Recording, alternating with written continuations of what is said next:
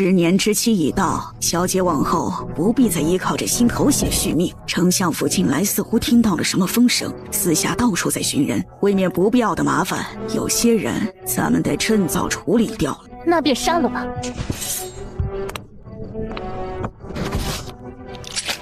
属母挖了他的心。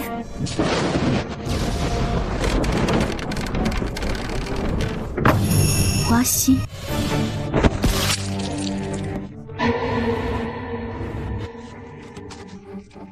你别过来！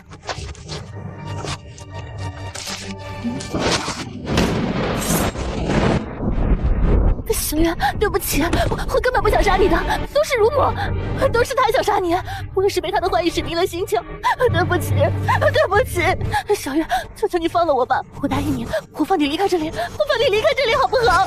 不重要了，现在是我想杀你。快点，小姐的院里有动静，跟我走。不好了，快去通知老爷，小姐出事了！快，小姐在这里！小月这个贱人还在附近，今晚谁若是拿下她的命，本小姐赏黄金1万两。主人找我呀？喏，来活了。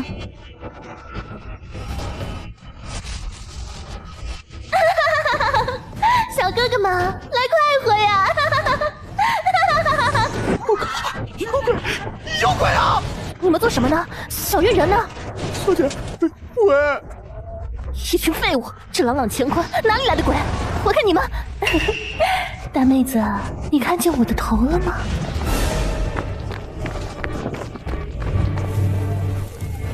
你看见我的头了吗？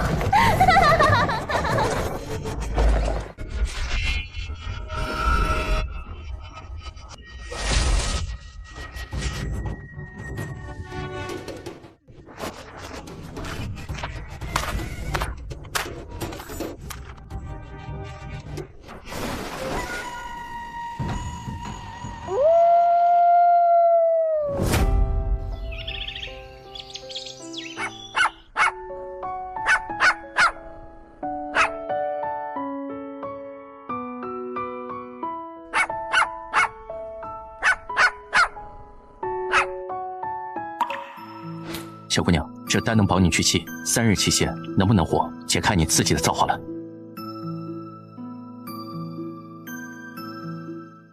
姑娘平日最怕狗了，怎么今日听着这小狗失了神呢？昌伯的媳妇儿啊，刚刚生了个大胖闺女，全家高兴的不得了。刚才啊，给你送了好些鸡蛋，还有喜糖过来，给你也沾沾喜气。哦，对了，有位京城的大人物来了信，带着自家嫡女前来求医，你是见还是不见呢？爹，你是不是弄错了？这种鬼地方怎么可能有神医？谁知道呢？我可是查了好久，才听说这太清山脚下的小莲村里藏着一个神医。现在来都来了，咱们只能碰碰运气了。咱们私下寻访了那么多的名医，这回若是还怀不上孩子，我就杀了这个所谓的神医，沽名钓誉。行了，赶紧走吧，再晚天都要黑了。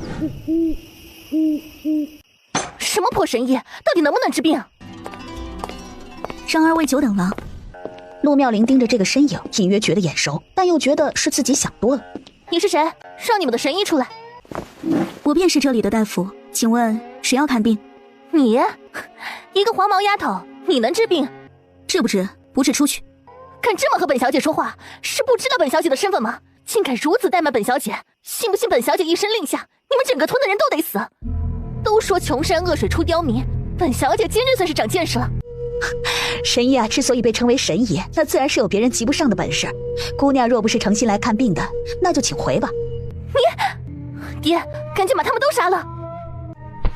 火气那么大，怕是因为不孕吧？来，消消气，坐下慢慢说。此言一出，陆永辉眼底再无怀疑，就连陆妙龄的脸上也多了几分的不可思议。我们神医啊，最擅长的就是不孕不育。这位小姐曾患过重病，身子亏空的厉害，虽已痊愈，但体内5脏6腑均受到了不同程度的损耗，加之平时日养尊处优，日子过得太细致了，反倒是不适合受孕。那该怎么办？简单，我这儿有几个速成的办法，不过过程会有些煎熬，你们要不要试一试？是，当然要试试。你们跟我来。不一会儿，走到一个猪圈的门口，恶臭让陆妙龄几度作呕，捏着鼻子不愿再上前一步。神医，你究竟想做什么？不孕这种事儿，想必你们也已经看过许多的大夫，也知道这毛病光靠吃药调理是没用的，而且见效也慢，是药3分毒，吃多了也伤身。来，把双脚绑住。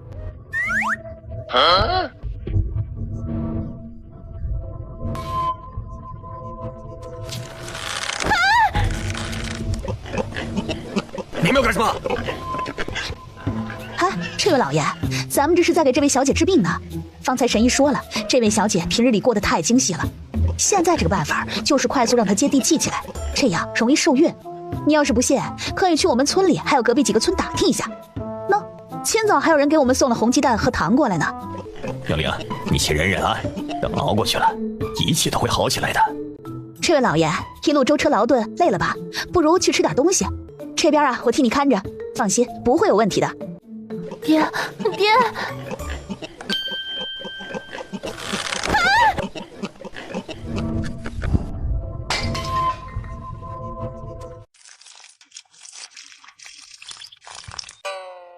滚开！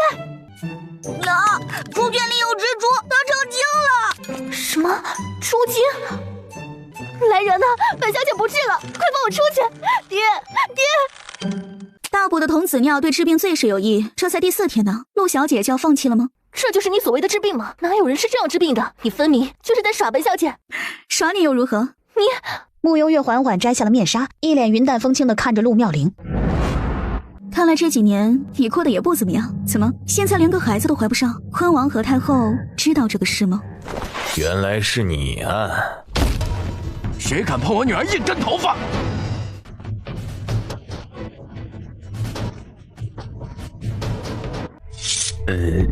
丞相大人，你怎么会来这儿啊？陆永慧，你可真是能耐呀！丞相大人说什么？下官听不懂啊。陆永慧，我丞相府嫡女被你藏匿10余年，刚才还险些对她动手，桩桩件件，你最好给我一个满意的答复，否则今日我穆昭辉就是拼上这条老命，也要让你们陆家血债血偿。丞相大人，说话还是小心点为好。你想让本王妃的家族血债血偿，是不是太不把昆王殿下放在眼里了？昆王算个球啊！你，爹，此地不宜久留，我们先走。陆永辉掌心赫然多了一把粉末，往空中一扬后，父女俩消失在了原地。等回京再收拾你们。一转头，目光瞥见站在那里的慕幽月后，仔仔细细地盯着他看了好半天。慕幽月正被看得浑身都不自在时，径自找了个椅子坐下。我可怜的宝贝儿，是爹爹对不住你。别哭了。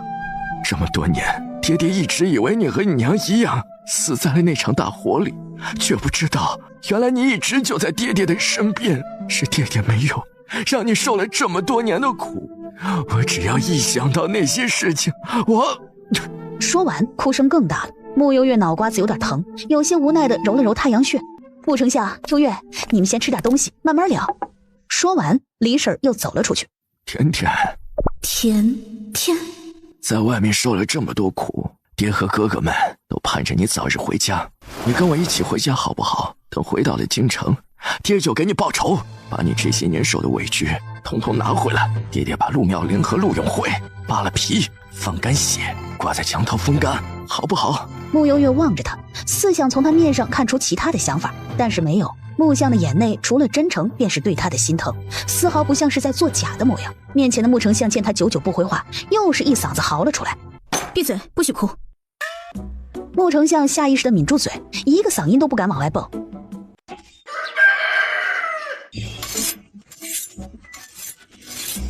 甜甜好可怜啊，连磨刀这种粗活都学会了。爹，如今事情已经败露，说什么也不能让穆相和穆幽月顺利回京，否则我们麻烦就大了。可是这次出来，为父带的人手都不够，恐怕……这是昆王殿下私下养的人。一大批黑衣人从天而降，挡住了马车的去路。外面很快传来了黑衣人和幕府侍卫打斗的声音。黑衣人训练有素，个个都是高手。幕府侍卫们很快败下阵来。甜甜，你别怕，坐着等我。穆丞相话说了一半，就被穆幽月连着扯了3根头发下来。没等他反应过来，柔软的发丝在穆幽月的手里一瞬化为尖锐的利器，从车厢里飞了出来。外面响起了惨叫声，只见原本最前面的黑衣人眉心被尖锐的头发丝穿透，当场毙命。那几根发丝似是被染了生命力，不断的在半空穿梭穿透。短短一息间，马车旁已经倒下无数的死尸。剩余的手下见状大惊，纷纷后退撤离。穆丞相亲眼目睹了这一幕，嘴巴已经惊得能塞2个大鸭蛋。甜甜，你……穆幽月掀开马车的帘子，提着那把上午刚磨的刀，沉冷的目光落在了还留有一口气的黑衣人身上。谁派你来的？黑衣人不说话，穆幽月手指轻弹了一下刀背，够锋利。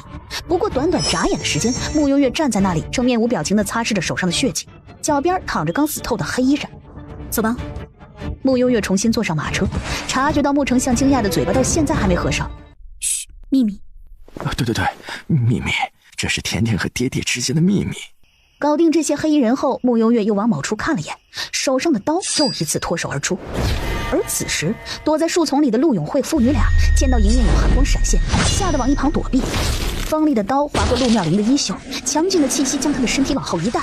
陆妙龄的身体狠狠地撞向了身后的大树，力道之大，让她连吐了几口血。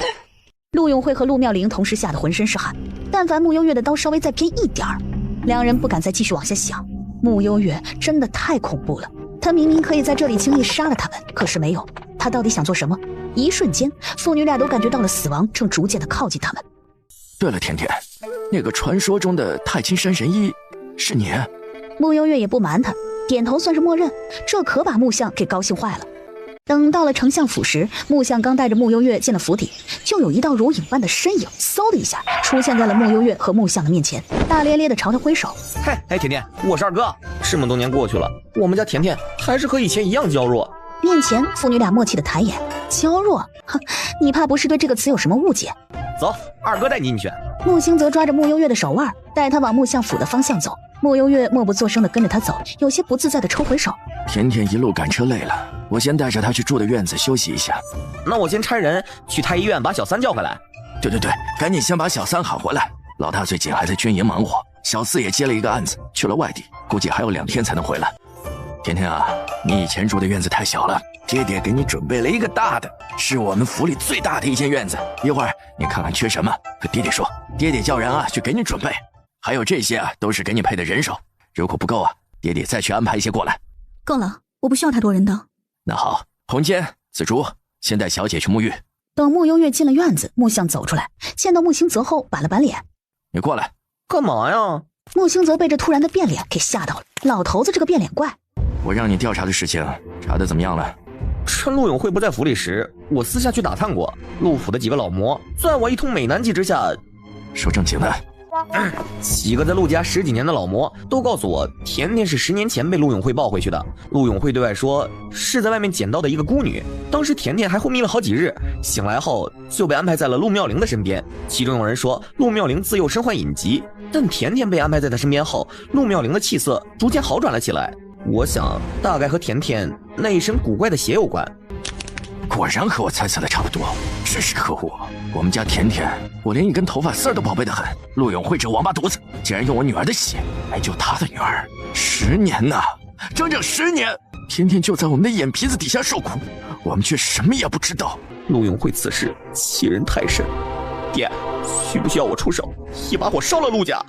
不，一把火烧了太便宜他们了。此事我们还得多询问甜甜的意见，这事儿事关甜甜的名誉。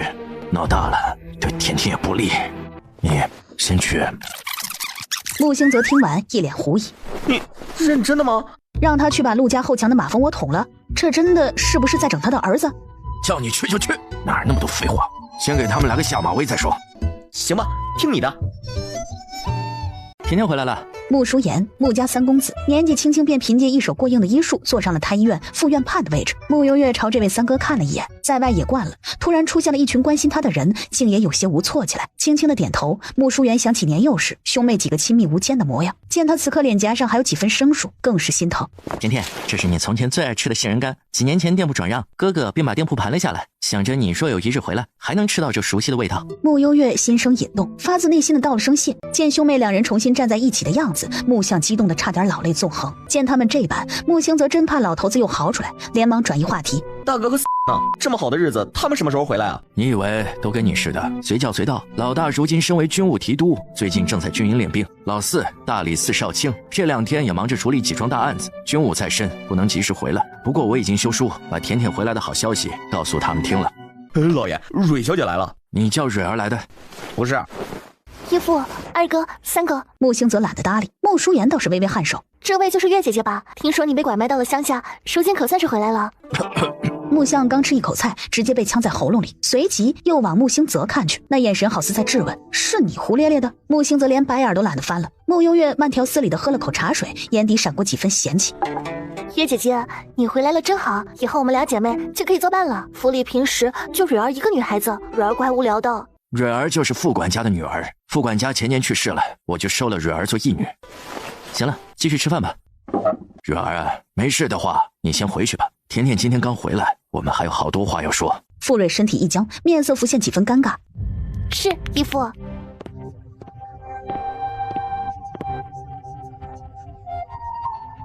够了，吃不完了。小姐，二少爷向来不喜欢咱们的荷花院，可老爷还是把你疼到骨子里，你不必。要你一个奴才多嘴。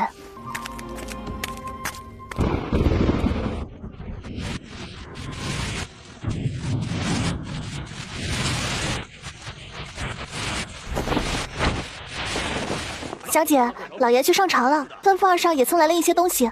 这些都是给你准备的，你看看还缺什么？二哥再去给你准备。傅蕊有的，咱们甜甜也必须要有，而且要比他多100倍、1000倍。要知道，你才是我们丞相府真正的大小姐，可不像某些阿猫阿狗，就挂个名头。多谢二哥。一家人谈什么谢不谢的？傅蕊今天来过没有？红间摇头，算他识相，仗着自己是老头子的义女，在外都以丞相府千金自居，也不知道谁给他这个脸了。啊，对了，早餐用过没有？穆幽月摇头。走吧，老头子早起进宫早朝了，我带你去福满楼吃汤包去。啊，这个家也就我最闲，反正闲着也是闲着，正好带你去京城转悠转悠。据说死的是尚书府主母身边的老嬷嬷，早晨醒来时发现别人一刀抹了脖子，连骨头都露出来了。真的，这事儿邪门得很。据说尚书大人和夫人正在里屋睡觉呢，这老嬷就死在门口。陆家还有那么多护卫，完全没人发现。这到底是谁那么闲，跑去杀一个老魔呀？不会是赤血山的土匪下山了吧？谁那么闲？我呀，大晚上无聊，索性杀个陆家的人，给自己找点乐子。小爷我还没来得及出手呢，没想到有人比我更心急。转念摸了摸下巴，心想该不会是老头子按耐不住，提前找了杀手？昨天不是还说要从长计议，晚上就憋不住发大招了？老头子行啊！来，趁热吃，可别让那些脏东西影响到你胃口了。穆幽月点头，拿起筷子夹起一个汤包放到嘴里，一口刚咬下时，余光瞥见穆星泽身边多出来的东西后，噗的一声，汤汁四溅，喷了对面的穆星泽一脸。满脸汤汁的穆星泽错愕地瞪大眼，没等他说什么呢，穆幽月已经不见了。再一偏眸，见到旁边的雪域灰狼后，懵逼地眨了眨眼睛。雪域灰狼摇了摇尾巴，爪子扔了一个玉佩出来，舌头卷起一个汤包，不客气地吃了起来。见到玉佩，穆星泽想起自己还有一些事情没做完。穆幽月正站在马车边上等穆星泽，思绪飘在3年前那个雨夜，那头狼和刚才的那头是同一个吗？那么那个救了他的男人也在京城？哎，甜甜，刚刚吓到你了？还好。那就行，下次别跑了啊，有二哥在，不会有事儿的。我们去哪儿？我们先去办点事儿，爹这会儿估计还没下朝呢。小三也在太医院，把你一个人放府里，我不放心。甜甜，你在这里休息一会儿，我去办点事儿啊，很快就回来。在凉亭等候了许久，穆幽月有些的无聊，手撑着脑袋坐在那儿打起了哈欠，直到感觉后背有双眼睛盯着自己，一回头，灰狼对着他又叫唤一声，一下就跳到了栏杆上，做事要往屋顶上跳。小狼，你在干什么呀？姐姐，你下来吧，小狼不会咬你的。哇，姐姐好厉害啊！灰狼不知何时又不见了，穆幽月环抱着双臂，静坐在那里，一句话也不说。姐姐是穆相家那位嫡女吗？穆幽月在他问出这句话的同时，几乎也猜到了小奶包的身份，然后点头应下。哇，那你岂不就是那位传说中的太清山神医？穆相早上说，姐姐从小就被发现了学医的天赋，所以他这些年一直把姐姐送在外面学医呢。没想到这会儿就在这里碰到姐姐了。那姐姐看病岂不是很厉害？你能不能帮我看一下？说完，想起自己不能随意暴露病情的，又立即改口：你能不能帮我叔叔看一下病啊？好啊，要看什么病？就是那种，哎呀，怎么说呢？怎么，你叔叔难道也不孕不育吗？啊，正要说什么时，眸光落在了穆幽月的身后，随后有些心虚的低下了头。哼，不愧是神医。穆幽月回身，视线落在眼前的男子身上后，眼底透出些许的诧异。他的身边蹲着刚才那头灰狼，这一幕让穆幽月又与那3年前那个雨夜重叠起来。原来是他3年前随手赠药救了他性命的人，竟然会是叶璇姐。只是没想到他竟也有隐疾。穆幽月心底感叹的同时，想着既然他还欠他一份恩情，倒不如替他把病治好了，这样也就两清了。其实这方面的病是很常见的，景王若是信得过我，我可以帮你医治。啊，不是，琪姐。好，那若治不好呢？我有信心，除非……穆幽月剩下的话没说出来，眸光若有似无的往他某处瞟了眼。叶璇姐注意到他的眼神，漆黑的眸底漾开笑意。你胆子倒是挺大。总归是我欠景王殿下一份恩情，景王殿下若有需要我帮忙的地方，我定不推辞。殿下，那个给你们介绍一下，这是……不必。那我就先走了。小祖宗，我先退下了。琪姐，有空我再来找你啊。您是皇上，不必对我如此客气的。不好玩，怎么一下子就被猜到了？景王，欢迎你随时来丞相府治病。叔叔，我错了。之前教你的都忘记了。认错了，那你不生气了吧？叔叔。行了，又不是小姑娘，别撒娇了。唉，朕原来只想帮自己求个医，没想到叔叔竟然也有隐疾。闭嘴吧你！你要给景王治病，他得了什么病？病人隐私，不好乱说。甜甜，今日我们去景王府的事儿，可千万不能在爹面前提起，不然我就死定了。还是你最乖。要知道爹一向很讨厌景王，觉得他是个奸臣，平时都不许我们和他来往的。那你还在他手底下做事？唉，在爹眼里，我就是京城第一纨绔，我就偏偏要闯出自己的一番天地，证明给他看看。志向很伟大，是吧？还是甜甜最懂我。甜甜回来了，怎么样？累不累？渴不渴？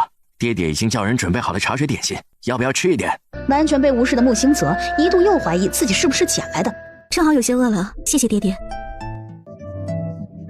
穆星泽刚要坐下吃点心，就被穆相随手给拎了出去。干嘛呀？上午福伯就说在东街看到你一个人在福满楼里吃汤包，你怎么现在才带甜甜回来？而且你个不要脸的，竟然还一个人吃独食。我吃独食？福伯眼瘸了吗？难道不是吗？他说你身边还坐着那个大奸臣身边的灰狼。我不许撒谎，说实话。爹爹，早晨我和二哥一起去的福满楼，我吃饱了就先在楼下闲逛，那头狼是自己跑出来偷吃的。不错，有点二哥的样子了。我确定我是捡来的。求神医们救救我吧！神医啊，求您大发慈悲吧！我爹已经病了那么多年，我实在是没辙了。神医，神医！老爷，外面突然来了一群要求医的百姓们，这会儿都堵在门口呢。甜甜啊，爹今日自作主张，在皇上面前透出了你太清山神医的身份，还望你能理解。爹爹一片苦心，我自是理解。还是你最懂事。说完，又瞟了眼旁边的穆星泽。穆星泽只恨自己没有隐身的本事，又一次转移话题。那现在门口那么多人求医，甜甜要给他们治病吗？我每3天做一次诊，一次只接待3位病患，让他们自己摇号吧。摇号？就是抽签的意思，安排号码牌让他们自己抽，抽到前3数字的，我便来医治。正好我在城南有一间铺子还空置着，不如就改成医馆，方便你坐诊。哦，对了，你说洛妙龄若敢来，我自然敢给他看诊，就怕他没那个胆子。我之前吩咐你办的事情如何了？放心吧，一切尽在掌握中。等我将陆永会这些年私下贪赃枉法的罪证搜集，我便要他陆家消失在这世上。真是没想到，丞相府的嫡女竟然就是传说中的太清山神医，简直匪夷所思啊！我一直以为这位名声在外的太清山神医是个老头子呢，没想到竟是这么年轻的一个姑娘。你们形容的好厉害，他真的有那么神吗？当然了，就拿宫里的太医举例，他们每个人也只是擅长一个类型的病症，这位神医可不同了，他什么都擅长，尤其是不孕这方面。李大婶，这些年辛苦你在甜甜身边了。姑娘对我有救命之恩，我这老婆子也没其他的本事，正好学过几年药理，帮着抓药，打个下手还是没问题的。看什么？您看看我这面容能不能改一改？穆幽月抬眸飘向他，拧了拧眉。他们都说我长得像条带鱼，我这一天天的都快烦死了。神医，你说我长得像条带鱼吗？穆幽月下意识地仔细地看了他一眼，不说不觉的，一说还真是怎么看怎么像条带鱼。你这是拖眼症。拖眼症？那有办法治吗？穆幽月拿起纸笔写了一张药方，递给了李婶。李婶接过便跑下楼去抓药，感觉有点刺痛的。疼就对了，回去包3天，3天后再来复查。楼下的百姓见着带鱼男蒙着眼睛被扶着离开，东看看西看看的。拐角处，陆妙玲坐在一顶轿子内。穆幽月，你必须得死！王妃，去，先回一趟陆府，本王妃有要事要和父亲合计合计。无妨，他想做什么就让他去做。那我去叫下一个病人进来。早晨路过福满楼，给你打包的汤包，趁热吃。二哥这几天去哪儿了？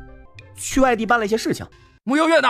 叫他跟老子出来！这哪门子破神医啊！直接把老子给弄瞎了！哪个不长眼的敢来闹事啊？我去瞧瞧。怎么回事？我们老爷前几日在你家看病，明明是来改善面容的，你们那位庸医非说我家老爷眼睛有问题，给我家老爷眼睛敷了药，结果我家老爷今早起来眼睛剧痛不止，还在流血。我就说传闻有误，一个小丫头片子哪里像神医啊？丞相大人给他开医馆行医，这不是存心害人吗？就是啊，治好好的还把人家给治瞎了，造孽呢！这病我还是不看了，我今天刚拿到号，你们谁看？我把号给你们。不了，都给我闭嘴！二公子，大家伙这么多双眼睛看着，你不能存心包庇你妹妹吧？今儿个要是不给个说法，我就去京兆府告你们。这是怎么了？穆幽月，你这个庸医，老子好好的眼睛，你给我治瞎了，赔我眼睛！可有人碰过你的眼睛？没有。真没有？没有。你的眼睛上被人染了乌头的毒，而你身边那位小丫鬟的手指上也有乌头的味道，这是怎么回事呢？不可能！可不可能的，找个会医术的随便检验一下就能得出结论。妹妹你等着啊，我这就进宫去请几个太医出来。张院判、穆副院判，你先瞧瞧。不行，这穆副院判是你们穆家人，能公平检查吗？本太医为皇上效力，行医从无愧天地。这位夫人是在质疑皇上的眼光吗？民妇不敢。接下来的时间里，先是张院判给陶胜康检查了一下眼睛，又检查了一下翠心的手，后穆淑妍又同样检查了一遍，得出的结果是一致的。不可能，奴婢是冤枉的。昨晚，对了，就是昨晚，翠心说眼睛上的纱布歪了，就过来帮我整理了一下。难道？好一个刁奴，竟然干出这等丧心病狂之事！你说，你为什么给老爷下毒？奴婢冤枉，奴婢真的没有下毒。两位太医，那我这眼睛还有救吗？为时已晚，毒入眼眶，恐及性命。若想保住性命，只怕你这2颗眼珠子也保不住了。贱人，贱人！神医，你不是神医吗？你救救我，救救我！你刚刚不说我是庸医吗？刚才是小的一时口不择言，还望神医大人有大量。小的以后一定给神医当牛做马，在所不惜。行，我记住这句话了。你跟我来。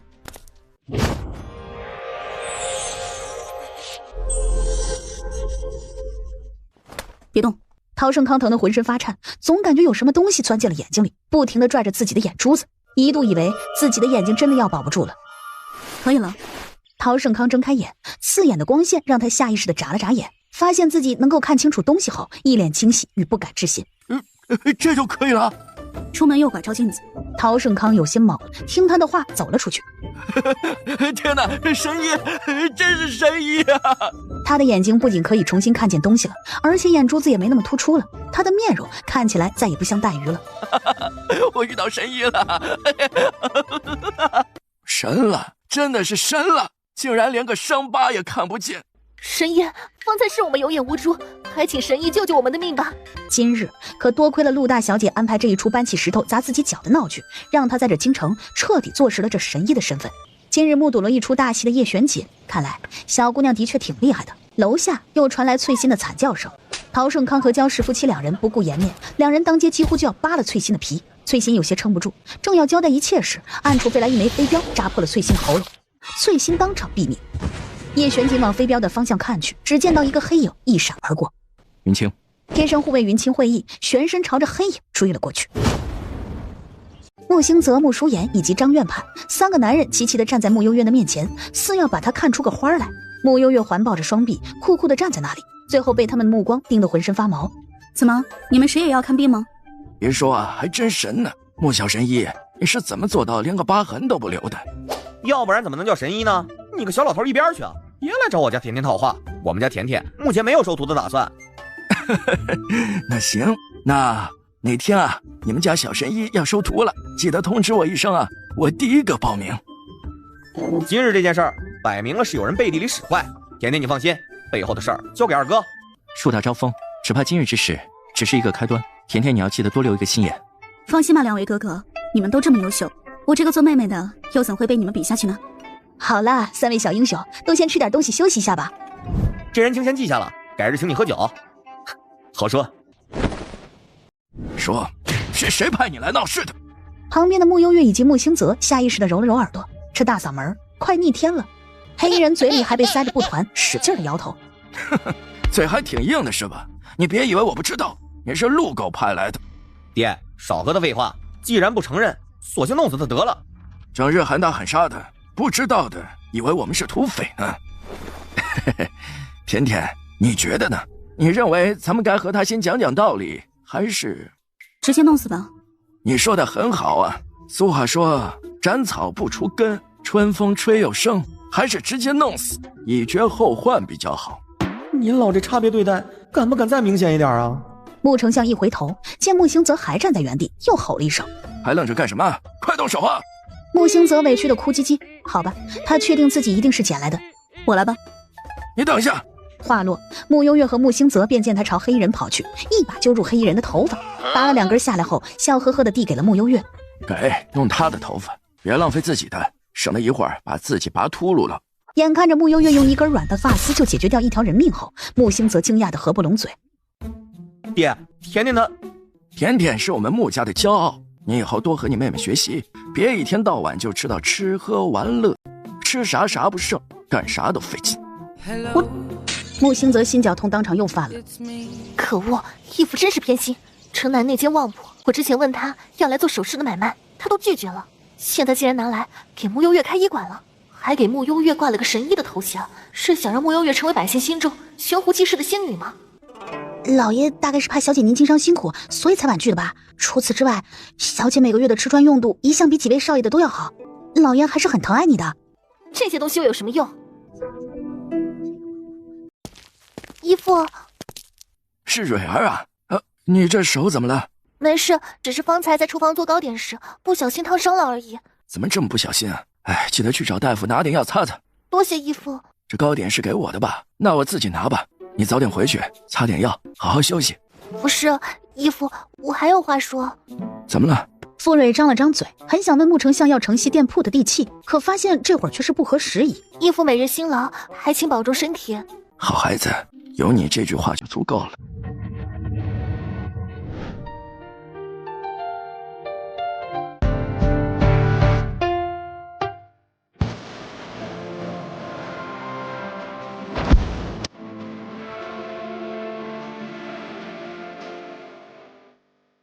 做贼去了。失眠，出来透透气。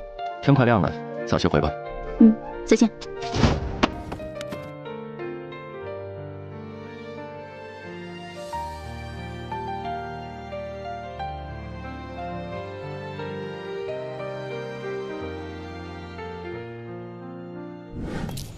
甜甜，爹，我听说昨晚陆永会的府邸里又死人了。尚书府的一名伙妇被人一刀砍了脖子，用绳子吊在了陆永会的房门口。这件事情我做的。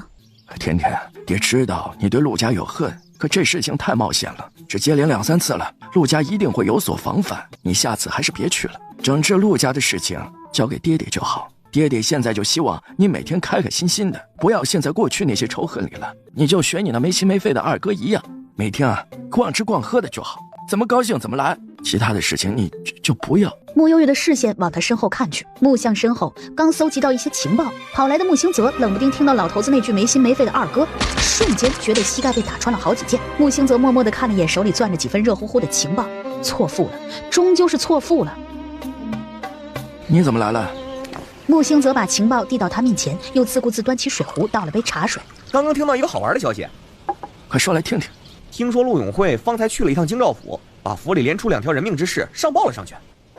这个臭不要脸的，都自身难保了，不好好夹着尾巴做人，还敢报官？可别让我看见他，否则我一巴掌拍断他的脑门。你先别急，听我继续说。那京兆府的裴大人一听，便说今早已经有人投案自首，并且画押签字了。我刚过去看了眼那投案自首的人，可不就是昨天那个黑衣人吗？话说那黑衣人，我已经命人扔去乱葬岗了呀，怎么会？穆丞相下意识看了眼穆幽月，穆幽月摇了摇头，表示不知。这就奇了怪了，是谁在暗处帮我们？穆幽月思绪放远，莫名想起昨天半夜偶遇叶玄锦的情景，难道是他？爹，果然是你干的。上回陆家死人的时候我就怀疑是你，没想到真是你啊！穆丞相刚要否认，但看穆兴泽一脸膜拜地看着自己，硬生生地将这口锅给扛下了。你知道就好，别到处说。我懂，真是没想到，你表面一副要干大事的样子，背地里已经气疯了，都偷摸跑去杀人了，你可真能啊！你别说话了，成吗？穆相一个头两大，这该死的孩子咋这么不让人省心呢？穆幽月见穆丞相白眼要翻不翻的样子，唇角含上几分笑意，真的快要被这对活宝给笑死了。你们先聊，我得回去写一份奏折。写什么奏折呀？一脸严肃的。还不是那个大奸臣叶玄锦，他今日竟然提出要当朝罢免郑将军。当年先帝在世时，郑将军曾为宣朝出生入死，立下汗马功劳。这个奸臣真是气死我了！我只要一想到他，就恨得牙痒痒，恨不得把他挫骨扬灰了。你们说这个大奸臣是不是该死？曾受大奸臣救命之恩的穆幽月，在大臣手底下做事的穆兴泽，得不到回应的穆想，最后一个人默默地离开。甜甜，你看，千万不能在老头子面前提起景王殿下，谁提谁倒霉。我看出来了。不过呀，这朝堂一向深如寒潭，是非曲直，又岂能那么轻易论断呢？对于这话，穆幽月是赞同的。他曾以为的善，却是世间最极端的恶。单凭当年叶玄锦随手赠药一事，在他眼里，叶玄锦就绝非是个恶人。穆小姐，殿下请您一会儿过去一趟。殿下没找我？没有，只叫了穆小姐一个人。那你们先去吧，我来善后。善什么后？我得拖住老爷子啊，可不能让他发现你去景王府了，不然你懂的。我懂。老远见到叶玄锦坐在凉亭内品茗，他的身边那头形影不离的灰狼正蹲在地上睡觉。穆幽月一时站在原地没动，叶玄锦略略扫了一眼过来，朝他招手。不怕，要是那头狼敢吓我，就给他一拳头，把他揍飞。走进凉亭，穆幽月站得离那头灰狼远了一些。景王找我。叶玄锦手指轻轻地敲了敲桌面，穆幽月垂眸，低下头，便见他手边放着一本专治男性不孕不育的医书。这本书倒是眼熟得很。研究的如何了？景王若是下定决心要治病的话，我这边按正常流程来。另外，叶玄锦眸光懒洋洋地看向他，等待下文。另外，您若是需要治这方面的隐疾话，还请府中的夫人一起配合，因为并不确定问题就出在您一个人的身上。说完，叶玄锦面色差点崩了，就连旁边的护卫云清也是极力地咬着嘴唇，生怕自己笑出声来。穆小姐，您误会了，我们殿下身边没有女人。随本王进宫一趟。你不治病了？谁说本王有病？难不成是我会错意了？真正有隐疾的人是……我去，这误会弄大了，真够丢人的。随着叶玄锦的起身，那头灰狼也敏锐地睁开眼，站了起来。见到穆幽月后，张着嘴刚要吼一声，就被叶玄锦一个目光给瞪了回去。穆幽月刚拢紧的拳头默默地松开。说起进宫，但全程穆幽月都跟着叶玄锦走了另一条路线。他第一次知道，原来锦王府内有一条密道是专门通向皇宫的，且直通小皇帝的寝殿。难怪那一日他会在锦王府碰见小皇帝轩宇。哎呀，蒋公公，奏折看得好困啊，能不能给朕拿一块糖？朕想提提神。皇上，景王殿下交代过了，没看完奏折前，您不可以吃糖。说实话，朕还是个宝宝，每天都要这么辛苦，朕真的好可怜啊！朕想要出去放风筝，朕想要出去骑马射箭。蒋公公正不知道该怎么劝呢，余光一瞧，见到叶玄锦来了，默默地松了口气。叔叔想吃糖？小皇帝点头。再看2本，就给你吃。姐姐怎么和叔叔在一起啊？是正好在帮叔叔看病吗？叔叔的病情怎么样了？严重吗？以后还能生宝宝吗？轩宇。哦，对了，这是隐疾，要偷偷的说。穆幽月倒是被他逗得有些乐了，想笑却又不好意思笑出了声。叶玄锦这个叔叔做的还倒是挺到位的，为了这小奶包，把自己名誉都给搭进去了。等轩宇看完2本奏折，已经快过了大半个时辰。叔叔，糖。叶玄锦从衣袖里摸出一颗糖来。轩宇自出生起就患有隐疾，每月都会莫名昏睡3日。此事除了太医院的张院判外，无人知晓。你可有办法？说起这个，轩宇刚刚吃糖的时候眼神有多明亮，现在就有多暗淡。臣女先给皇上诊脉，这是中了昏睡蛊。在穆幽月说出昏睡蛊后，叶玄锦眯了眯眼。姐姐好厉害啊！叔叔之前就说过这是昏睡蛊，只不过下蛊的人已经死了，所以别担心，姐姐来给你治。真的吗？姐姐可以治好我的病？当然，不过时间会有些久，还要吃很苦的药。皇上一定要乖乖的配合，好吗？我不怕苦，我一定乖乖听姐姐的话。那好，最近一段时间都不可以吃糖了，还有其他糕点。轩宇的脸顿时皱成一个小包子。我先回去准备一些药材。需要人手吗？不用。小小年纪轻狂的要命。殿下，一些大臣似乎对您罢免郑将军一事颇有微词，正联合起来，准备写奏折弹劾您。随这些老东西去。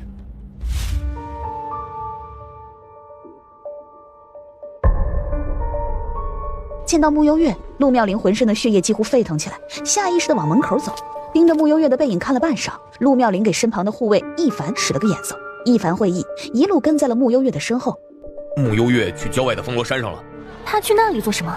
你回去对空王殿下说，今夜本王妃住在娘家，明日再回。是，王妃。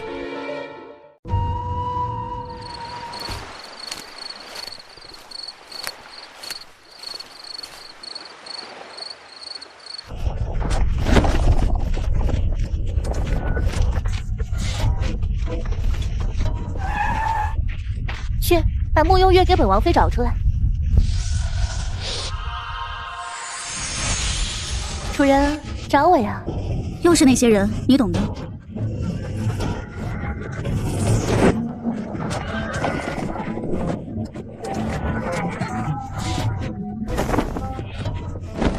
坤王妃，上哪儿去啊？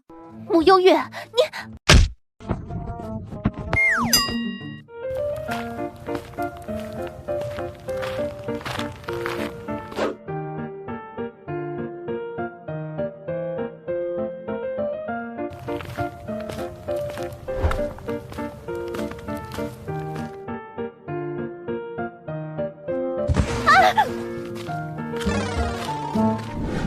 甜甜说出去给人看病去了，怎么这么晚还不回来？你说他会不会遇到坏人了？应该不会吧？怎么不会？如今这京城里到处都是仇人，咱家甜甜心地善良，长得又漂亮，你说万一有个好歹的，那我也不活了。穆兴泽虽然很想吐槽穆相这副死样，但心里想想也是，万一半路碰见了陆家的人怎么办？两个人越想越紧张，准备出门找人的时候，只见穆幽月步履轻快地走进来。甜甜回来了。穆相一抬头，穆兴泽发现他脸上连个泪痕都没有。你刚假哭呢？那不然呢？我家甜甜最厉害了，能文能武，还会看病，怎么可能会出事？你刚刚可不是这么说的。甜甜，你回来了，一定很辛苦吧？先去吃点东西。好呀。你去给简王看病了？是啊。还真有隐疾啊，平时倒没看出来。对了，据说过几天太后要办一个百花宴，请了各家的贵妇千金等，其中还包括甜甜。甜甜，你想去参加吗？不想去的话，爹爹想法子帮你推了。去啊，当然去。你可想好了？穆相又确认一遍，穆幽月点头。那好，不过有一点，我得先提醒你啊。穆幽月看向他，百花宴上可不能随便杀人。怎么，他看起来像个杀人魔头吗？要杀肯定也偷偷的杀呀，谁会在宴会上杀人？你要公纸里是血，写个女人的血，洗杂交的，不准呢。你瞅你那个损伞，可这巴巴啥呢？就算是杂交的血，那里头也有罕见的凤凰精血，说不定吸了就可以化为人形呢。你现在给我在这扯犊子！可惜，虚构。日你个仙人板吧呀，普通话都说不标准。我好像闻到了更纯正的凤凰精血，就在……胖幽灵顺着气息一回头，就见到穆幽月环着双臂站在他们身后，一脸轻狂地看着他们。好好，我咋觉得他能看见我们噻？幽灵改行当吸血鬼了？好家伙，他能看见我们，那还搞产人啊？今晚真是好运气，老妹儿，我和你商量一下，给哥一点你的凤凰精血，完事后哥请你吃地三鲜。那我要不给呢？你要不给，我给你做成猪肉炖粉条。老妹儿，我错了，我再也不敢了。小姐姐，没放了我们吧？仙女，你要干啥子？你们在这儿多少年了？数不清了，好多年了。那你们对这里的一切都很熟悉了？这块地方都是我们的地盘。那就行，来结个气。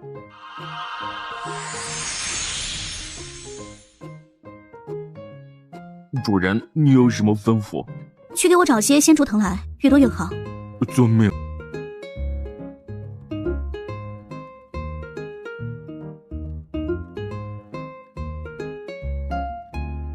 虽说他的血不纯，可又总比没有好。你们说是吗？楚人说的有道理。慕幽月笑笑，潇洒的下山。细点吧，不吸白不吸。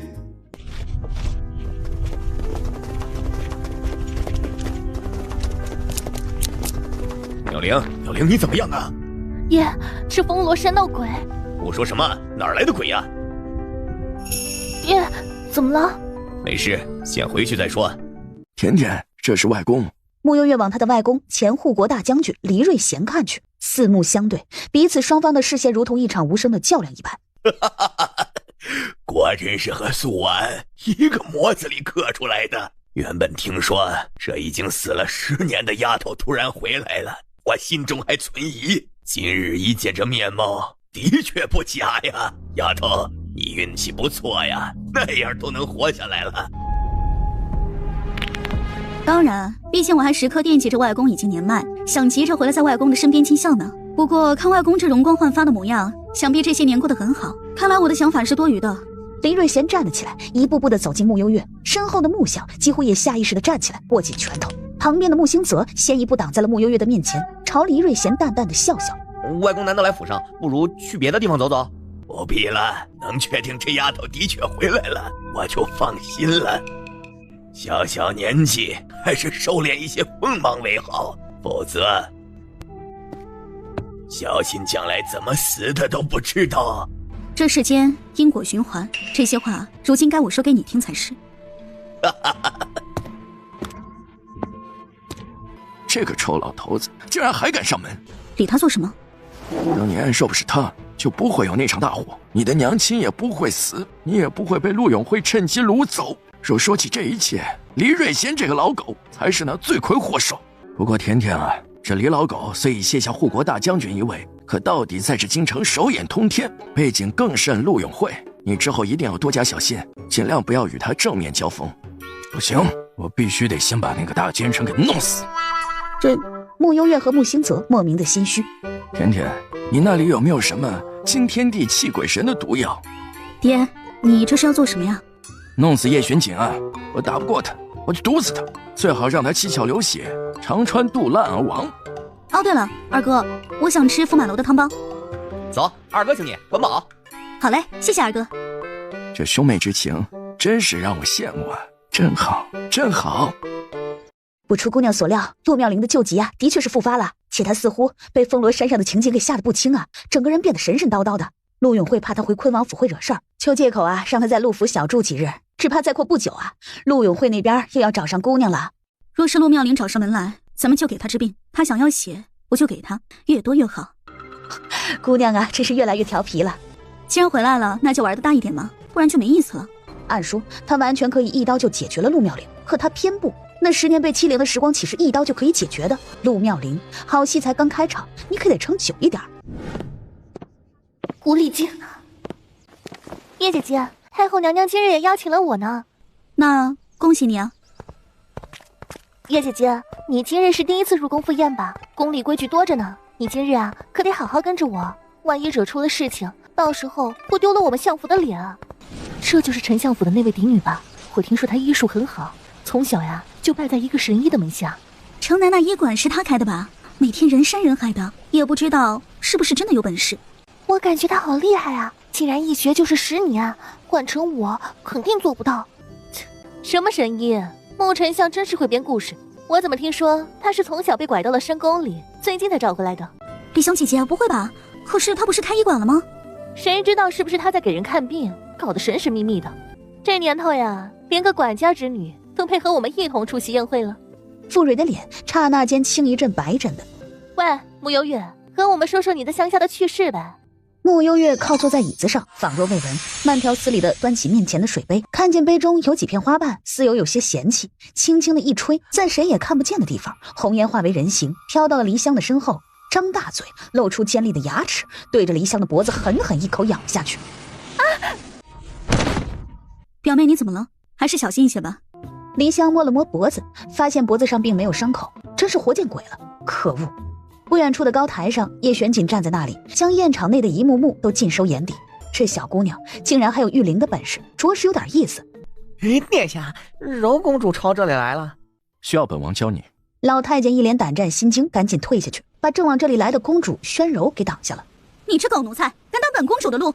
景王殿下还有要事处理，所以请公主暂且回避。那你去告诉景王一声，等本公主参加晚宴会再去找他。是公主。公主啊，太后娘娘一贯不喜欢景王，您还是离他远一些吧。凭什么本公主偏要得到这天下间最尊贵的男子？叶玄景必须是本公主的夫君。嫂子，你怎么了？我没事。怎么可能没事呢？你身体不舒服吗？要不让个太医来给你瞧瞧吧。公主，我真的没事，休息一下就好了。王妃已经病了2日了，昨日还特意去城南的穆氏医馆求医，但因为没有诊号就被拒绝了呢。什么？岂有此理！什么破医馆，竟然连坤王妃的求医都敢拒绝？就是丞相府嫡女穆幽月开的医馆啊，她看病有她的规矩，不接诊就是不接。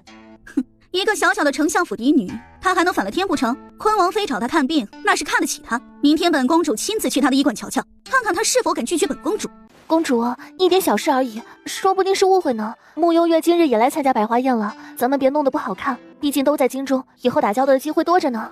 你说她今日也来了？所以咱们还是以和为贵吧。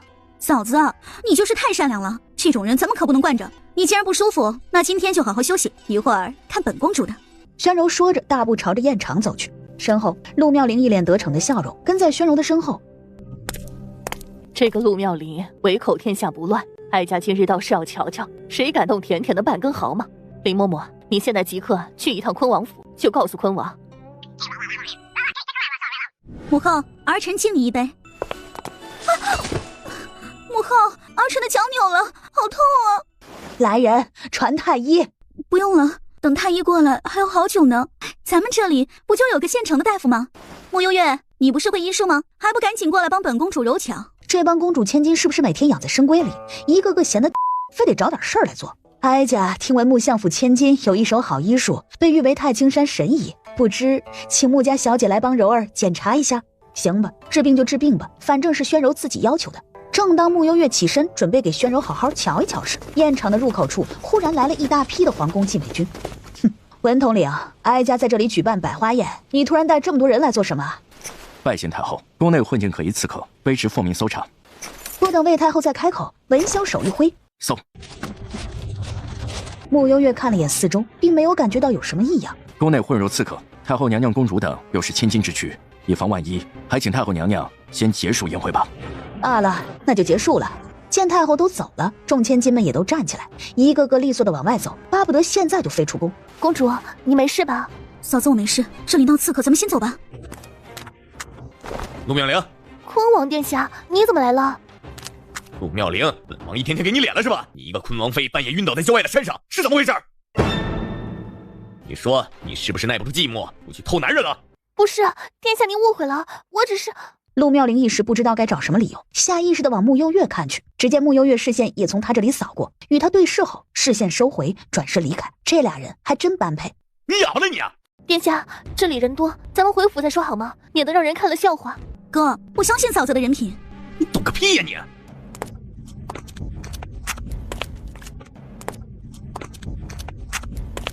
姑姑，回来就好，但这京城人烟混杂，这皇宫更是一个吃人不吐骨头的地方。你身为相府嫡女，将来免不了要时常进宫，可得万事小心。谢谢姑姑，我记下了。对于穆家人，穆幽月能清楚地感觉到每个人对她的偏爱，以后守护好每一个家人亦是她的使命。你怎么跑到这里来了？害我找你找了半天。见穆幽月眼露9分疑惑，文潇挑明来意：穆姑娘，景王殿下有请。文潇带穆幽月去找叶玄锦的路上，嘴里一直好奇地蹦出问题来：你和景王殿下是怎么认识的？你们很熟吗？我二哥介绍认识的。穆星子的胆子变得这么大了，他不怕你爹拿鞭子抽他吗？所以大家都知道他爹和叶玄锦水火不容是吗？见过皇上。姐姐不客气。景王，叶玄锦与穆幽月只见过那么几次，但却也习惯了他这副腰都不弯1寸的敷衍式请安。坐。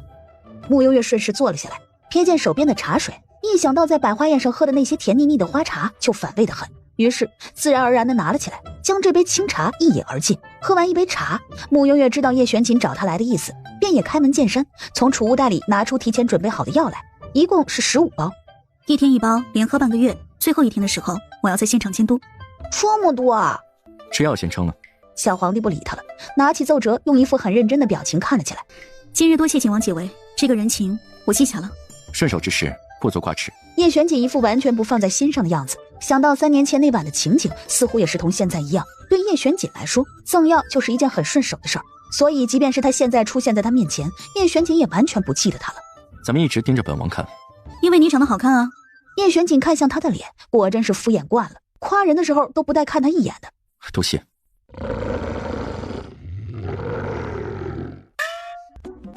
那什么，我先走了，再见。原地，叶玄锦皱眉瞟了眼雪域灰狼，雪域灰狼一脸懵逼。主人，天地良心了，我可什么都没干，是他自己跑掉的，不关我的事儿啊。义父，月姐姐没事的，可能就是半路耽搁了，您别担心啊。这宫里有刺客，多危险啊！甜甜到现在还没回来，不行，我得进宫去看看。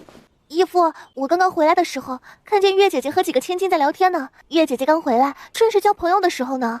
木相被傅蕊挡着，有些不耐烦起来，但还是好脾气地说：“蕊儿，你先回去休息，我出去瞧瞧。”爹，我回来了。穆悠月听得差不多了，脚步轻快地进门。我的宝贝儿啊，你可算回来了，快把你爹给吓死了。不好意思啊，又让爹爹担心了，下次我一定提前让人回来通知你一声。不用这么麻烦，你只要玩得开心就好。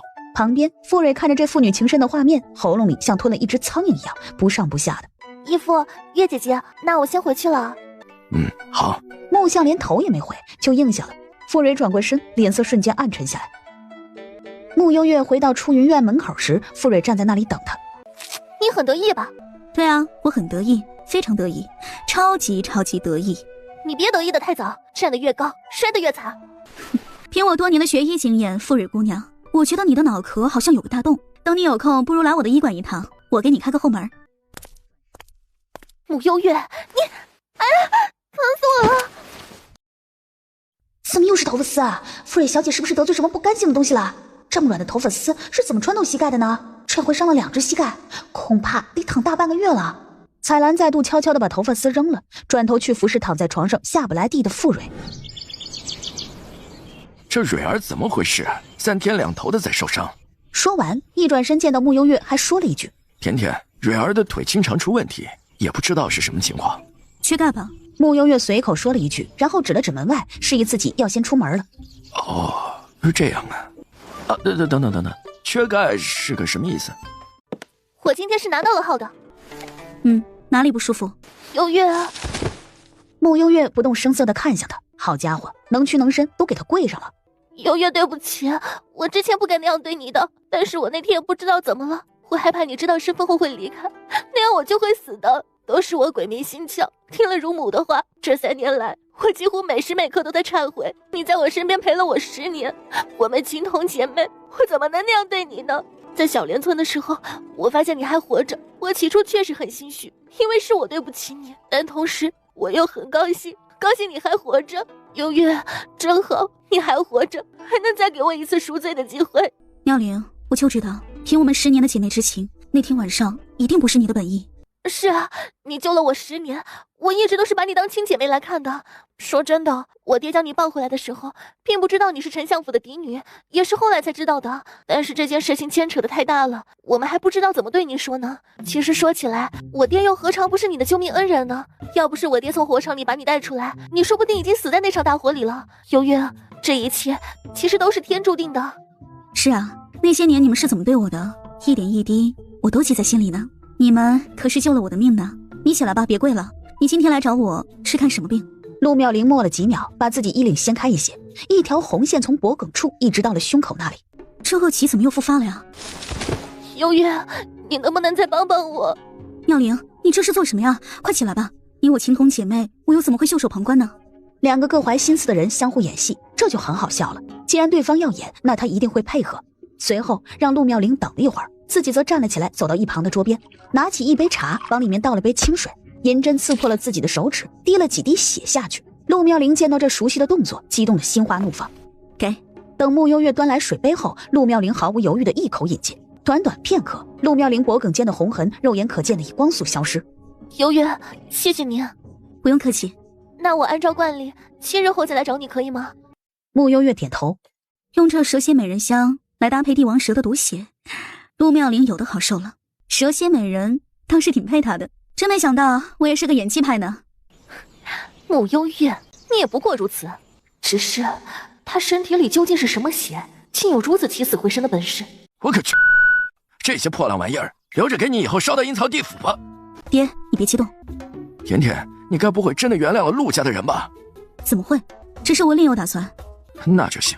甜甜，爹爹跟你说，其他事情爹爹都可以依你，唯独这事儿，咱们和陆家那可是有血海深仇的，这辈子、下辈子、下下辈子，我都和他们没完。我懂。这些玩意儿咋整啊？拿去卖了换点钱，再以相府的名义去接济一些穷苦百姓。妙啊！不愧是他的女儿，这脑袋瓜子咋就这么机灵呢？两人又坐了一会儿，穆兴泽一脸风尘仆仆的从外面进来。这几天连跑了3个城池，剿灭了几个暗桩，可把他给累坏了。哼，你这一天天的又跑哪里去玩了？我约了朋友去外面玩了几天。你想气死我呀，老二！你今年可都22了，整天游手好闲，吊儿郎当的。要不然这样吧，明天我塞点钱去城门岭那里，叫人开个后门，给你安排个守城门的活先干着。守城门？爹，你可别坑我！你还嫌弃？你看看你大哥，一年4季在军营里，不辛苦吗？小三身为太医，天天守在太医院，家离得这么近都没时间回来，还有小四，一天天为了那些案子东奔西走的，就你。爹，二哥他……甜甜，你乖，你别替他说话。我心意已决，明天就让他守城门去。还愣着干什么？先去给我罚抄100遍穆家家规。穆小二当场拿起袖子抹泪。等穆相走后，委屈的穆小二从怀里拿出几封密函，偷偷的对穆幽月说：甜甜，辛苦你跑一趟景王府，把这些给景王。二哥你别急，等明天爹气消了，我再去帮你说说话。没事儿，老头子就是这么个倔驴脾气，嘴硬心软。你看好吧，我顶多在城门口站一个上午，他就心疼我了。穆幽月脚步停在原地，站在翠竹林里，老远便看见雪域灰狼正咬着一个浑身是血的中年男子的腿，随后身子轻轻的跃起，头一甩，将那鲜血淋漓的中年男子甩了出去。中年男子从高处被用力的抛下，跌落在地，半天没有动弹一下。许久，撑着最后一口气，努力的抬起头，朝坐在一张藤椅上合着眼正小气的叶玄锦看了过去。叶玄锦，你这个奸臣，不得好死！怎么，本王冤枉你了？你别以为我不知道，其实先皇是为你。中年男子还想继续说下去，叶玄锦已经随手拈起一片竹叶，封住了他的喉咙。穆幽月等到这边将血迹处理的差不多了后，才走了过去。给。什么时候来的？有一会儿了。那刚才都看见了。这个我不关注，不过你那杀人的手法还挺美观的。我先走了。经过云清身边时，暗处忽然出现一个身影，抬手要朝这里射暗器时，穆幽月已先一步揪下云清一根头发，朝那黑影飞去。发丝穿过黑衣人的眉心，黑衣人倒地不起。云清连捂住头的动作都还没来得及，痴呆一样看着这一幕。这头发丝儿也能杀人？你这也挺美观的，就是废头发。没办法嘛，我悟性低，就只学会这一招。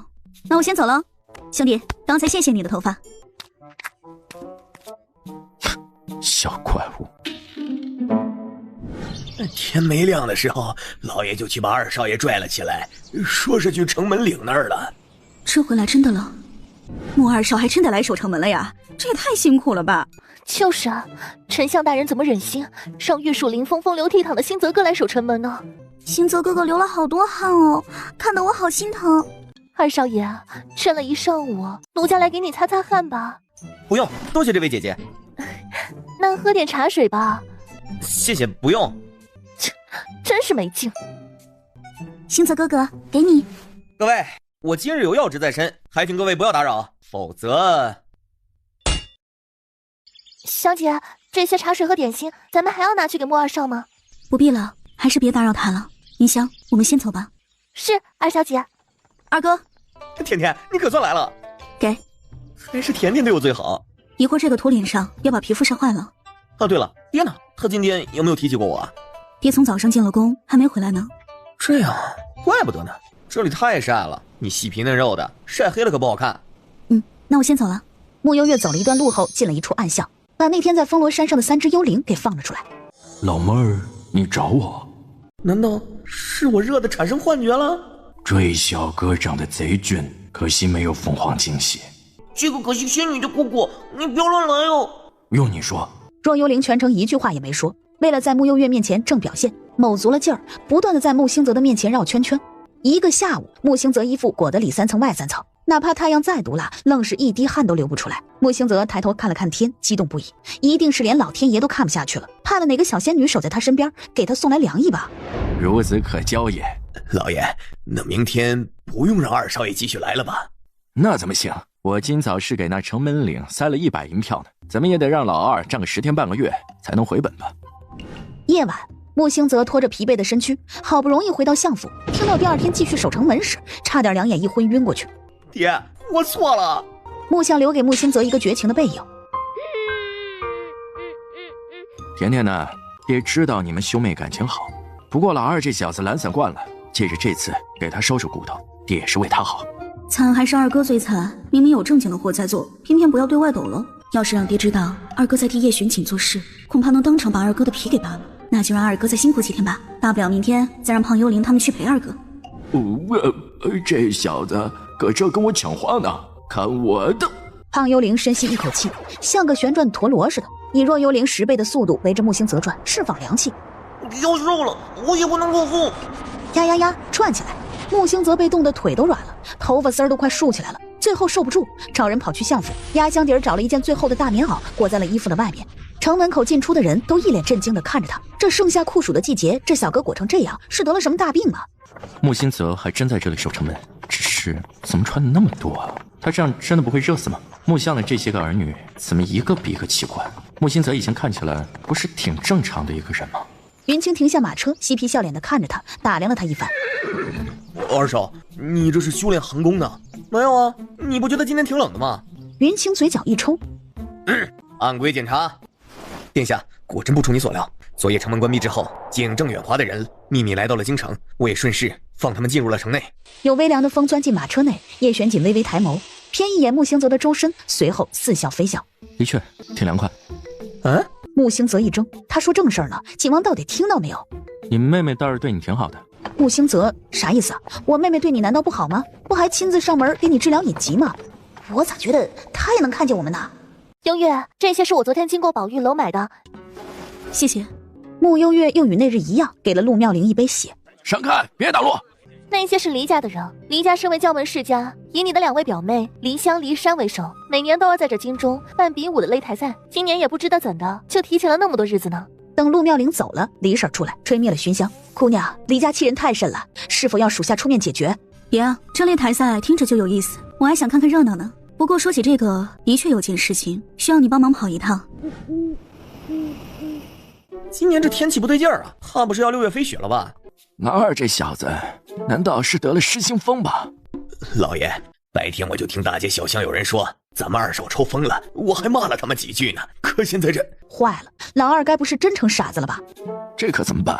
我其实就是想锻炼一下他，咋就把他逼成这样了呢？要是被素婉知道了，晚上一定要托梦骂我了。福伯，你赶紧的去一趟城门岭那里，告诉他们明天老二不守城门了。老爷你别急，咱们小姐不就是神医吗？有她在，二少爷不会有事的。对，你说的对。穆幽月进门时，手指稍稍一动，把那3只幽灵给收了回来。穆星泽刹那间就觉得铺天盖地的热意袭来。老二呀，你这2天表现不错，明天就不要去守城门了。真的，爹，我就知道你是全世界心里最善良的父亲。穆星泽伸手给了木相一个大大的拥抱。怎么突然又热成这个鬼样子？爹，我先去沐浴了啊。原地，木相有些懵，啥意思？这小子是装的？福伯，你回来。爹爹，甜甜呢？你二哥这混小子，他竟然还学会演戏了。那个，据我所知，二哥应该不是装的。他……甜甜，你别替他说话，我已经彻底看穿他了。哼，这次先放过他，若是还有下一次的话，我就给他找一个倒泔水的活儿。穆幽月心里又一次替木星泽默哀，惨还是二哥最惨呢？对了，我听说黎家的人把比武擂台搭到你医馆门口了。穆幽月点头，真是岂有此理！真当我穆朝辉是死了吗？甜甜，你放心，今晚我就找人把他们的擂台给拆了。他穆朝辉虽然是个文官，可不代表他真的金盆洗手了，把他逼急了，看他不把压箱底的砍刀给拿出来。别啊，咱们躲得过一时也躲不过一世。关于这件事情，我想我能应付。那你需要头发不？爹爹这里管够。暂时不用。那你需要头发的时候和爹爹说一声，可千万别把自己的女孩子秃了，可不好看。好的。来的还挺早。景王早。你这架势以后还是别和本王请安了，本王怕折寿。那也行吧。走在密道里，周遭都有些安静的诡异。穆幽月走着走着，忽然回头看了一眼，往身后密道的另一头看了过去。叶玄锦不动声色地将这一幕尽收眼底，语气懒懒道：“感觉到了什么？”“没什么。”穆幽月察觉到了那一头有血腥气，但不能明说。这小怪物还真是敏锐，他背后隐藏的那位倒是越发让他感兴趣了。刚服下药的小皇帝连吐了好几口的黑血，这会儿躺在床上，眼巴巴地等着穆幽月过来。听到密道口的声响，小皇帝跳了起来：“姐姐，你来了！先躺好，我来给你检查一下。”“叔叔，你和姐姐一起来吗？”“叔叔，姐姐，这是什么破辈分？他很老吗？”“体内大量的毒素已清，不过还剩一些残余，接下来就要换一些温和的药方了。”“又要吃药？”“这次的药我可以帮你加一些蜂蜜进去，喝起来啊会甜甜的。”“姐姐真好，我最喜欢姐姐了。”穆幽月被他逗笑了，绝美的容颜上展露明艳的笑容。别说，这小怪物笑起来还挺好看。皇上，景王殿下，太后娘娘来了。一听是太后，小皇帝下意识的皱眉，朝叶玄锦投去求救般的眼神。装困。那我先走了。来不及了。原来景王也在啊。叶玄锦轻轻地嗯了一声，继续坐在那里，完全没有要站起来请安的意思。屏风后的穆幽月撇了撇嘴，狂，还是你叶玄锦最狂。皇上小小年纪，每日都要处理那么多的政务，真是辛苦啊。见过母后。后，看来皇上是真的困，那你就先休息吧。哀家给你带了糕点，等你醒来了再吃。轩宇点点头，闭上眼，开始呼呼大睡起来。景王今年也有24了吧？怎么？在宣朝，男子一般籍贯前都开始娶妻了。这几天，柔儿也曾在哀家面前提起过景王。哀家觉得你们二人郎才女貌，实属般配，不如找我这么一个臭名昭著的人当女婿，太后不觉得糟心吗？屏风后的穆幽月差点没忍住笑出声。叶玄锦这人对自己的见解倒是很独到。那景王喜欢怎样的女子啊？你是宣朝的功臣，哀家或许可以帮着张罗。叶玄锦这会倒是一脸深思的架势，似乎是真的在努力思考这个问题。摸了摸下巴，最后很认真的回答：俗话说，什么锅配什么盖。本王仔细想了想，怎么也得找个和我名声一样臭的，才和本王最般配。最后魏太后一句也没说，脸色铁青的离开。怎么就气跑了？本王可是很认真的。穆幽月从屏风后走出来，与叶玄锦四目交接，眼看着穆幽月俨染腥味，似乎也在嘲笑自己。你觉得本王说的不对？景王殿下说的对，什么锅配什么盖，可谓是世间真理。那祝你早日找到那位和你名声一样臭的景王妃，再见。叶玄锦看着这胆大包天的小怪物，嗤笑一声：叔叔，我想到你说的那个名声很臭的女人在哪里了。叶玄锦朝他看去：在牢里。闭嘴。我难道说错了吗？牢里那么多犯了罪的女囚犯，名声难道不臭吗？姐，我怎么觉得穆幽月好像会武功呢？就算会武功，肯定也是个三脚猫。不过他这是从哪里来的？黎香看了眼穆幽月刚刚走出的暗巷，暗巷那边离得最近的可就是景王府。骊山显然也想到一起去了，随后摇头：穆家与景王府一向水火不容，他怎么可能和景王殿下有瓜葛？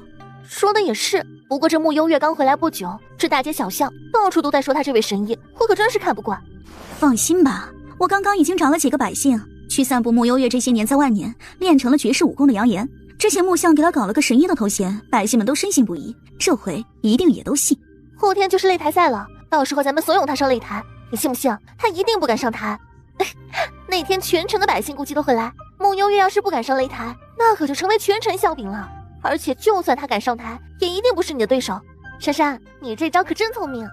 那当然了，想让穆幽月出丑，这还不简单。说真的，我可真盼着后天快点到来。丞相府那位嫡女可不得了啊，我听说她还身怀绝世武功呢。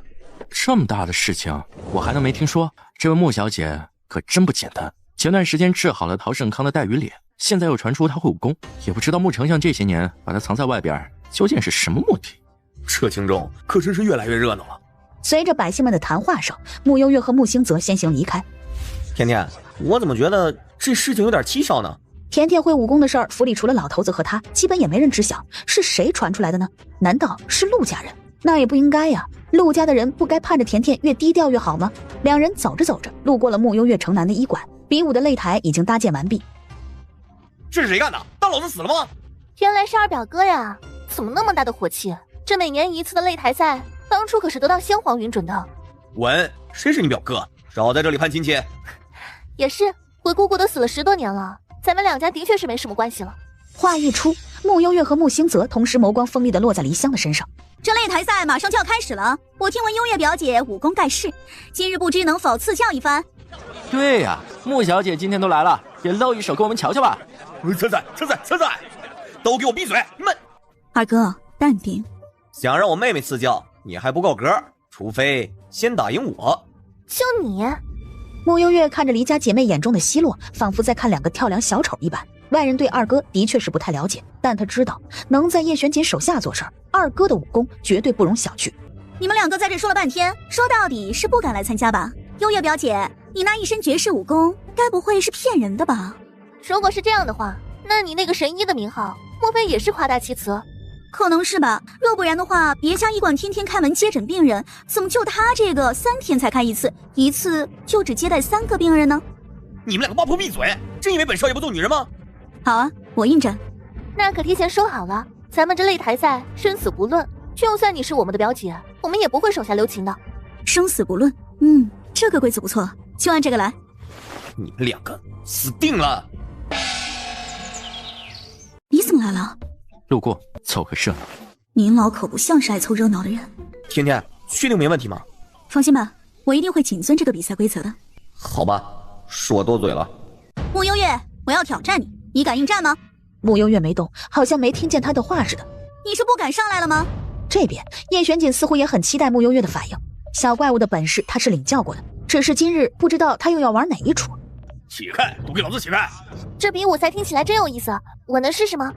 梅花朵，赤血山，他们是赤血山的人！天哪，要死了！赤血山的土匪怎么下山了？竟然是赤血山的人！怎么了？我能不能参加？你该不会是不敢吧？胡说！我堂堂将门世家千金，岂会不敢应战？倒是你，既然敢来挑战，我就提前和你说清楚规则。此次比武，生死不论。好。话落，身子灵巧的一跃，便已经站到了骊山的面前。骊山没有拿任何武器，凝聚真气后，抬腿踢向粉衣少女。一条腿还没踢下去，眼前的粉衣少女已经消失。骊山一怔，等他反应过来，粉衣少女已经绕到了他的身后，抬起手肘击向骊山的后背。骊山被打得一个趔趄，勉强定住后，不敢再小瞧这粉衣少女，随手抄起旁边的长剑。骊山使了一套出神入化的剑法，以极快的速度环绕在粉衣少女的四周，对着她出击。粉衣少女站在原地，一手背在身后，一手轻轻地抬着，掌心内依稀可见有银针流出，打在骊山的剑上，发出清脆的声响。你就只有这种程度吗？你怎么好意思来举办比赛的呀？感觉到尊严被人踩在脚下践踏，骊山咬牙，双目血红，一个转身手一挥，旁边兵器堆里又有5把长剑挥了起来，6剑齐发，染着强烈的劲气。粉衣少女唇角勾起，伸出食指，食指成钩，像只小老虎一般，露出一脸调皮的笑容。当6剑即将落到他门面时，在他的面前忽然定住不动。骊山大惊，下一瞬迅雷不及掩耳间，那6剑忽然调转方向，以几倍的速度朝他袭来。骊山根本反应不过来，手臂、腹部、腿部等处狠狠地被剑给扎破。骊山跪倒在地，吐出好几口血，身上还插着6把长剑，鲜血正迅速地在流出，很快染红了他的全身。台下的人都看呆了，赤血山的人也太恐怖了吧！精彩，真是精彩！台上，粉衣少女朝他看了过来，挑了挑眉。叶玄锦将他们的小动作尽收眼底，跟着轻笑一声：“你笑什么？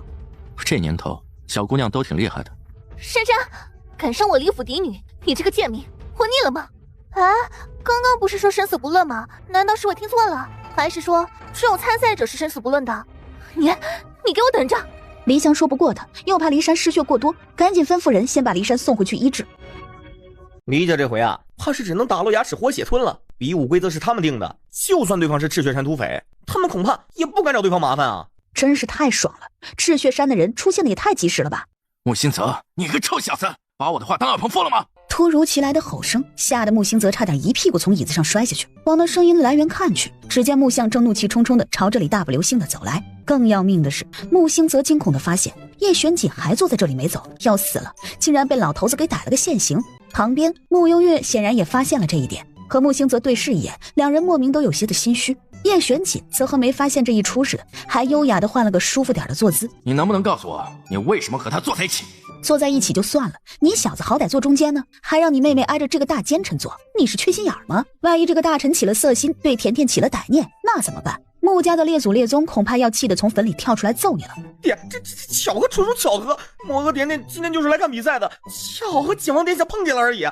对，就是巧合，不是爹爹想的那样。话落，穆幽月又感觉这话好像怪怪的，怎么搞得和捉奸现场似的？叶玄锦第一次发现这小怪物竟然还有乖巧的一面，看起来有点可爱。有了穆幽月的话，穆相心情平复了不少，瞟了眼叶玄锦，见他坐在那儿举手投足间一副目中无人的狂妄模样，气得恶狠狠地瞪了他一眼。丞相大人怎地每事都如此大的火气？见过景王，既然这里的比赛结束了，那微臣就先带他们回去了。景王殿下请自便。随意。叶玄锦话毕，站起来先一步离开。你们看看他拽得跟什么似的，宣朝有此奸臣，实在是不幸之至。这么下去早晚要灭国，你们说是不是？两人小鸡啄米似的不停地点头。今天的比赛结果怎么样了？离山那个250本来想挑战甜甜的，结果赤血山的土匪突然下山了，最后被赤血山的人给揍了个半死，送回去救治了，还不知道能不能救得回来呢。连赤血山的那些魔头都冒出来了，这世道不太平安。那什么，我先去医馆里面整理一下，你们先回去吧。需要我们等你们？不用，忙完我就回去了。下回离那个大奸臣远一点，要不然我让你出城挑大粪去。爹，你行好吧，我真的好冤呢。悠悠，老大，都坐。悠悠，我刚刚的表现好不好嘛？陆言，一段时间不见，你的武功又精进了不少。那可不，你让李婶来通知我们的时候，我可是特意练了2天才下山的。谁知道我连看家本事都没拿出来，就把那个骊山给揍得半死不活。这种身手怎么好意思举办比武擂台赛的呀？不说这个，最关键的是他竟然还要挑战我们老大，真是阎王不来找他，他自个儿急着去阎王殿报道了。悠悠，我能不能和李婶一样留在你身边啊？你不在赤血山，我每天都好无聊。暂时不行，时机还不到。陆言，姑娘现在刚回京，外面那么多双眼睛看着，身边跟着太多人不好，也就我这个老婆子普普通通的，不受人疑心。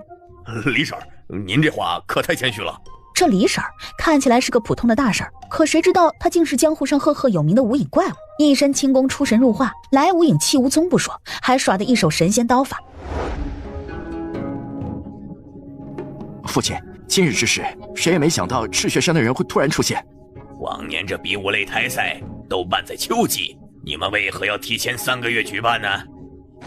爷爷，我们本来只是想教训一下穆幽月的，赤血山的人的确是始料未及。这些土匪魔头竟敢将我珊珊伤成这样，我一定不放过他们。凭你一个深闺妇人，你怎么对付他们？父亲，难道我们就要吃这个哑巴亏吗？外界现在不知道怎么笑话我们呢。蠢货，全是蠢货！我李家怎么有你们这群废物？往后在没有我的允许前，不得轻易去挑衅穆幽月。黎香一听，心想：难不成爷爷开始偏袒穆幽月这个外孙女了？心里虽然不甘，却也不敢忤逆黎瑞贤。冯亮，属下在。去调查一下穆幽月那3年都做了些什么。是，老将军。另外，再去查一下赤血山的头领九幽如今身处何处，顺便差人把陆永会给我叫来。是。你怎么来了？前段时间得到的一对玉如意，想了想，还是最配神医，特意拿过来送你了。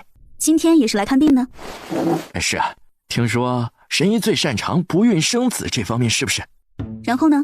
然后你也知道，我是这京城富甲一方的商贾，我这家大业大的，但至今连个儿子都没有，以后这家产都没个人继承。所以你那有没有生儿子的秘方啊？我回去让我夫人试试，看看她能不能给我添个大胖儿子。你夫人今年多大了？42了。这个年纪生孩子有很大的风险，怎么，你家有皇位要继承？不是，您看您这话说的，我想要个儿子，人之常情，我也没错，是不是？况且我夫人一直以来的心愿也都想生个儿子，这种事情吧，当事人自己乐意就好，您说呢？行，有空带你夫人一起过来。不用等有空，她现在就在门外。这个玉如意怎么配得上神医呢？我这要是生了儿子呀，那就让咱儿子认神医当干娘。这倒也不必，只要神医你让我们生出儿子，从此之后，我陶盛康名下所有的商铺产业都给你3分的红利，你说怎么样？穆幽月没说话，拿着纸笔低头不知道在写什么。在陶盛康和焦氏心里越发没底的时候，穆幽月把纸笔递了过来。来，签份协议，以后每3日我坐诊的时候你们过来喝药，我这药方不对外透露。行。去后面找李婶开药。下一位。优月，你刚刚在和谁说话呢？我怎么听到了生子什么的？是啊，那位陶大商人想生个儿子，所以携夫人过来求子。优月啊，上回我去小莲村，其实你也知道的，我可能天生患有恶疾的缘故，影响了生育。其实我一直都希望能拥有一个孩子。别灰心，孩子总归会有的。真的吗？那你可以帮我吗？当然，我是大夫嘛，治病救人天经地义。那你刚刚让他们去喝药，是喝的什么药啊？闻言，穆幽月露出几分为难的神色。怎么了？其实呢，这想怀孕并不是你一个人的事情，最好是需要夫妻双方来配合。不行，是这样的，昨日王府内的一个小妾怀孕了，所以我想昆王殿下的身体应该是无碍的。话虽如此，但身体结构是很奇妙的。昆王与他人的身体匹配，不代表与你的身体就能匹配。换句话说，我就是打个比方啊，就比如说你和昆王的身体相互排斥，所以迟迟怀不上孩子。但或许你和其他男子就是匹配的，这生育学也是一门大学问。以咱俩这么多年的交情，我也不会放着你不管，毕竟我也真心希望你过得幸福。那不如这样吧，我给你配药，你和陶大商人他们一样，在这里喝完，我另外再给你一份药，你偷偷带回去让昆王喝下。这陶大商人夫妇已经生了2个女儿了，如今为了求子，也是相互配合着吃药，夫妻齐心协力才能事半功倍。这孩子虽从女人的肚子里出来，但毕竟男人在这中间也起大作用吗？神医的药一喝下肚，别说，我这心里头笃定了不少啊。我也是这样的感觉。行，那我听你的。我给你开了药，一会儿让李婶去给你熬。你以后每6天来我这里一次。你的身体比较复杂，我要随时观察。幽月，真是谢谢你了。不谢。这个怎么和我喝的不一样？这参鸡汤里面有助孕的药物，昆王分这样带回去，才不会让昆王起疑心呢。多谢啊。回禀尚书大人，这参鸡汤内的确都是助孕的药材，且这些药材都十分珍贵罕见，价值千金。这么一听，父女俩都放宽了心。这段时间你记得好好巴结穆幽月那里，虽然是有些委屈你了，但咱们眼下的确是需要他的帮助。真不知道他走了什么狗屎运，不仅那一身血稀罕得很，竟然还学得了一手医术。这段时间为父翻阅了不少的古籍，其中有一项提到了凤凰精血。据说凤凰精血乃是上古神兽9天幽黄的血，有起死回生之效。但是这种古籍时间遥远，真真假假不好说呀。这一听就是编故事啊，说的那么玄乎，穆幽月怎么能和上古神兽联系起来？爹，咱们把他想得太厉害了。说白了，他不过就是个怪胎而已。我想也是，不过我已经修书去请紫清观的东岐道长出山前来一探究竟。那剩下的就交给父亲了，我先回去了。主人，那3个丑东西是你新收的？他们都是土生土长的幽灵，收着好办事。原来如此啊，我还以为你的品味什么时候变差了呢。两人有一搭没一搭的聊着天，可把门外的人给吓坏了。谁混进了甜甜的房间里？这大白天的还关着房门说话。两人越听越害怕，甜甜这是怎么了呀？怎么一个人在里面自言自语，还时不时的在笑啊？甜甜不会人格分裂吧？胡说八道！那他……木香心里更加没底儿，拉着木星泽往外走了走，走到角落里。看来我平时对甜甜的关心还不够，竟不知道她还有这样的毛病。这怎么办？俗话说医者不自医，咱们要不让小三回来瞧瞧？不行，甜甜万一受刺激了怎么办？这时穆幽月的房门被打开，穆幽月出来的时候，就见木星泽和木相站在角落里，不知道在说什么。两人急得像热锅上的蚂蚁。爹，二哥，那个甜甜，你最近身体还好吧？有没有哪里不舒服？比如头晕啊、间歇性的失忆啊？没有啊。那你没有就好，我们就是关心关心你，毕竟这天气太热了，稍有不慎就容易中暑头晕呢。我真的没事，不过你们要是有不舒服的，一定要来和我说。甜甜，再过半个月就是你母亲的忌日，我们到时候一起去陵园祭拜一下你的母亲。提起母亲，穆幽月眼前划过，在那场滔天大火里，最后时刻是母亲紧紧地抱住了他，将他护在怀里，努力把他往大火外面推。好，到时候我们一起去，我也想娘亲了。啊，对了，那大哥和小四什么时候回来啊？老大还在军营里忙活，军营离这里路途遥远，怕是赶不回来了。小四嘛，这回恐怕也……爹，二哥，我回来了。小四，是小四回来了。木星泽撇嘴，心里嘀咕：我平时回来咋没看见你这么激动啊？儿子见过父亲，弟弟见过二哥。哎呀，都回家了，还这么见外干什么？礼数还是要有的，不能逾矩。别装了，又没外人。你说什么呀？穆景玉嘿嘿地笑了一声，赶紧把手里大包小包递给穆相和穆清泽，塞了个满怀。这是什么？这么沉？都是我这次外出收来的宝贝，都是别人送我的。你小子，我跟你说了多少回了，不许受贿，这万一被人拿到了把柄，要杀头的。什么呀？我这可是凭真本事得来的，爹不要就还给我。凭真本事就行，我这不是看你现在也入朝为官了吗？好心提醒你一句，小四，我给你介绍。穆相正兴奋的要介绍时，穆景玉抬起手，就这么直勾勾的盯着穆幽月看着。穆幽月被他看得心里发毛。甜甜，四哥真的好想你啊！你这些年过得好不好？有没有受人欺负啊？四哥，我很好，没事。四哥知道你是在安慰我，不过不要紧，一切都过去了。往后四哥会好好弥补你，你永远是四哥最爱的妹妹。你看看人家小四。穆兴则一度怀疑人生，捡来的，他肯定是捡来的。正想着，穆景玉忽然走过来，把刚刚给他俩的包袱全部拿了回来，塞到穆幽月的手里。甜甜，这是四哥给你的见面礼。对了，小四，你之前回信不是说要下个月才能回来吗？怎么突然提前回来了呢？昨夜接到大理寺的文书，说是赤血山的土匪们在城外滥杀无辜百姓，派我回来处理此事。赤血山这帮土匪，我就知道他们在京城出现，准没好事。四哥，何以就断定是赤血山的土匪做的？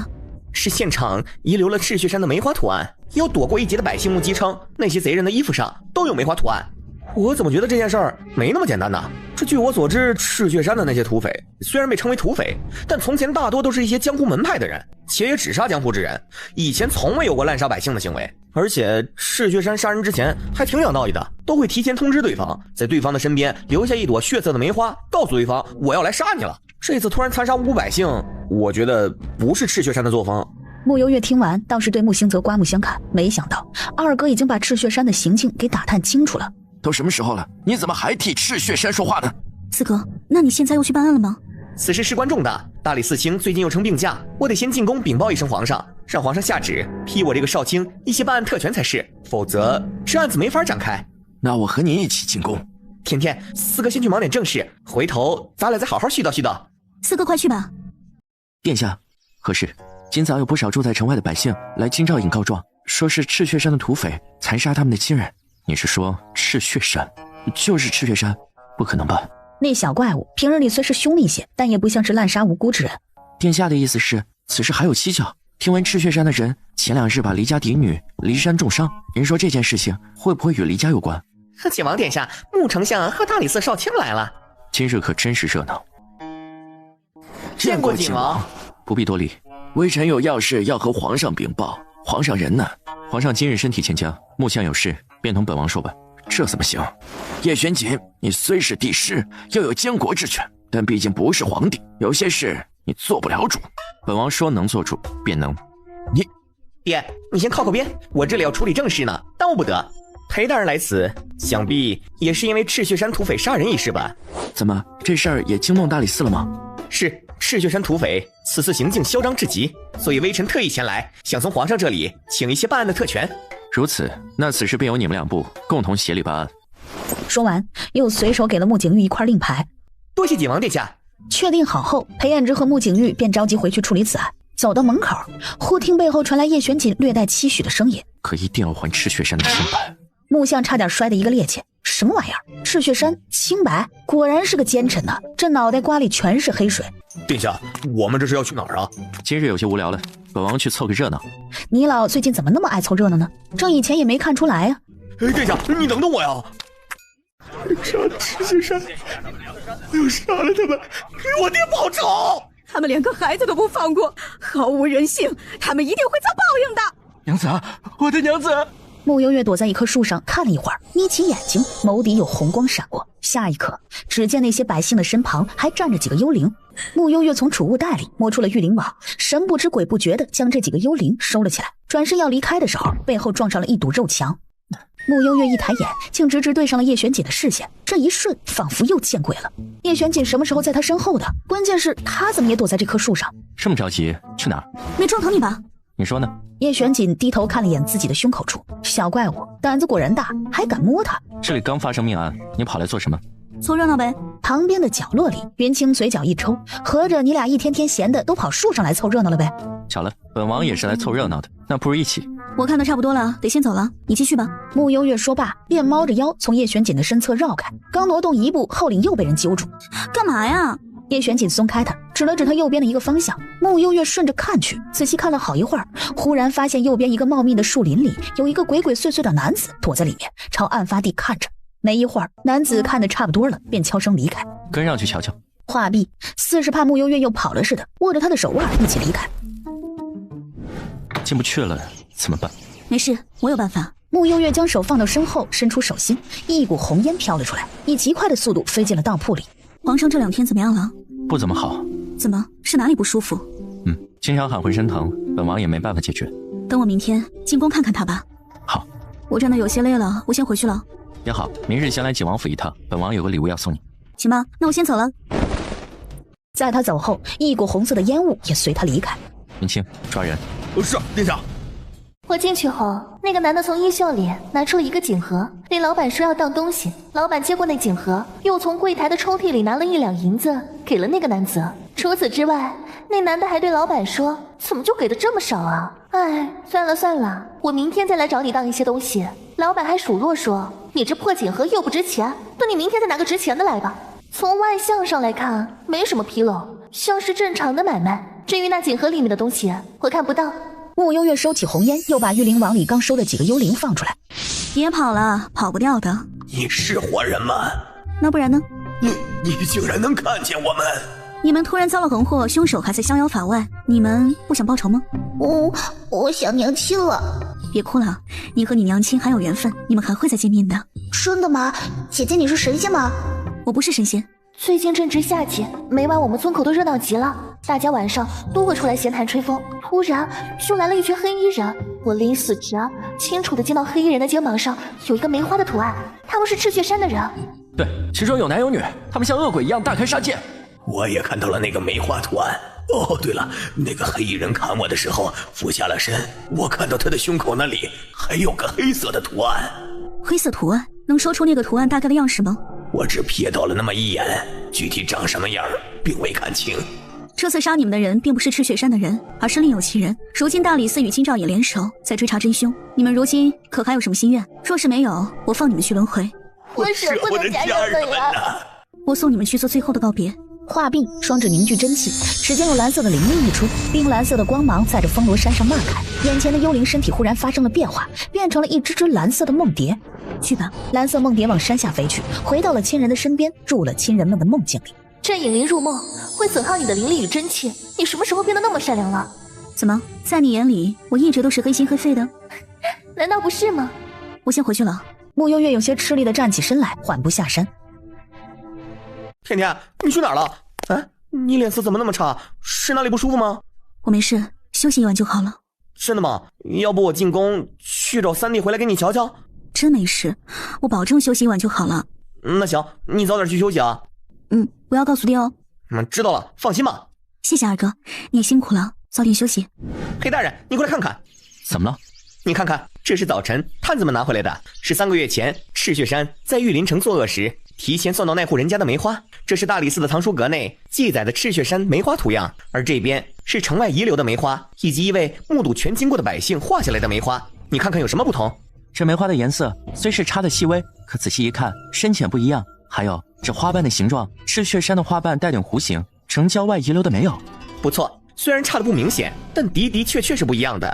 如此说来，是真的有人冒充了赤血山？如果没猜错，应当是如此。我怀疑此事和黎家有关。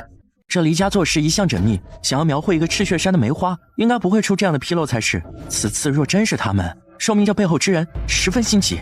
少卿大人，这是刚刚突然出现在门口的。穆景玉接过函件，上面写了简单的几句话：冒充赤血山的杀手，胸膛处有黑色的图案。裴彦之凑过来，看到这串字后，当然脱口而出：风影阁的人。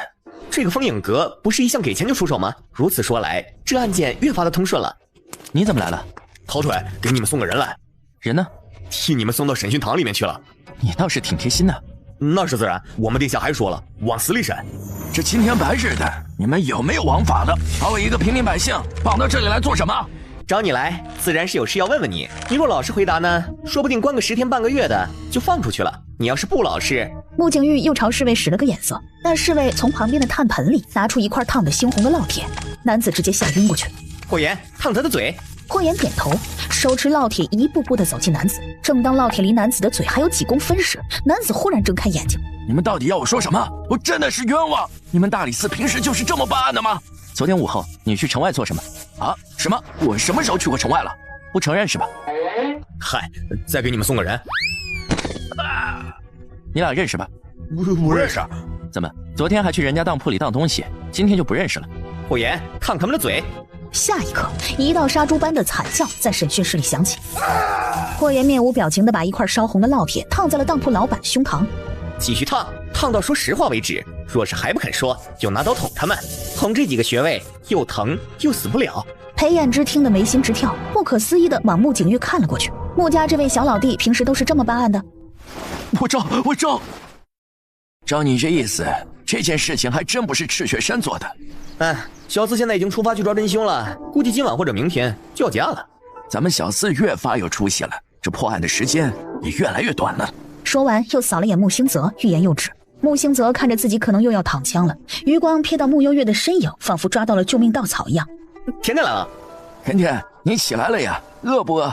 吃过东西没有？刚刚随便吃了一些。那你这是要出去？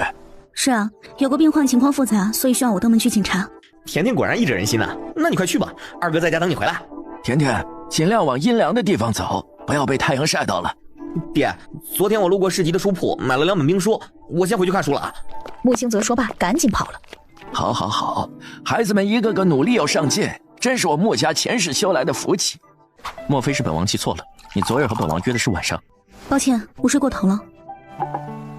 谢谢。身体受损了，还是内伤？您老眼睛挺毒啊，有这么大能耐，你早不去当大夫呢。吃了。穆幽月拿起丹药放在手里看了一会儿，想说什么，最后也没说出口。吞下丹药后，五脏六腑的气息在渐渐的聚拢，又渐渐的流散。叶玄锦耐心十足的等待他吃完，见他气息稍稍回拢一些后，手指落在桌面上那个长锦盒上面，轻轻的敲击着。穆幽月的视线也被吸引了过去。你最近帮了本王一些忙，本王挺过意不去的，想着怎么也该回些力才是。冥思苦想了许久，才想了一个最实用的。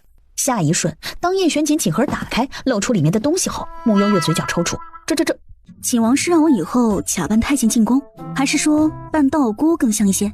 以往的拂尘大多用兽毛制成，这柄拂尘本王可是专门找人去用人发来制。你说本王送你这礼物是何意？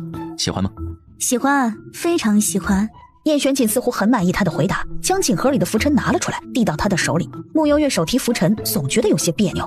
叶玄锦往他看看，眼内竟有几分的失笑，忽然感觉还真有几分像个小道姑。走吧，进宫。等等回来再拿。随你。姐姐好久都没来看诊了呢。对不起嘛，我先给你检查一下身体。穆幽月给他诊脉，随后眉心皱起。皇上，你这次没有乖乖吃药？轩宇张了张嘴，想说什么，随后心虚的低下了头。轩宇，说实话，不许说谎。我不喜欢喝药，所以我每次都偷偷的倒掉了一些。闻言，叶玄锦森冷的目光如锐利的刀锋一般从蒋公公身上划过。是奴才失职，请景王殿下降罪。叔叔，我错了，是我偷偷把药倒掉的，和蒋公公没关系，你不要怪他。护主不力，该罚，自己去找慎刑司领罚。是，奴才这就去领罚。同情他吗？轩宇没说话。每个人生来都有自己的职责，他没有尽职，自然该罚。皇上，身体不舒服，药还是要乖乖喝的。再辛苦这段时间，等身体康复了，以后就不用每天喝药了。姐姐，这真的可以每天都不喝药吗？当然啦，姐姐是神医嘛，一定可以把你治好的。你相信姐姐，好不好？姐姐，抱一下。穆幽月将这小奶包抱到了自己腿上，看他这副凄凄惨惨的模样，拍了拍他的后背，无声的哄着。一旁，叶玄锦嗤笑一声：“臭小子，还挺得寸进尺。”姐姐，朕喜欢你，你以后可以每天来陪朕吃药吗？好啊。见穆幽月同意了，轩宇更开心了。没多久，哄着哄着又睡着了。看来以后我每天都要往你府里跑一趟了。本王倒是无所谓，你能搞定你爹就行。我先回去了。用完膳再走。殿下，穆小姐，大理寺少卿和裴大人已经将案件梳理的差不多了，今夜子时就准备上门去抓人了。是去离家？穆小姐果然聪明绝顶。那我可得去凑个热闹了。穆幽月说罢站了起来，朝叶玄锦告别。小小年纪还真爱凑热闹。殿下，我赌一条火腿，您今晚只怕也是要去凑这个热闹了，属下已经看穿你了。哎呦，你咋那么烦呢？我一个文官，我要懂那么多，我早当将军去了。我看你吃喝玩乐的本事样样精通，让你看个书啥也不是。你既然对这些排兵布局有兴趣，等你大哥回来你再问他吧。哎，别走啊爹，你该不会不懂这个吧？木相脚步定住，回眸双眸喷火似的盯着穆星泽。我不懂，你居然说我不懂？难道不是吗？你这瞧不起谁呢啊？不就是五大阵法吗？哎，把书拿来给我。木相抽过穆星泽手里的书，开始讲解起来。好不容易讲完了这五大阵法，准备去看看甜甜回来没。穆星泽冷不丁又冒出一个，那兵法中所谓地形一般都……话还没说完，就见木相站了起来，左右看着，似乎在找什么东西。下一刻，木相以光速冲到了一个房间里，很快手里拿了一个鸡毛掸子出来。臭小子，看我今天不揍死你！木星则吓得撒腿就跑，连兵书都顾不上拿了，心里默念：甜甜，你自求多福吧，二哥只能帮你到这里了。木相手持鸡毛掸子，一路追着木星泽，大有不死不休的架势。甜甜，你可算回来了，要不然二哥今天就要折在这儿了。爹爹，你这是……你二哥考我兵法呢，我在教他走地形，还愣着干什么？赶紧去你房间把那夜会给掸了。是，我这就去。说完，以光速消失。甜甜，你怎么出门了这么久？那个病人情况很复杂吗？是啊，很复杂，可能以后每天都需要外出一下。真是辛苦我家甜甜了，这么晚了，吃饭没有？已经吃过了，爹爹呢？又有点饿了。那我陪你一起吃一些。好啊，好啊，你二哥吧，要么不学无术，这一旦好学起来，把我折腾得够呛。好学也是好事嘛，说明二哥想进步。倒也是这个理。深更半夜的，你们大理寺扰我李府清静，意欲何为啊？贵府夫人曹氏涉嫌买凶滥杀无辜，大理寺依律逮捕审问。老爷，救命！大胆穆景玉，你可知擅闯李府是何罪名？曹夫人与一起杀人案有关，大理寺依律办事，还请黎大人不要妨碍办公，否则一并收押。景玉啊，你这深更半夜来抓人，看来是不把我这李府放在眼里啊！画笔衣袖一挥，将穆景玉手里的文书拿到了自己手里，一个用力将文书碎成了粉末。李老将军此举堪称掩耳盗铃，是大晚上睡糊涂了。曹夫人，本官请你往大理寺走一趟，若再不配合，按照宣朝律法，本官可将你当场诛杀。老爷公爹，救我呀！叨扰李老将军了，这深更半夜的，你们继续歇息吧。景玉，我们好歹是你的亲人，你何必把事情做得如此难看？你们李家一窝子的畜生，算哪门子的破亲人？不知是有意还是其他，押着曹氏回大理寺的路上，竟没有坐马车，反而在大街上行走。深夜，有不少百姓被门外的动静吵醒。那不是李老将军的儿媳妇吗？他这是犯了什么重罪啊？竟然让大理寺这么晚来抓人！一般大理寺来抓人，一定是犯了重大的刑事，看来这情况不妙啊！哎，你别说，这曹夫人好歹是少卿大人的舅母，少卿大人办果然刚正不阿，真是我们老百姓的福气。四哥也是个腹黑精呢。腹黑精是什么意思？我去，你是鬼吗？不就是不小心吓到你了，怎么还骂人了？穆幽月撇嘴，他骂人了吗？不过仔细想想，这大半夜在外边偶遇叶璇姐，可不是什么稀罕事情了，又不是第一次了。反正这货晚上也不爱睡觉，喜欢出来溜达，也不知道是什么怪癖。不远处趴在屋顶上的云清悄悄地打了个哈欠。我就说吧，殿下你好意思说人家呢？你最近哪次热闹没凑？我回去睡觉了，再见。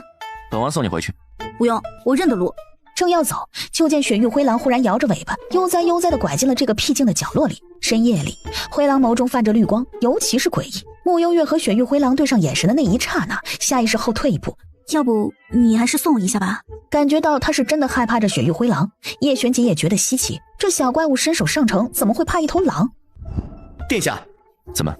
我有些情报和你说。困了，明天再说吧。和我说话你就困了？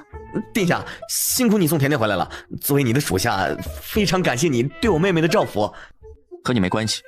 那殿下是对我们甜甜有意思啊？你多心了。这小怪物不过是替他打发了一些无趣的时光而已，还扯不上那些乱七八糟的层面上。真的？放心，本王还想让你爹多活几年。那就好，只要你不喜欢甜甜，什么都好说。曹氏，你涉嫌买凶杀人，又将杀人罪名扣到赤血山头上，你可认？什么？竟然是城外那个杀人案？那不是赤血山土匪杀的人吗？怎么会和曹夫人扯上关系啊？不知道啊，曹夫人一个深闺妇人，怎么可能做出如此凶残之举？这是误会吧？也不一定啊，毕竟那天赤血山上的人重伤了李二小姐，保不准黎家怀恨在心。不对，李老将军曾经为了宣朝出生入死，黎家门风严谨正经，不可能滥杀无辜。穆景玉，我好歹是你的舅母，你没有证据胡乱抓走我不说，竟还给我扣一个这样的罪名。穆景玉，你良心过得去吗？我们大理寺办案一向讲究证据，本官提前先知会你一声，你若坦白从宽，那么或许可以从轻发落，但你若抵死不认，那么最后证据确凿，你也将受到最严厉的惩处。曹氏，你可想好了？我不认，我要见我们家老爷，我要见我公爹。曹氏，你可认得他们两人？不认识。哦，不认识。王太恒，明星当铺的老板，此店表面上是一间经营中的当铺，私底下却干的是收钱杀人的勾当，从中牟利。李二百，京中有名的落魄户，时常去明星当铺典当物件，实则是借机找王太恒下杀人订单。那和我有什么关系？本夫人又不认识他们。王太恒乃是曹氏家父曹远的远亲，曾是中良县当地的恶霸。20年前听说曹远入京为官，便进京投奔曹远。曹远便给了他一笔钱，打发了王太恒，让他开了当铺。李二百当年随王太恒一同入京，钱你说了那么多，只能说明我家父心善，但恶事都是他们自己做的，不代表就和本夫人有关系。你要是这么扯的话，本夫人还是你的舅母呢，那这两人不也算是你的远亲吗？在本官把话说完之前，你闭嘴行吗？来人呢，把盛兴钱庄的盛老板带进来。不一会儿，一个浑身富贵的男子走了进来。小的盛兴拜见少卿大人。约莫4天前，王太恒突然来我钱庄，存了一笔银钱，一共2000两。大人，这便是当时那2000两银票。大舅母，这不是你们李府的银票吗？我不知道，我什么都不知道。银票可以伪造，文书可以伪造。穆景玉，我没做过的事情，你不能赖我头上。大人，我照这2000两银票是曹金珠通过李二百给我的。他恨不过赤血山的人，将骊山打成重伤，所以要报复赤血山。李二百将银票拿给我后，我就利用自己的人脉，请了封印阁的杀手。封印阁的杀手按照曹金珠给的要求，伪装成赤血山的人，在城外杀害百姓。这一切都是曹金珠主使。是大人，我们都是听了曹金珠的命令。我没有，我冤枉了！你们，我知道了。穆景玉，你是穆家的人啊，大家都知道。穆家和我们黎家一向不和，所以故意编造了这一出，想让我们黎家难看。你们没本事对付其他人，所以就只能对我一个弱妇人开刀。我的命好苦啊！这世道真是没有王法了。按这说的，真的是曹夫人为了给骊山报仇，才买凶杀人呢。可曹夫人平时做过不少善事呢，不像那么恶毒的人呐。那么多条人命呢，难道真的是黎家推她出来当替罪羊的？让一让啊！李老将军的口谕来了。外面出现2个李府的侍卫。少卿大人，李老将军今日身子不适，特派来小的前来传来上谕。口谕代表黎家的立场，请说。李老将军说，黎家作为一代将门世家，这些年为宣朝出生入死，一心只为造福百姓。黎家众人亦是一心向善，从不忘初心。此次夫人曹氏自作主张，做出令黎家蒙羞一事，黎家自认家门不幸。李老将军恳请少卿大人严格按照宣朝律法，一律处置曹氏曹金珠，还受害百姓一个公道。曹氏满面不可置信，黎家就这样放弃他了？曹氏，你还有什么话说？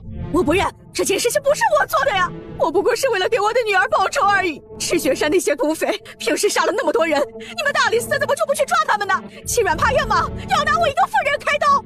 妇人？你可不是普通的妇人，你曾受封诰命夫人，却还知法犯法，买凶杀害无辜百姓，害他们家破人亡。你只想着你的女儿，可曾想过那些惨死的百姓呢？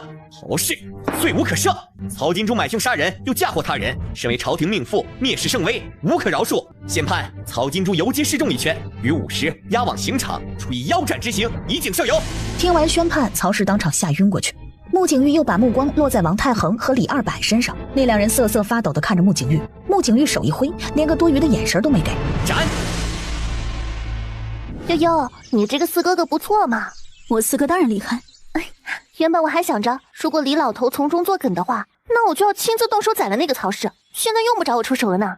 行了，看完热闹早些回去，毕竟这京城很多百姓都见过你。这次的事情虽然还了赤血山清白，可不代表百姓对赤血山的印象就好。等我看完曹氏被腰斩再走，行不行嘛？什么怪癖？骊神总说你是大魔头，我是小魔头，我就喜欢这些血腥的东西啊。穆幽月默默地翻了个白眼儿。曹氏游街引起了全城的轰动，不少曾经玩得很好的贵妇姐妹也都站在面前看热闹。哎呀，那不是曹姐姐吗？怎么那么想不开，干了这么大的事情又？谁知道呢？放着好日子不过，偏出来寻死。这下好了，以后连离香和离山的日子都难过了。你看他吓得浑身都在抖，哪有往日半分骄傲的样子啊？穆景玉的心太狠了，竟然叛了母亲腰斩之心。比起穆景玉，最心狠的难道不是爷爷和父亲吗？离山，你有什么资格说爷爷和父亲？这回母亲要不是为了你，她能落得这样的下场吗？母亲她自作聪明，咎由自取，爷爷当机立断，果断的弃了她，才保全了我们其余所有人的颜面。黎香对于离山的话很不认同，甚至还有些厌恶离山起来。这一切起因不就是因为他自视甚高，最后还打不过赤血山的人吗？若不是这样，怎么会有这些事发生？离山静默不语，此时此刻感觉周围的一切突然变得陌生起来。景王好安逸啊！跑来看这么血腥的东西，不怕晚上做噩梦？做噩梦有什么好怕的？你还真不像个女神。千人千面，只能说景王你的见识太少了，有空啊多出去走走。你说的似乎也有点道理，等有空还请穆小姐带本王出去见见世面。好说。穆幽月消散了一些暑气后，准备要走时，不远处飞来一只信鸽，信鸽落在石桌上。叶玄锦看过上面的内容，又往穆幽月看了眼。怎么？叶玄锦将字条放到他面前，字条上写着一句话：紫清关东岐道长已入京。冲我来的？谁知道呢？今天还没进宫见皇上。走吧。甜甜，今天辛不辛苦啊？爹爹让厨房熬了一些百合莲子汤，等等喝一些。哎，甜甜，二哥在福满楼买了汤包，还热乎呢。甜甜，三哥回来时又给你带了一些果干，生津开胃。甜甜，四哥今天又搜刮来一堆玉镯，送给……等会儿，穆景玉，你又受贿了？没有啊，是金兆尹的裴大人送我的。你又不是个娘们儿，他送你这玉镯干什么？不就是因为玉镯他也用不上，所以才送我的吗？爹，这回这案子破得快，皇上那边很快就要发赏赐下来了，金兆尹那边也会得一些，所以裴大人才送我礼物，表表心意。甜甜，快收下。穆幽月感受到了爹爹和哥哥们的热情，总觉得自己每次两手空空也不太好，手伸进衣袖里，在储物袋里摸索了一阵，最后连着摸了4个锦盒出来，一打开是4颗成色绝佳的夜明珠。穆相惊讶地看着这拳头大小的夜明珠，往穆幽月看去。送我的。穆景玉见过无数奇珍异宝，这样成色的夜明珠还是第一次见，立即估算了一下价格，这一颗怎么也得值个100-200万吧？不对，这夜明珠好像是百能难得一见的紫月青石制成，是个无价之宝啊。这个是我之前收藏的，送给你们。都是一家人，甜甜你这也太见外了。二哥三哥，你们不喜欢这个礼物吗？不喜欢的话，我这里还有其他的。喜欢，甜甜送我们的，哪怕是个地上随便捡的石头，二哥也喜欢。对，喜欢。你们喜欢就好，下次我再送你们一些。侄儿见过义父，见过二哥，哦不，2少爷、3少爷、4少爷和5小姐。穆行则嗤了一声，别开眼去。穆舒言朝他淡淡的点头。穆景玉低头扒拉着刚刚得到的夜明珠，摸了一圈又一圈，压根没往傅蕊看。穆相有些尴尬。蕊儿还没用膳吧？快坐。多谢义父。这段时间蕊儿受伤，没能去给义父请安，还请义父恕罪。不用，这都是一家人，不需要那些多余的礼数。对了，你的伤怎么样了？已经好多了，这2日勉强能下床走动了，也不知道是何原因，时不时就受伤一回。你这伤啊，上回甜甜说是缺什么来着？是缺钙，所以你要多多保重，别落下病根了。我吃饱了，先走了。二哥，好久没和你下棋了，那走吧，下棋去。我吃饱了，爹你慢慢吃。我也吃饱了。眼看着都走了，傅蕊忽然低下头，小声的抽泣了起来。你哭什么呀？穆相被他这动静吓了一跳，这几个小兔崽子咋把他一个人晾这里了？义父，哥哥姐姐们好像都不喜欢我，蕊儿夹在中间，是不是让义父为难了？傻孩子，人活一世，不一定非要让所有人都喜欢，堂堂正正，问心无愧就可以了。蕊儿父母都去世的早，独来独往惯了，所以太过敏感了一些。等你腿伤彻底痊愈了，没事就多出去走走，交点朋友，别把自己闷坏了。要是缺银子，就跟义父说。是，义父，听说绸缎的生意特别好做，蕊儿也想试试。那你的意思是？义父能不能把你在城北那间闲置的铺子借给我？我想开一个绸缎铺子。行吧，你有兴趣就去搞吧。多谢义父。拿到了城北铺子的经营权，傅蕊出了膳厅，面上掩不住的得意。神医啊，我们少喝了一次，会不会影响效果呀？今天给你们加一点别的药材进去。幽月，我来了。穆幽月点点头，没说话。幽月，今天还是给我开药吗？上回的补汤，坤王喝了？坤王殿下都喝完了。感觉怎么样？我这个药大概要吃多久啊？就到年底吧。也好。穆优越给他开了药，让他去炒梨婶。往后面小间走过去的时候，目光落在了香炉上。这是什么香？驻颜香。驻颜？王妃这段时间似乎越发的光彩照人了。等陆妙龄进了小间，穆优越靠在椅子上，眉眸流转间，唇角漾开一抹愉悦的笑容。优越，我喝完药了，下一次是6日后。我知道了，6日后是太后娘娘的50大寿，朝中会举办一场隆重的宴会，恐怕那天没有时间。那就7日后。那位东岐道长刚刚从我们楼底下路过。是吗？长得怎么样？一个糟老头子，有什么好看的？也是。姑娘虽厉害，可那老道本事也不小啊，此番姑娘还得多留几个心眼才行。先静观其变，如若不行，1不做2不休。哎，小祖宗，你可消停点吧。侍卫太后在搞什么？其他家连个庶女都没有资格赴宴，明知道傅蕊是个义女，竟然还邀请她来，还能有什么？看咱家笑话呗。这老太婆不是，这太后想的真周全，也不怕到时候给自己添堵。甜甜，你回来的正好，这马上要进宫赴宴了。四哥前段时间呢，正好搜刮来了几匹极品布料，给你做件新衣裳。你这一天天的都上哪儿搜刮来这些的？没办法嘛，人家偏要送我呀，我不收，他们就对我哭。还有这种好事儿？谢谢四哥，我这里也有一些。不用回礼，都是自家人，客气什么呀？我先出去一趟。我和你一起去。穆景玉见他俩跑了，一个人站在原地眨巴一下眼，最后气得跺脚。果然是回来晚了，天天和我都不亲了。我脸上有东西吗？睡倒是没有，就是好奇，你和景王现在怎么走得那么近呢？他不是让我帮他治疗隐情吗？哦，对啊，我怎么把这事给忘记了？你怎么也来了？查到了一些事情，正好和甜甜一起过来。说吧。穆星则更猛了，看了眼自家妹妹还站在身边，虽说这是自家的妹妹，但是他替叶玄锦做的那些事情，不是一向不轻易透露的吗？还真是不拿甜甜当外人呢。这两个人真的只是大夫和患者的关系？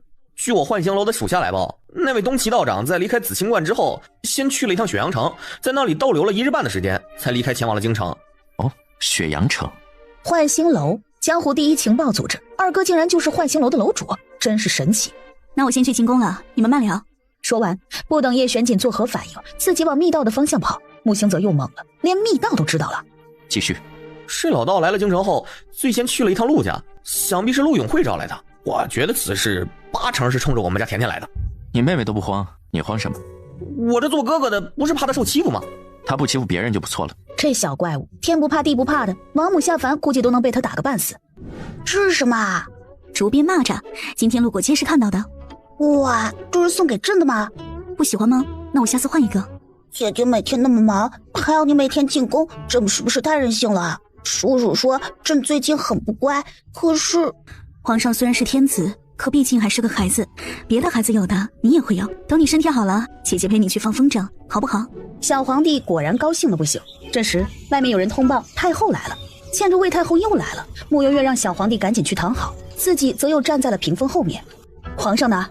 皇上刚批完奏折不久，有些累了，便先睡下了。是吗？去把他叫醒，哀家有话和他说。这怎么哀家说话不管用了吗？蒋公公夹在中间，两头都难做。旁边魏太后身边的严嬷嬷径自走向龙床，走到轩宇的身边唤道：皇上醒醒，太后娘娘来了。屏风后穆悠月皱眉，母后来了吗？前段时间叶玄锦当朝弹劾了郑将军，可郑将军到底是为宣朝立过大功，不知皇上能否看在哀家即将过寿宴的面子上，下旨放郑将军一马。我叔叔说郑将军背后结党营私，有谋逆之心。荒谬！郑将军为宣朝立下汗马功劳，功绩丝毫不输李瑞贤，他叶玄锦一个大奸臣，又给宣朝立过什么功劳吗？你是皇帝，连这些小事都做不了主，你莫不如就让贤吧。怎么，太后娘娘是想效仿花胜国自己称帝吗？早就听说郑将军与太后娘娘关系匪浅，今日一见还真不假。你胡说八道什么呢？哀家作为一国的太后，同样有让皇上明辨是非的权利。好，屏风后的穆幽月，我是不是又吃到了什么惊天大瓜？是我想的那个意思吗？而下一瞬，一道惨叫声忽然响起，旁边的严嬷嬷喉间忽地多了一支毛笔，当场当即气绝。轩宇赶紧捂住了眼睛，叔叔生气了，好可怕呀！叶玄锦，你大胆！不好意思，手滑了。叔叔，怕。来人，将这老婆子的尸首拖出去，悬挂于御花园的清凉台示众。你！魏太后急火攻心，身体往后一仰，晕了过去。蒋公公吓得不知所措。这，拉出去。谢谢叔叔，我就知道叔叔最疼爱我了。自作多情。景王好厉害呀，在下佩服。阴阳怪气。天色暗了下来，轩宇见他俩又要走，默默地下了床，抓着叶玄锦的衣袖不肯放。干什么？叶玄锦低头看他，目光落在了他手里的竹编蚂蚱上面。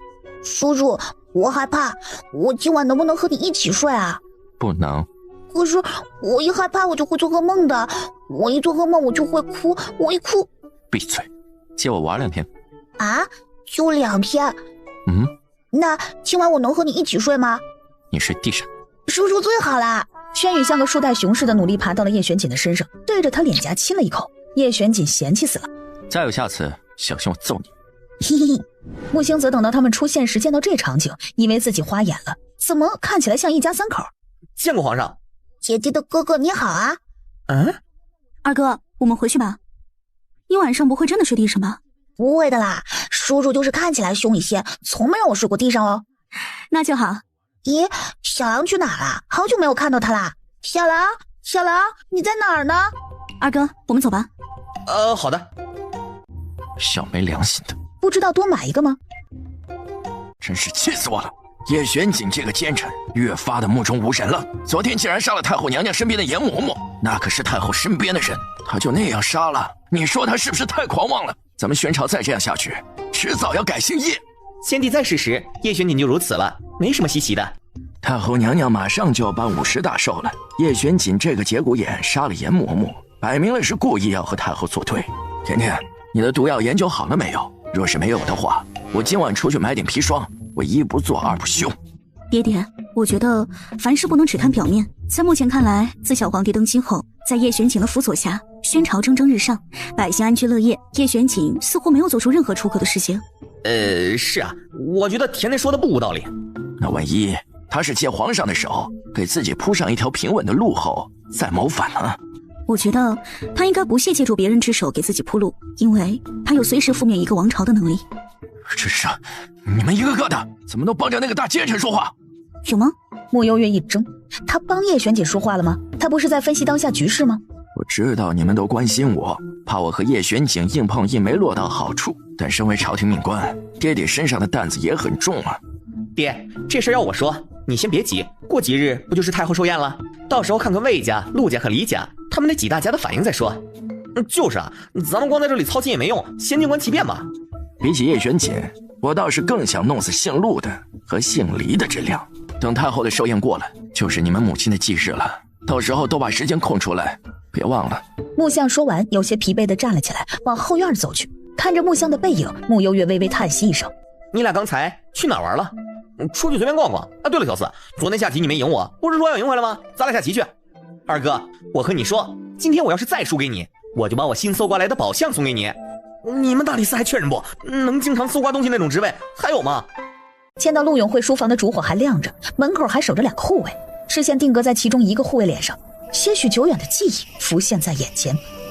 别走啊，陪我玩吧！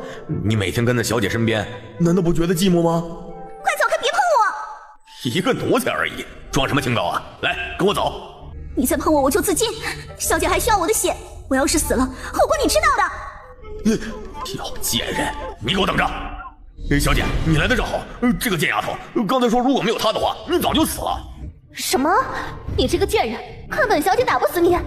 那些年在陆府受的委屈一幕幕呈现在眼前，穆幽月的脸色越来越冷，手腕一扬，掌心的刀以光速挥向那名护卫，顷刻间血花飞溅，那护卫当场头身分离，倒在地上。再一弹手，沾血的刀已经回到自己的手里。穆幽月飞身离开。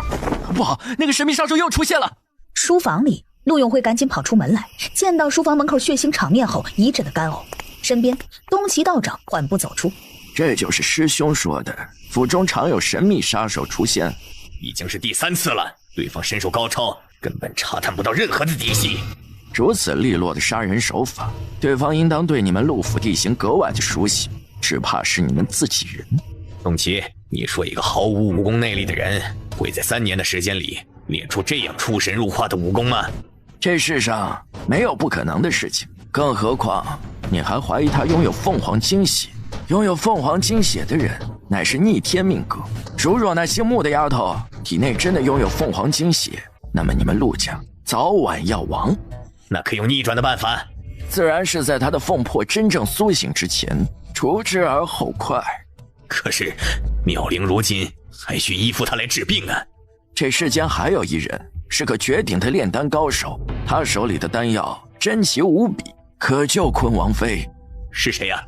锦王叶玄锦。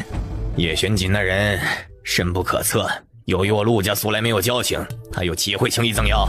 这就要看你们自己的本事了。师兄，你如今无非就是2条路要走，一是去攀附叶玄锦，借机求药；二则是放弃你的女儿，有她在，你的绊脚石将永远存在。陆永慧心中大骇，不可置信地看着东岐道长，要他放弃妙龄吗？这可是他从未想过的事情。师兄啊，当年你与我合作时，豁出去了一切，才从一个不起眼的弟子换得今日的繁华，怎得如今为了官，反而畏手畏脚的？为官20载，还是区区尚书，师弟我可真是替你可惜呀。你容我再考虑考虑。真是漂亮啊！殿下，喝口茶吧。哎，本王怎么觉得穆家那位嫡女有些眼熟呢？你当然见过，当初穆幽月在我身边为奴时，你还与她说过好几次的话。殿下见过无数美人，只能说穆家这位嫡女和往昔那些一样，美得千篇一律。这样的美人，你说她美得千篇一律？陆妙龄，是你瞎了还是本王瞎了？年底前若你还怀不上孩子，本王就休了你。殿下，秋桐和星月出落得越发动人了，像个大姑娘了。谢谢黎伯伯夸赞。哎，四弟，你看那边，那个是穆家刚找回来的嫡女，你还没见过吧？怎么样，是不是比往日那些庸脂俗粉漂亮多了？宣主似笑非笑，没有回应这个话题。一个女人而已，能有多稀罕？景王哥哥怎么还不来呢？他今天该不会不来了吧？今日是母后寿辰，儿臣先祝您福如东海，寿比南山。皇帝有心了。晋王殿下到。魏太后的笑脸一瞬间僵在了脸上，目光沉沉地凝着门口进来的人。今日所有来赴宴之人，一个个都精心打扮了一番，对此看得十分的在意。唯有叶玄锦和在自家院子散步似的，简单的穿了一件雪白色的云纹锦衣就进来了。不知道的还以为他奔丧来了。穆兴则一颗葡萄卡在喉咙里，差点呛死。穆幽月一时忍不住笑笑，可不是吗？平时大半夜都穿得华丽丽的，来人家寿宴偏穿了一身白，故意的吧？不愧是他看上的男人，一身白衣看起来都如此金贵优雅。祝太后50大寿快乐。上回百花宴被刺客打岔，未曾顺利举办。今日挨家仔细瞧瞧穆家的这位嫡女，还真的生得花容月貌啊！多谢太后夸赞。算起来，你今年都有17了吧？在宣朝，女子15便要出阁许亲，17这年纪也算是大姑娘了。女子啊，到了年纪还是得早些定下来好。这算什么？总比有些女的成了婚还不守妇道强。对啊对啊，景王哥哥说的有道理。魏太后气得眼前一阵的眩晕。这大奸臣说的什么意思？我咋没听明白呢？我也不知道。果然是个腹黑精啊，嘴巴又毒，一下子就戳人家痛处了。今晚来了不少千金小姐，不如让各家千金给太后娘娘表演才艺，助助兴吧。也好。哪位千金愿意第一个出来表演呢？臣女愿意给太后娘娘表演。不错啊，丞相府的养女也能如此举止大方，你生父若是知道你有今日，也能含笑九泉了。傅蕊一刹那面色惨白，心底一阵阵的尴尬，站也不是，坐也不是。既然养女姑娘第一个表演，那就请出列吧。呀，她的凳子上怎么有蓝色的染料啊？姐，你别乱说了。你们看啊，她的鞋子上也沾了蓝色的染料呢。天哪，她的裙子是褪色了吗？不会吧，该不会染缸里刚拿出来就披在身上了吧？傅蕊一脸惊慌失措地看着褪色的衣服，脸上逊色尽失，好想找个地缝钻进去。穆相嘴角一抽，这一天天的都干什么事儿啊？府里明明给他安排了新衣裳，偏要作妖。这领养的就是领养的，连个好料子都不舍得给，这名贵的绸缎都穿在自己亲女儿身上了。穆相的老脸此时也有些挂不住了，但毕竟是自己的义女，刚想站起来出声解围，身旁的穆幽月手摸到储物袋里，找到了玉灵网，手指轻轻一拨，下一瞬，宣柔神情一变，双眼呆滞了几秒后，贼头狗脑地往周围看着。看见穆幽月后，宣柔忽然站了起来。嘿真热闹，大伙今天都在呀，那啥多大点事儿。本公主今天正寻思这脚套的没地方搁呢，也想跳个舞，给大家助助兴，乐呵乐呵。老妹儿，你来，姐陪你一起跳。不瞒你说，姐的秧歌扭得老好了。傅蕊一脸懵，在场除了叶玄景和穆幽月外，其他人也一起懵了。魏太后皱着眉头，不知道宣柔又在搞什么鬼，说话怎么就突然变得如此粗俗不堪。来呀 ，music， 给姐整点欢快点的唢呐，交给母后郭大少。宣柔发话后，乐师队伍里有人立即拿了唢呐出来，吹响了一支喜庆的音调。宣柔手持红腰带，在唢呐声中疯狂地扭起了秧歌，一会儿又和烫脚了似的，不停地跺着地，似要把地都跳个洞似的。正月里个百花香，蝴蝶双双。哎呀，老妹儿别害羞，造起来！傅蕊尴尬的不能自理，但公主发话也不敢不从，跟着宣柔扭了起来。俗话说没有对比就没有伤害，在宣柔土穿地心的舞蹈面前，那傅蕊的舞蹈衬得宛若天仙下凡一般。来呀，再给姐整点二人转，姐能跳到7打名。你给我坐回去！哎呀妈，给我吓一激灵！宣柔扶着心口，乖乖回到了席位，坐下后端起一串葡萄，一个接着一个吃了起来。真甜！穆幽月已经快笑到神经麻痹，这胖幽灵不上春晚真的可惜了。场内又是一片死寂时，满眼愉悦的叶玄景鼓起了掌，其余人也都附和鼓起掌来，纷纷叫好。哎呀，低调低调！你也太拼了吧，至于吗？跳得和猴似的。滚犊子，你行你上，不行别叨叨，长得丑话还多。你看看你隔壁那老兄。宣柔，你眼睛被驴给踢瞎了吧？驴要踢我的时候拐了个弯，踢你脸了。穆家养女跳得不错，窦嬷嬷把前几天内务府送来的几匹布赏赐给穆家养女。夫人美滋滋的道谢，虽然是知道赏布匹是在嘲讽她，可是刚刚有了宣柔的陪衬，就足以说明她可以与公主媲美。方才微臣还未给太后娘娘送上贺礼。你要送什么？魏太后已经没有心情继续过寿了，只想早点回去歇息，简直是折寿的一天。为了太后娘娘的寿宴，微臣特意去紫青山了好几次，才把东岐道长给请下了山。东岐道长乃得道高人，被世人誉为半仙。微臣特意请道长下山，施法为太后娘娘延年益寿，愿太后娘娘永葆青春。你说你请来了东岐道长？不错，东岐道长就在门外候着。快请他进来。没多久，一身灰色道袍的东岐道长挺直腰杆走了进来。穆幽月条件反射似的往叶玄景看，叶玄景一脸你看我做什么？你说呢？东岐道长进来后朝太后弯腰行礼。道长不必多礼，早知道你来了，怎么也不会让你在门外等那么久，是哀家考虑不周了。能为太后娘娘祝寿，是贫道的荣幸。东岐道长，那你快开始为太后娘娘做法吧。也好。东岐道长指尖一捻，嘴里开始念口诀，没过多久忽然停了下来，脸色大骇。不好，此地有道行高深的妖孽。妖孽？我看你一个大饼粉条子脸长得像妖孽。首尔不得胡言。嫂爷，我还说错了不成？这一天天整这些虚头巴脑的玩意儿干啥呀？说吧，你要多少钱？公主怎能如此羞辱贫道？既然宣柔公主觉得贫道在此妖言惑众，那贫道便先退场吧。哎，道长，等一下。道长，哀家先代替柔儿向你赔个不是，只是你方才说的妖孽是怎么回事啊？方才贫道在为太后娘娘施法延年益寿时，发现西北方向有一妖孽一直在阻挠贫道为太后娘娘施法。穆幽月今晚尤其的精神十足，魏太后的寿宴当真是热闹极了。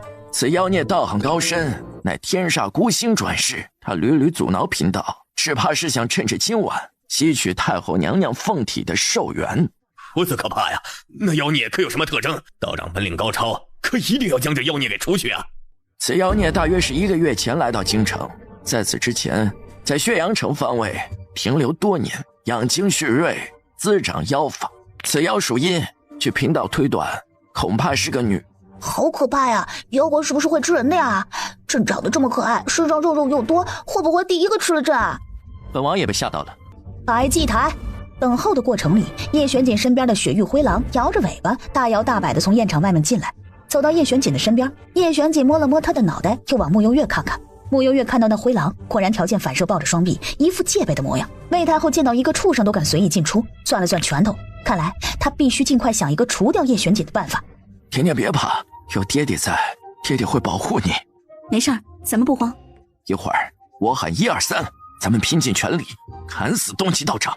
这么突然的吗？可是没带刀，这怎么砍啊？穆星泽开始左右环顾，寻找顺手的武器，视线落在旁边的一个凳子腿上。穆舒言往怀里衣袖里掏了掏，最后找到一排针灸用的银针，穆景玉目光落在身后一个花瓶摆件上面，贵是贵了点，但砸死人应该没问题。太上老君，急急如律令。雪域灰狼带着呼啸之势纵身一跃，以雷霆之势扑向了东岐道长，一口狠狠地咬住了东岐道长的小腿。大胆！来人，快杀了这畜生！雪域灰狼忽然咬破了他的裤腿，从里面翻出一个东西，随后叼着那东西跑回叶玄锦的身边，卷着舌头大口吃了起来。哎呀妈呀，鸡腿儿！可真不是我埋汰你，啥年代了又不搞饥荒，你还偷了鸡腿藏裤腿里？不是，贫道。东岐道长也懵了，哪来的鸡腿？什么时候出现在他裤腿里的？贫什么贫啊，就你嘴贫！你别告诉我那妖孽是个黄鼠狼，你想用鸡腿引他出来啊？话落，木星则先哈哈大笑起来。哎，妖孽没找到，偷鸡腿的倒是有个现成的。穆幽月没忍住笑出了声。甜甜，忍住，咱们不能因为大奸臣笑。贫道，你还蹬鼻子上脸了是吧？道长，你先下去吧。今晚之事有诸多误会，改日贫道再为太后娘娘施法。说完便往外走。道长，道长，你闭嘴，坐回去！一天天净整这些土炮玩意儿。穆幽月见时机差不多了，这里阳气太重，不适合胖幽灵生存太久，指尖一挥，将胖幽灵收了回来。炫柔的身体猛然一怔，晃脑袋，完全不记得刚才都发生了什么。哀家身体有些不适，今晚就到这里吧。别呀，母后，人家的景王哥哥今天晚上还没有送礼了啦，人家想看看景王哥哥给母后准备了什么礼物，一定很棒棒哦。叶玄锦也被这语调恶心到了，嫌弃的皱了皱眉头。是啊，景王今晚该不会真的两手空空吧？的确是给太后准备了一份大礼，带进来。怎么是郑将军？他不是被革职关进大理寺了吗？叶玄锦究竟想做什么呀？该不会又想杀人了吧？这也太丧心病狂了，毕竟太后娘娘生产呢。微臣禁卫军副统领郑建坛拜见皇上，拜见太后娘娘。免礼。禁卫军统领？叶玄锦，你什么意思啊？前2日查明了真相，之前是本王误会郑将军了，所以立即赦免了郑将军。但奈何之前在大理寺用刑用的厉害，郑将军以后恐怕无法上战场，为了弥补，所以安排了其他官职。这份礼物太后娘娘可还算满意？景王宅心仁厚，这是哀家今晚收到的最好的礼物了。那就行，太后娘娘今晚能够睡个好觉了。母后，儿臣有一事想说。你能不说话了吗？什么呀，儿臣今晚都没怎么说过话。儿臣倾心于景王殿下，还请皇上和母后做主。你倾心没用，你快坐下吧，还嫌今晚不够丢人呢。小臣斗胆有一事想说。你说。小臣想请皇上赐婚。你喜欢谁啊？穆家嫡女穆幽月。小臣几日前在街市便对穆小姐一见倾心，想娶她为妻。敢娶她家甜甜？问过他们没有啊？穆星泽又开始把注意力放到了凳子腿上，穆淑媛银针也攥在手里。穆景玉看着那名贵的花瓶，心中默念：阿弥陀佛，对不住了。啊，要娶甜甜，听穆叔叔同意了吗？礼部尚书府的公子着实没规矩。敢问景王殿下，小儿想求一桩婚事，怎么就没规矩了？严嬷嬷头七未过，尸骨未寒，令公子竟还只想着自己的风月之事。来人，拖出去打50大板。眼看着唐周被拖了出去，魏太后一刻也留不住了。散场。玄柔，你给我回来！大哥，你干嘛拉我？景王哥哥都跑了。你能不能消停点？今晚咱们皇家的脸都快被你丢尽了。你说你堂堂一国公主，竟然屈尊和一个养女比试舞蹈，脑子缺根筋还是多了根弦呢？你说什么？我和一个养女比舞蹈？哪个养女？你装傻呢？不是，我怎么听不懂你这个话呢？宣坤见他一副真的什么都不知道的样子，想到刚才东岐道长的神神叨叨的样子，越来越害怕。那个妖孽不会是宣柔吧？大哥，你快说呀！没事，是我记错了，不好意思啊，我先回去了，改日见啊。你脑子才缺根筋呢。甜甜，你和叶玄锦的关系很好。爹爹此话何意？他今晚帮了你很多次。哎爹，景王和太后一向不和，今晚估摸着存心要恶心太后吧？你忘了前几天景王还把太后身边的严嬷嬷给弄死了。对啊，我怎么把这茬给忘记了？那就好，那就好。木相长长的松了口气，乐呵呵的往外走。只要不是看上甜甜，什么都好说。我今晚留在太医院，有空常回家。是父亲。甜甜，三哥过段时间回家看你。三哥自己多注意休息。好。二哥，景王找我，你帮我顶一下，我去就来。嗯，二哥，甜甜干嘛去啊？女孩子的私密事儿，你别问。老二，甜甜呢？他刚说要去送点东西给姑姑。这样啊，那我们去宫门口等他。看望姑姑是女孩子的私密事，难道不是吗？是吧？景王找我？按理说，本王今晚拼了全力帮你，该你主动来找本王才是。哦，是吗？那是我不懂事了。本来就是你不懂事。那我就在此衷心的感谢景王殿下。敷衍。你怎么找了这么个地方？凉快啊。歇也歇过了，那我就先走了。没良心的小东西，这就走了？那你……本王那么帮你，之前还送你礼物，你却连个竹编蚂蚱都舍不得送，幼稚。那行吧，明天送你一个。也好，记得给本王买个大点的。甜甜，你刚才都和姑姑说什么了？就是和姑姑说了一些提起的话。别看你姑姑表面不热情，其实把我们家人都放在了心上。蕊小姐好厉害啊，竟然能够得到太后娘娘的赏赐。太后娘娘一定很喜欢蕊小姐吧？这个布料一看就是上等的贡品。是啊，今晚我是唯一得到太后娘娘赏赐的人。切，脸可真大呀！二少爷说什么呢？我听不懂。听不懂就算了吧，赶紧把你那褪色的衣服换掉吧，别明天染得家里到处都是。都早点休息吧。建议你多雇几个身手好的伙计看店。他就是存心嫉妒我吧？嘿，姑娘，要买什么？慕幽月往编好的竹编蚂蚱看去，看了一个又一个。没有大点的吗？这是我昨晚统一编好的，个头都是一个样的。姑娘如果要大的，得另外定制。我白天有点忙，没时间，要不过2日吧。你把编的材料给我，我自己来做吧。可以。幽月，既然我每次来都是喝药，那能不能把药一次性开给我啊？每次药方都不一样。这样啊，这几天红痕没有了，是不是代表我的恶疾又一次痊愈了？你这是娘胎里出来的毛病，究竟会不会再次复发，我也说不准。那去找李婶开药吧。慕幽月也不想和他多废话，他也怕哪天手滑了，忍不住当场弄死陆妙龄。叶玄锦2根手指捏着慕幽月送他的礼物转来转去，钻研了许久，看了不下30遍后，眼神有些疑惑地看向慕幽月。怎么，嫌小？这倒不是，挺大的。那你……是本王记错了吗？难道我昨天和你说的是我要竹编胖老鼠？竹编胖老鼠？叶玄锦，你真的想象力真丰富啊！这个该不会是你编的吧？我看起来很闲吗？随便问问你凶什么？我凶了吗？说完，一只手伸过去，准备把胖老鼠呸，竹蚂蚱给拿回来。手指刚触及到竹蚂蚱，还没抓稳，一只手便抓住了他的手腕。干嘛呢？既然不喜欢，那还给我。本王说不喜欢了吗？叶玄锦又盯着手里的竹蚂蚱看了会儿，胖是胖了点儿，丑也丑了点儿，但勉强还能入眼，至少真的比轩宇那个大。礼物已经送到，那我先走了。用完膳再走。不吃。见他果真潇潇洒洒的走了，叶玄锦饶有趣味的看着他的背影，又看了看手里的胖老鼠，越看越可爱。准备食盒。殿下这是要出门吗？有什么好问的？人家不留，咱们殿下还不能上门吗？我看不懂这个世道了。甜甜回来了，明天一早我们要去看望你母亲。有什么需要我帮忙的吗？不用，你娘亲只要见到你，她就高兴了。前2天她还托梦给我，问我甜甜长高了没有。木匠说着说着眼眶泛红，木星泽和木景玉坐在旁边，心情也有些低落。好了，都先用膳吧，甜甜一定饿了。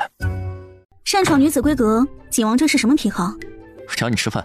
慕幽月这才注意到桌上放着一个4层的食盒，吃不下了。没良心。你又不是第一天认识我，那我看着你吃。慕幽月则坐在旁边，真的只是看着他吃。叶璇姐毫不在意，举止优雅地吃着饭菜，每道菜只是简单的尝几口就放下了筷子。甜甜，你做什么？你说呢，大奸臣？甜甜，你在不在里面？我在，爹爹你等一会儿啊。慕幽月伸手开窗，又发现这窗见鬼了，怎么突然打不开了？最后急忙把叶璇锦推进了衣柜里，砰的一声关上了衣柜的门。没多久，木匠推门进来了。怎么一股饭菜香啊？有吗？没有吧？爹爹找我有什么要事吗？是这样的，我今天呢，上早朝结束后碰见了郑将军。宴会的时候我都没有发现他的右手竟然几乎全废了。你说郑将军那么刚正的一个人，如今被奸臣迫害，只能屈身做一个禁卫军副统领，真是可惜啊。或许人家背地里不一定刚正呢。甜甜，你的毒药研究好没有？啊，就是能一口气毒死叶玄景的那个毒药，最好是无色无味的那种。你那边有办法研制吗？爹，其实人家好像没那么坏吧。甜甜呀，你可不要被他那副臭皮囊给欺骗了。那家伙一肚子的坏水儿，这次整郑将军，下回说不定就轮到我了。我得先做好万全的准备。你努努力，赶紧研究一个出来，咱们明面上斗不过的，就来点阴的。爹，我怎么觉得你看起来比较像奸臣啊？木相又连声叮嘱了穆幽月好几句，才离开了房间。穆幽月站在原地，没好意思去看衣柜门。半晌，叶玄锦推开衣柜，从里面走了出来。本王先走了。走了？没有别的要说了吗？不打扰你研制毒药了。每天被那么多人惦记，我一个半路出家的异姓王还挺有出息。你与我有救命之恩，只要不伤害我的家人，我不会杀你。救命之恩？穆幽月见他果然不记得了，唇角轻勾。你可以走了。素婉，我来看你了。穆兴泽、穆舒言、穆景玉、穆幽月神情悲戚。素婉，我知道你这些年最记挂甜甜，你看我把甜甜带来了。穆幽月上前一步，屈身在穆夫人的坟前跪了下来，刚要开口，目光落在前方时神色一顿，以为是自己看错了。穆幽月催动灵术，又仔细地探了探，空坟，竟然是座空坟。甜甜，甜甜。穆幽月回神，蹦出一句：母亲的遗体安葬在这里吗？那是当然，当初是我亲手安葬的。穆幽月眸底涌现几分疑惑，那为何里面是空的？是有人偷走了母亲的遗体，还是……甜甜，你怎么了？是哪里不适吗？我没事，对不起，是我没整理好情绪。一直到天黑太阳落山，几人才离开了陵园，到镇上穆家空置的一间宅院入住。此时过后，穆幽月身影又一次出现在了陵园。他召唤出红烟，命红烟进里面看一眼，得到的结果相同。主人，里面没有穆夫人的遗体。穆幽月脸色一沉，盘腿坐下，屏息凝神，双指闪现冰蓝色的光芒，光芒围成一个圈，将穆幽月围在了中间。时间流逝，在蓝色光芒的衬托下，穆幽月的脸色越发的惨白。周围树木光影轻轻的晃动，无数幽灵被引之而来，好奇的看着这一幕。许久，穆幽月睁开眼，没有，母亲并未转世投胎。那她……甜甜，穆兴泽的声音突然出现在了陵园这里。他从白天就察觉穆幽月情绪不对。你怎么样了？穆幽月盯着他看了好半晌，既然刚才那一幕已经被二哥看见，那也没什么好瞒的了。二哥，母亲的坟是空的，且她并没有转世投胎。你说什么？你的意思是母亲还活着？我不能确定，也有一种可能是有人偷走了母亲的遗体，但母亲的灵魂在外飘荡，并没有转世。穆兴泽陷入镇静，与此同时，竟还诧异于甜甜竟然可以通灵。这件事情我们需要从长计议，暂时不能对爹爹他们透露。若母亲真的去世了，却又没有转世，那么这10多年她又在哪儿呢？我们先离开这里。好，你还能走吗？要不二哥背你回去吧。没事，休息一下就好。此刻穆幽月的身体正在遭受剧痛的反噬，原以为这样的疼痛会持续很久，可在接近天亮时，穆幽月感觉身体的疼痛正逐渐的消失，且晨光破晓间，天地间无数灵气正朝他四面八方的涌来。穆幽月起来后，穆兴泽特意在门口等他。怎么样？还好吧？有没有哪里不舒服的？找你三哥给你看一下。我已经没事了，二哥别担心。那就好，走吧。爹在等我们用早膳。他一直这样，每年来这里都要偷偷哭一晚上。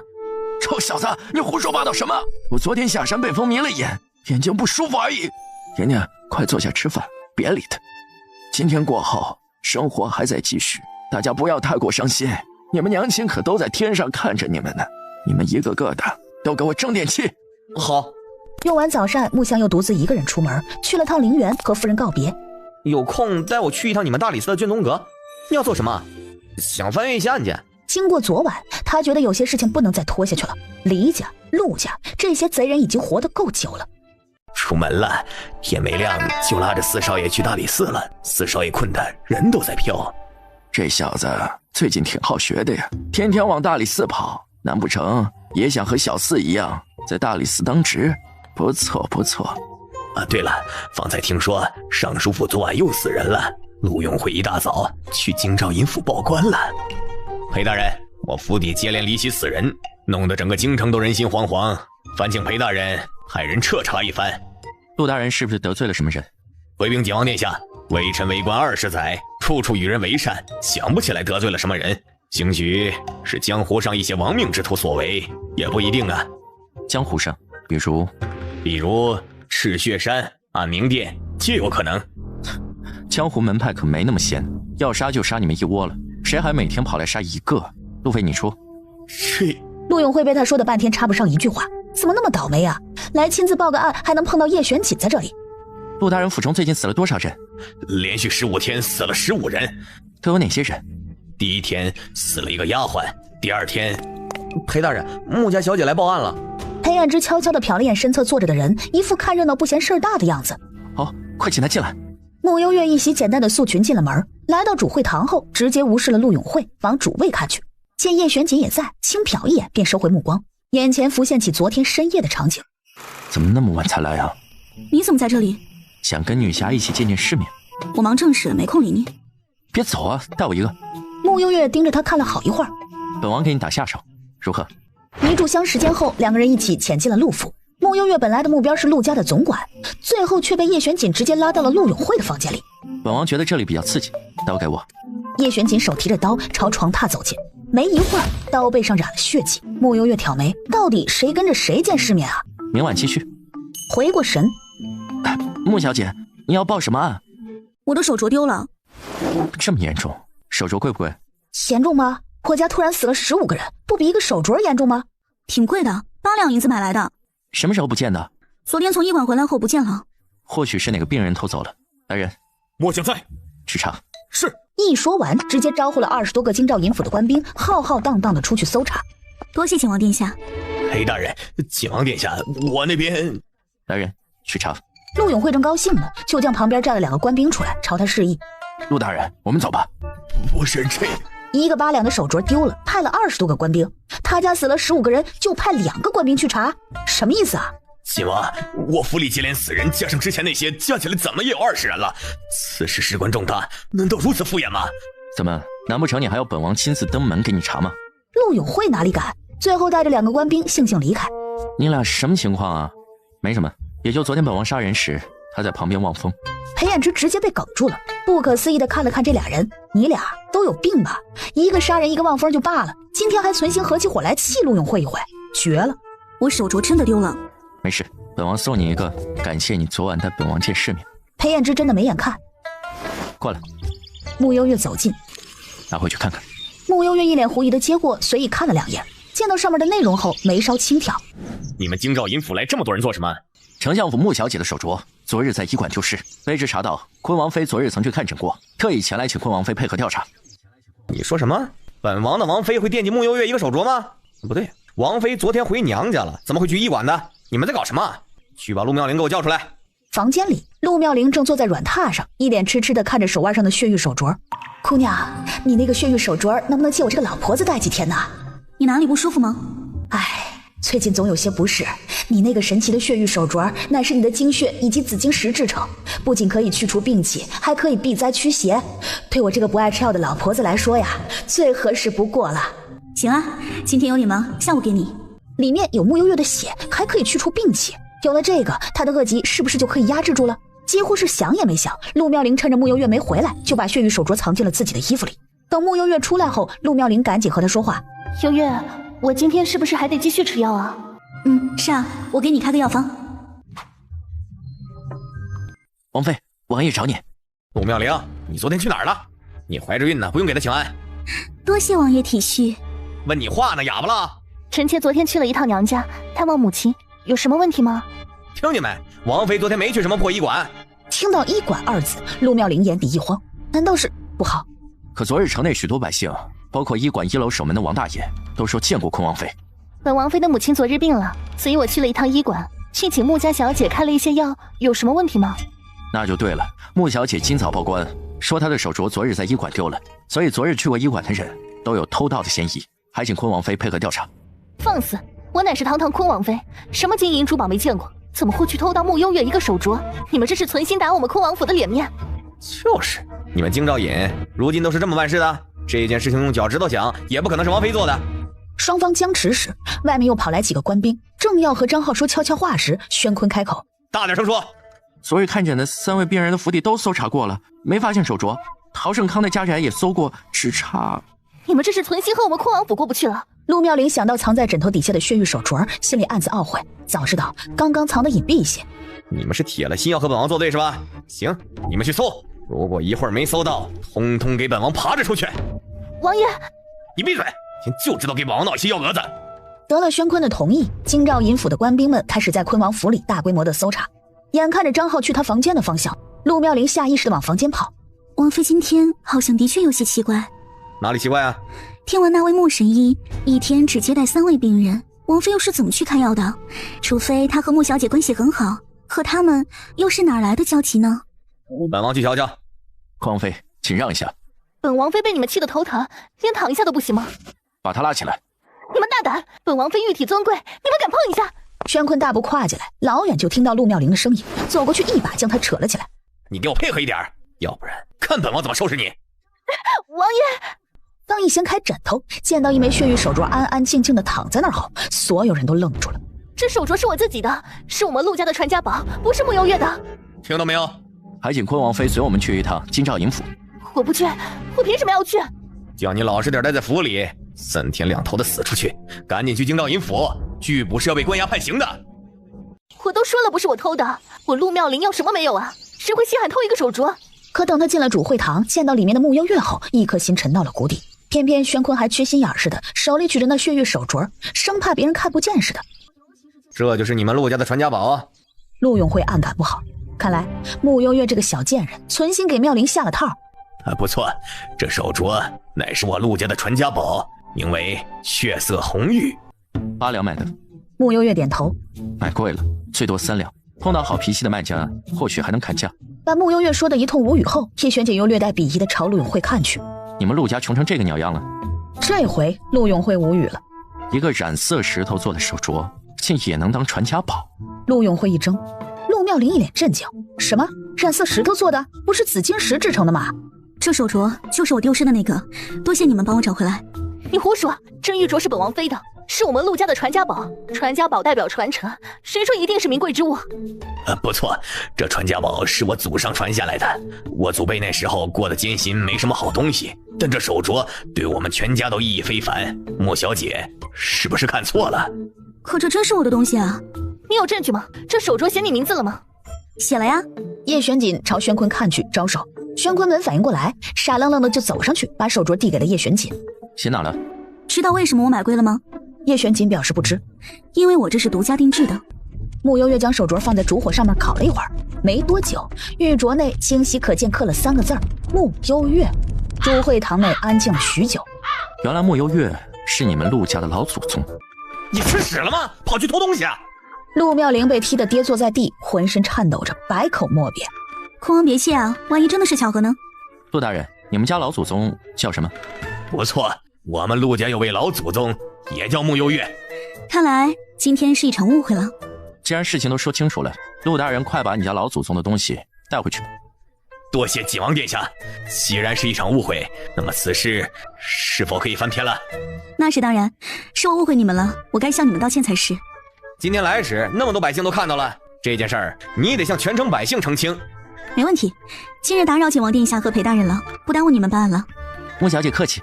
妙龄，都是误会。陆妙龄咬着牙，方才他们去我府上查探过了，没有任何线索。我这京兆尹府今晚能否派一些人手前往我陆家镇守呢？没问题。误会已经说清楚了，坤王也该消气了。宣坤嗯了一声，没说话，坐上马车。你呀，今日真是丢尽我们陆家的脸。我怎么知道穆幽月在骗我？他说那手镯里面有他的金钱。哎，穆妙龄，你走不走啊？大家好，我是丞相府嫡女穆幽月，我的手镯丢了，去京兆尹府报案，最后锁定嫌犯是坤王妃陆妙龄。我沾沾自喜地亮出手镯里面刻着的字，想要证明这手镯是我的。尚书大人却说这是他家老祖宗传下来的传家宝。原来尚书府有位老祖宗也叫穆幽月，今日还以为坤王妃偷了我的手镯，闹出一场乌龙，实在抱歉，在此向尚书府以及坤王妃诚恳的道歉。什么嘛，这明摆着陆家偷了东西还耍流氓啊！老祖宗姓穆，他家现在怎么姓陆啊？堂堂坤王妃偷东西不敢承认，还逼迫穆家小姐全程道歉。我刚刚看到穆小姐贴告示的时候，一脸委屈。果然是官大一级压死人，坤王妃好生气派。不过说真的，陆家有个老祖宗叫穆幽月，我看一次笑一次。陆永慧这个臭不要脸的，不敢承认偷东西，倒是敢承认我家甜甜是他祖宗。甜甜这一招还真过瘾啊！用一个地摊上买的手镯，狠狠打了陆家所有人的脸面。可我真的买贵了呀！我听说今天叶玄锦也在场。是啊，据我今天观察，叶玄锦果然和陆家不和，处处针对陆家。哦，还有坤王。难不成这大奸臣对陆妙龄有意思？哎爹，你从哪儿看出来的？这不明摆着的吗？叶玄锦因为陆妙龄爱而不得，从而迁怒陆家，迁怒昆王，迁怒太后，要不然这事情怎么解释？有道理，是吧？身为一个文官，我看事情的眼光还是很准的。只不过这小子看女人的眼光真够差的。贝爹这么一说，倒也说得通了。你看今天叶玄锦还专程去京兆尹府给陆家难堪了。他平时什么时候去过京兆尹府啊？就是，尤其啊，陆家死了10几个人，他就派2个人去查；去昆王府就派了20多个人，摆明了针对陆妙龄和宣坤呢。对的，刚才我就是这么想的。看来啊，你和我想一块去了。穆悠悠想象了一下叶玄锦听到这话的场面，似乎能脑补出叶玄锦翻白眼的模样了，忍不住想笑。二哥最近天天去大理寺，查到了什么吗？我把近几年犯了事的朝臣通通拉出来翻了一遍，对比了一下，的确是有些蹊跷。这些朝臣里面有些是清官，却突然被扣上贪污受贿的帽子。据我所查，这些人被冤枉后，原来的职位被顶替的都和黎家私下关系匪浅。我原本是想去搜集一些陆家的罪证，没想到陆家的没发现，反而查到了黎家的。穆悠月想了想，把叶玄锦今天给他的册子拿出来，递给穆兴泽。这是今天叶玄锦给我的。陆永慧就是紫清观出来的人啊！传闻东岐市誓师，才夺得紫清观道长之位。可这册子里的内容，陆永慧当年也参与在其中。看来我又要离家一段时间了。这些天陆家动静闹得太大，必定加强了防范。你要不先收拾手吧？我本来也没打算继续了。那就好。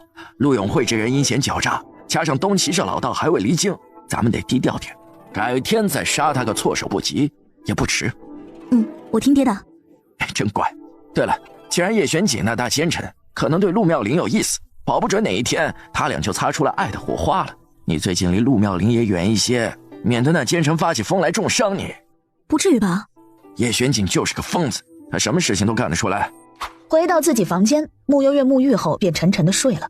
刚过子时，便条件反射似的惊醒，忽然想起叶玄锦昨晚是不是说过今晚还要去陆家来着？可今天实在是困呢。穆悠月估摸着叶玄锦也只是随口一说，便继续睡了。天刚亮，穆悠月醒来时，便被房间里多出来的人吓了一跳。叶玄锦坐在那张摇椅上，正悠闲的闭目小憩，也不知道来了多久了。穆悠月凝眉，他昨晚睡得那么死，房间里来人了都不知道。你怎么来了？穆悠月见他又闯入自己的闺阁，神情不悦。本王等你等到了4更天，怕你被人弄死在半路，好心过来看一眼。景王可真是一副菩萨心肠。那当然，你今天才发现。呵呵，昨晚怎么没去？当了人家老祖宗，开始关爱小辈了？可不是，人家毕竟叫我一声老祖宗，我总得厚道一些。那不巧了，本王昨晚等你等得不高兴了，一时冲动跑进去又杀了2个人。你可以走了。送你。穆悠月走过去，打开锦盒看了眼，是一个血玉手镯。答应你的，补你一个。叶玄锦说着，还观察了一下穆悠月的神色，随后皱皱眉，怎么看起来一点也不惊喜啊？要回礼吗？当然，再送本王一个竹编蚂蚱，要比上次的更大一些。那还是还你吧。行吧。说罢，站起来就往门口走。哎，你去哪儿？回府啊。走窗户。不行，本王行得正坐得端，不怕窗。你走窗户，我收手镯。要给本王回礼，明天就要。行。陆卿家，你有何事啊？启禀皇上，微臣府邸接连发生命案，连京兆尹府都束手无策，微臣只能请皇上来做主了。陆卿家是不是得罪什么人了？微臣一片赤诚担心，怎会得罪如此丧心病狂的人？微臣担心是有人故意买通了江湖杀手，借着微臣的陆家，实则是要向皇上示威。毕竟京城是天子脚下，少尉森严，此人却手眼通天，屡屡进我陆家杀人，实在是猖狂至极呀！上回那个什么东西道长，他不是会除妖孽吗？陆爱卿可以去请东西道长去你府里做法除妖啊！陆永慧被轩宇梗得说不出话来。怎么质疑皇上的话？微臣不敢，只是这种事情光凭做法似乎难以让人信服啊。好，那你的意思是东岐就是个神棍了？陆永慧不知道该怎么接话。哼，那陆大人那晚特意请东岐道长出现在太后的寿宴，是何居心？诓骗太后娘娘吗？哎，陆爱卿作为一朝重臣，朕也不能袖手旁观。这样吧，朕下一道旨意，你带着朕的旨意去找大理寺替你查案吧。原本吧，陆永慧该是高兴的，可那大理寺少卿现在还在告假，大理寺权由穆景玉那个少卿做主，穆家的人不倒打一耙就不错了，怎么还会替他查案？陆永慧心里憋屈得很。哎，好困啊，想吃糖。皇上，穆家小姐来看您了，还给您带了糖果来。真的吗？怎么不给本王带糖？姐姐，小心摔跤。正有乖乖的吃药啊，一滴都不剩的。真乖啊。穆悠月把从糖铺买的糖递给轩宇，轩宇伸出小手，还没拿到就被人全部拿走了。叔叔，我的糖。手镯呢？带了吗？没带啊。不带算了。哼。什么手镯啊？为什么叔叔不送给我啊？吃你的糖。谢谢叔叔。前期的毒素清的差不多了，等你再养养身体，就要进行下一步了。正听姐姐的。期间，叶璇锦一直坐在那儿，手撑着脑袋，不知道在想什么，偶尔朝这边看过来一眼。当穆悠月朝他看去时，又立即别开眼，一副受了气的模样。那我先走了。穆悠月就这么走了，走之前也没给叶璇锦一个多余的眼神。没良心的小怪物。那什么，能不能让一下，让我先过去？雪玉灰狼骄傲地抬了抬下巴，非但不让，还朝他嘶吼一声，惊得穆悠月下意识就后退了两。我警告你哦，你再不让开，也比我揍你！别以为我真的怕你。雪玉灰狼打了个哈欠，完全无视穆悠月的警告。不能忍，绝对不能忍！就这样僵持了许久，直到外面天色都暗了下来，雪玉灰狼也没有要让开的意思，反而不知道从哪儿又招来了2条大狗，陪着他一起堵着密道口。穆悠月进退两难，你给我等着！穆悠月重新来到轩宇的寝殿时，轩宇正脱得光溜溜的，露出小屁股，准备去泡个温泉。姐姐，你怎么偷看这洗澡啊？穆悠月背过身去，恰好与叶璇锦四目相撞。你怎么又来了？你说呢？特意回来偷看皇上沐浴，你这是什么癖好？穆悠月气得磨牙。叶璇锦玩心大起，觉得甚是有趣，站起身来走到他身边，俯身凑近他。一个小屁孩有什么好看的？不如看看我。是可忍孰不可忍，穆悠月一拳头朝着叶璇锦挥去。叶璇锦轻飘飘地握住他的粉拳。干嘛这么生气？穆悠月抽回手，瞪了他一眼，直接大步往寝殿门外走。送他安全离宫。是，殿下。主人，你想干什么呀？给我抓一头母狼。你口味挺重的呀，想吃狼肉了？夜晚山风吹着，穆悠月经常能看到穆幽灵在眼前飘过。老妹儿，母山鸡行不行？不行。仙女，母狐狸行不行噻？不行。小姐姐，你茶可以吗？开个玩笑。一直折腾到4更天，红烟飘了10几里地，终于在远处外的一个山头上抓到了一头母狼。怎么样，还是我厉害吧？穆悠月满意的看了眼，将母狼装进了储物袋。哎呦，你挺能的呀！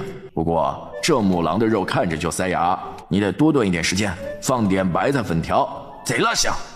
回到京城内，穆悠月直奔景王府，来到了叶璇寝住的院子，趴在屋顶上搜寻了半天。远处，云蝶戳了戳正在打盹的云清，云清睁眼就见云蝶指了指屋顶上的穆悠月。穆小姐这是在做什么？云蝶耸肩表示不知。穆小姐这副偷鸡摸狗的样子，是打算暗杀殿下吗？她和殿下都是怪胎，大晚上偏不爱睡觉，白天看起来精神也不错。这2个人上辈子都是鬼吧？我要看，他跑北院去了。云清往那边看过去，那不是雪域灰狼住的地方吗？你要通知殿下吗？殿下今晚又不知道跑哪儿去了，我也不知道上哪儿去找人去。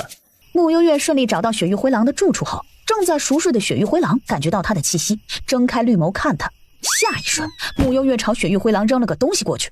雪域灰狼一回神，一头母狼正含情脉脉地看着他。发生何事了？就是最后也不知道怎么形容，伸手指了指北院方向。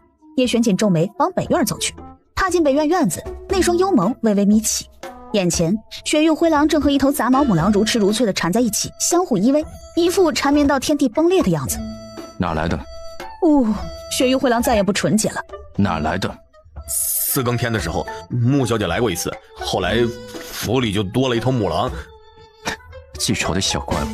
殿下，算了，随他高兴。就这样，那不然呢？而后又转身看了眼那雪域灰狼和杂毛母狼，云奇摸了摸手臂上的鸡皮疙瘩。这色狼没眼看，真没眼看。傅伯，发生什么事了？出事了，出大事了！什么事？瑞小姐的绸缎庄出事了，许多千金贵妇买了她的布料，回去之后不是穿1天就勾丝了，就是褪色了。现在一群人堵在绸缎庄的门口闹事，要瑞小姐给个说法。刚刚我回来时，坤王妃也去了绸缎庄，说她刚买的绸缎不仅褪色，而且布料也不是云锦的，就是普通丝锦做的。坤王妃说打算去京兆府告咱们穆家坑蒙百姓。这事交给我，先不要惊动爹爹那里。傅蕊，你说呀，这原料是你自己找的人，还是穆家提供给你的？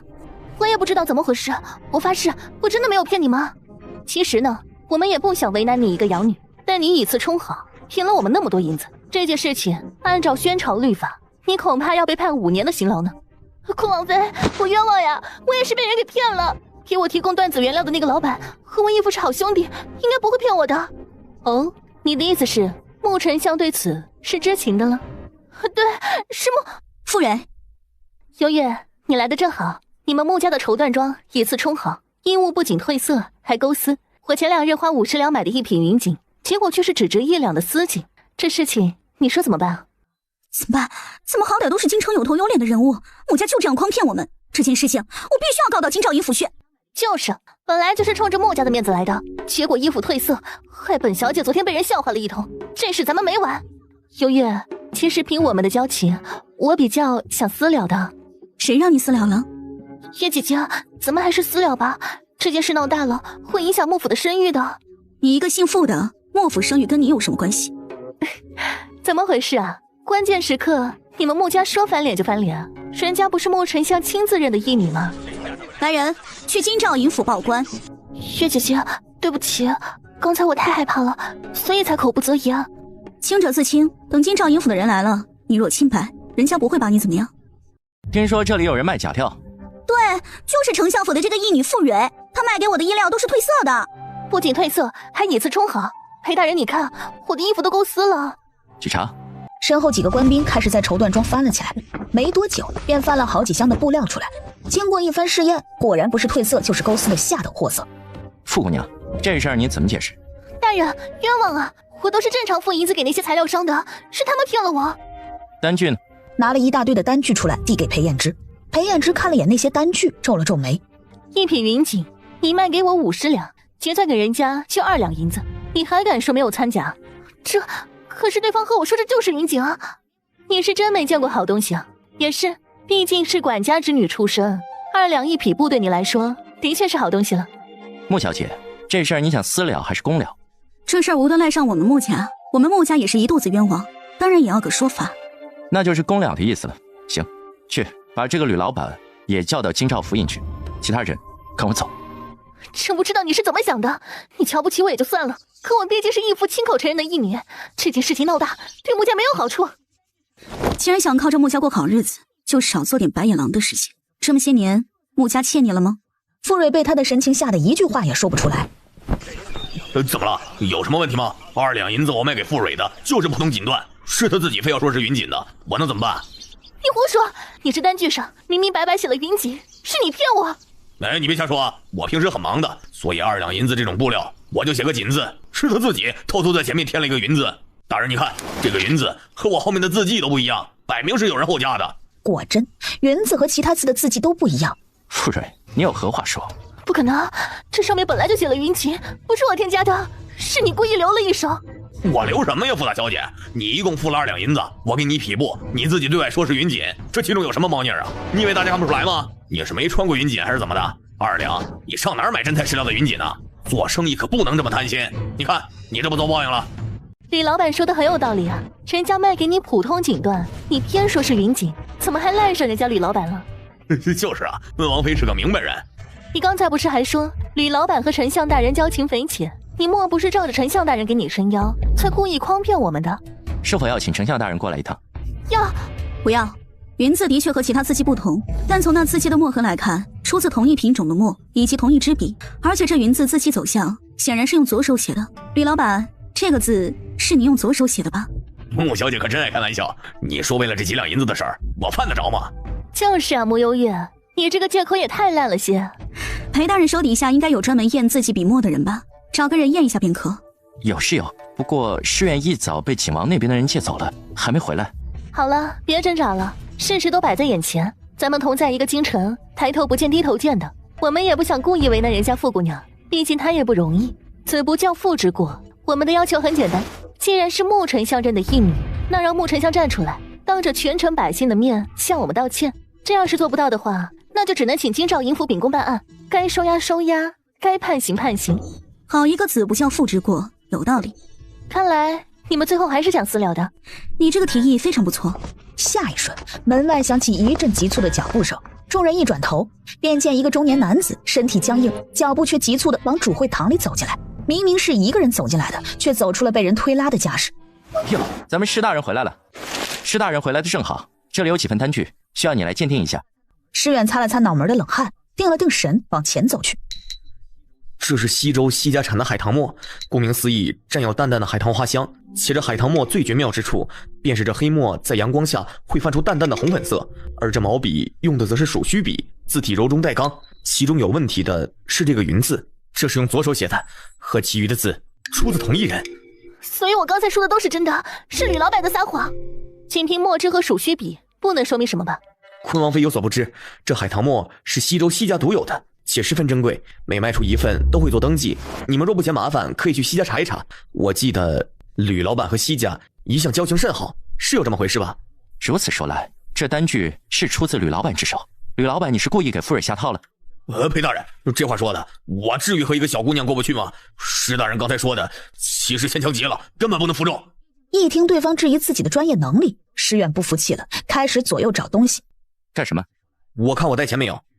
走，我现在就出发，和你一起去趟西周。今天必须要让他心服口服。话刚落，外面又进来几个官兵。大人，方才我们搜过吕家，这是吕家伙计指出的，吕老板平日用的文房四宝，以及这些是库房里面找出来的。这不就是海棠墨和鼠须笔吗？见到那套茶具，陆妙龄眸光闪烁。这套茶具似乎有些眼熟啊，好像是昆王妃大婚之时太后娘娘送的。不可能，母后送的礼物，本王妃怎么可能轻易赠与他人？这套茶具名贵非凡，当时太后娘娘说是请宫中的巧匠花了半年时间精心打造，世间仅此一套。如此说来，太后娘娘也被人骗了。此事事关重大，本官得进宫面见太后娘娘。启禀裴大人，这茶具是我找人仿造的。哦，宫中匠师手艺非凡，请问吕老板上哪找的奇人，能仿得如此精美？再说了，太后娘娘都说是独一份，你还找人去仿冒，是存心打太后娘娘的脸吗？不行不行，本官必须得上报。裴大人请留步，这茶具是昆王妃送给我的。哦，昆王妃为什么送你这么名贵的物事？你们交情很好吗？是他。吕老板也不知道该怎么解释，往陆妙龄看去，哪知陆妙龄根本没看他，回避他的眼神。其实就是3天前，昆王妃一早就来找我，说让我在傅蕊的单据上做手脚，要好好整一整傅蕊。我当时哪里想惹这种肮脏事啊？但我也不敢得罪昆王妃，我便故意刁难，说帮他做事可以，让他把这套红珊瑚茶具送给我，我就帮他。结果他真的给我了，我就想这买卖不亏，于是就答应他在单据上做手脚。吕万春，你可真能编故事。说难听点，本王妃存心要整傅蕊的话，有的是办法，何必和你这种人做交易？那这红珊瑚茶具怎么说？是本王妃也想做绸缎生意，但是本王妃又不精通，就想请吕老板帮忙搭把手。毕竟吕老板是京城绸缎原料的大商户，所以本王妃当时提出给吕老板一些银两，他不要，偏要让我把这茶具先抵押给他，让他欣赏一段时间，我便答应借给他一段时间。所以昆王妃的意思是，这茶具算是借给吕老板的，是吧？不对呀，你刚才不是口口声声说是昆王妃让你在单据上做手脚吗？你俩这说辞完全不是一个意思，究竟该听谁的？昆王妃刚刚说得很明白了呀，显然是这吕老板自己做贼心虚，口供都说得乱七八糟的。就是，吕万春他自己贪得无厌，在我的单据上做了手脚，不敢承认罢了。吕老板，太后娘娘赏赐的东西你也敢扣在身边，胆子不小啊！这什么乱七八糟的？你们仔细想想，若是陆妙龄要让我照顾绸缎生意，我一个平民8节都来不及，我哪敢狮子大开口问他要茶具嘛？嘿，抵押，我从哪根葱啊？我敢要太后娘娘赏赐的东西吗？再说了，抵押给我又不完全属于给我，我又不能卖，又不能用来泡茶，我犯得着吗？我是看上那套茶具没错，一时直接开口问他讨要了这套茶具。如果不是陆妙龄做贼心虚的话，他会把这么名贵的东西拿出来送给我吗？听起来有点道理。是吧？我也知道这茶具是好东西，所以我一眼就相中了呀。昆王妃，你还有何话要说？一派胡言我知道了，今天这一出戏，你们其实是故意针对我吧？先故意卖贾云锦给我，又联合起来唱这出戏。穆家果然有本事啊！这时，京兆尹府的几个官兵又扣了几个人进来，是吕家染坊3个大娘。你们说说，3日前都看到了什么？3天前，我们看到了坤王妃来了吕家找吕老板。然后？当时我们3个正闲着，突然看到一个大美人进来，我们就对她评头论足了一番。是的，当时王巧说坤王妃漂亮归漂亮，但是脸骨有点高，是克夫相。桂相又说坤王妃屁股有点瘪，这种体型不容易生孩子，在乡下这么多年不生孩子早就被休了。你不也一样？你当时还说坤王妃走路的样子姿态造作，妖里妖气的，比他家乡下养的鸡走路还难看。陆妙龄气的脑浆都沸腾了，这3个八婆竟然如此轻视她。好了，说正经的。我们就看见坤王妃去找吕老板了，我们就好奇这位大人物来干什么。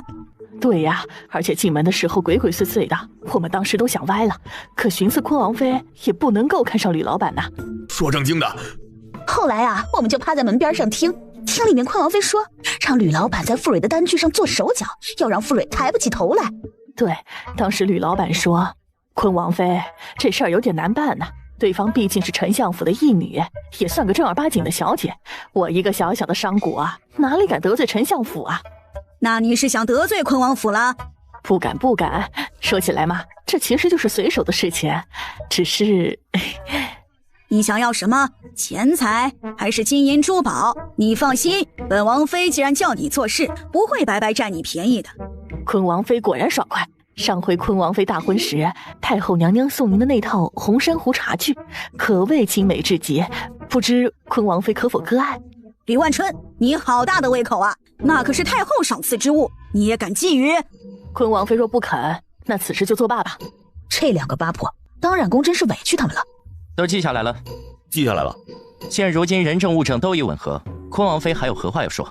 本王妃要见太后娘娘，此事本王妃要亲自和太后娘娘解释。所以坤王妃是承认这3名染工的话是事实，对吧？这件案子倒是有些棘手了。坤王妃乃皇亲国戚，若是要给你定罪，还得移交大理寺那边，由那边最终定案审判。坤王妃要不私了吧？本王妃没有做过这件事情，万一是这3个女人做伪证呢？在宣朝，做伪证是要被砍头的，何况他们的口供和现在的证据都已经吻合。坤王妃那边还有证人可以证明你的清白吗？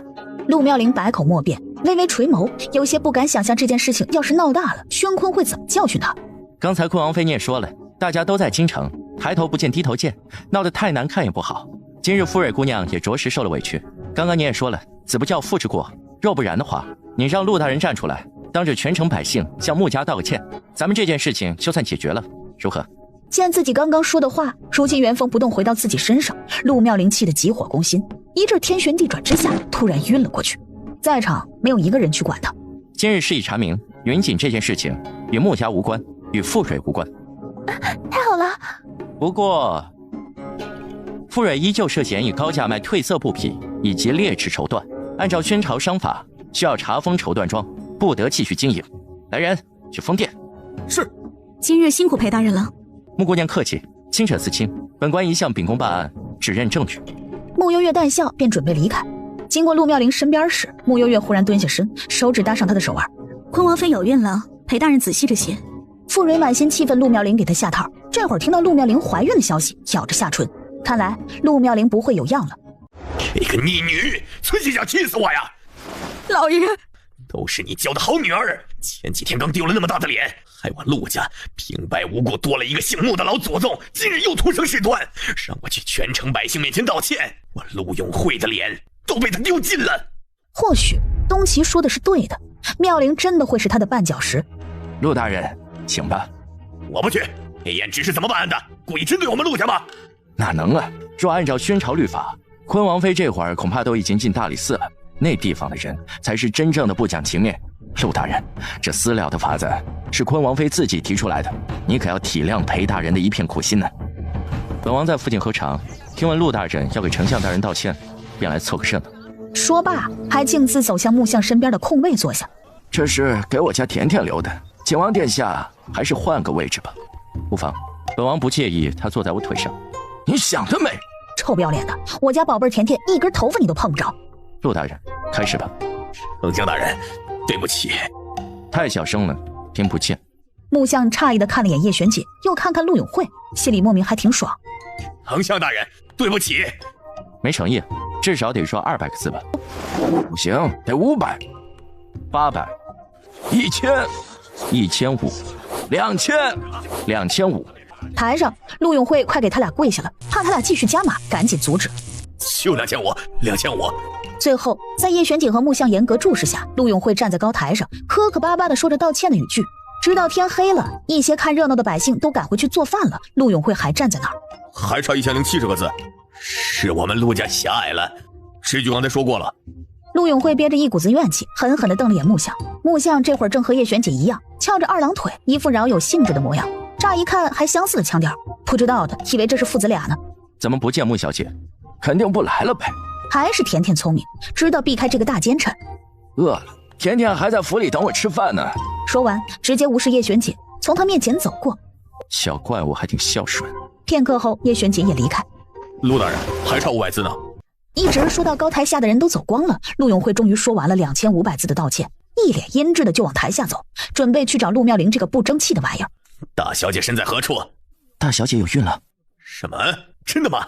下午在金兆营府晕倒后发现的，这会儿已经在昆王府了。走，去瞧瞧。老爷，瑞小姐一直跪在您院子门口呢。你说我真的亏待她了吗？今日金兆尹府的桩桩件件，他不是不知道。甜甜百般维护穆家的声誉，傅蕊却急着将穆家推出来维护自己。穆相何尝不心寒？5年前他原本给些银两就可以安置傅蕊的后半生，可他忘不了傅管家临死前浑身是血的哀求他。老爷，我就一个女儿，她才10岁，这辈子我最放心不下的人就是她，求你替我照顾好她。穆相心潮悲动，理解为人父母的那份心，便当场答应了傅管家。你放心，以后我会把傅蕊当成我自己的女儿，将她养大成人。傅管家这才安心的闭上眼。自此后，他尽心尽力的照顾傅蕊，吃穿用度皆是按照嫡出小姐的制度来。可没想到，到头来竟然是换来了这一切。夏夜的天气总是说变就变，倾盆大雨落下时，傅蕊依旧跪在那里。即使已经有人告诉他丞相不在院子里，却依旧朝里面大喊：义父，我错了，请你原谅我吧，义父，义父。穆幽月撑着伞站在角落里，冷眼地看着这一幕。傅蕊，这是给你最后的机会，下一次可就真的要两清了。哀家从前倒是高看了这个陆妙龄，以为他心思细腻，秉性纯良，没想到却是这样一个做事鲁莽、毫无头脑的废物。就他这样，将来怎么配站在坤儿的身边，担当一国之母？穆家那位嫡女2次顺利抽身，还让陆家丢了大脸，着实不简单呢。此女被穆昭辉养在外面10多年，医术又精湛，心机更是深不可测。此女非池中物啊！可哀家觉得她和叶玄锦的关系不一般呢。如若她真和叶玄锦有关系，那么穆昭辉这老东西私下必定早已和叶玄锦沆瀣一气，咱们必须尽快下手了。这个穆幽月，哀家必须要留为己用。太后娘娘的意思是，哀家要让她替代陆妙龄的位置，成为坤儿的王妃。那若她不愿意呢？哼，顺我者昌，逆我者亡。她若忤逆哀家，哀家有的是办法，让她无声无息地消失在这世上。半个时辰后，郑建坛从太后的寝殿走出。吕万春当夜心虚畏罪自尽，留下遗书，澄清自己污蔑坤王妃，此具一事与坤王妃无关。是，奴婢明白了。令让陆妙龄好生安胎，即日起禁足于坤王府，没有哀家的命令，不准外出1步，全城百姓也不得继续议论此事。是，太后娘娘。吕万春躲在桌子底下，吓得瑟瑟发抖。们果然要杀我！你此番得罪的是太后娘娘，即便你活过了今晚，还有明天、后天。你说我造的什么孽呀？是陆妙龄那个贱人自己找我的，完了我还得赔一条命。这位大侠，你既然知道太后要杀我，那你一定能帮我，对不对啊？现在摆在你眼前的只有一条路，放弃京中的一切，远离京城，隐姓埋名，安稳度日。若不然，大洛神仙也救不了你。你们为什么要帮我？这个你不需要知道，留给你的时间不多了。半个时辰后，若这杀手没有回去复命，马上还会有第2拨人过来。虽说钱财乃是身外之物，可我吕家还有那么大的家业，那么多的工人，他们都需要一口饭吃啊！既然我带不走，那就留给你背后的人，让他来接管我吕家。李婶接过文书没说什么，示意车夫赶紧带人离开。果然如姑娘所料，太后那边派了杀手去杀吕万春。陆妙龄如今怀了孕，还有利用价值，太后为了皇家脸面，不会袖手旁观。吕万春把吕家的家业留下来了。这倒是一笔意外之财。你呀，也就嘴巴厉害，心肠还挺好的。哪有，总有人说我没良心的。太后娘娘昨晚下了口谕，城内百姓不得议论昆王妃陷害穆家一事，你们怎么还在提呢？太后娘娘还说了，还有昆王妃偷盗手镯一事也不可再提。说完，没什么要补充的了。我重复一遍啊，太后有口谕，不得议论昆王妃陷害穆家一事，还有她偷手镯的事情也不能再提了啊。走到楼梯口，云清又回头重复一遍。太后说了。知道了，不就是昆王妃陷害穆家一事，我们不提了。顺便也告诉其他百姓，不能再提了，懂了吗？那太后说了，不要再提昆王妃诬陷和偷盗的事了，要不然会砍头的。喂，你们听说了吗？太后下令了，不许议论昆王妃偷盗的事情了。张大妈，我刚刚听了个消息，太后差点气死了，骂昆王妃偷盗，太不要脸了。丁婶儿，太后昨天差点气死了，太医连夜去抢救，还说昆王妃偷盗，还警告昆王妃，再有下次就砍她头了。你找我？本王的东西呢？什么东西？本王的竹鞭蚂蚱。不是这个。怎么不是？本王要上次的那个。那个没有。为什么？本王就喜欢那个款式的。没有就是没有。甜甜，没想到你是这样的人。叶璇姐，你别这么叫我。就叫甜甜。你闭嘴，我再给你编一个就是了。哦，之前那个果然是你编的。原来甜甜的手不仅杀人厉害，编东西也一样厉害。大奸臣，求求你做个人吧。叶璇锦被哄高兴了，吩咐云清去街市中心的茶楼打包一些糕点过来，顺带再去福满楼买一些汤包过来。我要是这家茶楼的老板，我肯定第一个打死你。那我把这茶楼买下来送给你。免了。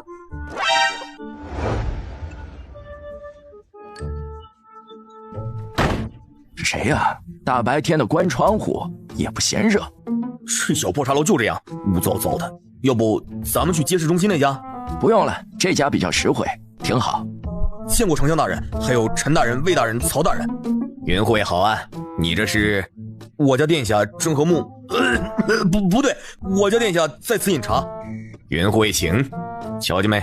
刚刚云护卫一脸神秘，锦王这是约了谁在此啊？可不是嘛，锦王这样尊贵的身份都屈尊在这小茶楼里，难不成要掩人耳目？难道他约了个姑娘在此？我看挺像啊，看他平时一副清心寡欲的样子，也不知道是谁家的千金入了他的眼。正经人家的姑娘才瞧不上他呢。不合胃口？也不是，就是觉得浑身不对劲而已。有本王在，没人敢闯进来，安心吃你的。还是丞相大人好福气啊，子女都那么出众。不过说起来，你家那几个孩子都到了成婚的年纪，怎的如今一个都没有动静啊？这种事情我一向不干涉的，只要哪天他们带着喜欢的人出现在我面前，我一定不反对。丞相大人真是开明了。哪里，你爹还挺好说话。这其中第一个就排除你。也是，毕竟他老人家总想着毒死我。两人又静坐了许久，见隔壁还在热闹的说话，穆悠月打算悄悄先离开。叶玄锦也没留他，穆悠月走到门口，悄声的把门打开。刚一打开，就听到隔壁雅间的门也开了。穆悠月条件反射的把门用力合上，整个人靠在门背后。叶玄锦一脸好笑的看着他。穆相第一个走出门，听到这关门的大动静后，眼睛不是眼睛，鼻子不是鼻子的，什么玩意儿？丞相大人难道不好奇锦王到底和哪家姑娘在一起吗？不好奇。可说着说着又想起那浅紫色的裙摆，总觉得有点眼熟。最后鬼使神差的答应和陈大人他们一起躲在一个角落里，等着叶玄锦和那个姑娘出来。等了快1炷香的时间，叶玄锦先出来了。哎，女人呢？既然要掩人耳目，肯定分开走啊。你说的对呀。又过了一会儿，只见一个穿着浅紫色裙子的女人走出来，出来后还左右看了眼。那不是南街春香楼的老妈子兰娘吗？这叶玄锦。我就说正经人家的姑娘谁会搭理这个大奸臣，难怪藏藏掖掖的，没想到竟然和一个老鸨厮混在一起。甜甜，爹，你回来了。甜甜，我刚刚发现了叶玄锦的惊天大秘密。什么大秘密啊？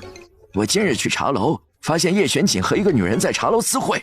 私会这个词是这么用的吗？啊，我原以为叶玄锦再不济也是个不乱搞男女关系的人，没想到他口味挺重。爹，你看见谁了呀？春香楼的老鸨啊！哎呦，我是真的死都想不到啊！叶玄景大白天的，为了掩人耳目，待在一个小茶楼里私会一个老鸨。那老鸨虽然看着年轻，可毕竟也快40的人了。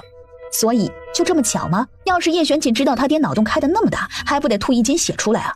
哦，对了，老二又去哪里浪了？二哥去搜集陆家的罪证了。陆妙龄突然怀孕了，无疑有了一张免死金盘，眼下还不是动陆家的时候。是啊，眼下动不得陆妙龄。穆小姐，楚王殿下哪里不是？宣楚没说话，只是把手腕搭在了桌子上。穆幽月手指轻轻地搭在他的脉息上，片刻后，楚王殿下的身体很好，没什么毛病。是吗？去后面抓药。开完药，宣楚就这样走了。阴沉沉的。小姐，这是楚王府的小厮送来的，说是楚王殿下邀你明日去游湖。太热了，不去。翌日一早，楚王府又来了请帖，请穆幽月去范云楼用午膳。楚王这人平时倒是低调，这般约你，只怕你若对他感觉不错，爹爹也不反对。但你若是对他没什么感觉，倒不如借此机会和他说清楚。我知道了，我会和他说清楚的。楚王殿下约我何事？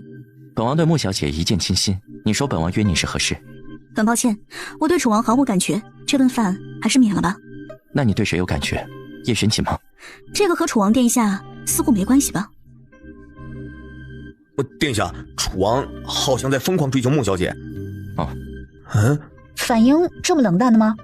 清泉城边界的北沙漠最近闹旱灾，皇上忧心不已，只好辛苦楚王殿下领队，即刻带兵前去治理旱灾了。宣楚接过圣旨，眼底一片灰暗。去沙漠治理旱灾？哼，这主意当真出自皇上之手？爹爹有话和我说。甜甜，你和叶玄锦是不是关系不一般呢？皇上的身体有些问题，所以景王私下找我，让我替皇上诊治。除此之外，我们没有其他关系。皇上的身体这种事情，以后就不要瞒着爹爹了吗？爹爹又不是不通人情。知道了，爹爹。那我去上朝了，你没事再去睡会儿。怎么样，还满意吗？满意什么？我可是看在你的面子上，好生伺候着这母狼，你怎么也不夸我一句？我早就说过了，景王殿下有一副菩萨心肠。所以胖老鼠编好了没有？穆幽月一怔，还真把这事忘得死死的。他怎么还记得这个？甜甜，你果然对本王很不上心啊！枉费我对你那么好。打住！我现在给你编行吗？行，开始吧，辛苦你了。穆幽月真心是日了狗了，拿起一根竹条，有些忘记第一步该怎么走，在心里揣摩了半天，偶尔抬起眼，便见叶玄景目光直勾勾地落在他身上。你别看着我。叶玄景很配合，把椅子换了个方向，随手拿起一本书，装模作样看了起来。好了，给你。很好看。我能进宫了吗？等等。进入密道后，穆幽月正准备往皇宫的方向去，这时身后的另一头传来一道嘶吼的声音：叶玄锦，你放下出去！穆幽月脚步一顿，回头往那黑漆漆的另一头看去。这世间有几个人敢自称朕？突然想到先皇暴毙的传闻，穆幽月眸底多了几分深意。叶玄景目光冷漠地回头扫了一眼，一副无所谓的态度，径自往皇宫的方向去。穆幽月敛了敛心神，跟在叶玄景的身后。在即将到皇宫时，叶玄景忽然脚步一顿，穆幽月没反应过来，直接撞到了他的后背。面前，叶玄景忽然转过身来，目光阴恻恻地落在穆幽月的身上。怎么办？又被你发现一个秘密。你有病是不是？谁稀罕你的秘密啊？少给自己找存在感。故意吓你的，没想到你一点也不怕。你到底是不是女人呢？谁说女人就要害怕了？到了皇宫，穆幽月还黑着一张脸，轩宇这会儿正在午睡。穆幽月见此打算先回去时，叶玄景又拉着他去了另一个地方。走到另一条密道时，穆幽月一度怀疑，这整个皇宫的地底下是不是都被这个大奸臣给打通了？来到另一条密道的尽头，叶玄景示意他上前一点。穆幽月走了过去，就听到那一头有声音传来：母后，前段时间是儿臣做事鲁莽，给母后蒙羞了。母后？太后的亲殿？刺激！你今日找哀家做什么？母后，儿臣有些事情，思来想去，还是决定告诉母后。儿臣怀疑丞相府已经私下与景王联合。你是怎么发现的？之前在您的寿宴上，叶玄景就穆将将此女藏在外面10多年，就已经令人怀疑。如今突然回京城，又搭上了景王。景王如今在宣朝权势滔天，皇上也被他尽情拿捏，这其中意图已经很明显了。那你有何看法？儿臣身为坤王妃，自然是和母后一条心。昨夜想了许久，既然穆丞相想利用穆幽月搭上叶玄景那条线，那我们不如先剪断这条线。哼，如何剪断呢？说穆幽月没了清白之躯，母后觉得景王还会要她吗？最好是被那些低贱的男人染指，才能给穆家致命一击。你不要轻举妄动，哀家自有打算。你知道你为何屡屡败在穆幽月的手里吗？那是因为你目光短浅，你如今安心养胎便是，其余的事情不要插手。怎么，你很不服气吗？你的孩子不是靠着穆幽月的那一手医术才怀上的吗？陆妙龄莫名打了个冷颤，原来太后什么都知道。趁叶玄景没有下一步动作前，尽快想个法子，让穆幽月和坤儿生米煮成熟饭。只有这样，哀家才能将一切的局势牢牢地捏在掌心。你看看，这好端端的，本王清清白白的名声都被你弄坏了。谁让你爱凑热闹？不管，我们现在是一条绳上的蚂蚱。蚂蚱这个梗是过不去了是吧？这件事情我自己解决。随你。那我先走了，你自便。真是拿着小怪物没办法。叶玄景，放朕出去！你这个奸臣！嘘，无聊了是吧？走，带你看些有趣的。没多久，太后的寝殿内发出令人羞涩的声音。憋屈吗？神龙，我早就说过，你若是想弄死我，那就放马过来，看看最后到底是谁能弄死谁。如今你服吗？天天都叫我奸臣，那就奸一下给你们看看。哼！重新将轩龙锁回密道后，叶玄景嫌弃地擦了擦自己的手。我可太喜欢这样的感觉了。看着你讨厌我却又干不掉我的样子。穆小姐，太后娘娘有请。太后娘娘找我？是啊，快请吧，别让太后娘娘等久了。稍等一下，我去收拾一下就来。怎么，见到本王妃一点礼数都没有？你是想爬到本王妃的头上来吗？妾身不敢。不敢？我告诉你啊，就算你比本王妃提前生下孩子，那也是个见不得光的庶子，永远难登大雅之堂。本王妃肚子里这个才是殿下的嫡子，你听明白了吗？是，妾身明白了。谁？王妃，你看看这个。太后让穆幽月进宫。殿下呢？在不在府里？殿下一早就被召进宫了。陆妙龄再也不淡定，脚步急急地便往府外的方向走。去闹吧，闹得越大越好。蠢货！幽月，幽月，坤王妃这是怎么了？吴家王妃今早起来肚子就不舒服，特意去丞相府找穆小姐救治，却听说穆小姐来了宫里，我们便急忙赶来了宫里。原来如此，先来几个人把坤王妃放到一个干净的地方躺着。幽月，我的肚子好痛啊！你们先出去。嬷嬷，你说这怎么办啊？要不要去请太医来？你等会儿，我去通知坤王殿下。人走了，别装了。穆幽月，我这是在帮你，你这是什么表情啊？哦，是吗？那还要谢谢你了。实话告诉你吧，太后想毁掉你，让你成为坤王的女人。所以你这么帮我，不怕太后找你麻烦？我如今怀有身孕，我怕什么？说的也是。穆幽！哎呀妈呀，嫂子，你这咋弄的？刚刚给我吓得差点心脏都停了。陆妙龄被他这股热情的劲儿给弄得有些不自在。臣女见过太后娘娘，见过坤王殿下。不要这样客气了，都是朋友了。玲玲，你还好吗？我很担心你啊，你肚脐饿不饿？不如我煮碗面给你洗吧。穆小姐，坤王妃的身体如何了？坤王妃刚怀有身子，胎香不稳，需要多加休息。那……哎呀，你给我起开！宣坤被他挤到一旁，差点摔个狗吃屎。这胖幽灵戏挺足啊。嫂子，你这样下去可不行。我哥呀就是个二愣子，笨手笨脚的虎逼一个，铁定照顾不好你。你文明一些了，这戏是我的娘鸡，我跑在手心里还来不及呢，怎么可能照顾不好嘛？玲玲，趁着母后他们都在，我对天发誓，除了你，我以后肯定不会再碰别的女人一下。陆妙龄感觉自己在做梦，这一切是真实的吗？坤王殿下和坤王妃情比金坚，实在感天动地。那可不，大妹子，祝你也早日找到自己的幸福。谢公主吉言。媚太后沉着脸，被这兄妹俩一唱一和，突然弄得不会了。刚刚在他寝殿时，他就探过坤儿的口风，问他穆幽月这女子如何。漂亮是漂亮，儿臣知道母后有心了。不过陆妙龄现在刚怀孕，要是知道这事儿，铁定又闹得鸡飞狗跳。还是先算了吧。殿下，宣坤有些嫌弃。老哥，既然嫂子不舒服，赶紧给她抱回府里休养吧。还有你，这个叫穆幽月的，去给我嫂子看看。说完这话，被受幽灵附身的宣坤站起来，抱住了陆妙龄。因为受热的缘故，第一下没抱起来。听我口号，1、2、3，起！最后，宣坤使出了吃奶的力气，把陆妙龄抱了起来，对太后说：“先走了，你这个女人怎么那么重啊？”穆小姐，哀家对你十分的合眼缘，原本想邀你来陪哀家叙叙话，现在看来还是改日吧。能被太后娘娘赏识，是臣女的荣幸。母后，你最近面色整挺好啊，一副被滋润过的样子，吃啥好东西补的？吃你这个猪脑子了！说完转身离去。我夸你了，你咋还骂人呢？还骂我是猪？那你就是老母猪。啥玩意儿？你更年期吧？宣柔，你身为一国公主，语言粗俗不堪，成何体统？那不都是被你逼的吗？看你一天天那欠欠的样，还骂我猪脑子，我看你像猪脑子。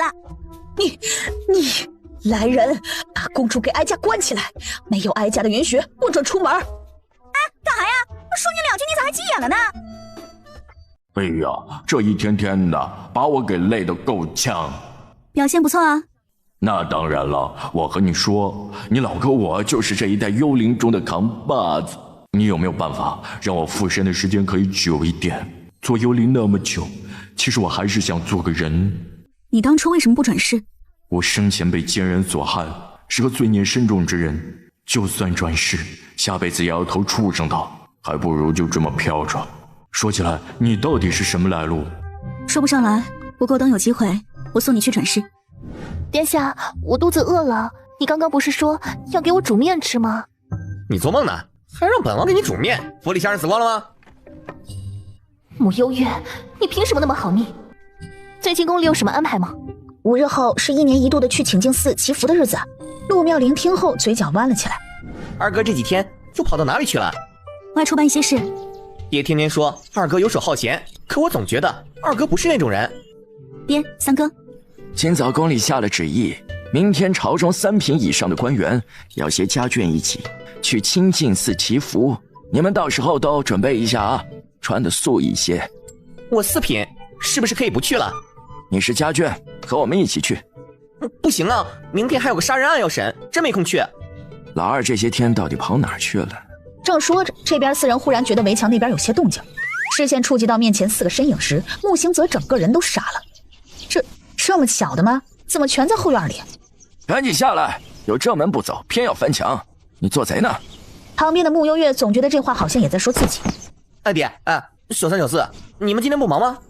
快10天没看到你了，去哪了？搜集一些东西。肚子饿不饿？吃饭没有？没有呢，赶了1夜的路，饿得前胸贴后背了都。我让福伯吩咐厨房做点吃的。没，我先去沐浴，一会儿去福满楼吃汤包。嘴还挺挑的。我先走了。那我也走了，回去睡个午觉。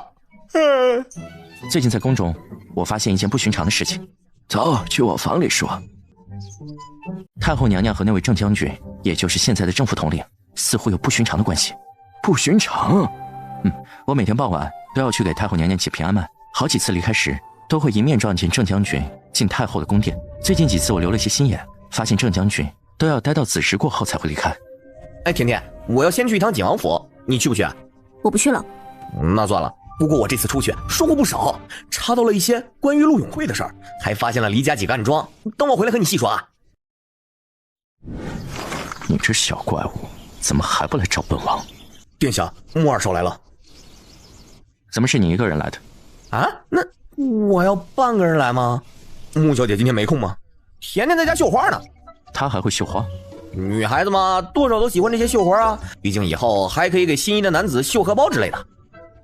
有道理。据殿下安插在各国的探子汇报，北安、反谷、天瑶3国近来使臣来往密切，相互通商，壮大了国力。他们几次拉拢花圣国，可那位女皇似乎不愿意与他们过多来往。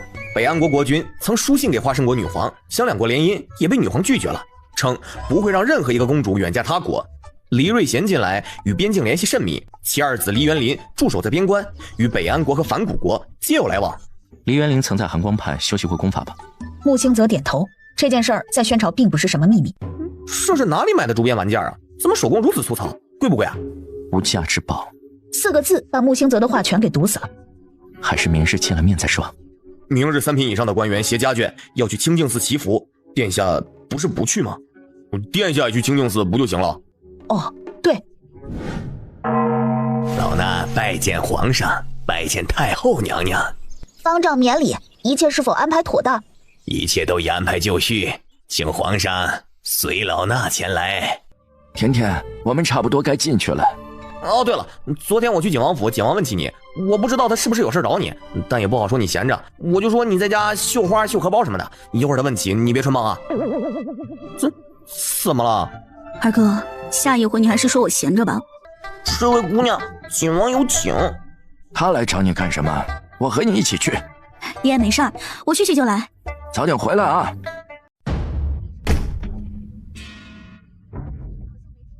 没想到啊，这么好的事情竟然能落到我们头上，这姑娘比仙子还美啊！美人儿，来，哥哥陪你好好玩一玩。说罢，就伸手朝着穆幽月扑过来。穆幽月活动了一下脖子筋骨，面上杀意流转。在最近的一人即将碰到他时，蓦地伸出手掐住那人的脖子，轻轻一扭，一道骨裂声响起。其余5人见状，吓得下意识后退一步。这就怕了？不是说要好好玩一玩吗？给我上！陆妙龄算好了时间，避开了众人，往着禅院走来。陆妙龄看了眼四周，确定没人后，推开门走了进去。陆妙龄走了几步，就感觉脚下被什么绊了一下，仔细一看，看清脚下的东西后，惊恐的捂住嘴，后退一步。陆妙龄，我想我有必要教教你究竟该怎么杀人。不要啊！陆妙龄，你求我呀！穆幽月，我求你放过我，放过我肚子里的孩子。我刚刚出来时，已经告诉了我身边的嬷嬷，说是一炷香之后我不回去，她就会带人来，到时候你也逃不掉。这就是你求人的方式吗？幽月，对不起，我错了，求求你放过我，放过我好了吗？幽月，适可而止。李将军，救救我！话出，穆幽月不耐烦地将他一脚踢晕。李老将军，你是以什么身份站在这里教训我？幽月，你大胆！陆永慧，我不来找你，你倒是亲自送上门来了。你如今见了我，不好好当一个缩头乌龟，怎么还敢来我面前放肆？怎么，是嫌你陆家死的人还不够多吗？果然是你啊！不然呢？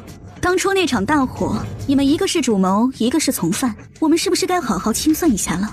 说那么多也没证据，当年那场大火已经被判定是意外了。是哦，没证据，那今天也同样可以判定是意外。话落，伸手一挥，袖中掌风流出，林瑞贤闪身避开。陆永慧一招一式攻击灵密，招招致命，但几个来回下来，却连穆幽月的衣角都没碰到过。旁边，林瑞贤有些诧异地看着这一幕，直到最后，穆幽月手持拂尘，将一个香灰炉挥落在地，抬腿踢向陆永慧的膝盖，以刚刚同样的姿势，一脚踩在陆永慧的头上，把他的头按进了香灰炉里。穆幽月对他可没那么仁慈，死死地踩着他的头。幽月，不要你母亲的遗体了吗？你没资格和我谈条件。林瑞贤双手紧紧地握起。李老将军也想身败名裂吗？林瑞贤权衡一下离开，走出禅院时，迎面碰见了缓步走近的叶玄锦，两人对视一眼，什么也没说。今天脾气不小。见到叶玄锦，穆幽月忽然就不太想杀人了，想换个玩法。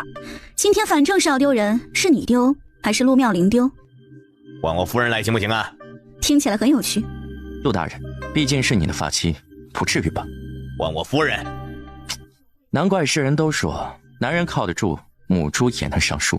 我们男人的风评都被你们这种人给败坏了。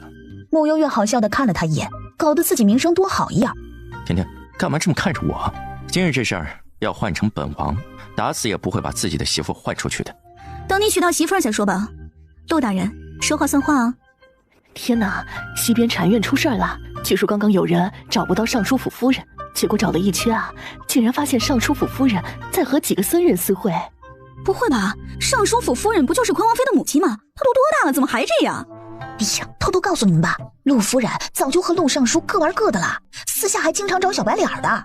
对，这个我也知道。有一回他还问我要不要一起，这么不守妇道的事情，我哪敢啊！亵渎神佛，你们太无耻了！朕要罚你们吃大便！这个贱人，是私下乱来也就罢了，今日这么庄严的时刻，你竟然也按捺不住，真是微臣没有管教好内人，皇上降罪。皇上，今日乃是1年1度的祈福大典，陆永慧管教无方，使得陆氏做出如此不堪之举，侮辱佛门重地，还请皇上严惩尚书府一干人等。轩宇朝叶玄锦看了一眼，严惩呗。尚书府此番实在不像话，来人，将陆氏遣送到大理寺，即刻诛杀。另外，尚书陆永会管教无方，即刻起。这件事情，陆尚书想来也冤，坤王妃一时不知情，念在他们的份上，皇上还是……魏太后的意思很明显。轩宇又看了看叶玄锦，叶玄锦微微抬了抬下巴，示意他先按太后的意思。即刻起，革去尚书一位，贬为从七品内阁中书。内阁中书不过是个负责纂拟记载的芝麻官而已，陆家荣光一朝溃败。听说你也会绣荷包了？凡事要眼见为实，道听途说可不行。也就是说，木星则在诓本王了。叶玄锦，你不许为难我二哥。凶巴巴的，本王是那么不讲理的人？你觉得呢？你别拉我，没看到那大奸臣还挨得那么近，这是在勾引我们甜甜吗？今天陆家这事儿是冲着甜甜来的，皇上不方便出面询问细节，可不得派简王出来问个清楚吗？木相一听好像有点道理，心中默念不能冲动，不能冲动啊！下一刻又双眸瞪大，老二，你看那个大奸臣对甜甜笑得那么干什么呀？木星则扶额，我真的尽力了。丞相大人，薛大人，丞相大人，今天陆永会这事儿闹得如此难看，还倒霉丢了尚书之位，也不知道谁会是新的尚书啊。皇上心里自有主张，我们做臣子的还是不要妄加议论。今晚有空吗？你要做什么？夜探李府，来不来？穆幽月新奇地朝他看了一眼。老实见。尚书大人，哦不，陆中书，既然你已经不是尚书，那么这尚书府你也不配继续住了，给你半个时辰时间，迅速搬离，赶紧的吧，要是晚了，本官亲自去替你搬。你们想留的继续留下，不想留的都给我滚！书房后面一间暗格闪现，陆永辉傻了，暗格里空空荡荡的，连根毛都没有。尚书一年的俸禄是多少来着？所以本官提前搜遍整个府邸后，多余的已经全部充公了。充公？这才过了多久啊？大理寺接到消息不过也就小半个时辰前，穆景玉是怎么精准发现这里的？又是怎么做到短短时间将里面的宝物和银票都带走的？陆中书，你有意见吗？到了大门口，陆永辉又被吓了一跳。门口的地方放着一副担架，担架上躺着一个人，身上盖着一块白布，白布上被血浸透，让人看得毛骨悚然。皇上下令诛杀陆氏，如今已经行刑完毕了，按理说直接扔了乱葬岗了事，但毕竟是陆大人发妻坤王妃的母亲，这剩余的后事还是得交给你。好了，事情已办妥，中书府在城北，这么晚了，陆大人早点去安顿吧。小四回来了，快坐。刚从陆永会那里回来，累死我了。早知道他不要脸，没想到不要脸到了那个地步，连自己的媳妇儿都能推出来，孬种一个。的确，几十年的枕边人，说不要就不要了。去陆家有什么收获吗？收获可大了，真是低估了陆永会了。你们是没看见他书房里面藏了多少金银财宝，搬得我手都酸了。景玉啊，这个钱咱们不能要。我当然知道什么钱该要，什么不该要。如今京城外许多地方都闹着灾患，所以我打算把这些东西通通兑现成现银，然后分发到灾患的地方，分给当地的百姓们。这件事情工程量还挺大的，要分发下去，必定不能经过当地官员之手，否则最后百姓们怕是拿不到多少。交给我来办吧。我也可以帮忙。好，都是我们穆家的好孩子。陆永会将来若有机会重新回到尚书之位，必然会借此大做文章来针对小四。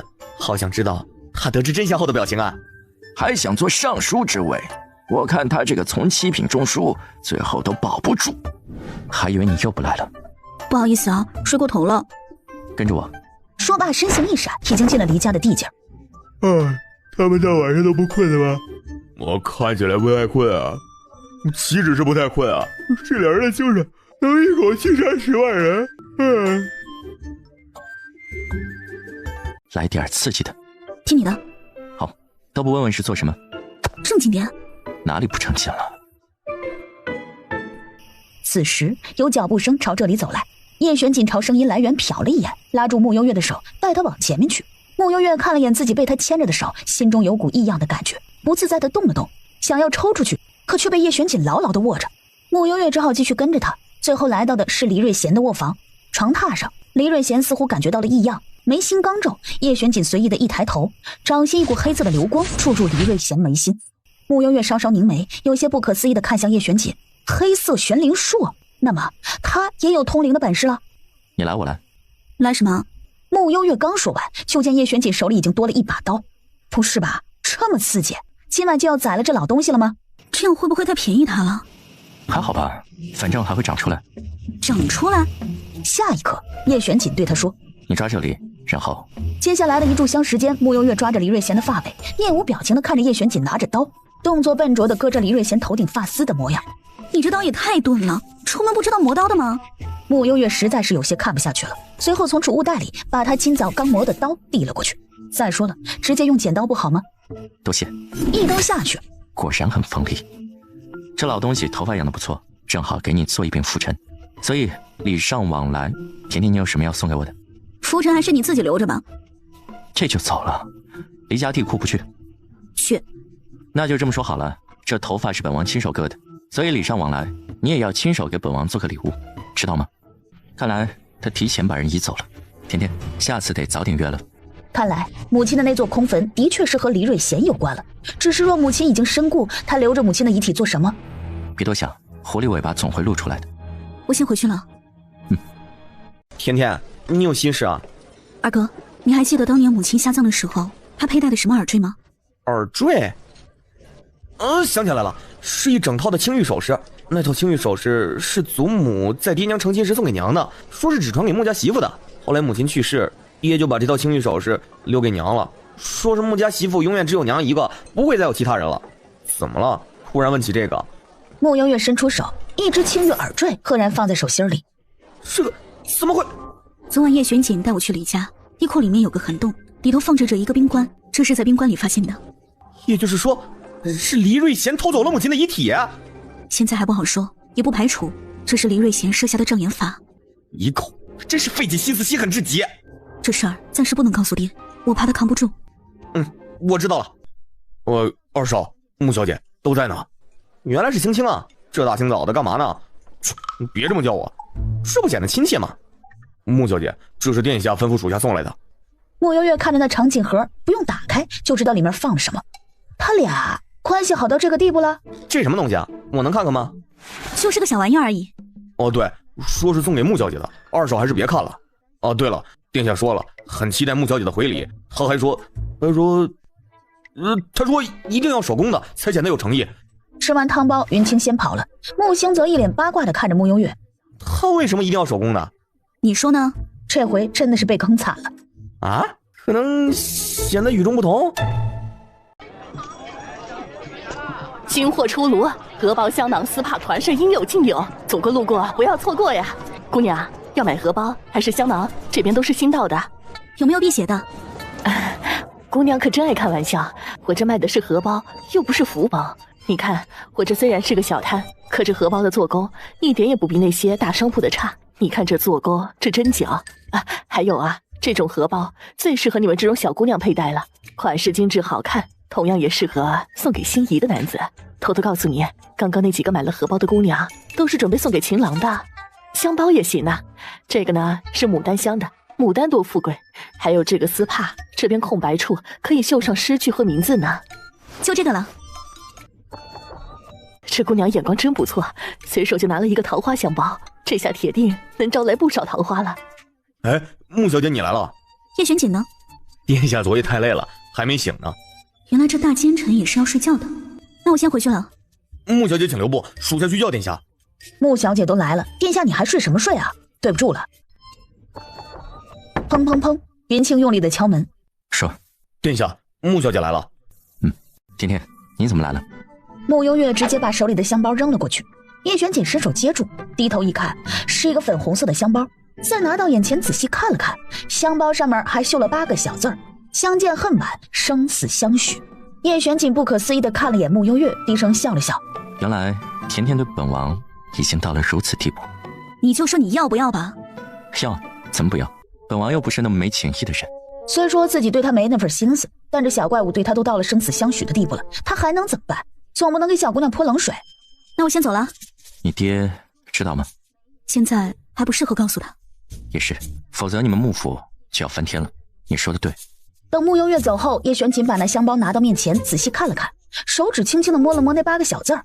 叶玄景感觉到了一些压力，叹气，有点头疼了。当见到自己光秃秃的头顶后，脸色瞬间阴鸷。再看旁边跪着的丫鬟，黎瑞贤脸一沉，抬起一旁挂着的长剑，狠狠地刺了过去。丫鬟倒地气绝。黎瑞贤气得浑身发抖，从衣柜里找了一件披风，从头裹到脚，随后出了房间，迅速往地库去。当见到冰棺内那只耳坠消失不见了以后，嘴角露出一抹森冷的笑意。鱼儿上钩了，能神不知鬼不觉地做到如此，不愧是拥有凤凰精血的人呢。逆女，你给我跪下！爹，我知道你心中有气，可我现在怀着身孕，你让我跪下，出了事情，后果你负担得起吗？你还敢顶嘴！事情已经发生了，你找我麻烦有用吗？还不如想想怎么翻身。如今穆家那边压着你，你想翻身，只能依靠我这个昆王妃。我今天见你，也是想和你说清楚，你最近没事别来找我，京城那么多双眼睛盯着呢，万一再被昆王看见了你，指不定又要怎么嘲笑我。陆家竟出了你这样一个小畜生！李府，陆永慧见黎瑞贤时有些诧异，这酷暑天的，怎么还戴了个帽子？不热吗？是啊，李将军，我叫你无妨，生了个逆女，如今害得我官位不保不说，连我的面都不肯见了。这样下去，京城有我的容身之地了。谁让你是个好父亲呢？你若想成大事，当初得知妙龄身带恶疾时，你就不该留他。若不是你当初妇人之仁，你们陆家会沦落至此吗？请李将军给我指一条明路，我从不留无用之人。今日我与你做一笔交易，我的要求很简单，你若能杀了穆幽月，我便能助你做回尚书之位。杀了穆幽月？黎瑞贤没有回答他的话。是，李将军。陆永慧今日去了李府，从李府出来的时候碰见了傅蕊。哦，这就有点意思了。傅蕊，这可是你最后一次机会了。对方真的是说送给甜甜的？是啊，我回府的时候正好看到的，就是上次太后寿宴上说想娶甜甜的那个礼部侍郎府的嫡子唐周。这小子上次太后寿宴挨了一顿打，还这么不长记性，是个傻子吗？话也不能这么说嘛，这小唐公子上次挨完板子，却还对甜甜念念不忘，说不定是真心的呢。你们在聊什么？这是礼部侍郎的公子送给你的。俗不可耐，找人帮我退回去。姨父、二少爷、四少爷，蕊儿回来了。姨父，你们在聊什么呢？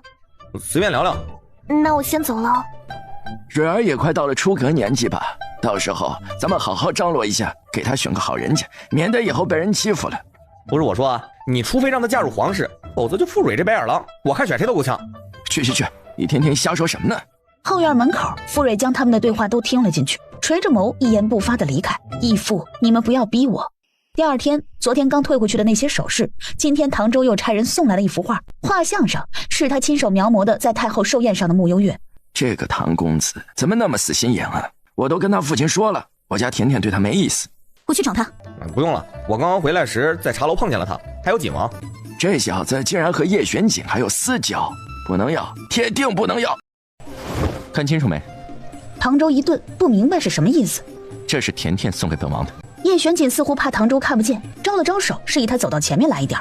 唐周下意识地走近一些，仔细看了看，一眼就看见了那8个小字儿。这穆姑娘竟然已经情深到了这般地步吗？确认唐周看清楚后，叶玄景将香包宝贝似的放进怀里面。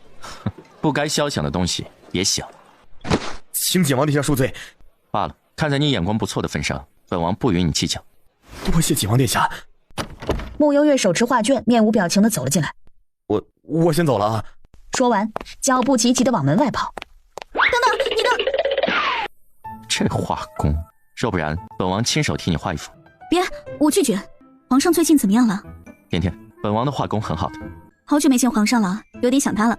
要不本王给你画一幅吧。天色尚早，我现在就进宫一趟。那进宫画吧。此情此景，穆幽月觉得自己很有必要去求一个驱邪的符了。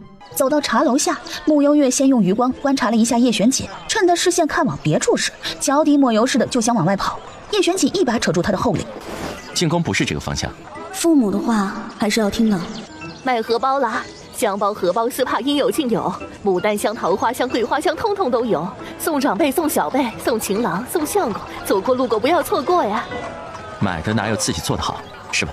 穆幽月挤出一抹尴尬又不失礼貌的微笑。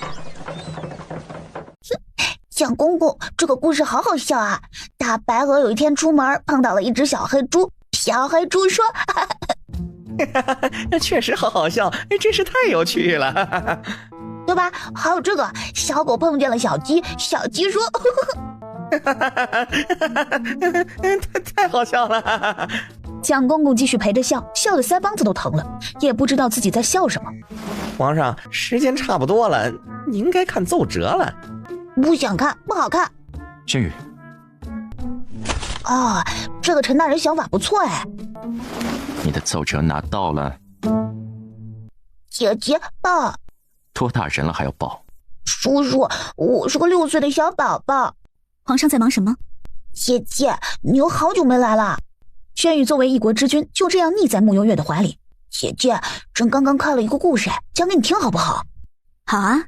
叶玄锦不动声色地看着这一幕，片刻后，叶玄锦坐在书桌前开始描摹。诶，叔叔是在画画吗？是在画我和姐姐吗？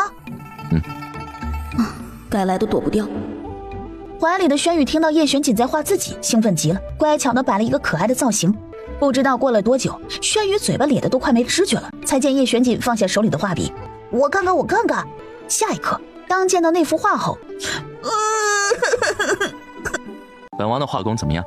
景王殿下的画真可谓是妙手丹青，栩栩如生。蒋公公话一出，轩宇哭得更大声了。别哭了，姐姐给你画一个。姐姐也会画画，不过是另外一种风格的。说完，走到叶玄锦那里，麻烦让让。你还会画画？见慕幽月先是鬼画符一般的画了什么也看不出的东西来后，蒋公公都替慕幽月捏了把汗。轩宇皱起小脸，姐姐画的是什么呀？很快，不到几分钟的时间，慕幽月的画变好了。画像上，一个漫画版的轩宇出现在纸上。姐姐好棒啊！喜欢吗？喜欢，太喜欢了，好可爱啊！就和朕今天在小人书上看到的小猪一样可爱。叶玄锦见到这小屁孩高兴成这样，又看了看那个所谓的漫画，的确有点好看呢。慕幽月抬眸，冷不丁与叶玄锦来了个对视。叶玄锦冲他挑眉，慕幽月却有点小骄傲：“你求我呀？”那多没诚意。今晚再来点刺激的。蒋公公在旁边听的直接就给想歪了，到底是年轻人呢，血气方刚的。只是这穆家小姐和景王都处成这样了，丞相大人知道吗？会同意两府联姻的事吗？蒋公公想了想，两府联姻大约不太可能，穆相悬梁自尽的可能性还大一点。叔叔和姐姐陪我一起吃饭，好开心哦。你能不能换个称呼？阿雷，叔叔是不喜欢叔叔这个称呼了吗？可是第一次见面的时候是叔叔让我喊你叔叔的呀。叔叔不记得是你让我喊你叔叔了吗？闭嘴，吃你的饭。叔叔，朝中现在上松一位还空着，今早他们上朝又提，叔叔没有合适的人选吗？你来定吧。黎元林。甚好。可是黎元林不是在打仗吗？估摸着还有1个半月就要回朝了，差不多。去做什么？到了你就知道了。你先进去。啊？快点，别耽误时间。你是认真的？不然呢？想罢，慕幽月弯腰钻进了太后的床底下，叶玄锦也紧随其后。就这样，两人躺在太后的床底下。我睡会儿，等等叫我。你竟然还睡得着？别说叶玄锦困了，连他也困了。只是他们2个人躺在太后的床底下打盹儿，算怎么回事啊？伺候哀家沐浴。是太后娘娘。慈姐。太后娘娘玉体滑嫩，真是让我心动不已啊！就你这张巧嘴会哄人呐！大多数的话听得慕幽月有点害臊。没多久，太后沐浴完毕后，郑建坛替她擦干身上的水迹后，便直接抱着太后往这边的床榻上来，令人脸红耳赤的声音很快充斥在整个寝殿。慕幽月整个人都不好了，往叶玄锦看看，叶玄锦依旧闭着眼，无比闲逸地躺在那儿。慕幽月一度以为是不是来度假的。如今陆永会被贬，尚书之位仍旧空缺着，不知太后娘娘心中是否有合适的人选啊？陆永会此人来路不简单，不好轻易掌控。如今整个朝堂又被叶玄锦把控着，哀家根本说不上话。说起那尚书之位，哀家最希望的还是留给自己人，比如说你。微臣都听太后娘娘的。你与穆昭辉从前关系不错吧？还算不错，当初我被叶玄锦弹劾，穆昭辉也曾站出来帮我说过话。那好，你明日得空去见见他，探探此人如今的心思。是，太后娘娘。床底下，慕幽月一度怀疑这床最后会不会塌了。这个太后是真有本事。明晚让坤儿过来与你一同吃饭吧。毕竟是你的亲儿子，你们父子二人虽不能相认，可身体里毕竟流淌着同样的血脉。也好，也好。唉，轩龙死得蹊跷又仓促，如若他活得再久一点，我们的坤儿如今已经是皇帝了。来日方长，小皇帝身中蛊毒，亦是活不了多久了。的确，哀家现在唯一的新患便是叶玄锦，如若能够除掉他，那么整个宣朝就尽数握在哀家的手里了。就连李瑞贤也根本就不是哀家的对手。床底下，叶玄锦睁开眼朝慕幽月看去，用唇语问他：刺激吗？刺激。我很好奇，这么多的皇宫秘闻，你是怎么知道的？想知道吗？帮本王画一幅画，不对，要比轩辕多一点，要2幅才行。慕幽月这辈子走过最长的路，就是叶玄锦的套路，还怪好看的。叔叔是个奸臣，没有朕的可爱呢。叶玄锦斜睨他一眼，朕去睡觉了。轩宇乖乖地跑到床边，钻进被窝里，露出一双大眼睛，眨巴眨巴地看着。叔叔，我今晚可以和你一起睡吗？不行。可是一个人睡好害怕的。那朕可以和姐姐一起睡吗？朕睡地上也可以的。宝宝没有爹爹疼，没有娘亲爱，宝宝是世界上最可怜的宝宝。姐姐，那要不……行，那你带走吧。真的吗？姐姐，我们走吧。走吧。皇上，你睡床上吧，我睡旁边。要不朕睡那边吧？不用了，明日还要早朝，早些睡吧。以前在景王府，皇上都是睡在地上吗？嘿，没有。叔叔虽然说让我睡地下，可每次都和姐姐一样，把床让给了我。叔叔就是口是心非啦。其实叔叔对我很好的。慕幽月听着轩宇的话，又一次对叶玄锦这个人产生了一些好奇。他扣着先帝，扶持轩宇，又把持着朝政，究竟想做什么呢？纯粹图个好玩吗？哟，今天怎么没去福满楼啊？这么早啊？福满楼还没开门呢。你还真惦记着呢。那汤包有那么好吃吗？我看你上辈子就是个汤包。每个人口味不一样。小四，这几天忙什么案子呢？是关于恒王的。恒王已经被收押将近1年了，现在大理寺陆续查到一些他勾结外党的罪证，等这些罪证差不多了，就可以定案了。原来如此。皇上，早上好啊。皇上，您大清早的怎么在这里啊？就是昨晚皇上一个人睡害怕，我就把他带回来了。见过皇上。哥哥们不必多礼，朕饿了。皇上，再多吃点，你现在是长身体的时候，早上多吃点，长得高高又壮壮。老爷，景王殿下来了。大概是来接皇上的吧？是啊，景王殿下来接皇上了，那赶紧请他进来吧。叔叔，你来啦。景王殿下，木相不必多礼。这么早，景王殿下还没用早膳吧？不如一起吧。也好。木相看着大奸臣和甜甜紧挨在一起，眼珠子都快瞪出来了。丞相大人，朕还没吃饱。那就再吃一块饼饼哦，不然等等就要撑到了。这边叶玄锦吃的不多，只是浅尝几口就放下筷子。这么大个人吃东西和猫似的，该不会不好意思吧？慕幽月伸出手拿了一个鸡蛋放到叶玄锦面前。叶玄锦看着这没剥壳的鸡蛋没动。吃啊。你帮我剥。他出现幻听了吗？这小子竟然让他家甜甜给他剥鸡蛋，我的刀呢？知道叶玄锦这人娇气又事多，慕幽月懒得和他掰扯，伸手把鸡蛋拿过来，轻轻地敲了敲，开始给叶玄锦剥蛋。蛋剥了一半就被木相给抢了过去。我来剥。木相瞪着叶玄锦，那架势，手里似乎剥的不是鸡蛋，而是叶玄锦的皮。给。这么凶的吗？谢谢。吃。不行，有点怕。又吃下一块薄饼，叶玄锦已经有点撑了。刚歪头想和慕幽月说句什么话，面前又推过来一碗鸡丝粥。一抬头，依旧对上的是木相凶神恶煞的眼神。旁边已经吃饱的慕幽月看到这场面，强忍着笑意。爹今天是想撑死大奸臣吧？爹，差不多得了。哪知叶玄锦却拿起勺子，慢条斯理地开始吃着鸡丝粥。这才对，不要浪费粮食嘛。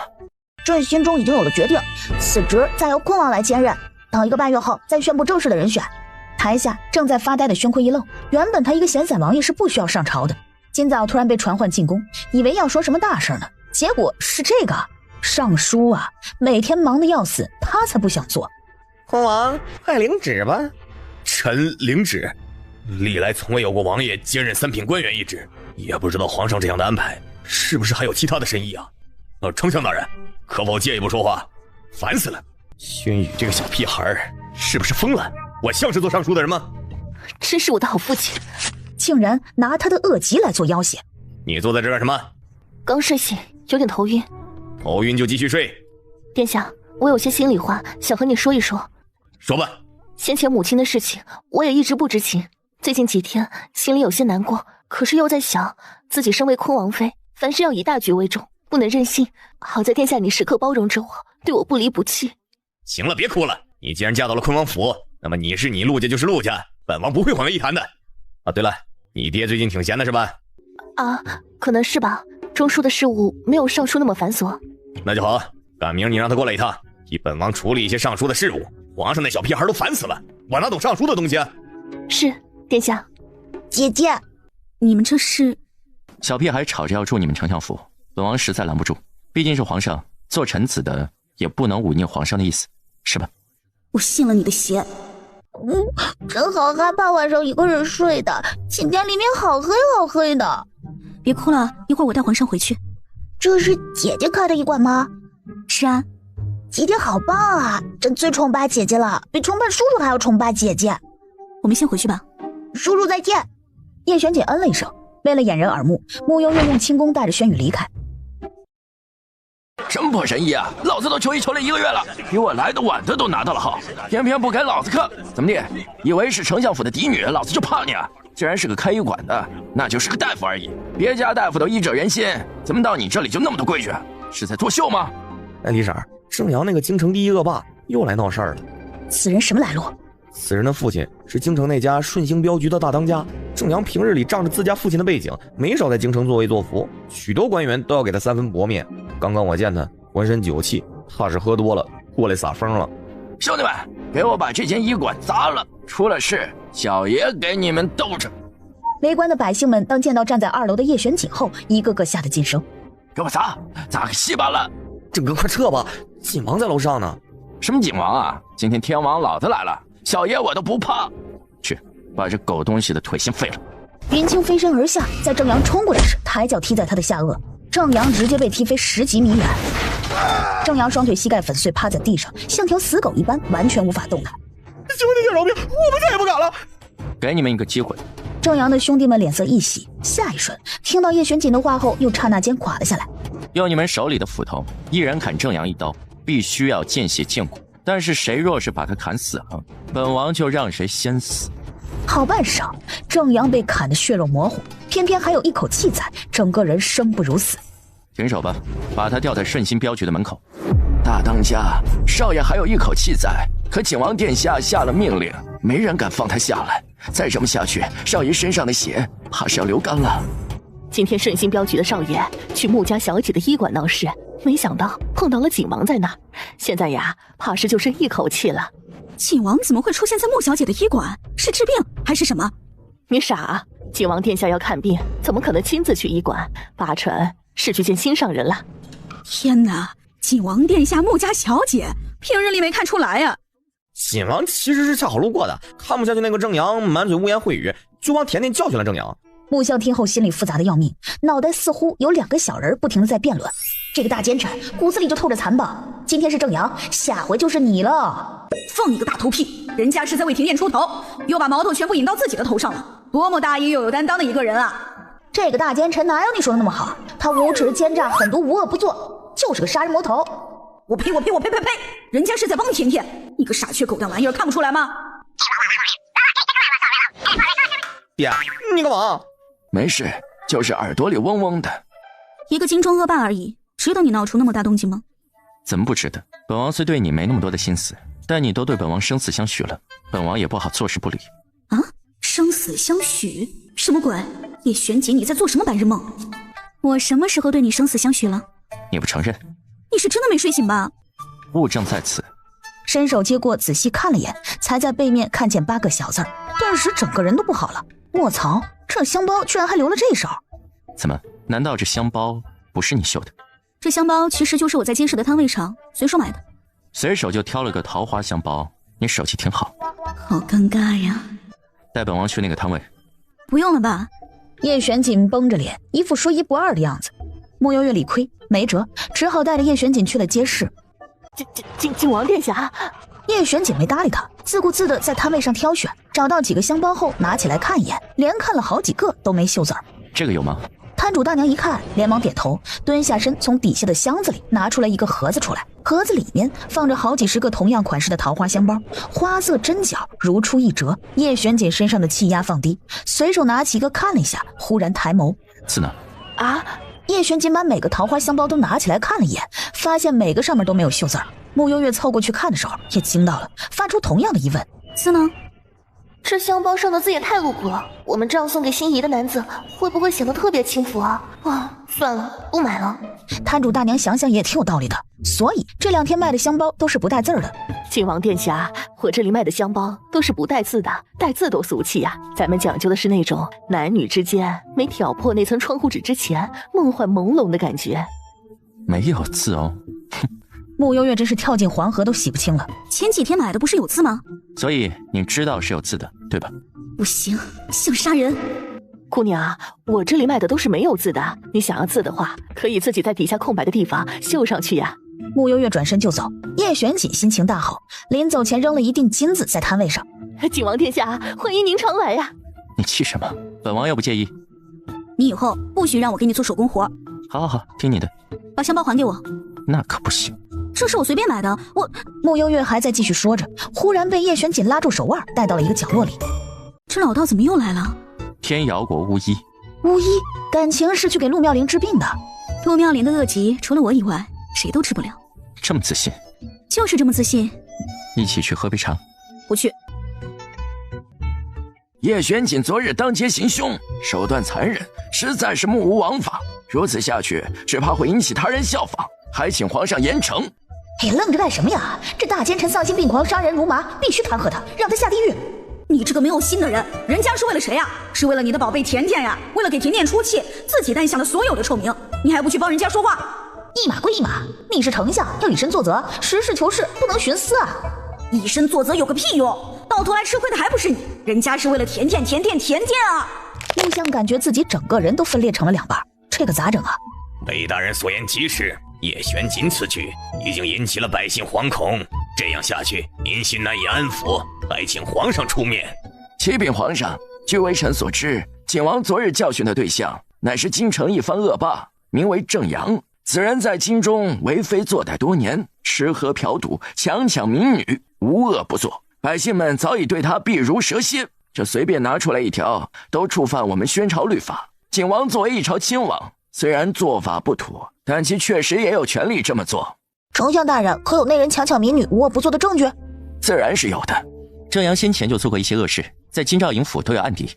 皇上，一码归一码，就算这个郑阳无恶不作，也由不得景王当众动私刑，这不符合规矩。魏御史说什么呢？见到叶璇锦，木相哼了一声，站了回去。私刑？哼，本王正大光明做的事情，怎么到你嘴里就成私刑了？景王，你虽是帝师，但如此目中无人，藐视宣朝律法，是不是过于轻狂了一些？那又如何？魏御史还想继续说什么时，叶璇锦忽然往地上扔了一份册子上去。魏府嫡子魏远私下通商，走私北安国银器，查查吧。魏御史，此事你可知情？这魏御史哪里知道这事儿啊？当即跪了下来。启禀皇上，此事定是景王信口雌黄，微臣相信犬子的清白。彭彦之，去查。是皇上。你几个儿子来着？好像有2个是吧？啊，没事，死了一个，还有一个。你们魏家香火断不了。说罢，闲庭信步的离去。你们一个个存心不想让哀家安生是吗？太后娘娘息怒，微臣也不知道，远儿口中的做生意，竟然是在走私银器，如今被叶璇锦抓到把柄，怕是没命了。叶璇锦，又是叶璇锦，难道这普天之下就没一个人能对付得了他吗？罢了，哀家去找锦王。求本王做什么？宣朝律法是摆着看的吗？魏太后当夜吃了个闭门羹，心有不甘。大理寺卿告假还没回来吗？如今的大理寺还是穆景玉在掌管。如若远儿的案子是江清平接手，那么或许还有活命的机会，但若是落在穆景玉的手里，那么生死未卜啊。可是走私罪名成立，就算活下来也是要被关押10年以上。远儿是我们魏家的长子，他……那你就跪在这里求叶璇锦，允儿是生是死，全在叶璇锦的一念之间。说完这话，魏太后心中只有2个字：荒唐。想他们宣朝江山，竟要听从一个姓叶的。魏太后不便多留，陈也离开。魏御史还站在锦王府的门前站了一会儿，派去大理寺打探消息的随从跑了过来。老爷，大少爷已经被收押在了诏狱里，穆少卿那边也连夜在大理寺坐镇审问其他人。大理寺的诏狱向来最会折磨人了，只怕天亮就要出结果了。听完随从的话，魏御史心中大喊：求景王殿下开恩呐！一直跪到天亮，锦王府的大门才终于开了那么一条缝。魏御史几乎是夹缝爬进去的。景王殿下，是微臣有眼无珠，冒犯了景王殿下，请您饶了犬子的性命吧。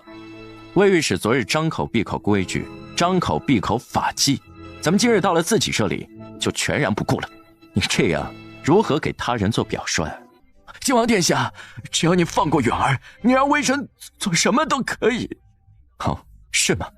是，只要景王殿下开口，微臣定当万死不辞。这俗话说，一命抵一命。魏远若想活命，那就得让其他的命来抵，用魏如英的性命来换你嫡子的命，如何？魏如英乃是太后，用太后的命换远儿的命。疯子，你这个疯子！魏大人，你今天才知道吗？云清，送客。魏御史几乎是被扔出锦王府的大门的，身子一阵踉跄，差点摔倒。远儿，你自求多福吧。这大奸臣不愧是大奸臣啊，手里竟然捏了御史府那么大的把柄。不过这魏远真是的，干点什么不好，非要走私银器。说完，又侧眸朝正在吃早膳的穆兴泽看了过去，眼神充满探究。你干嘛这么看着我？你小子3天2头的跑出去不见人影，你该不会也在干那些见不得人的勾当吧？哪能啊？我像是那种人吗？我？你怎么不像？你比魏远看起来还要鸡贼。爷，二哥平日里虽然不着调一些，可做事还是有分寸的。就是天天说的是。天天，二哥做事哪儿不着调了？谁让你说我在家绣花来着？穆兴泽一脸懵逼。绣花怎么了？女孩子绣绣花，这不挺好的吗？你们继续吃，我去上朝了。今天的朝堂铁定热闹。咱们去大理寺瞧瞧。去那里做什么？小子忙了夜辛苦了，咱们去给他送饭。魏远走私银器的事儿，我早就知道了。锦王一直把这个消息压在手里，没想到这魏老头傻不愣登的撞上去了。他知道的事情多呢。是啊，这回涉及魏家长子，不仅御史府那边急得焦头烂额，只怕魏太后也一整夜都没睡。这回的事情，叶玄锦也顺带敲打了一下其他几家，接下来的一段时间，估计要消停多了。两人聊着天，快到大理寺的时候，马车停了下来。怎么回事？穆姑娘，太后娘娘有请。天天，二哥没事，我去就来。太后娘娘，穆家小姐到了。哀家早起就头疼的厉害，想起穆小姐一手好医术，不妨来帮帮哀家吧。穆小姐，请吧。哀家知道你和叶玄锦交情不一般，你是个聪明的姑娘，应该能猜到哀家今日叫你来的目的。穆幽月，你要和哀家做一笔交易吗？母后，一起看。是公主。他那按摩手法不行，慢慢悠悠多费劲呢，还不得整到天荒地老海枯石烂呢。说完，卯足力气，手掌用力挤压魏太后的脑袋。住手！魏太后被他按的脸都变形了，偏偏宣柔死都不松开。母后，不是我说你，魏远那小子太能嘚啵的整事儿了，干啥不能呀？非得干点违法犯罪的事啊！就这个大兄弟，我寻思你不给他顶教训，回头他那浪到你坟头，你信不？宣柔，不像话，你简直不像话！魏太后又扫了眼大殿里其他的大臣们，就连穆相都在。你们怎么在这儿？是我叫他们来的。今日这事儿啊，咱们都敞亮着说。你像我穆幽月来这里干啥？我心里头啊和明镜似的，所以我把大家伙都喊上了，咱们说个明白。兄弟们，你们摸着良心说，魏远这事儿做的丧良心不？丧良心。兄弟，击个掌。胖幽灵反应过来啊，我现在是公主，我要矜持。不用了。这天杀的魏远干了那么丧良心的事情，母后你咋还能让一个小姑娘去求叶玄锦呢？这小身板哪里顶得住大奸臣的摧残呢？我真不知道你这脑子咋长的，和个刀楞似的。你看看，说你两句你瞅你还不高兴了，一天天和个倔驴似的。宣柔，你给我滚！太后娘娘，魏家嫡子走私银器，人证物证俱在，就不要为难小女了吧。哀家只是让穆姑娘帮忙治头疼而已，何时让她去求叶玄锦了？你说，哀家刚刚让你去求叶玄锦了吗？没有，太后娘娘没说。哎妈呀，母后，是儿臣错怪你了，儿臣给你赔个不是。来人，把公主送回去，继续禁足，禁足！还用我说你这老母夜叉？你，哀家怎么生了你这么个孽畜？滚，有多远滚多远！你们都给哀家滚出去！甜甜，你摸着良心告诉爹爹，你和大奸臣的交情走到哪一步了？我和他……丞相大人，见到叶玄锦，穆相瞬间又板起了脸。说起本王和甜甜的关系，那就说来话长了。甜甜，爹，我和景王其实就是他救过我的命。见两个男人同时看着自己，穆幽月确定的点点头。没错，就是这样。他记得之前他也说过自己对他有救命之恩，今日又提了一次，可他怎么一点印象也没有啊？原来是这样，那你先回去休息吧，爹和景王有一些要事要谈。好的。穆幽月一口应下，迅速消失在两人眼前。景王对小女有救命之恩，我这个当爹的就先向你道谢。叶玄锦嗯了一声，没说话。但是毕竟男女有别，小女以后还是要嫁人的，为了她的声誉，景王殿下以后还是和她保持一些距离吧。说完，穆相便离开了。嫁人？哼，他倒是要看看谁敢娶这个小怪物。让魏远来见本王。是。景王陛下，求求你放过我，我愿意为你当牛做马。哼，想活命吗？行，那就拿出点诚意来。我知道一个魏家的秘密，确切的说是魏太后的秘密。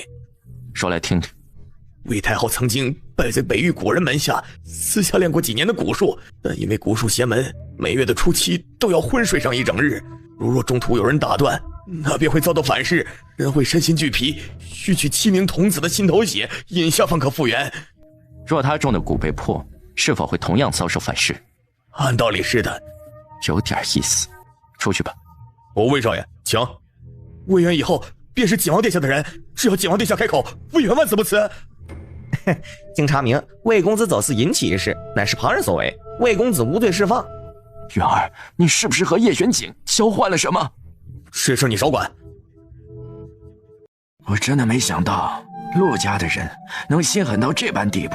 你好歹救了陆妙龄10年了，他怎能如此心狠？陆永慧，陆妙龄。穆相咽不下这口气，迅速出了穆幽月的院子，脚步飞快地回到自己院子。穆星则听到外面的动静，跑出来就看到穆相提着刀出去了，吓得赶紧去找穆幽月。甜甜又出事了！大街上，众百姓被提着刀、浑身杀意蒸腾的穆相给吓坏了，一度以为是认错人了。穆相却直奔昆王府。不想死的都给我让开！与此同时，刚帮宣坤处理完尚书事务的陆永慧从里面走出来，正好和穆相撞上。俗话说，仇人相见，分外眼红。陆永慧，今日不是你死，就是我亡！穆相刀一挥，朝着陆永慧冲了过去。就这样，两个文官一刀一剑，在昆王府外的大街上大打出手。陆永慧会武功，这事大多人都是知道的，但是穆相，所有人都惊呆了。没想到穆相不仅会武功，身手居然还那么好。穆昭辉，你疯了吗？敢在本王府邸门口撒野，你们还不给我上！话一出，昆王府无数隐卫从暗处闪现，将穆相团团围住。隐卫皆是身手上乘，摆好招式，正要上前时，两道身影顷刻间闪现。穆幽月和穆星则站定后扫练四周。殿下，穆家实在太猖狂，让他们去死吧！都给我上！出了事儿，本王替你们兜着。穆星则手持机关扇，一把机关扇在手里玩出了各种花样。因为刚一近身按下第1层机关，6把刀同时发射，再按下第2层机关，无数银针从机关扇的缝隙中溢出。下一瞬，隐卫的身上多了无数的伤口。这穆家的人真的太可怕了，就连穆星泽这个京城第1纨绔，竟也有如此绝佳的身手。这边所有的隐卫倒下后，穆幽月和穆星泽站到了穆相的身边，沉着眉眼睨着陆永慧。陆永慧早已被穆相打得力不从心，浑身狼狈，连吐了好几口血。穆昭辉，你当街行凶，是不想要丞相之位了吗？此时此刻，我只是一个替女儿报仇的父亲。陆永慧，你欠我甜甜的，今日我要你10倍奉还。穆相住手啊！有什么话不能好好说的？大街上打成这样也难看呢。滚！你这个傻子！啊，你挺狂啊！今日天王老子来了都保不住你们。穆相又一次挥刀，穆幽月见此，在穆相出招前先一步挥出了拂尘，要一并将陆永慧的手筋挑断。陆永慧趴在地上，疼得昏死过去。穆穆幽月，你杀了我爹！没错，人是我生的，有什么都冲我来。甜甜，放心，今日已经闹成这样了，再闹大一点又有何妨？京兆尹府的官兵听到消息跑来的时候，领头的裴彦之有些头疼地看着这一幕。就在这时，已经昏迷的陆永慧悠悠转醒，抬起头，哑着嗓子说了一句：“不关他们的事儿，是我嘴贱得罪了木相。”说完又昏了过去。坤王妃是吗？是的。不对，这一天天的都什么事儿啊？陆永慧这2天一直在本王的府里，连木相的面都没见过，是木相突然冲过来伤人的，怎么就是陆永慧嘴贱了？殿下，多一事不如少一事，你别说了。你给我闭嘴！刚才穆昭辉还骂本王是个傻子，这事本王没完。此言一出，已经有些冷静下来的木相脸上浮现些许的尴尬，这一不小心说出了真心话吗？坤王殿下，这是不愿意私了了？不私了。那敢问陆中书这2天都待在您的府邸里做什么？这回轮到宣坤无言了，他就算再傻，也不能说让陆永慧过来处理尚书的事务啊，那不是欺君之罪吗？算了，那就私了吧。反正挨揍的也不是他。那行，既然坤王殿下愿意私了，那么就在这里盖一下手印。陆妙龄气得肚子都疼，宣坤，你可真是个废物，平白被人牵着鼻子走。赶紧找个大夫给陆中书治治吧，晚了怕是要办丧事了。说罢，京兆尹府一行人浩浩荡荡的离开。穆幽月，你会有报应的。你这个忘恩负义的小贱人，还敢提报应？我告诉你，老天若真有眼，第一个报应就会落在你陆妙龄的头上。要不是看在你怀孕的份上，我今天早就把你剁成肉酱了。陆妙龄，因果循环，给你肚子里的孩子积点德吧，别一天到晚的和个牲口似的，不干点人事，一副人模狗样的样子，实则连猪圈里的猪都不如。你再不干点好事，我看你进了阎王殿，最后还得投个畜生道了，说不定下辈子你就出现在我家的膳桌上。陆妙龄直接被木相给骂懵了，最后还是穆兴泽把木相给拉走了。木相不是个文官吗？穆二少不是个纨绔吗？穆小姐不是个大家闺秀吗？这家人太可怕了，你们看见刚才那架势没？简直是要血洗京城啊！穆小姐竟然还能用浮尘的丝儿杀人，我没看错吧？这是练的什么绝世神功啊？太可怕了！不过最后竟然是私了的，是不是陆家真的做了什么丧尽天良的事情？肯定是啊，要不然穆家能把他打成这样吗？哎爹，来喝点茶。木相好多年没动武，确实有点累了，不过累之余更多的是热血沸腾。爹，你可以呀！我以前还以为你天天在我面前吹牛呢，没想到你是真能打呀！吹牛？你老爹我都是凭实力说话，要不然你娘当年一个将门世家的千金，能够跟我一个文人，还不是第一次见面我就把她打趴下了，她才对我芳心暗许的。你都把她打趴下了，我娘还能跟着你？你该不会把她打傻了吧？切，什么说话的？那是因为那次大街上出现小偷，你娘跑在前面，是以为他是那小偷呢，结果……说着说着，木相忽然咦了一声，瞅着穆兴泽：“看我干啥呀？你的功夫也不错，以前我让师傅教你，你最会偷了，何时如此精进了？”我这不是为了给你个惊喜吗？怎么样，惊喜不？确实有点，不过最厉害的还是我们甜甜啊。对了，甜甜，你上哪儿搞了个浮尘呢？咋那么聪明呢？就别人送我的。谁的脑袋瓜那么灵光啊？我怎么就没想到做个浮尘给你？秀我一……我是什么玩意儿？哼，一个穆家竟然如此的卧虎藏龙！穆朝辉、穆兴泽、穆幽月，穆幽月这个姑娘不简单呢。她离京的那10多年，竟然不是单纯的在学医。穆朝辉究竟在酝酿什么惊天的阴谋？莫非也是打着这宣朝江山的主意？李家和穆家素来不和，太后娘娘若不如先静观其变，让其先自相残杀，最后咱们坐收渔翁之利。渔翁之利？你别忘了，还有一个叶玄锦在。哀家如今唯一能做的，便是把穆幽月收入囊中。穆幽月，等哀家顺利过完这个初期，便会有一个新骨诞生，届时穆幽月便是最好的练手对象。对了，你去查一下宣柔，最近私下都和什么人来往？等了一下午，郑健谈来了消息。宣柔公主在禁足期间，每日都在寝殿里骂人，要不就是睡觉吃东西，没有任何异样，也没接见过外人。你去查一下太医院的穆淑妍，看看她是否见过宣柔，顺便查一下穆太妃。你干的好事。怎么了？人家这不是挺好的吗？哼，你找来的这头母狼怀孕了。这么快的吗？本王倒是好奇，一头灵兽和一头普通的狼能生下来什么玩意儿？同类自然生的是同类，难不成还能生头骡子出来？你说的对，今日初七魏如英。叶玄锦简单的说了一下魏太后练蛊术需要昏睡一日的事儿，穆幽月听着也来了些兴趣，竟然这么有意思。走，进宫。叶玄锦默不作声，看了眼自己的手腕，抬眸笑笑。进宫来干什么？明知故问。甜甜，本王就喜欢你这么聪明伶俐的样子。你能别这么叫我吗？那本王该怎么称呼你？你可以叫我莫姑娘，我可以叫你叶公子。那你不如继续叫我沙友。你在我身上安监控了？走吧，沙友。小花猫喵喵喵，今天吃得饱饱，心情变得好好。小白狗汪汪汪，今日肚子饿得汪汪直叫。蒋公公，一会儿朕批完奏折，把叔叔上次布置的书法课程给朕安排上。是皇上，皇上如此勤奋，奴才看了自愧不如，一定要向皇上好好学习。哇，叔叔姐姐你们来了，朕奏折看得太入迷了，都没发现你们呢。蒋公公，你先退下。是靖王殿下。皇上，今日我来给你捉蛊虫。啊，那会不会很痛啊？不会，之前让你吃那么多药，就是为了减轻现在的痛苦。一会儿皇上乖乖闭上眼，睡一觉就好了。真的吗？那拉勾勾。穆幽月笑了笑，同样伸出手指。主人，你找我。开始吧。在穆幽月的吩咐下，红烟又一次化为青烟，钻入小皇帝的眉心，在他体内游走。昏睡中的魏太后身体渐渐开始颤抖，心肺之处不断有血气在往上涌。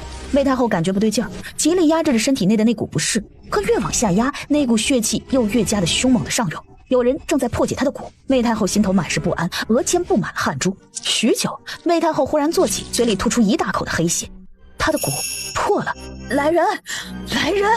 守在外面的郑健谈跑了进来，视线触及到魏太后的面容时吓了一跳。原本年过50的魏太后因为保养得宜，看起来光鲜又明艳，可此时原本一头乌黑的头发尽数变白，面容也瞬间苍老了10多岁，那双眼睛空洞又灰暗，看起来十分的恐怖。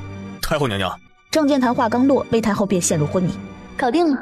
红颜手提蛊虫在穆幽月的面前晃了晃后，张口把蛊虫给吃了下去。宝贝儿，还是你厉害。那当然了，我肯定比那3个丑东西厉害嘛。红颜说完，又发现一旁角落里叶玄锦正一脸深意的往他这里看着。红颜总觉得被这眼神看得浑身不自在，瞬间又化为一股烟消失了。和一个女鬼也能这么腻歪？宝贝儿，女鬼在哪里啊？有这么可怕吗？什么女鬼？那是我朋友。叶玄锦嗤笑一声，走到轩宇的身边，拉开被子，随手往他嘴里塞了颗丹药，面无表情地说：既然蛊毒已解，明日可以开始学武功了。好耶，是叔叔亲自教我吗？没空。那姐姐可以教我吗？实在不行，让穆丞相教我也行。让蒋公教你。好嘞，蒋公公会武功吗？你觉得呢？出了宫，在暗处等了一会儿，很快隐卫们便抓了7个昏迷的童子，朝进宫的方向去。叶玄锦稍稍抬手，只见黑色雾气流出，隐卫们脚步一顿，全部定在原地。等他们再度回神时，手里的童子全部变成了一个瓷瓶，里面装着殷红的血。快点把这童子的心头血拿去给太后娘娘吧。等他们走后，穆幽月一脸探究地看着叶玄锦。怎么？觉得你厉害啊？没想到黑色玄灵术还有迷惑心智的能力，同样是玄灵术，但自己始终是差他一大截了。还有更厉害的，你要试试吗？穆幽月脸色微红，下意识地后退一步。你能不能正经一点？说完，先一步跑了。原地，叶玄锦一头雾水，有些纳闷。本王怎么就不正经了？怎么回事？为什么童子的心头血不管用啊？太后娘娘，你……对了，前些日子听说紫清观的东岐道长又进京了，而且他还带了一名天妖国的巫医，或许那名巫医会有办法救太后娘娘。快去请东岐道长，还有那名巫医。是太后娘娘。太后娘娘可是遭到蛊术的反噬了。今日事发突然，不得已才请常瑞大师进宫，不知道长和大师可有办法？常言道，蛊惑人心，蛊这东西既能害人，也能害己。如今种下的蛊被破，自会伤及自身，只能说太后娘娘练蛊的道行还不深。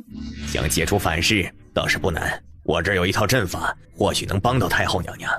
一直到了天亮，程瑞惊呼一声：怎么回事？太后娘娘体内的邪气被人封锁住了。这世间竟有如此强悍的力量。东岐和程瑞对视一眼，两人又换了一种功法。最终魏太后的身体是舒服了，可是太后娘娘，你的模样一时半会儿怕是无法复原了。不，哀家不能这样，去把穆幽月给哀家叫来。他不是神医吗？如果治不好哀家，哀家就治他一个7上往下之罪。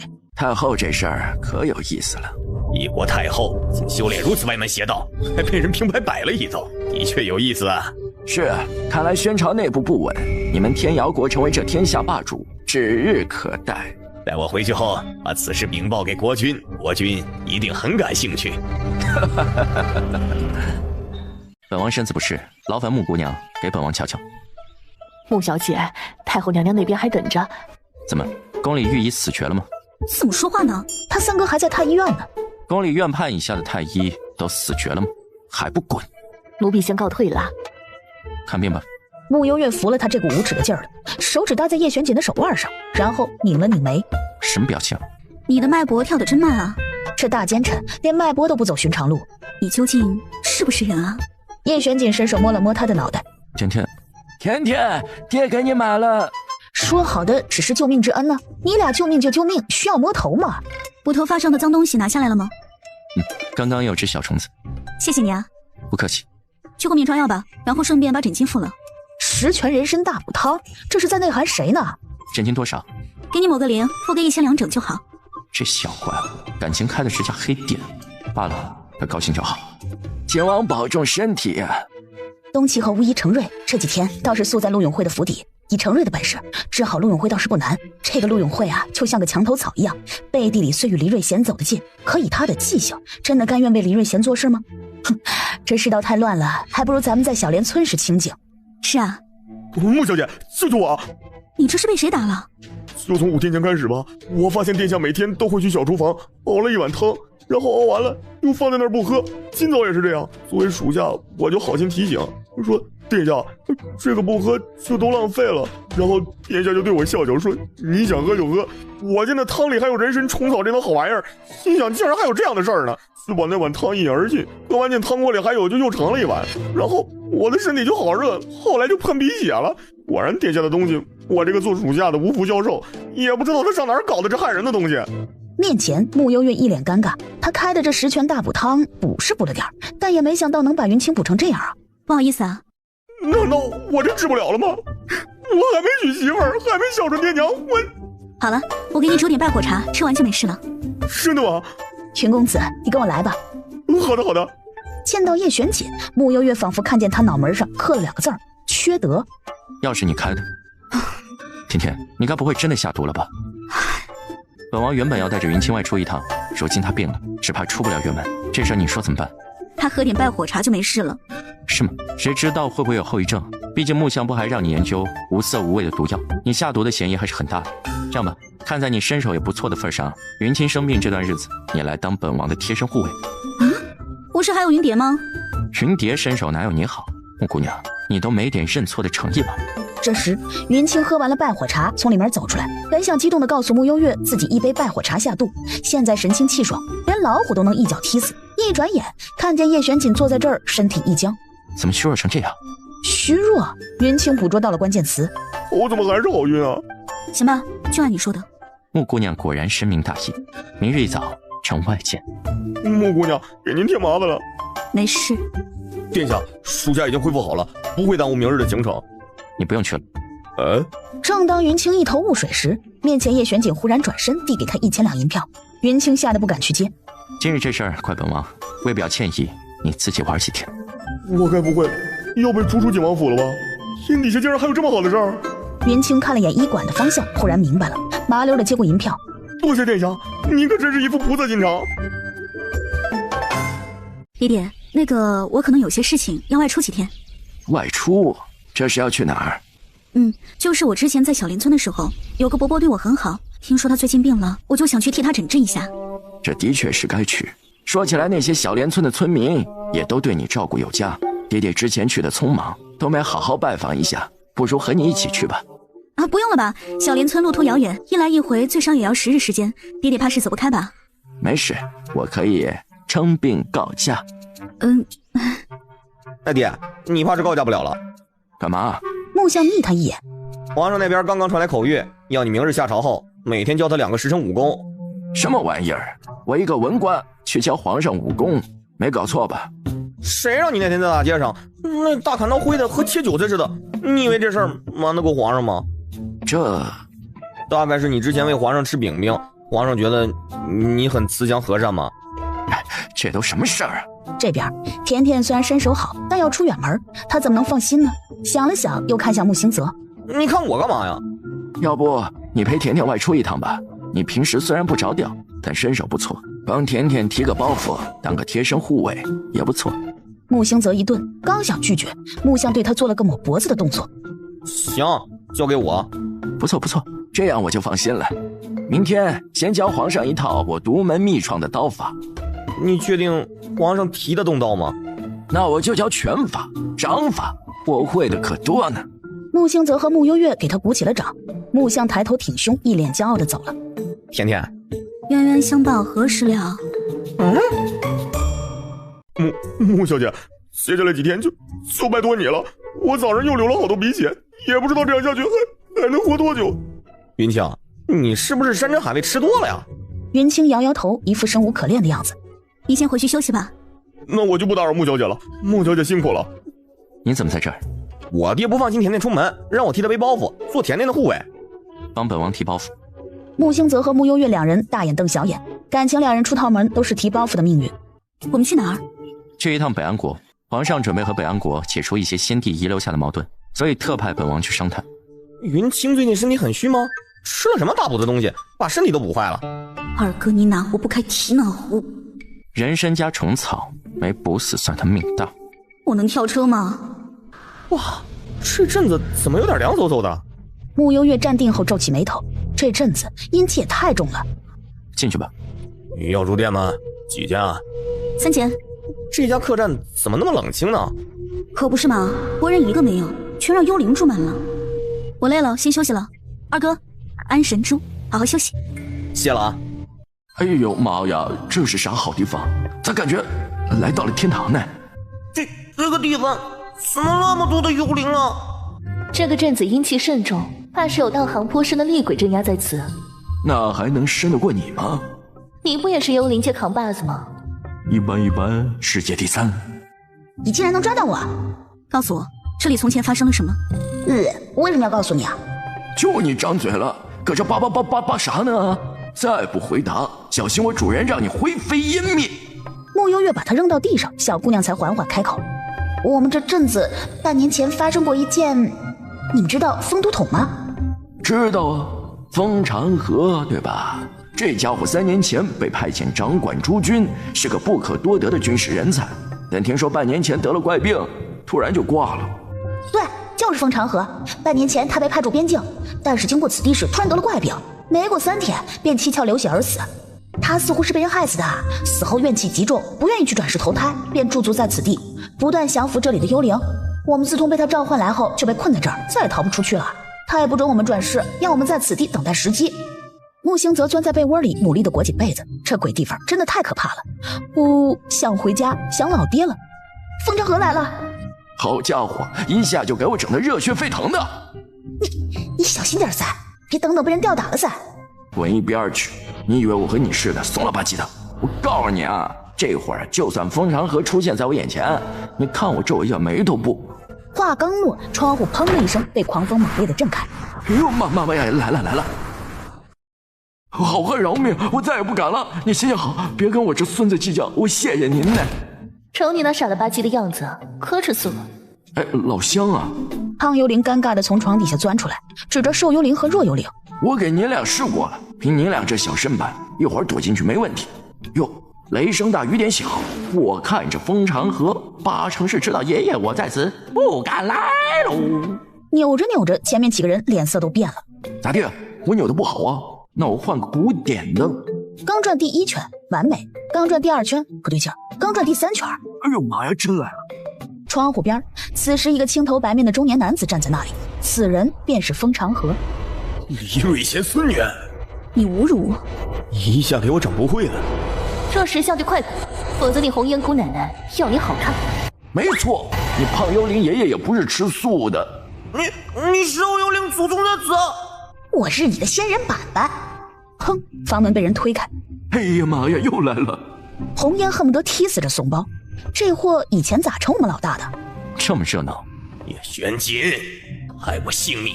我总算等到这一刻了。风长河发疯似的缠了过来，叶玄锦冷笑，抬起掌心，黑雾从掌心溢出，弥漫在整个房间，形成一道阻隔，将风长河困进了黑雾里。非要我去，大佬，滚一边去！玄锦，这个奸臣把控朝政，毒害我性命，是为转世，为的就是今日。叶玄锦，你受死吧！风长河发出一阵凄厉的叫声，随即救星镇上所有的幽灵在听到施令后，全部以最快的速度往这边聚集。你被人毒害和叶玄锦有什么关系？好啊，家嫡女果然有意思，召回如此清正的一个人，想到他的女儿竟然和叶玄锦狼狈为奸。狼狈为奸这词的意思差了点，不过还挺顺耳。兄弟，你踩到我脚了！木星则真的要被这间房里的寒气给冻死了。你俩干嘛呢？我们聊点事情。主人你放心，我来保护这小哥。木星则下意识摸了摸脖子，抖了抖。你觉得是叶玄锦害了你？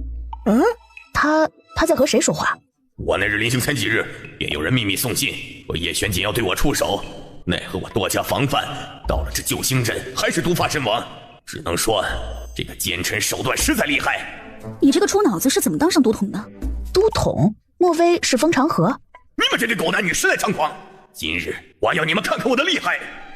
哼！风长河冲破了黑雾，以极快的速度朝慕幽月袭来。身后一众幽灵皆为风长河底下的怨灵，见到老大出手了，一个个也纷纷朝着袭来。红烟以最快的速度冲过去。小哥，对不住了，你胖幽灵爷爷要上场了，吃你爷爷一吞！甜甜，以前是本王错怪你了，没想到你还挺有良心。都什么时候了，还扯这些？急什么急啊？不挨一顿揍，他怎么冷静下来？红烟与风长河对战时，时不时化为一股青烟，飘忽不定，最后出现在风长河的身后，一脚击向他的后背，又一跃而起，将风长河踩在脚下。你红颜姑奶奶做厉鬼的时候，你妈还没出生呢。哎呦我去，看见没有，瞧我红姐厉害的。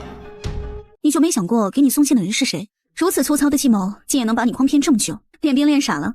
小怪物今天表现得真好啊！你死后，新一任的都统是黎瑞贤手下的部下季守云，此人曾经在你底下做他娘吗？不可能，守云是我的表弟，他不可能背叛我。为了权力，手足都可以自相残杀，何况一个表弟？一定是你们在骗我！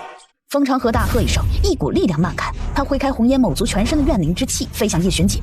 玄锦，是你杀的我！叶玄锦伸出食指，将风长河定在原地。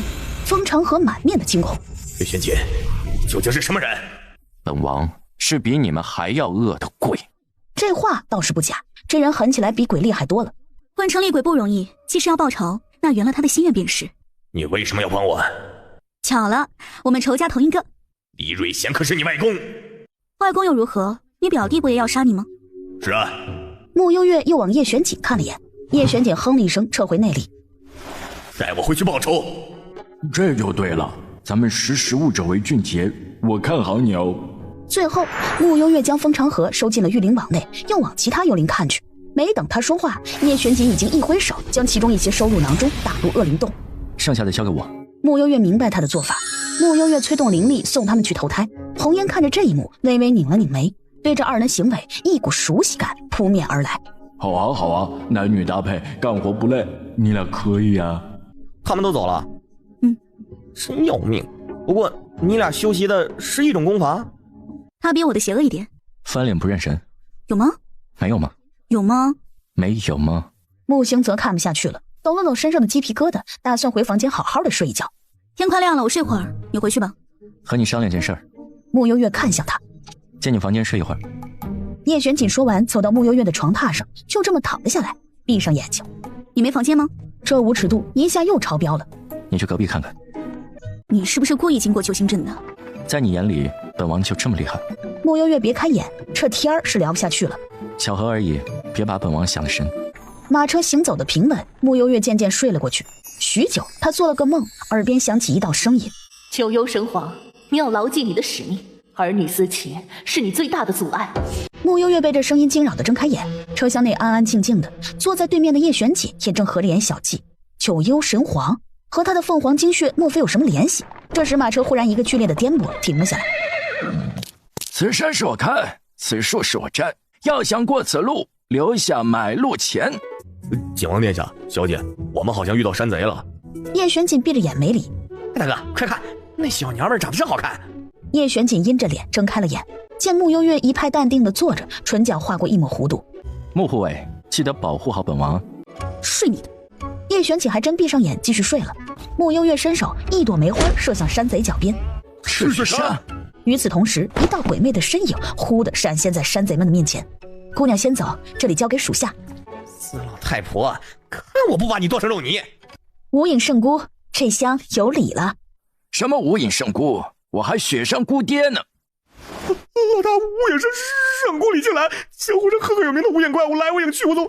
最主要的，他曾是太清山凤道寨的老大呀！老大，没想到我们还能再见到你。李婶朝他们看去，有些眼熟，但估摸着都是一些小喽啰，因此没有太大的印象。拦我的路，想好后果了吗？不过是个赤血山而已，我们三屠门也不差。兄弟们，给我上！今天要是把这娘们给杀了，回去个个领头功。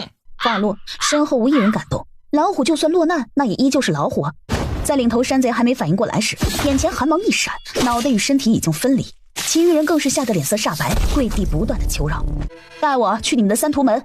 对赤血山来说，这些都是不成气候的小山贼，但对百姓来说，这是极大的祸患。没多久，除了第一批山贼外，整个三屠门被屠门。老大，今日饶你们一命，看在是曾经的风刀寨面上，往后好好做人，否则我手里的这把刀必不会放过你们。我现在就想知道，刚刚那位年轻姑娘究竟是谁啊？竟然能让李庆来为她卖命！九幽，他一定就是赤血山的老大九幽。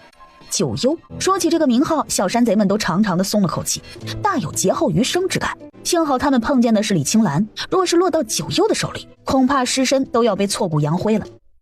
姑娘，都解决了。好，辛苦你了。本王果然是跟你出来见世面了。装什么呢？不管，反正这一路你得保护好本王。穆幽月好想踹他一脚啊！殿下，姑娘，怕是要下暴雨了，前面一段都是泥路，下了雨恐怕不好行走。往西边走。穆幽月又吩咐李婶几句，李婶明白，先一步离开。天气不好，我们今晚在这里留宿一晚。甜甜，你是赤血山老大？不是。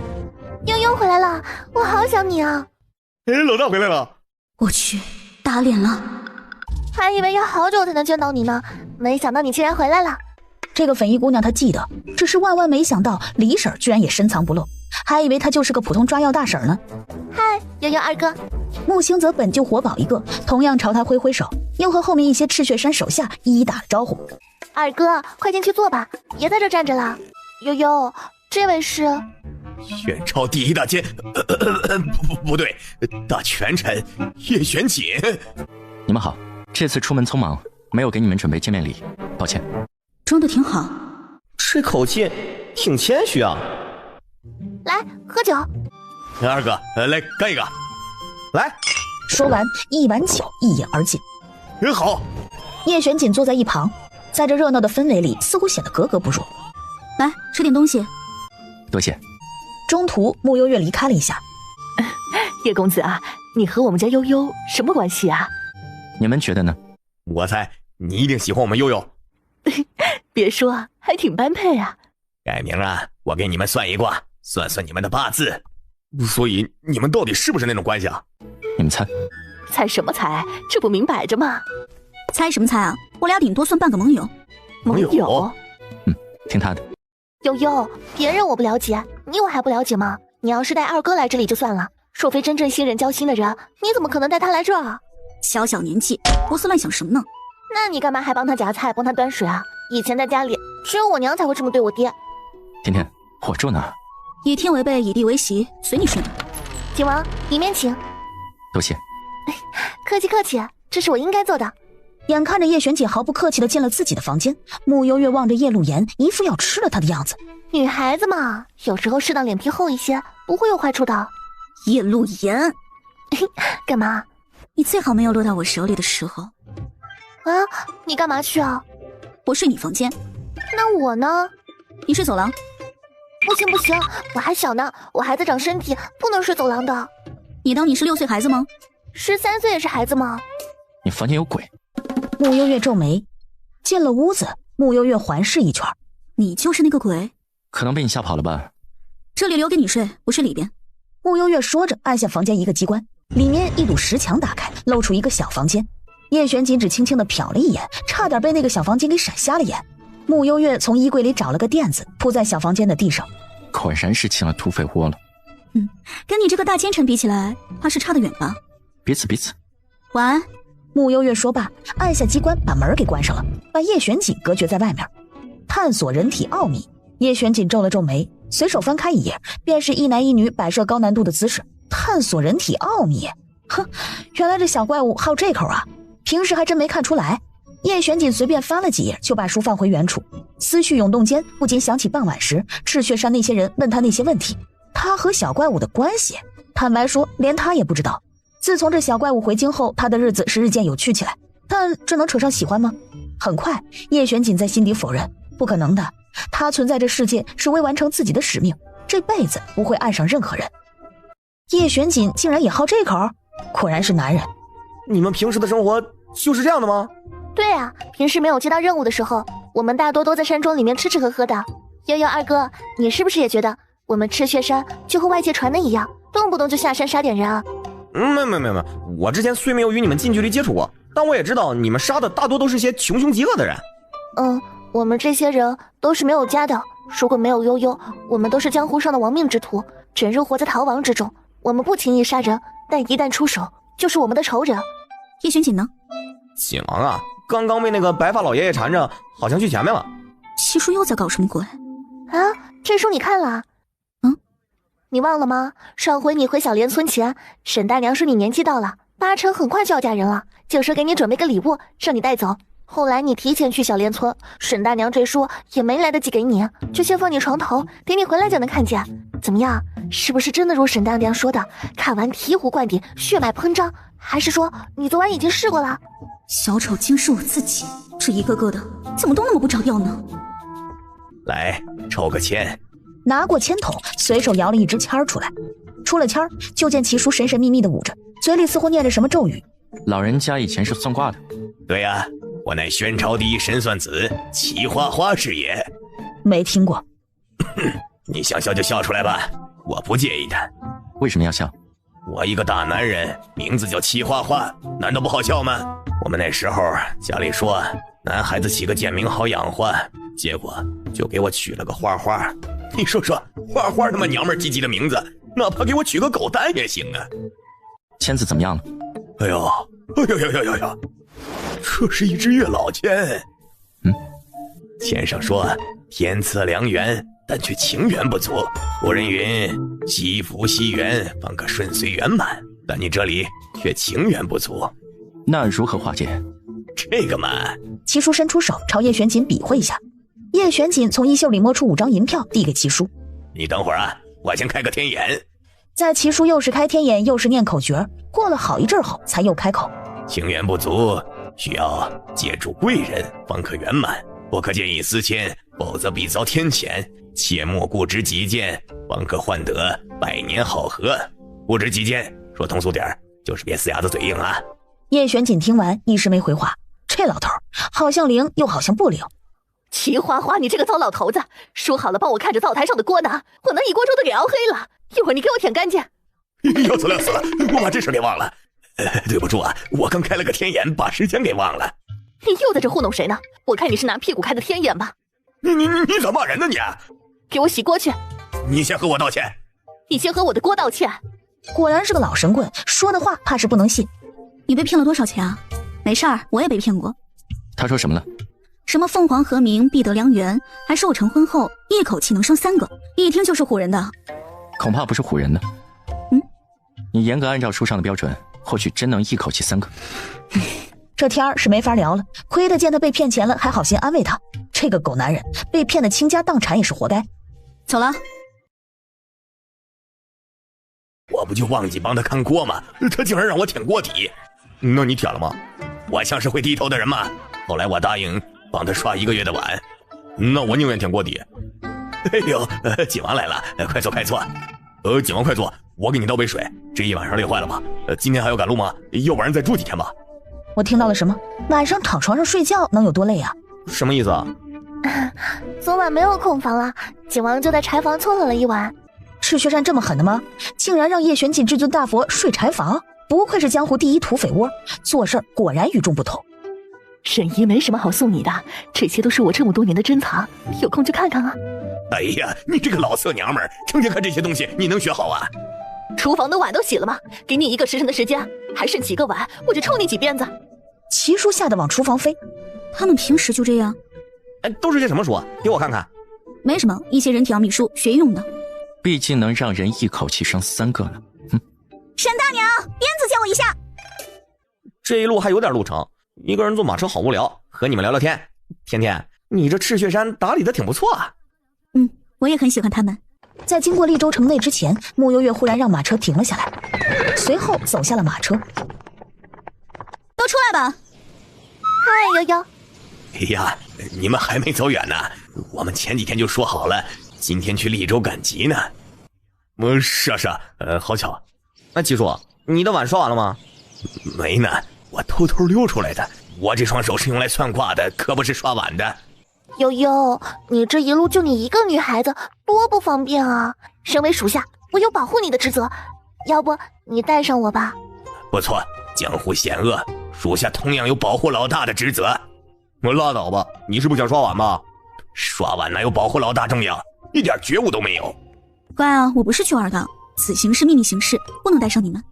秦王殿下，悠悠二哥，你们说作为属下保护老大的安危，应该吗？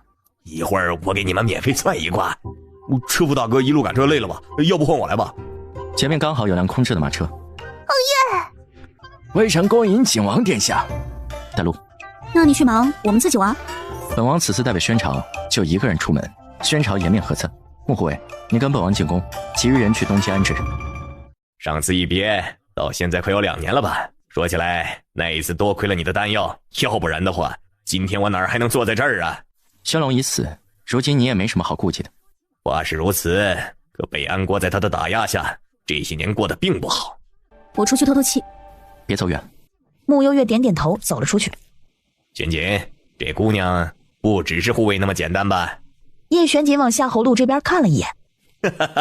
明白。过了会儿，叶玄锦扔给他一份文书，夏侯路接过，打开看了眼，面上大喜。当真如此？本王还有一个要求。你说。半晌，听完叶玄锦的话，夏侯路沉思几分。只是要借谁之手来当这个恶人呢？犯什么事了？前日给苏妃娘娘倒洗脚水时，水温有些烫，被她逼着喝完了洗脚水，我心里难受，就上吊自尽了。这也太惨了。苏妃娘娘就是个恶魔，她只要见到姿色稍微好一点的宫女，都会想方设法的折磨，送给老太监对食，亦或者故意刁难。总之，很多宫女姐姐都被她羞辱致死了。听着和白雪公主的后妈似的。谁是白雪公主啊？没谁。你是新来的宫女吧？那你要小心一些了。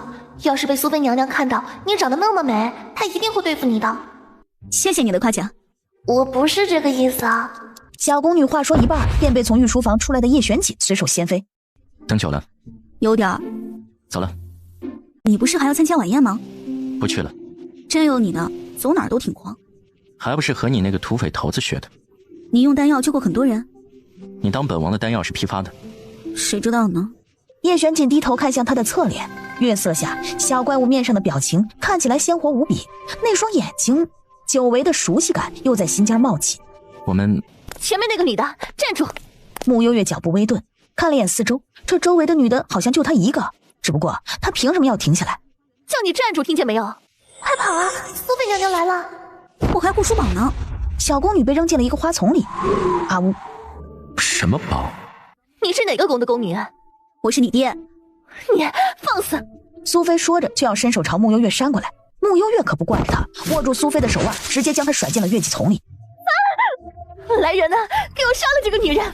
一旁，叶玄锦听到这聒噪的声音，抬了抬手，整片月季花丛忽然紧紧地锁住苏菲，将她缠在里面动弹不动。玄锦，恶人给你找到了。夏侯路瞬间懂了，苏家借苏家之手，好，甚好！还不快把苏妃娘娘扶起来！你又酝酿什么坏水呢？叶玄锦这会儿心情不错，伸手捏了捏她的脸。还是你最了解我。穆幽月鸡皮疙瘩差点撒一地。你们都别笑啊，我算的卦都是看长期的，短期你们看可能觉得不准，时间久了就会发现了。所以这就是你以前经常被人砸臭鸡蛋的原因。哎呀呀，那是他们没耐心，就觉得我是个骗子。笑什么呢？刚刚齐叔给你二哥算了一卦，我们快笑死了。说什么呢？莫二少摇了2支签出来，我就一并看了。一支是官地签，签上说时运未通，唯有守旧待时，时运一到，自然名成利就。通俗点说，就是莫二少目前守着眼前便好，继续做个闲散之人，待将来把握好时机，等待他的就是高压万人之事。这不挺好的吗？这支是挺好。另一支是月老签，莫二少这情路坎坷呀，必凭父母之命、媒妁之言成婚，良心不悦，强求无益。那正缘呢？齐叔说二哥的正缘会是地里挖来的，我们刚才就在笑这个，难不成二哥娶的是个萝卜？你们别笑啊，我的卦真是这么说的。穆星泽也对这个地里挖来的说法十分头大，最后只能安慰自己，好歹还有一支好签。你们吃饭了没有？我去给你们做饭吧。悠悠二哥，齐叔的话随便听听就好了，别往心里去。我们所有人都被他拉着算过，目前没一个灵验的，这么不靠谱啊？那是，他之前算我会当官呢，我一个杀人不眨眼的土匪，不被抓进牢里就不错了，当哪门子的官啊？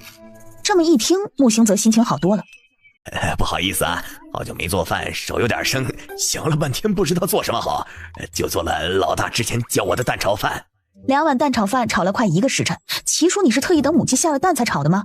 吃了一口，这盐有股蛋炒饭的味道。你们先吃啊，我去睡了。今天算了2支签，哎呀，这把我累得脑浆都打结了。这是你教的？是啊，就是这个味道，我爱吃。那我看着你吃。忽然不太饿，不想吃了。累了，我去休息了。说完，以100米冲刺的速度消失在叶璇锦的眼前。北安国国军靠谱吗？无所谓，玩场游戏而已。你们怎么都不吃啊？这是你妹妹的秘方，你吃吧。真的假的？甜甜还会做饭呢？穆星泽拿起筷子吃了一大口，整个人忽然僵住，告辞。深夜时，所有人都睡下，没有叶璇锦还坐在庭院里。殿下，夏侯路晚宴过后，单独召见了丞相苏永忠以及将军苏永义，又晋升苏妃为苏贵妃。方才苏永义已经连夜飞鸽传书了。黑影说罢，将截下来的信鸽递给了叶璇锦。叶璇锦解下缠在信鸽角上的字条，见到上面的内容后，唇角微弯，又将字条原封不动地装好，放飞信鸽。继续盯着。是，殿下。待黑影走后，叶璇锦依旧坐在月色下，迟迟未动。他耐心耗尽，如今必须加快速度完成自己的任务。待到轩宇可以稳坐帝王之位，便是他离开之时。好像又不想那么快离开了。叶璇锦被自己这个荒唐的想法微微惊了一下，想什么呢？悠悠，这个香糯小米糕真好吃啊！穆幽月走了一会儿，余光瞥见一抹熟悉的身影。你先自己玩会儿，我去就来。昨日在王宫见到你时，还以为认错人了，没想到真的是你。你这个太傅倒是清闲。面前这人乃是北安国史上最年轻的太傅石冕。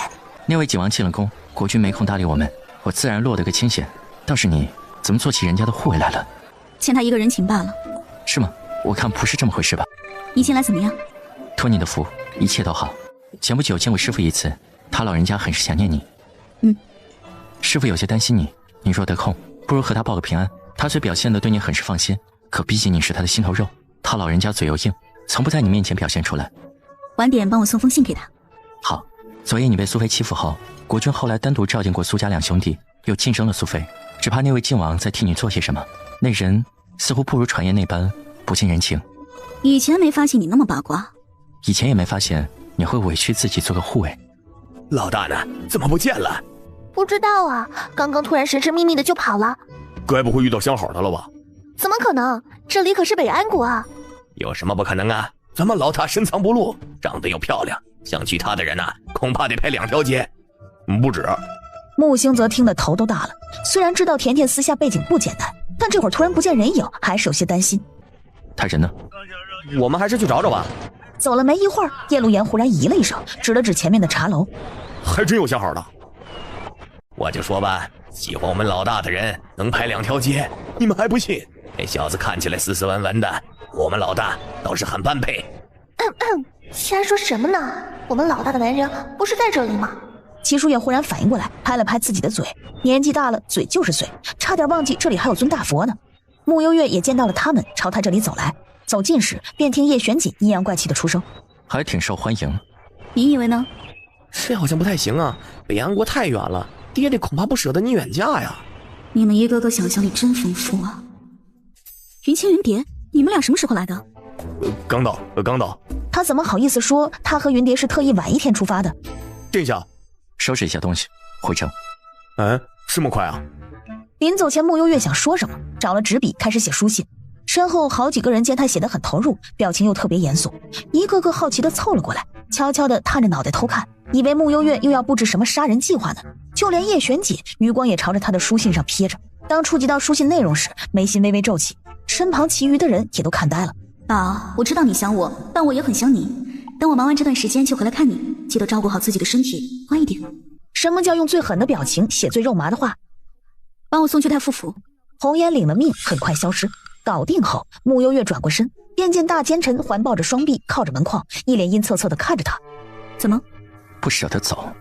你从哪儿看出来的？叶玄锦对上他的视线，此刻心底莫名有些的烦躁，他也不知道这股烦躁从何而来。既是不舍得，那便再留2日。你到底在说什么呀？这破地方，他怎么就不舍得走了？等他再反应过来时，叶玄锦已经消失在了眼前。云清和云蝶刚收拾好包袱，准备拿到马车上时，便听到消息说暂时不走了。这殿下心海底针呢？不过也好，赶了这么久的路，还没好好休息呢。有心事？还好吧。你妹妹年纪小，难保不会被一些好看的皮囊所骗。你这个哥哥就真的放心，何况那小子长得还不怎么样。比起你是差了点，可也不能说长得还不怎么样吧。今早还听夏侯路提起，北安国前阵子出现了一个杀人狂魔，时机没有抓住，这地方有些乱。就算你妹妹武功好，可毕竟是个女孩子，有些事情防不胜防。你怎么对甜甜的事儿如此上心呢？本王也把她当妹妹看待的。你说的是啊，可今日甜甜的情诗写的，一看就是坠入爱河了。既然是他真心喜欢的人，我也不好拆散呢。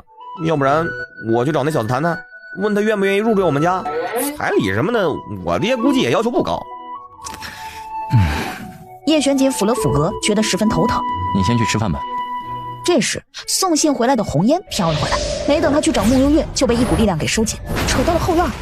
秦王这是做什么？信送去哪了？送到太傅府石大人房间里了呀。那小子不在，据说去辅导八皇子的客宴了。叶玄锦勾唇，放回红烟后，身影消失在了夜幕里。你喜欢白天那个小子？怎么可能啊？那你不喜欢他呀？那你白天那封信是给谁的？我告诉你，你不许说给别人听哦。穆星泽点头，侧耳过去，给我师傅的。师傅？男的女的？一个女的。原来是这样啊。保密哦。放心，打死不说。秦王已走，我们可以按照国君的指示布置任务了。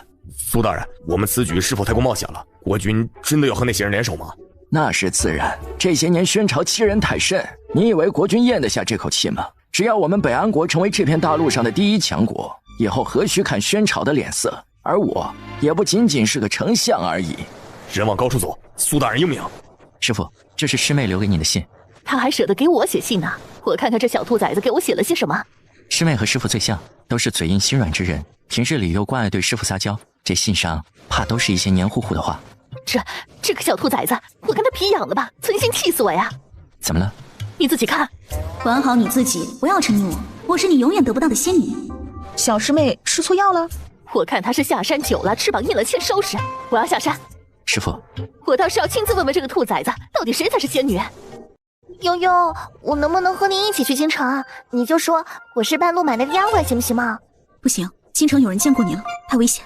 怎么样，丑不丑？丑得令人发指。丑得好美。这什么破词儿啊？就是丑得天崩地裂的意思。你就带上路言吧，平日里两个女孩子也有照应。谢谢悠悠二哥。行吧，你跟我一起。好嘞，进京后我就是你街边买来的小丫鬟，你们叫我小叶就行。要不也带上我吧？你们可以叫我老齐。齐花花，你可算回来了！水池里留了那么多的碗，你是准备吃掉吗？我现在就去刷。老大，那你们先启程吧，我去看看他俩，别一会儿真打起来了。赤血山和我想象中真不一样啊！晚点会有一群人进皇城，你留在此地盯着。啊？我盯着的作用是云蝶一起。云清瞬间心里就平衡了。你能不能别看了？你不觉得这香包越看越好看吗？只有你觉得。回京后还要来点刺激的吗？不要刺激。你确定？话刚落，马车忽然一个剧烈的颠簸，穆幽月坐的这一边直接往对面倾斜。穆幽月一时没防备，整个人往对面的叶璇锦摔了过去，直接扑到了叶璇锦的怀里。两人脸颊的距离贴得特别紧。穆幽月轻轻转头，只稍稍动了一下，耳坠轻轻地擦过叶璇锦的唇角。突如其来的皮肤接触让两人都顿了一下，空气中一阵诡异的安静。原来甜甜想要这样的刺激，让本王牺牲一下自己倒也不是不可。穆幽月直接伸手捂住了叶璇锦的嘴，一个警告的眼神瞪了过去后才松开叶璇锦。甜甜脸皮薄，本王不说了。我能骂脏话吗？可以。重新坐了回去。穆幽月掀开马车的窗帘，往外看着风景，可右耳却一阵阵的发烫。在他看不见的角落里，叶璇锦同样指尖轻轻触碰着嘴唇，看着面前的穆幽月，笑而不自知。我昨天刚教会皇上一套飞虎拳，怎么样？你爹我厉害吧？那是皇上领悟力好。不去你的！你是没有看见我那天在大街上宰陆永会的样子，你二哥都快崇拜死我喽。我其实应该先一个扫堂腿，再一个飞龙掌，再一套飞虎掌，保证把陆永会打得屁滚尿流。老爷，二少爷和小姐回来了。真的呀？穆相一阵风似的消失在穆景玉的眼前。这姑娘是？在利州时，奴家卖身葬父，多亏了穆小姐慷慨相助，奴家以后生是穆小姐的人，死是穆小姐的鬼。大人好，奴婢名叫小叶，以后是穆小姐的贴身婢女。哦，你好啊。甜甜，你先带小叶去安顿一下吧。穆幽月点头，先带叶露言离开。你们怎么这么快就回来了？小莲村怎么样？好玩不？不对呀，你们去小莲村为什么还会经过利州？是这样的，甜甜说小莲村那位于伯伯最喜欢吃利州产的青花酥，所以我们特意绕了路过去的。那得兜不少远路啊。是啊，这不甜甜一片孝心没办法吗？不愧是咱们甜甜，有情有义，我这个当爹的深感欣慰。穆景玉差点笑出声，还真是一个敢说一个敢信的。二哥，你和甜甜之间小秘密挺多呀，有吗？刚刚那个丑丫头也不是普通的丫头吧？女孩子的事儿你别多问啊。哦，对了，你那里可有关于前任都统封长河的记录了？有啊，不过这人是突发恶疾身亡，记载的倒是不多。带我去看看。现在？不然呢？两位姐姐好，我叫小叶，以后有什么事情可以随时吩咐我。不用，小叶，你只需要照顾小姐就好。这是给你们的见面礼。叶露言送了他们一人一颗金豆子，红间紫竹直接傻了。红间紫竹，小姐秋日的衣裳定做好了，你们快去取吧。我们马上去。那什么，我去就好了。说着，叶露言便跑了出去。哪来的丑八怪，走路没长眼睛吗？你也长眼睛了，你还撞我？放肆！一个奴婢敢这么和二小姐说话？我虽第一天来府里，可也没听过丞相大人害过二女儿呀。这位大姐，你是得了失心疯，成日在这里意淫吗？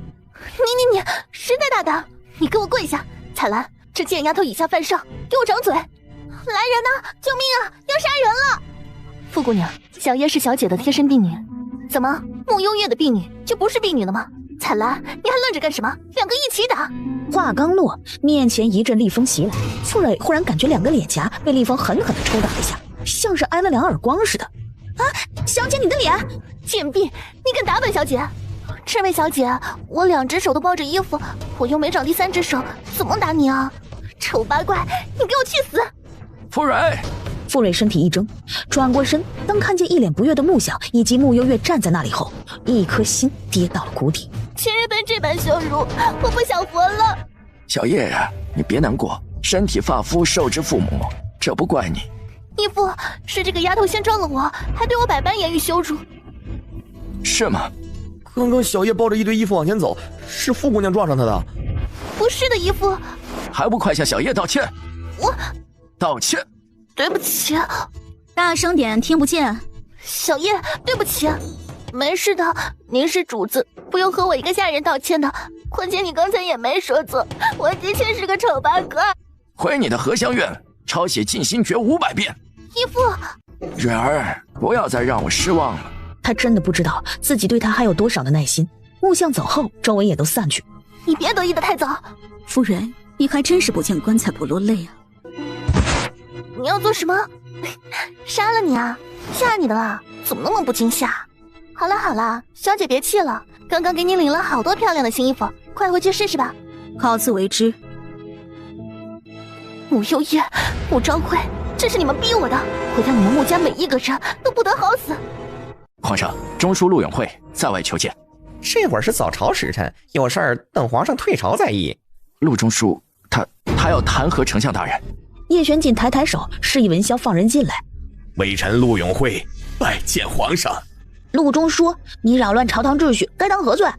微臣自知不该贸然打断皇上，但是微臣刚刚发现了一件天大的事儿，因此微臣必须要站出来揭穿真相。好，说来听听。微臣掌握了关于丞相穆昭辉这些年私下受贿、勾结地方官员、贪赃枉法的证据。来，陆中书，说话可要负责任啊！你知道你在说什么吗？微臣没有十足的证据，自然不敢贸然来这儿。不仅穆昭辉这些年来贪赃枉法，就连他的儿子大理寺少卿穆景玉也是受贿不断。这件事儿是丞相府的人亲自揭发的，还请皇上即刻带人前往丞相府搜查穆昭辉的罪证。叔叔，你看这事儿，让昆王带人去查。让我去？哎，不是，这种搜查的事儿也不归我管呢。不还有大理寺的人吗？再不济京兆府尹的人呢？实在不行刑部也行啊。昆王，请吧。叔叔，我能不能一起去啊？好好待在宫里。丞相大人，你还有什么话说？这一笔笔可都是平时中饱私囊的记录啊，这最小的数目也都有1万两白银，难怪丞相大人活得风生水起的。还有这银票上面还刻着天瑶国的印章，看来丞相大人不仅受贿，私下还和天瑶国有着来往。也不知道丞相大人究竟是何居心呢？莫不是想通敌叛国？本王奉了皇上的命令，前来等待结果。你们继续。景王殿下，方才我们已经搜到了穆昭辉贪污的账本以及天瑶国的银票。好，是吗？请景王殿下过目。叶玄锦接过，随意翻了2眼，又往陆永会看了看。您看看，这1月2日就收了临南知州2万两的银票，这笔银子可是朝中每年拨给临南那些贫困百姓的银子啊！还有这4月7日又收了当地官员1万5千两银子，这是朝中治理当地水患的钱。还有这6月，继续说呀，怎么停了？陆永会从他手里抢过账本，拿到自己的眼前，用力翻了几页后，一双手不自觉地颤抖起来。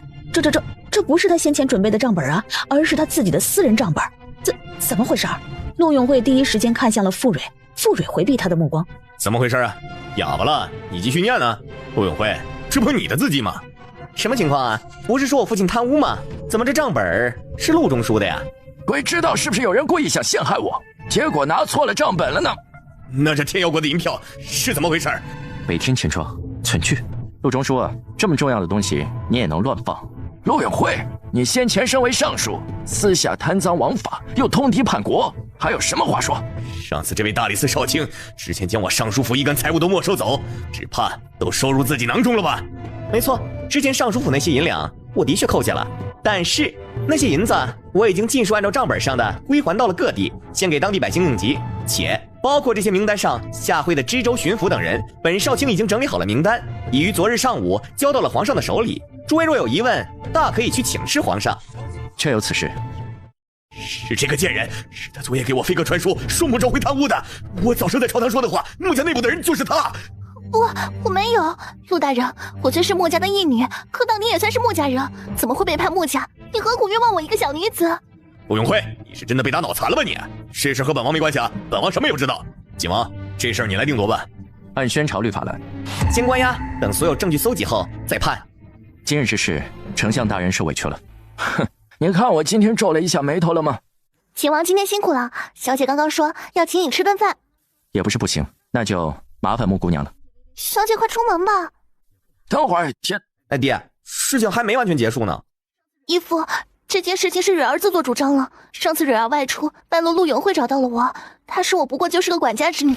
如今月姐姐回来了，义父更加对我不上心了，让我早点谋划其他的路。可是这几年义父对蕊儿的好，蕊儿一直铭记在心，早已将自己当成穆家的一份子，又怎么会轻易被陆永会骗去？但陆永会最近实在嚣张，蕊儿便想以其人之道还治其人之身，所以昨夜用信鸽通知了陆永会。义父，对不起，是蕊儿太冒失了。差不多得了，演给谁看呢？二少爷一贯不喜欢我。你这样的人，有让人值得喜欢的地方吗？义父，你的小算盘打得挺好。今天这事儿，如若陆永会带人来查，的确什么也没查到，你便可以向我们表一次忠心。但若陆永会留有后手，最后倒霉的也是我们穆家，而你照样可以抽身。傅蕊，你左右不吃亏啊！傅蕊被穆兴泽怼得哑口无言。的确，他是存那么一点私心，但正如昨晚的梦境，爹也提醒了他，如今他羽翼未丰，身后又没有其他的后台，只能靠着穆家。穆家倒了，他就什么也不是了。二少爷何必把人想得那么坏呢？穆相对傅蕊最后的一点信任都彻底的消磨干净。他想，他现在唯一能做的就是按照之前的承诺，尽快给他找一户好人家，让他安稳的过着下半辈子。行了，今天这件事到此为止，谁都不许再提。穆相心里拿定主意后，示意傅蕊先回去。对了，通政司副使家的二少爷林科，人品怎么样？人还行，斯斯文文的，虽是庶子，但比他那个大哥懂礼数不少。据说还要参加明年的文状元考核呢，如若考上了，前途不可限量。爹，你问起林科做什么？上回林副使和我提过一嘴，说林科在太后娘娘的寿宴上看上了蕊儿，但当时蕊儿又没有及笄，我就没放在心上。现在蕊儿明年也就及笄了，如果林科这人靠谱的话，我想这未尝不是一门好姻缘。爹，无冤无仇的，你别祸害人家林科了吧？你怎么说话的？你看着办。后院门口，傅蕊听到穆相有意让她嫁给一个四品官员的庶子后，整张脸都阴了下来。穆幽月，你有的东西我也必须要有。傅蕊离开了后院，穆景玉往穆兴泽看去，两人对视，眸中一片了然。好了，我得再进宫一趟。陆永会给我闹出了这么大动静，我必须得去皇上面前揍他一本。小四，你也赶紧的，该去审案审案。说完，穆相出了府。二哥，你干嘛说话这么毒啊？不毒不行，他傅蕊要真改过，他刚听了爹的话，心里铁定感激不已。他要是假装改过，这会儿一定又把我们给恨上了。你说说，当初救人的是傅管家，咱们父亲当时不仅给了一大笔的银两给傅家，又答应给傅家二老养老送终，最后又收了傅蕊当了义女。你看他知足了吗？去年傅管家忌日，不过因为飘了点毛毛雨，这傅蕊不也找借口没去祭拜吗？白眼当一个。玩还是你会玩啊？刚刚竟然没告诉他，林科已经被景王认可，明年1月就要跟着范太傅做事。这文状元考不考的，其实作用也不大了，这前途啊，可比林副使光明多了。告诉他还得了，这人性呢。今日这事儿，你提前安排的？准确来说，我们是团伙作案。先前我夜探陆府时，早已翻到了陆永会私藏的账本，将里面的内容全部记了下来。昨夜找到我四哥，模仿了陆永会的字迹，那张存据是我二哥去北天黔州弄来的。至于我爹，他站在旁边给我们当啦啦队。啦啦队就是站在旁边给我们鼓掌。还真是一家人齐心协力。穆幽月笑了笑，傅蕊那点心思哪能骗得过穆家这些老狐狸？景王吩咐过，一切按宣朝律法来办。江大人，坤王妃求见。让他进来。江大人，本王妃想见一见父亲。没有皇上的命令，任何人不得窥视陆中书。本王妃是想来见父亲最后一眼。只有1炷香的时间。多谢。妙龄，坤王妃，只有1炷香时间。妙龄，爹，你不是一直叫我别轻举妄动吗？你看看你这做的什么蠢事！我这不都是为了你？陆家倒了，你这个坤王妃还有好日子过吗？爹，那现在该怎么办？你还有办法出去吗？宣坤那边怎么说呀？他回府之后就对我一阵臭骂，你还指望他吗？爹，你手里还有筹码是不是？不妨告诉我，我或许可以帮你。爹，你难道连我都不信任吗？在这世间，我是你唯一的亲人了。你看看你其他的那些庶子庶女，他们有想过来探望你吗？正如你所说，陆家倒了，我什么也没有了，我比谁都希望你渡过难关。我听说魏太后卧病在床，久久不愈。如若我将手里那张王牌透给她，或许能换回一线生机。爹，还是你聪明，这样的话，太后一定会放了你的。是啊，你现在赶快进宫去见太后。爹，我知道这朝玉湿冷无比，刚刚来之前特意去了一趟医馆。说罢，指尖多了一颗黑色的药丸，递到陆永会的嘴边。陆永会面色一惊，而下一刻，陆妙龄已经掐住他的下颚，用尽全部的力气将药丸喂进了陆永会的嘴里。生不为己，天诛地灭，这是你教我的。母亲已经为我牺牲，如今你也帮我一次，又有何妨？陆永会喉口发不出一丝的声音，望着陆妙龄，面上血色尽失。趁着陆永会还有一口气前，迅速的离开了牢房。爹，你别怪我，是你自己没用，让陆家一步步变成今日的局面。我为了自保，何错之有？进宫。见过坤王妃。正副统领，本王妃有急事要见母后。太后娘娘这段日子身体抱恙，连卑职也只是定时来寻访一下。坤王妃，我要见母后，我有重要的事情要和母后说。容奴婢进去禀报一声。东岐道长今日进宫了吗？刚进宫不久。二位请。儿臣见过母后。你怎么来了？听说母后病了，儿臣一直记挂在心，便来探望一下母后。你爹这回惹了大麻烦，你难道不是来为他求情的？儿臣的确是想给父亲求个情，希望能够放他一条生路。想要生路，得看他自己本事才行。陆妙龄沉默了一会儿，罢了，看来哀家得亲自去见一见他才行。政府统领，你来扶哀家。启禀太后娘娘，刚才大理寺那边来报，陆永会服毒自尽了。什么？不可能！怎么会这样？你一定是在骗我的，是不是？大理寺卿方才已经紧急入宫面见皇上了，此事千真万确。我爹怎么可能自尽？他一定是被人谋害的，一定是大理寺的人，他们草菅人命。荒唐，简直荒唐至极！去给哀家查一下，叶玄景和穆家那些人今天都去了哪儿？陆妙龄，你爹被押走前曾授意东岐道长进宫，说他有办法治哀家的病，你可知道一些什么？我不知道，父亲他平时许多事情都不会告诉我。母后，一定是穆丞相他们做的。前不久穆昭会便在大街上对父亲大打出手，说不定是父亲知道了他的把柄，他联合大理寺少卿穆景玉对父亲下的毒手。让江清平来见哀家。陆中书被发现时，的确已经气绝了。大理寺的仵作在一番查验后，断定是死于最常见的针毒，借着针毒被制成了药丸，十分的方便携带。在这期间，是否有人见过陆永会啊？旁边的陆妙龄瞳孔一缩，心里开始想着措辞。无人见过陆中书。江清平为何要帮他？可恶，可恨！难道普天之下就无人能治哀家的病了吗？东岐道长呢？程瑞呢？程瑞入宫前得到天瑶国急报，现在已经动身回天瑶国了。往后昆王妃只能靠自己了。东岐道长说完，便留给陆妙龄一个背影。江大人，刚刚为何帮本王妃？人已死，既无法挽回，便也无需深究了。往后我去微臣还有仰仗昆王妃的地方，还请昆王妃届时多担待。江大人，你是个聪明人，更何况你也没有证据。小四，到底怎么回事？不知道，我去大理寺的时候，江大人已经处理好了陆永会的后事。陆妙龄那边怀着孕，说不沾此事，给了江大人一笔银子，让他帮忙安葬陆永会。哦，也就是说，除了江大人，没人见过陆永会的尸首了，是这个意思。甜甜，你怎么现在才回来？这都天黑了，你不会和叶玄锦一顿饭吃了一下午吧？我和小叶饭后四处逛了逛，这些都是我和小姐一下午的成果。下回请他吃饭，就在家里请就好了，又不是没有厨子，你单独和他出去吃，多危险呢！我知道了，爹爹。那就好。对了，陆永会死了，你知道吗？刚刚回来的路上听说了。这老畜生就这么死了，真是太便宜他了。木匠越想越咽不下这口气，就要往外走。你干嘛去啊？我去问问江大人把他埋哪儿了，我给他挖出来捅几刀再说。丞相大人，还没吃晚饭吧？刚刚小姐给你买的桂花糕还热乎呢。甜甜给我买的呀，那尝尝。四哥，怎么了？大理寺最北面一间封闭的牢房，关的是谁？恒王。穆小姐，太后娘娘有请。这都好晚了。太后娘娘重病，方才已经请了穆太医前去诊治，这会儿想请太青山神医穆姑娘一起搭把手。是吗？那就进宫瞧瞧吧。爹，四哥，我先进宫了。怎么办？不会出事吧？以甜甜的本事，应该不会有事的。不是，我是担心太后啊。旁边的木匠一口桂花糕差点噎死。别慌，甜甜就算忍不住，还有三哥在呢。三哥虽不如甜甜这位太青山神医名声响亮，可毕竟也是拜在高人门下的。不慌，不慌。不行，他得去看个热闹。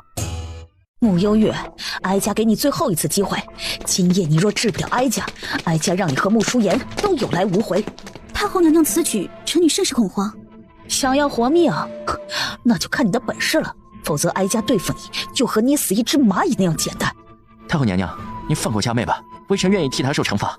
三哥，你们不必在这扮演兄妹情深，今晚治不了哀家，你们谁都逃不了。你既然有办法，大可说出来，便可活命。你也不想你三哥因你而死吧？太后娘娘应当是受了什么反噬，才会突然变得如此。办法是有一个，但臣女说出来，太后娘娘未必信。何况这个办法，在旁人看来，定是歪门邪道，而且也十分的残忍。说来听听。此乃我多门钻研出来的办法。太后娘娘遭到邪功反噬，体内赤血已然变得不纯，需得世间最纯之血，方可攻破。何以？寒梦山的雪莲最是纯净滋补，太后娘娘需要找一个每日服用寒梦山雪莲的孕妇，每日取其身体一口血饮下，连续9981日便可痊愈。甜甜，这也太残忍了，不可如此。三哥，所以我说这是个歪门邪道。此言当真？当真。不过这每日饮用寒梦山雪莲的孕妇极为难找，通常只有显贵人家才有这样的条件。穆太医，太医院每个月都会进一批韩梦山的雪莲，你可知道有时每日进补韩梦山雪莲？这说，的确有那么一人，只是那是坤王妃啊。坤王妃每7日便会让王府的侍女来太医院拿走7天的雪莲。坤王妃玉体尊贵，又怀着坤王殿下的孩子，怎能每日取血给太后娘娘呢？除此之外，别无他法，最快3日见效。窦嬷嬷去请坤王妃。见到坐在床榻上的魏太后，陆妙玲竟吓得尖叫了起来，后退了一步。请母后恕罪。你是否每日服用韩梦山的雪莲？陆妙玲不知是何意，下意识的点头。很好。下一刻，陆妙玲忽然被人按倒在地，窦嬷嬷亲自上前找了一把匕首，用力割破了陆妙玲的手指。母后，你这是要做什么？我怀了身孕，你不能这样。面前，魏太后没有回应他，而是接过琉璃盏，将里面的血一饮而尽。静坐了一会儿，魏太后神奇地发现堵在胸腔口的疼痛竟然舒缓了许多。你回去吧，明日再来。母后，我还怀着身孕呢。哼，哀家当然知道了，但你得记住了，在哀家痊愈之前，好好保护你肚子里的孩子，否则哀家第一个弄死你。三哥好久没有回家了，什么时候回去啊？再过2日便是假期。那我们等着三哥回来。好，三哥给你带果干回来。谢谢三哥。不早了，早些回去吧，别让爹爹担心了。三哥再见。小叶，你这个疤哪儿弄来的？还挺真的。我自己做的呀。手还挺小的，比那谁强多了。谁啊？不说了，他来了。你怎么在这里？看风景。那我不打扰你了。和你一起走。你不看风景了？有什么好看的？那你刚刚还看了那么久。刚刚好看，现在不好看。行吧。你先跟我来。他们平时都这么聊天的吗？是啊，通常咱们殿下话多一些。哦，真是为难景王殿下了。帮我个忙。什么？陪我去个地方。啊？我去，他没看错吧？当见到满大街都是狗时，面色也略微诧异。捅了谁家狗窝了？穆幽月整个人都不好了，条件反射地摸了摸手臂，已经全部泛起鸡皮疙瘩。这都多晚了，为什么大街上会有这么多狗啊？恰好自己坐的又是叶玄锦的马车，景王府也快到了，穆幽月也不好意思开口让叶玄锦送，准备用轻功回去。飞身刚上屋顶，入眼之处见屋顶上都趴着几条狗时，又缩回了马里。怎么不舍得离开本王？麻烦景王殿下送我回府，谢谢。有什么好处吗？我给本王绣个荷包。明日来景王府，本王亲自看着你绣。那只恶犬似乎听到了声音，一只爪子已经攀上了马车，跳了上来，作势就要冲进来。穆幽月下意识地往旁边一躲，竟然直接坐到了叶玄锦的腿上。难道甜甜想用别的方式？这不太好吧？这不变成本王给你好处了吗？叶玄锦，你能闭嘴吗？恶犬张着嘴朝穆幽月扑过来。哎，绣荷包，绣荷包！一言为定。先把狗赶走。叶玄锦轻轻地挥挥手，近在咫尺的恶犬被他一下子掀出了马车。别怕，走了。最后叶玄锦送他回了丞相府。原地，叶陆言和云清看着满大街的狗，轮到他们头疼了。兄弟们，偷狗贼就在前面，抄家伙！偷我们狗场里的狗，我打死你们2个不要脸的偷狗贼！小叶，昨晚多亏了你啊！话说你是怎么知道城内居然有狗场的？我虽然不在京城，但这里的地势我熟啊。原来是这样。那什么，云清找你。穆姑娘，请。你们2个可以啊，回来再揍你。遵命。走吧。云清，我们小姐还没用早膳呢，别饿着她。放心吧，小叶。就按这个绣，上面的字也让。这不合适吧？你知道不合适，还送我？这天儿又被聊死了。没事，慢慢来。本王相信甜甜做什么都能做得很好。你也太看得起我了。和你商量件事情，成吗？你说。我画个桃花上去，行吗？不行。叶玄锦，你最好没有求我的时候。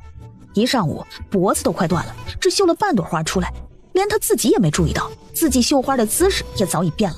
期间叶玄锦一直没怎么说话，穆星泽不是说他在家练过，但见他这副样子，叶玄锦心里越发好奇，他最后能绣出个什么鬼玩意儿。叶玄锦，你能不能换个东西？也不是不可。除了绣花什么都好说。给本王当半年贴身护卫。穆幽月脸上收起笑意，继续低头绣花。殿下，穆二少来了。我二哥一定是来接我回家了，那我先回去了啊。叶玄锦却轻声一笑，手一挥，竹林涌动，竟将他圈了起来。景王，何事？叶玄锦走了出来，和穆星泽交谈。穆幽月见叶玄锦似乎走远了，赶紧放了几只幽灵出来，想要进行求助。哎呦我去，给你厉害的，还会绣花呢。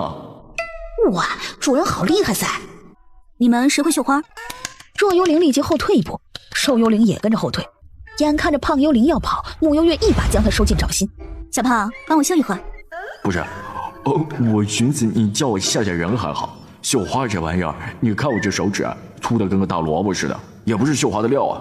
要不你让红姐来吧，她指定行。没事儿，你按照这个轮廓来绣就行。加油，我看好你哦。主人，你这样下去可不行。怎么了？你还没嫁过来呢，就成了夫管严，以后咋办呢？我要是你，我就撂挑子不干了。他能把我咋地吧？这一天天的让你干这干那的，他咋不上天呢？实在要是不行的话，你就听你爹的，毒死他算了。其实人小两口这样也挺好的，瞧把我给嫉妒的。我这个丑陋的心。穆幽月感觉到了身后的动静，默默地用玉灵网把泡英灵他们收了起来，然后像什么都没发生一般，拿过绣盘接着绣。甜甜又想毒死我吗？完了，一下午的心血又毁了。这时一只手伸过来握住了他的手指，穆幽月心里一怔，抬眸便见叶玄锦低头看了眼他的手上的伤口，而后拿出一张干净的帕子，神情专注的一下又一下的擦拭着他手指上的血。甜甜的血很珍贵，要好好保护才是。没有流血了。好了，今日就到这里。就到？明日继续。大奸臣果然是大奸臣，刚刚心底还有些小感动，刹那间被一句话给毁了。作折实在是太多了，正要离家出走。姐姐，今天朕还能住你那里吗？住我这里。啊，叔叔，可是我想和姐姐一起住。男女授受不亲。可是之前也住过啊。男女授受不亲。穆幽月趁他俩拌嘴时先溜了。叔叔，这是什么呀？甜甜给我的，你没有。他是不是喜欢叔叔，不喜欢我了呀？或许是吧。那叔叔也喜欢姐姐吗？小孩子别管大人的事。你在景王府待了一整日，关你屁事。难怪你回京不久便在京中扎稳脚跟，就连陆妙龄都被你变着法的玩，原来是有景王这座靠山。哎，打住！我叫穆幽月，想做什么就做什么，不需要靠任何人。倒是你挡了我的路，难道只是想说这些话？下一瞬，骊山却以最快的速度朝穆幽月攻击过去。穆幽月食指微动，在骊山手掌即将碰到他的面门时，侧身瞬移绕到骊山的身侧，一脚踢在骊山的腰侧。骊山身体往旁边一倒，又迅速起身扑向了穆幽月。面前厉风袭来，骊山被用力一甩，甩到旁边的墙沿上，嘴里吐出一口血来。短短几招，他丝毫占不得一丝的上风，可见穆幽月的身手隐藏的有多深，甚至比那日打伤他的粉衣女子还要厉害数倍。还要继续吗？穆幽月，我们结盟吧。穆幽月挑眉，像是听到了个天大的笑话一般。离家之人虚伪成性，无情无义，我不愿与志同流合污。穆幽月，我们合作，我们一起灭了离家。要合作，拿出诚意来啊，否则我凭什么信你？你放心，我既已表明立场，那便不会退缩。穆幽月没理他，转身往丞相府的方向走。我会让你看到我的诚意的。你去哪里了呀？半天找不到你。找我做什么？我今天偷听爷爷和基督童讲话，他们说要把我嫁给北安国国君，可我听说那个国君都快和父亲差不多年纪了。你不是一向很听爷爷的话吗？现在怎么不同意了？你怎么回事啊？吃错药了吗？我这不是没办法了，来找你商量吗？我不想嫁去北安国。你不反抗，这件事情永远都没有办法。说完，径自离去。事情落不到你头上，你就只有幸灾乐祸的份。可恶，不行，我不能嫁去北安国。大小姐，有事吗？老爷向来说一不二，大小姐既然不想远嫁北安国，那妾身这里倒是有个主意。说来听听。在老爷彻底做好决定前，尽快找个心仪的男子，生米煮成熟饭，这样一来，没有人会逼你嫁去北安国了。大小姐这表情是不是真的有心仪的男子了？你不妨告诉我，我可以帮你出出主意。我虽然不是你亲娘，可到底是在这府里看着你长大的，又怎么舍得你远嫁？我喜欢。是景王殿下是不是？金姨娘，你是怎么知道的？你呀你，姨娘平时都看在眼里呢。怎么香香啊，长得那么漂亮，只要你想想办法，景王殿下一定不会拒绝你的。到时候你成了景王殿下的人，老爷还敢让你嫁去北安国吗？只怕北安国国君都不敢和景王抢女人吧。姨娘，那你可有办法帮我？骊山从暗处走出，心中知道这个金氏不简单。至于离香，算了，他太了解了。悠悠，累了吧？我给你揉揉手臂。叶陆言，你是不是收了叶玄景什么好处？啊？什么意思啊？你们这是吵架了吗？我和叶玄景不是你想那种关系。啊？不会吧？真没关系啊？那他这些天岂不是把悠悠往火坑里推？总之，以后不要乱撮合我和叶玄景。好的，那我还是听你的吧。对了，我刚刚回来时碰见骊山了。这个女的当初擂台赛的时候拽得和什么似的，我当时如果打输给她了，她今天才不会向你低头呢。有阴谋，绝对有阴谋。悠悠，你可别被她给骗了，这种女人假清醒的。我当然不会轻信她的话。这就对了，来，我继续给你捏捏手臂。今天战果怎么样？叶陆言看他这样，嘀咕一声：原来景萌这么不会疼人啊！这都把悠悠折磨成什么样了？难怪悠悠不喜欢他呢。看来他俩真的没戏。哎呀，悠悠，我忽然有个好办法。什么办法？叶陆言，你确定这样真的可以吗？可以啊，看起来好可怜，一看就是受了重伤的样子。受了重伤还怎么绣花呢？你说是吧？小叶，你这是怎么了？小姐她昨晚练铁砂掌，不小心把双手都烫伤了，我好心疼她。铁砂掌？你看看，手都伤成那样了。天哪，竟然伤得那么重！看大夫没有？三少爷一会儿就回家了呢。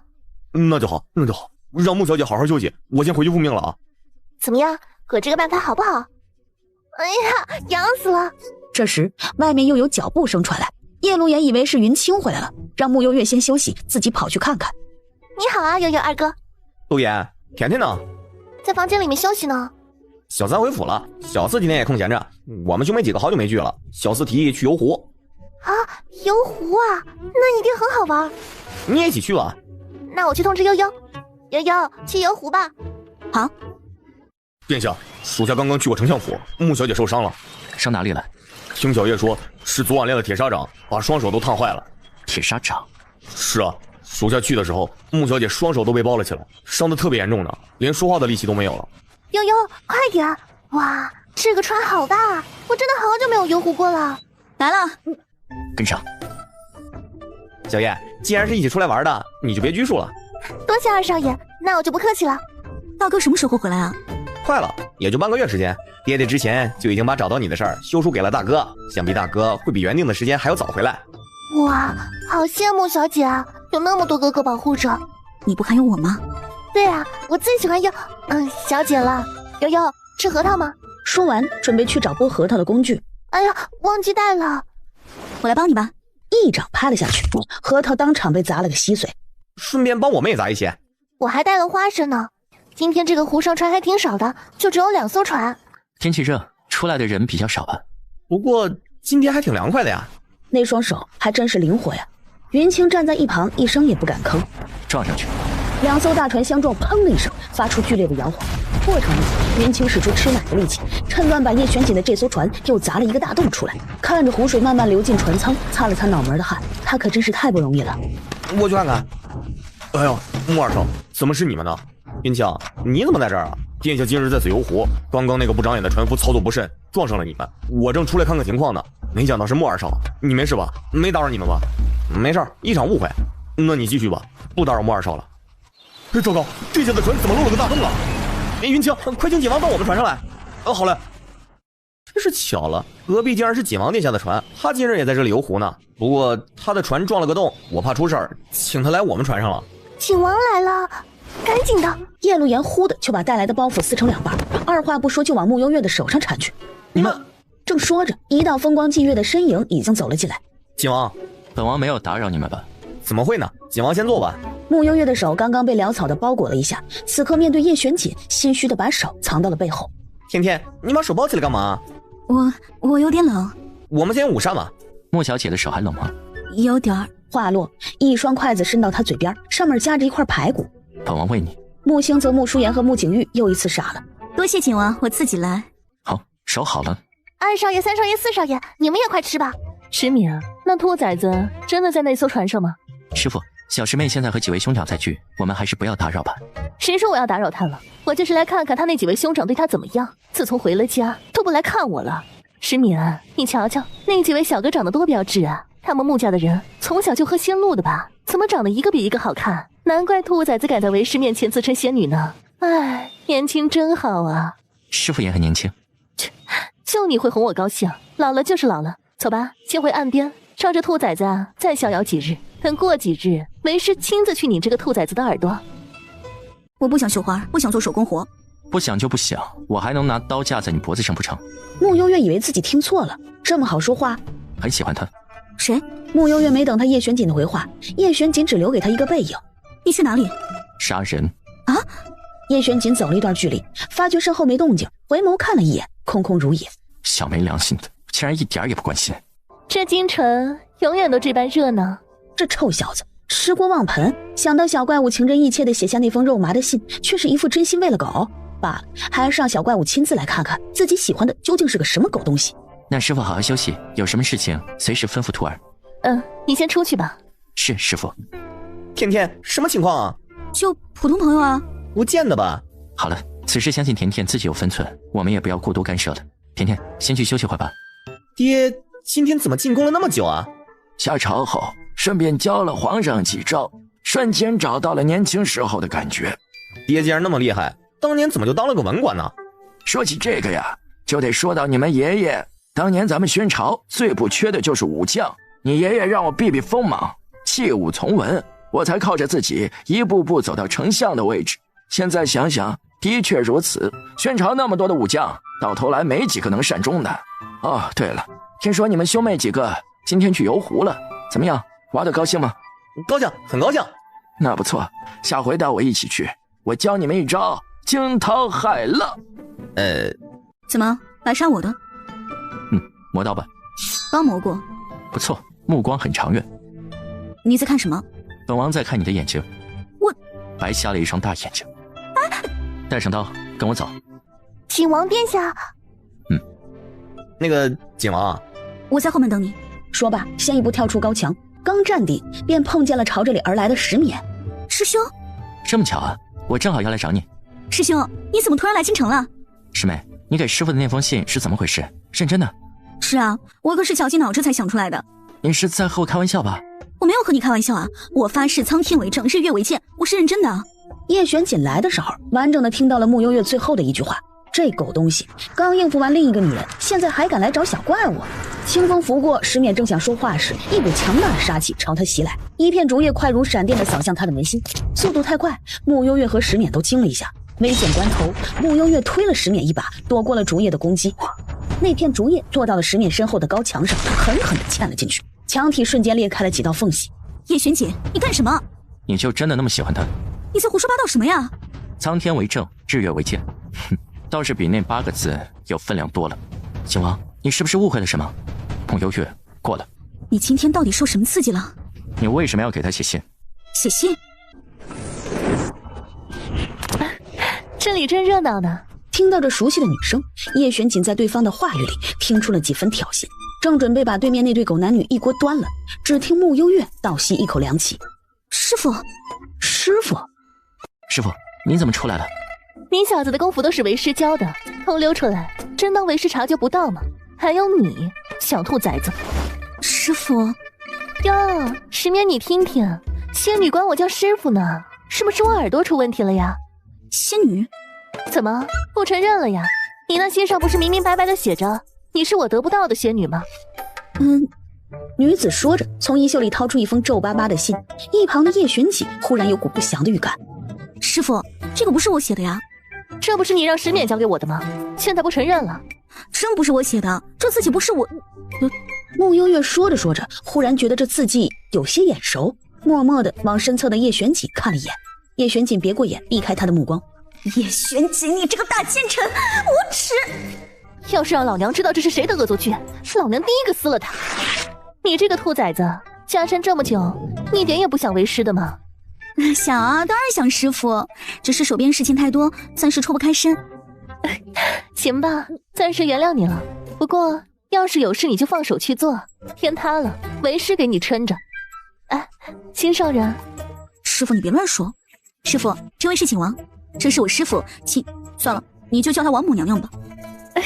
别听他们的，怪爱取笑我，叫我老秦就行了。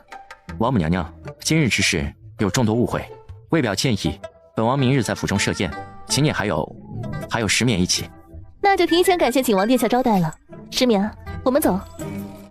景王殿下，偷换我的信，这是闹哪儿一出啊？本王好心替你把关男人，有错吗？幼稚无聊。本王有话跟你说。四目相对，叶璇紧抿着薄唇，忽然就不知道该说什么了。就在这时，噼里啪啦的声音在附近响起，先前那堵被竹叶嵌入的围墙裂缝越来越大，越来越大，直到最后整堵墙都散架了，溅起灰尘，碎石落了一地。来人，有刺客！穆家的侍卫已经跑出来，当看清墙外的人后，先是一愣，而后重新跑了回去，嘴里大喊：快去禀报相爷，锦王砸了我们府的后墙！你先回去吧，快走吧，有什么话过几天再说。这当真是那大奸臣干的？回禀相爷，小的刚刚听到动静跑过来的时候，的确是见到景王在这里。可恶，这个混小子，如今都敢这般挑衅我了，我的刀呢？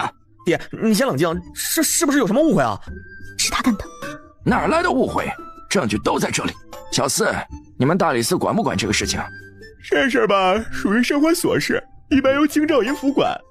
那不行，别以为我不知道，裴彦之那小子是大奸臣的人。罢了，我亲自去一趟景王府，我倒是要问问这墙哪里得罪他了。我得去看看，别一会儿爹被景王府的侍卫抬出来了。悠悠，怎么回事啊？你们在后院打架吗？差不多吧，不过这墙的确是叶璇锦干的，该赔还得赔。不过说真的，叶璇锦的内力真是不容小觑，一片竹叶竟有如此大的威力，比他的头发丝儿还厉害。穆悠悠握了握拳头，决定去哄哄王母娘娘，再学一些招数过来。丞相大人，您来了。叶璇锦呢？殿下刚回府呢，这会儿在后院。带路。殿下呀，你干什么不行，非得把人家木像的墙给砸了？爹，一会儿有话好好说啊，万一真有误会呢？走进去的时候，叶璇锦的身影正好往这里走来。叶璇锦！嗓门大的把叶璇锦身旁跟着的雪域灰狼都吓得弹了一下，下意识的吼了回去。木像亦是被吼的一个激灵。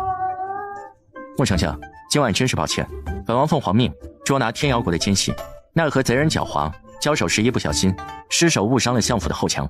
本王方才已经命人明日一早便去修相府的墙。是吗？天瑶国奸细，那抓到了吗？抓到了。相爷，属下之前好像是看到景王当时身边还站着个人影，似乎还是个女奸细。你不早说！原来是这样啊！景王既然有公务在身，那我们自然也能理解。误会一场，大家说开了就好了。我爹也不是不讲理的人，是吧，爹？是啊，身为宣朝臣子，自然是把宣朝的安危放在第一位。今日多有叨扰了。穆相客气了，是本王有错在先。哪里？这疼！看来不是在做梦了。这大奸臣今晚是不是吃错药了？怎么突然转性了？二哥早叫你冷静了，你非是不听。再说了，你呛我干嘛？不能呛你自己吗？我偏后，反应慢。哼！香香啊，姨娘今日可是下了血本了，听说景王在府中设宴款待贵客。可是景王设宴没有邀请，我根本进不去啊。姨娘当然是给你做好准备了。早上景王府的侍女出府采购，姨娘找人把她拦下了。一会儿你换上她的衣服，混进景王府。还有这个香包，你记得带在身上，里面可是好东西。有了它，全天下任何一个男人都拒绝不了你。姨娘，谢谢您。好孩子，快去吧，姨娘也不舍得你远嫁呢。喂，你还愣在这里干嘛？贵客快到了，快跟我来厨房。是，我这就。我说了，景王叫我老秦就好。王母娘娘这个称呼呀，是那小兔崽子专门用来调侃我的。她是仙女，你是王母，挺好。那小兔崽子今日不来吗？真是的，阿成又睡过头了。这丫头呀，一到晚上就精神，白天就犯困，偏爱和人反着来。师父，师兄，景王，殿下知道昨晚穆小姐没有休息好，这是特意为你准备的。云清，他怎么知道你昨晚没休息好？你们后来干嘛了？师父，你别瞎想。我也没说什么呀，是你自己想歪了吧？如今朝中局势动荡，魏太后一手遮天，连本王也无力对抗。听闻穆相已经私下与昆王结盟，本王今日请穆小姐来，想请穆小姐帮着本王牵线。景王殿下既然开口了，臣女也必定做这个人情。识时务者为俊杰，往后我们都是昆王殿下的人了。他竟然不知景王竟然斗不过魏太后，还如此低三下四的求穆幽月搭线。仔细想想，到底是异姓王爷，在宣朝没有根基，平日里装出那副高高在上的样子，只怕也是做给外人看的。今日本王特意单独设宴，还请穆小姐对此事保密。臣女明白。听闻昆王妃近日都在太后娘娘那里安胎，这一胎如此慎重，想必定是个男胎了。兴许吧。哎，那股香味总算是散得差不多了。穆小姐，戏演得不错。彼此。这什么意思啊？殿下先前毁坏了相爷府中的后墙，虽已经派人来修，可闹出这样的动静，心里实在过意不去。于是特意给相爷还有几位公子以及穆小姐都分别准备了一些礼物，还请各位笑纳。这么多东西，未免太夸张了一些。景王是不是弄错了数目？就是，这不知道的还以为他来下聘了。你把东西带回去吧，我们不要。相爷，你行行好嘛，这是殿下的一番心意。如果属下今天没办到的话，属下就会被逐出晋王府了。属下再也不想回去过喂猪的生活了。云清哭得惊天动地，我见犹怜，过程里还朝穆行泽使眼色，让他帮忙说话。爹，既然锦王一番好意，那我们就不如先收下吧。是啊，那就这样吧。说罢，抹了把眼泪，站了起来，开始分东西。这2个最大的是给相爷的，这2个是给大公子准备的，等他回朝可以拿给他。这2个是穆2少的，这2个是穆3少的，这2个是穆4少的，最后这一个是给穆小姐的。云清分完东西后，留下一脸懵逼的穆家人，以最快的速度消失在了穆家。他什么意思啊？看不起我们家甜甜吗？我有点困，先回去了。殿下，东西都送到了，亲自交到他手里了。云清点点头。这时，云蝶也从京兆尹府回来了。殿下，事情都办妥了。不错。悠悠，我可以进来吗？我刚出去转了一圈，据说今晚是城内的花灯节，大街小巷都在布置呢，还有很多卖花灯的。花灯节？今年的花灯节不是早就过了吗？这个我就不知道了，我是看到京兆尹府的人贴了告示出来的，还让百姓们今晚出行都小心一点，注意自身安全呢。不过花灯节一定很热闹，还有好多吃的，我们一起去看看。也不是不行，那就一起去吧。那我一会儿去换件漂亮的衣服，还有今晚这个疤也不贴了，太丑了。悠悠，你也换一件衣服，晚上我们一起去放花灯。穆幽月刚梳妆完毕，窗边竟然飞来了一只信鸽。虚实花间小院，这家伙又搞什么鬼啊？这么多人，没意思，算了，回府吧。刚一转身，一个踉跄的身影扑了他马怀，鼻尖传来一股浓郁的脂粉味。谁啊？眼睛瞎了吗？哟，黎香啊。是昆王殿下，刚刚沉溺脚崴了，不小心撞到您了。宣坤身形一晃，总觉得人忽然有点晕，又晃了晃脑袋。昆王殿下今晚是一个人吗？腰间的香包散发着异香，充斥在两人的周围。怎么，今晚想陪着本王？可以啊。最后，宣坤拉着黎香趁乱进了人群里，最后进了一家客栈。那女的不是黎家那个吗？她怎么勾引宣坤啊？走，我们跟上去看看。昆王殿下，昆王殿下。黎香难以置信，这么关键的时刻，宣坤竟然睡着了。难道事的分量太重了？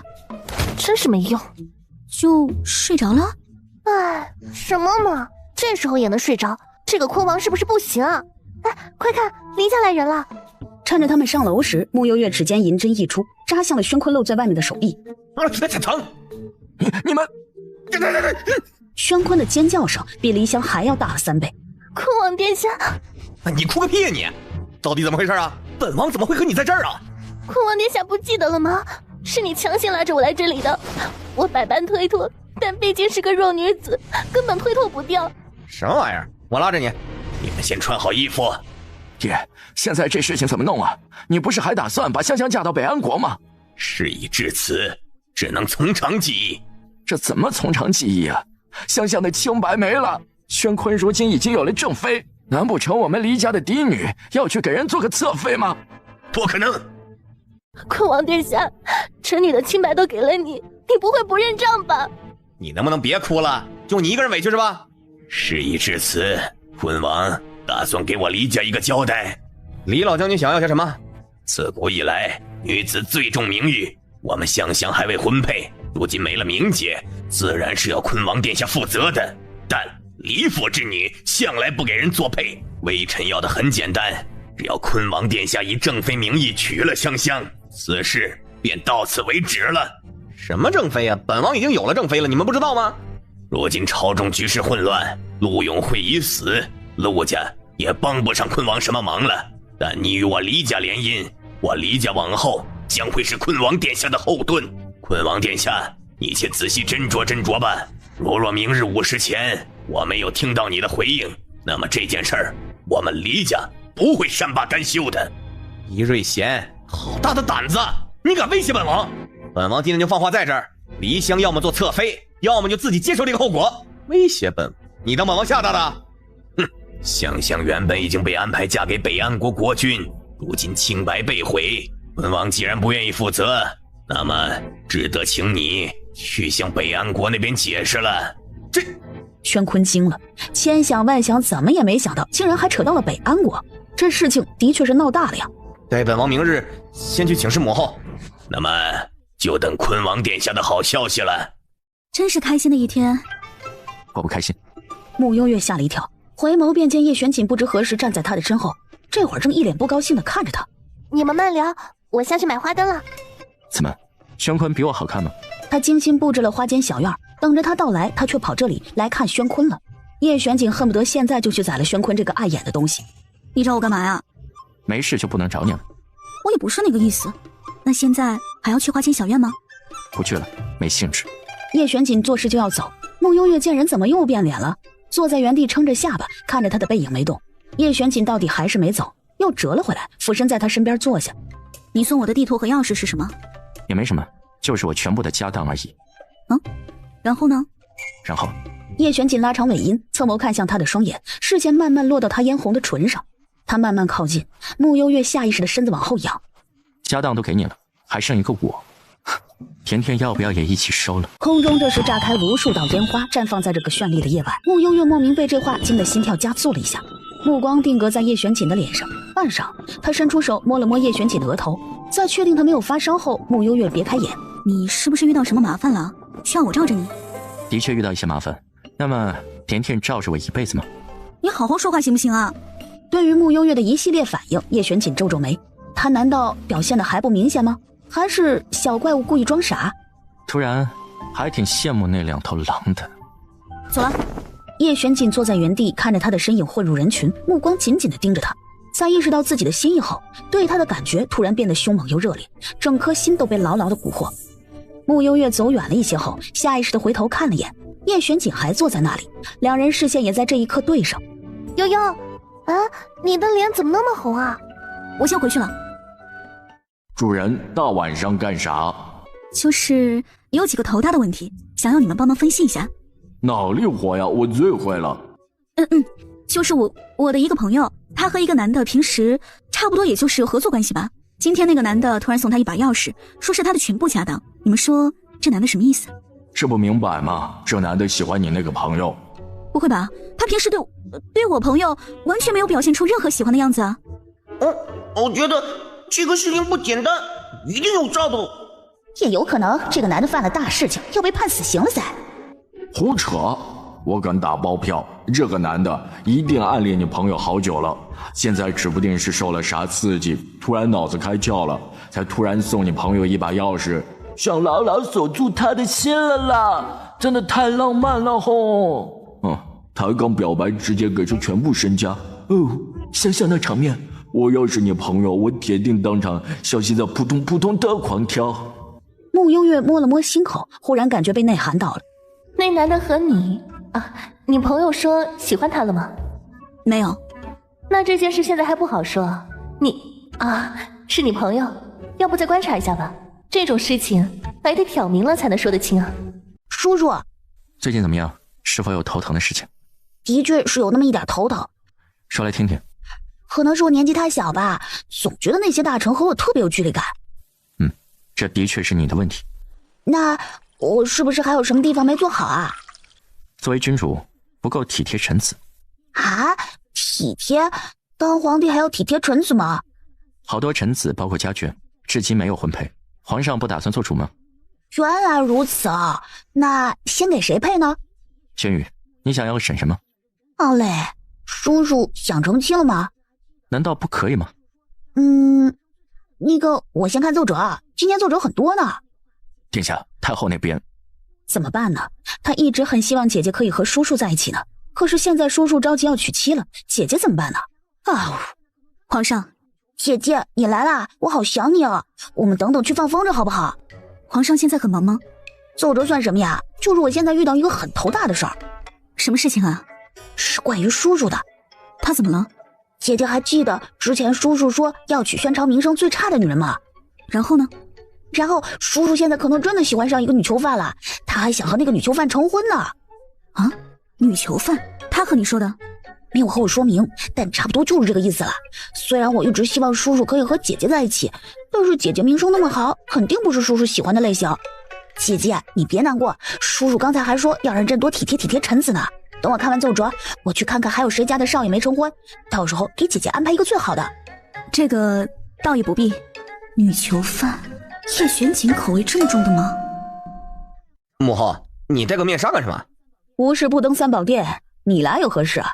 母后，你这话说的，母后，儿臣想娶梨香为妻。你说什么？就昨夜花灯会，儿臣可能喝得多了点，就和梨香有了夫妻之实。人家毕竟是个黄花闺女，又是梨家嫡女，儿臣也不能不认账啊。混账！哀家不是早就告诫过你，不要离梨家的人太近，你竟然还和梨香做出那种事情，哀家不同意。母后，可是事情已经发生了，梨家那边现在也盯着儿臣，而且他们不愿意让梨香做侧妃，还要正妃的位置。唉，陆妙龄如今怀有身孕，那你准备怎么安置她？她呀，儿臣想了想，毕竟快4年的夫妻了，虽然娘家倒了，但现在怀了孕，休了也不好，就让她做侧妃吧。也好，那殿下，你怎么能这么对我？我为你尝尽苦头，你现在怎么能如此狠心？胡咧咧什么呢？本王好吃好喝的供着你，什么时候让你吃苦头了？陆妙龄，你别不识好歹啊！母后，黎家的人向来狡猾，梨香留在殿下身边一定是个隐患，这肯定是慕幽月的阴谋，他想引狼入室，他想要害孔王殿下。陆妙龄，你差不多得了，本王和梨香有了肌肤之亲，势必要给他一个交代。人家堂堂李府嫡女，做个侧妃也不像样啊！你还是识趣一点吧。叔叔，你们今日执意如此，那我便死在这儿。我死了，母后也不好过吧？怎么，你是在威胁哀家吗？陆妙龄，你好大的胆子！真以为没了你，没人给本王生孩子了吗？你们大可试试。哀家这辈子最痛恨被人威胁，你既然想死，那么哀家便不拦着，你动手吧。母后，是我错了，儿臣对孔王殿下一片痴心，实在是气不过才做出此举。殿下，你不能对我如此狠心呢。够了，哀家同意你和梨香的婚事了，至于大婚细节，你自己与梨家协商。哀家一会儿便去找皇帝，让他下旨，往后梨香便是你的正妃。至于陆妙龄，德行有亏，亦是不配做你的侧妃，贬为侍妾吧。侍妾？不，我不要做侍妾。这里已经没有你说话的份儿了。你还是安分点吧。殿下，殿下！废物，还敢威胁哀家！你给我记住了，你若是想活，就好好的服从哀家，否则哀家有的是办法让你活得生不如死。是，母后。你既已是个侍妾，便也没有资格喊哀家母后了，往后得尊称哀家一声太后娘娘。是，太后娘娘。慕幽月，你的目的达到了，把我害成这样，就是你想看到的吧？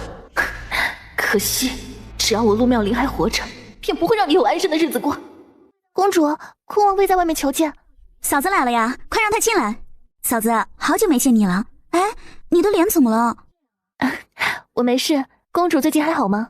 好什么呀，天天被禁足在此，闷死了。原来是这样啊，难怪什么？发生什么事情了吗？啊，算了，公主还是不要知道为好。如今慕幽月在外混得风生水起，根本不把任何人放在眼里。慕幽月，她干什么了？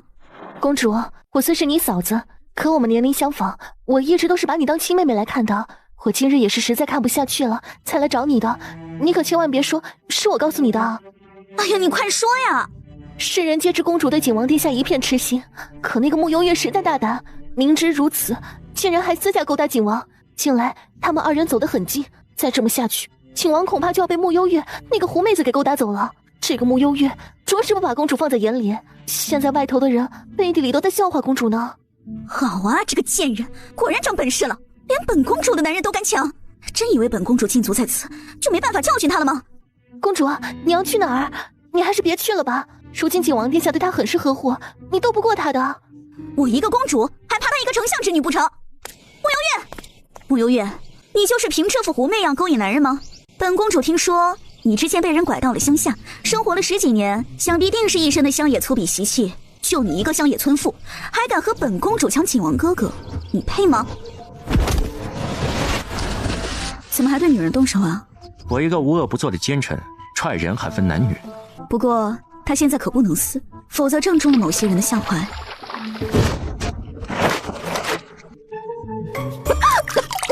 穆幽月，你，秦王哥哥，闭嘴！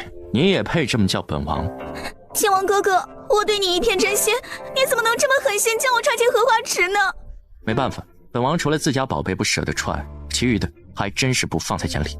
穆幽月还未来得及开口，便见宣柔一脸羞愤，捂着脸哭着跑离了御花园。你的宝贝在哪里？天狼女球。甜甜，不许这么咒自己。饶是穆幽月对待感情再迟钝，此刻也不会听不懂叶玄锦的话。这不是一时兴起，更没有带着其他目的。甜甜，你是我此生唯一认定的女人，或许你觉得太过突然，但我会尊重你，给你时间适应我们新的关系。不过不管等多久，最后你一定都会是我的。叶玄锦，你让我想想。好，听闻一个男子喜欢一个女子，都会先展开追求，这个过程甜甜也必须要有。姐姐，小奶包的声音打破了两人之间的暧昧气息。叔叔，我和姐姐要放风筝了，你也要一起吗？男女授受不亲。轩宇气呼呼地摸了摸自己被拍开的手，叔叔可恶，欺负完姐姐又欺负自己。一会儿边跑边放线哦，不要太着急。好的，姐姐。哦，叔叔好厉害啊！快点把风筝放得再高一点。不准尿裤子。什么嘛，我早就不尿裤子了。什么情况啊？你看他们三个像不像一家三口啊？我觉得像没有用，得让丞相大人来看看才行。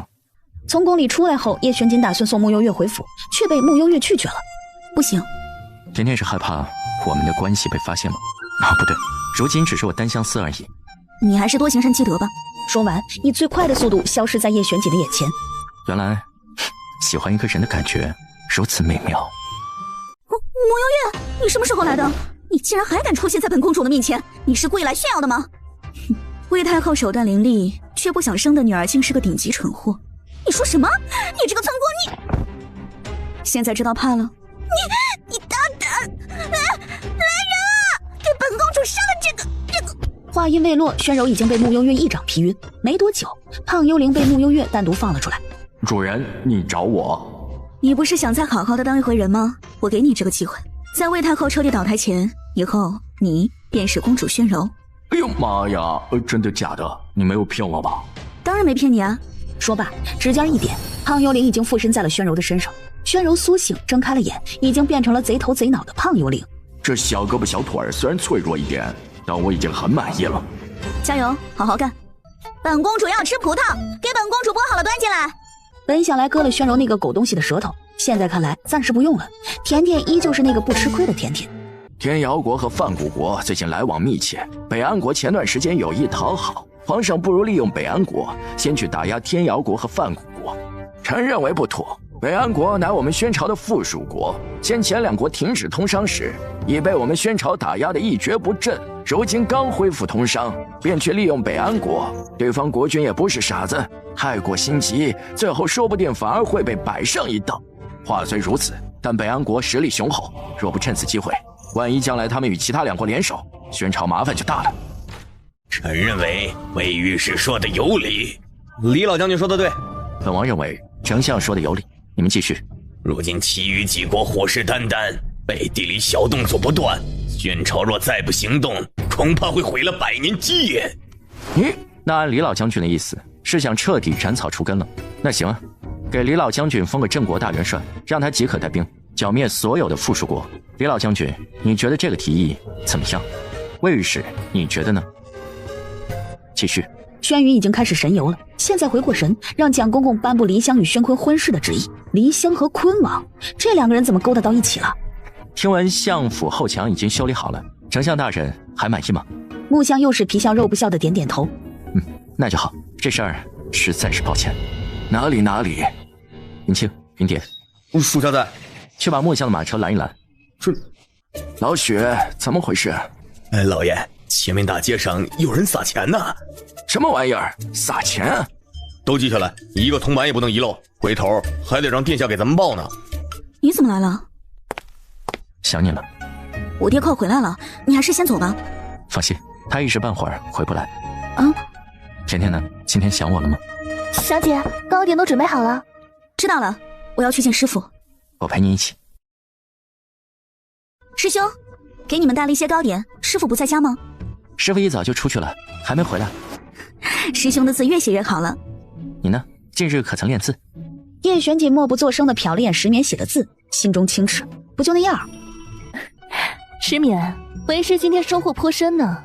哟，你们也来了，是来我这里蹭饭的吗？师父遇到什么好事了？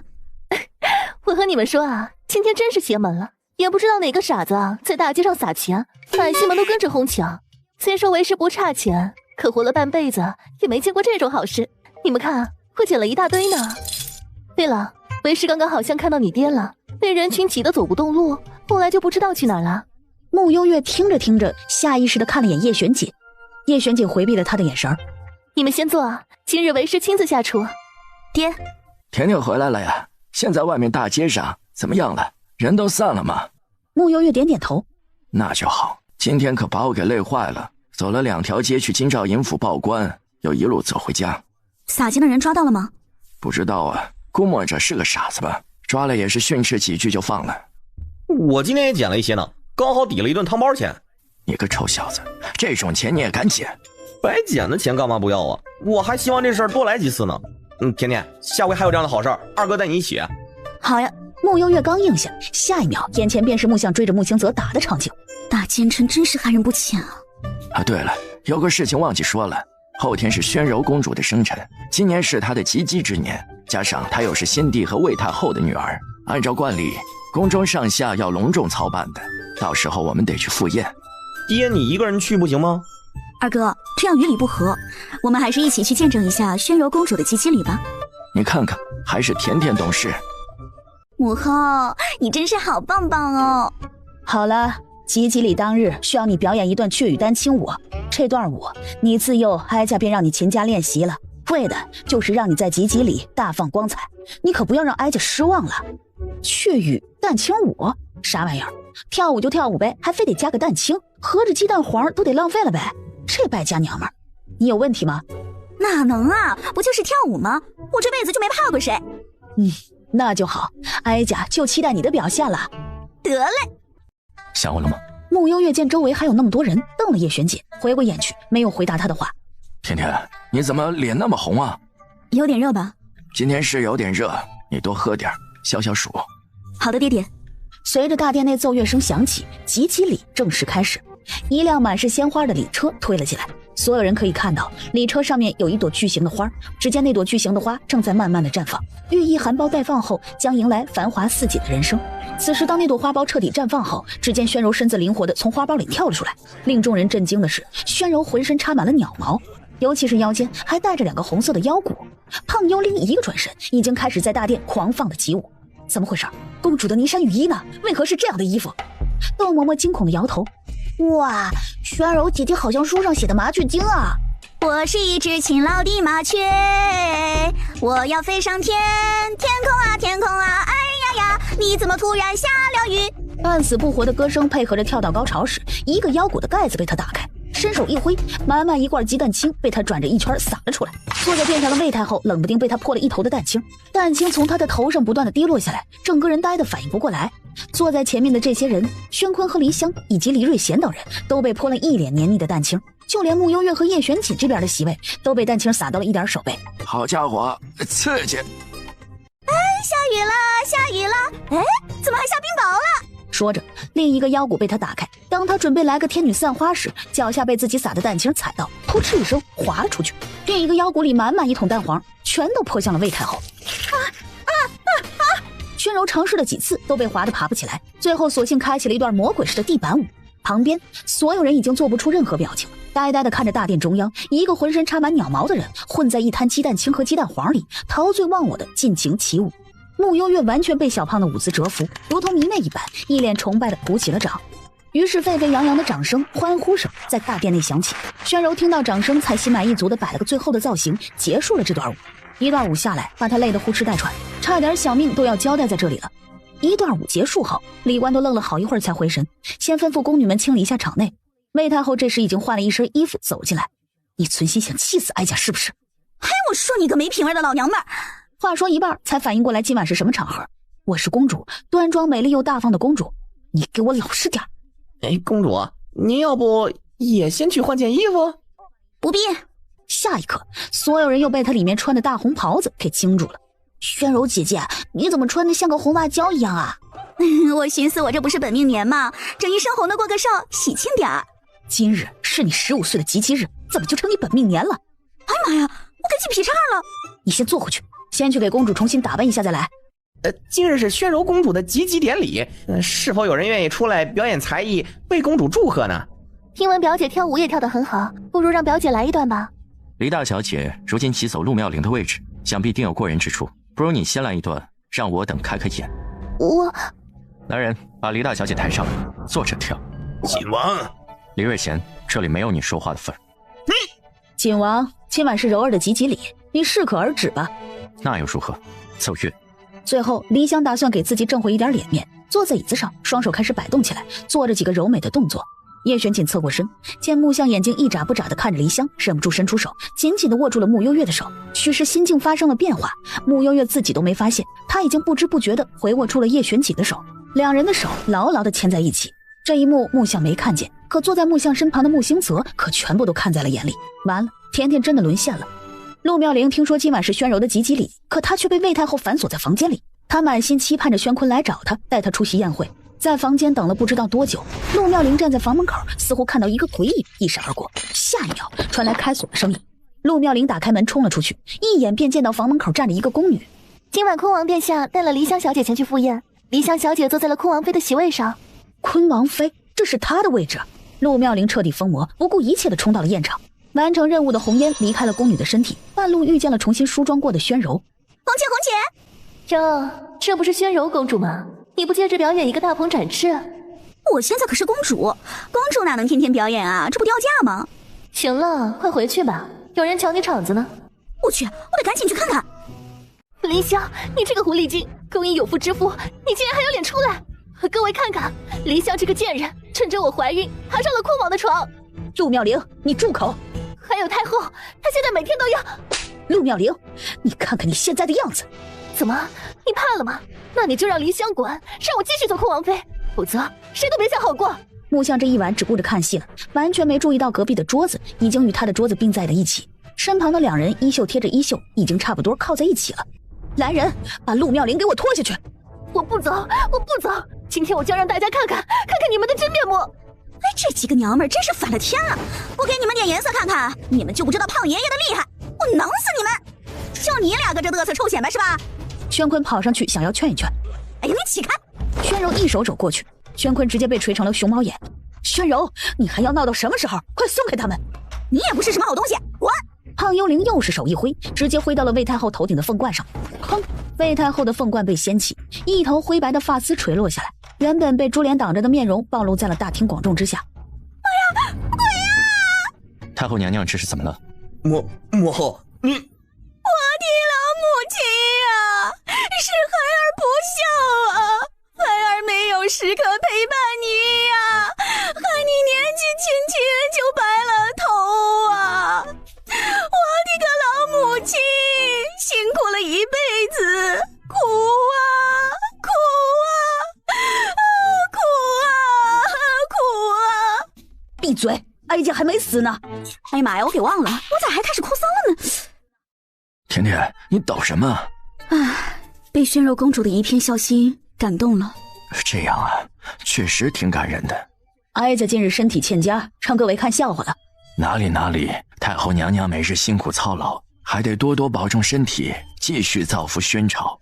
来人，将陆妙龄先带出去。今日她扰乱公主的及笄礼，此罪来日再算。黎香，你也坐回去。既然已是坤王妃，往后行为举止要更收敛一些，莫给我们宣家丢脸。礼官，及笄礼继续。受簪仪式开始，礼官示意宣柔跪下进行受簪。宣柔一脸的不乐意，但还是弯腰跪了下来。魏太后沉着眉眼，看着这个丢人现眼的女儿，手上的力道微微加重，插进了宣柔的发髻里。当感受到簪尖顶着自己头皮，还在继续往下压时，宣柔立即抬起眼，心中暗道：臭老娘们儿，当你胖爷爷是吓大的。胖幽灵使出了看家绝活，眸中涌现一道光晕，直直的扫向魏太后。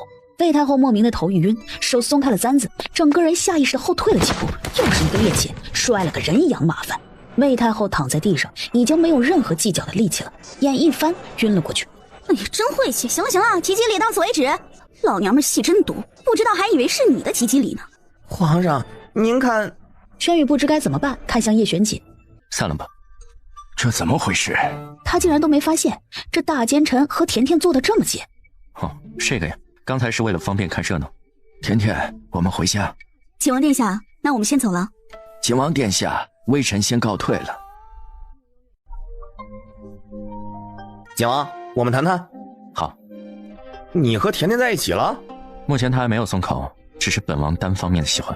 你真的喜欢甜甜？为什么偏偏是甜甜呢？喜欢就是喜欢，哪来那么多为什么？你是认真的？当然。甜甜那些年在外过得不好，刚回府的时候，虽然她喊我二哥，但我也能感觉到她和我们所有人还隔着一层距离。但经过这段时间，我发现甜甜其实是个外冷心热的姑娘。她不善言辞，不会花言巧语，但她会直接用她的行动来保护家里的每一个人。站在哥哥的角度，你如果对甜甜是认真的，那就请你一直认真下去。此生定不负她。有你这句话，那就足够了。我爹一直以来对你有偏见，他那关恐怕不太好过。二哥放心，本王会努力打动岳父大人的。一声二哥以及岳父，穆星泽差点左脚绊右脚，摔死在原地。有了穆星泽的祝福，叶玄锦心情又好了不少。出来吧。那啥，我也不是故意偷听你们的话，我就是想找我主人商量点事情的。很晚了，有什么直接和本王说。自从宣柔被附身后，看起来顺眼多了。哎呀，我今晚得罪了太后，这老巫婆铁定不会放过我，我又不能直接一拳头锤死她，那你说我接下来咋整啊？随你怎么做，给她留口气就行。那行，我心里有数了。叶玄锦嗯了一声，便要离开。我主人是个好姑娘，你千万不能辜负她，不然胖爷爷我饶不了你。昨晚景王还挺仗义的，离相刁难甜甜的时候，还帮甜甜解围了。这小子最近是挺不对劲的，也不知道离家哪里得罪了他。朝堂上朝堂下被他待着就是一通嘲讽。看来人家也是很明事理的。甜甜你说对吧？二哥说的对。你们俩啊还是太年轻了，事出反常必有妖。这大奸臣最近这么反常，肯定在酝酿什么大阴谋呢。不至于吧？怎么不至于？景玉你觉得呢？人家景王说不定是想讨好你，但又不好明着来，所以从你的死对头身上下手呢。他讨好我，拉倒吧。你忘了前几年先帝还在时，要破格封他为异姓王，我作为丞相自然不同意这种来历不明的人呢，我就上奏。结果这臭小子上任后就给我治了个以下犯上的罪，让我写了5000字的忏悔书。还有上次我在先帝御书房里谈事情呢，他在旁边故意逗他的那头灰狼，我说一句那头狼就嗷一嗓子，我说一句就一嗓子，最后差点没把我给送走。还有上次我亲耳听到他的人在禀报说我弹劾他，这小子当时说什么，说穆昭辉那个老东西就爱折腾，他就是故意让我听到的。你们说我怎么就是老东西了？还有上次他……木匠把旧账一笔一笔翻出来算，难怪爹爹对他的成见那么深，真是不作死就不会死。不说了，越说越气。我长这么大，我爹都没有让我写过5000字的忏悔书。叶玄锦这个奸臣，我这辈子和他势不两立。你们不知道我当时有多么委屈，所以说呀，你们千万不要被……木匠转过身，发现膳厅内一个人都没有了，几个死孩子全跑了。真是的，我的话还没说完呢。姑娘这是在等谁呢？没有，我随便看看。3日后，林元临将随着宣朝的兵马进京。那我大哥呢？大公子回京中途突然换了路线，孤身一人往花胜国的方向去了。花胜国？这事儿暂时先别告诉爹。大哥一向有主见，他去花胜国只怕是有重要的事情去办。我先让我幻星楼的人去查探一下具体行踪。穆幽月点了点头，应下了穆星泽的话。我先出去一趟。快下雨了，早点回来。啊？要下雨了吗？这还要赏月吗？暂时还下不了，快点出门吧。二哥，没领到吧？府里发生什么事了吗？你送来的那头母狼刚刚生了。叶玄锦唇角勾起，牵起他的手往北院走去。穆幽月躲了一下，叶玄锦却牵得更紧了。母狼刚生产完，有些暴躁，小心一点。闻言，穆幽月反握住叶玄锦的手，叶玄锦眉目间笑意更深。不了吧？放心，这小东西还不会咬人。叶玄锦塞进他的怀里。怕狗怕狼是甜甜心理上的弱点，他不允许甜甜有这样的弱点存在，也不会让任何人有可乘之机。咦，好像还挺可爱的。喜欢就先抱着玩吧。今晚好像没有月亮。于我而言，天上明月远不及身边穆家幽月。之前我说不急于一时，可我现在反悔了。穆家幽月，你想好了吗？想好了。其实答案已经提前告诉你了。你总算承认，是你先爱慕我的。叶璇姐，你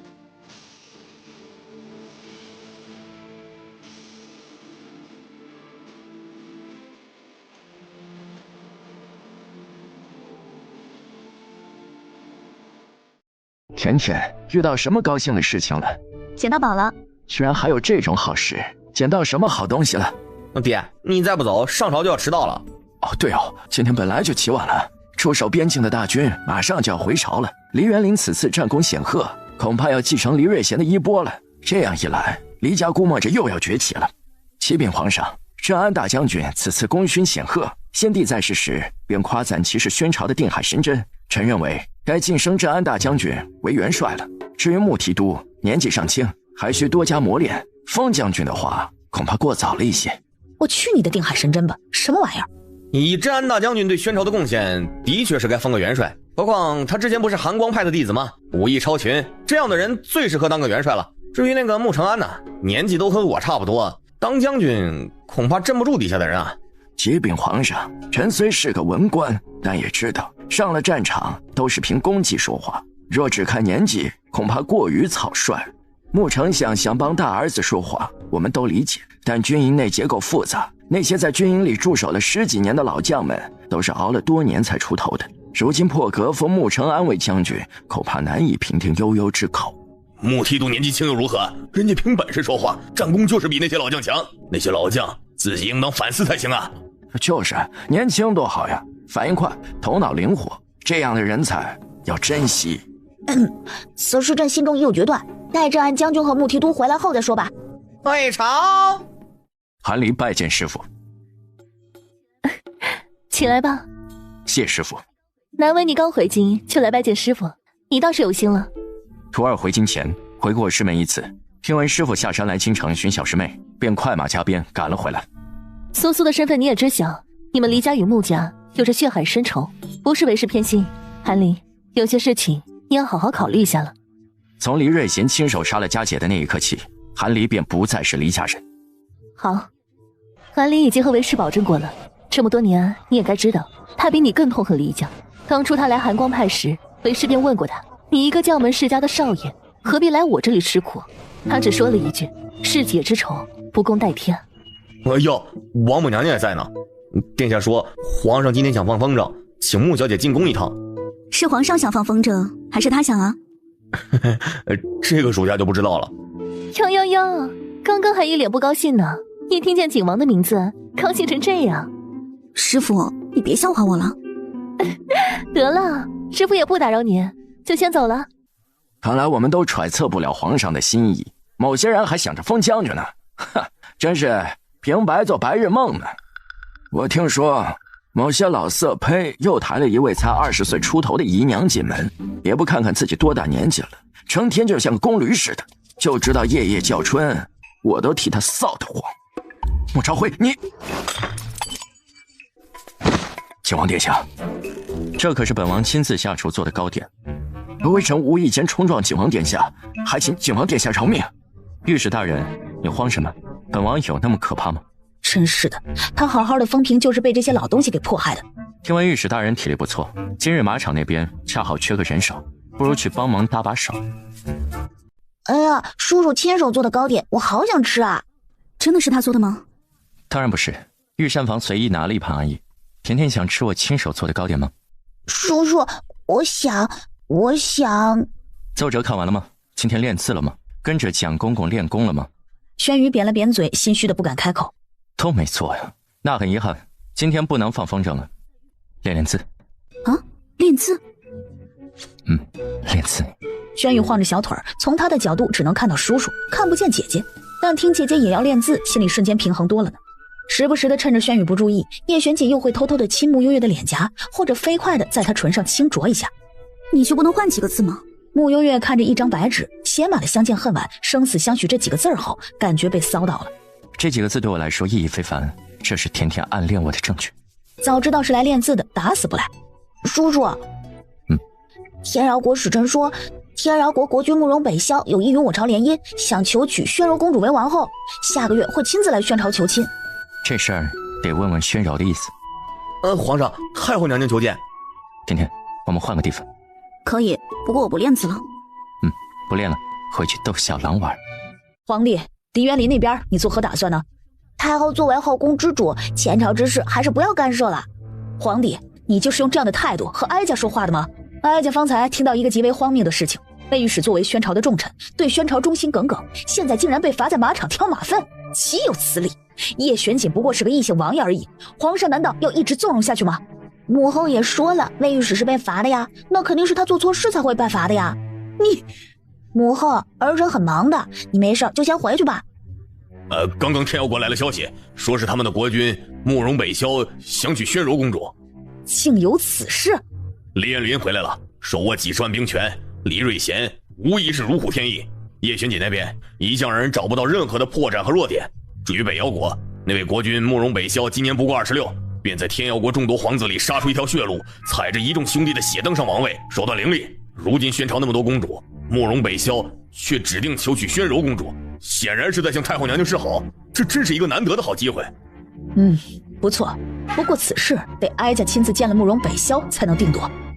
我勒个去，当公主可真累啊，又得表演才艺，还得嫁过去。虽说胖爷爷我现在是个女儿身，可不行，我得让主人救救我。这老娘们咋那么歹毒呢？竟然还让我远嫁！她那么喜欢远嫁，自己咋还天天啃窝边草呢？你干嘛一直看着我？我今天算是见识到什么叫陷入爱河的女人了。从前只在沈大娘那些书上看过，说爱情会使人变得勇敢，会让人判若两人。现在你看到狼都敢摸了，我算是信了。这都什么歪理啊！明明是……我给这只小东西取了个名字，叫叶悠悠。这小狼是母的。然后呢？你要是不喜欢的话，也可以叫穆璇璇，听着也挺女气的。明明是什么啊？明明是这只小狼崽太可爱了，比他爹妈看起来温顺多了。确实蛮可爱的，我能抱抱吗？穆悠悠把小狼崽递过去，叶露言伸手刚要接过去，原本懒洋洋闭着眼睛的小狼崽忽然睁眼，朝叶露言嗷呜一声。明明是只刚出生的小狼崽，嚎叫声却有股响彻天际之感。不愧是琳琅的崽啊，我还是不抱了，免得一会儿把我给活吞了。甜甜，甜甜，穆璇璇，不要乱叫。刚才是什么在叫啊？声音那么大啊！刚刚啊，是小爷在学狼叫呢。对啊，我是在学。丞相大人，你听一下，我学的像不像？啊呜啊呜！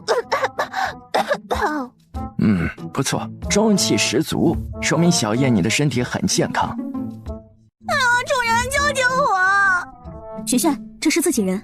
啥玩意儿？璇璇？穆璇璇乖巧地转过身，回避了宣柔。主人咋办呀？魏太后那个老母夜叉打算把我嫁出去啊！要嫁也是宣柔嫁，你慌什么？可我现在已经适应了公主的生活，我想当公主，天天有人伺候我，快活似神仙。而且其他公主我也看了，哎，说真的，真没这个宣柔长得漂亮。的确，你比宣柔还像公主，让你离开她的身体，我也有点舍不得。你先别慌，事情还没最终定下，一切皆有变数。主人，有你这句话我就放心了，要不然让我嫁给一个男人，洞房花烛夜的时候叫我咋整啊？临走前他又看了眼那头狼，小心翼翼地问：你和景王闹别扭了吗？没有啊，那这名儿是谁给想的？叶玄锦想的，叫穆璇璇。哎呦，我的天哪！现在的年轻人我看不懂了啊！我先走了啊。好啊，对了，你身上怎么有股臭味？哎呀，也没啥，就我刚刚来之前借着魏御史的身体泼了太后2桶马粪而已。这么刺激的吗？吾皇万岁万岁！翌日朝堂上，魏御史人呢？启禀景王殿下，昨日魏御史发了失心疯，泼了太后娘娘2桶马粪，昨晚挨了50大碗后被抬着回御史府，今日早朝告假了。太后娘娘凤体尊贵，这个魏启润实在大胆。太后娘娘顾及兄妹之情，本王可看不下去，必须得给太后娘娘做主，吩咐下去，再打魏启润100大板。镇安大将军黎元林，臣在。镇安大将军黎元林此次凯旋回京，为宣朝立下显赫的功劳，朕十分欣慰。今日特晋升镇安大将军黎元林为镇安大员。皇上，臣恐怕要辜负圣意了。穆璇璇这个小畜生，现在是不是又被甜甜抱在怀里？昨晚睡在那里的，该不会和甜甜一起睡的吧？还挺羡慕他的。最后的一次战役中，臣受了重伤，如今左手已废，这辈子再也无法提刀了。你快把袖子放下去，太可怕了！臣注定要辜负皇上的期许了。黎将军为宣朝立下功劳，朕早已记在心里。宣朝从不会埋没任何一个英雄。宣宇背着背着突然忘词儿了，接下来是什么来着？当他看见宣坤后，突然想起来了。既然无法上战场，那就请黎将军留在京城造福百姓吧。尚书一职空缺这么久，即刻起，朕破格将3品尚书一职提为从1品，由黎元林接任尚书一职。宣坤一听顿时乐了，总算把尚书这个包袱给甩了。至于现任军务提督穆承安，年纪轻轻，勇猛果敢，率军斩官夺爱，即刻起封为神武将军，入主将军府。皇上，多谢皇上，吾皇万岁万岁万万岁！元林，你丞相大人这些年为宣朝鞠躬尽瘁，又培养了5个好儿女，真可谓是父爱如山，令人发自内心的敬佩。木相朝叶玄锦恭敬地弯了弯腰，心中欣慰。这么多年了，叶玄锦总算会说人话了，真是母鸡看了都要打鸣，王母看了都要流泪。黎尚书，你随朕来一趟御书房。还有，神威将军如今还未回京，至于入主将军府一事，那就由丞相先来代劳吧。退朝吧。姐夫，打住！我们穆家与黎家已经没有任何关系。黎尚书这声姐夫我可不敢当，还是唤我一声丞相吧。黎尚书既然不能再上战场了，那么得尽快把兵符呈交上来呀。兵符今日未带在身上，改日再给皇上吧。好，那你先回去吧。等黎元林走后，轩宇又看了眼木相，接着念道：尽量拖延轩宇看着草稿纸上多出来的一行字儿，差点说秃噜嘴。尽量拖延木相回府，这是什么时候加上去的？这个字迹叔叔写的？木什么？咦，没什么，就是突然想起丞相家的饼饼很好吃。皇上要是喜欢，可以随时过来吃，管够。真的呀？那朕一会儿跟丞相回府可以吗？朕今晚住丞相府可以吗？当然可以。石威将军还有多久才能回京啊？这个可能还要过一段时间吧。按照惯例，神威将军往后就要入主将军府了。既然他没回来，那就劳烦丞相帮着去打点一下将军府吧。你别欺负轩轩，你又把我爹支开了。轩轩叫得很顺口吗？那你怎么从来不这样叫我？其实你也可以叫我的。叶玄锦，你幼不幼稚？不是幼稚，是一见到你就情难自禁。穆幽月心跳渐渐紊乱，眉眼低垂，伸出手勾了勾他的手指。叶玄锦握住他的手，十指紧扣，放在自己心口处。哼哼，原来不是我的心在狂跳，甜甜，你的心怎么跳得那么快？你能闭嘴吗？他缓缓地靠近穆幽月的脸颊，距离唇瓣还有1厘米的时候，姐姐，我来了。穆幽月只觉得眼前瞬间一黑，等他再一回神的时候，叶玄锦已经不见了，连带着他怀里的小狼崽都一并消失了。穆幽月神情还有一些恍惚，甚至都不知道叶玄锦是从什么方向离开的，但心里只有一个念头：地下恋未免太惨了一些。我刚刚怎么好像看到了一个黑影？有吗？或许是我眼花了吧。皇上今天想来找你，你好好陪他玩一会，我先去吩咐厨房做些饼饼，一会儿再吃点。好耶，谢谢丞相。姐姐抱。穆幽月自我反问，他的怀抱有这么香吗？怎么一个两个都……今天天气不错，一会儿要放风筝吗？可以吗？当然可以，不过我这里没有风筝，皇上要和我一起做个风筝吗？愿意。叔叔，你为什么会在姐姐的房间里啊？路过，过来歇会儿。哇，那真是太巧了呢，在这儿也能碰到叔叔，就是书上说的有缘千里来相会吗？穆幽月原本还以为他走了，没想到是溜进了自己的房间里，还编了这么个瞎话。皇上，你在这里等我一下，我去拿东西。我去帮他。好的，叔叔快去吧，那些东西肯定好重的，姐姐一个人肯定拿不动。好，到底什么时候才能结束这样的日子？谁让你之前那么黑心的？我黑心？你之前又是让我爹写忏悔书，又是让雪域灰狼吓他，又是骂他老东西，他可全记在心里面了。我爹还说我爷爷都没让他写过5000字的忏悔书，他委屈着呢。好了，我明天会去坐诊，你先回去吧，我爹一会儿要给皇上送饼饼来。叶玄锦听话的没有多逗留，俯身在他唇角亲了一口后离开了。回到锦王府，叶玄锦闭眼躺在一张摇椅上，周身渐渐凝起黑色的雾气，用黑色玄灵术召唤出被封印在心底许久的一道灵石。你总算舍得放我出来了，不过任务好像还没结束哦。在宣朝，许多人都说不记得他是什么时候出现的，像是凭空冒出来的一般。的确，连他自己都不知道自己究竟是谁，他只记得让他有意识的那一刻起，这道灵石就出现在他的脑海里，对着他说：恶劫惩罚开始，只要完成任务，一切就可以回归原位，你会回到属于你的地方，继续拥有曾经的一切。什么任务？既然是恶劫，那就是要当个大恶人啊！但值得注意的是，有个叫轩辕的奶娃娃，乃是宣朝百年一遇的旷世奇才，千古名帝，你必须要替他扫除一切困难，将他辅佐成能堪当大任的君王。辅佐一位明君，这又算哪门子恶人？不是应该让我杀光这里所有人才算恶人吗？因为经历恶劫的同时，你也要给自己赎罪啊！你只要听我的，完成了这些，这一切自会结束的。从此，宣朝所有人的记忆被刻意模糊了一些，只记得宣朝从此多了一位无恶不作的大奸臣。叶玄锦想到这些乱七八糟的破事儿，却又有些无可奈何。有时候也时常在想，他之前到底做了些什么事情，还要经历这样的恶劫，一边做恶人，一边却要赎罪，简直矛盾。后来嫌这个时不时冒出来的灵石实在是聒噪，便直接将它封印起来。如果我违背了这个恶戒，会如何？这是你命中的劫数，若你违背，那你的身体慢慢会受到锥心之痛的惩罚，生不如死。你千万别……灵石还想继续说下去，却被叶玄锦直接封印了起来。周身黑雾散去，叶玄锦睁开眼，摸了摸心口的位置，唇角慢慢溢出一抹浅笑来。还好，区区锥心之痛而已，死不了就行。如今心里有了想要陪伴一世的人，他怎么舍得提前离开？恶劫，他是叶玄姐，这辈子无人能左右他的命运。跪下！林元林看了他一眼，屈膝跪了下来。今日谁准你自作主张的？你可知因为你的一时鲁莽，为给我的计划带来多少阻挠？哪怕你右手已废，你也不该在大庭广众之下道出。林元林垂着眸，轻轻地笑了笑。黎家，这就是黎家呀。父亲慌什么？这不过是我的计谋而已。这宣朝那么多双眼睛盯着我，我若顺利坐上元帅之位，那才是平白给自己添灾。如今所有人都知道我右手已废，往后不能再上战场，背后那些人势必也会因此松懈下来，这不正好给我们预留了足够的时间吗？父亲，你说对吗？你可有把握？当然。元林，你是为父的骄傲。对了，兵符你可交出去了？还未。那就好，这江山很快就要易主了。儿子永远追随父亲。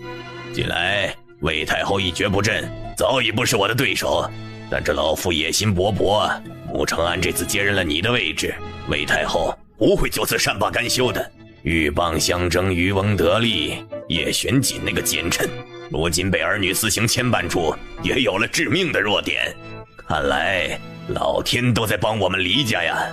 我听闻香香即将嫁入昆王府，父亲既然与魏太后不睦，是否要解除这桩婚事，以免将来香香陷入困境？不必，在没有和魏太后彻底撕破脸之前，黎香还有用处。林元林瞬间心又凉了半截，转念心头苦笑一声，也是，连自己的女儿都可以随时舍弃，孙女又算什么？他们所有人不都是黎瑞贤的踏脚石吗？甜甜，你怎么来了？路过，听说你回京了，舅舅过来看看你。时辰不早了，舅舅先去上朝了，等有空再来看你。叶玄锦来的时候就见他坐在桌前，低头不知道看着什么东西在发呆，走近一看才知道他正拿着兵符。黎元林来过了。穆幽月点点头，手里还拿着兵符，望着叶玄锦，似是不知道该怎么处理这块烫手山芋。给你就拿着，多少人想要都拿不到。叶玄锦勾起唇，在他身旁坐下，仔细地端倪了一下他的眉眼。干嘛这么看着我？一晚上没看见你，想你了。你今天怎么没来接轩宇啊？懒得接。哎呀，神医啊，好久不见。抬眸一看，确实是好久不见的带鱼男陶胜康。干嘛呢？神医啊，我今天是特意来和你报喜的，我夫人怀上了，大夫说还是个双胎呢。是吗？那恭喜你啊。要么说就是神医厉害呢，我夫人特意让我带点东西来感谢你，你可千万不要嫌弃。还有这个是之前答应过的铺子的分红，就是有个事情想麻烦神医一下。你说。穆幽月拿到分红心情极好，这是他之前和陶胜康约定过的，他自然拿得心安理得。有这么高兴吗？他把自己全身的家当都给他了，也没见他乐成这样啊。就我夫人吧，她可能刚怀身子，这2日啊，我感觉她有些不对劲，也说不上来是哪里不对劲，反正呢就是性情大变，所以我想劳烦神医，一会儿能不能辛苦你亲自上门一趟，替我夫人检查一下？可以，不过要等我看完病人后才可以。行，我家就在这附近，一会儿到点了，我亲自来接你。那我就先不打扰神医了。难闻死了。委屈你了。你刚刚看出什么没有？叶玄锦点点头。两人对视了一眼，彼此心照不宣。要和我一起去吗？当然。给。穆幽月变戏法似的从储物袋里面摸出一个斗笠。甜甜，不至于吧？那不是现在没办法吗？陶盛康一看就是个大嘴巴，万一被他看见你和我同行，罢了，自己造的孽自己受着吧。看来等有空得去研究一下易容术了。快看！云蝶顺着看过去，眼露错愕，云清却是幸灾乐祸般的笑出了声。瞧把我们殿下给憋屈的，换做以前，谁让他带那玩意儿出门，他不得当场把对方剥皮抽筋呢？云蝶赞同的点点头。哎，不过说真的，我还是挺同情殿下的。这好不容易喜欢一个姑娘吧，偏偏谁都不待见她。云蝶又是赞同的点头。黎元林回来了，虽然他无法再上战场，可是他手握兵符，身后还有众多的拥护者，这些年都不在哀家的眼皮底下，说不定和其他国的人也有勾结。还有那穆承安被封神威将军，早晚也会有属于他的人脉。叶玄锦和穆幽月又是不清不楚的关系，难保穆承安不会投靠叶玄锦。哀家曾一心想拥护坤儿上位，可他自身实力不够，哀家护得了他一时，可护不了他一世啊。的确，坤儿武艺平庸，在大事上又没有主见，这样下去对我们越发的不利啊！看来哀家必须得在坤儿的身上下些功夫了。这是哀家新练的蛊，可让人短时间内内力大增。听说江湖上流传着一种邪术，可让人短时间武艺精进，是否有这么回事？这会不会太冒险了些？万一伤到了坤儿的身体？郑健谈觉得魏太后这个女人实在是可怕。不会，只会影响几年寿命而已。大局当前，这都算不了什么。对于这个江湖上流传的邪术，我曾经特意去了解过。这个传闻是从赤血山传出来的。据说赤血山的头领九幽便是依靠一身邪功，只用了半年时间，就让赤血山在江湖上站稳了脚跟。如今江湖谈及赤血山，都是闻之色变，而九幽更是一个神秘的存在。如若能让这个九幽来教坤儿邪术，再加上哀家这个新练的蛊，假以时日，坤儿一定能脱胎换骨。你可有办法找到九幽？九幽行踪隐秘，除了知道是个女子以外，无人见过她的真容。不过太后娘娘若是想找到她，我可以请幻星楼的人出山打探九幽的行踪。幻星楼？不错，江湖第一情报组织。好，此事你尽快着手去办。有人出高价让你查我的行踪？就这点银子打发乞丐呢？这密函是宫里流出来的，看来有人想要找你。这任务你怎么说呀？接啊，有钱干嘛不赚？不过3万两的确是少了一些，起码这个数才行。5万两？500万两。果然，他见的世面还是少了。一来，宫里能找到幻星楼的人本事定然不小，我若没猜错，肯定是魏太后干的。既然是太后，那这么多年肯定攒了不少。二来，我的赤血山和2个你的幻星楼手下养了不少人了，再过几个月可要过年了，该给他们分红了。这么一大笔银子，魏太后不出，谁出？有道理，有道理。那若魏太后真给了银子，你的行踪？你查你的，可千万不能毁了幻星楼的名声。至于他想让我做什么，不还得经过我点头吗？妙啊！哦，对了，你昨天和锦王说了些什么吗？没说什么呀，他怎么了？今早天没亮的时候，云清来找了我一趟，问我知不知道谁的易容术最厉害。不会是因为爹的缘故，锦王都想舍弃自己的脸了吧？竟然还有这样的事情吗？那果然是委屈他了。什么500万两？据幻星楼的人回信，说是幻星楼楼主与九幽私交甚密。他们说，如若这500万两到位，便能立即联系到九幽。一定要这么多？舍不得孩子套不着狼。如今除了幻星楼楼主以外，我们也没有其他渠道再找到这个神秘的九幽了。罢了，就依他们吧。萱萱，甜甜叫我做什么？刚才叫的那么亲昵，再叫一声甜甜。大奸臣。我去换件衣服，要提前熟悉一下我的卧房吗？我陪小狼崽玩一会儿。陪他干什么？先进来，给你个东西。什么鬼？为什么他编的2只大胖老鼠，呸，是蚂蚱会挂在床头？叶玄锦这是什么神奇的癖好？这玩意儿辟邪效果挺好，自从挂在这里，再也没做过噩梦了。还说我先爱慕你，明明是你一早就对我有所企图。这话不假。穆幽月原以为叶玄锦还要插科打诨一下，见他爽快的承认，他有点不知所措了，心跳频率不自觉的加快。送你个礼物。伴随着他话落，穆幽月感觉到发髻上被带了什么东西进去。去照照镜子，看看喜不喜欢。叶玄锦俯身凑到他的颈边，在他脸颊上亲了一口。当他低头，视线落在铜镜上，见到自己发髻上多出来的那只发簪时，表情一僵。好一只胖老鼠，竟然招着他手边的竹蚂蚱做了一只一模一样的纯金发簪出来。喜欢吗？这可是我绞尽脑汁想了好久才想到的。谢谢，我很喜欢。你喜欢就好。我感觉其实凑成一对可能效果更好。等一会儿我让人再去做一只，凑成一对。别，怎么了？一支就够了，独一无二，更有特色。那我听说你要学易容术吗？怎么，甜甜要教我吗？你怎么知道我会啊？甜甜真厉害，是我捡到宝了。哎，甜甜，快来！穆幽月赶紧跑过去，只见穆星泽看了眼四周，最后从怀里摸出厚厚一叠的银票出来。哇，他真的给了！对啊，来，一人一半。二哥，这个是魏太后给你的酬劳，我就不拿了。嗯，那你……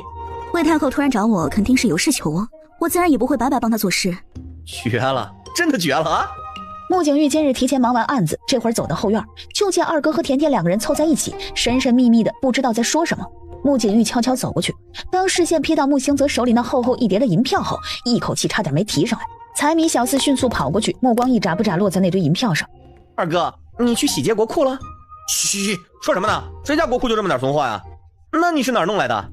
穆景玉，你就这点出息啊？穆星泽说着，很大方的拿了一些给穆景玉。宫里的钱，你们两个好歹告诉我一声，在密谋什么？万一人家发现丢了钱，告到大理寺，我是查还是不查呀？你放心，这钱来路肯定干净。你那儿有没有渠道把这些银票给换一换？你们干嘛呢？爹，是来找我们吃饭了吗？正好饿了，走，一起吃饭去吧。确实，肚子好饿呀。什么？九幽要1000万两才肯露脸，真是个土匪！如若不拿这1000万两出来，那我们给幻星楼的500万两就真的打水漂了。哀家可以给出这1000万两，但得提前说好，哀家请九幽出山是想请教他教坤儿武功，这1000万两将教武功的学费也一并包含。话落，他见郑健谈迟迟未开口，面色有些为难。你怎么不说话？赤血山传来消息的时候，还特别叮嘱了一句，请九幽出山是一份价钱，如若是想请九幽办事，那还得再加1000万两。也就是说，如若包含学武功的价钱，得2000万两。疯子，一群疯子，真当哀家非他不可了吗？可恶，哀家要杀了他！骊山那个丫头是骊家小辈里身手最出众的，当日赤血山只出现了一个粉衣少女，就将骊山重伤。九幽的实力定然在那粉衣少女之上，一旦她成为坤儿的师傅，待他日坤儿登上高位，太后娘娘还怕这些银子回不来吗？九幽当真如此厉害？郑健谈点了点头，哀家同意给这2000万两，但得再加一个要求，让柔儿跟着九幽一起学那邪功。可以，没问题。收2000万两银票，敲点武功而已，这波不亏，血赚。哇，看样子我们可以过个好年了。我也很期待。晾了我3天，不来找我。我这样你都能发现我？你化成灰我都认识你。咒我？哪里舍得呀？叶玄锦俯身捧着他的脸颊，吻住他的唇瓣，缠绵缱绻间，吻边传来细语：疼你都来不及。从今天起，我就是宣坤的师傅了。你确定你能教会那个草包？什么草包？那是我的爱徒。我先走了，不和你说了，一会儿穿帮了。他是你爱徒，那我是什么？你是他师母。甜甜，我看你是皮痒了，想挨揍了。不和你闹了，我先走了，晚点来找你。好。叶玄锦看在他主动的份上，欣然的目送他离开。你就是赤血山的头领九幽？九幽点头。为什么不能摘面具啊？你想隐瞒什么？没礼貌。说罢，主动将面具摘下。摘下面具的一瞬间，一张妖艳明媚的容颜展露在魏太后的眼前。眼前的女子完全是张陌生的脸，四目相对，魏太后不知是自己多疑了还是怎么的，总觉得这双眼睛特别熟悉。九幽，你如今进了宫，就得按哀家的规矩来。哀家这次高价请你出山，想必你也知晓了原因。哀家给你3个月的时间，必须要将宣坤以及宣柔教成1等1的高手，否则哀家倾尽全力也要踏平你的赤血山。何为1等1的高手？这样的吗？话落，伸手轻轻一抬，沾着凌厉的劲气，朝着魏太后大殿内最高的那块匾额挥去。砰啪，匾额一分为2，从高处掉落。这期间，九幽一直站在原地，连脚步都不能移动一下。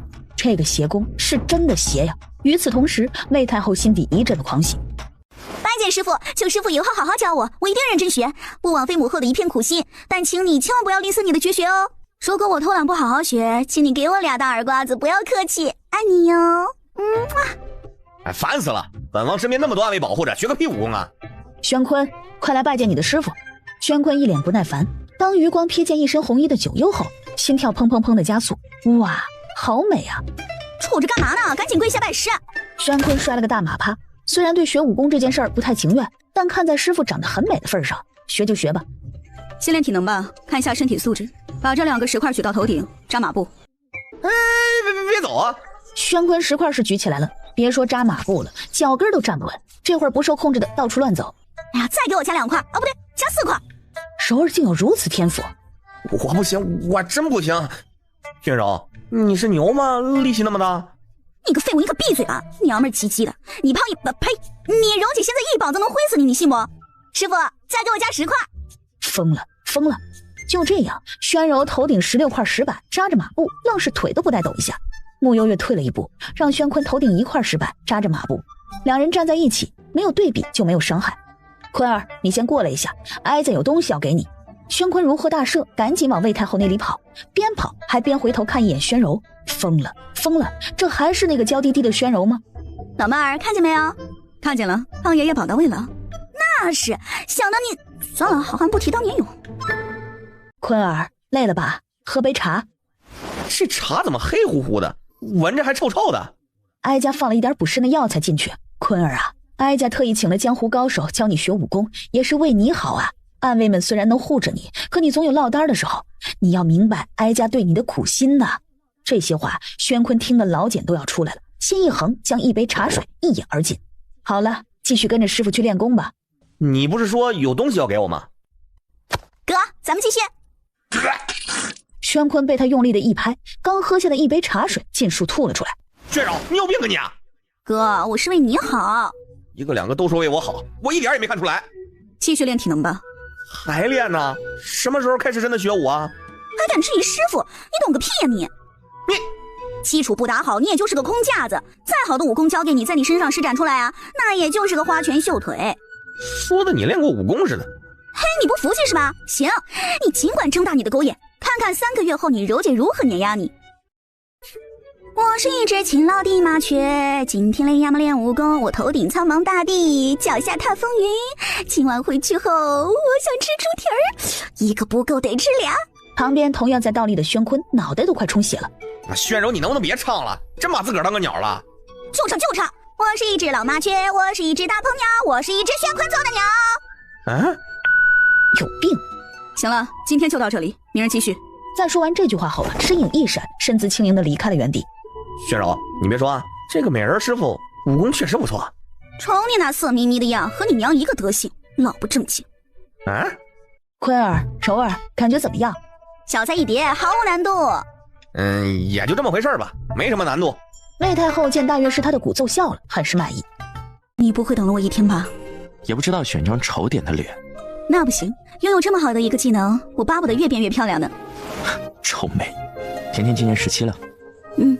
考虑过嫁人的事情吗？你呢？如果是让我嫁给甜甜，那或许可以考虑一下。只想和你在一起，一刻也不想分离。不管是嫁是娶，只要对方是你，便足够了。叶玄锦将自己的真心完全展露在自己面前，说不感动是不可能的。穆幽月眸光对上叶玄锦的满含深情的眼神，感觉对他的喜欢又多了一点，不可能还不止一点，很多很多。九幽已经5日了，怎么还在练所谓的体能？你教还是我教？太后娘娘，我们还是相信九幽的实力吧。今天开始正式练功，先教你们什么好呢？师傅，我想学你那种一抬手就能杀1串人的那种招式，你懂吗？我想学暗器。我就说你目光短浅吧。你有病啊！干嘛要打我？我怎么就目光短浅了？学暗器还得随身带着暗器，一抬手就能杀人的，方便又快捷。哎呀，我真是服了你这猪脑子了，咋那么欠灯呢？宣坤被他骂得没脾气了。仔细想想，宣柔好像说的也对。那就按宣柔公主说的吧。不过练这个需要深厚的内功，你俩先坐下练气。面前两人齐齐坐下，按照穆幽月的要求开始凝神聚气。不知多久，宣坤的鼾声响了起来。看我干嘛？老妹儿，其实我看中你的脸很久了。哎呀，咱商量一下，能不能把这易容术偷偷交给我？将来我行走江湖也方便一点。你直接附身不就行了？哎呀，那可不一样，附身也不能每回都遇到好看的脸呀。哎，你们这种原本就长得好看的人可不懂，镰刀用时方恨丑。当年我还是胖爷爷的时候，曾经看上过一个姑娘，好家伙，我刚上去搭讪呢，那姑娘就尖叫一声，说哪来的丑鬼！哎呀，说就说吧，还虎逼似的，一下就给我踹出2里地。你说闹心不？以前是不会是天蓬元帅吧？天蓬元帅那是干嘛的？他一个元帅，为什么还要天蓬？这易容术吧，不是我不肯教你，这是沈家的家传秘术，你得经过沈大娘同意才行。哎，行，那下回你带我去见见他。义父，刚刚小月已经说得很清楚了，她一直都记得自己的身世，但是碍于小莲村路途遥远又贫穷，她没办法联系到你。而5月的时候，她正好有事和严大婶一起外出了一趟，才被某些人钻了空子，霸占了相府大小姐的身份。就是你，小苗，我曾经把你当做我的亲姐妹，掏心掏肺的和你说过我的往事，没想到你竟然抢了我的身份，霸占了我的家人。你这个女人太坏了，竟然抢了小月的身份，自己上这来过好日子，我们小月真的命苦呢。你叫小苗是吧？你好大的胆子，敢冒充月姐姐，现在人家都找上门来了，你还不承认吗？义父，小月姐姐才是你真正的女儿，这个冒牌的慕幽月这几个月来一直在骗你啊。那时候呀，是我在村头捡到了小月，她瘦瘦小小的，她一直告诉我自己是金城丞相府的嫡女，可我一个乡下老婆子哪里会信啊？但我又见她可怜，就一直收留着她。都怪我，如果我早点信了小月的话，也不至于让人抢走了她的身份呢。夫人，你的最后一次机会没有了。在小莲村时，你这个出了名的长舌妇，便时常在背后非议我。我见你年纪大，不与你计较，反倒是让你越发嚣张了。还有你，苗大叔为人一向忠厚，待人厚道，我很尊重他这样一位长辈，也不愿看他晚年丧女。苗芳芳，你现在是自己承认，还是等我亲自来拆穿你？怎么，你不承认就算了，还敢威胁小月？我平时在背后议论你，我说错了吗？你一个姑娘家，经常10天半个月都不在村里，有一次更是出去了大半年都没回来，鬼知道你干嘛去了。谁家正经姑娘像你这样，我看呐，不知道跟哪些野男人出去鬼混了。戏唱到这里也该停了吧？傅蕊，这是你找来的人？不是的，义父，我是出城上香回来的途中看见他们的，他们说来京城寻亲，我就随口一问，结果才发现这个惊天的秘密。义父，只要知道你一直以来都牵挂着月姐姐，可现在府里的月姐姐是假的，你可千万不能被骗了呀！小月才是你的女儿。想不到傅姑娘竟然如此大意，那么敢问你是什么时辰出的府，去哪个寺庙上的香，又是什么时辰遇见的这2个人呢？最关键的是，你不是应该坐在马车里吗？又是怎么发现这2个人是来寻亲的？他们讲话的声音很大吗？我是早上出的府。什么时辰啊？既然是出城，那么城门守卫那里定然有记录，你可得想好了。卯时。行，那么上香是什么时辰呢？这个我记不太清了，进了寺院的时候上香的人很多，我没有看时间。没关系，本少卿会派人去寺院查的。四少爷，你这是什么意思啊？是在怀疑我吗？我都是为了这个家啊！你鬼叫什么？你们2个什么时辰碰见的傅蕊啊？漏洞百出，你是戴了人皮面具吧？我没有，这是我的真容。我来看看。小三儿怎么样？穆舒言回眸看了他一眼，摇了摇头，不是人皮面具。义父，小月真的是你的女儿，一定是这个女人用医术掩盖了自己真正的容颜。对，她会医术的，肯定是她照着小月的脸换的。你刚才不是口口声声说我经常外出不归吗？那我现在就让你看看我平时外出都在干些什么。说罢，掌心凝气附在了苗芳芳的脸上，感觉有一道强大的气体正在撕扯着她的脸皮一般。木匠和几位哥哥都睁大眼看着这一幕。哇，这又是什么了不起的本事啊！下一瞬，一张幻影制成的面具生生从苗芳芳的脸上被撕扯了下来，在半空中化为雾气消散。而眼前，苗芳芳原来的容颜已经不见，露出了她原本的脸。你这个女人，你太歹毒了！你竟然把小月的脸给……严大婶伸手就要朝着慕幽月打过来，却被一根头发锁住了命门，倒地气绝。苗芳芳浑身压制不住颤抖起来，直到慕幽月走到自己面前，她再也熬不住跪了下来，一脸的哀求：“小月姐姐，哟，这是承认了？小月姐姐，对不起，我不该这样做的。是夫人，是他3个月前找到了我，他给了我一笔银子，让我冒充你。是我恨透了贫苦的日子，是我羡慕你被接回京城过好日子，所以没有抵得过这样的诱惑。小月姐姐，看在从前的情面上，你饶过我吧。”不行，你这样的人，有第1次就会有第2次，永远不会悔改。老傅啊，我终究没办法继续护着你的女儿了。我们穆家对她已是仁至义尽。来人呐，把这个姓苗的给我拉出去，乱棍打死。先关起来，我留着她还有用。义父，对不起啊，都怪我被他们给骗了，我也是实在太担心义父，才会轻信了他们的话。叶姐姐，对不起，是我鲁莽了。现在话说开了也好，以后没人会怀疑你了。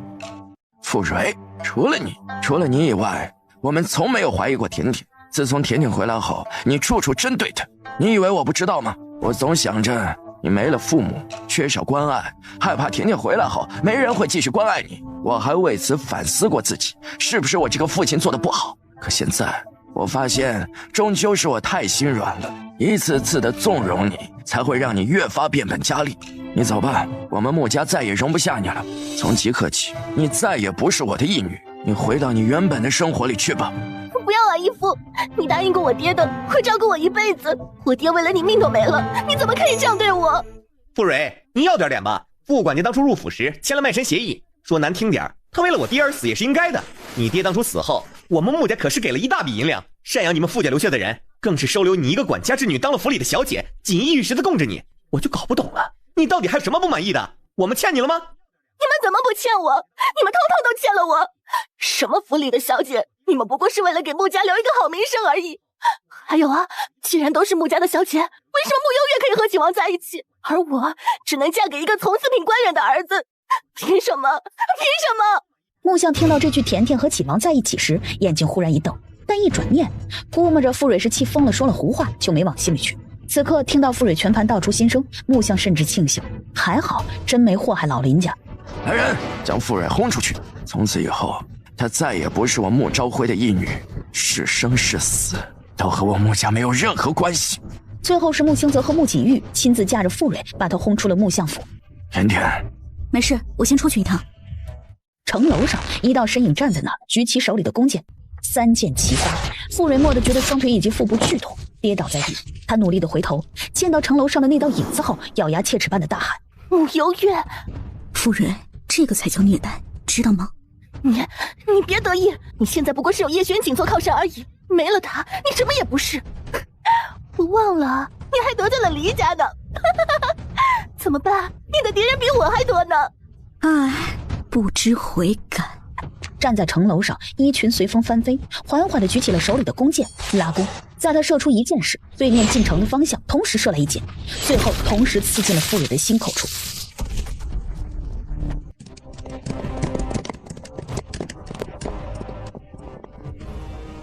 大哥，一道马蹄声朝城门口逼近，穆幽月的目光一瞬不瞬落在了来人的身上。来人身着一件银色的铠甲，五官俊朗，剑眉飞扬。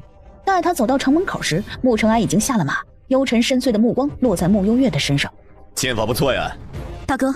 甜甜，大哥先进宫复命，你先回家等我。见到穆幽月乖乖点头后，双腿一夹马腹，朝着皇宫的方向奔去。真是没想到，甜甜竟然还有如此乖巧的一面。说真的，我感觉我大哥气场比你还强。得亏他是你哥哥，要不然……帮我处理一下傅蕊的尸体。已经让云清去处理了。那就行，我大哥回京了，我得先回府了。作为未来岳父眼中的大奸臣，不能见光的叶玄景又一次自闭了。明天见。转过身的时候，见到身后飘着的影子，同样挥挥手。穆幽月竟然能看到他，难道他不是人？他疯狂地朝着叶玄景扑去，哪怕生前得不到他，死后也要缠着他，让穆幽月也体验一下嫉妒的滋味。哪知等他刚靠近叶玄景时，森航的目光已经朝他射过来。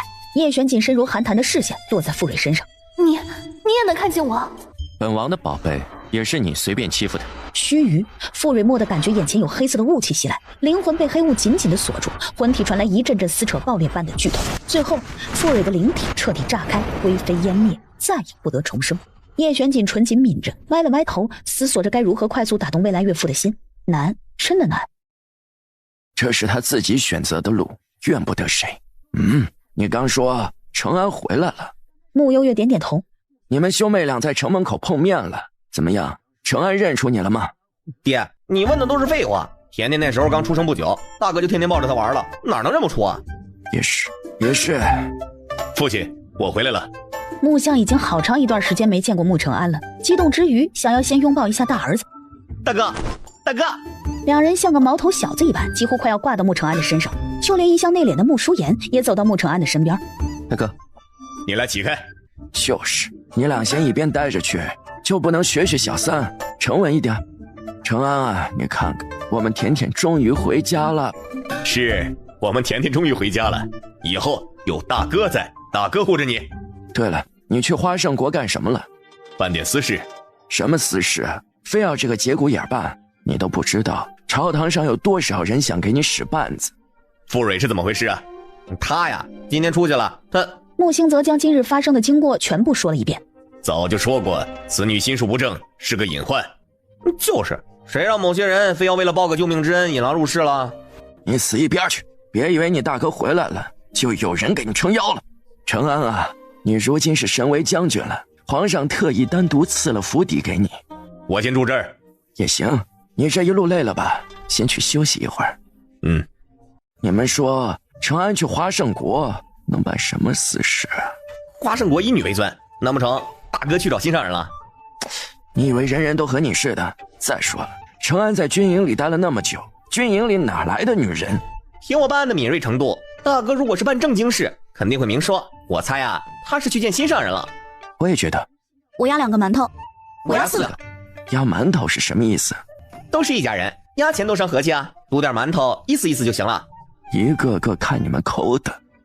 小月姐姐，你是来放我出去的吗？你的易容术出自沈家之手，你是如何联系到沈家的人？我不知道，是夫人找的人。我没有离开小莲村之前，是她一直派人在和我接应。后来有一天晚上，有人找上门来说是受了夫人的嘱托，拿钱办事。小月姐姐，我真的就知道这么多了，你能放了我吗？我想我爹了，我想回家。我们谈个条件吧，你来做诱饵，若你顺利的活下来，我就送你回去。那我死了呢？死就死了吧。听说这一晚江湖上都在流传沈家的易容术被破。二哥，你的消息还挺灵通。那是，我好歹也是幻星楼楼主。二哥，我还有事，我先去忙了。你今日没事的话，帮我多盯着点哦。哎，穆行则见1个2个的都跑了，怀疑人生。他是不是真的太闲了？怎么1个2个都忙得脚不着地啊？最近就连景王那边分给他的任务也少了，什么情况啊？不行，我必须得让自己忙起来。要不然的话，老头子指不定又要让他去守城门了。想啥呢？宣坤刚刚来时见到了被侍卫押走的陆妙龄，看着陆妙龄隆起的腹部，心里有些不是滋味。我在想陆妙龄，这玩意有什么好想的？再说了，你不是要去离乡了吗？好家伙，你瞅瞅你们这些男人哦，一个个见异思迁，还是人家景王最好。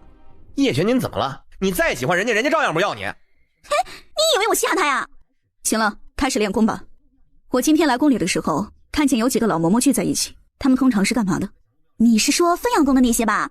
是啊，一个个看起来还挺凶的。他们没有分配主子吗？哎呦，这帮老嬷呀，是宫中专门负责给各种新进宫，包括王府各种新进门的女子验身的，一个个能耐着呢。能有多能耐啊？哎，我就这么说吧，有个叫常嬷嬷的，眼睛特别毒。曾经好多女子进宫选秀，她从对方的走路姿势就能看出来对方没了贞洁。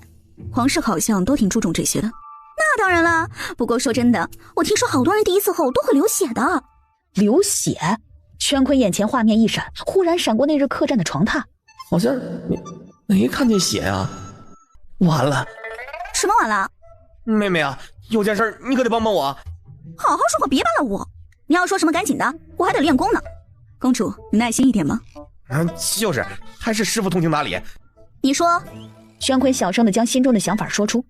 不是吧，这种事情怎么查呀？那位姑娘不是和你那个了吗？肯定没贞洁了呀。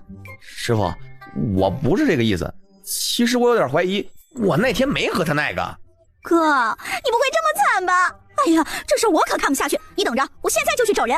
二话不说，脚尖一点，轻功一飞就出去找人了。宣柔都会飞了吗？他该不会偷偷塞钱给师傅开后门了吧？母后，儿臣刚刚跟着师傅练轻功呢，出去恰好碰见了常嬷嬷，我把她带来了。奴婢拜见太后娘娘。熟儿，你想做什么？她不是要嫁给我哥了吗？应该还没验过身体吧？正好让常嬷嬷验一验。宣柔公主说什么呢？我与坤王殿下早就已经生米煮成熟饭了。是吗？熟儿，不得胡闹。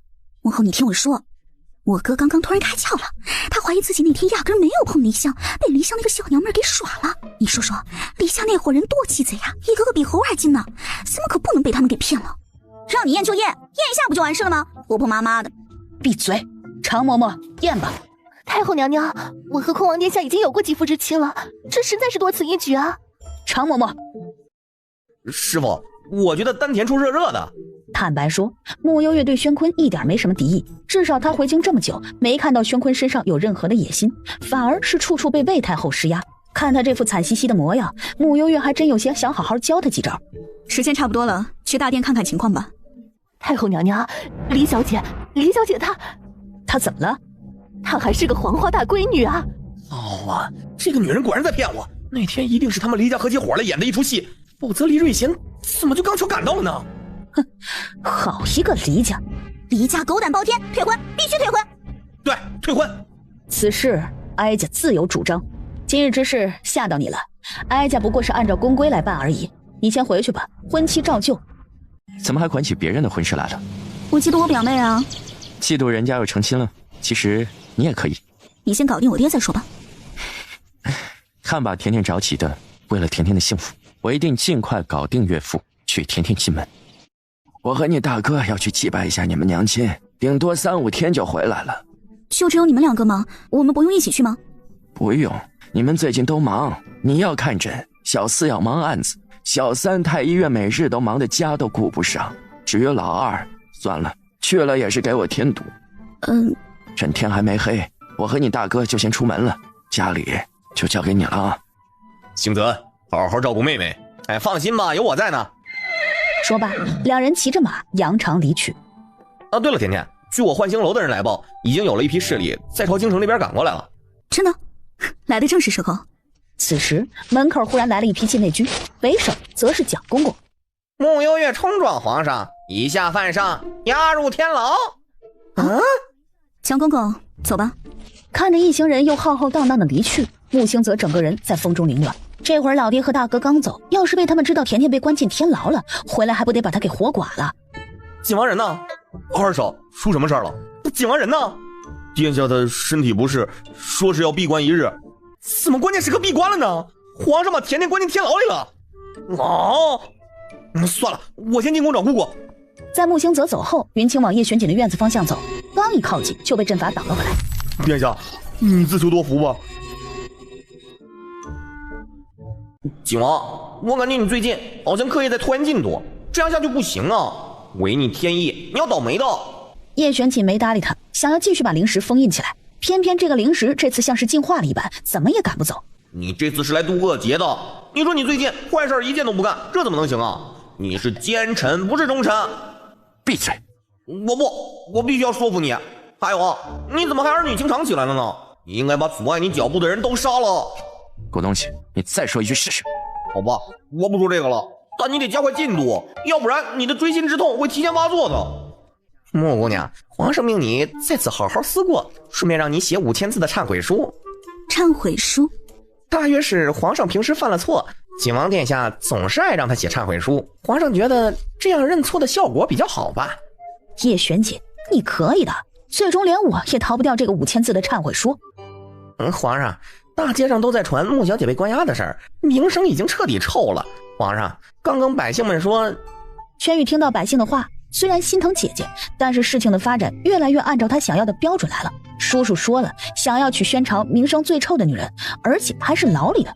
现在姐姐完全符合了。如果他们有了自己的小宝宝，会不会就不疼爱我了呢？宝宝好可怜呢，宝宝好喜欢叔叔，也好喜欢姐姐。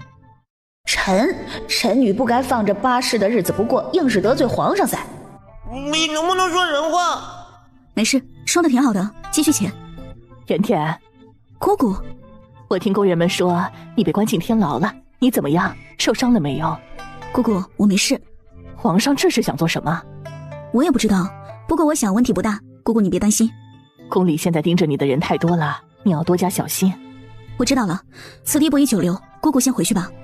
好，见你现在无恙，我就放心了。我现在去见皇上，问问他到底什么意思啊？鬼啊！叶玄锦在他屁股上抽了一巴掌。叔叔，轩宇，你最好给本王一个交代，否则本王今晚就送你去见真正的鬼。我不想叔叔娶其他的女人，我想叔叔和姐姐在一起。所以叔叔曾说过要娶宣朝名声最臭的女人，正好是天牢里的，所以我把姐姐……这就是所谓的旷世奇才？是老天有病还是他有病啊？竟然要辅佐这么一个傻小孩。穿衣服。干嘛呀？把我的宝贝接回来。刚一出门就发现叶玄锦已经提前先走了。蒋公公，朕是不是做错事了呀？这件事吧，可能是做的过火了一些，不过还是有办法弥补的。你快说。皇上既然想撮合他们，那就赶紧给他们赐婚呢，这圣旨一下就是板上钉钉的事儿了，对吧？啊，有道理。走，先出去。忏悔书还没写完呢。叶玄锦眉心一跳，有股不好的预感。往桌前看了眼，桌上已经写了满满的2张纸。秦王真不愧是帝师啊，连个忏悔书都非要写满5000字不可。怎么办？现在还差3000多字呢。叶玄锦此刻深深的明白，造的孽都是要还的。剩下的我帮你写。别写了，我们走吧，这地方阴气好重呢。是我不好，让你受委屈了。你还不舒服？甜甜，我有点害怕。害怕有一天忽然就消失在这个世界，再也见不到你了。你怕什么？没事，怕鬼而已。那我们先出去吧。好。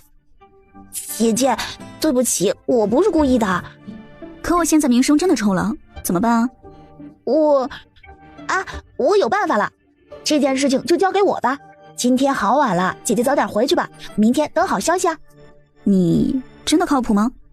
靠谱，肯定靠谱。甜甜，你先等我一下，一会儿送你回去。我自己回去吧。等穆幽月走后，叶玄锦逆着他桌上的圣旨，相信什么？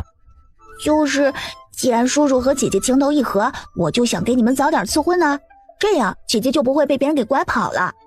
说话之间，叶玄锦扔了一份圣旨到轩宇桌上，见上面赫然就是一份赐婚的圣旨，圣旨的主角便是叶玄锦和穆幽月。叔叔，那我明天早上就让蒋公公去传圣旨。不必，时机未到，这圣旨留在你这里，必要时我才通知你。云安郡主，接旨吧。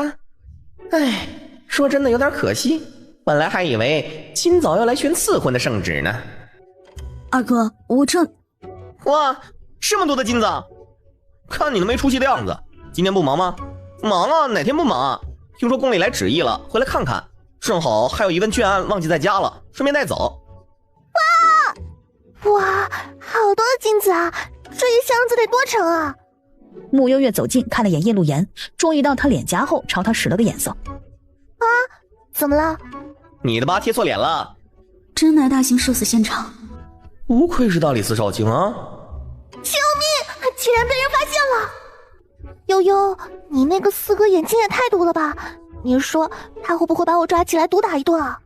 不会的，我四哥不是那种人。不是都说大理寺的人刚正不阿吗？我可是土匪，而且我还杀过人。大理寺只抓皇亲国戚，不管江湖的事情。你现在不是郡主了吗？那我算不算是皇亲国戚啊？不和你说了，我出门了，要教武功呢。云安郡主来了。这是你出的主意？是小屁孩自己想的。叶玄锦，你是不是遇到什么麻烦了？我一个奸臣，不找别人麻烦就不错了，谁能给我找麻烦？昨晚闭关修炼玄灵术，才会消耗一些元气。要出游2天吗？出游？难得有这般机会。可以，什么时候走？现在。这么仓促的吗？出游？他们去哪儿了？确定2天就回来了吗？说的就是2天。你和云蝶不去吗？不去啊，我俩刚才在隔壁开了一桌，二少一会儿过来喝一杯。甜甜，至于吗？低调出行，低调做人。该你了。你帮我弄。前面有很好玩的地方吗？月老庙算不算好玩？公子也是来求姻缘的吗？也有姻缘。说罢，连多余的眼神都懒得给，牵着穆幽月的手往月老庙里面走去。小姐，咱们先回去吧。我不回，我要过去看看。小姐，我们这次是路过灵州办事的，你可千万不能惹事啊。多嘴。早就让你低调点了，刚出门就沾花惹草的。放心，我整颗心都在甜甜身上，别人抢不走。明天我换张丑点的脸出来。好，听你的。施主请留步。僧人对他们微微一笑，递给他们2根红绳。千里姻缘一线牵，这是月老对你们的祝福。换你了。叶玄锦拿过，动作轻柔地系着红绳，只是结束后，伸手轻轻地覆盖在了穆幽月的手腕上，一道冰冰凉凉的灵力注入他的手腕。好了，叶玄锦，你作弊！既然是我亲手系上去的，那也必须只有我才能摘下来。小姐，老爷派人过来催你回客栈了。我知道了。爹，你自己去京城吧，我想在灵州多留几日。胡闹！你亲手施的易容术如今被轻易破解，作为沈家未来的家主，你必须亲手去解决这件事，否则家主之位我会考虑让羽翼来做。我不会让他有这个机会的。那就要看你自己的表现了。这2年羽翼进步很大，倒是你。在想什么？你白天的那个烂桃花是幻术世家沈家的人，那要在这里解决？沈家的事，沈大娘要自己解决。前几日便已经通知过他，估摸着他也快到了。忽然有点后悔了。有点后悔没给傅蕊立个坟了。亏他还听得那么认真。不早了。的确。你可以回你房间休息了。早点休息。临了还被叶璇锦按在怀里亲了一通，最后还是踹他出门的。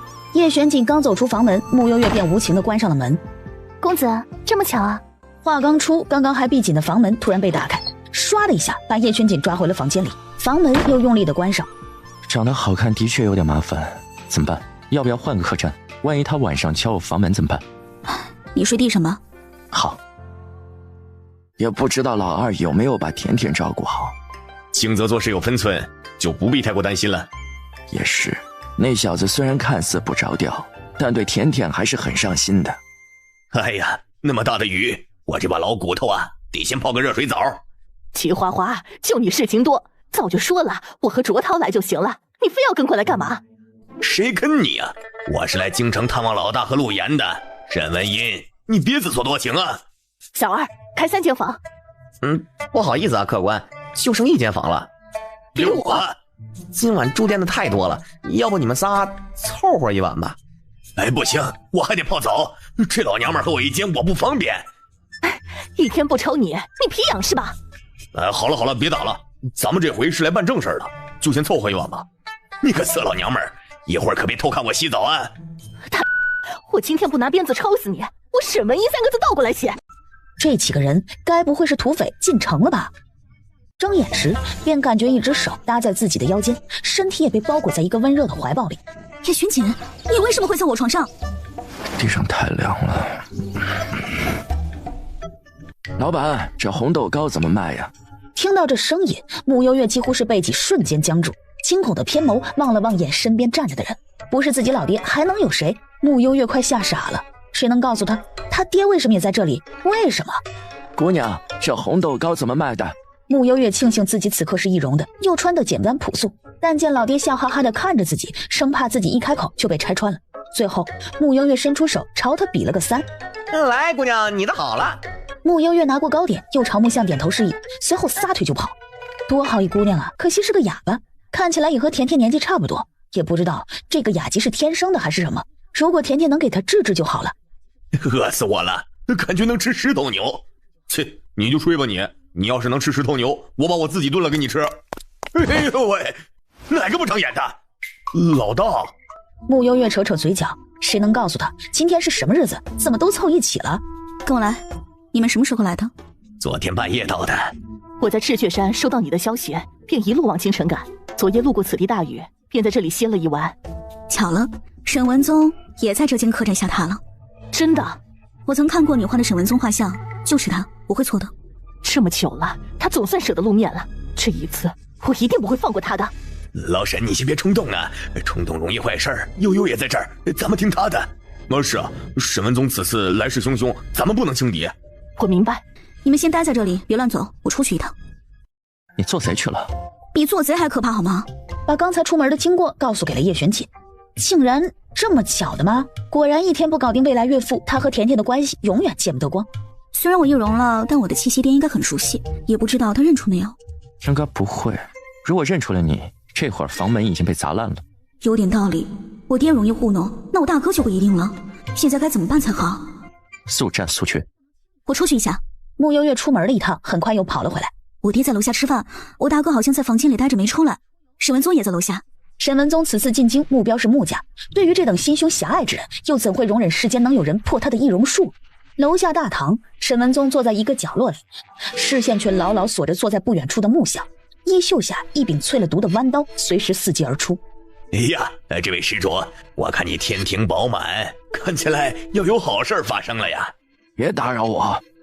施主啊，一看你的面相便是个福泽深厚之人，你看你正气凛然，这等面容者通常都是望子嗣的。我若没猜错，你的儿女定然都是出类拔萃、才貌双全之人，这全都是因为有你的福泽庇佑啊！你接着说。要不我给你算一卦吧。哎呦，不得了啊！说什么了？这是一支姻缘满门签，这签上说皆大欢喜。通俗点说呢，你们家接下来不断会有喜事出现，这个喜呢是代表着姻缘的意思。也就是说，你的那些孩子们一个个很快就有命定的姻缘出现了。他家5个孩子，一个个都到了可以成婚的年纪了，遇到喜欢的，说成亲就成亲了，还用这个老神棍说？木香气得甩了甩手，衣袖不小心碰到签筒，又掉了一支签出来。下一刻，老神棍又吃惊地看了他2眼。看我干嘛？别告诉我，连我也有姻缘。失而复得，白头相守。骗子，你就是个江湖骗子。失而复得？哼，苏婉走了那么久，他怎么失而复得？没说错呀，真是的，好好说话不行吗？还掀桌子，吓死他了！要不是看在是老大亲爹的份上，信不信我当场叫人打断你的腿？沈文宗目睹这一切，嗤笑一声：“姻缘满门，皆大欢喜。”错，是背土满门，黄泉相见才对。白白浪费了1上午的时间，可不能继续等下去了。索性一把火烧了这客栈吧。又喝酒了？没什么事做，随便喝2口。这间客栈不对劲，我们得先走。好，我先收拾东西。我在楼下等你。待穆承安刚下楼去后院牵马时，客栈2楼忽然砰一声，火光四溅。不好！穆承安想要冲过去，眼前出现10来个黑衣人，将他团团围住。穆相原本在收拾东西，忽然就闻到了一股烧焦的味道，紧接着便见火光冲了进来。千钧一发之际，一道黑影从窗户进来，抓着他的手将他带离了客栈。叶玄锦，你怎么在这里？本王今早便已发现丞相大人在此，但本王此次奉命留在灵州捉拿天瑶国奸细，因此并未打扰丞相大人。方才遇到险情，第一时间便想着丞相大人还在此地。丞相大人没受伤吧？天瑶国究竟派了多少奸细出来？没等到叶玄锦回答他的话，穆承安已经赶到此地。见穆相安然无恙地站在这里，以及面前站着叶玄锦后，穆承安朝叶玄锦稍稍弯腰：“多谢景王殿下。”沈卫将军不必客气，此地不宜久留。叶玄锦说罢，身形一闪，消失在了2人面前。爹，你怎么样？我没事，今日多亏了叶玄锦，要不然的话，我可能也要死在这场大火里了。他是来捉拿天瑶国奸细的。承安，这场大火来得蹊跷，我作为一国丞相，不能放任不管。瞧瞧，咱们赤血山多气派呀！沈文宗出招阴险，不知道沈大娘能不能解决啊？一直以来，沈大娘唯一的愿望就是有朝一日可以亲手杀了沈文宗。眼看寡不敌众，沈文宗看了眼后面的山崖，在沈大娘朝他袭来时，忽地用幻术变换了自己的容颜。沈大娘见到这张脸时，脚步一顿，面前沈文宗忽然易容成了自己死去丈夫的模样，正笑意吟吟地看着他。文音，文音。沈文宗唤着他的名字的同时，弯刀朝着沈大娘心口处刺了过来。小心！沈大娘回神，侧身躲避，可手臂处的衣物还是被划破了。沈文宗，我杀了你！沈文宗又后退一步，再次变化了容颜，换成了沈大娘儿子的脸。来砍我呀！沈大娘当即面露痛苦。去死吧！电光火石间，穆幽月飞身上前，另一手手腕翻转，一股强劲的掌风朝着沈文宗的命门袭去，染着寒冰的掌劲当场震碎了沈文宗的心肺。寒光派。看到旁边全军覆没的沈家弟子，深深的恐惧袭上沈文宗的心头。听说你这次是来穆家寻仇的，这么大的阵仗，怎么就这点能耐啊？你到底是谁？老沈啊，关键时刻还得看咱们老大呀。这小娘们怎么弄？先杀了还是怎样？龙生龙，凤生凤，老鼠的女儿会打洞，由不得。有道理，那就交给你了。不要啊！我什么坏事也没干。那姑父和牧羊哥就做了坏事吗？话落的同时，揭开了脸上的面纱。沈雨衣，怎么还没解决？小怪物不是说只观战不动手吗？怎么还是出手了？也不知道累着他没有。公子，救救我！赶紧的。哦，知道了。手中4枚飞镖齐齐出动，沈洛谦连吐好几口血，瞪大眼，慢慢的感受着生命的流逝。这样的死状与当初沈大娘的儿子牧羊如出一辙。我要时刻谨记，对敌人仁慈，就是对自己残忍。七叔在心中默念了100遍。趁着还有一口气，沈文宗卯足全身的力气，朝着山崖下毫不犹豫地跳了下去。活要见人，死要见尸。跑得真快啊！叶玄锦纵身一跃，也跟着跳下山崖。清理一下场地，我们去山崖下接应老大。待到清理的差不多了后，门徒们全部消失。我们走。卓涛、齐叔、沈大娘以及沈雨义正准备去山崖下时，面前乌泱泱跑过来一群官兵。就是他们入殿了。是雪山，那他们果然是土匪啊！我这的火肯定是他们放的。怎么办呢？这是老大的父亲和大哥。老沈，你气势最足，你说怎么办啊？气势再足也得分人呐。你敢打老大的亲爹和大哥吗？再说了，打不打得过还不一定呢。赤血山狂徒为非作歹，全部押去京城大理寺。一听是押入大理寺，卓涛奇叔沈大娘默默地松了口气。沈雨意不解地看着他们。没事，这是老大四哥的地盘，咱们留口气儿，等老大来接就行了。哦，知道了。陆岩好像也去了京城呢。哦，知道了。不错嘛，挺厉害的。不厉害怎么配得上赤血山老大？眼看着沈文宗凭着最后的意志力拼了命地往崖边游，穆幽月掌心凝聚红雾。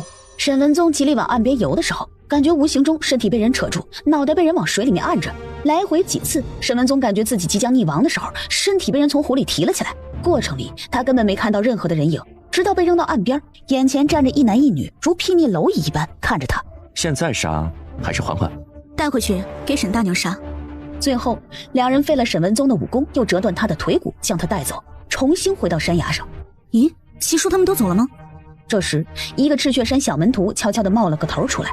老大，刚才你爹和大哥来过了，把齐叔他们都抓走了，说是要去大理寺审问了。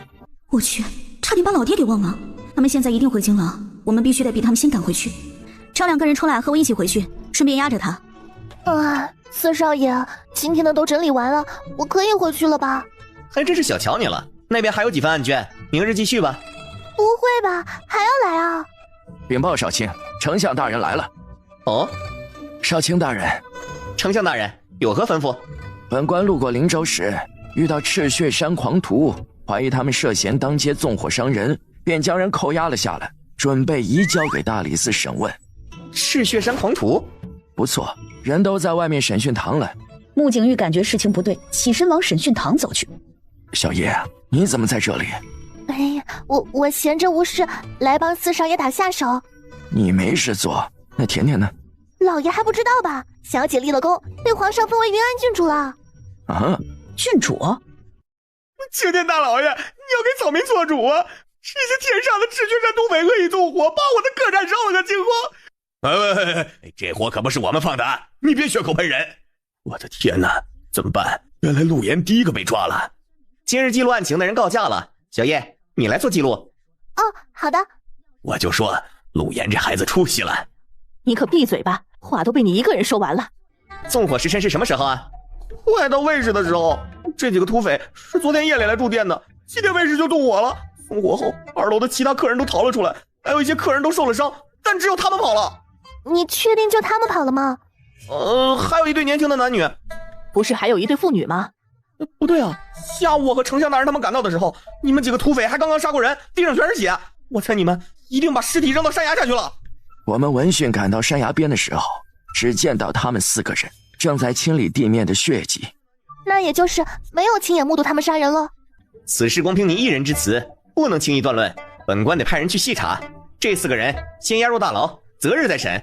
那什么，我带他们去。陆岩呐，你快去找老大救救我们呐！客栈的火又不是我们放的，是沈文宗。你放心吧，我现在就回去找悠悠。对了，你混的可以啊，老鼠变成猫，都跑来大理寺当差了。说来话长，我也是被逼的，先委屈你们一会儿，我先去找老大，也不知道他回来没有。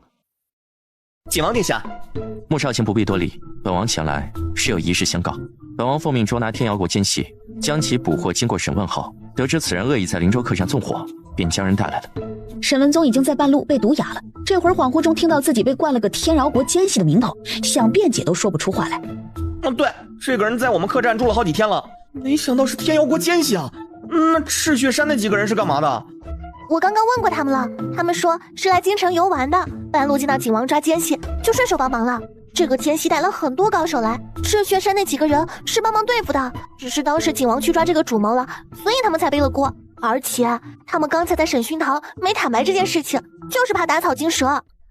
大理寺赵玉沈大娘发了疯似的，拿起一块烫着猩红的烙铁，狠狠地烫在沈文宗的心口。沈文宗，你作孽深重，这是你应该受下的。忘记告诉你了，当初是我放走的姑姑。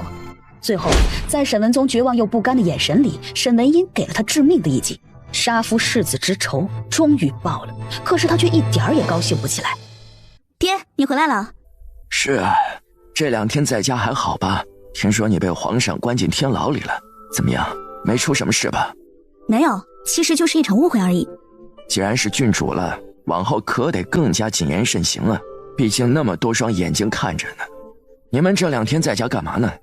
我们能干嘛？等你回来呗。你就不能找点正经事做？甜甜现在都立功封了个郡主，就差你了。我那是不想。二哥，你知道赤血山吗？瞧不起谁呢？今日大理寺来了一帮赤血山狂徒，他们和我想象中的倒是很不一样。赤血山的土匪就是被那些江湖传闻给害了，传闻呐都不可信。二哥说的有道理。来，恭喜老沈小沈大仇得报。哦，谢谢大家。什么时候才能轮到我报仇啊？你七叔的仇还没报呢，小陆言，你先排队吧。没错，七叔报完仇，接下来就该轮到我了。陆言，你再往后排排。对了，陆言，你老实交代，你怎么跑大理寺当差去了？哎呀，冤死我了！就大理寺那个给穆景玉打下手的高价了。穆景玉这个财迷，不想把案卷进大理寺其他人之手，又不想花钱请人，看我闲着，就叫我去打下手，还不给我钱。不想花钱请人，这倒是挺符合我四哥的。对了，老大，在灵州的时候，我给你爹算了一卦呢。你想不想知道你爹的卦象啊？什么卦呀？从卦象上看呢，你很快就有后娘了，你爹很快就要和老情人复合了。我爹的老情人？怎么，他爹还有前女友吗？没听他提起过呀。胡咧咧什么呢？没有啊，卦象就是这么说的。穆幽月莫名就想到了那座空坟，以及玄灵术并未查探到他娘亲已转世。莫非你们接下来有什么安排？还没有好好逛过京城呢，再多玩几天吧。行，那我陪你们转转。你要说咱们那么多属下，怎么偏偏青兰那么好命呢？能天天跟着老大？什么时候你的轻功赶得上李婶了，你也可以天天跟着老大。去，你们一个个都瞧不起我。哎呀妈呀，可想死我了！宣坤人呢？我这几天不在，他不会去太后那里告状了吧？哎呀，他才不傻呢，好不容易偷2日空闲，被窝里偷着乐都来不及呢，哪能去告状啊？他不是又要当新郎官了吗？这几天忙着娶媳妇的事情呢。哎，你说这小子看起来傻不愣登的，偏偏艳福还不浅，光新郎官都当2回了，真是旱的旱死，涝的涝死。天妖国国君不是马上要进京求娶你了吗？你也快了，别羡慕人家。哎呦我去，可拉倒吧，他也配娶胖爷爷？师傅，不是要当新郎官了吗？怎么一脸不高兴的？别提了，母后也不知道发什么疯，明知道黎香是骗我的，竟然还不让我退婚，气死了。哎，师傅，你那儿有没有速成的武功？赶紧教我2招啊！哟，你这是想逃婚，顺带着仗剑走天涯了？死一边去！听说黎香会武功，所以我得比他更厉害啊，要不然那以后还不得翻天了？有志气，今天就教你一招速成的。宣坤在穆幽月的魔鬼式训练下，还真一口气学了2招。宣柔，你借我练练啊！话落，朝着离自己2米远的宣柔伸出手，掌心一道气息流出，宣柔的身子不自觉地上前，随后被宣坤一把掐住了脖颈。紧接着，宣坤一条腿抬起，膝盖朝着宣柔的腹部猛烈地撞击过去。你来真的呀！宣坤感觉自己腰都快被他打穿了。这2天宣柔一定是偷偷跟着师傅练了，疼死了。继续练，这招对付一个离香不成问题。我先走了，你来了。叶玄锦靠在墙角，活脱脱像个被遗忘的小媳妇儿一般。你可真忙啊！拿钱办事吗？就宣坤那个猪脑子，你确定你教得会？说什么呢？人家今天好歹学了2招了。陪我一起完善。好，我本来想再探一次李府的，后来仔细想想，没什么意义。甜甜，你母亲大约是真的不在了。叶玄锦，你的父母呢？不知道，没见过。甜甜，我只有你。穆幽月一脸心疼地凝着他。早知道甜甜会这么心疼我，我就早点说了。叶玄锦，2人十指紧扣，手腕上的红绳紧密地靠在一起。可此时，叶玄锦的心口却隐隐作痛起来。第一次传来这样的痛意，叶玄锦第一时间便联想到了鬼玩意儿说的锥心之痛。已经开始了吗？一旁穆幽月的心口处也莫名传来阵阵的刺痛。他拧了拧眉，但很快这样的刺痛感便消失。他抬眸看向叶玄锦，叶玄锦的视线也恰好望了过来，四目相对，叶玄锦低下头，一吻落在了他的唇上。爹，怎么回事啊？这时一道马蹄声传来，众人循声看去，只见郑健谈骑着马在黎家门前停下，朗声道：传太后娘娘懿旨，李府嫡女黎香身为深闺女子，举止不加检点，设计诓骗坤王，罪孽深重，但看在黎家一门忠烈，念及旧情，故从轻处罚，解除2家婚约，从此宣坤黎香男婚女嫁，2不相干。站在门口的黎瑞贤原本脸色还有些许的喜色，此刻整张脸都阴沉了下来。原来在这儿等着呢。宣坤果然傻人有傻福。魏太后欺人太甚，坤王玷污了我家香香，是我亲眼所见，怎么就变成我们家香香举止不检点了？我们香香才是受害者，我现在就去把宣坤绑来，按着他的头，也要和我们香香拜堂成亲。站住！父亲，这简直是奇耻大辱，这口气我咽不下去。大哥，不要冲动，不是你的女儿，你当然不冲动。够了！退婚？不可能，不可能的！是真的，坤王府的迎亲队伍自始至终都没有出现，来的只有太后的懿旨。太后这是存心逼死我呀！大婚之日被退婚，以后我还如何在这京城生活？马上去把嫁衣换掉，马上！爷爷，你快去找太后啊！那天宣坤根本没碰我，我还是清白的，他怎么能这样污蔑我呢？黎瑞贤怒火中烧，一脚踹在他的肩头。不过就是退婚罢了，我们黎家从来不会委曲求全。今日你要么当做什么都没有发生过，咽下这口气，要么现在就去死，我绝不拦你。好一个魏如英，事已至此，别怪我黎瑞贤无情。那我就去死好了，反正也没颜面活在这世上了。香香，你冷静点。你现在死了有什么用？反而更加坐视传闻。不过是退婚而已，有什么大不了的？我知道了，一定是宣坤变心了。我前2日见过宣坤，他无意提过一嘴，说他正跟着赤血山的头领九幽练功，他一定是爱上九幽了。你说谁？九幽？没错。林瑞贤无暇再理会黎香，转身出了门。你好好安慰他。是，妾身知道了。靠什么不好，非得靠男人？大小姐这次还是找错了人啊。姨娘，那日你不是去找景王殿下了吗？怎么最后就变成了坤王？如若今日是景王殿下迎娶你，魏太后哪里敢如此嚣张？你呀，还是押错宝了。魏太后这回倒是做了件好事。舒颜和锦玉呢？他俩来不来？叫了，他俩应该也快到了。好。人逢喜事精神爽，木匠感觉今天能吃3碗饭。景王，今天真不好意思啊，得让你破费了。都是自己人，无需客气。作为东道主，悠悠太忙了，本王既然闲着，自然要好好招待你们的。怎么了？没什么，看到景王了。哎爹，你说景王在灵州的时候救了你，你岂不是还欠他个人情？若不如就趁今日，咱们请他吃顿饭，就当抵消了人情吧。这不太好吧？一顿饭就还了救命之恩，是不是太廉价了一些？心意到了就行呗。木星则说罢，不等木象再开口，已经走到门口，打开了门。景王殿下。穆幽月一手托着下巴，心想玩还是二哥会玩。木象原以为只有叶璇姐一个人，没想到一下子走进来5个人。仔细一看，赤血山那几个门徒也在，这太尴尬了吧？丞相大人，拜见丞相大人。不必多礼，那日误会了你们，还没和你们正式道歉，实在对不住了。丞相大人客气了，有误会咱们说清楚就好，不会往心里去的。来，快坐，大家都快坐。啊，对了，你们几个怎么聚在一起啊？那日他们帮了本王的忙，本王今日也是特意要宴请他们道谢的。这倒是应该的。这么热闹啊！穆景玉看着这一桌人，朝中重臣和江湖土匪，有朝一日竟能同桌吃饭，真是妙啊！各位好。老大这一家子，一个个真会长，这3个长得就和小白脸似的。会不会说话？咋还骂人呢？我这是夸他呢。沈巍将军今日不来吗？他忙死了，去西郊营地练兵去了。沈巍将军刚回京，的确事务繁忙，挺不容易的。少卿大人，我们要在京城游玩一段时间。不过你放心，我们绝对不会惹事的。外界都把我们赤血山传的人不人鬼不鬼，其实我们哪里会动不动就杀人？那不成杀人狂魔了吗？老说，大家下午要不要去茶话会啊？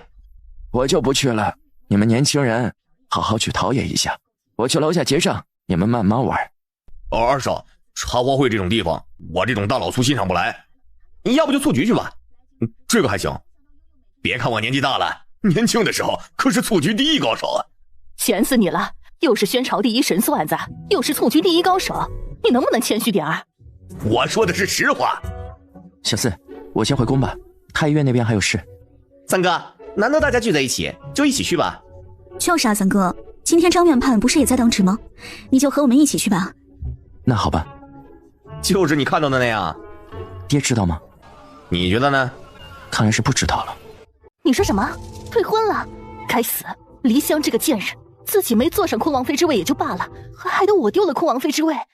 在这待了这么久，还不知道你的名字呢。奴婢丽秀。丽秀是个好名字，我记下来了。我有些头疼，先睡会儿。你去把今日我的补汤给我端来。是。不一会儿，丽秀端着补汤进门，刚进门还未来得及关门，藏在门背后的陆妙龄卯足了全力，一手掐住了丽秀的脖子，一只手捂住了她的嘴巴。陆妙龄发了狠似的将丽秀按在地上，捡起一块碎片狠狠割了丽秀的脖子。没多久，丽秀没了气息。你还真是命大，怎么折腾都不死。再等等吧，本娘逃离了这儿，就能带你过好日子了。里面那位又发脾气了，摔碎了碗，还将我的衣服都扯坏了。这会儿喝了补汤睡下了。一路上，许多巡逻的侍卫见他穿着太后宫殿的宫女服，嘴里还念叨着，也不知道御膳房炖好燕窝没有。闻言便也没有拦他。宫里的每日一到天黑便有泔水车要出城，陆妙龄必须赶在这之前混入里面才能出宫。有点意思啊。咋地？怀了孕吃不饱，来御膳房偷烧鸡来了？宣柔正准备将人带回来，手腕被人一扯，一回头，文潇正盯着他。叶医生，公主早点回去歇着吧。你给我起开，别挡了本公主的路。有时想要对付一个人，给他一点希望，再来无尽的失望，不是更有意思吗？老弟你可以啊，难怪年纪轻轻混到了这个位置了。文潇一路跟着出宫，和他一起的还有宣柔。哎呀，你别管我，这大晚上的，咱俩指不定谁飘得更快呢。飘？飞，就是飞的意思。文潇见到叶玄锦他们后，从暗处现身。殿下。哎，老大！陆妙龄躲进泔水车里，离宫了。是现在装，还是？他会回来的。那就走吧，我们去吃宵夜。真的？能不能带我一个？没问题。虽说从前看见这个宣柔公主就讨厌，但现在是甜甜的人了，也算是同伴了。昏王嗜血私自出头，本将军定然不会坐视不理。沈巍将军，你放了我吧，我保证不会把慕幽月的秘密说出去的。这时不远处的城门开启，为首之人便是郑建泰。这一刻，陆妙龄的心彻底沉了下去，对穆家的憎恨又多了几分。沈巍将军。穆承安淡淡的扫他一眼，懒得与之多费唇舌，一拉缰绳，骑马离开。陆氏，醒了。我不回去，我今天就是死，我也不回去。站住！妙龄，这段时间真是委屈你了，哀家也知道你心里难受。待过完这9981日，哀家便让你回到坤儿身边去，继续做他的王妃。所以呀，为了我们能够有个双赢的局面，你不要再想着逃跑了。就算逃，你又能逃到哪儿去呢？我听说天瑶国国君即将进京，届时宫中必然要大办宴席。太后娘娘若真的承认我这个坤王妃，那就允准我以坤王妃的身份出席宴席，否则的话，我会让自己死在这儿。我死了，不过是一条贱命罢了。不过你的容颜可就再也恢复不了了。好，哀家答应你。听闻景王好事将近，你家那位今晚不来吗？叶玄锦一怔，穆相已经知道他和甜甜的事情了，可是甜甜不是来了吗？估摸着是还没进门，有些害羞吧。叶玄锦懂了，传闻他好事将近，但穆相并不知道对象是他女儿啊。已经在宴场了，但碍于没有对外公布，不便透露。真的呀？大哥最近军中事务很多吗？需要操练一批精兵，组成一支1000人的精兵队伍，以备不时之需。好奇怪啊，爹以前不是最讨厌景王了吗？怎么还聊上了呢？今时不同往日，人都是会变的。天饶国君远道而来，请入座。多谢玄黄款待。你给我坐下去，本公主才艺表演的时候到了，你敢抢本公主的风头？我有话说。嘿，我敬你是我嫂子，你真当我给你脸了？本公主表演才艺的时候到了，你现在是故意砸场子的吧？不许再打断我的才艺了，别逼我扇你。时间匆忙，本公主没有好好排练才艺，不如就给天瑶国的诸位贵客献上一段我及笄礼当晚曾惊艳天下的舞蹈吧，名叫雀羽淡青舞。不许跳！在场所有人都被这大嗓门给惊了一下，宣柔也一脸诧异地看着他。公主虽然一片好心，但是公主前2日刚刚得过风寒，大病初愈，身子还未调养好，所以今日不适合跳舞。谁大病了？你才坐回去。一会儿叫我跳，一会儿不让我跳，不跳就不跳。以后你求我，我都不跳。柔儿一向性情，惯会使些小脾气，让天饶国君见笑了。不会，宣柔公主很可爱。陆妙龄冷不丁地从中间冲了出来，所有人的目光都落在了她的身上。坤王妃，你若身子不适，可以早些回去休息。启禀母后，妙龄偶然得知一件很神奇的事情，今晚很想借着这个热闹的场面和大家一起分享一下。好，什么神奇的事情？说来听听。对啊，快说呀，朕也想听听。启禀皇上，启禀太后娘娘，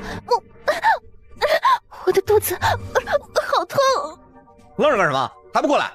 太医院院判张太医以及2名擅长调理胎相的太医赶紧上前，先把他抬下去。不行啊，陆妙龄现在动不了。你不是神医吗？快过来帮忙看看呢。啊，好的。他也配让甜甜医治？丞相大人莫慌，且安心看场好戏吧。张院判，你来看看。怎么回事啊？你们都是庸医吗？启禀坤王殿下，坤王妃她没有怀孕啊。你胡说！我的肚子那么大，我怎么可能没怀孕？对啊，这么大的肚子，怎么可能没怀孕呢？坤王妃的确无孕，且腹中并非死胎，应该是服用了某种假孕的药物所致。哎，不对啊，当时不是大医院的人都给坤王妃诊治过吗？服用了假孕药物而已，没什么稀奇的，有银子就能买到。我没有，我明明能感受到我肚子里孩儿的存在。慕幽月，是不是你？是不是你给我服了假孕的药？是不是你？坤王妃，我这样做有什么好处吗？陆妙龄，你好大的胆子，竟敢欺骗本王！我今天就要杀了你！住手！母后不能放过这个陆妙龄，实在是可恨。此事太过蹊跷，坤王不要冲动，以免中了奸人的计谋。我不认同这个事情啊！这事儿我相信大家伙都看明白了。陆妙龄入王府3年多无子，肯定是为了争宠才故意假怀孕的，然后啊，借着某一天来个借刀杀人。哎，这样一来，她不仅成了受害者，还能除去眼中钉，一石二鸟啊！毒啊，真是歹毒啊！要不说最毒妇人心呢。住口！这里没你的事情。殿下，是慕幽月给我下的假孕的药。你还记得有段时间我一直给你带补汤回来吗？那个补汤就是慕幽月医馆里面熬的，说是我们互相配合就能生子。当时坤王妃一心求子，说坤王殿下八成身体也有问题。可我听说坤王殿下府里的侍妾已经有孕，这不摆明了没问题吗？所以啊，给坤王殿下准备的就是补身体的汤啊。坤王殿下，你难道不觉得你喝完那些补汤后身体更好了吗？确实，喝完后感觉自己更像男人了，雄姿英发。坤王妃自己服用了假孕的药物，何苦栽赃微臣的女儿？就是，连本王都看不下去了。没错，这个真的很过分呐。说的是啊，做人怎么能这样呢？哎呀，这年头当大夫都有风险，给人治病不说，平白还要被栽赃陷害。穆姑娘在京中虽然一次只医治3个病人，但我听说那些病人经过她手，顽疾几乎都已经痊愈了。哀家信得过妙龄的为人，何况她现在6个多月的身孕了，要是想争宠，也不可能等到这个时候。在场所有生过孩子的女人都知道，这个月份一旦小产是要闹出人命的。哼，你搁这胡咧咧什么玩意儿呢？她都吃了假孕的药了，肚子里哪来的孩子？这不月份越大，小产起来才更惹人怜惜吗？陆妙龄在此刻忽然觉得腹部一阵的绞痛，在这剧烈的绞痛中，她感觉有液体缓缓地从裙摆下流了出来。没多久，众人便见地上开始冒出一股股如同清水一般的液体。随着这股液体的流出，陆妙龄的肚子越来越小，越来越平坦。不，我的孩子，我的孩子！慕幽月，我要杀了你！慕幽月，你恨我可以，为什么要用孩子欺骗我？急什么？这只是个开始而已。话落，不等陆妙龄做出反应，他一把将人推开。我要告诉大家一个关于心脏处忽然有股爆裂的痛意，陆妙龄吐出一大口殷红的血来。陆妙龄张了张嘴，又连吐了几口血出来。启禀皇上，外面，文统领究竟发生何事了？启禀皇上，陆永慧正在外面求见。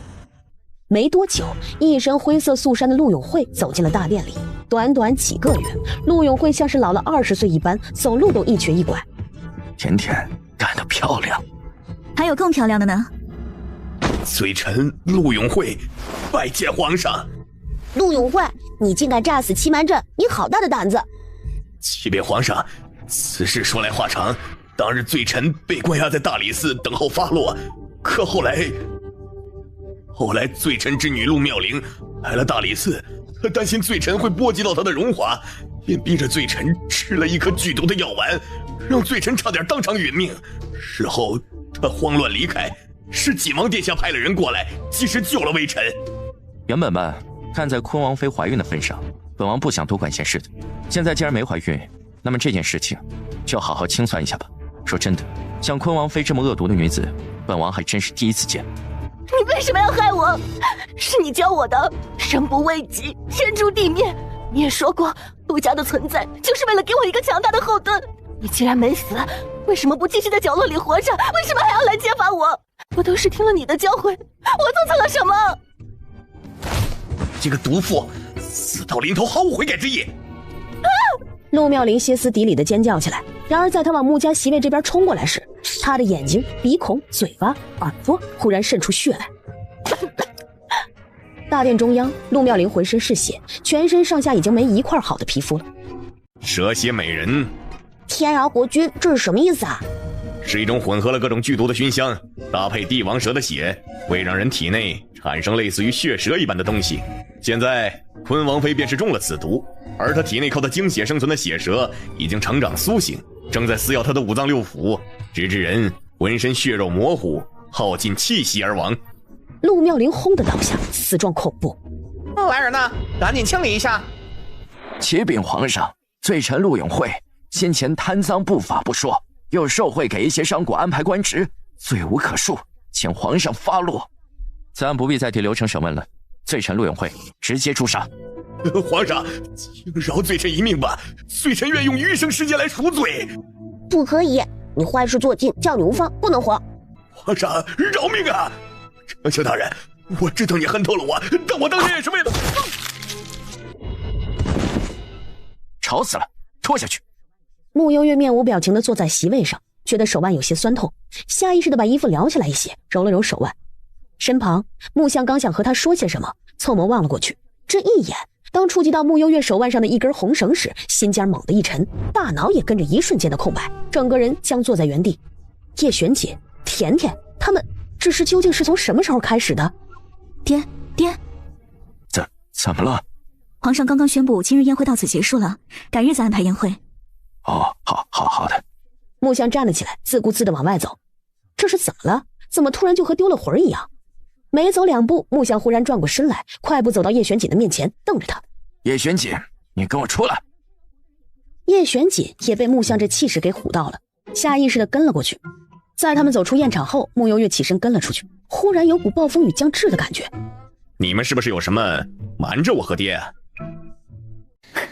我还以为你多有能耐呢，还不是落得和我一样的下场。你还有脸说？是把你这个逆女抚养长大，我又怎么会得罪穆家的人？穆幽月，我做鬼也不会放过他的。那你来试试。他竟然能看到自己的魂魄。当他一脸狠厉地朝穆幽月飘来时，红颜一脚将他踹飞。陆妙龄和陆永会难得齐心，几次想冲到穆幽月面前，都被红颜他们弄飞。穆幽月，那个蛇蝎美人的熏香是你给我下的吧？对啊，我下的。你真是恶毒，这不都跟你学的吗？难怪当初你明明死透了，却还能活下来，原来你根本不是人，你是鬼是不是啊？你要这么想也行，不过现在我真是一眼也不想再看见你了，该送你去投胎了。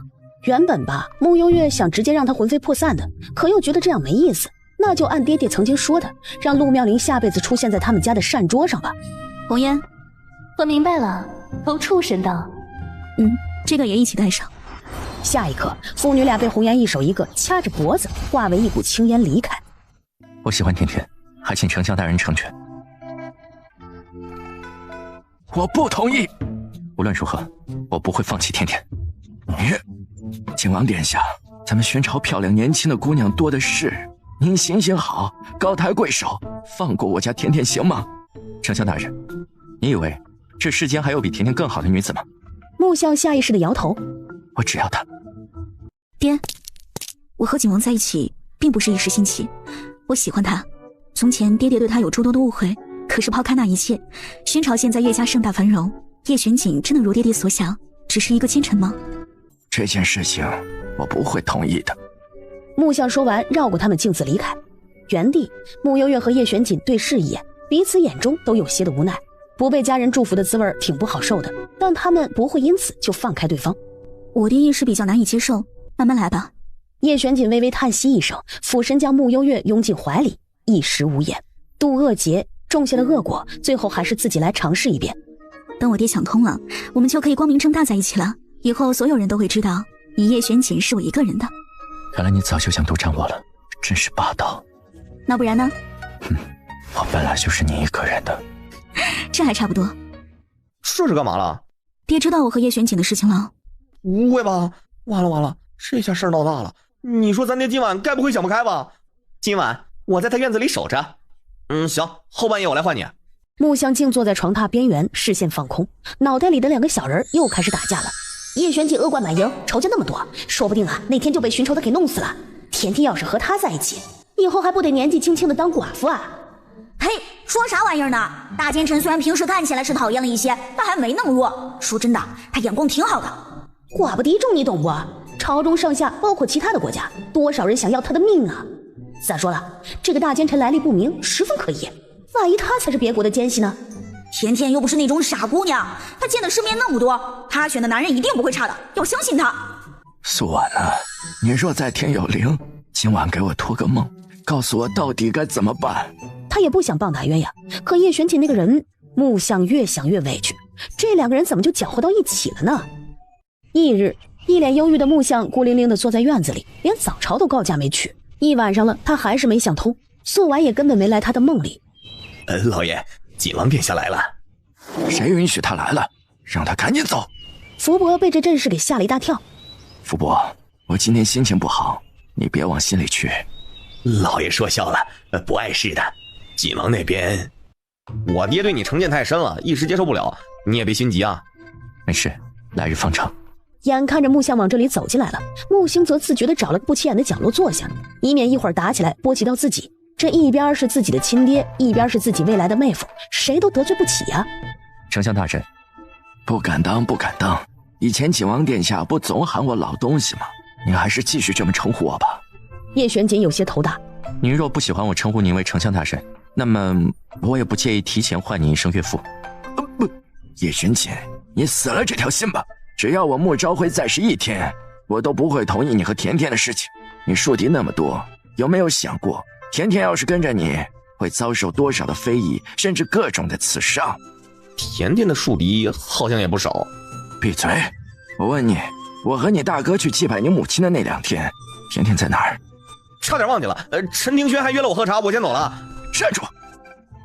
爹，其实呢，我觉得你担心的有点多啊。你看看啊，你看看景王这脸，俊美非凡，如同天神下凡一般，引得多少京中女子为之倾倒啊！还有这身段，颀长挺拔，宽肩窄腰，再看看他的地位，看看他的家产，你说说，5天之下还能找出第2个如此完美的男子吗？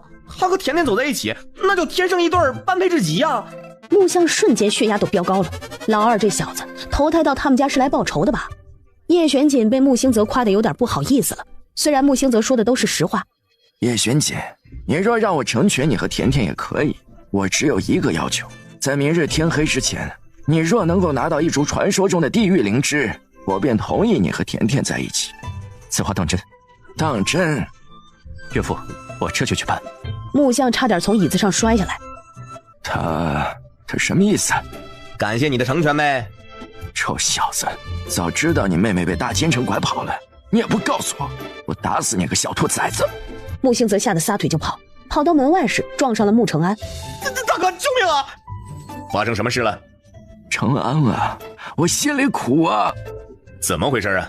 木相把叶玄锦和穆幽月的事情告诉给了穆承安听。甜甜不是任性的孩子，她做事自有分寸。可是，爹，咱们要相信甜甜。这世间黑白混淆，你眼中的恶人，就真的是恶人吗？爹，大哥说的有道理。你这样不认可锦王，甜甜夹在中间也不好受。他一定是希望爹爹能祝福他和锦王的。你以前不是说我们兄妹几个只要找到真心喜欢的人，你一定不会反对吗？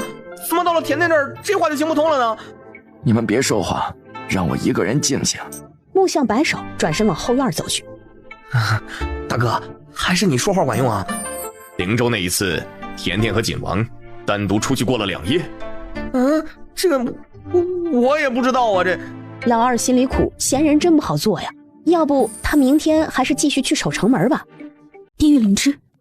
甜甜，你先别急啊，我看锦王走的时候一脸得意，只怕这玩意儿压根就难不倒他。爹对锦王一直以来成见都很深，这回的事儿他一时接受不了也正常。咱们爹你也了解，最是心疼我们几个了。他让锦王去找地狱灵芝来，我猜一来是想试探一下锦王的诚意，二来嘛也是给自己找个台阶下。咱们就先静候佳音就行了。傅伯，我爹他现在怎么样？一个人在院里折花瓣呢。折花瓣？可不是，摘一片嘴里念叨一句行不行，行不行。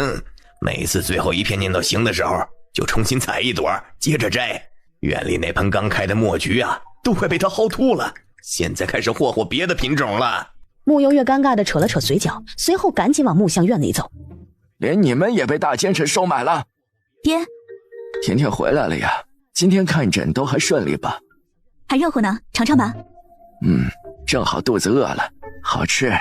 吃了2口，见穆悠月看着他，木像顿了顿。甜甜，你不会怪我吧？怎么会呢？我知道爹都是为我着想。在你回京之前，我在朝堂的确和叶玄景不对付。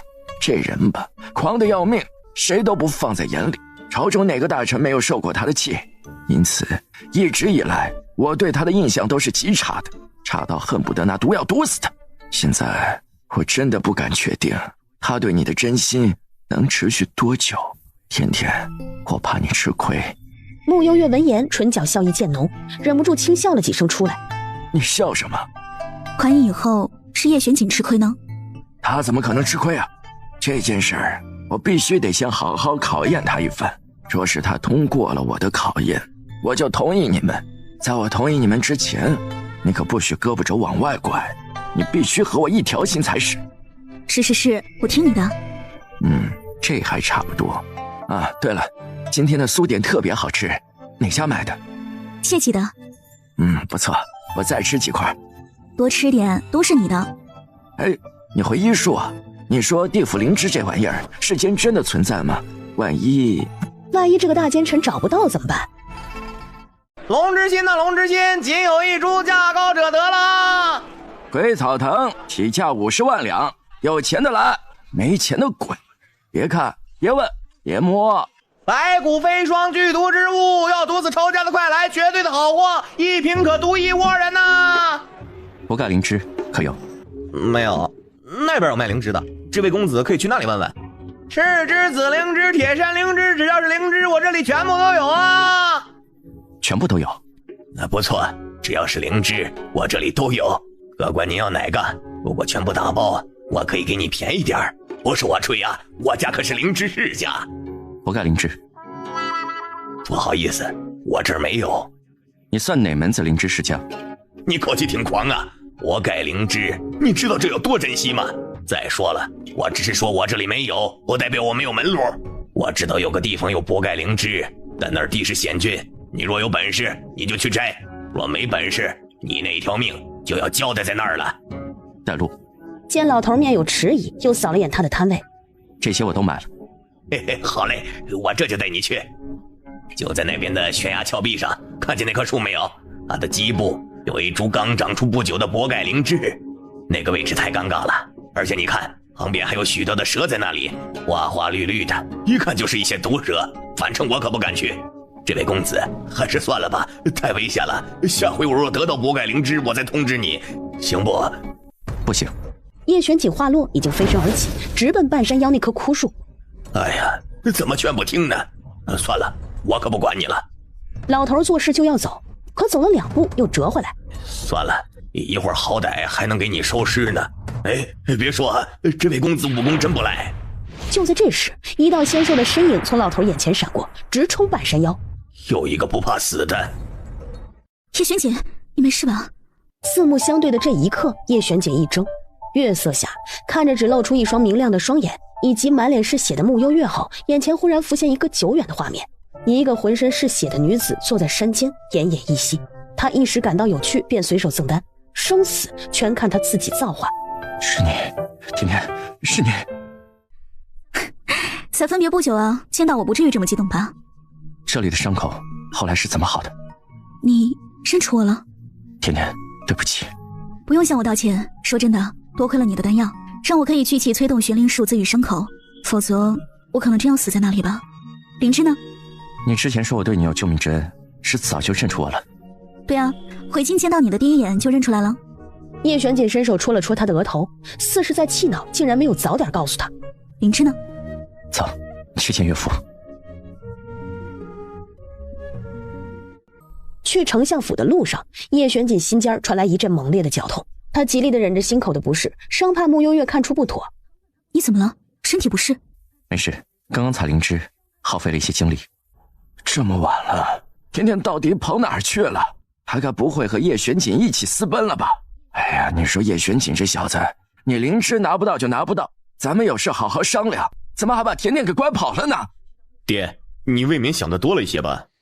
老爷，回来了，他们回来了。岳父大人，请笑纳。这就拿到了？木匠忽然感觉是不是挖了坑给自己跳了？地狱灵芝啊，这么简单就能到手了？博盖灵芝？好啊，原来不是地狱灵芝，差点被这小子给糊弄了。博盖灵芝又名地狱灵芝，不错，的确是爹想要的。什么玩意儿？地狱灵芝就是博盖灵芝啊？呸！你个破古籍！爹，你愣着干嘛？快说啊！大丈夫一言既出，驷马难追哦。急什么？咱爹这么大个官儿，说话还能不算数吗？你们，素涵，我想你，我需要你。别以为我收下灵芝就真的接受你了，往后还得看你表现的。叶玄锦，你将来若是敢负了甜甜，我穆昭辉第一个就不放过你。岳父大人，请放心，你这声岳父大人就先免了，太早了，迟早要叫的。岳父大人提前习惯就好。吃饭没有？我们还没吃呢，爹爹给我们准备了晚膳吗？啊，对，是的。走，二哥带你们吃饭去。福伯，叫厨房把这玩意儿给我炖了，我今晚当宵夜吃。你咋就叫博盖灵芝呢？我之前听陈大人说叶玄锦好事将近，怎么地还和甜甜准备成婚了？你们连这事儿都瞒着我？不知道啊。靠，二哥这回学聪明了，竟然提前跑了。兔崽子们，一天不收拾就皮痒。三人一溜烟消失在大堂里。我再强调一遍，你们将来找对象必须得擦亮眼睛，长得不漂亮可以，家境不好也没事，但做人一定要正直善良，不准再找那种危险人物。哪种是指危险人物？能举个例子吗？这都不能理解，比如天瑶国奸细、江湖上的杀人狂徒，以及祸乱朝纲的那种，通通不能要。这种啊，你放心吧，我们哥几个眼光还不至于差成这样。小四，你说是吧？二哥说的对。你们慢吃，我上朝去了。昨天告假一天，真是罪过。甜甜，你和锦王想要真正的修成正果，看来还有很长的一段路啊。现在说这个太早了一些吧？你觉得早，人家可不觉得，指不定过2日，赐婚圣旨就下来了。应该不会吧？我得出去一趟，我先走了。主人，你遇到什么事了？我和你说，这个公主我再也不当了，太可怕了。就昨晚，我听说魏太后召见了慕容北萧，我寻思必有大事发生，就飘过去看看。结果你猜怎么着来着？这2人直接越过我，商议起宣柔和慕容北萧的婚事来了。慕容北萧说，在宴会初见我，说我的性子可爱活泼，对我很满意，所以想在离京的时候直接把我捎上，一起回天瑶国。他给我吓的，还是把身体还给宣柔，让他去天瑶国享福吧。你占了人家身体那么久，如今把这烂摊子丢给人家，不地道吧？哎，你可冤枉我了，我不是寻思想趁机看看宣柔自己的意愿吗？万一她很乐意嫁过去呢？但如果她不愿意去天瑶国，我也有办法帮她退了这门亲事，毕竟附身了这么久，我对她的身体也有感情。这话听起来怎么那么像个渣男呢？我还渣男呢，这可冤枉我了。宣科呢？他府上那个小妾阮氏生了个儿子，他乐得找不到北呢，哪还有心思学武功？那行吧，看来今天我是清闲了，走吧，跟我回去。岳父，宫门重地，低调点，别这么叫我，继续叫我丞相。那我听您的，一会儿要一起午膳吗？不必了，我约了陈大人、曹大人他们。对了，景王，丞相大人不必如此客气，可以直接唤我小叶。木匠差点想破口大骂，小叶。丞相大人刚刚想说什么？你和甜甜现在对外还是得低调点，免得被有心人知道做了文章，明白吗？好，我记下了。这还差不多。晚上有时间的话，来幕府一起吃饭吧。多谢丞相大人。不客气。儿臣见过母后。柔儿免礼，快坐。方才在门口碰见慕容北萧了？碰见了。天饶国国君慕容北萧有意迎娶你做他的王后，你可愿意远嫁天饶国呀？什么远嫁？母后你糊涂了吗？天瑶国离这里有多少距离？你舍得让我远嫁他乡吗？这件事情我不会同意的，你可以让别的公主嫁过去。柔儿，不要任性，哀家是你的母亲，不会害你的。如今天饶国在慕容北萧的带领下逐渐壮大，你若成了他的王后，将来必定是人上人，就连轩宇见了你都要客气地唤你一声天饶王妃。如此好的机会，难不成你想让给其他的公主？你愿意看着那些曾经地位不如你的公主们爬到你的头上吗？母后，我可以答应你的要求，但是你必须得先答应我一件事。说来听听。你替我除掉慕幽月。不用你说，哀家也会除掉他。那儿臣就等母后的好消息了。你师父九幽这2天是否还在教你啊？刚想问谁是九幽时，身体莫名一晃，随后眼珠子转了转。那肯定啊，我师父多有责任心啊，我都学了7、8招了。胖幽灵感慨自己来的真是时候。轩轩长大了好多啊，抱起来有些沉了。每天吃了睡，睡了吃，能不沉吗？真羡慕轩轩。两人静坐了一会儿，穆璇璇就睡着了。叶玄锦视线落在他的侧颜，忍不住凑过去一些，唇角即将触碰到他脸颊时，叶玄锦不悦地朝他看了过来。我不是故意的，我只是有急事儿和甜甜说。什么事啊？太后找九幽。那我去瞧瞧。景王，我爹回来了，请你一起去下棋呢。这是狼是狗？叶玄锦，我家甜甜最怕狗了，你安的什么心？这个是狼。什么狼？怕狗是甜甜的弱点，未免有心人故意利用，这个弱点必须克服才行。有道理，有道理。这小狼崽儿刚出生不久吧？他叫什么？穆璇璇。甜甜选的名字。挺好的。哎呀，小锦啊，你这个棋艺不行啊，都输了多少回了？岳父的棋艺果然名不虚传。哪里，你是故意让我的吧？没有，拼了全力的。高啊，实在是高啊。太后找我。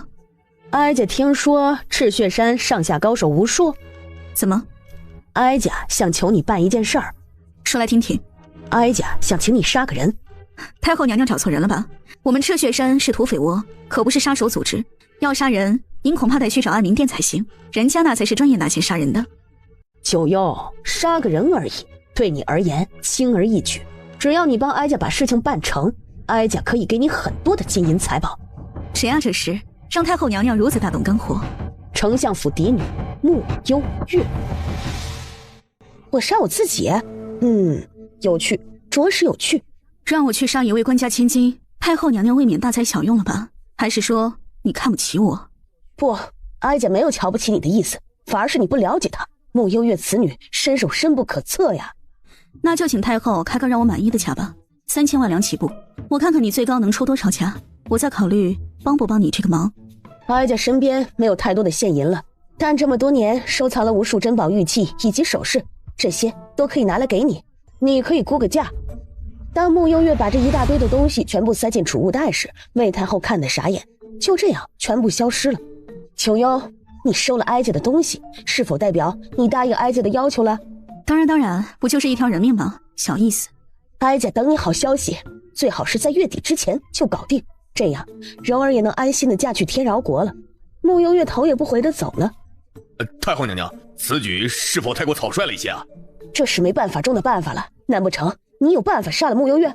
郑建坛摇头，那不就得了？九幽在哀家这里连得了2次好处，如若有朝一日他也能为哀家卖命，那么坤儿便可稳坐皇位了。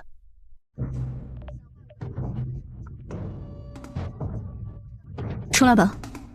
身后慕容北萧的身影闪现，见到此人，慕幽月眯了眯眼，一时没开口。赤血山头领，百闻不如一见，与本国君做一场双赢的交易，如何呀？我实在想不到，我一土匪头子与堂堂天瑶国君之间还能产生什么交易。本国君已经在别馆设宴，九幽姑娘不如赏个脸。不必了，有话直说，我还有事儿。九幽姑娘既然有事，那么也不急于一时，我们来日方长。国君，此女油盐不进，是否要属下去教训她？就凭你，青青不得轻举妄动。是，国君。你们可以小瞧我，但不可以小瞧我的卦。行，你的卦最准了，行吧？哎，悠悠来了。悠悠，你怎么会有时间过来呀？顺路过来说个事儿，想听听你们的意见。慕幽月长话短说，把太后让九幽杀慕幽月的事情和他们说了一遍。你们说这单我怎么处理最好？对不起啊，我有点想笑。这是什么鬼要求？那得咋整啊？我真想不到办法。我想到了一个好办法，李婶儿以前不是封刀寨的吗？咱们可以借着封刀寨的名义对太后发起死亡威胁，到时候太后的自顾不暇了，哪还有心情管其他的啊？封刀寨现在已经不存在了，太后就算想查也查不到任何的线索。我看行，这个靠谱，让这老太婆也尝一尝被威胁的滋味。对，就这个，光想想都刺激。我也觉得这个挺不错的，要不然我们真杀了他吧。面前几人齐刷刷地看向他。哦，开个玩笑。那这事儿交给我。行，那就交给你，其余人给陆延达辅助。没问题。小姐，你觉得这3幅山水画哪幅更好？这几幅画看似风景都一样，但转换了许多风格手法。最左边这幅吧，最自然细腻。木香一脸震惊地看着他，眼睛一眨不眨。有什么问题吗？这是甜甜娘亲画的，其余2幅是我临摹的。我现在该说些什么才好？我可以进来吗？快进来。你们在欣赏画吗？走近，往那3幅画看了一眼。这幅最好，这2幅就不咋地了。怎么就不咋地了？哪里不咋地了？慕幽月后背一凉。我肚子饿了，你呢？有点。那我们去吃饭吧。好。慕幽月拉着叶玄锦的手，快步离开。好歹我也从小就学画呢。去宫中可有遇到什么麻烦事？遇到了一个大麻烦，太后给了我好多金银珠宝，让我杀自己。啊？别怕。我不怕。不是喊饿吗？怎么还在这儿？等爹一起啊。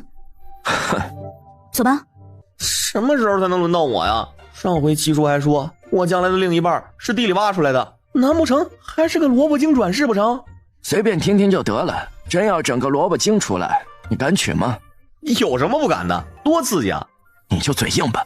七叔就是那天那位白胡子大爷，他会算卦。你别听你二哥的，那老头就是个骗子。好像也不是骗子。小锦呢？你也被他给骗过。他说什么了？情缘不足，须得借助贵人，方可圆满。不可见异思迁，否则必遭天谴。切莫固执己见，方可换得百年好合。固执己见，说通俗点，就是别死鸭子嘴硬。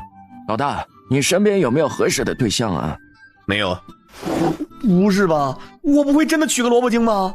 什么时候让我再见一见那位奇叔？我也想算一卦。他最近几天估计很忙吧？封刀寨受人所托，拿钱办事。本寨将于10日内取下魏如英的人头。他们竟然要杀哀家！封刀寨又是什么东西啊？难道是九幽做的？封刀寨曾是有名的土匪窝，后来据说一夜之间灭门。现在江湖上还有很多传言，说是赤雀山为了争当江湖第一土匪窝，把封刀寨灭了门。这2派之间应当是对立的。或许封刀寨的余党一直存在，此次找上太后娘娘，恐怕也是借机想向赤雀山立威复仇，顺便重出江湖。你看他们杀人的方式都和赤雀山有异曲同工之妙，会提前先知会你，在过程中享受着你追我赶的杀人乐趣。太后娘娘此次一不小心变成了封刀寨利用的对象了。竟然还有这样的事情！臣早就提醒过太后娘娘，不要过多招惹江湖门派，江湖纷乱混杂，高手纷纭，一点也不比宫内平静。那你说现在该怎么办？难不成哀家真的要成为他的刀下鬼吗？为今之计，得先调派更多的人马过来保护太后娘娘，其余的得从长计议。他们今夜神不知鬼不觉的就潜进了哀家的寝殿，调派人马有什么用？哀家必须得在他们出手之前先将他们除掉。可我们并不了解封刀寨的行踪轨迹，贸然去查反而容易打草惊蛇，惹怒对方啊。九幽让他来保护哀家，他既然能屠了封刀寨满门，必然了解对方。九幽到底是江湖人士，我觉得此举并不妥当，何况我们一点也不了解他。没用的东西，给哀家滚出去！哀家自己想办法。太后娘娘先冷静一晚吧，臣明日再来见您。到了后半夜时，一只指甲盖大小的灵蝶飞进了纱幔中，钻入了魏太后的耳朵内。魏太后顿时陷入昏迷中。密道内，叶玄锦微微垂眸，指尖随意一点，黑色悬铃树透散出惑人又诡异的气息，淡淡微光渐渐化为柔和的烟雾，缓缓飘向魏太后的寝殿。叶玄锦原本并不打算消耗自己的精气来做魏如英这些，但是魏如英对甜甜起了这般的杀心，他可就忍不了了。此时魏太后进入灵蝶打造的梦境。魏如英，还我命来！魏如意，你杀了我的孩子，我要杀了你！魏太后仔细看了眼这些缠着她的人，全部都是曾经的一些熟脸。你们别跟着我，快走！哀家不是有意杀你们的，我什么都不知道。太后娘娘，太后娘娘！魏太后惊醒，满目惊慌。为师在京城也待够了，也该回寒光派了。哎，也不知道那群兔崽子最近有没有好好练功。如今韩林也常驻京城，你们师兄妹关系虽然没有破冰，但为师知道你心中的芥蒂已除，往后记得互相帮衬一些。你师兄在这京城也是在单打独斗啊。是，我听师傅的。我们苏苏真是拿得起放得下，为师果然没有看错人啊。对了，怎么了？今早你看诊的时候，小景过来拜访过我，我问他你的近况，他无意说漏嘴，提起魏太后要杀你。可恶，这个太后当我秦无庸是死了吗？连我的人都敢动。临走之前，我可得送他一份大礼，有他好受的。师傅，这事儿我已经解决的差不多了，您就别操心了。那不行，此事关乎我寒光派的名誉，别以为当个太后就可以一手遮天了。他算个什么东西？唉，为师忙完也就回寒光派了。秦无庸说完，潇洒的留给穆幽月一个背影。叶玄锦，他才不信叶玄锦是那种会说漏嘴的人呢，感情是找师傅来撑腰了。放朕出去！玄锦，这个奸臣，宣朝的罪人，放朕出去！粗犷嘶哑的喊叫声听得穆幽月头皮发麻，他差点忘记这个密道里似乎还锁着先皇。对外，宣皇仙龙早已暴毙，可谁想得到他一直被囚在这里？叶玄锦为何要囚禁先皇？他试探性的朝那儿一头一步步的走近，走到那扇密闭的铁门时，一只手忽然拍了拍他的肩膀。穆幽月一怔，还未开口时，身后的人站到他的身侧，手指轻轻地敲击了一下铁门，清脆的声音在密道内回荡着。叶玄锦朝他微微挑眉，眼中含着点点的笑意。穆幽月瞪他一眼，得亏他胆子大，要不然能被他吓得魂儿都飞了。玄锦，你在外面是不是？你勉强说了两句话，轩龙便感觉一口气提不上来了，说话也变得困难起来。叶玄锦，你索性杀了我吧！臣怎么敢杀皇上呢？话落，牵起穆幽月的手离开密道。想问我为什么要这么做？我是担心你。甜甜担心我什么？我担心他影响了你的心情。甜甜，你知道吗？有些人生来便是要做恶人的。我知道，因为我也是这种人。可以和我说说你的事吗？叶玄锦口口微涩，欲言又止。此时那个被封印的灵石又一次突破跳了出来。毒恶劫这种事不可以对外透露，否则天机泄露，你会立即消失在这个世界上。早晚灭了你这个狗东西！轩龙曾派人暗杀我5次。那他真是活该。是吧？甜甜也觉得我做得很对。那当然了，一点错也没有。那就好，还以为甜甜会因此不喜欢我了。永远都喜欢你。魏太后被冻得尖叫出声，下意识的想站起来，却发现浑身动弹不得。眼前原本整片温泉池，此刻全部已经凝结成冰。天哪，怎么回事？快来人呐！这些都是风刀寨做的吗？秦无庸坐在屋顶上，环抱着双臂，敢欺负他的徒弟，不给你点厉害看看，你当老娘的寒光派是摆着看的？太后好端端的，怎么就病得如此严重了？据说连张院判都束手无策。丞相大人，你知道此事吗？好几天都没有见过幕府院判了，我也不知。你们说，该不会是景王干的吧？胡说，不可能！我觉得景王不是那种人。我给你们分析一下啊，叶玄锦这人吧，做点坏事恨不得天下皆知，怎么可能如此低调？我猜肯定和他没关系。可除了景王，我实在想不到其他人了。老曹啊，你这猪脑子能不能拐一下弯呀？就不许人太后自己受了风寒病倒了吗？非得把这屎盆子往人家景王头上扣？我这也是刚刚偷偷听魏御史他们说的。魏御史慌什么？本王又没说什么，快起来吧。为什么不敢？你再不起来，本王就挖了你的膝盖，让你跪个够。魏御史吓得麻溜地站了起来。魏御史，去上朝吧，请。丞相大人，你可真是个好人呐！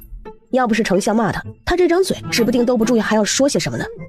看看人家景王，既往不咎，这才是成大事者能拥有的胸怀和格局。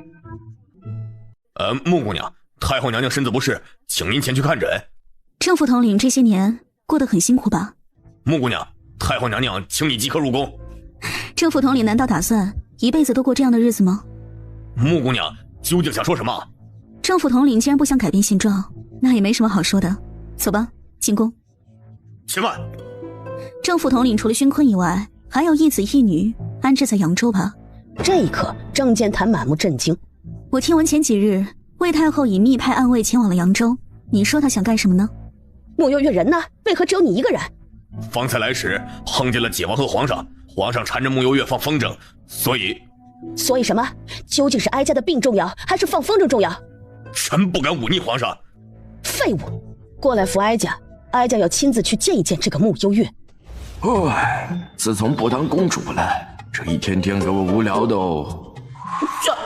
下一次能不能让欧爷当一下公主呢？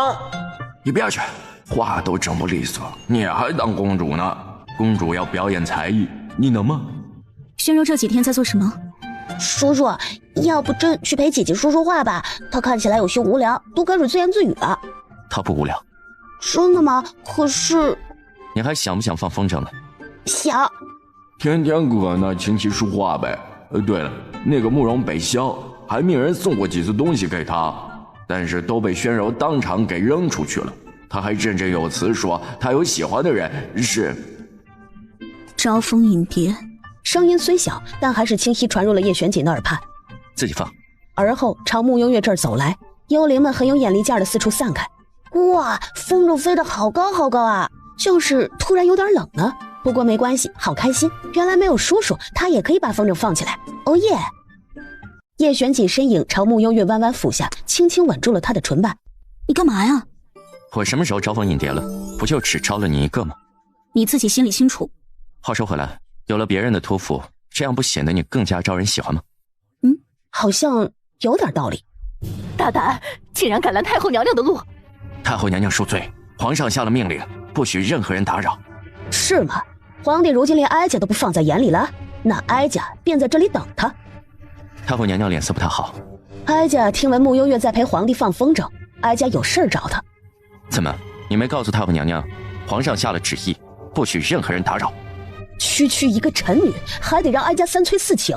你们眼里还有哀家这个太后吗？区区一个太后，何时连皇上的旨意都敢违抗了？抗旨是什么后果？太后不会不知道吧？哀家的一旨也是旨意，你护得住慕幽月一时，护得住她一世吗？先管好你自己再说吧。魏太后一时在这瞬间感受到了一股杀气。太后娘娘，作为臣子，见太后娘娘如此，也于心不忍。臣不妨给你指条明路，偏瑶国国君此次带了巫医一同进京，太后娘娘对此人应当不陌生吧？太后娘娘，不好了，又出现了这个东西。走，随哀家去见慕容北萧。对了，去把公主一起叫上。不愧是景王呀，一出手那股奸臣气质，拿捏得死死的。你这是夸我？不然呢？没听出来。主人，我去就来。主人，我也想去凑个热闹。两个幽灵一走，原本飞在半空的风筝吧唧一下掉了下来。轩宇傻眼了，3秒后，哭声响彻了御花园。叶玄锦真的是没眼看这个未来的千古名帝，被他哭声吵得有些头疼。去吃点心吧。哭声立即消失，轩宇乐得屁颠屁颠的往回跑。我们出宫。不陪皇上一起玩了吗？不陪。你觉得轩宇这个小屁孩像个旷世奇才吗？啊？在想什么？没什么，脑补了一出不知所云的大戏而已。太后娘娘要见本国君，带人传一声便是了，怎的亲自登门了？今日柔儿吵着要哀家陪她四处走走，哀家没什么去处，只好来叨扰国君了。慕容国君，本公主没有打扰你吧？二位不妨有话直说。这段时间，哀家被一些不知名的势力迫害，身染疾病，所以特意想请巫医程瑞帮忙。原来如此，不过本国君倒是有些好奇，是何人如此的胆大包天，竟敢威胁宣朝的太后娘娘？没想到幼帝登基，竟连太后娘娘的安危都无法保证了。朝中奸臣当道，早已不如从前了。叶玄锦，5号！突如其来的吼声把慕容北萧和魏太后都吓了一跳，随即只见宣柔突然扑到慕容北萧的腿边，泪眼吧嗒吧嗒的流下。慕容国君，你行行好，救救我母后吧！她现在整晚睡不着觉，这么下去会变痴呆的呀！痴呆你懂吧？就是和傻子没两样。我这可怜的老母亲呀，女儿无能啊！魏太后瞬间气得脸憋红了。你先起来。你要是不给我母亲治病，我今天就跪死在这里。魏太后心生感动。好，本国君答应你。早点放下身段求求人家不就完了？非得搁这整一出高深莫测的干啥呢？你一天不装像你骨头痒是吧？感动粉碎。躲在暗处的穆幽月强忍着笑意，差点没笑出声。小胖怕是天生就是来克魏太后的吧？为何让他来炒成魏？跟你学的，先给他点希望。别吃了，我饿呢。是本国君疏忽了，公主若不介意，我现在便让人备膳可好？那感情好。回禀太后娘娘，您的情况有些棘手。走，咱俩吃饭去。走吧。姑娘，你多大了？19。及笄了吧？考虑嫁人吗？公主管好自己便是。太后娘娘是得罪了什么人吗？您的身体不仅中了2种剧毒，还中了1种蛊。什么？还有1种寒毒以及梦蛊。巫医，那你可有办法救哀家？蛇蝎美人之毒、寒毒、梦蛊皆是世间奇毒，随便一样就可以让人生不如死。也不知道对方为何下手如此之狠，竟要这般的折磨太后娘娘。风刀寨是风刀寨。风刀寨。程瑞，你可有办法救哀家？3种毒只得一步一步来，如今最困扰太后娘娘的只怕是梦蛊吧。不错，自从被这梦蛊缠身，哀家夜不能寐，实在是折磨。话说回来，太后娘娘不是最善用蛊吗？此蛊门道极深，哀家尝试过许多办法，都无从下手。那就请太后娘娘给程瑞2日时间吧。也好。国君，此事有什么好救的？方才魏太后提起风刀寨，属下觉得此事颇为蹊跷。想昭言至今还在咱们天瑶国内，风刀寨怎会重出江湖呢？不过是有人借了风刀寨的名来作恶罢了。你那个梦蛊哪里弄来的？独门秘制。还好我之前没有给你下无色无味的毒药，要不然我肯定也要倒霉的。怎么，你还真的想过有你这么恩将仇报的吗？那我不是没那么做吗？我是不是喝多了眼花了？咱们爹，你看那……那不是景王吗？他旁边那个女的是谁啊？有点眼熟啊。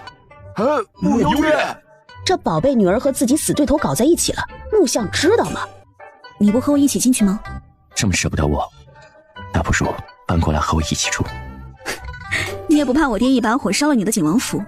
这倒是，我现在全部家当都在你那里，万一被岳父烧了，以后就要露宿街头了。你俩站门口喝凉风呢，还不进来？到家门口也不进来，冷不冷啊？都没吃饭吧？先1人1碗热汤，暖暖身子。他们去哪儿了？老大今晚住他的将军府，老二不知道又跑到哪里去浪了。小3在太医院忙活，小4遇到一个棘手的案子，还没回来。这一天天的，也就你2哥最闲。你们愣着干嘛呀？快喝汤。甜甜，你先回屋，我有话和小姐说。天瑶国此次来，并非求亲那么简单吧？慕容北萧这些年在宣朝各地布下暗桩，对宣朝脉络早已了如指掌。竟有此事，这么说来，天瑶国奸细是真实存在的。的确存在。好一个天瑶国！岳父放心，目前来说，慕容北萧还构不成威胁。小景啊，过完年，甜甜就18了。岳父这话的意思是他想的那般吗？我的意思是，年初2就是甜甜的生辰了。往年因为那些不愉快的事情，我们都没能陪着甜甜一起过生辰，今年就不一样了。作为一个女孩子，甜甜连吉吉礼都错过了。我知道了。那没事了，你早点回去休息吧。怎么办啊？说还是不说啊？我不敢说呀，这万一丞相大人不知道，我们这么一说，可是要出大事了呀。到时候咱俩还直接得罪了景王，那我们死得更惨了。可不是吗？但是咱们和丞相大人那么多年的交情，瞒着也不是个事儿啊。丞相大人，请留步。穆相听到身后的声音，脚步停了下，往后看了过来。丞相大人早啊。你俩刚刚在后面嘀嘀咕咕什么呢？我俩在聊你家幽月呢。怎么地？我要是没记错，幽月生辰快到了吧？这过完年都18了，咱们幽月又出落的亭亭玉立，想必有不少年轻男子爱慕吧？这家伙不会想让甜甜做他们家媳妇儿吧？爱慕有什么用？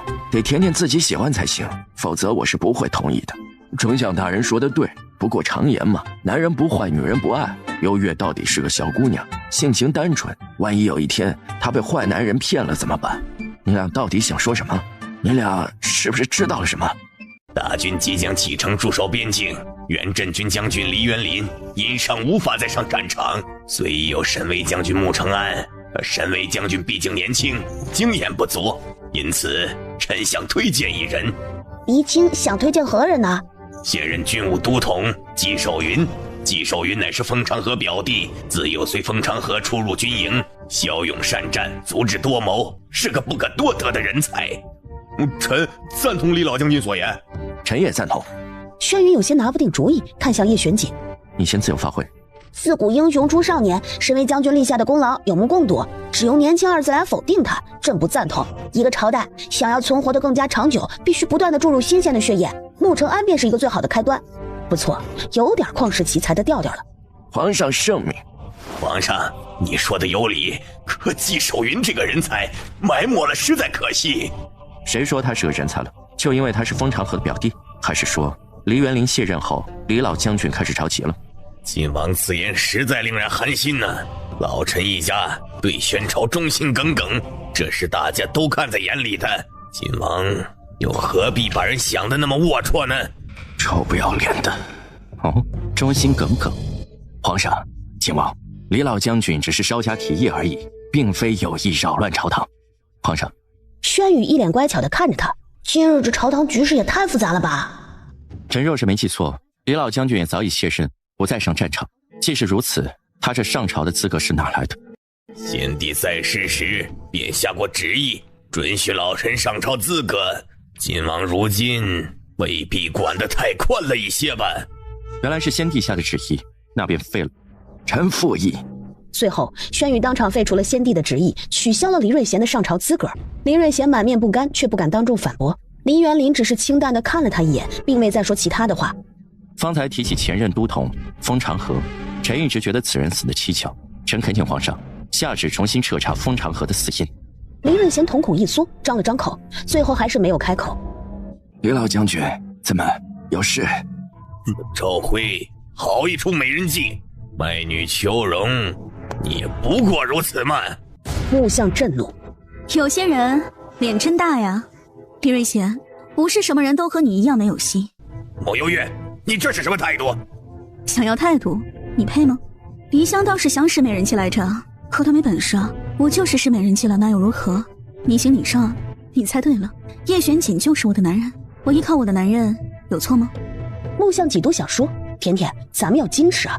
但看着黎瑞贤吃瘪的脸，心底爽得要死了。最后，黎瑞贤气愤的拂袖离去。黎元林朝他赞许一笑后，转身跟着黎瑞贤离开。你和黎元林很熟啊？不熟。哦，那估计是我看错了。甜甜，你怎么在这儿？我昨天约了叶玄锦一起吃午饭来着。行吧，人家要和他男人出去吃饭了，他这个老东西也该识趣点，不要打扰人家小两口。那我不打扰你了，早点回来。难怪这个穆幽月连哀家都不放在眼里，原来是有叶玄锦给他撑腰。叶玄锦今日在朝堂上处处针对黎瑞贤，哼，以黎瑞贤的性子，他不会坐以待毙的。既然如此，太后娘娘可得抓紧时间调养好身体才行啊。承瑞那边可有动静啊？郑建台摇头，传令下去，哀家明日要办一场私宴，请各位3品以上的官家夫人以及千金参加。哦不，5品以上，不管嫡女还是庶出，都必须来。是，太后娘娘。今晚探一探李府。好，听你的。关于重新彻查封长河死因，你可有把握？没有证据，制造一些便是。不愧是你，不愧是你的男人，对吧？你怎么什么都知道啊？对你，我总是格外关注一些。甜甜，能被你光明正大的承认，我真的很高兴。因为你是叶玄锦啊，你值得。好了好了，知道你喜欢我，喜欢的要死了。滚，煞风景！我二哥到底去哪儿了？煞风景，大约是去抓奸细了。啊，天瑶国的？不一定。这世道奸细可真多。木星子，吓死我了，吓死我了！爹，你大晚上不睡觉干嘛呢？这几天干嘛去了？我就是出去玩了几天。玩？穿成这样去玩？大意了。我这不是出门匆忙没带好衣服吗？所以路边随便买了件袍子来穿。木匠呵呵两声，指着自己的脸，脸上很干净啊，怎么了？我是说我看起来很好骗吗？老二呀，你该不会是去当奸细了吧？啊，爹，你在侮辱我！实话告诉你吧，我一直秘密在皇上手下做事。这次我突然消失，也是因为接到了皇上密函，要去调查天瑶国此行的目的。你跟着皇上在做事？啊，对。皇上为什么会选你？因为我轻功好，武功也不错，人又机灵，办事效率又高，文韬武略、琴棋书画样样。打住，是因为叶玄锦吧？皇上一个刚登基不久的奶娃娃，不会想到这一层。你其实是听命于叶玄锦的吧？现在该怎么办？承认还是否认？承认了，会不会被当场打死啊？只要不做出危害宣朝的事情，爹支持你。真的？我们穆家的儿女个个都是穆家的骄傲，从前是爹一直轻视了你，爹和你道歉。爹，这都多晚了，甜甜怎么还不回来？所以老爹今晚不是带他的，是在等甜甜。没一会儿，府门外有动静。你快去看看，他是一个人回来的，还是和叶玄锦一起？快点儿，别愣着，要不然我揍你啊！说好的我也是穆家的骄傲呢。二哥，你什么时候回来的？我也是刚回。穆星泽，你还知道回来？你这几天跑哪儿去了？我早就猜到你今晚会偷偷摸摸回来，所以特意在这逮你呢。甜甜，你怎么也在门口啊？我还以为你早就回来了。夜好黑，心好累。很晚了，甜甜你早点休息，岳父和二哥也早点休息。好的，景王你快回去吧。好，再见。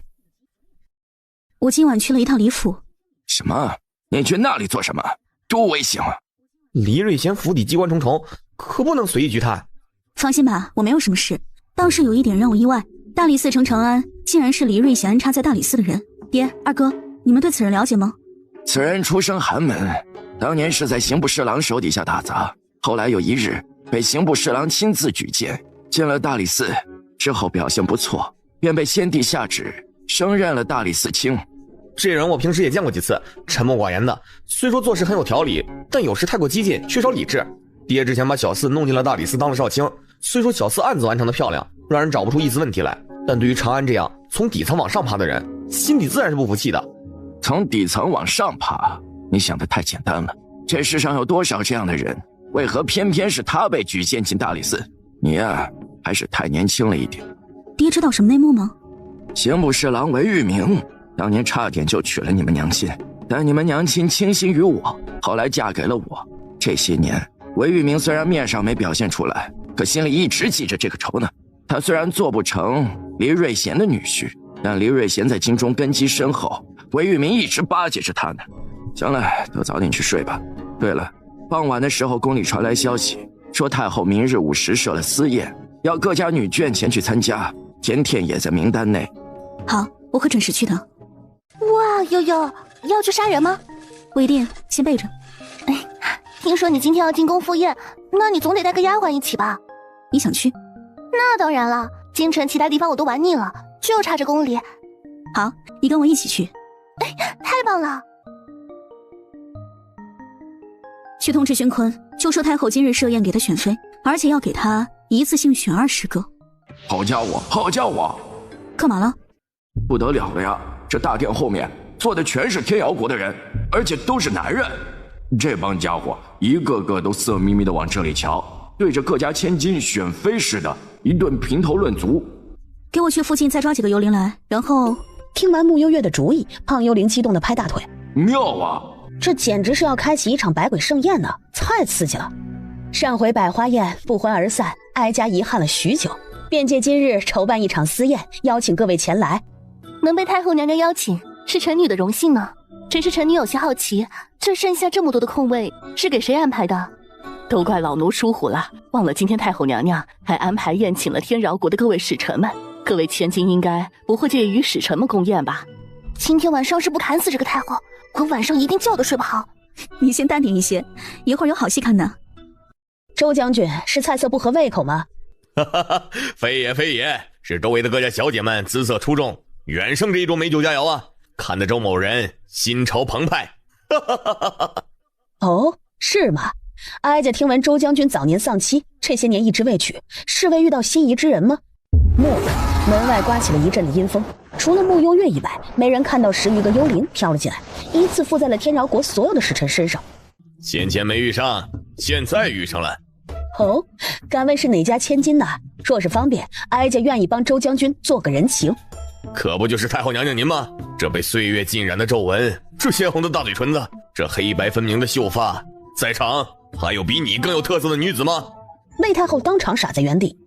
周将军，你这可不得行啊！我也看上了太后娘娘啊！我了个乖乖嘞！你弄啥嘞？啥便宜都让你得嘞？就是噻，哈皮个，我一个锤子敲死你的！咋的？不服气是吧？来啊，看也不把你们打得满地找牙！尔等放肆！太后娘娘岂是你们随意调侃的？开个玩笑，活跃一下气氛，没劲死了。周将军真爱说笑，哀家都被你吓到了。不过话说回来啊，太后娘娘的姿色果然无盈可以媲美，天下一绝啊！对头，对头。天瑶国使臣们远道而来，不知哪位千金愿意一展才艺，扬我宣朝的风貌。不如就让臣女来献丑吧。都给本王起开！宣坤推开门外的守卫们，大步流星地走了进来，因为走得急，满头大汗。母后，你是疯了吗？这些年你一直逼着我做不喜欢的事儿，先逼我娶陆妙龄，又逼我学武功，现在更是变本加厉，20个！你现在居然还要我从这些千金里面一次性选20个女人？你当我是皇帝选秀吗？你是这么怕我折寿啊？你在胡说八道什么？是谁告诉你的？你别否认了，你今日办这场私宴的目的，我已经都知道了。虽说臣女等人人微言轻，可臣女好歹也被封了个郡主，这婚姻大事岂容太后娘娘如此胡来？不错，太后娘娘今日势必要给我们各家一个交代。姑姑今天实在是有点过分，姑姑越来越让我觉得陌生了。搞什么玩意儿呢？不是让我们挑选心仪的女子吗？怎么还顺带给你自己儿子选呢？这姑娘一共就那么多，你儿子一次性选了20个，我们选什么？选太监回去吗？皇上驾到，景王殿下到。穆幽月适时撤走了所有的幽灵。听说有人在给本王的女人选男人，是谁？站出来让本王仔细瞧一瞧。太后娘娘，周某看上了这位小美人，想娶这位小美人回家。叶玄锦侧眸朝周朗这个狗东西看了过来，青狼的眸子微微眯起。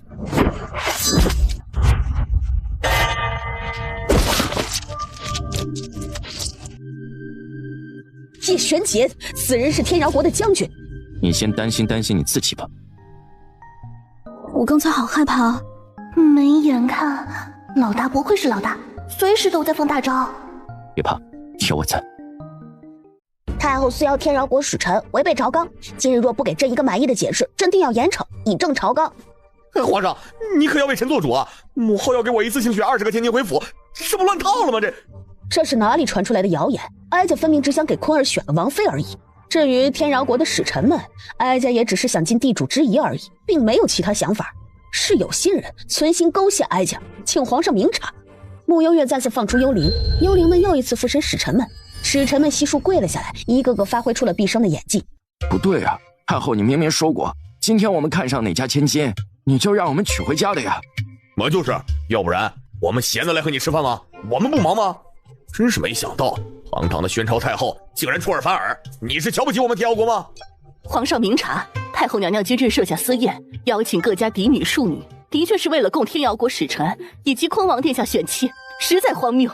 哀家好心好意的设宴款待你们，从这宴会开始，便有人在引导众人诬陷哀家，究竟是谁如此歹毒？太后今日所为，人证皆在。朕来时已派人去长庆馆调查过，使臣们的确是收到了太后你的邀请，才会前来赴宴的。而刚才众千金和众使臣也都表明，今日这些荒诞的事情也的确是真，太后就莫要否认了。皇上，不好了！何事？百官听闻太后娘娘今日邀请众千金设私宴给天瑶国使臣选妻，这会儿全都进了宫了，跪在殿外要太后娘娘给一个说法。今日这事儿怕是躲不过去了。太后娘娘，若不然的话，你先。缓步走到轩宇面前，弯腰跪了下来。今日之事是哀家没有考虑周全，让大家都误会了。作为宣朝太后，哀家自请禁足于寝殿，吃斋礼佛，抄写佛经，没有皇上允许，永不踏出寝殿半步。今天这事儿，坤王也是受害者，不如就让坤王决定吧。皇上，既然母后已经认识到了错误，那便按她说的做吧。也好，那就这般吧。叔叔常说好记性不如烂笔头，太后以后每天还要写5000字的忏悔书，这样才会有更深刻的反省。以后每日天黑之前，朕会派人来取。好记性不如烂笔头，果然是你的风格。我没说过这话。百官还在门外跪着，请太后娘娘亲自出面解释吧。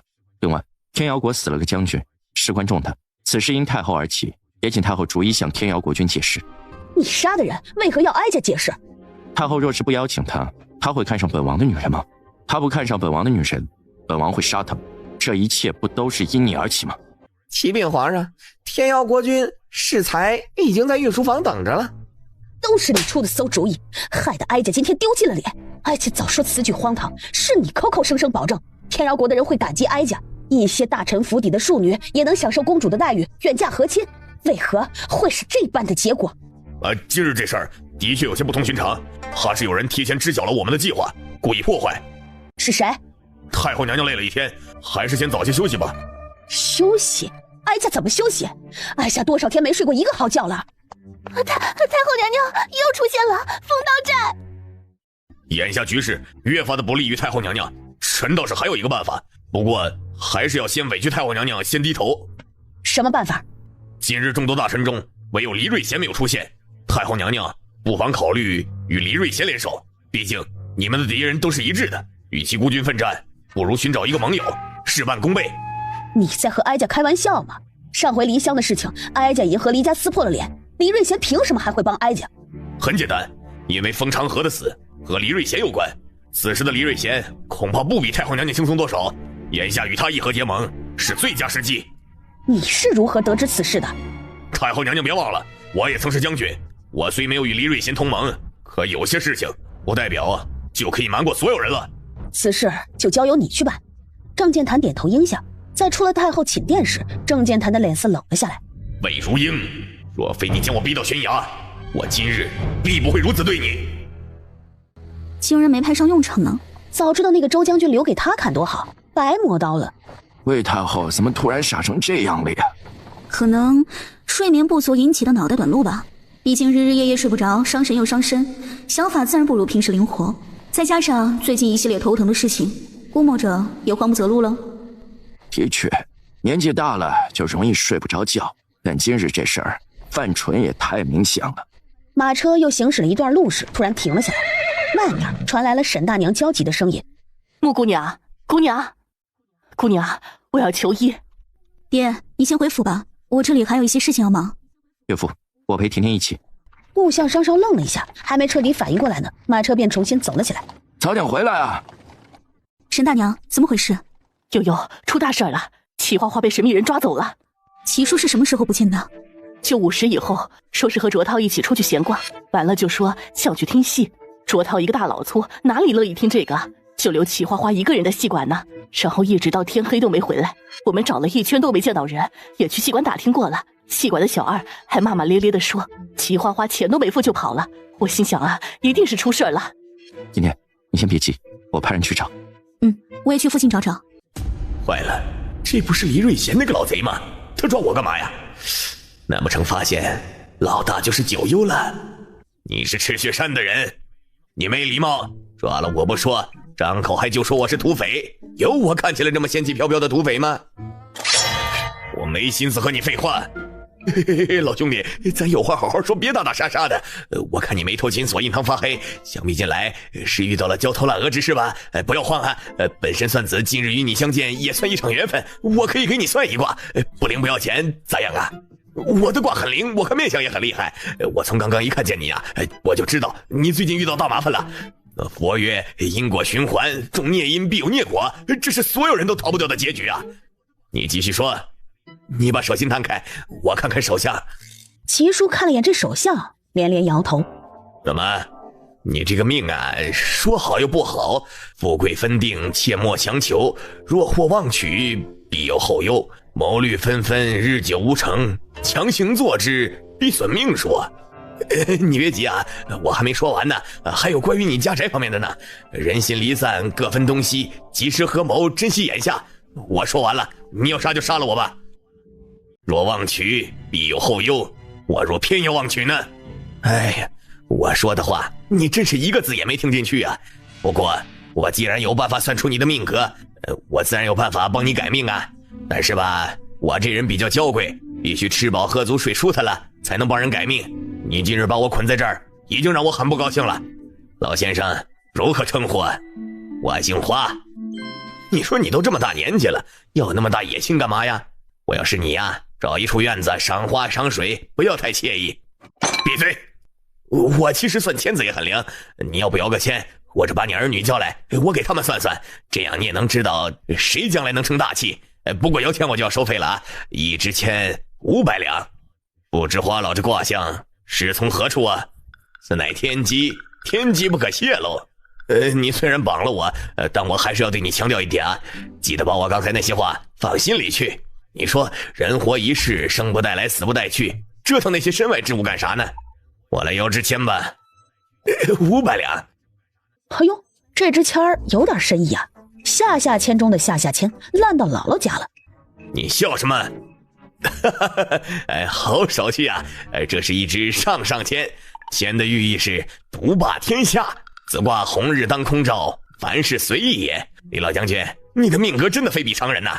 我方在看你手相面相，明明觉得你没有希望了，可你方才摇的这支签却又有绝处逢生的意境。我使劲编得我自己都快信了。老将军，太后那边派了人过来。无事不登三宝殿，不知太后娘娘突然到访，所谓何事啊？李瑞贤，明人不说暗话，如今朝中局势你也知晓，奸臣把控朝堂，你我二人虽不在统一阵营，但都已被赶尽杀绝。如此下去，你我二人都会死在叶玄锦的手里。与其坐以待毙，不如你与哀家暂时结盟，往后之事咱们另算。眼下哀家要叶玄锦和穆幽月死。好，你这是答应了？我还有一个要求。你说。告诉我九幽是谁？九幽？你知道他？他是赤血山的头领，是哀家找来教坤儿和柔儿武功的。是吗？仅仅如此？不然呢？既然要和我合作，我也必须看到太后娘娘的诚意。明日你想办法引九幽见面，我要见他。好，哀家答应你。嘘，先跟我走。我要留在这里当李瑞贤的军师。军师？你不怕沈大娘拿鞭子抽你？不是悠悠，我和你说啊，刚才李瑞贤已经被我唬的就差喊我一声爹了，所以这是一个打入李府内部的好机会，顺便也让李瑞贤知道绑架我的下场。可是幽月，这里有我在，放心吧。哎呀，悠悠你就放心吧，你七叔虽然武功没你们厉害，可我脑袋瓜灵光着呢，何况我最近也正愁无聊呢，好不容易寻到一个乐子，你就答应了吧，行吗？七叔下回啊，给你买糖葫芦吃。甜甜原来这么好哄，一根糖葫芦就能把你收买了。去，我那是不想和老人家计较，糖葫芦那种玩意儿又酸又甜的，我才不爱吃。如此说来，甜甜可真是尊重长辈的好姑娘。那不然呢？齐叔就是个老顽童，加上我们这些人又不信他的卦，好不容易遇到一个迷弟，他能不激动吗？迷弟就是很崇拜对方的意思。两人打趣了一阵儿，一道身影从另一头走了过来。你们好好谈谈，我在旁边等你。幽月，你先听舅舅说，身在李府并不是我能选择的，而我却可以改变黎家的下场。作为黎瑞贤在外的私生子，我自幼未在黎瑞贤那里感受到半分的父爱，反倒是素婉姐姐让我真正的体会到了家人的感觉。我不会让姐姐枉死的，也不会让你白白受那些无妄之灾。舅舅会帮你尽数讨回来的。幽月，不要再恨舅舅了好吗？舅舅只有你一个亲人了。穆幽月饶是心肠再硬，此刻对黎元林的隔阂也消失干净。舅舅，简简单单的2个字儿，那些不愉快的往事如烟散去。小怪物有那么多人疼，真好。他下意识地摸了摸心口处，有股闷痛隐隐传来。他哼笑一声，这是逼他继续作恶吗？那也行吧，只要能够留在甜甜身边久一些，他便恶人做到底。齐花花这老头吃饱了撑的吧？我们在这担心个半死，他还钻进去当卧底，他也不怕别人发现之后把他给活剐了。是啊，这事儿听着不太靠谱啊，要不我去劝劝齐叔。对啊，实在不行我去李府当丫鬟吧。我可以去当烧火大娘。我可以去当护卫。我可以去当小妾。所有人一脸惊恐地看着语出惊人的沈雨意。哦，开个玩笑的。都打住！李瑞贤那边今日抓了齐叔，想必已经是察觉到了你们的存在。安全起见，你们现在就动身回赤雪山。悠悠，我能不能过完年再回去嘛？不行，留在这里太危险了。悠悠，是这样的，我们都走了，留齐花花一个人在这儿，我们也不放心啊。是啊，其实武功那么差，万一遇到点麻烦……陆言说的有道理。没事，可以住我府里。糟糕，这么晚了，此事都过去好久了，爹爹怕是又要在家胡思乱想了。我先回去了。我送你。不用，我自己回去，要不然一会儿又要解释半天。穆幽月说完，轻功直接离开。是不是该早点把小怪物娶进门了？只是在没有彻底将那鬼东西从脑海里剔除之前，他没有把握。叶玄锦有些惆怅，娶妻之路还很漫长。爹竟然不在。甜甜，二哥，你还没睡？我专程在这儿等你呢。爹呢？你放心吧，大哥今晚帮你解了围。老爹这会儿啊，睡得比猪还死呢。大哥帮我解围？大哥回来的时候，爹说你去给人看病去了，正在等你呢。结果大哥说你遇到的病人比较棘手，要很晚才回来，让爹早点去睡。爹就信了。果然呢，咱们这个家呀，大哥说话最管用。今晚的确遇到一些麻烦，齐叔被黎瑞贤给抓走了，不过现在已经没事了，多亏了齐叔有糊弄人的本事。哦，对了，魏太后说明天要见你，确切的说是她想见九幽。他找我准备好事，我才不去呢。再说了，他想见我，我就一定要见。我猜也没什么好事儿，那就不去了。再过2日，大哥又该启程去边境驻守了。这么快？是啊，大哥自从入军营以后，每年回来的次数屈指可数。现在封了将军，身上的担子更重了。边境那边又经常有一些小动作，没个主心骨在那里不行。这次舅舅不随军了，黎瑞贤必定会在启程的队伍里做手脚。舅舅？甜甜怎么回事？怎么都喊上舅舅了？穆幽月还不知道要怎么和二哥说这事儿，他长话短说，解释了一下缘由。是吗？黎家竟然还有好人吗？娘如果在天有灵，也一定会感到欣慰的。不过最近我倒是梦见了娘好几次，那种感觉特别真实，真实到我总觉得她还在。或许穆星泽一下子就明白了他想说什么。如果真的是那样就好了。你俩大晚上不睡觉，在这聊什么呢？白天就不能聊了吗？你不是说爹睡了吗？我也不知道他怎么就又醒了。爹，你怎么醒了？是我们说话吵醒你了吗？做了个梦，睡不着了。你不会是梦见娘了吧？梦到你娘倒好了，我是梦见了一些不太好的东西，我有点担心程安。我梦见程安启程途中出事了，我还梦见了李老贼的脸，吓得我从梦中惊醒。别，梦都是反的。现在有锦王压制着黎瑞贤，他都自身难保了，哪儿还有心情出幺蛾子？就是啊，何况咱们大哥那么聪明，也不会轻易就落入圈套的。爹，你要相信大哥。甜甜说的有道理。甜甜，你给哪家治病去了？这么晚才回来？小锦陪你一起的吗？怎么自从我认识小锦后，你总是回来的很晚？你们两个是不是瞒着我？今天给别人针灸了，手腕好酸，我先去休息了。我问你，赤血山那些人和甜甜是什么关系？赤血山那些人，上回不是你无缘无故把人家绑大理寺了吗？后来还是甜甜亲自登门去和人家赔礼道歉的。那些人看甜甜是个小姑娘，也没和她计较。怎么了？发生什么事了吗？真的？真的呀，爹。你想啊，你上回莫名的把人家押去了大理寺，甜甜不是担心人家报复你吗？结果人家特别和气，一点也不像传说中那样。江湖传闻真是害人啊。原来是这样，那件事都怪我太冲动了。得亏甜甜想得周到。对吧？咱们甜甜脑瓜子就是灵。没错。目送着木像重新走回院子，木星则擦了擦脑门的汗，他这一天天可太惨了。这老家伙一天天净做白日梦呢。看来太后娘娘的威望也不过如此嘛。打起来，你们快打起来！太后娘娘，李老将军，你们都先消消气。九幽本就是江湖人士，性子古怪，当务之急咱们先把眼下的困境解决再说。现在我们最大的困境是我们在军中没有一席之地。穆昭辉与叶玄锦如今沆瀣一气，叶玄锦和穆承安又手握兵权，我们再不抓紧行动，就再也没有反抗的能力了。李瑞贤呢？你真的是没救了，驴都比你听话。哀家这里有一奇股，不知李老将军是否感兴趣啊？不可，万万不可！你们一个个呀，知道你们仨为什么能凑在一起吗？那是因为你们做事从来都不动脑子，一直以来都太过轻敌，所以才屡战屡败。就说你吧。算了，不说了。李老将军，你从哪儿弄来的怪人？哀家下次不想看见他。太后娘娘，这位花老乃是不可多得的半仙，你切莫出言不逊。半仙儿，安心不足蛇吞象，安分守己，可免灾祸。我方才说了，切莫轻敌。你们能想到的事情，以为对方就想不到吗？如今你们腹背受敌，以我的见地啊，我劝你们安分一段时间。此事容我再想想。今日微臣告退了。哼，何时威风凛凛的李老将军，竟会被个神棍糊弄得团团转，真是可笑。李瑞贤没理他，径自离开。龙生龙，凤生凤，老鼠的儿子会打洞，老鼠的儿子就是老鼠，怎么会变成龙呢？原地，魏太后和郑健谈脸色齐齐一变。这，我怎么突然觉得齐叔真的有点神呢？我一直都觉得齐叔挺神的。啊，那我以后不会真的一口气生3个吧？没事，我养得起。密道内安静了几秒钟。说真的，宣坤摊上这样的爹妈还挺惨的。啊！又是这个死亡威胁！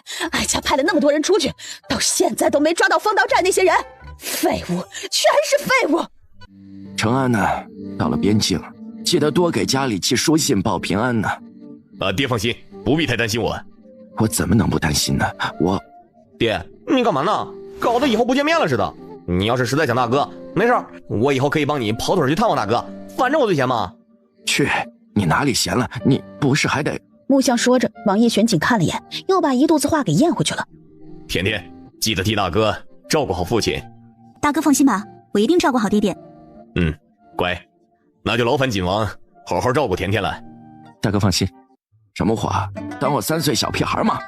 常言道，家有一老，如有一宝，你不就是个小屁孩吗？滚，没大没小。父亲莫气，吃点东西。你们一个个都不省心，还是小三最乖。我们小三从小就老实，哪像你们这几个，恨不得把天都给捅了。甜甜，3哥近日钻研了一种无色无味的毒物，等你得空帮着参考一下。苍天呐，连小三也学坏了。话说回来，你咋不早点把这无色无味的毒物研究出来呢？让他尽管放马过来吧。锦王，看得出来，甜甜对你是真心的。甜甜自幼受了很多苦，我们穆家上上下下都亏欠着她，还请你好好待她，切莫辜负她的一番真心。其余的话，我也不愿多说，希望你自己明白就好。大哥介意我叶玄锦是个恶人吗？我比较护短，只要是真心待我家人的，在我眼里就不是恶人。莫幽月适时地走过来，挽住了叶玄锦的手臂。大奸臣，你看吧，大哥还是很明智的。好了，大哥不打扰你们了，你们聊。穆承安走后，穆幽月抬眸，目光定定地落在叶玄锦的脸上。叶玄锦，你在担心什么呀？叶玄锦与他四目相对，轻轻地将他拥入怀里，无声叹息。他很想把一切都告诉他，可是，一旦他现在将一切抖出，他会立即消失。他也不知道自己消失后会去哪里，甚至可能会彻底消失在这个世界上，一辈子都找不到他。我可以亲你吗？不行。穆幽月脸皮薄，表示拒绝。再看叶玄锦时，又觉得他今晚看起来格外的可怜。穆幽月又往周边看了看，那就一下，就亲一下。好了，就这样。这也行吧。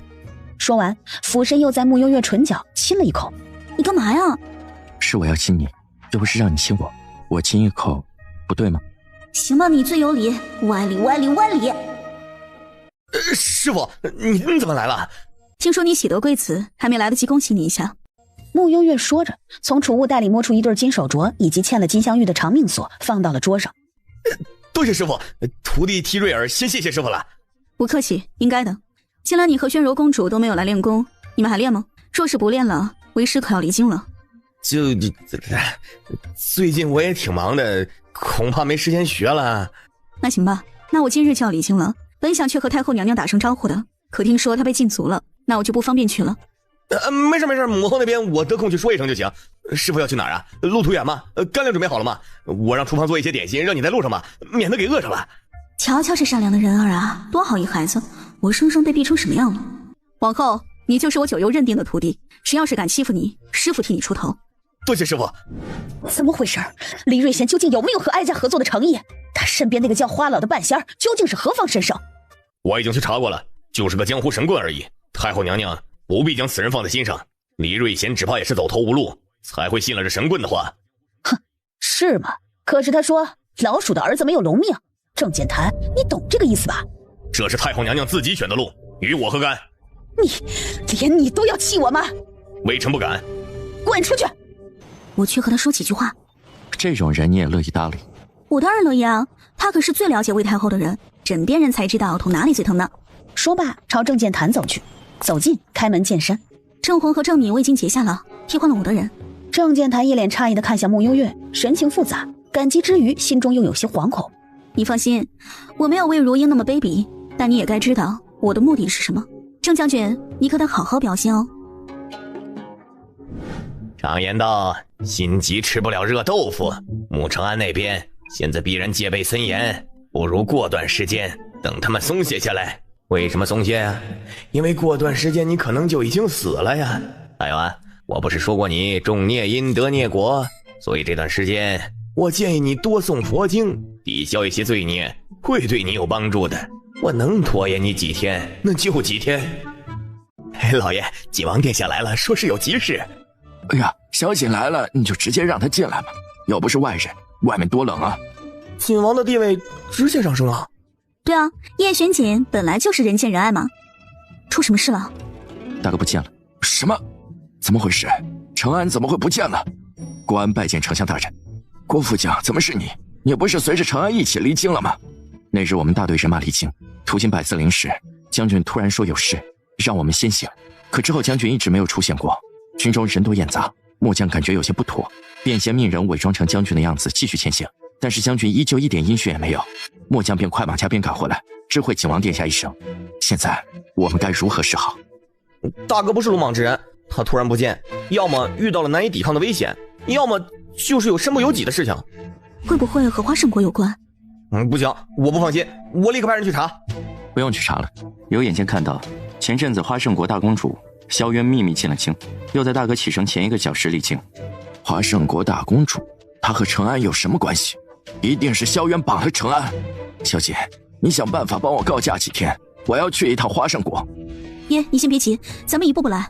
当务之急，不能让军中有人发现大哥不在，得先找个靠谱的人，易容成大哥的样子坐镇。易容？我会易容术。军中事宜，我来安排。不多时，叶玄景唤来云蝶，将云蝶易容成了穆承安的样子。看到这活灵活现的易容术，穆相真的要傻眼了，仿若眼前之人真的就是承安。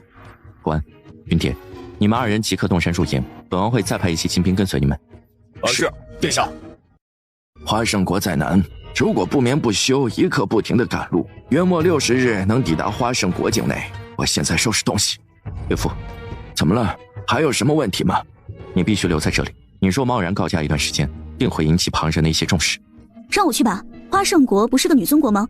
我是女子，去了办事也方便一些。我和甜甜一起去，路上还能帮衬一些。我在花圣国有一些眼线，应该也能帮上忙。小姐，那这事儿就拜托你了。属下拜见景王殿下。明秋，不必多礼。这位是属下恭喜殿下。你好，我是穆幽月。穆幽月，姓穆，难道是？明秋姐，我来介绍吧，这是我妹妹，也是未来的，你懂吧？明秋，有件事情需要你先去查探一番。简单吩咐了一下崔明秋后，崔明秋会意。甜甜，先去休息一会儿。好。啊，忘了说了，景航偷偷回来有半个月了。哎，甜甜，你大概是没见过景航吧？景航便是刚刚他们口中的景公子。景家这一代只有景航一个子嗣，但景航无心打理生意，想要过闲云野鹤般的日子。于是呢，2年前他任性出了花圣国，谁知刚到宣朝境内就被土匪给打劫了，身无分文，人还被揍了个半死。恰好景王路过，他求景王救他，但是景王可不是随便什么人都救的呀。就问景航愿意拿什么来换这条命了？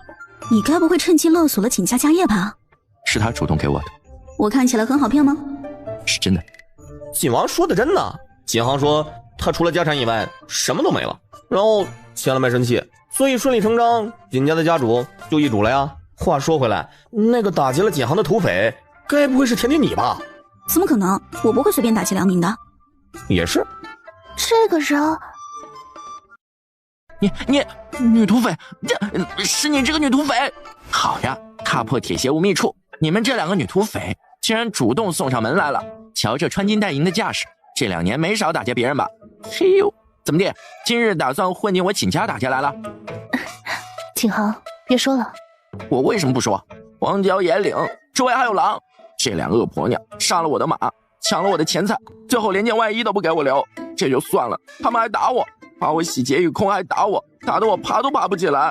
你说我招谁惹谁啊？我不就想云游四海吗？这么过分的事情，真是我干的？莫名想到甜甜藏在赤血山的那一屋子宝物，感情真是洗劫来的。原来我和甜甜一直都很有缘。如若那日他早点出现，是不是恰好就能碰到甜甜了？甜甜？谁啊？你俩什么关系？看起来好像是有一腿的样子。景航，我来给你介绍一下吧，这是我妹妹慕幽月，她和景王的关系，如你所见，有一腿的关系。圈套，都是圈套！你们合起伙来套路我，我要杀了你们！悠悠，怎么会有这么巧的事情啊？早知道今天还能碰见，当时给人家留件外衣好了。你说我要不要把打劫的东西还给人家呀？暂时不用，先看他表现再说。行，我听你的。我若说这是巧合，你信吗？景航哼了一声，他看起来像个傻子吗？你们怎么突然来花胜国了？来办点事，这次你说表现好，可以还你一半家产。真的假的？一言为定。听木星泽简单的将事情描述一下后，景航抱着双臂吐槽道：怎么偏偏落到萧渊这个女魔头手里了？萧渊很可怕吗？当然，她很霸道，而且手腕强硬。她是咱们花胜国的大公主，虽然不是女皇亲生，但女皇很器重她，有意培养她为下一任的女皇。所以这个萧渊处处压制其他的公主，还在繁华城内笼络了不少人脉，可谓是要风得风，要雨得雨。穆承安如若和他扯上了关系，十有八九是被萧渊看上了，而且给缠上了，想绑回来做驸马吧。萧渊看上的人，要么从了他，要么就是死，没有其他的选择。死，他倒是试试看。他若敢伤我大哥，我一定倾尽全力图他公主府满门。话说回来，她不是丞相府嫡女吗？怎么还干起土匪的勾当来了？这年头，真人不露相。若萧渊真心喜欢大哥，那么大哥一时半会儿不会出事，我们还有足够的时间，先别太担心。我听你的。真是一物降一物啊5日后是萧渊的18岁生辰，女皇特意在宫中设宴为萧渊庆生，景府也收到了邀请帖。景府不是山谷吗？为什么公主会邀请啊？因为景航的小叔叔景子纯是女皇的妃子，虽然失宠已久，但景府还是有这层关系在，平时的宫宴都会顺带邀请景府。只不过因为景航前2年不在，已经2年没有出席过宫宴了，外头还有很多人都在传景府嫌弃景子纯失宠丢人，才不愿赴宴。主人，我们回来了。怎么样，我大哥在公主府里面吗？在。我见到你大哥了，看起来没什么异样，住的地方也很好。我本来想显形告诉他你们来了这里的，可是萧渊突然回来了。主人，我觉得你大哥和萧渊的关系很不一般。怎么个不一般法？来，我和红姐给你们模拟一遍。萧渊，你还没玩够啊？没玩够啊。陈安，我说过你是我萧渊看上的男人，所以你必须一辈子都留在我身边。陈安，我们早点成婚，你做我的驸马好不好？不可能，萧渊，我不会留在这里。可你不是还跟着我回来了吗？我说过的，只要你再离开我，我会立刻死在你面前。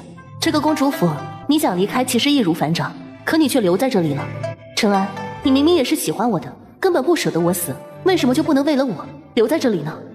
你哥当时的表情可纠结了，我觉得他当时看萧渊的表情特别的深情，又有点无可奈何。他最后说，萧渊，你舍弃不了你的权利，我也舍弃不了我倾覆的职责，我们注定不是同路人。你们是按照原版演的？红颜和胖幽灵同时点头。别人感情的事，外人实在插不上嘴，只能他们自己解决。大哥和花胜国大公主竟然还有这层关系啊！这我也没辙呀。其实也不是完全没有办法。什么办法？站在一个奸臣的角度，我能想到的便是毁掉萧渊的储君之位。果然奸臣。绝。继续作恶。可我觉得，如若我大哥真的喜欢他，是不会忍心看那么骄傲的萧渊从高处跌落。他们2个人都很理智，目前都把自己的感情放在了第2位。君也先来吧。方才萧渊进了宫，请女皇修书给宣朝皇帝，说是让穆承安留在这里做驸马。如若阻止不了这封密函，怕是要出大事了。这个女人到底把我大哥当什么了？如此霸道！我现在就去找萧渊问个清楚。二哥，我和你一起去。我进宫一趟，把自己的密令递给崔明秋，让崔明秋去安排。你直接表露身份去见女皇吗？事情闹到现在，既然已经涉及到了两国层面，我就必须出面，去解女皇送出的密函。是，殿下。殿下，很奇怪，女皇只派了人出城，但并没有派人送出密函。女皇，景王殿下到了。你来了。叶玄锦身形微微一怔，总觉得萧清曼的这个笑容有些眼熟，一瞬间脑海里浮现起了甜甜的笑容。坐吧。景王到访花圣国，怎能不提前派人知会一声？本君也好让人做一些准备。女王此刻应当知晓本王的来意。因为穆承安嘛。怎么，景王觉得咱们花圣国的公主配不上人家吗？女皇若是觉得般配，又为何假送密函敷衍萧渊呢？不愧是叶玄景啊，你麾下的人都渗到本君的花圣国里来了。女皇，刚刚有暗卫来报，说是有宣朝的人进公主府了，来势汹汹，怕是要出事。宣朝的人是穆承安的弟弟与妹妹。你说什么？摆驾，本君要亲自去一趟公主府。哦，不，传本君旨意，让他们进宫，包括宣朝的那2个也一起来。会不会看上去太正式了啊？景王，你先自便，本君去换套衣服。一顿操作让叶玄锦有些懵。公主有心事？燕青，我好像做错事了。本公主自记事起，母亲便离世，是姑姑将我抚养长大，并一路栽培我，说要我继承女皇之位。一直以来，本公主都在为了女皇之位努力。可如今，公主，穆承安乃宣朝神威将军，注定是要一生为宣朝效力的，而您也注定是要留在花圣国的。你们本就罢了，待本公主生辰宴过后，便放她离开。公主，府外自称是宣朝穆家的人在外求见。萧渊公主，我们是来接大哥的，请让他出来。不错嘛，竟能找到这里。既然能找到这儿，想必也知道本公主与你们大哥的关系。来，先叫一声大嫂听听。八字还没一撇的事情，公主还是先不要自讲身份了。本公主曾与承安同榻消眠1个月，怎么就没有一撇了？穆星泽和穆幽月傻了，同榻1个月，这和红颜他们演的剧情不一样啊！大哥，启禀公主，女皇宣您以及这几位即刻入宫。承安，你们先走吧，我会让人护送你们出城。启禀公主，女皇已在宫中设宴接见穆家人，还请公主不要耽误时辰。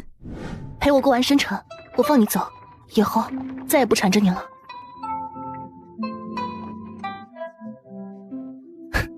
当初在宁洛城和你度过了那一段美好的时光，我原以为我们一辈子都会那样好，但是最后我们之间那道鸿沟始终难以跨越。萧渊，是你先骗了我。是我骗了你，所以生辰宴后我们彻底了断。女皇，他们到了。萧清曼背脊一僵，许久才缓缓地回过身，转了过来。这是他们的孩子呀，真好，都长大了，昭辉一定把他们照顾得很好。最后他将视线定格在了穆幽月的身上，那场大火是他们母女最后的诀别。好在甜甜也活下来了。你们是宣朝丞相府的人，见过女皇，先前一事是儿臣鲁莽，还请女皇降罪。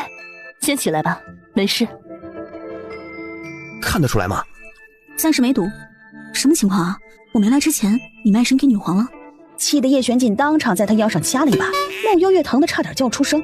老二这小子还是和以前一样淘气。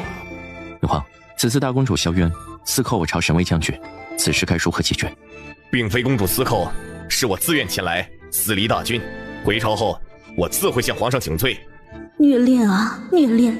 萧渊可是花圣国的人，女皇的宝贝疙瘩，女皇能拿他怎么样？大哥这是干嘛呢？平时那么有原则的一个人，竟然为了萧渊，将问题的矛头都对向了自己。是本公主威胁的穆承安，有什么就冲我来，与他无关。公主任性妄为，在生辰宴之前，先禁足于府邸思过。本君会派人护送你们至宣朝地前。女皇，你说，二哥，你这样很容易被纳入后宫的，知道吗？都说相逢一笑泯恩仇，既然前期都是误会一场，不如我们也等大公主过完生辰宴再走，可好？星泽，你叫穆星泽是吧？你留一下。别担心，姑姑对男人没兴趣的。确定？确定，不骗你啊。星泽，我可以这么叫你吧？您是女皇，怎么称呼您开心就好。那你快坐呀，我有几个问题想问你。穆星泽一脸忐忑地坐下。你爹是宣朝丞相穆昭辉吧？对，是啊。他把你们几个教的都不错，想来也是个好父亲，本君挺佩服的。听说这么些年他都是一个人，连个侍妾都没娶，是真的吗？这都是表面而已，他其实根本就不管我们，除了上朝天天不在家，在外私生子女一大堆。我好几次出去花楼寻花问柳还碰见他了呢。你听懂了吧？我是个寻花问柳的脏男人，配不上高高在上的女皇。好你个穆昭辉，亏他在这里守身如玉，这个混账东西竟然到处寻花问柳，还私生子女一大堆。你年纪轻轻的怎么就不学好？男人果然没一个好东西。干嘛呀这是？受什么刺激了？二哥干得漂亮。那是，你二哥机灵着呢。哎，大哥，你和这位大公主到底什么情况啊？真是我大嫂啊！我与她明明决断的话就在嘴边，可穆承安竟是怎么也说不出口。大哥的事情，相信他会处理好的。怎么，先出宫？你刚刚和那女皇眉来眼去的，是想留在这里当皇夫吗？胡思乱想什么？我只是觉得萧清曼有点奇怪。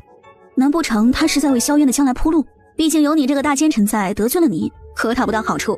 花胜国皇城风光秀丽，一起去逛逛。好。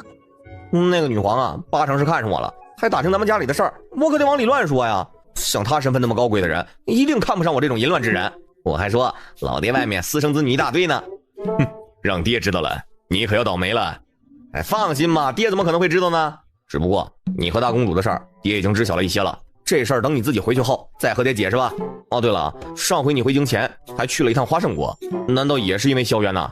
哥，你不会真的栽在他手里了吧？嫣儿，本君打算在你18岁生辰宴后，将女皇之位传于你。姑姑为何突然做这个决定啊？你虽不是本君亲生的孩子，但却是我一手培养起来的。本君相信你会将花胜国治理得很好。可是我是为了穆承安在犹豫吗？姑姑，能不能再给我一些时间啊？你与穆承安是怎么认识的？姑姑曾说，这普天之下，宣朝根基雄厚，立在各国之上。我少时也曾阅过不少治国书册，书上曾说，想看一个国家是否真的强盛，不能去看最繁华之地，而是边境小城等地。所以我去了宣朝边境的宁洛城，是在这里，我遇到了驻守在边境军营的穆承安。好，我再给你半年时间，你退下吧。穆昭辉，你这个老东西，老娘这些年一个人孤苦伶仃在这儿，也没个儿女相伴。你倒好，孩子们陪在你身边还不够，你还在外面生了一窝。老娘一颗真心真是错付给你了。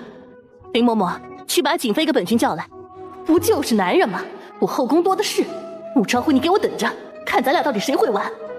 臣参见女皇陛下。萧清曼仔细端倪了眼锦子唇，瞧瞧这细皮嫩肉，清新俊逸的模样，可真是惹人怜爱呀。这不比穆昭辉那个老东西强？哼！起来吧。臣妾入宫多年，一直没能侍奉在女皇身侧，是臣妾失职。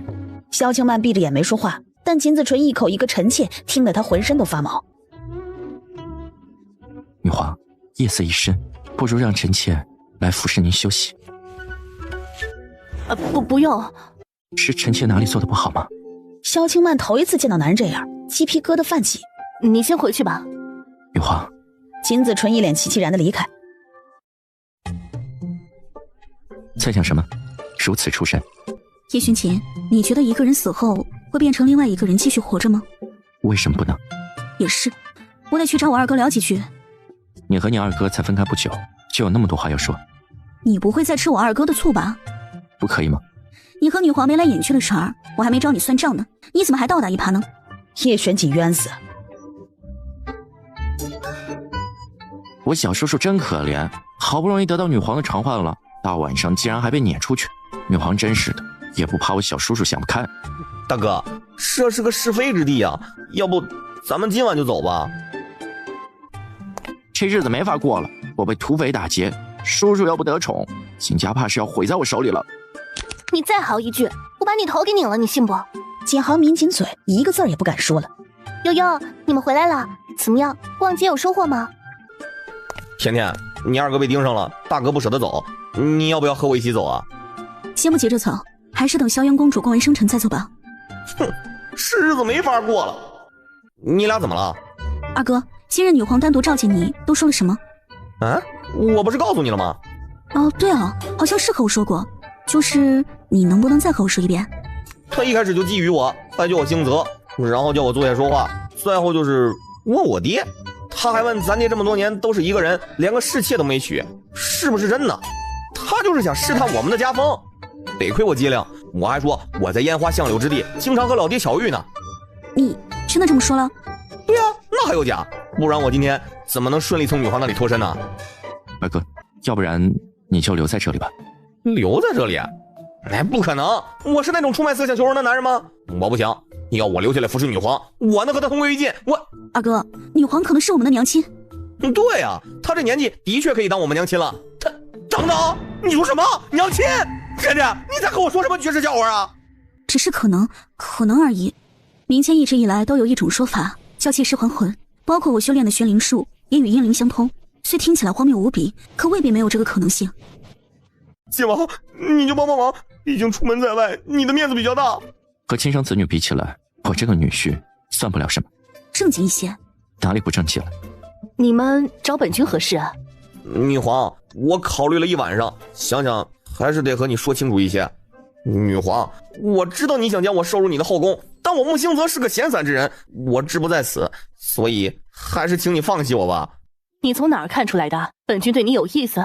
女皇不要否认了，我能感受到你对我的爱意。打住，穆兴泽，你给我闭嘴！你再说下去，老娘不，本君可要对你不客气了。穆兴泽目光怔怔地望着眼前之人，一动不动。眼前这张陌生的脸，似乎正慢慢地与记忆中的那张温柔慈爱的面容重叠起来。曾经有个女人说要当我们一辈子的娘亲，后来她食言了。女皇，你知道她去哪儿了吗？萧清曼错愕，才知方才他们是在试探自己。我一直在，一直都在。说罢，他朝穆兴泽和穆幽月伸出双手，两人扑进了萧清曼的怀中，千言万语都无法形容此刻的心情。都别哭了，我和我们一家人不会再分开了。可是娘如今不是萧清曼的身份吗？这一切只是暂时的。那我先去把这个好消息告诉大哥。兴泽，先不要。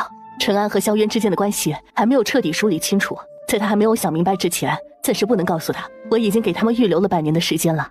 兴泽，你先出去，娘还有些话要和甜甜说。甜甜，娘的好女儿，你终于真正的回到娘的身边了。你相信命格吗？我相信。你一定听说过紫清观的紫兰道长。娘在怀你的时候，因为害喜反应厉害，你爹曾安排我在紫清观附近的山庄小住过一段时间散心。有一日，我碰见了传说中的紫兰道长，他称我肚子里的孩子乃是难得一见的通阴命格。通阴命格罕见，人又有三魂七魄，极易容易被阴灵吞噬魂体。三魂、灵、觉、身、七魄，喜怒哀惧、爱恶欲。而在我诞下你当日，果然阴风涌动。之后，我又带你见过一次紫兰道长。他称你的生魂爱之魄被阴灵夺走，此刻的你是不完整的你。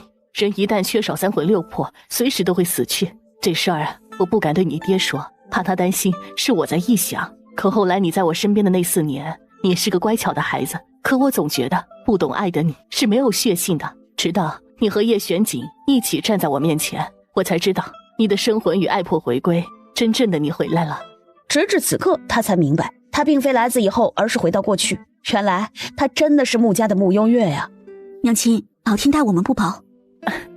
可不是，咱们母女俩命好着呢。见过岳母。乖女婿。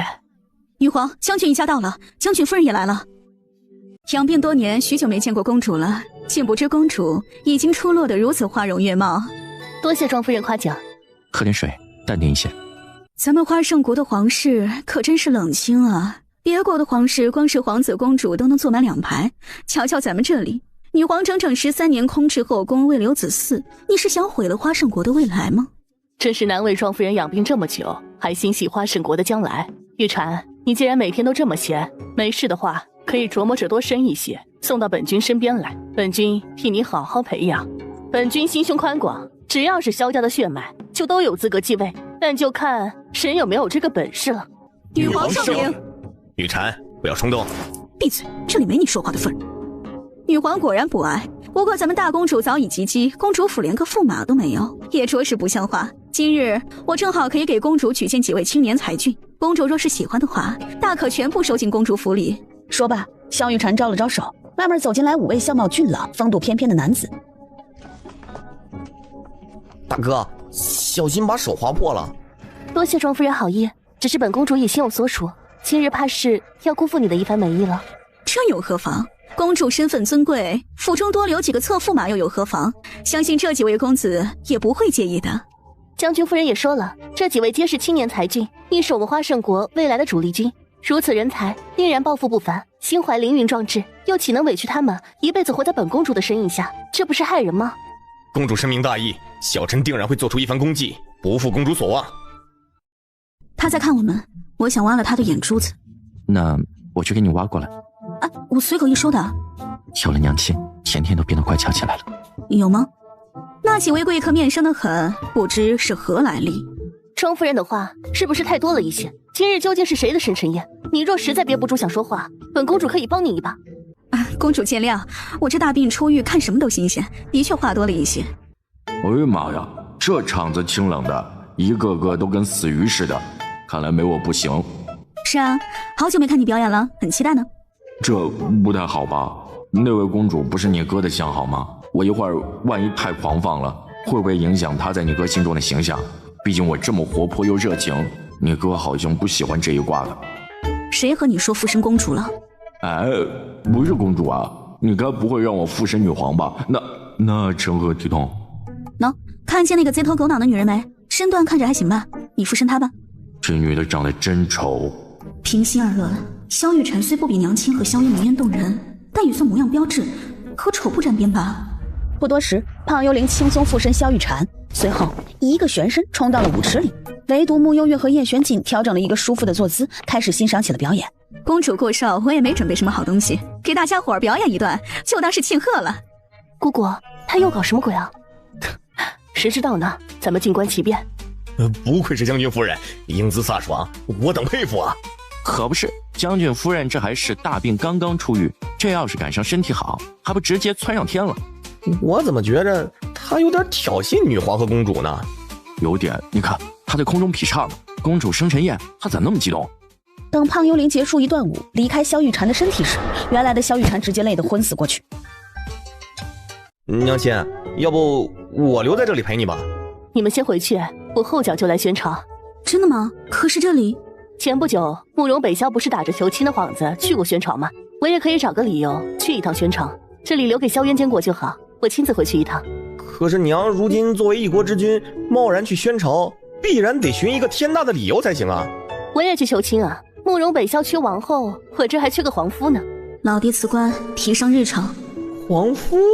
咱爹出息了啊，要光宗耀祖了。那我以后岂不是也可以混个小王爷当当？唉，景家如今就剩我和叔叔了。早知叔叔不得女皇宠爱，当初就该劝他不要入宫。景妃对女皇一片深情，旁人又岂能理解？也不知道女皇究竟是怎么想的。我叔叔长得那么好看，她怎么就不心动呢？深意难测。魏太后一病不起，整日昏昏欲睡。此事除了太医院的人知晓外，并未对外透露。李瑞贤那边一改常态，每日都在抄写佛经。不过私下会寻大理寺丞长安会面，谈起封长河一案。爹，放心吧，大哥已经前去和大军会合了。那就好，这半个月来我都没有睡过一个好觉。你们此行去花圣国都还顺利吗？大哥和花圣国那边究竟沾上了什么关系啊？难不成他被那位女皇看上了？哎，大哥是被花圣国大公主萧渊看上了，而我这次被那位女皇看上，差点就被她强行扣起来做宠妃呢。甜甜，是吧？穆幽月忍着笑，配合着点点头。大哥和花圣国大公主，他们是如何认得的？听起来是八竿子都打不着一起，不过看这架势，八成是在边境地带认识的。做女皇的宠妃多好啊！啊，享不尽的荣华富贵，你有什么不满意的？爹，哪能啊？那女皇虽然美艳似天仙，但是年纪都能做我的娘了。你这些年保养的也不错，又是孤家寡人一个，要不你嫁过去给人当皇夫吧？胡说八道！以后不许再说这种话，要不然你娘晚上又要托梦骂我来了。是我错了，我再也不敢乱说了。还当皇后？哼，我是那种攀龙附凤的人吗？真是。你们是不是还有什么瞒着我们呢？没有啊，该交代的都交代了。甜甜，借一步说话。太后近日频频召见御医，三哥曾去给她把过脉，发现其身中一种嗜睡的毒，且十分损耗元气。如此下去，怕是命不久矣。这事儿是你做的？穆幽月也不瞒他，点头应下此事。如此，那我便也没有做错了。此嗜睡之毒，我有办法压制，但我怀疑此事与你有关。怕扰乱你的计划，所以没有出手。魏太后作恶多端，曾给皇上下过类似的蛊，如今只不过是让他自尝恶果罢了。三哥的医术师从何人？师从清净寺蓝素大师。魏太后病危，重金求各路神医医治，如若能治好太后娘娘的病，愿把宣柔公主许配给神医。看来太后娘娘这次真是病入膏肓了，否则怎会做出如此决断啊？对方可是公主啊！如若能娶公主回家，那我等草民可就摇身一变成了皇亲国戚了呀！可不是啊，宫里那么多公主，唯有宣柔公主乃是太后娘娘亲生的，身份非同一般。啊，说那么多，咱也不会医术啊，帮着搜罗神医还行，或许还能拿点银子啥的。太后这是把脑子给病坏了，就这样把宣柔给扔出去了。此事如果太医那边没有传唤你，千万不要轻易插手。我们知道了。那就好，今日朝堂铁定风起云涌，我得早些去看看情况。风长河担子有些眉目了，你们想听不？想也不告诉你们，我这位大理寺少卿可是很有原则的。小四，你又变坏了，这不和你们学的吗？你们这次去花圣国，铁定还有什么事情瞒着我，别以为我看不出来。瞧，你们两个现在这副表情就是心虚的模样，你就忽悠我们吧。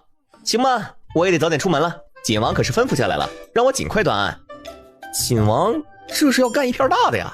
我怎么觉得我也变闲了呢？我出去一趟。等娘亲回来了，我每日都要陪在娘亲的身边，看谁还觉得我最闲。元安郡主是来探望公主的。过来看看，你们这架势是？太后娘娘下令禁足宣柔公主，我等只能奉命行事。又禁足了？魏如英，你竟敢这么对我，我就是死也不会顺了你的心。如果父皇还在，他一定不会这么对我，我可是宣朝的公主啊！魏如英，你给我去死吧，赶紧给我去死！都说有娘的孩子像个宝，这公主啊，咋连根草都不如呢？谁说不是呢？慕幽月，求求你救救我吧！我再也不和你抢亲王哥哥了，只求你救我出这个牢笼。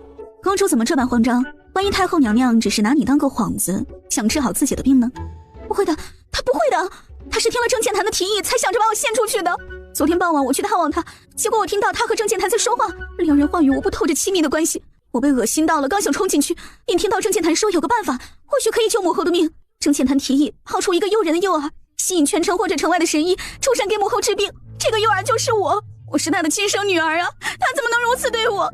在之后母后也发现了我，便下令将我禁足在此，看来是铁了心要把我抛出去了。你是公主，皇上的姐姐，太后并不能决定你的生死。主人，你就是嘴硬心软，嘴上说不帮，明明又提醒了他来着。不是有个词叫回头是岸吗？宣柔说起来也不像陆妙龄似的，也没干什么伤天害理的事儿，只不过是喜欢叶玄锦来着。再说了，我也没帮他呀。也是，不过说真的，姓郑的老贼可真坏，人宣柔也没害他，他倒好，想这么个馊主意。这人倒是出乎我的意料了。臣认为太后娘娘利用宣柔公主求医一事十分不妥，不仅有失咱们大国风范，更是会沦为其他几个国家的笑柄。堂堂宣朝公主怎可沦为求医治病的工具？启禀皇上，臣认为太后娘娘此言只是一个幌子而已。太后娘娘突然恶疾，被逼魔缠身，才会出此下策。皇上应当下令广邀名医，替太后娘娘求医，如此既可体现孝心，又可保公主安危。幌子？太后是何等身份？一诺千金，她说的话怎么可能是幌子？这件事儿，太后私作主张，朕定然不会坐视不理。按照宣朝律法，此事宣朝律法怎么说来着？遇到这样的情况该怎么惩罚呢？哎呀，又给忘记了。叔叔，魏御史，你这御史主持监察一类，你说说，遇到这样的事情该如何判定？魏其润，身为御史，你存有包庇私心，究竟想做什么？臣只是就事论事。身为一朝皇后，触犯宣朝律法，有损宣朝颜面，罪无可恕。依照律法，即日起废除太后头衔，打入冷宫，自生自灭。皇上，您觉得如何？就听景王的。怎么回事？哀家的身体突然就恢复了，还有哀家的容貌。太后娘娘，公主来了，让她进来。为什么？你为什么要这么羞辱我？首尔，母后昨晚病得厉害，意识有些模糊，母后也不知道自己到底做了什么。你放心，母后会把告示撤回来的。你是母后唯一的女儿，母后怎么舍得你嫁给那些乱七八糟的人？你说真的？自然是真的。你看，母后的病也好了，往后啊，母后依旧是你和坤儿的后盾，有母后在，没有人能伤害你们。好啊，那你和我解释一下，你和郑健谈究竟是什么关系？一国之后如此淫乱，你简直是恶心的要死！住口，语言粗俗不堪，哪有公主的样子？我粗俗？你自己脸都不要了，还嫌我粗俗呢？哼，难怪那时候父皇不宠爱你，就爱宠幸穆太妃呢。不许拿我和穆经书比。也是，你一个荡妇，怎么配和人家比？来人呐，把公主给哀家关起来！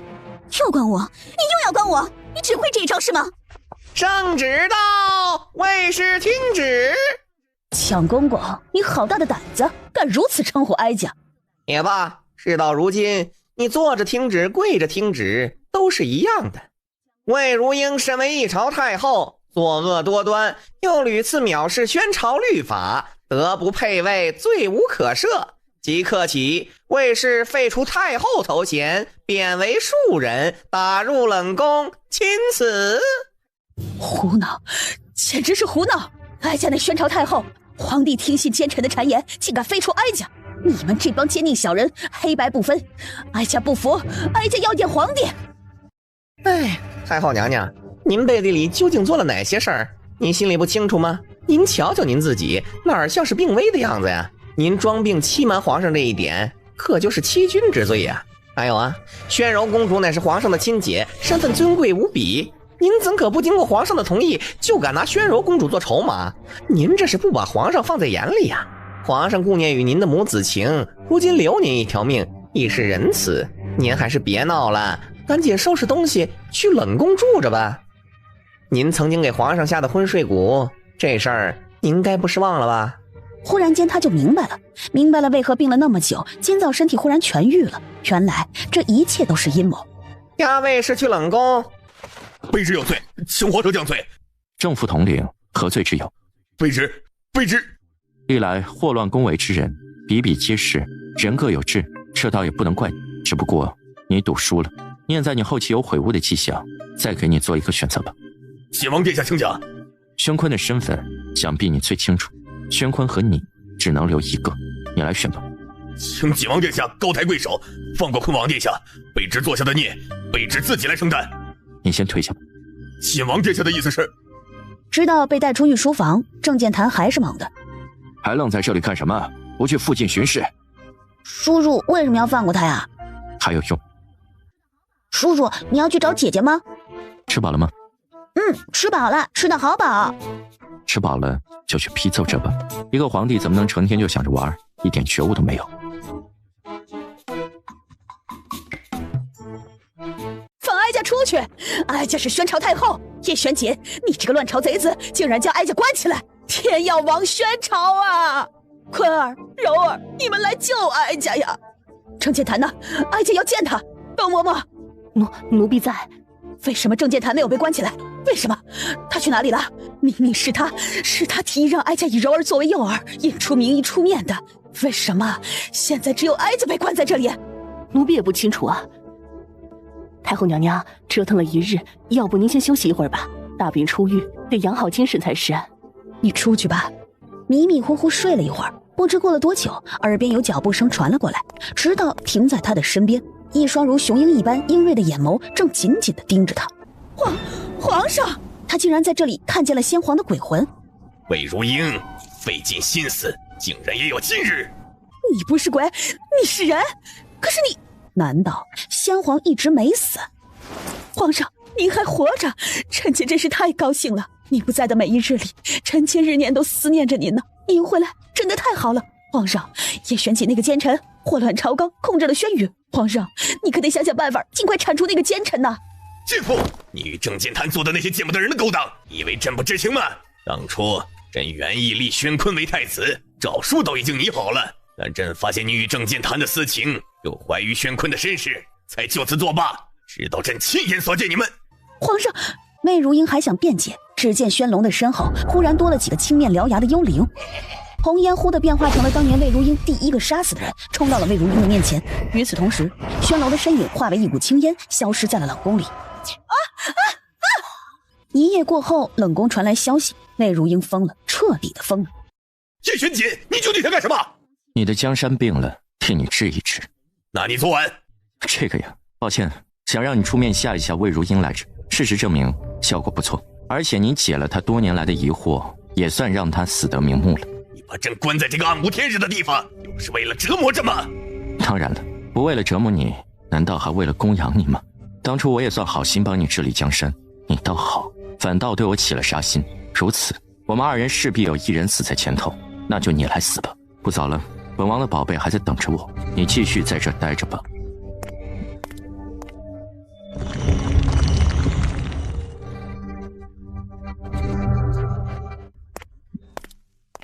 哟，大忙人来了。没良心，知道我忙还不主动来找我？我这不是特意在这等你吗？免得跑远了你找不到我。以后就在这里等你。好呀。叶璇锦有些累，侧身往慕幽月身上靠了靠，微微闭眼小气。哎呀呀，费了好大劲儿，又让我逃出来了吧？都和你说了，不要把心思浪费在情爱上面，你怎么就是不听呢？留给你渡恶劫的时间不多了，你得专心扶持小皇帝才行啊，要不然会受到惩罚的。哎，你身边这个姑娘气息有点熟悉啊，你凑过去一点，让我闻闻。喂，你等会儿，你别封印我，让我仔细辨别一下这个姑娘的气息，或许能帮到你呢。这个狗东西有这么好心？你才狗东西，你全家都是狗东西。你怎么了？没事，脑袋里有些吵。我的天哪，竟然是她！完了，你可能要死得更快了，是个女的。叶璇锦皱眉，试着召唤了一下灵石，发现召唤不到了。狗东西！话说一半，再细品了一下灵石的话，又再看看甜甜，怎么这个狗东西认识甜甜？怎么了？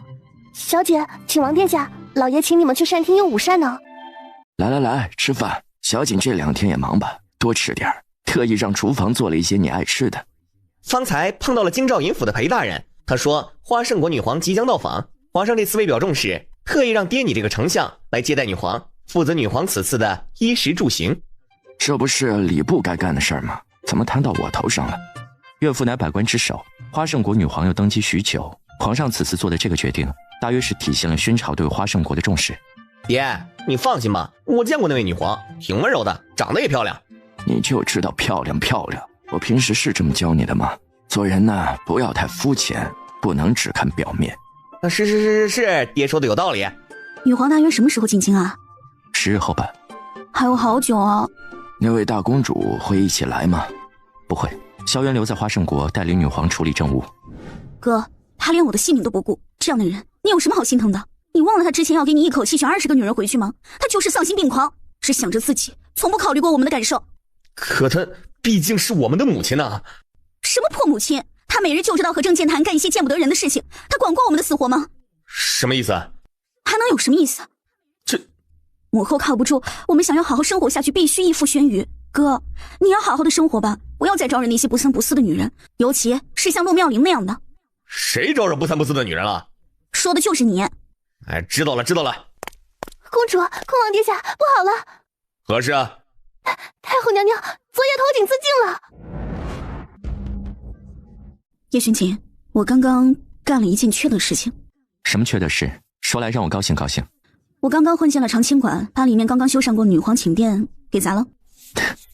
你说这样娘亲是不是就没地方住了？你说她住哪里比较好呢？你可真是机灵。那当然了，都说女儿是爹娘的贴心小棉袄，这回够贴心了吧？你怎么不贴心我？话语间已经轻轻含住他的唇，一下一下故意撩拨着他，吻了许久，暖阁内的气温也渐渐升了起来，感觉即将有失控之势时，两人都努力压了压冲动，清醒了几分。甜甜，女皇进京了。娘亲回来了，走，我们去看看。好。你要想去你就去吧，这太后一死啊，他们最大的敌人就是你了，这会儿估摸着卯足了劲，矛头全部对准你呢。你现在呀，就好比一个缩头乌龟，但凡把头伸出去，人家当场就能给你来一刀，倒不如继续缩在龟壳里过个冬，安心等开春呢。火龙，我是否还有别的出路？叫你等就安心等，我是算卦的，我又不是神仙，你真当我能未卜先知了？继续抄吧。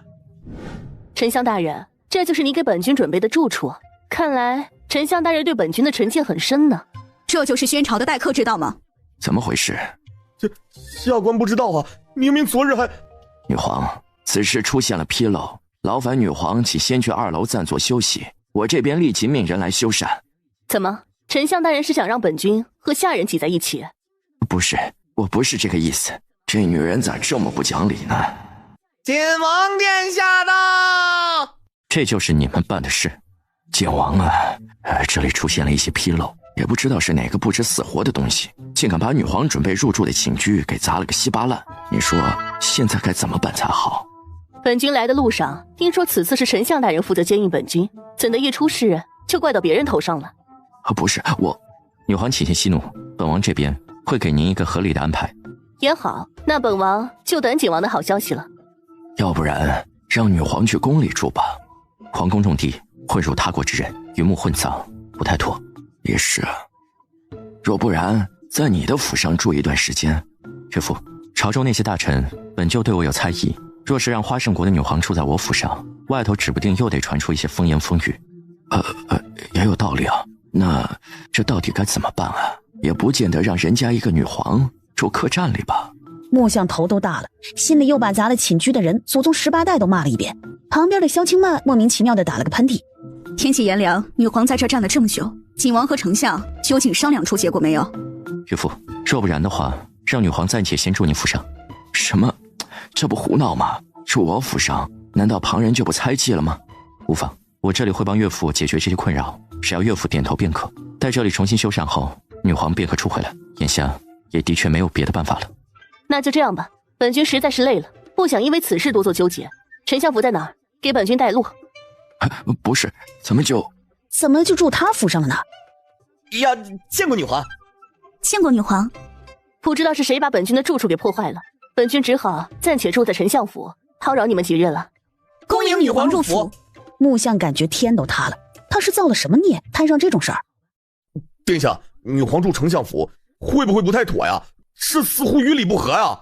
穆昭会办事不力，他自己捅下的篓子，自己解决，否则他这个丞相也不要做了。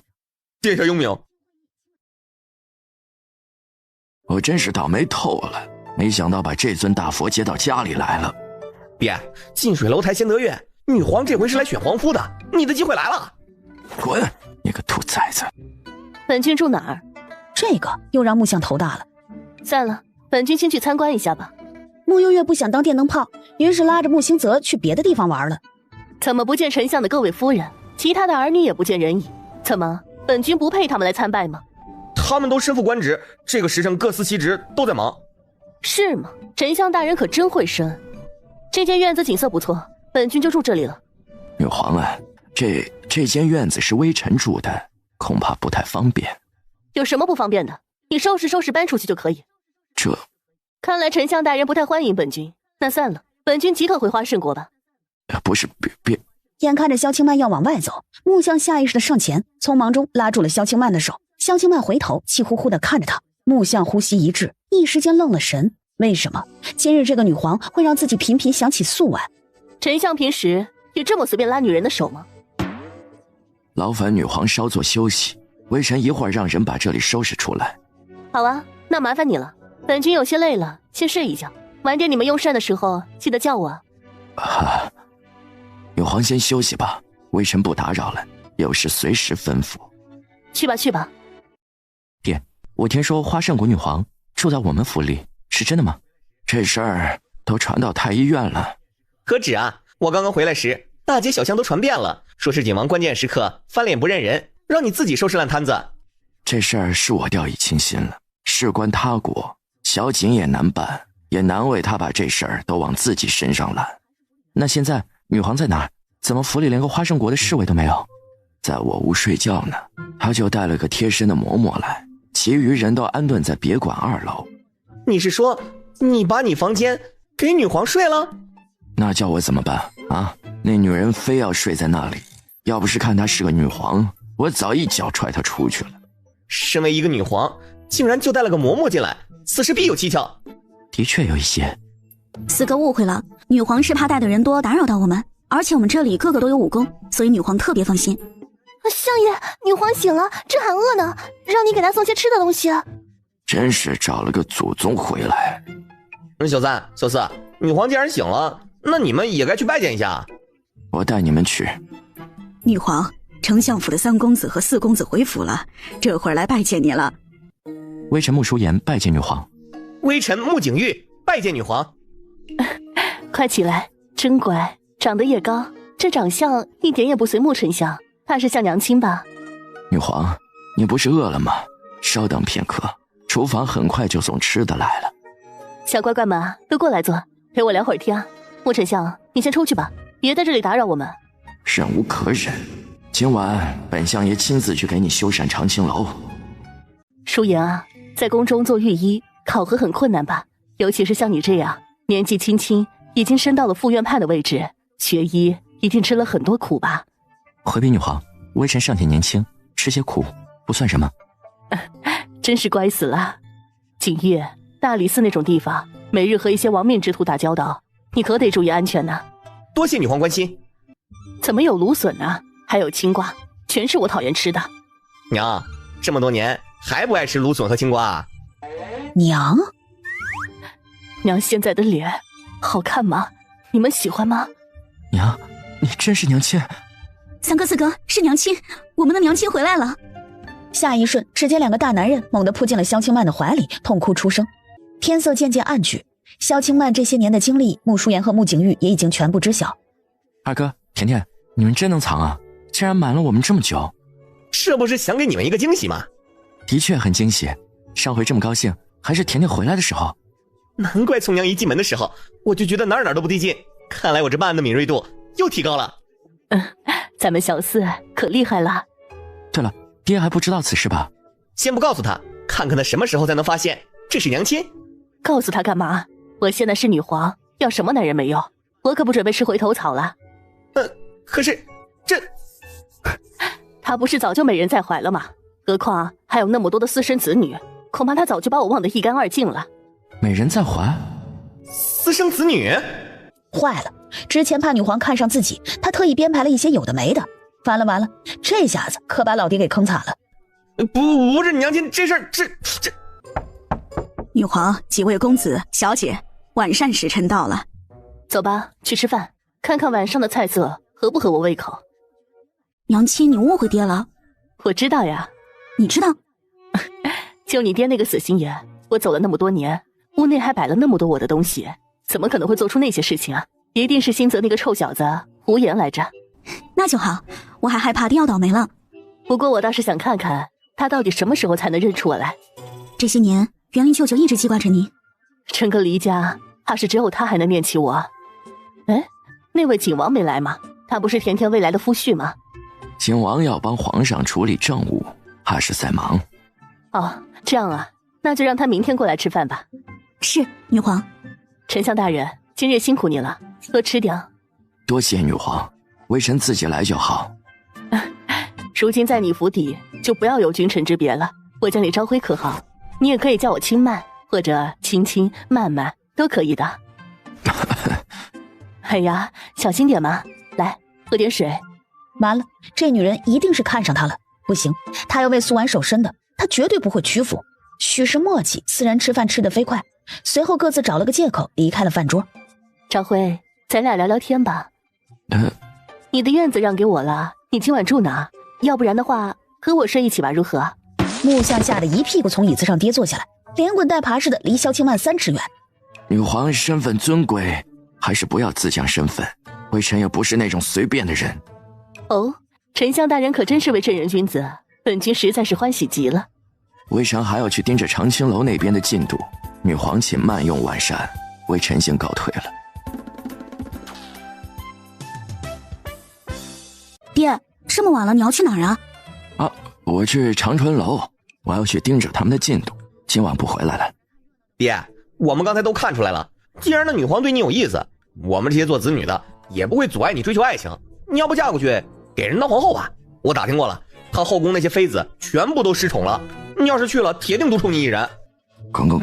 你要想嫁你就嫁去，我今晚就给你也准备一份嫁妆。朝晖，真要出去啊？没错。禀报相爷，景王殿下让属下来传话，长青楼那里，殿下已经替您揽下了所有的事情，包括修缮一事，殿下也另外找了人过去。殿下还说，相爷不必把今日这事放在心上，以免急迫攻心，坏了身子。女皇既然入住了相府，也请相爷代表宣朝多加照拂。属下的话已经传到，先行告退了。木相差点原地吐血，甜甜，你找的夫婿真不错，还知道体贴岳父呢。女皇也会找到一个如意郎君的。倩女吉言。丞相大人，本君忘了回院子的路该怎么走了，你能送我过去吗？女皇还请自重，微臣不是那种随便的男人。什么呀？本君只是让你送我回院子而已，怎么还扯上这些了？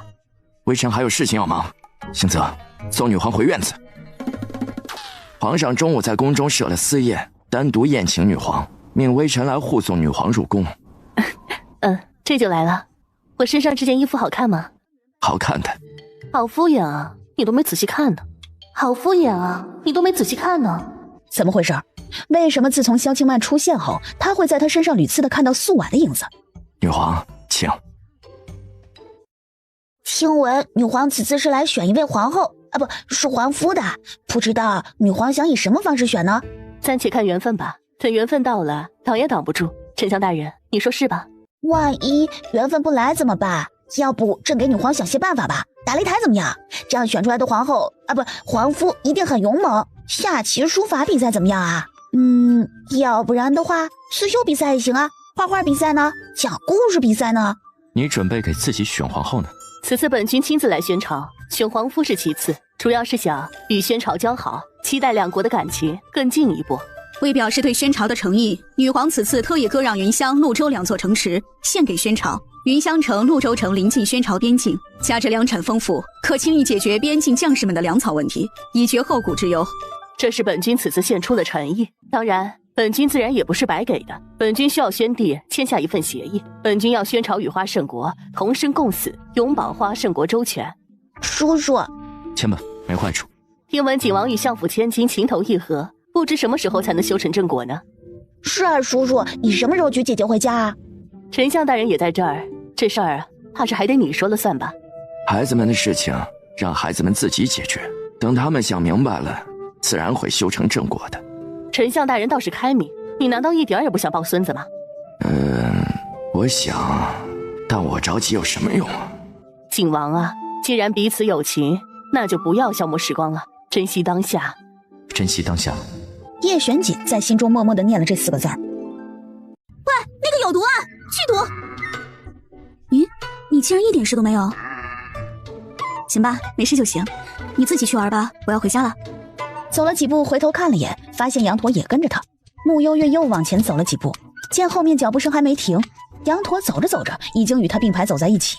你跟着我干嘛？要和我一起回家吗？你不是羊驼吗？为什么要发出鸭叫声？还跟着我，不怕我把你炖了吗？小羊驼吓得后退一步，待穆幽月走远几步后，小羊驼又撒欢地跑了过来，继续跟着他。你是灵兽吧？有没有什么看家本领啊？小羊驼歪歪头，随后又示范了一下自己的跑步能力，满山跑了一圈后，迅速回到穆幽月的身边。我没有时间照顾宠物哦，你一定要跟着我的话，我只能带你去享福了。鸭，这只小羊是鸭变的吗？这玩意儿啊叫羊驼，皇上喜欢吗？姐姐要送给我吗？这个主人怎么样？很有钱，跟着他你就是贵族羊驼了，羊驼里的首富。皇上，那就送给你了。哇，好可爱！只有1只，你想要自己去抓。你比他可爱多了，我要你就够了。你拿我和草泥马比？不是叫羊驼吗？怎么又成什么马了？我娘呢？不知道，你爹跟着他呢。静叔，是我，嫂子。哎，哥哥知道吗？还不知，不过孩子们都已经知道了。感谢上苍。太妃娘娘，丞相大人来了，说是来许女皇去赴宴的。快请丞相进来。太妃，哥哥怎么来了？今夜皇上设宴群臣，这会儿大臣们都已陆续入宫，所以我特来许女皇前去赴宴。武后和静叔聊得太投机了，连时间都忘却了。静叔都笑得这么亲热了。静叔刚刚还打趣说本君身上有他嫂嫂的影子呢，想让本君做他嫂子呢。不可能。哥哥，我的确很喜欢这位女皇，为人亲和有趣，相信甜甜他们也会很喜欢这位娘亲的。行了行了，我去赴宴就是了。晚上来我院子告诉你一个大秘密，你要是不来的话可别后悔哦。你威胁我？谁威胁你了？我这个女皇很闲吗？就怕到时候我让你滚出院子你都舍不得呢。你铁定有点毛病。午后我听皇上提起他有意册封你为太后，静叔，你怎么想？这宫中困了你太久，你若是不愿，就跟着哥哥一起回家吧。远林，萧晴曼此次是来选皇夫的，这个皇夫我看你很合适。我不适合。你有没有发现，今晚不管男男女女，一个个都打扮得花枝招展的？听闻女皇此次来宣朝，要为自己选一位皇夫，不知女皇可有心仪之人呢？这位大爷是前护国大将军黎瑞贤。怎么的？这位老人家有兴趣做本君的皇夫吗？黎瑞贤莫名其妙被反将一军，老脸瞬间也有些挂不住了。爹，外面寒气太重了，你走快一些。啊，不急，我在思考一些事情。甜甜，我有点怕。怕什么？就那位女皇，我真的很怕她。她竟然还叫我今晚去院里找她，说我不去会后悔。你也知道的，爹这辈子只爱你们娘亲一个人。萧钦曼才来了2日，就对我百般示好，我怕她对我图谋不轨。我也不缺所谓的老伴儿，这些年一个人也挺好的。爹是天底下最好的父亲，不过今晚你还是去一趟女皇那里吧，万一她有什么重要的事情和你说呢？比如大哥和大公主的婚事。那我今晚还是去见一见她吧。如果她对我图谋不轨，我也不管她是不是女人了，我一定把她打得爬都爬不起来。行吧，毕竟当初你也是打赢了娘才娶到她的，夫妻请去嘛，懂得都懂。啊，对了，你姑姑那边，虽然皇上有意封她为太后，可太后有什么好的？你姑姑这些年过得太苦了，再这么下去，我怕她身体会垮了。我想劝她回家，不过她暂时没有松口。等有空，你去见见你姑姑，替我劝劝她。你说咱们这一大家多热闹，等往后你哥哥们都成了婚，她还能一起帮我带带孙子。我记下了。朝晖回来了呀？怎么不多点几盏灯啊？马上看完了，没那么必要。巧合吗？又只是巧合吗？坐姿、神态，包括说话的语气，分明就是穆朝晖，你真是老了呀！为什么甜甜他们光凭聊2句天就能认出我？你怎么就是认不出我呢？下一瞬，木像忽地将随身携带的匕首拿了出来，做事就要朝着自己的大腿扎去。你干什么呢？我想试试这匕首扎肉里疼不疼，看看这一切是不是梦。不是梦。木像一时痛哭了起来，两人相拥着，无声胜有声，失而复得，白头相守。齐叔的那支签应验了。是谁？恭喜老爹再开第2春。星泽，别闹，什么第2春？那还是我的第1春。你们几个瞒我瞒得够深的呀，耍猴呢？娘，冤枉啊！是我让他们瞒着的，你要是不爽就来骂我。苏婉，我哪里舍得骂你呀？爹可真是个不折不扣的妻奴啊！现在苏婉的身份还不宜太过高调，咱们心里清楚就好，在外别露馅了。行了，这还用你说？我去吃早饭。先前新泽说你在外私生子女一大堆，又时常流连烟花小巷，把我气得够呛，差点都不想回来见你了。这孩子就是调皮。可不是，这一点倒是随我。苏婉，我忽然想起有东西忘记带了，你先去吃早膳，我一会儿就来。好啊。臭小子，看我今天不宰了你！救命啊！私生子女，烟花巷柳，你在背后就是这么编排我的。爹，冤枉啊！我一开始以为娘亲看上我了，所以才伪造的借口。呸！我呸！木星泽最后吓得不停的求饶，木像到底也没舍得打他。下不为例。爹，娘亲如今是花圣国女皇，这身份一时半会儿摆脱不了，也不能在宣朝停得太久。你准备怎么办？怎么办啊？当然是和他一起回花圣国。你以为我现在还能抛下你娘吗？那你以什么身份跟去啊？皇夫啊？皇夫就皇夫，只要让我跟着素婉，随便封我个才人都行。这爹，你变了。今日这茶不错，孟大人可以先尝尝。早闻宣朝李府将门世家，战功赫赫。李老将军虽已卸任，可依旧能让晚辈感受到那股不寻常人的傲骨，晚辈实在是敬佩。听闻孟大人也生于将门世家，怕是也只有你能懂这其中之苦了。不过都是为别人做嫁衣，不提也罢。确实如此。那日与老将军一同赴宴的是令公子，是次子园林。可是那位镇安大将军黎元林。不错，不过园林同我一样，都已卸任，如今是朝中尚书，着实有些可惜。孟夫人可有婚配？府中还未有主夫，只有2个侍妾。侍妾这个词儿，着实把黎瑞贤给小惊了一把。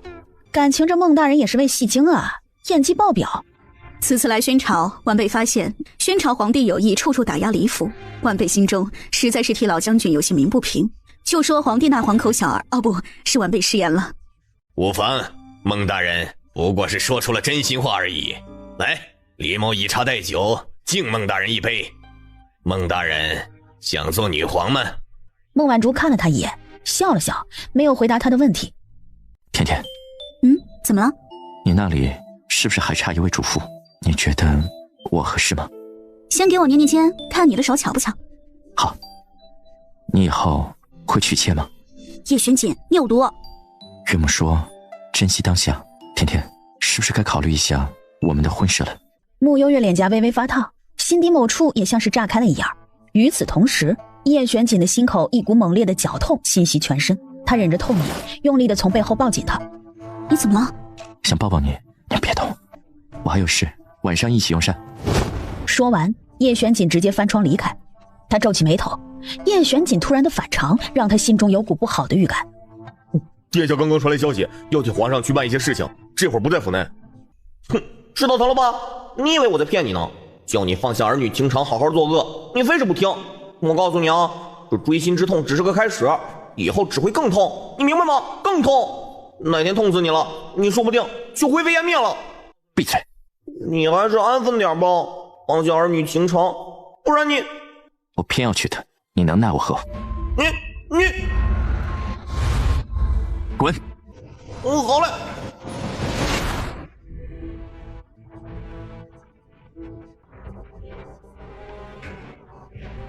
本王要出一趟远门。你是谁？你能看见我？为何死后不去转世？你生前并非恶人，下一世不会亏待你。转世不好，转世了就不能陪着他了。你在陪我姑姑？你是他的侄女，时间过得真快呀，连他的侄女都这般大了。你是我姑姑从前的恋人？姑娘莫胡言，辱了他的名节。那你在这单相思呢？我告诉你，我是抓鬼的。你要是不想被我收走，你就老老实实告诉我你的身份，否则你这阴气成日围绕在这里，会影响我姑姑的气运。在下平州天河人士许一谦，当年是我负了他。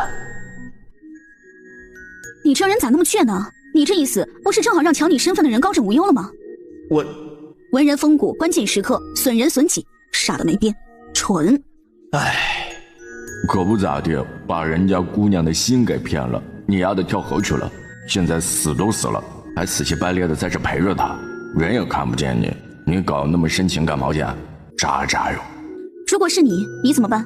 我高低也要把你姑姑先娶了，回头让你爹这个丞相出面给我报仇，多爽啊！有后台不靠，简直250。妙啊！我一个穷书生，考取不了功名，又怎么配得上丞相的妹妹呢？姑姑，深宫寂寥，回家吧。习惯了也还好，回去怕是还不习惯了。姑姑，你怕鬼吗？鬼有何惧？这世上有些人比鬼可怕多了。我刚刚进门前看见了一个鬼，他是个书生，我与他闲聊了一会儿，他说他已经陪了你整整28年。姑姑，你有等待的人吗？他在哪儿？甜甜，告诉我他在哪儿？许一谦，是你吗？28年，他竟然没有去转世。姑姑，你想见他吗？穆太妃就这样恍惚间见到一个影子，慢慢的化为人形。只有1炷香的时间。门外，穆幽月的脸色在逐渐的苍白。他可遇鬼，但引灵现世违背玄灵术的宗旨，忤逆天道，他会受到被玄灵术反噬的折磨。许一谦，我老了。怎么会？一点也没变。静书，是我害苦了你。是命运安排，你我都无法改变命运。静书，回家吧，我陪着你，一起回家。这简单啊，让那书上附身在谁的身上不就行了？这并非长久之计，短时间还好，长时间后被附身的那具身体会呈现死人状，很恶心的。那就没有其他的办法了吗？没办法，否则我不过主人修的是玄灵术，景王修的是黑色玄灵术，他或许会有长久的办法。姑姑，我把他呀揣身上了，姑姑什么时候想见他，随时告诉我。姑姑愿意回家了真好，我们一家真正的团圆了。是啊，都圆满了。啊，出远门了？去哪里了？属下也不知道，殿下是一人独行的。真的吗？你姑姑同意回来了？还是甜甜有本事？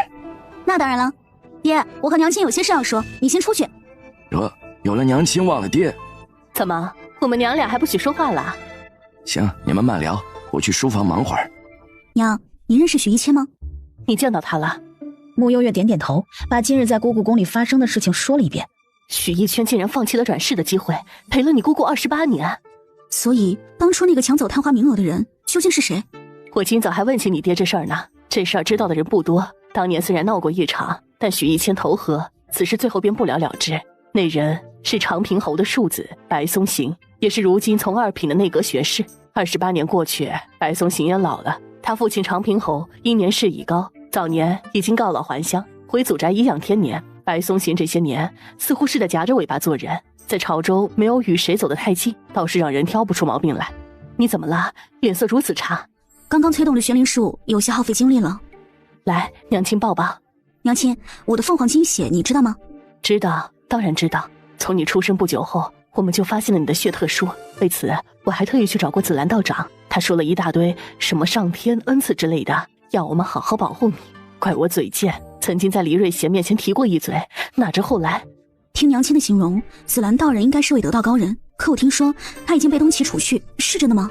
他是紫兰道长给众生的假象罢了。原来如此。朕想去丞相府住几日，可以吗？这好不好嘛，丞相爷爷？可以，不过白天要待在宫里哦。行，朕早上吃完饼饼就回来。没问题，饼饼管够。这是个什么玩意儿？丞相爷爷，我们走密道。啥玩意儿？还有密道？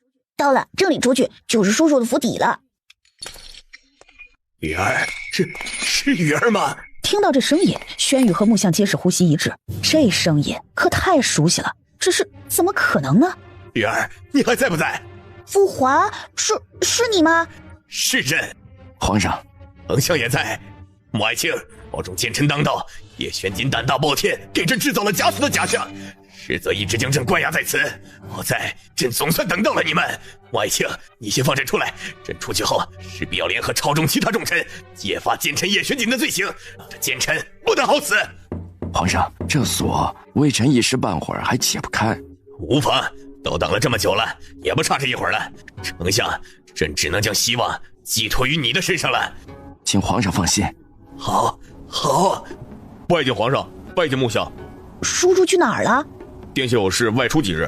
啊，这样啊，那等叔叔回来了，一定要让他先来见我。是，皇上。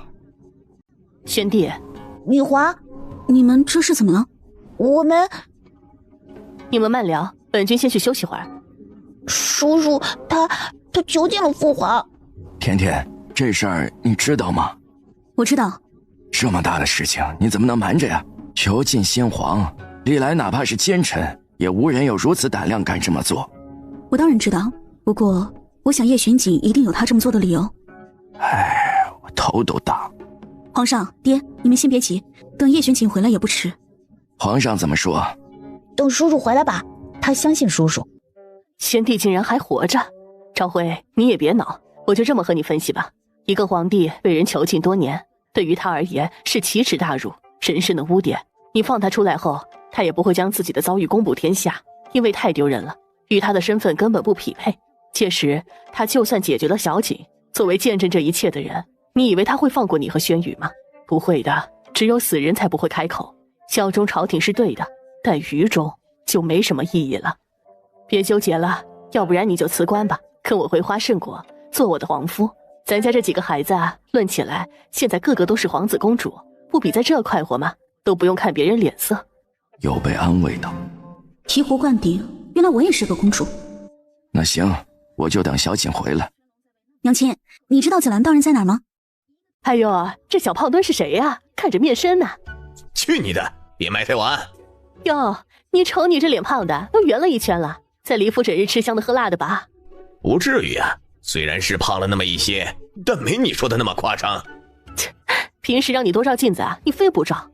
你好兴奋啊！什么时候出发？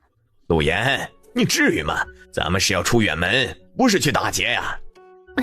习惯了吗？悠悠，咱们可以出发了。先走一段水路，再走山路，就到黄叶山了。出发。秦护卫，景王和穆幽月如今都不在京中，是否要对萧期曼出手？如若萧期曼在宣朝出事，花胜国势必会和宣朝闹翻，这样国军的计划就达成一半。国军？青姑娘好身手啊！二公子，此事与你无关，你最好当作没看见。在宣朝地界杀人，身为宣朝子民，怎么就与我无关了？那你想如何？天瑶国君的女护卫杀了天瑶国的人，这是起内讧了？轻轻不语，转身准备先一步离开时，穆星泽又快一步挡住了他的去路。话还没说完呢，你跑什么？轻轻暗叹此人真是难缠，沉默了一阵后，忽然盯着穆星泽的身后看着。穆星泽凝眉，下意识地往后看一眼。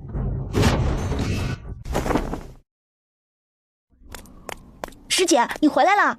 怎么突然这么多人在此守门？前段时间不是有一些人来这里吗？似是有事要求师傅来办，师傅拒绝了他们。可那些人屡屡上来，而且似乎身份也不小。师傅嫌他们烦，就派了一些弟子在这里，称那些人若是还来的话，就把他们打出去。师傅可在山庄内？在，不过师傅昨日闭关了，要7日后才能出来。啊，那可真是不巧。师姐，那些人又来了。劳烦去向秦掌门通报一声。敢问阁下是？你是？寒光派弟子，有什么事先和我说。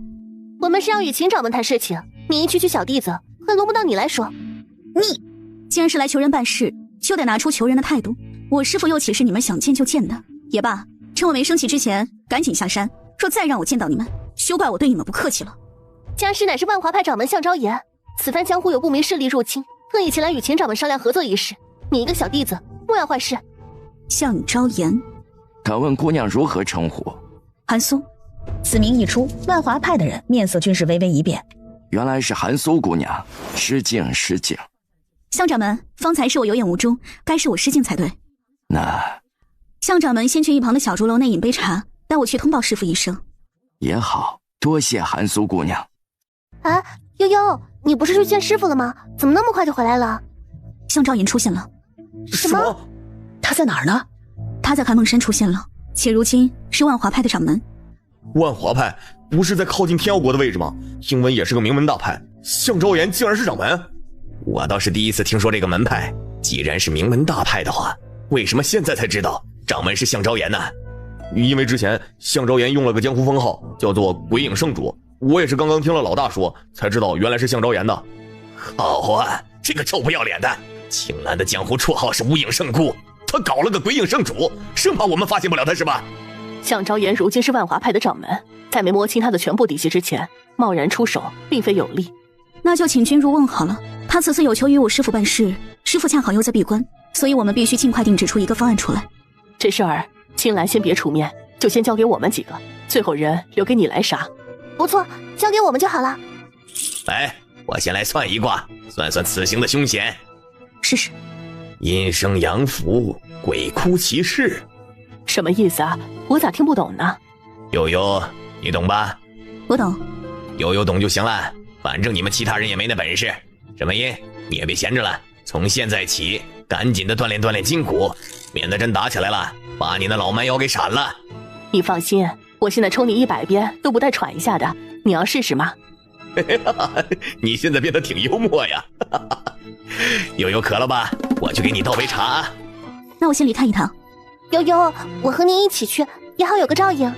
不必，你武功好，先留在这里。蓝光派的人实在目中无人，想我们万华派那也是名门大派，竟然如此薄待我们。掌门，寒光派这边摆的谱也太大了吧，实在可气。抱歉，让各位前辈久等了。不碍事，不知秦掌柜那边怎么说？师父一向不闻世事，向掌门若不嫌弃的话，不妨与晚辈说说，或许晚辈能尽绵薄之力。我们掌门亲自登门求见，秦掌门竟然让一个弟子与我们会面，莫不是太瞧不起我们了？又不是我求你办事，怎么还挑三拣四的？几位若是瞧不上我这小弟子，那便请回吧。韩苏姑娘莫气，是向某管教无方，江湖法，快给韩苏姑娘赔个不是。韩苏姑娘，抱歉，是我多嘴了，没事。不知韩苏姑娘可曾听说过赤血山？赤血山那个土匪窝吗？自然是听过的。这赤血山内皆是穷凶极恶的狂徒，杀人如麻，心狠手辣。我从未见过如此厚颜无耻之人。近来赤血山狂徒屡屡下山作恶，更是将几个小门派一一屠门，手段残忍，丧心病狂。赤血山那位头领九幽亦是神秘莫测，无法追查到其的下落。其他一些门派的掌门如今个个胆战心惊，所以向某特意来请秦掌门出山，与向某一起替天行道，共同除去这江湖上的毒瘤。是吗？是的，赤血山一日不除，江湖永无宁日。向掌门果然心存仁厚，晚辈佩服。所以此番还请韩苏姑娘多费神了。好说，向掌门是否有什么想法呢？晚辈可以尽力配合。我们万华派建派时间不长，不比寒光派在江湖上有威信力，所以此次想以寒光派的名义对赤血山下一份追杀令。我们其余门派也都在追杀令上盖上血红印，会尽力配合寒光派。不知韩苏姑娘能否代表秦掌门做主此事？此事须得请示过师傅才行。天色已晚，不知各位下榻在哪里？是否需要晚辈安排住处？不必了，我们下榻在郊外的云游居内。韩苏姑娘若是有事，可以去那里找我们。好啊，我会尽快过来的。老大，我们出去打听了一番，发现有些不对劲。似乎有人借着赤血山的名头，在外大肆作恶，滥杀无辜，然后引起了一些江湖门派的不满。现在联合起来，要对我们赤血山发难。但是呢，又因为我们的确都不好惹，没人敢当出头鸟，所以向昭言的万华派就冒出来了。这铁定是向昭言搞出来的事情。这样一来，万华派以后在各派的眼里威望更高了。他很擅长做这样的事儿。现在把这滥杀无辜的屎盆子扣我们头上了，我们不能直接向向昭言出手了，必须先把这小子干的破事给告白于天下才对。要不然的话，他死了，咱们赤血山的名声也被他给毁了。虽说咱们这个土匪窝名声本来就不好，但一码归一码，我们自己心里清楚，我们杀的都不是无辜之人。既然大家都决定了，那就卯足劲儿大干一场。我先出去一趟，你们早点休息，养好精神。掌门，是有哪里不舒服吗？无碍，韩苏那边可有传来什么消息？韩苏姑娘早上来过一次，见师傅还未醒来，便向弟子传达了寒光派的意思。他们的建议是以各派的名义向九幽下一份战书，引九幽出面。这……韩苏姑娘说，各派不包括我们万华派，我们万华派要保留到最后，杀九幽一个措手不及。他是这么说的。看来寒光派是想剔除我们，自己揽下功劳，先应了寒光派的意思。这些江湖蛀虫倒是都聚到一起了。既然这次是冲你来的，为师也不能坐视不理，你且放手去做，为师给你当后盾。不过以你的实力，怕是轮不到为师出手了，为师就当免费看一场乐子了。咱们也不能给师傅丢脸。那是自然，你要是输给那些人，小心为师先揍你一顿。是，我知道了。韩林师兄回来了。舅舅来了。怕是听到了消息，来给你这外甥女撑腰来了。师傅，幽月，你突然离京，你父母那边安顿好了吗？黎元林顿了顿，点头。为师刚出关，有些累，先去休息一会，你们慢慢聊。是师傅。他如今和那位花圣国女官孟婉竹走得很近，记得提醒女皇小心身边人。这件事儿就是娘亲安排的。娘亲？甜甜，你的话是什么意思？舅舅，娘亲回来了。真的是姐姐？穆幽月重重点头。下一瞬，穆幽月第一次在舅舅的脸上见到了发自内心的笑容。这件事情一定不能让黎瑞贤知道，明白吗？还有这次你要小心一些，让舅舅帮你出面，你也不能有任何的危险。翌日，生于易容世家的沈雨意，易容成了韩苏的模样。韩苏姑娘，寒光派只有你一个人出面吗？你想要几个人？项目没有其他意思，随便问问而已。青兰，现在不能冲动啊，咱们得先揭发向昭爷的真面目，再弄死他，否则那些没眼力见儿的玩意儿，真以为咱们赤血山都是杀人狂魔呢？咱们虽然是杀过一些人，可什么时候滥杀无辜过？这屎盆子可别想扣到我们头上。老沈说的对，你放心吧，悠悠今天要干一片大的，而且早晨我也算过一卦了，这卦象啊，百转千回啊。你们放心，我不会破坏悠悠的计划。那就好，那就好。咦，悠悠二哥，你怎么在这里啊？过来凑热闹啊，结果发现有人比我更早到了。秦霄，好久不见呢。我们是来替店主夫人撑腰的。店主是谁？店主夫人又是谁啊？赶紧走吧，去附近看看。哦，好的。你家店主去哪儿了？不过我已经派血鹰去给店主通信了，相信血鹰知道他在哪儿。那就行。我看那九幽分明就是不敢前来，不敢来也不丢人，继续当你的缩头乌龟吧。就在此时，只见一红衣少女飞身前来。齐掌门，请赐教。话落，风影一般的速度上前，瞬移到了齐文的面前。场上全是清脆的耳光声。谁让这小子嘴贱来着？看悠悠不把他嘴给扇烂喽！砰！最后九幽朝着他的脸来了一拳。掌门！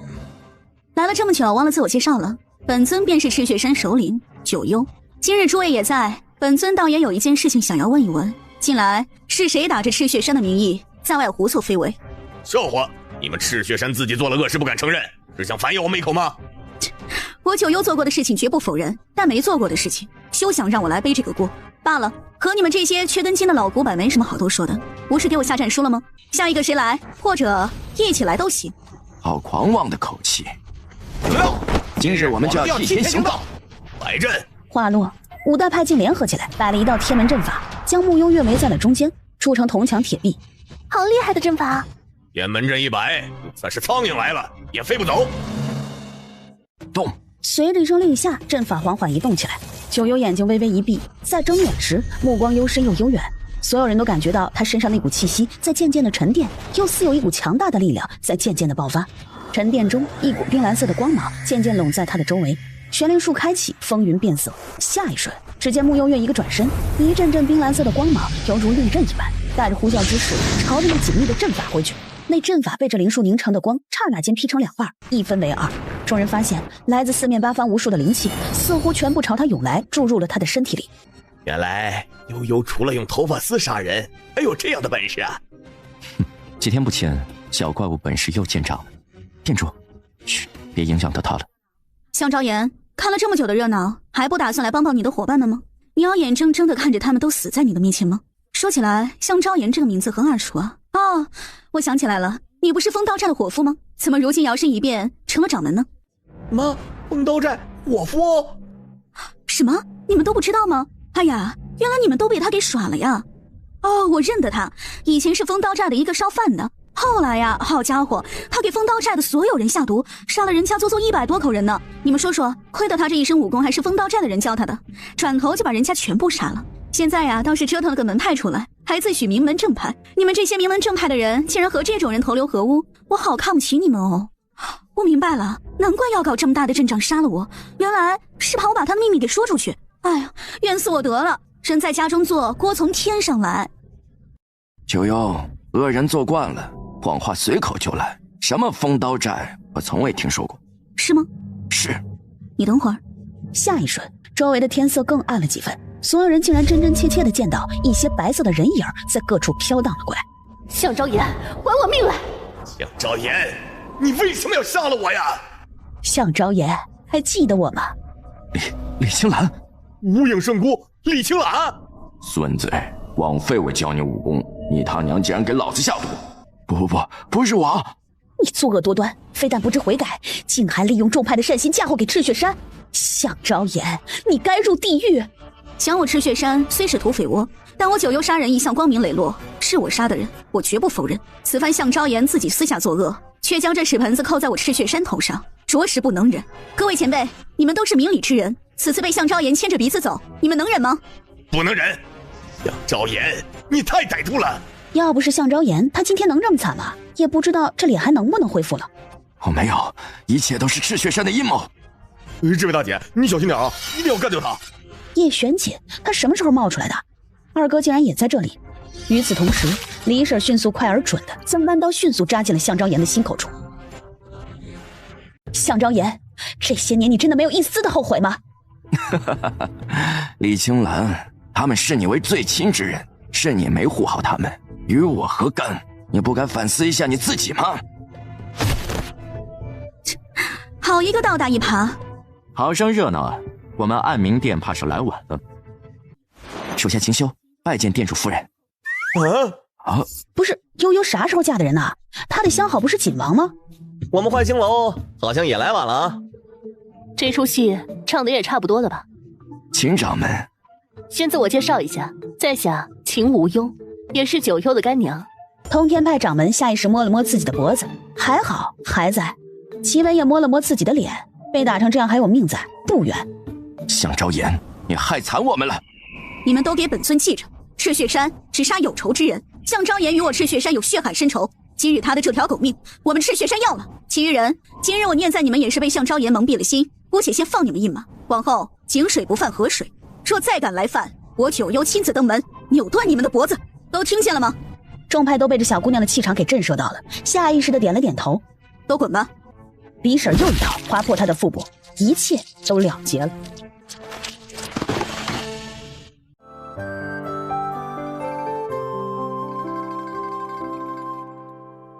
你这几天遇到麻烦事了吗？有点。愿意和我说说吗？好，不过要晚些。安宁殿店主，店主夫人有何指教？又让你占便宜了。早晚的事。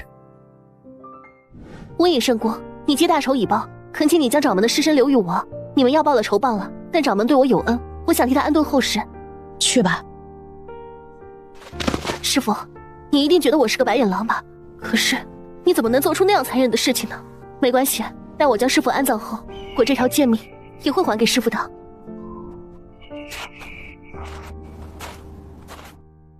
苏苏啊，你去黄叶山做什么？一旁叶玄锦视线落在穆幽月的侧颜，什么也不说。此次外出，他亦是去了黄叶山。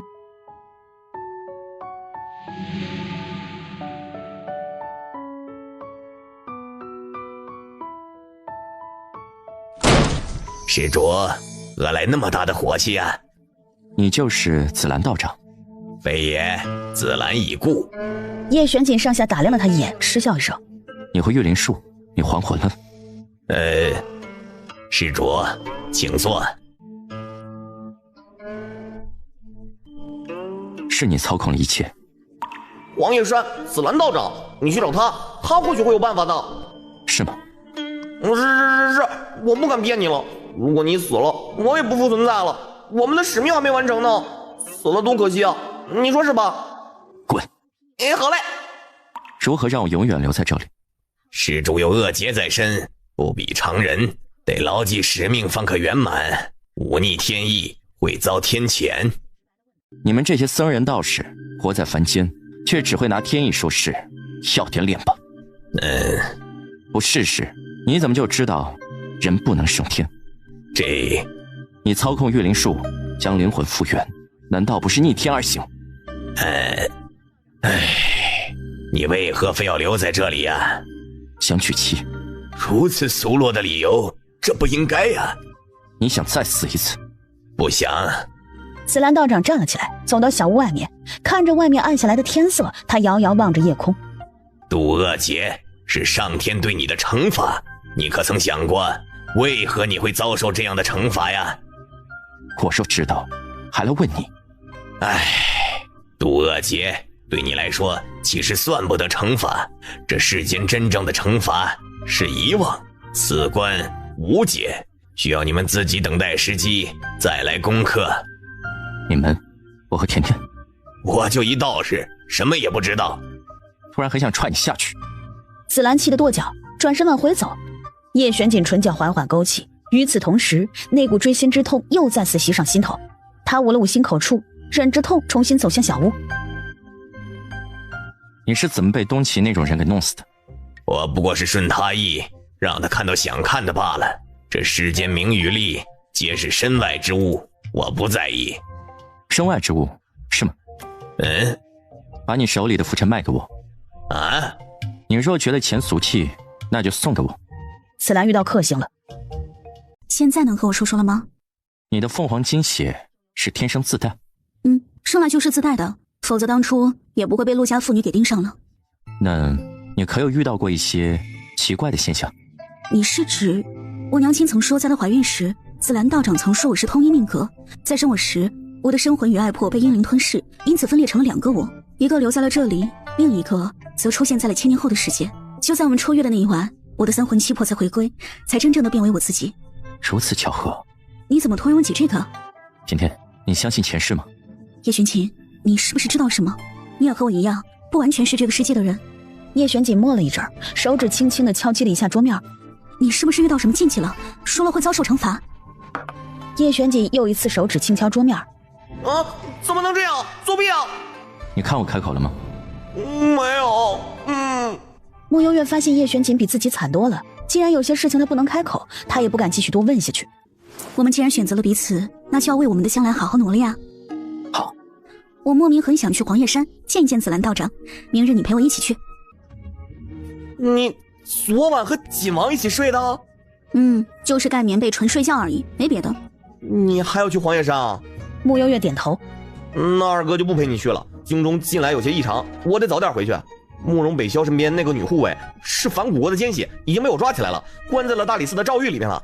一个诏狱关得住女奸细吗？放心吧，暂时跑不了。公子，据探子来报，那个女奸细跑了。两人大眼瞪小眼，一阵诡异的尴尬。那什么，甜甜，二哥先回去了，你和锦王忙完了早点回来啊。说完，一阵风似的消失在眼前。这什么情况？紫兰跑了。穆幽月无言以对，这跑路就跑路吧，跑之前还把自己屋子给砸了，有那么想不开吗？他们为什么要跑？难道算准了我们要来？你之前把他怎么了吗？我对他挺客气的。陈算子，算一算人跑到哪里去了呗？少埋汰我又不是神仙，要连这都能算出来，我们赤血山的仇全报了。既然紫兰道长不想见我们，定有他的理由。想必依他们这些得道之人的角度来说，属于时机未到吧。孩子们怎么还不回来呀？没事，到时间了自然会回来的。新泽和甜甜出远门了，那舒言和景玉呢？再不济，陈安过年也该回来吧？他好像还不知道我是他的亲娘呢。小三一会儿就回来了，大理寺那边好像遇到点事情，小四现在在处理。至于老大，我已经修书给他，说家中有急事，让他务必赶回，怕是也在回来的路上了。啊，对了，让小姐也一起来过年啊。都听你的。爹娘。哎，我们舒言和甜甜回来了，快来坐。小景呢？他先进宫一趟。不啊，过年好啊！三少爷、四少爷还有小姐都回来了，老爷到处找你呢，你可得小心一点。哎，小事儿，别担心。大少爷回来了。大哥，景泽，家里一切可好？穆兴泽忽然叹了口气，摇头。怎么？咱爹要嫁人了。爹嫁人？可不是吗？那位花胜国的女皇住在咱们府里了，爹对她一见倾心，打算过完年后跟着她回花胜国当皇后。哦不，皇夫呢？穆承安仔细盯了穆兴泽好一会儿，表示质疑。爹不是那种人。你不信呢？那你快去他院里看看吧，女皇早就搬到他的院子里住了。穆承安快步往院里走去，穆兴泽站在原地笑得不行，忽然猛地觉得背后凉飕飕的，下意识的回头，只见穆相一脸阴沉的盯着他。你这臭小子，一天不编排你老爹你就皮痒是吧？还嫁人呢？我看把你这臭小子嫁出去得了。我看你现在还没有小景听话懂事，你得亏没当官儿，要不然小景这宣城第一奸臣的位置就该挪给你了。你个兔崽子，嘴欠得很。娘，大哥回来了。娘，承安，很抱歉瞒你到现在，我是娘亲，我活下来了。穆承安凝视良久，走进厢亲幔，俯身单膝跪在他的身边，眼眶泛红。娘，现在才认出你，该说抱歉的是我。你一向最让娘亲放心了，娘不在的日子里，你照顾弟弟妹妹还有你爹，着实辛苦了。嫂子说的有道理。今日咱们一家算是团聚了，小景怎么还没来呢？还有什么遗言吗？奸臣当道，宣朝江山尽毁啊！你哪来的自信，觉得凭你就能守住江山？你在位时昏聩无能，贪恋美色，执掌江山20多年，却被枕边人玩弄于股掌之间，连庶出的儿子都是和别人生的，一半的江山又紧握在黎家手中，邻国个个虎视眈眈，觊觎我宣朝的江山。若非我的出现让你多享受了一些安逸日子，你怕是死得比魏如英早多了。结果非但不感激我，还要杀我，现在怎么还怪起我来了？我如今扶持的不还是你们宣家人吗？我吃一个6岁小娃，当真没有私心吗？说什么呢？人家可是未来的千古名帝，你说话注意一点。行了，差不多了就咽气吧，别耽误我过除夕。奸臣！随着最后2个字的落下，宣龙趴在地上再无声息。叶玄锦面无表情，本想再多留你一些时日的，但谁让你自己倒霉呢？岳父是想问关于先皇的事情。木相嗯了一声。玄龙的确是被我囚禁起来的，理由很简单，他想杀我，并且我想扶持轩辕。可是这事儿让我一个做臣子的很难办啊。不难办，轩龙已死。什么？你把先帝杀了？小景，你……岳父既然是宣朝重臣，那么守着宣朝江山便好，一个昏君罢了，不值得多费心思，你说是吧？本君初次在宣朝过年，还怪新鲜的。饭后没多久，轩辕就困了。甜甜，你带上皇上去休息吧。啊？我想娶甜甜。那就看你自己怎么说服甜甜了。好。甜甜都好事将近了，你们几个哥哥什么时候才能让娘喝杯喜酒啊？我等大哥的好消息。那你呢？齐叔说我的正缘是地里挖出来的，等我哪天把媳妇挖出来了，我再通知你们。你想娶个萝卜回家？爹，谁说地里只有萝卜了？万一是个红薯呢？锦王今晚在锦王府宴请他们一家。怎么还请来请去的？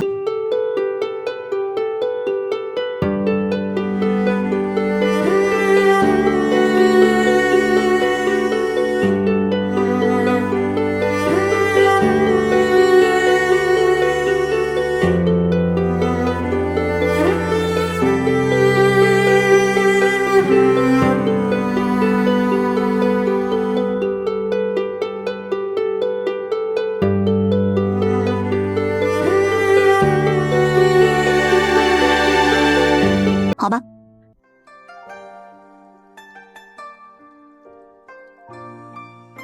甜甜，我们的关系是不是该更进一步了？让我喝了一下午的茶水，就为了说这个？叶玄锦一脸坦然地看着他，又点点头。慕幽月唇角微弯，眼看着他在等自己的回答，忽然故作忧愁地叹了口气。没关系，来日方长。长什么长呀？我都没说什么呢，你就要打退堂鼓了？叶玄锦，你倒是诚心的呀！你平时不是很能说吗？你这时候不应该发挥你那不要脸的架势，把我说服为止吗？我看你啊，根本就不是诚心的，分明是在糊弄我。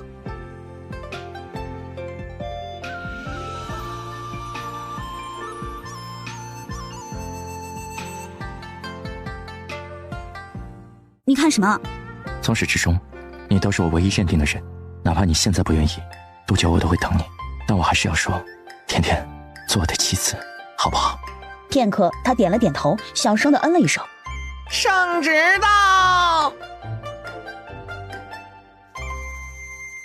奉天承运，皇帝诏曰：丞相府嫡女慕幽月，知书达理，秀爱慧中，兰心蕙质，花容月貌，仙姿玉骨，风华绝代，实乃人间尤物。朕觉得与锦王十分般配，特此二人择日完婚，钦此。这一大堆措辞是你想的？叶玄锦轻咳一声，回避了这个问题。这圣旨来得这么巧，是你提前捏好的？叶玄锦又一次语塞。那奴才就先不打扰了，提前先祝锦王殿下和锦王妃百年好合。好了好了，圣旨都下了，这下咱们穆家这个女婿是跑不了了。张辉呀，咱们来选个好日子，要不就下个月月底吧，这日子不错。啊，这么着急的吗？张辉呀，你是一家之主，甜甜成婚那么大的事情，要不还是你来定个日子吧。挺好的，就下个月底吧，你挑的日子错不了。行了，那就这样决定吧。小景啊，接下来咱们谈谈聘礼的事。这一夜，锦王府内喜气洋洋。孟大人怎的不提前派人通知一声啊？今早得知了一个情报，想着李老将军一定很感兴趣。哦，叶玄锦与慕幽月即将大婚，日子就定在12天后的元宵夜。景王与丞相府嫡女大婚势必风光又隆重，届时朝中有头有脸的人物皆会出席。景王为保大婚顺利进行，势必会将一众守卫集结在大婚当日。那么宫中……多谢孟大人好意提醒，李某还需再思量一番。无妨，如今我与李老将军站在统一战线，还望将来李府飞黄腾达时，李老将军记得拉晚辈一把。孟大人大可放心。老将军不好了，出事了！何事如此慌张？大老爷方才在茶楼饮茶呢，大理寺少卿穆景玉忽然带了一大群大理寺的官兵，称掌握了大老爷受贿且私占民女的罪证，这会儿已经将大老爷押去大理寺了。这大过年的，对方又是您的亲外孙，看来是想给黎家一个下马威了。李老将军，有些事情你真的不能再等下去了。女皇，微臣已按照您的要求将话带到。做得好。起初黎瑞贤还有些犹豫，但李启安的事情一出，怕是会让他的谋反之心提上日程。咱们静待好戏便可。怎么就你一个人？甜甜他们呢？全跑大理寺看热闹去了。今日大理寺卿身体抱恙，由本王处理此案，少卿和金兆颖从旁协助，你们可有异议？景玉，我好歹也是你舅舅，大过年的，你这样做是不是太难看了一些？穆景玉冷笑，懒得搭理。这段时间来，有不少百姓来金兆颖报案，声称将军府大少爷李启安私占民女，更是害得2名未及笄少女有孕。此事事关重大，本官便移交到了大理寺，由少卿大人出面。林瑞贤也是这时候赶到的。爹，李老将军既然来了，那便站着旁听吧。这些事一定是误会，还没开始审案呢，你怎么就知道是误会？行了，我们知道你们黎家人一身正气，你放心吧，没事不会随便冤枉你们的。本卿得知此事后，便秘密派人调查，结果顺藤摸瓜，还查到了一些其他的事情。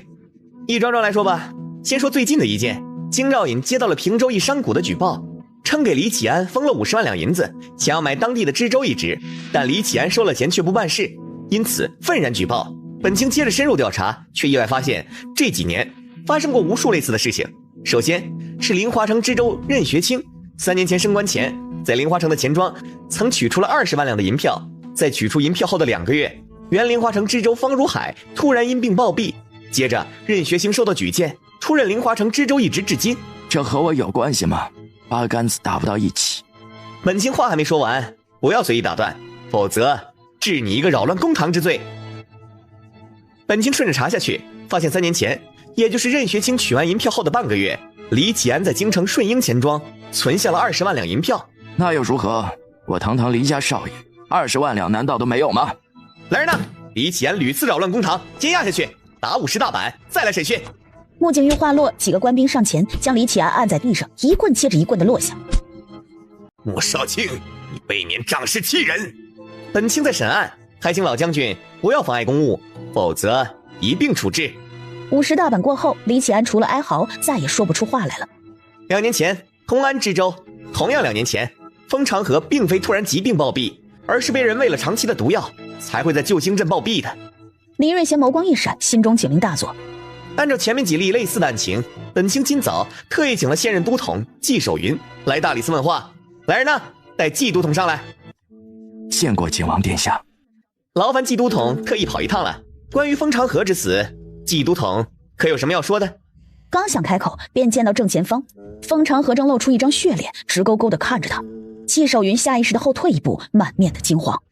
表弟，告诉他们，是李启安给我下的毒。季守云张了张嘴，没说话，身体却抑制不住地颤抖着。快说呀，你把我害得那么惨，我到现在都在保全你，表弟，你可别辜负我的好心呐。穆少卿，当初封都统死的蹊跷，作为其表弟，我私下调查过后发现李启安才是背后主使，但其身份特殊，我不敢与之硬碰，当时也没有确凿的证据，所以……林瑞贤却是莫名的松了口气。季守云，你胡说八道什么？封长河的死和我有什么关系？你不知道，你身旁的小厮在半个时辰前全部都已经招了，包括你私下联系的药商也都招了。你买药的时间恰好和封长河暴毙的时间吻合，这些你作何解释啊？我没有，我什么都不知道。罢了，此事你不承认就算了，但你受贿替人买官，又强占民女，这些按照宣朝律法都是杀头的罪名。李启安，你还有何遗言要说？爹，你救救我吧！买官的事情，你是不是也……启安，事到如今，你还不认罪吗？爹，你快救救我！你快点帮我求求情吧！我做的这些事，不都是经过你默许的吗？爹啊！景玉，封长河的事情，舅舅真是不知情，舅舅冤枉。景玉，你看在你娘的面上，放了舅舅这次吧。真没想到这个黎大老爷背地里干了那么多的龌龊事情。你刚知道的，我早就看出他不是什么好东西了，比起黎元林那是差远了。李府和穆府的关系看来真的闹得很僵，穆少卿连对方这个舅舅都不认了。李老将军，此事您怎么看？你自犯下滔天大罪，是老臣管教无方，对此，老臣无话可说，还请晋王殿下以及穆少卿按照宣朝律法从严宣判，老臣绝无异议。李老将军深明大义。爹，你怎么能这么对我？这些事都是你默认的。事到如今，你连我这个儿子都不保了吗？我可是你唯一的儿子呀！好啊，你是不是嫌我没用，想让黎元林那个庶子继承家业？爹，那你就休怪我无情了。靖王，我还有话要说，是关于我父亲。别说了，你父亲战功赫赫，曾为宣朝立下汗马功劳，德高望重，一直是我等晚辈钦佩敬仰的对象。你身为李府嫡子，非但不见贤思齐，反而德行亏损，入了李府清誉，连本王都看不下去了。李老将军，你认为李启安该怎么判？启安，为父会替你报仇的。爹。下一刻，林瑞贤已经整理好情绪，随后转身离开了审讯堂。李启安受贿买官，强占民女，毒害封都统，罪无可赦，即刻押往刑场行刑。林瑞贤脚步一顿，抬眸望着天空，双目渐渐变得猩红起来。李瑞贤，看见了吗？地狱的大门已经为你敞开。李老将军痛失爱子，本君特地前来慰问。多谢女皇关怀。这世上站在最顶峰的人，哪个不是踩着死人的血爬上来的？李老将军，本君愿助你一臂之力。萧女皇，你的目的究竟是什么？你真以为本君这次是来选皇夫的？很简单，本君助你夺得宣朝江山，您与本君平分。事成之后，本君要你割让宣朝一半的城池给花胜国。林瑞贤震惊，没想到萧清曼一个女人竟有如此大的野心。如何？你若点头，叶玄景与穆幽月大婚那晚，花胜国1万封印卫任由你指挥。封印卫据说是花胜国皇室秘密练的一支兵，全部由女子组成，但却精通各类武器、暗器，包括骑射，是一支神秘又强大的队伍。如此，有萧清曼助他一臂之力，犹如如虎添翼。再加上园林手握兵符，他麾下有30万大军可供他差遣。李将军，考虑的如何？李瑞贤此时仿若已经见到自己穿上龙袍的样子。好，那么本君便等你的好消息了。叶玄锦的聘礼足足下了2条街。穆幽月站在丞相府门口，望着这一眼看不到头的聘礼车，也着实震惊了一把。他记得上回叶玄锦把全身家当都给了他呀，怎么又变出来这么多啊？他这个奸臣，平日里到底是贪了多少东西？这也太夸张了。下了聘，穆相留叶玄锦在府里用膳。萧清曼看到礼单后，乐得合不拢嘴。这也太多了吧，咱们的府邸啊，估摸着都放不下。是吧？晋王太有钱了。看你娘俩这财迷样。没关系，我有地方放，我有一间库房，专门放这些的。自从晋王成了我妹夫以后啊，我这一天天的，还真是快闲出病来了。不仅你闲了，云清和云蝶也闲下来了。莫二公子，可否借一步说话？现在不行，我得先陪妹妹去上香，你等会儿吧。好，我在后山等你。她是慕容北萧的护卫，和范谷国是什么关系？她还真不是普通的女奸细。你可知慕容北萧有位亲姐姐叫慕容南舒，慕容南舒是天妖国的长公主，早年曾和亲嫁给了反谷国的太子谢怀信，后反谷国内斗，谢怀信的太子之位被夺，慕容南舒便与他和离，回到了天妖国。如今慕容北萧登上皇位，慕容南舒依旧是天妖国最尊贵的长公主，而她和谢怀信曾育有一女，名叫谢雨苏，是反谷国的善宁公主。也就是说，她就是那位善宁郡主谢雨苏。8九不离10。二哥，这里我一人祈福就好，你先去见她吧，看看她究竟想说什么。穆星泽思忖了一下，点下头。郡主，府中来了急报，歪王重病，怕是撑不了多久了。什么？信上说歪王有一心愿未了，他想再见一眼南舒公主。青青的脸色彻底冷了下来。我知道了。穆星泽来的时候，便见青青火急火燎的要走。这女人究竟想干什么？穆二少。穆星泽回眸看了眼，是魏星月，又往前看了眼青青快速远离的身影，正要追上去时，穆二少，你的玉佩。穆星泽这才往魏星月手里递过来的东西看了眼，是他前不久遗失的玉佩。多谢。正要接过玉佩时，余光忽的寒芒一闪，一枚利器以极快的速度朝他这个方向袭来。小心！电光火石间，利物从耳畔穿过，紧紧地嵌进一棵树内。魏星月吓得脸色苍白，穆星泽亦是有些微微慌乱，往刚刚那个方向看去，只瞥见一个侧影。星月，你们在干什么？穆星泽听到这声音，慌忙松开了魏星月。爹娘。穆星泽此刻脑袋还有些空白，回想一下刚才那抹侧影，有些熟悉，似乎是李瑞贤的贴身暗卫冯亮。你方才就在这里与他私会。怎么回事啊？佛门重地，你怎么会和穆家的人在这儿做些不清不楚的事情啊？爹娘，你们误会了。误会？哼，方才你们二人孤男寡女搂抱在一起，我们可都看得真切。穆二少，心愿是个深闺女子，你与她方才那般亲密，真的是我们误会了吗？穆星泽也觉得自己倒霉，女奸细莫名其妙跑了，还惹上了魏家这些人。的确是误会一场，我可以向诸位赔个不是。爹，方才是有人要暗杀我们，穆二少是为了保护我才那样的。天底下哪里有这么巧的事情？心愿难得才陪我们来一趟清净寺，中途又说出来透气，结果我们刚到就见你们搂抱在一起，你们那么多双眼睛看着，传出去我们心愿的名声还要不要了？诸位你们觉得呢？你可不能玩弄我们心愿，你得对他的名节负责。穆星泽直接被气笑了。那你们想让我如何？既然你们二人有情，我这个做父亲的也不会反对。正好我们心愿也已经及笄，你娶了我们心愿便是。爷娘，你们不能这样，我和穆二少真的不是你们想的关系。不可能！你既然不肯认账，那我便亲自去一趟相府，问丞相讨一个说法。发生什么事了？他刚站定，便见魏御史拉着魏兴愿气冲冲地往外走，身后御史夫人周氏还在抹眼泪。二哥，魏家人这是……一群疯子罢了。穆星泽转身走到树边，仔细端倪着那利物，有毒。黎瑞贤已经迫不及待地要对我们出手了，近几日让大家都小心一点。穆幽月神情冷凝，点了下头。女奸细呢？好了。唉，倒霉。甜甜，我们先回府。老爷，魏御史一家来了。一家？这老东西平白无故过来干什么？看情况好像是有急事。走去看看。下官拜见萧女皇，拜见丞相大人。免礼吧，本君今日闲着无事，听闻魏御史一家来了府邸，便来凑个热闹，诸位不介意吧？魏御史，你们突然来了这么多人，是何意啊？今日我们一家约着王大人和葛大人两家前往清净寺祈福，我的小女心愿也一同前往。之后在清净寺的后山，被我们撞破和贵府的二公子私会，说来难堪，二人被我们撞见时，正亲昵地搂抱在一起。我们心愿乃是闺中女子，名声大过一切，今日被那么多人撞破了，穆二少总该给小女一个交代吧？可穆二少却是打死都不肯承认，这架势是想吃干抹净不认账。这样一闹，那我们心愿以后还嫁不嫁人了？丞相，这事儿你们必须给我们魏家一个交代。你还真是没完了是吧？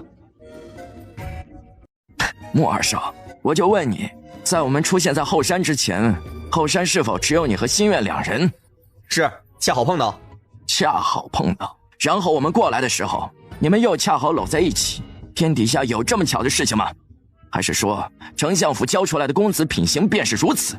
穆二少，今天那么多人看到了，我们心愿的名声都被您毁了，你叫他以后如何做人呢？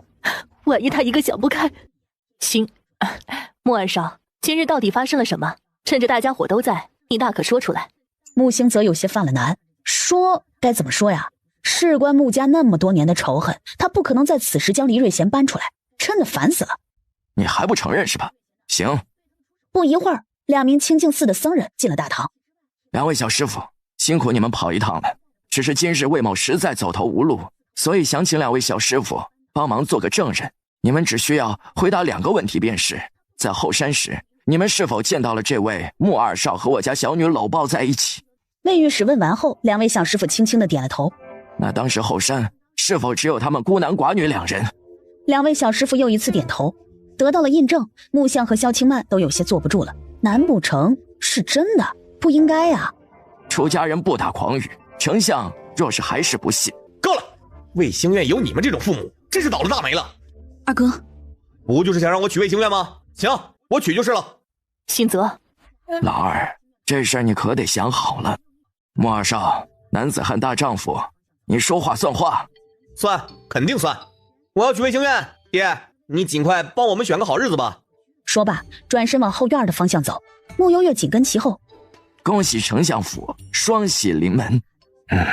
穆相只恨砍刀现在没带在身上。你先出去，等我家甜甜和景王办完婚事再说。好，那就提前祝景王和穆姑娘百年好合了。说罢，魏家一行人扬长离去。原地，穆相气得一掌拍碎了桌子。新泽，今日到底是怎么回事？你和那魏家小姐。穆幽月站在一旁，将今日的事情告知给了萧清曼和穆相。两人听完后，全是恼恨不已。又是黎瑞贤，真不该留他到现在。所以说，你当时和魏心愿恰好搂抱在一起，又恰好被姓魏的看见。这个姓魏的真不是东西，可怜了魏心愿那个姑娘有这样的父母。自古以来，为了权力卖女之人也不只有他一个。你真的想娶魏心愿？你们干嘛都这副表情啊？给你们娶个大家闺秀回来不好吗？魏御史确实不是个东西，可魏心愿还是不错的。事情是我惹出来的，就让我来解决吧。等甜甜的婚事办完后，你们就尽快给我定日子。穆相简直头都大了，感觉平白无故被人摆了一刀，偏偏中间还夹着一个无辜的女孩子。穆二少，我知道你不喜欢我，所以我不会勉强你的。我也从未想过要强求你。我的名声并不重要，我不想以这样的方式让我们绑在一起。没关系，此事既然已经闹大了，不如顺水推舟。你若反抗，不仅魏家不会放过你，百姓的口舌之争也会淹死你。反正你早晚要被安排嫁人呢，索性就跟了我吧。反正对我而言，日子也不会有太大的差别。成婚后，你也可以继续和以前一样，我不会干涉你任何的。魏心愿听到这话，眼眶微红，摇了摇头。这不是他想要的呀，他喜欢他，也一直盼着自己最后可以嫁给他，但他更想要的是他的一颗真心。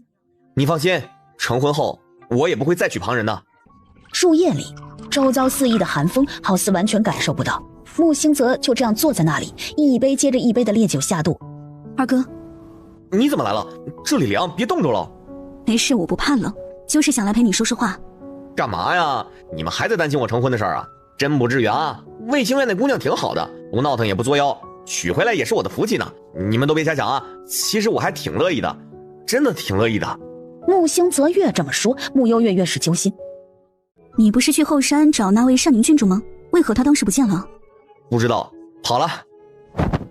公子已经查到谢雨苏的下落，他只身前往天瑶国了。天瑶国不是范古国？天瑶国怎么又跑那儿去了？继续盯着。是公子。景王殿下，魏御史有事？倒也没什么事，只是来通知殿下一声，小女星愿马上就要嫁给兴泽了，往后微臣与景王殿下也算是亲戚了，还得劳烦景王多加照拂。是吗？是啊，难道不对吗？我要本王照拂你，怎么你也要一同嫁过来？魏御史面色一僵，瞬间觉得老脸有些挂不住了。瞧瞧，还得我这个女婿出面治治这个老狗东西。哎，连本王岳父一家你都敢算计，你吃 boss 大亨！景王殿下，魏御史还想说什么，叶玄锦已经往朝堂内走去。小姐，你那册子里写的是什么？空的，吓吓他而已。外界风言风语传得厉害，老二既然铁了心想要娶魏兴苑，咱们也不好。我明白，魏兴苑可以留着，至于魏其润，不宜久留。花生国女皇萧清曼在我朝逗留许久，不知何时启程离京啊？萧女皇如今一直住在丞相府，也与理不合。本王大婚在即，特意邀请萧女皇留下喝一杯喜酒，你们有什么意见吗？众大臣穆相窝心极了，好女婿，好女婿。忽然觉得有个权臣女婿真的贼爽。启禀皇上，微臣有一桩喜事要禀报，小女兴愿与皇上昨夜没休息好，退朝吧。这有些困了，今日退朝。退朝。让魏远来见本王。是，殿下。魏远，你爹这御史一位竟然做得腻味了，那么换你来做如何？相爷，是这样的，既然兴泽和心愿的婚事定下了，那么咱们是不是该趁早先选个日子啊？这样我们也好着手准备起来。不仅是婚事，这聘礼啊、嫁妆啊，咱们双方都得筹备起来，你说是不是啊？穆相没见过这么厚脸皮的人，他下意识地往萧清曼看了眼。穆相可别看本君啊，咱们花盛国与宣朝娶嫁可不同。怎么个不同法？没什么，不想说。我家小女与景王即将大婚，这大婚府中就要支出大笔的银子。至于兴泽和兴苑的话，我原本的打算是等到中秋之夜花好月圆如何？花好月圆这个梗是过不去了。甜甜和小锦既然嫌弃中秋太晚了，那兴泽总可以了吧？丞相，这如今外面风言风语传着，拖那么久，别人还以为你们不认账呢。要不然等到5月如何？本君都快看不下去了，不是在和你们定日子吗？怎么又不认账了？咋的？你活不到中秋之夜了？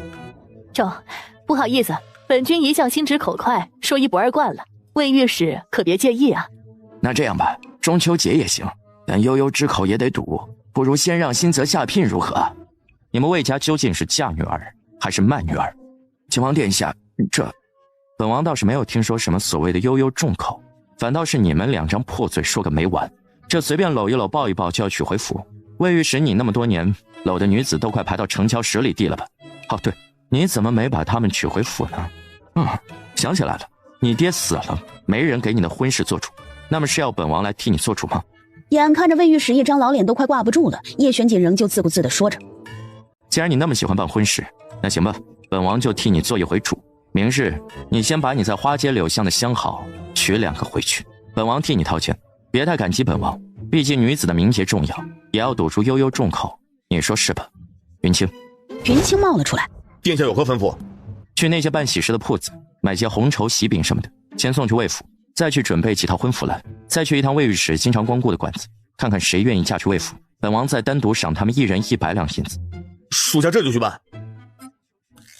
靖王殿下，是臣一时口不择言，还请殿下恕罪。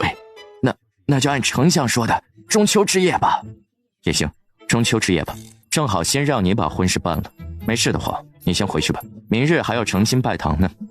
殿下，殿下！魏御史是被人赶出去的，老不害臊的，还和我说出去喝茶了，竟然在外面风流快活。你给我闭嘴！还不是你今日吵着要来，否则我哪里会受这样的屈辱？屈辱啊！你要没干那些不要脸的事，人家能推到你头上来吗？魏奇润就是你没用，我看你明日怎么交代吧。妇道人家，头发长见识短，你给我滚！哎呦，还是我们小锦最厉害了，把甜甜交给你，为娘可太放心了。小锦啊，以其人之道还治其人之身，怎么被你想出这馊主意的？什么馊主意啊？少你小你还想不出来呢。我的风影卫已经和黎瑞贤密联，园林那边也对黎瑞贤保证，元宵之夜会有大军一路杀进城内，一切准备就绪。对了，黎瑞贤留给我杀，你们谁都不要和我抢啊！我陪你一起。我和叶玄锦来替你们望风。是，我们替你们望风。殿下，都安排妥当了，已经差人连夜去魏府布置喜堂了。属下还去莲花楼，有4名女子愿意嫁去魏府，属下已经让那里的老鸨给他们准备梳妆了。还有什么要去办的吗？让魏奇润明日亲自去莲花楼迎亲，否则本王砍了他的脑袋。穆家众人绝。魏御史，快点更衣吧，别误了吉时了。什么吉时？叶玄锦欺人太甚，故意羞辱我罢了。说到底还是你没用，为府都替你铺了路，你却连个男人都搞不定。爹，那本就不是我的意愿，是你逼我的。魏秋桐气得在一旁直翻白眼，扔下一句恶心，便找周氏了。回去告诉景王，今日我是不会成婚的。殿下说了，魏御史今日若是不堵住悠悠众口，朝中官员私下淫乱，他会按律处置，轻则流放，重则斩首。今日这魏府，要么是办喜事，要么便是办丧事。魏御史，你自己选吧。爹，这事儿是你自己捅出来的，你明知锦王如今和穆家结了亲，势必会帮着穆家，你却偏要往刀口上撞。锦王也一贯是说一不二，得罪他能轻易覆灭了我们魏家。为了这一大家子，你还是牺牲一下自己吧。何况今日娶回来的不都是你平日的相好吗？左右你也没吃亏。你个逆子！老爷，今日皇上免了早朝，好多大人前来贺喜了。魏御史，快换喜服吧，不然属下可要帮你一把了。最后，魏御史磨磨蹭蹭地换上了喜服，顶着众人的目光走出了府外。魏御史的婚事连着好几天，成了清理闲谈时的笑柄。林将军，楚某方才都去打探过了，景王已将宫中一大半的禁卫军都调走了，确保明日大婚顺利进行。这是封尹卫的令牌，凭此令牌，黎将军可任意调遣封尹卫的人。多谢楚统领。各位旗主，说起来，我有一事很好奇啊。传闻萧女皇初登基时，朝中内忧外患，她是如何成功平退的？一个合格的君王，自有他独到的本事，否则今日楚某也不会坐在这儿和黎将军说话了。景王已经前去迎亲，此刻是宫里守卫最松动的时刻。你亲眼见到了？千真万确。好，我等这一天实在等得太久了。眼下终将是属于我黎瑞贤的。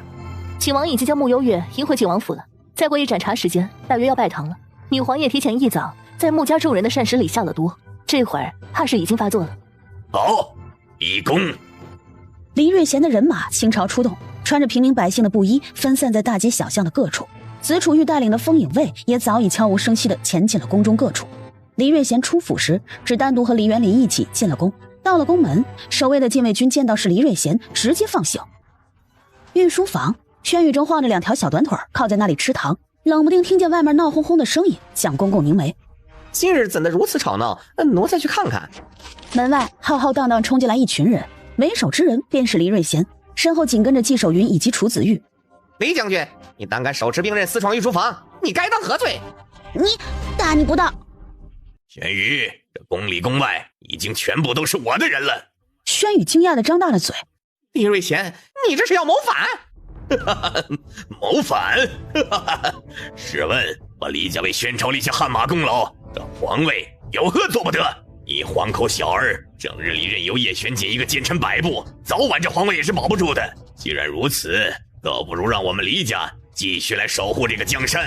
玄宇，我现在给你2条路，要么你现在即刻写一封退位诏书，昭告天下，将皇位传于我黎瑞贤，我饶你不死；要么我现在就让你下9泉。黎瑞贤，老奴今日和你拼了！蒋公公说罢，朝黎瑞贤冲了过去，却被纪守云一手甩开。哎呦！一个阉人也配和黎将军动手？救命啊！怕死了！谁来救救我？叔叔的、婶婶的、这的禁卫军呢？叶玄锦这会儿怕是已经不在人世了，还有穆家的各位也都死了。宫墙内全是我黎瑞贤的人马，宫外也都是我麾下的兵马，包括城外此刻也有5万兵马将京城包围。玄宇，你还不认清现实吗？今日这江山就要易主了，本将军给你们一次机会，愿意追随本将军的，本将军留你们性命，且来日会加封于你们。若有异心者，本将军即刻摘了你们的脑袋。我呸！奸诈小人，老掉牙了还篡位，怕是你有命做龙椅，也没命做几天吧？你要杀我就杀吧，让我以后给你磕头，老子办不到。没错，老狗东西，你当什么皇帝？你还能生出孩子来吗？将来还不是要绝后？绝后！对，绝后！黎将军，回头是岸啊！瑞贤呢？你我年纪相仿，入朝为官的时间也差不多。我记得你当年年轻气盛，满腔抱负，一心为国效力，怎么人老都老了，反而就糊涂了呢？今日我何某人一条老命，死了便死了，可皇上还年幼，稚子无辜啊！满腔抱负，哼！这世道弱肉强食，我有着替宣朝打天下的本领，为何就不能让这宣朝跟着我姓啊？凭什么要给一个皇口小儿守卫江山？告诉你们，眼下是我的。微臣钦天监进正，愿追随李将军。微臣也愿，微臣也愿。皇上，这几个佞臣，您看清楚没有？奴才这就把他们记下来。纪守云看不过眼，迅速上前一刀挥去。哪知蒋公公一个灵巧的侧移，躲避了刀不说，还一个旋身，重重的在纪守云的胯下就是一脚。纪守云当场被踢飞，捂着腿间，脸色煞白。说我是阉人，我让你也变成阉人！黎瑞贤还来不及感慨蒋公公竟然会武功时，门外忽然传来一声哨声。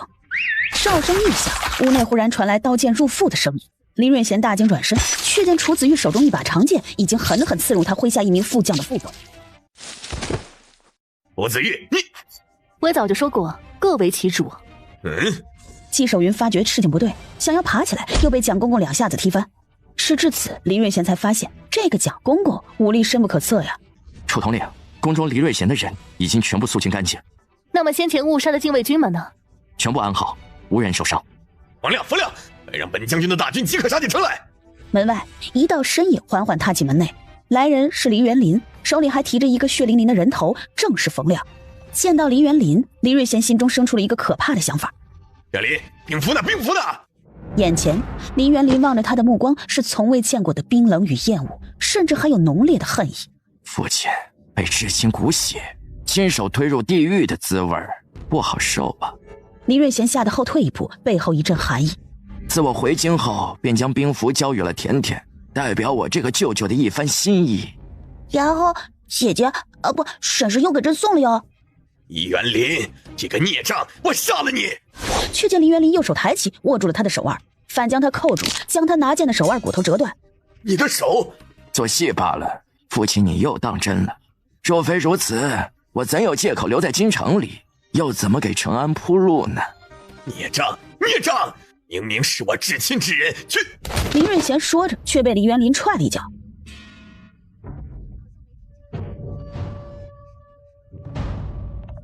皇上，景王殿下一早差人给你送了好些糕点糖果来，要不回寝殿去吃吧？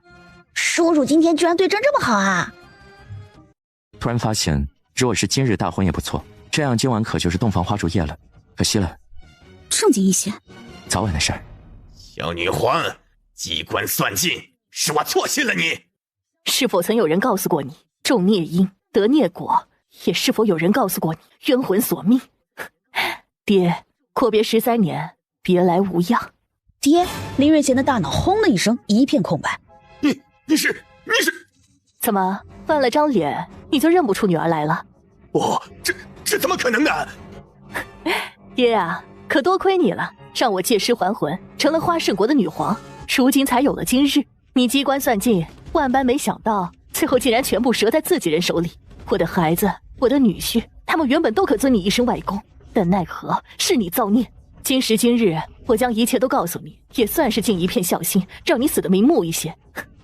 你上哪儿去找我这么孝顺的女儿啊？天意啊！对我这个女儿，你到现在还没有一丝歉意与内疚吗？是爹不好，那是爹鬼迷心窍，爹知道错了。放了爹这一次，爹保证会离开京城，再也不出现在你面前了。萧清曼冷眼睥睨着他，林瑞贤垂眸时，蓦地抽出藏在靴子里的匕首，朝着萧清曼刺了过去。匕首刺来时，萧清曼袖中掌风一出，拍在李瑞贤的心口处。萧清曼这13年私下勤加练习武功，为的就是这一日。李瑞贤，这招是你教我的。林瑞贤事已至此，只能拼命相搏。他爬起来，一次一次地对萧清曼出招，萧清曼一次次地将他打倒。短短片刻，李瑞贤趴在地上，再也没有反攻的力气。成王败寇，你输了，也死定了。下辈子投个好人家吧。哦不，差点忘记了，你不会有下辈子了。天天精通玄灵术，可让你的魂魄灰飞烟灭。你走吧。一切终于结束了。姐姐，这凶恶的世道，把人都逼成什么样了？袁林，我再也不是你记忆中那个姐姐了。黎瑞贤作恶多端，姐姐也是身不由己，我们都能理解你。今日若是姐姐不在，换作是袁林，也不会手软的。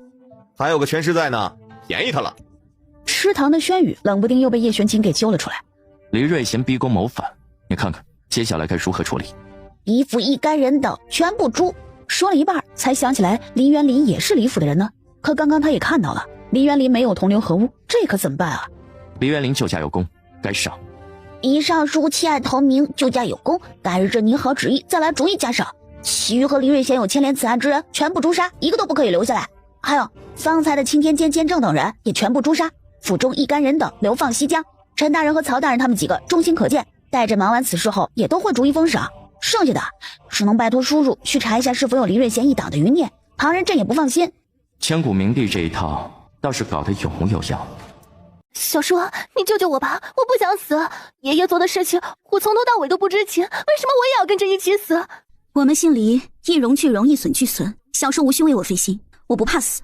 黎元林宽慰地看了他一眼，将黎珊拉到一旁，小声的道：我已向皇上和景王为你们姐妹求情，稍后会有人将你们送出京城。珊珊啊，你是个识大体的，往后的路要你们自己走了。你虽是妹妹，却比香香识大体的多。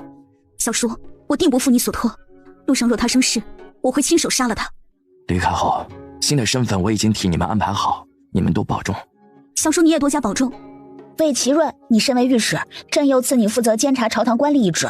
此次你疏忽职守，差点让宣朝陷入万劫不复之地，你可认罪？是微臣失职，但是微臣也万万不敢相信黎瑞贤会如此大逆不道，还望皇上宽恕微臣。微臣日后定当擦亮双眼，为皇上分忧。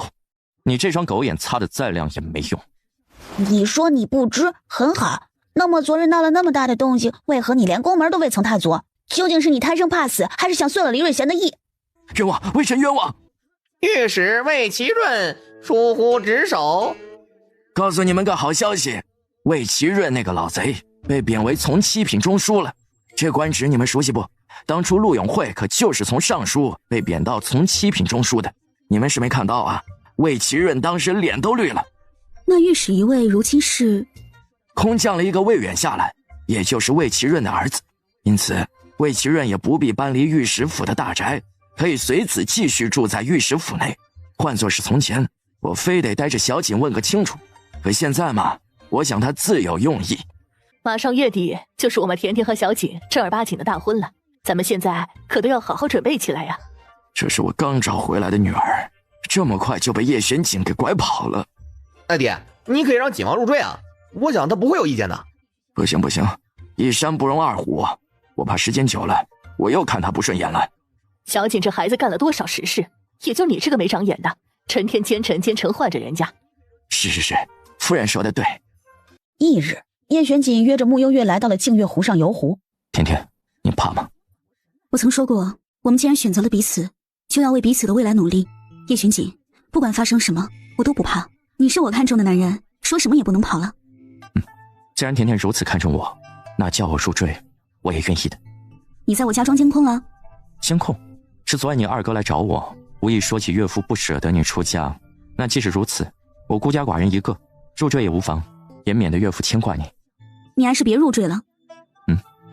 你要是入赘了，我还要把聘礼还你，再给你嫁妆。我可没2条街的嫁妆给你。不用2条街，我看你赤血山内藏着的那一屋子宝物就够了。你连这个都惦记上了，那可不能给你。小气鬼！那一屋子的东西可都是留给赤血山的兄弟姐妹们娶嫁或者是养老用的，像陆言和卓涛、羽翼他们都还年轻，万一要嫁娶，我这个做老大的当然要给他们准备嫁妆或者聘礼。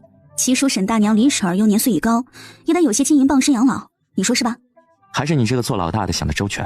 论起来，云清、云蝶他们跟着我，算是倒了大霉了。船舱口，云清默默地竖起了他的大耳朵，只听里头自家殿下说：“我所有的家底都给你当嫁妆了，倒是一点没留给他们娶媳妇。”云清听后默默地缩在墙角哭泣，而后又听殿下说：“不过没关系，还有那2头狼可以卖了换点钱。”这，殿下倒也不必。没事，云清和云蝶以后的婚事我给他们做主。多谢王妃。看来得想办法搞点钱才是，免得这种事还要叫王妃来操心。你这肚里又冒什么坏水呢？我一个奸臣冒点坏水不是很正常吗？求求老天爷，下辈子也给我投胎当个奸臣吧。日子转眼飞快，屋子内因为萧清曼如今身份不便，穆幽月此刻跪在萧清曼的面前拜别母亲。好孩子，快起来吧，别让小锦久等了。到了大厅，穆幽月才知道叶玄锦将拜堂的地点就选在了府里，因为他没有双亲的缘故，所以想让他的亲人们都能见证这一刻。穆幽月和叶玄锦并肩站在一起，周围尽是欢声笑语，可他能感觉到叶玄锦的身体此刻正微微颤抖着。他是紧张吗？还是……让女皇坐在侧座不妥，今日你也是见证人，就做主位吧。这不太好吧？就做主位吧，女皇受得起。萧清曼在主位坐下，难掩心情激动。一拜天地。随着礼仪官第一声落下，外面原本的晴日忽然阴沉了下来，但众人都沉浸在此，根本就无人去关注天气如何。二拜高堂。在第2拜落下时，外面忽然有人喊道：“天下暴雪了！”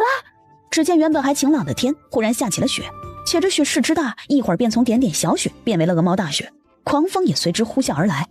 夫妻对拜。穆幽月和叶玄锦面对面站着，刚准备弯腰，门外响起了无数道的惨叫声。救命啊！怎么突然变成这样的天气了？随着惨叫声响起，轰一声，一道肆虐的狂风夹杂着暴雪吹进了相府的大堂内。怎么回事？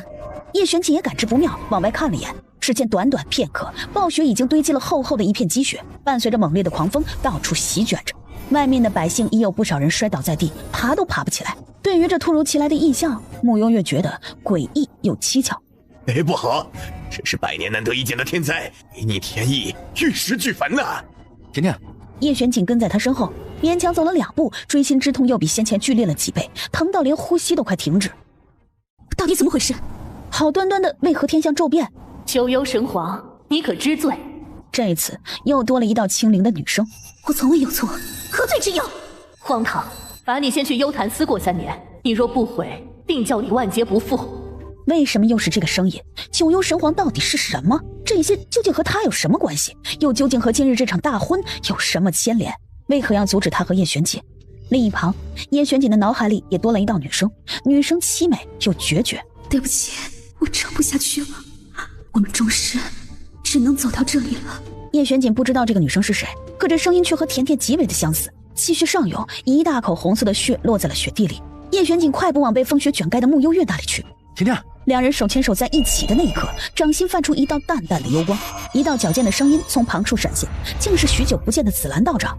又是一瞬，紫兰已将二人带走。不一会儿，一间僻静的屋内，紫兰看着身着喜服的二人，神色凝重。今日的异象你们也看到了，你们二人不能成婚。为何？慕幽月听着窗外呼啸肆虐的风声，以及仍旧不断落下的大暴雪，担心这样下去，全城的百姓都要遭殃了。唉，你们二人如今是被上天在惩罚，你们曾犯下大错，都是戴罪之身，加上晋王还在渡恶劫，你们又怎能成亲呢？你们若不停止这场大婚，这场天灾永不会停止，百姓民不聊生，势必会因此葬送性命。慕幽月有些难以置信，往叶玄锦看去。渡恶劫？恶劫？他竟然还在默默承受这些苦楚。叶玄锦心中又一次的剧痛，又一次吐出一口血来。叶玄锦，慕幽月凝视着他，此刻的心是绝望的。如何能改变这一切？唯有激起一切，你们才会有应对的办法。在此之前，你们最好分开一段时间。听到这话，慕幽月第一次红了眼眶。这样的现实，叫人如何能接受？叶玄锦没有说话，牵着慕幽月的手直接离开。这一切真的是因他而起吗？究竟是犯了怎样的错，才会连上天都惊动了？暴雪里，百姓们艰苦地在雪地里行走奔波，积雪厚到了膝盖处。有妇人牵着孩子艰难地走着，孩子不慎摔倒，一阵狂风袭来，就连妇人也跟着一起摔倒。一手年长者抱着一根柱子，寸步难行。叶玄锦将慕幽月紧紧地抱住，深深地吻住了她，唇齿相依，缠绵中带着些许的血腥。慕幽月环住叶玄锦的腰，两人都是那么的用力地抱着对方，好似一松手，下一刻就会再也见不到了。这就是绝望的感觉吗？本是两人一心期盼的大婚，却没想到等来的却是这样残忍的现实。叶玄锦，我们暂时分开一段日子吧。叶玄锦依旧抱着他，没有说话，没有一滴滚烫的热泪悄无声息地落在他的肩头。半个月后，就是我和叶玄锦很好，我们只是遇到了一些困难，需要去解决。听他这样说，木香和萧清曼稍稍放心了一些。娘在宣朝逗留了太久，花胜国那边也还有一堆国事，要先回花胜国了。我和你一起回去。你别添乱了，家里现在得留一个主心骨。再说我又不是不回来了。我也正好要外出一趟。甜甜，你要去哪儿？我去一趟幽灵山。幽灵山是哪儿？在宣朝的最北边，有些远。不过你们放心，我会照顾好我自己的。好吧，出去散散心也好。老二啊，叶玄锦那边到底怎么回事？近日朝堂都没有露面。我已经许久没见过他了，真是怪事。锦王府，叶玄锦闭着眼倚靠在椅子上，随着思念加重，锥心之痛日日都在折磨着他，从未消停过片刻。你的恶劫任务又加重了，所以你现在必须加倍的做恶事才行，否则的话，你真的会消失在这个世界上的。是吗？是。叶玄锦沉眸，眼中是蒸腾的杀意。他轻轻的抬手凝聚真气，渐渐的，他的周身凝成了一个黑色的光圈，一股强大又黑暗的力量逐渐笼罩在了四周。灵石惊觉这股强大的力量，他在反抗，他在逆天而为，他是疯了吗？事实上，叶玄锦是真的被逼到了绝境，与其被一个灵石所操控，倒不如真的逆天一次。灵石察觉到事情不对，甚至感觉到这些黑暗势力全部集结起来，正游走在叶玄锦的体内各处，很快就要将他吞噬。难道这一切真的都是注定的吗？收手吧，我如果消失了，你也会跟着一起消失的。幽灵山，你去幽灵山，或许就会有你要的答案的。得到了答案的叶玄锦立即起身，没有丝毫犹豫的便出了门。我离开后，京城里的一切暂时都交给你，记得保小屁孩的平安。你和甜甜，我们很好，我很爱她，无论何时何地，我都不会放弃她。好，你放心吧，这里交给我。他怎么样？甜甜2日前就离京了，去了幽灵山。幽灵山。叶玄锦说完这3个字儿，一阵风似的消失在了穆行泽的眼前。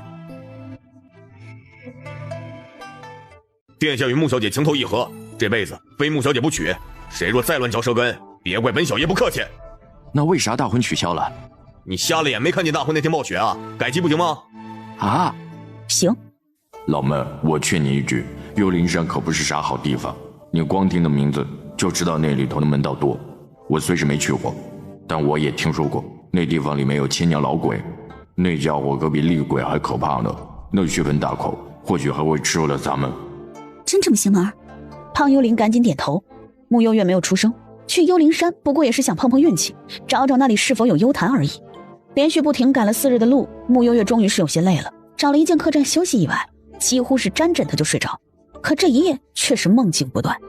你就是那个神界最恪尽职守的九幽神皇，听说你只听命于天帝一人，怎么一直不说话？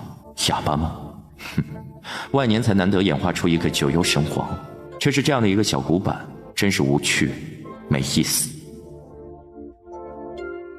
穆幽月早起醒来的时候，梦境还清晰地印在了脑海里。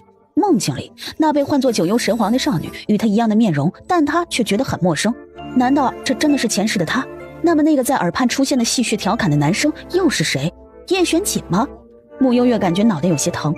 起床后，穆幽月继续赶路，终于在第13日的清晨抵达了幽灵山地界。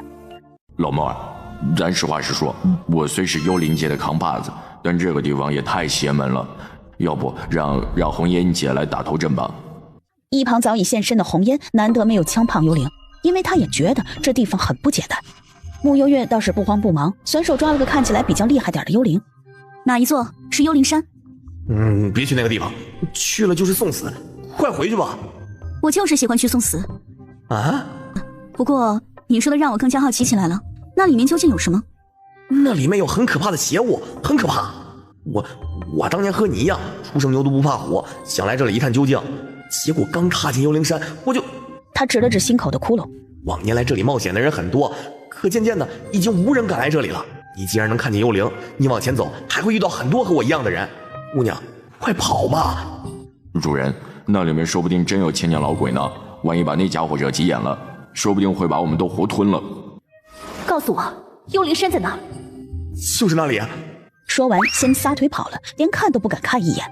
我先去探探路。先不急，我们去附近看看。穆幽月想要先熟悉一下这附近的地势，万一真的想逃跑，也好认得路。穆幽月特意先避开了幽灵山，在附近逛了一圈，除了阴晴凝重之外，没有特别的地方。看来还是得先闯一闯的幽灵山一探究竟，否则这一趟就是白来了。夜里，穆幽月靠着一棵树坐着，旁边幽灵围成一排。我想好了，甭管这次是刀山还是油锅，杭爷爷都陪你一起闯。我也是。你俩自己就不能想些措辞吗？非得附和我的，没出息。我一直都是陪着你的，这一次也不意外。老妹儿，你……穆幽月没动，他嘴角一抽，清晰的见到身后站着一团巨大的黑影。黑影缓缓的显形，周身煞气惊人，一双血红色的眸子正紧紧的盯着他，眼露凶光。恶兽出没，怒吼八方。原本平静的湖面显现一个巨大的漩涡，暗夜灵豹一个摆尾，掀起一阵的强风，将穆幽月的身体往漩涡里面带去。穆幽月整个人落进湖面。叶玄景赶到此地，灵豹见竟然还有人在，以极快的速度奔向了叶玄景。叶玄景感知到这凶兽身上的煞气，眉心皱起，凝结黑色玄灵术，释放比凶兽还有狠厉的煞气，结成一张天网。此刻凶兽竟有些退缩起来，但还是势如闪电般对叶玄景进攻。穆幽月直直地落入湖底，原以为自己必死无疑，可是没想到落入眼前的竟是一间水牢，水牢乃千年寒冰制成。穆幽月没想到这湖底下竟还有这样的门道。穆幽月盘腿坐下，想要先调养一下内息，刚闭上眼，脑海里却涌入无数的画面。红衣少女盘腿坐在这冰牢里，你且待在这幽潭底下，静心思过，好好想想究竟是不是想忤逆天道。若是，你便待在这里等死；若不是，那么便是你最后表忠心的时刻了。杀了他，你就可以离开这里，一切既往不咎。非得如此？是。那好，放我出去，我会杀了他。少女离开了这冰牢，却没有去鬼界，而是去了往生谷。身负职责使命，她不敢违背，但她爱上了一个人，她不舍得杀他，唯有自行了结这一切。带她进入往生谷，从此天地间再也没有九幽神皇的存在，这怕是她最好的选择了。穆幽月很想知道接下来究竟发生了什么，可身体突如其来的灼热让她回归到了现实里。幽潭，原来这里就是幽潭。体内越发的灼热，似有一股被压制许久的内息在身体内蠢蠢欲动，似要冲破而出。四面八方的寒气加之身体内不断涌现出来的火热，让此时的穆幽月极为的难受。许久，穆幽月感觉耳边传来经脉爆裂的声音，无数红光笼罩在自己的周围，将他整个人团团的围住。他的身形幻化成了一只赤红色的火皇，雨若霞辉，直冲九霄。九幽神皇，主人竟是传说中的九幽神皇。一声凤鸣，穆幽月逆天而上，直直地冲破冰牢的阻碍，破水而出，红光闪现，重新回到了地面。岸边，穆幽月已经恢复自己的真身。甜甜，在见到叶玄锦的这一刻，恍惚以为是自己在做梦，一个念头在告诉他：鬼帝叶玄锦，你没事吧？将近1个月的时间不见，两人无时无刻不在挂念着彼此。没想到再次见面竟都来了这里，这个幽灵山果然与他们的前世有关。甜甜，你的手。我没事。穆幽月知道自己前世为了恪守最后的职责，不让天帝和鬼帝两难，最后毅然入了往生谷，赴死。那么叶玄锦呢？他究竟发生了什么？为何他后来也转了世，今世却还遭受渡恶劫这样的惩罚？穆幽月想得脑袋发胀，敲了敲脑袋，又暗自吐槽一声：有什么想不开的，竟然要自尽？果然是个小孤班，都有那么大的本事了，反了天帝不行吗？干什么要牺牲自己的性命啊？甜甜，你怎么来这里了？是那个鬼东西指引我来这里。看来我们很快就会找到答案了。眼前，一只威风凛凛的独角犀牛踩着震天的步伐，踩着碎石而来。穆幽月已经处于备战状态，原地叶玄锦却是眯起眸子没动，他眸光落在这只碧绿色的独角犀牛身上，只觉得无比的熟悉，一些不属于他的灵性画面飞速在眼前闪过。镇山神兽鬼帝的坐骑幻灵犀牛。与此同时，独角兽走到了叶玄锦的面前后，竟屈膝跪了下来，一双大大的眼内渐渐变得晶莹起来。穆幽月错愕，方才被冲破的石门后，缓缓飘出了一个人影。千年老鬼出现了。鬼影飘到面前，轻轻地嗅了一下周围的气息，随即轻笑了一声，露出了真容，模样是个模样俊美的年轻男子。不枉费我在此等候千年呢，恭迎尊主。叶玄锦眉头挑了挑，与此同时，来自四面八方的阴寒之气尽数往叶玄锦的身体涌来，缭绕在他的周围，又缓缓流入他的体内。此时，脑海里响起灵石惨叫的声音：完了，被发现了，我要死了！下一瞬，那一直在叶玄锦脑海里上蹿下跳的灵石，刹那间化为一片空白，彻底的消失在了叶玄锦的体内。这就滚蛋了。叶玄锦倒是特别高兴，他的记忆还未恢复，对于眼前这称呼他为尊主的千年老鬼毫无印象。你们是鬼帝的人？鬼帝，看来小怪物倒是知道的不少。兜兜转转，竟又是你啊！怎么称呼？属下燕川。哼，没印象，不认识。你既然等待了1000年，那么1000年之前究竟发生了什么？尊主，请随我来。山外有山，别有洞天。在外看，明明只是一座山而已，这里头山川水溪、亭台楼榭应有尽有，好似一处隐士桃源一般。1000年前，您是鬼帝玄烨，而他九幽神皇，大家都叫他九幽。九幽？没想到赤血山误打误撞的名号竟和前世重叠了，冥冥之中一切都注定了。一日，这个不可一世的九幽神皇打伤了尊主的手下，也就是燕随，还放话神界与鬼界势不两立。尊主一气之下就把他抓回了幽灵山，抓之前是说要折磨死他来着，后来嘛就……穆幽月总觉得来了这鬼地方就理亏得很，叶玄锦倒是觉得幸好真没把小怪物怎么样。再之后你们的私情被神界发现，天帝害怕失去九幽神皇这样的得意干将，所以逼迫九幽神皇做一个最后的选择。谁知他选了入往生谷，而尊主在得知这一切后，第一时间也前往了往生谷。叶玄锦和穆幽月同时停下了脚步，这一幕清晰印在了他们的脑海。那一日往生谷，他化为神皇，依然往那往生谷的尽头落去。落进烈火之中，就有感觉浑身灼热，第一次尝试到了死亡的滋味。小怪物，耳边依稀传来鬼帝的声音，是他来了吗？还是自己最后的幻觉？他不顾熊熊烈火，凝聚玄灵术，锁住了那个落入火海的身影，用阴灵之气将他的身体团团的围住。可还是晚了一步，入了往生谷，无人能活着回来。他费尽全力，不过是保住了他的三魂七魄而已。但没关系，这还是他还是有机会继续活着。如熔岩般的热气凶猛地在鬼帝身边徘徊，将他重伤，可他似乎感觉不到一丝的疼意，全神贯注地将他的三魂七魄带上来。天帝却在这时候出现了，趁机夺走了九幽的生魂与爱魄，将他还给本尊。你想救他，可以，以命换命，只要你代替九幽入往生谷，如今的三魂七魄还在，他便可转世。好，记住你的承诺，否则只要是本尊已死，本尊也会让这天地崩裂，会让你们神界跟着一起覆灭，陪葬。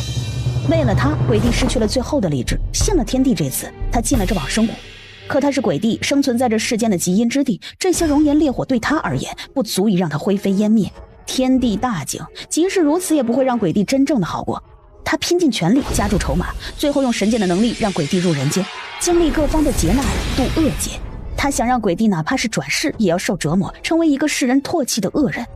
为了他，你不惜背叛我，连性命都不顾。那好，我究竟要看看你们到底爱得有多深。他将九幽的三魂七魄彻底打乱，投入人间。就算转世，九幽也不能变成一个正常的人，这就是背叛神界的下场。以后他便是这世间唯一的主宰。慕幽月和叶玄锦默默对视一眼，原来这就是真相。那个狗东西还是耍阴招了。狗东西现在在哪儿？神界。对于目前还未完全恢复曾经功力和记忆的二人来说，神界目前还真是难如登天。尊主，你既然已经回位，那不如先在这里调养一段时日。鬼界已经控制了许久，如今您归位，曾经那些势力也会逐渐回归的。不多时，鬼界一定会和从前一样，与神界抗衡。至于你不用看我，我这辈子修的是通阴的玄灵术，和神界没半毛钱关系。天帝现在要是站在我面前，我第一个冲上去揍他。什么九幽神皇，以后别这么叫我，直接称呼我九幽就行。再不济可以叫我鬼皇。你俩一个鬼帝，一个鬼皇，绝配。尊主，那里便是你从前的居所。你们一直待在这里，未离开过。鬼界与人界不互通，这千年来我们被神界打压，所以一直留在这里。我们也没有办法找到你，只能等你亲自找回这里。整整1000年，总算是等到了。怎么样？我就说这地方有千年老鬼吧。你胖爷爷的情报那是天下无双。不过你们几个瞧瞧，这里是鬼界啊，你们说咱这几个孤魂野鬼算不算回到老家了？景王，和你商量个事情呗。叶玄景看着他，给老弟我安排个好差事，给我当个鬼界的官怎么样？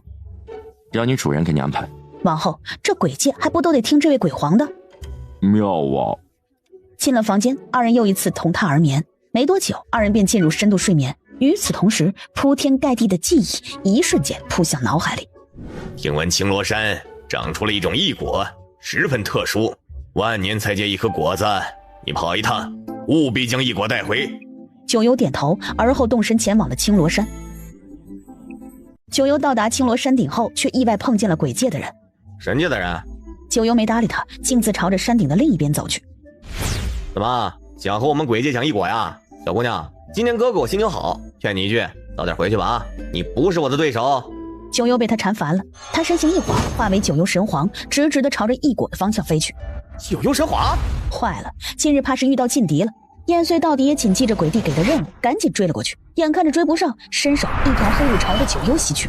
九幽眼看着鬼界的人出手了，又化为人形，抬手劈头盖脸朝着燕穗打了过去。燕穗被他打中，身体往后退了好几米。鬼界的人真是卑鄙无耻，不想死的话赶紧滚回去，不然我揍你。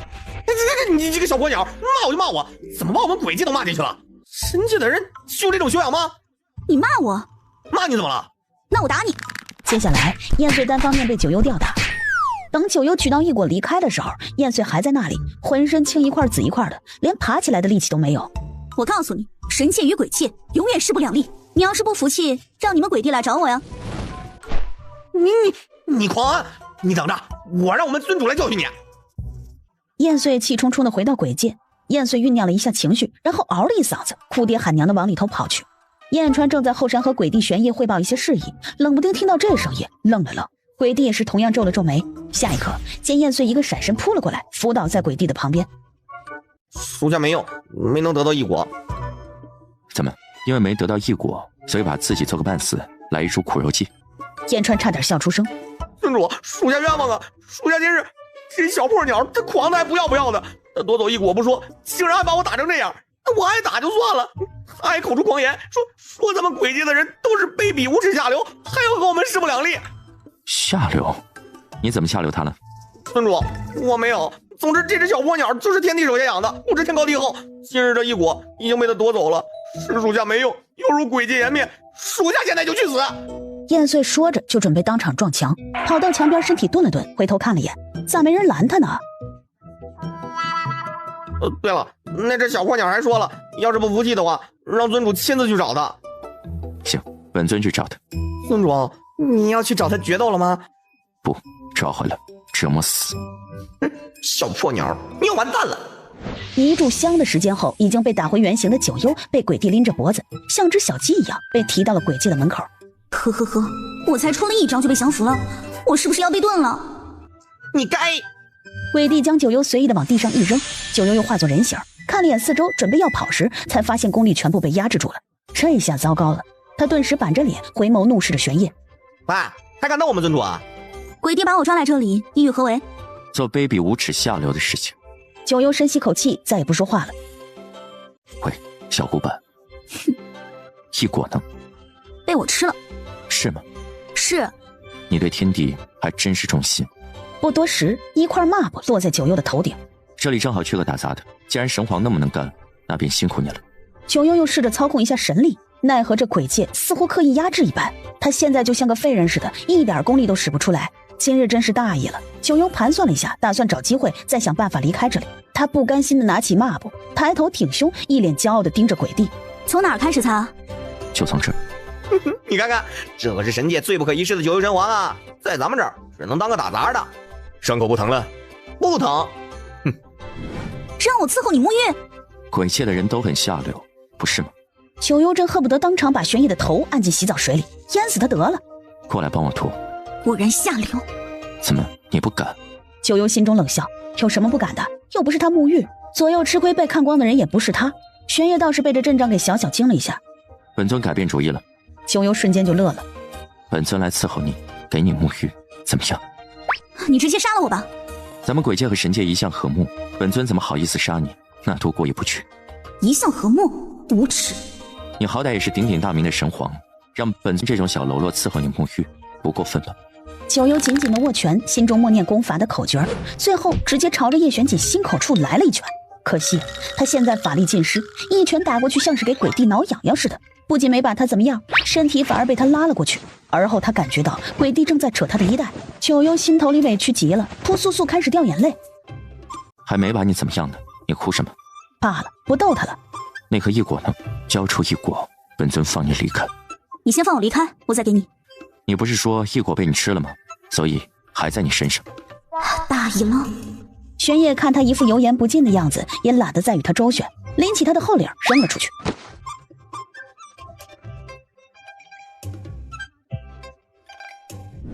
尊主那样会不会太狠了一点啊？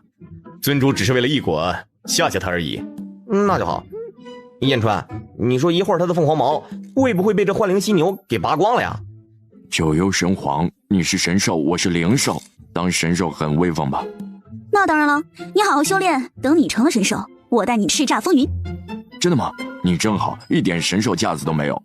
咱俩都是同类，我和你能有什么架子呀？话说，你一直都待在这里？是的，我效忠鬼帝。哦，对了，你怎么会被抓来这里？我就这样，一只落魄的九幽神皇与一只幻灵犀牛有一搭没一搭的聊着天。他求饶了。燕川顿了顿，摇头，不仅没求饶，好像和幻灵犀牛相处的还挺愉快，还挺能熬。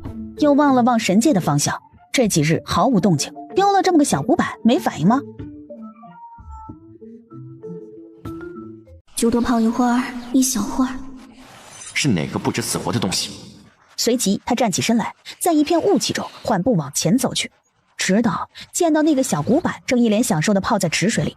九幽泡了一会儿，觉得差不多了，刚一睁眼准备穿衣离开时，便见自己的对面多了一个人，眼前鬼帝正理所应当地盯着他，眼神中还带着几分的玩味。你怎么在这儿？没人告诉你这片温泉池是本尊的专属地盘吗？我脸怎么这么红？你该不会是要被煮熟了吧？你别过来！你们鬼界都是冰水，我修习的功法不适应寒气，每次用冰水沐浴完，我都会难受好久。今天你泼了我那么多墨，还要让我做那么多的杂物，用冰水沐浴，我根本受不了。所以，不是你先泼我的吗？九幽瞬间嚎啕大哭起来，眼泪大颗大颗的落下，没天理了！要不都说落魄的凤凰不如鸡呢。鬼帝倒是没想到他会哭出来，莫名的坐直了身体，又盯着他看了许久。委屈的肩膀一颤一颤的，好像是真的挺伤心的，莫名的心头有些烦躁杂乱起来。行了，别哭了。九幽还在继续哭。这里留给你。说罢便往温泉池外走。见鬼帝走了，九幽哭归哭，还是得先穿上衣服再说。刚上去正准备穿里衣呢，想起自己腰带没拿的鬼帝去而复返，场面一度又是静止的。这次的尖叫声怕是要捅了天。最后是鬼帝见了鬼似的迅速离开了温泉池，离开时耳朵根都是红的。九幽觉得今天不是鬼帝死就是他亡。小半个时辰后，正坐在案桌前出神发呆的鬼帝听到了燕穗的脚步声。尊主不好了，那个小婆娘要上吊。上吊？至于吗？说它是个小古板，还真的是个古板。他九幽神皇，一世英名，奈何一招失足。算了，不想了，赶紧上吊吧。又是深呼吸一口，九幽把脖子套了进去。半晌也没等到窒息的感觉，怎么回事？他还自尽不了了？不是没了神力就和凡人一样了吗？正想着，绳子忽然断裂，九幽整个人往树下坠去。这时一双手环住了他的腰，九幽抬眸，见到眼前鼻尖正抵着自己鼻尖的鬼帝后，吓得立即推了他一把。玩自尽？谁说我玩自尽了？我荡秋千呢。荡秋千？拿脖子荡？可以的，很有想象力，真不愧是九幽神皇，与众不同，超凡脱俗。你能别说话了吗？那你继续。九幽彻底炸了。你这样欺负我有意思吗？旁边看热闹的燕川和燕穗吓了一跳，这小破鸟疯了。你的手下与我争夺一国，是他没本事，抢不过我。你不该反思一下自己为何派了一个那么没用的人吗？膝盖瞬间都被扎透了。你堂堂鬼界鬼帝竟然还如此下三滥，折磨我一个女子就算了，我洗澡你还偷看我，你要脸吗？燕川和燕穗仿佛吃了一个惊天大瓜。这，尊主，你变了，你变下流了，真的。鬼帝听着他的数落声，不仅没气，反而心情还挺好。真是好久没碰见这么有趣的人了。他一步步走进九幽，九幽下意识的后退，最后被鬼帝按在树上。不是我先泡温泉，你闯进来的吗？你进来的时候我穿衣服了吗？怎么还倒打一耙了？好意思吗？那我也没把你看光啊。合着你是觉得自己这里吃亏了？我不是，我只是，喂，你干嘛呀？你想看我就直说，给你看就是了。燕川默默地拉着燕穗的后领走了。这是吵架吗？分明是在打情骂俏。你住手！听到对面好像没动静了，就透过手指缝看了眼。鬼帝正笑眯眯地看着他。笑什么啊？真是的，有什么好笑的？我说过，只要你交出一果，你就可以立即离开。又是一果，一果是他奉了天帝的命令去取的，怎么可以轻易给他？你被我抓了那么多日，神界毫无动静，对天帝而言，你不过是个好拿捏的工具而已，可有可无。看在我俩最近交情不错的份上，本尊提醒你一句，忠心可以，也得看看对方值不值得。被人玩弄于股掌之间还不自知，愚蠢。没错，你看我虽然被你打了一顿，但尊主很快就替我报仇了呢。滚！是尊主。你为什么一定要一果？两条路，要么交出一果，要么永远都守在这里，做鬼界最卑微的人。说罢，鬼帝留给九幽一个背影。这时一道密音从久远的地方飘了过来，传入耳畔。九幽。听到这声音，九幽一顿，四下看了眼，天帝，竟然是天帝的声音。九幽，你既然已被困鬼界，那正好，替本君办一件事，想办法赢得玄烨的信任，再将他诛之。本君要鬼界从此再也不复存在。待你完成使命，本君自会救你离开。密音消失。与此同时，九幽感觉怀里多了一样东西，他伸手摸了摸，竟是一把染着天地神力的匕首。原来天帝一直都知道他在这里。不仅如此，他非但没想着现在就带他离开，反而还要……磨墨时，九幽几乎全程低着头，没有去看鬼帝一眼，莫名的总觉得有些心虚。那些杂物先交给别人去做，你默默的不错，暂时先留在本尊这里。你这是在给我制造杀你的机会？尊主，别磨了，本尊吃不下，罚你把这些都吃了。我不吃。不吃也得吃。我就不吃。一会儿打杂，一会儿磨墨，一会儿还逼他吃饭，这是要逼他捅死他吗？怎么心情不好？谁给你气受了？九幽瞪着他，好似在说，你还好意思问？别瞪我呀，当初不是你让我去找你寻仇的吗？谁让你技不如人，这也能怪我？你昨天又偷泡温泉了，我有说什么吗？你又偷看我？没，这回绝对没有。是我感知到了而已。吃吧，吃饱了才有力气逃跑。有道理，何况下药就下药吧，死了都省时间自尽了。那一瞬间，鬼帝莫名的感觉到了一股神力，脸色微变。一顿饱饭下来，九幽精神都变好了，而且这饭真的没毒。过了一会儿，鬼帝人离开，也不管他，九幽甚至还偷懒睡了个午觉。启禀尊主，鬼界自晨起后便有异象，属下手里的这块黑玉石上面似乎感知到了神力，好像有神界之物混进来了，且那神力深厚，只怕是……若有神界的人或者物混进来，此事事关重大，是否要立即排查整个鬼界呢？不必，没有本尊的命令前，不得将此事抖露出去。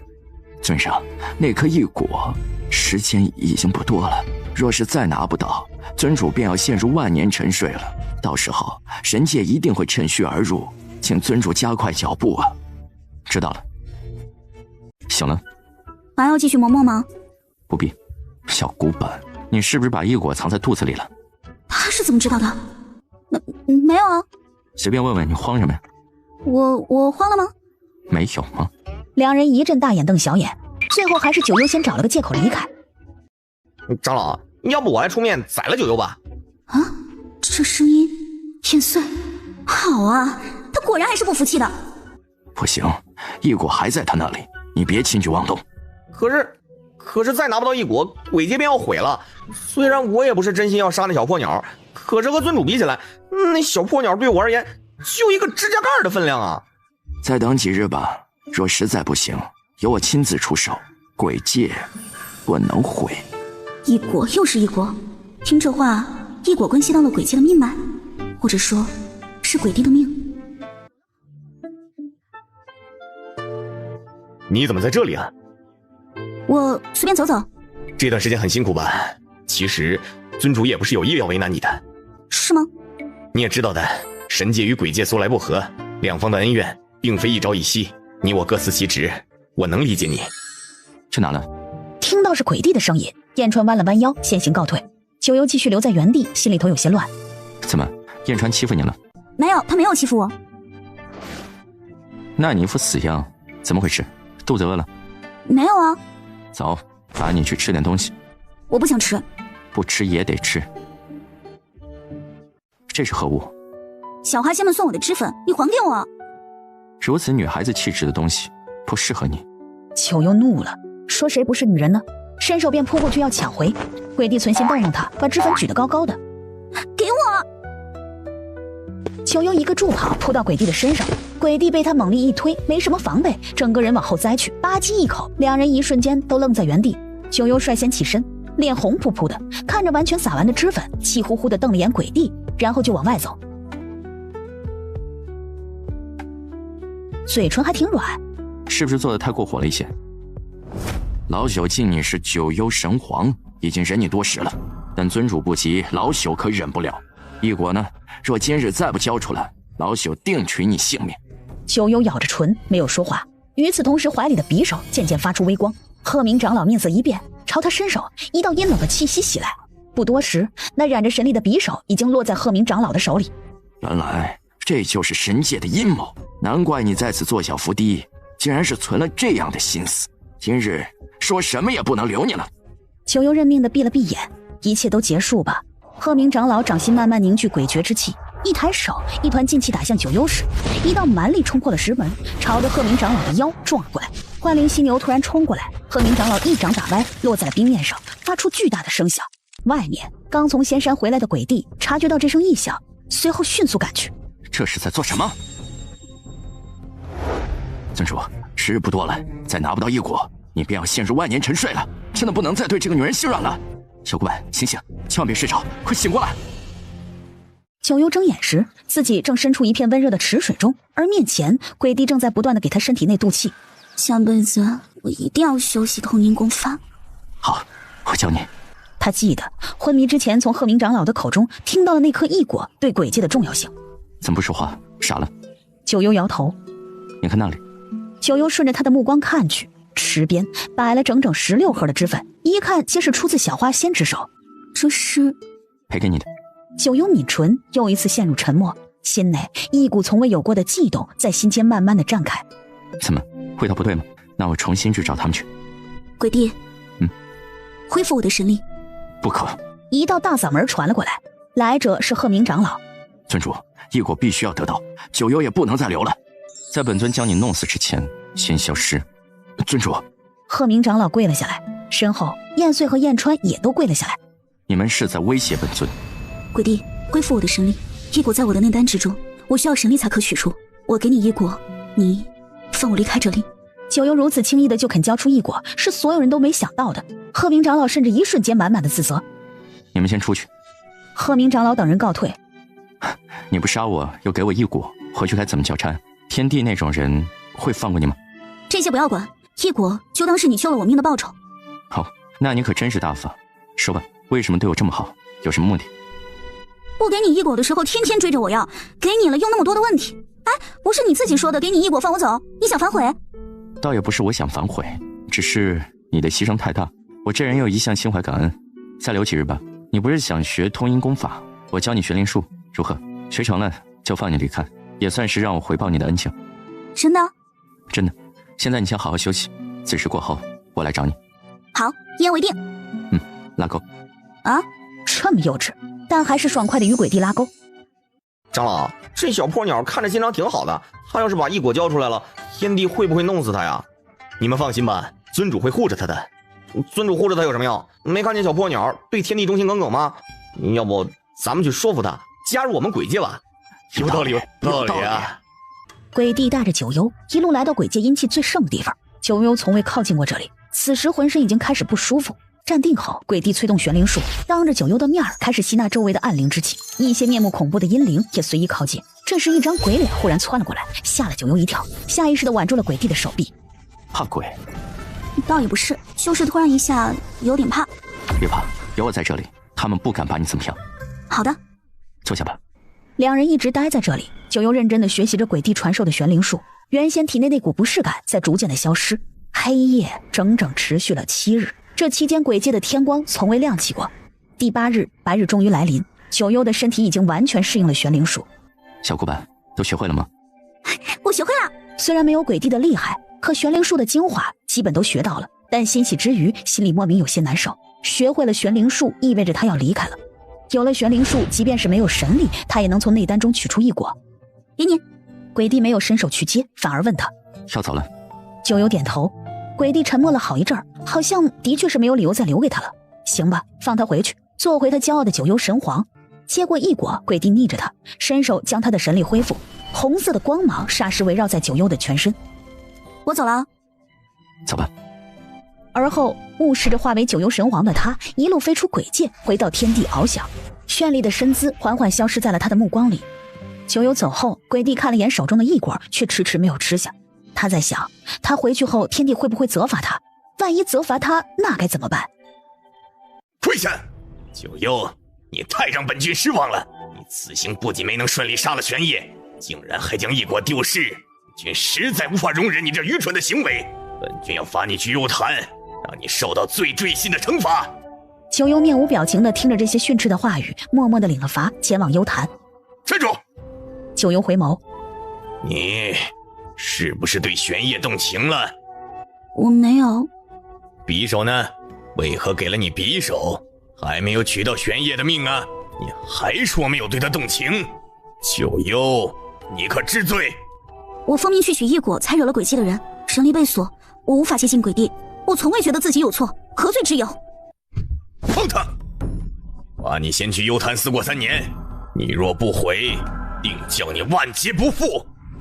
按照以前将九幽关进幽坛，对他来说无疑是生不如死的惩罚。可现在修习了玄灵术的他被关在幽坛内，不痛不痒，反而图个清静，心中更是好好感激了鬼帝一番。也不知道他现在在做什么。刚出鬼界的门，蓦地感觉到了周遭有玄灵术的气息，脚步一顿，往幽坛的方向看了过去。难道……鬼帝脸一沉，去了幽坛。谁在外面？是我。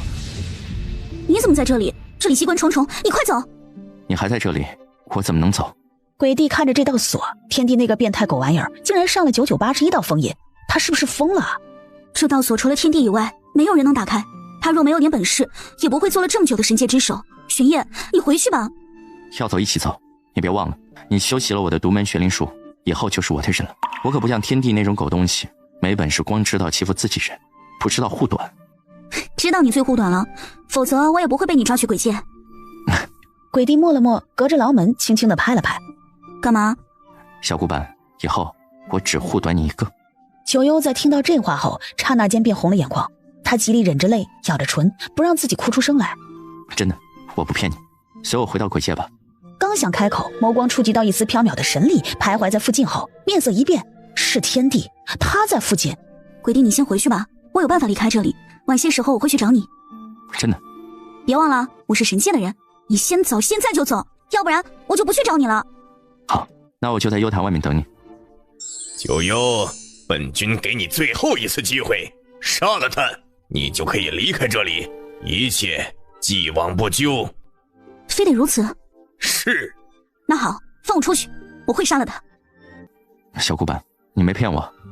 那当然。走，跟我回去，以后你就是我鬼界的人。好啊。九幽，这是投奔我们鬼界了吧？何止是投奔，只怕马上就要多个尊主夫人了。这小破鸟出去了啊？两人一上午了，还没出来过呢。鬼帝的房间内，九幽趴在床边，静静地看着鬼帝的睡颜，伸手摸了摸他的脸，满脸的爱恋与不舍。他怎么舍得杀他呢？玄烨，再见。九幽低下头，亲了亲玄烨的唇角。往生谷是他最后的归宿。一段漫长的梦结束，穆幽月睁眼的这一刻，满脸泪痕，前尘过往，他全部记起来了。他原以为自己去赴死便会阻止所有的一切，却没想到。九幽，玄烨。穆幽月先抱住了叶璇姐，紧紧地抱着她，声音哽咽：“你怎么那么傻呀？若真能换回你的命，我留这条贱命有何用？若换不回，我也陪着你一起走，不让你一个人孤单。幸好，我们换回了一个现在。”我以前真是个猪脑子，我皮毛线要去自尽啊！要是换现在，天帝让我去杀你，我揍得他爹妈都不认得他，要被自己气死了，气死了！不错，有这个觉悟就好。只是突然想才发现，你1000年前就是我的人了。穆幽月脸一红。那现在，叶璇锦唇角噙着笑意，伸手准备去扯穆幽月的衣带。尊主啊，尊主，燕穗来迟了，我好想你啊！煞风景的声音响起，屋内一阵诡异的沉默。偏偏燕穗还狼嚎似的在那儿喊：“尊主啊，尊主，快去开门啊！”叶璇锦暗叹可惜，但还是乖乖听话去开了门。真的回来了，真的回来了！这么多年辛苦你们了，能等到尊主回来，这些都算不上辛苦。千岁，小破，不，九幽，你竟然也……燕穗刚想说你竟然也活着，想想措辞不对，又立即改了口。太好了，你竟然又和尊主在一起了，恭喜你们啊！千岁，谢谢你啊！燕穗被谢得摸不着头脑。红姐，你这又咋的了？红颜没说话，攥紧手指，极力隐忍着情绪。那一头虚化的差不多了，燕穗才识趣的离开，继续留给他们二人世界。刚走到这里，见到有幽灵在，听燕川说是九幽的手下，便过来打个招呼。你们话说了一半，燕穗便被红颜狠狠抽了个耳光。燕穗被打懵了，旁边的胖幽灵、瘦幽灵以及弱幽灵吓得张大了嘴，身体下意识的往后一挪。红姐疯了，燕穗好一会儿才勉强回神，脑瓜子嗡嗡的，望着眼前这个红衣厉鬼，莫名觉得熟悉。你打我干嘛？你不记得我？又是一巴掌。直到红颜气得化为一阵红烟离开，胖幽灵才咽了咽口水，跑到燕穗身边。大兄弟，你认得我们红姐？不认识啊，莫名其妙。那个老弟，我给你赔个不是，我们红姐那是百年厉鬼，脾气有点大，对不住。红姐，百年厉鬼，几百年？她叫什么？我只知道主人叫她红烟，其他也不知道。这几百年我也不清楚，100年也是，900年也是。胖幽灵说完，忽然发现自己这朋友做的不地道啊，竟然连红姐是几百年的厉鬼都不知道。不过今日红姐可太反常了，难不成和这小子认得？但眼前这小子显然是一副不认得他的样子。难道红姐那么生气呢？你做什么我都支持你。九幽啊，你早这样多好啊，比之前讨喜多了。当年你要也这么想，凭你俩的能力，天帝哪里是你们的对手？你别说了，难受。最后讨论下来，众人一致决定先干掉天帝。被粉碎的灵石弹回了天界，窜入天帝的脑海中。不好了，启禀天帝，玄烨回来了。本君是天地间唯一的主宰，玄烨如今不过区区凡人，哪里还是本君的对手啊？不过本君这次一定要亲自了结他。他来了，怕吗？不怕，拿出你当初折磨我的本事来，好好教训他。叶玄锦的斗志瞬间就萎了，小怪物哪壶不开提哪壶，存心往他心窝里扎。玄烨，九幽，违逆天命，不可饶恕。谭云，都几千年过去了，来回就这么2句话，你舌头有毛病，说不出别的话了吗？放肆！九幽，这个背叛神界的罪人，到现在还不知悔改。哼，你不也是一直都在利用我吗？彼此，咱俩谁也不欠谁的。天帝谭云缓缓现身，而他的身后是驻守在北海的神界精兵。怕吗？怕个滚！北海养的这些神兵，哪个不是我的手下败将？那一会儿这些小喽啰就交给你了。瞧不起我？哪里，只是为父想亲自解决对面那个而已。占谁便宜呢？面前，天帝谭云的脸黑到了极致。这2人面对着他，竟还有心思打情骂俏。谭云伸出伸手，在一道强大的神力操控下，天际无数道的天雷如细密的暴雨一般，不留情面地劈了下来。底下，叶玄锦的眸中沾着嗜血的杀气，玄灵术一出，一道黑色的光晕将他和慕幽月笼罩了起来。天雷阵阵落下，周围一片狼藉，而站在光晕中的2人却是毫发无损。慕幽月沉眸，冲破光晕，化为烈焰神皇，张开翅膀，强劲的神力燃着炎火，将这些神兵逐一扇飞。满地的炎火无法用水轻易扑灭，神兵们被战火浇身，节节败退，无法靠近。天帝谭云怎么也没想到，时隔了1000年，玄烨还是玄烨。到今日，他依旧是自己最强劲的对手。一团混战中，叶玄锦将谭云引到了北海中心。北海的中央却忽然闪现一个巨大的漩涡。谭云一脸忌惮地看着叶玄锦。北海玄龙。话落，漩涡之中缓缓地显现一道巨大的身影，从漩涡中隐现，飞身盘旋在北海的上空，一声龙吟划破长空。北海玄龙，不要再被天帝利用下去了，你和我一样，都是他手下的一颗棋子而已。这么多年，名义上让你驻守北海，让你等待时机成为真正的神兽，实则是囚禁你而已。谭云就是个卑鄙小人，不值得你如此为他卖命。九幽，你已经没资格说这些。话毕，海面上有些乱流，北海玄龙迅速一个摆尾，卷着九幽神皇的身体，将他带入了海底。甜甜，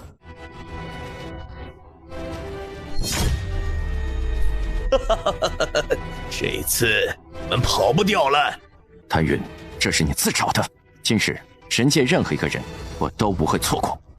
海底，你既然不知悔改，那便是我的敌人。慕幽月撤离光圈，只将北海玄龙留在里面，看着猩红的炎火灼烧着他。许久，一道爆炸声响起，海底传来的爆炸几乎要摧毁整个北海。而下一刻，只见九幽神皇以绚丽之姿从海面冲破而上。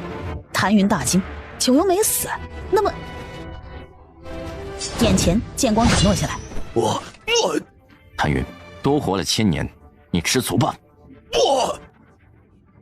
叶玄锦和慕幽月默契地对视一眼，而后2人望着神界的方向，一股黑暗阴灵的力量划破天际，直捣神界。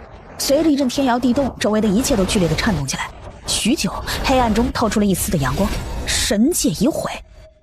太好了，神界彻底被摧毁了。那尊主，我们是否要重塑鬼界呢？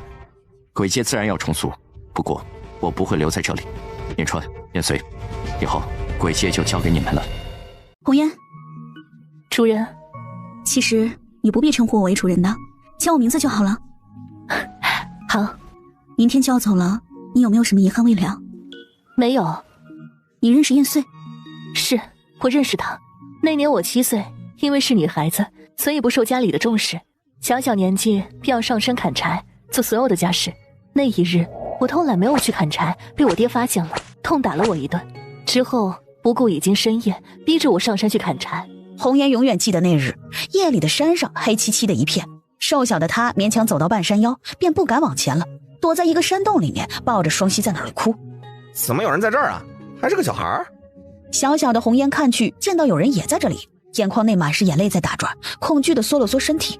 你别跑啊，我不会把你怎么样的，我这就走。哥哥，等等。小可怜，怎么一个人在这儿啊？我爹让我上山砍柴，可是天太黑了，我害怕。还真是个小可怜，不怕啊，哥哥帮你。你等我一下。红颜望着他离开的方向，只是短短一瞬，男子的手里便多了一大块的木柴。好了，你可以回家交差了。红颜欣喜地眨巴了一下眼，望着眼前的男子，仿佛在看一个大英雄一般。之后的几日，他白日上山时，却再也没有见过那个哥哥。直到有一日，他又晚上来了山上，终于又一次见到了那个哥哥。哥哥会一直都陪着我吗？当然。那哥哥你叫什么名字？燕穗，你呢？我叫小南瓜。小南瓜，好可爱的名字。燕穗哥哥，等我长大后，你娶我好不好？燕穗当时看着这小女孩，听到这话，只觉得好笑又好玩，童言无忌罢了。好啊，我娶你啊！红颜眉眼弯弯地看着他，心里头甜滋滋。他开始期盼着长大，可是突然有一天，他再也见不到穗燕了。他跑遍了所有的山头，都找不到她，整整6年了无音讯。这一年，红颜14岁，出落得亭亭玉立。某一日外出做农活回来，听到了父亲和奶奶的对话。娘，前日我带着丫头去城里，遇到了一个花楼里的人，他说丫头姿色绝艳，愿意出500两，让我把丫头卖给他，把她培养成花魁。500两？真的假的？那你回绝了人家吗？我当然没有一口拒绝，我只说了考虑一下，这不回来和你商量吗？还商量什么呀？这么好的事情，有了这500两，咱们生儿往后娶妻也更容易了。那丫头本就是个赔钱货，不中用，咱们也养了那么多年了，是时候该报答咱们了。好，那我就听娘的，明儿我就带着丫头进城里去。赶紧的，别让那丫头给发现了。夜晚，红颜一脸落寞地坐在床边，心中苦涩又绝望，还有浓浓的恨意。燕穗哥哥，你不是答应要娶我的吗？你到底去了哪儿？深夜里，红颜拿出偷偷攒钱缝制好的嫁衣换上，拔下头上的簪子，了结了性命。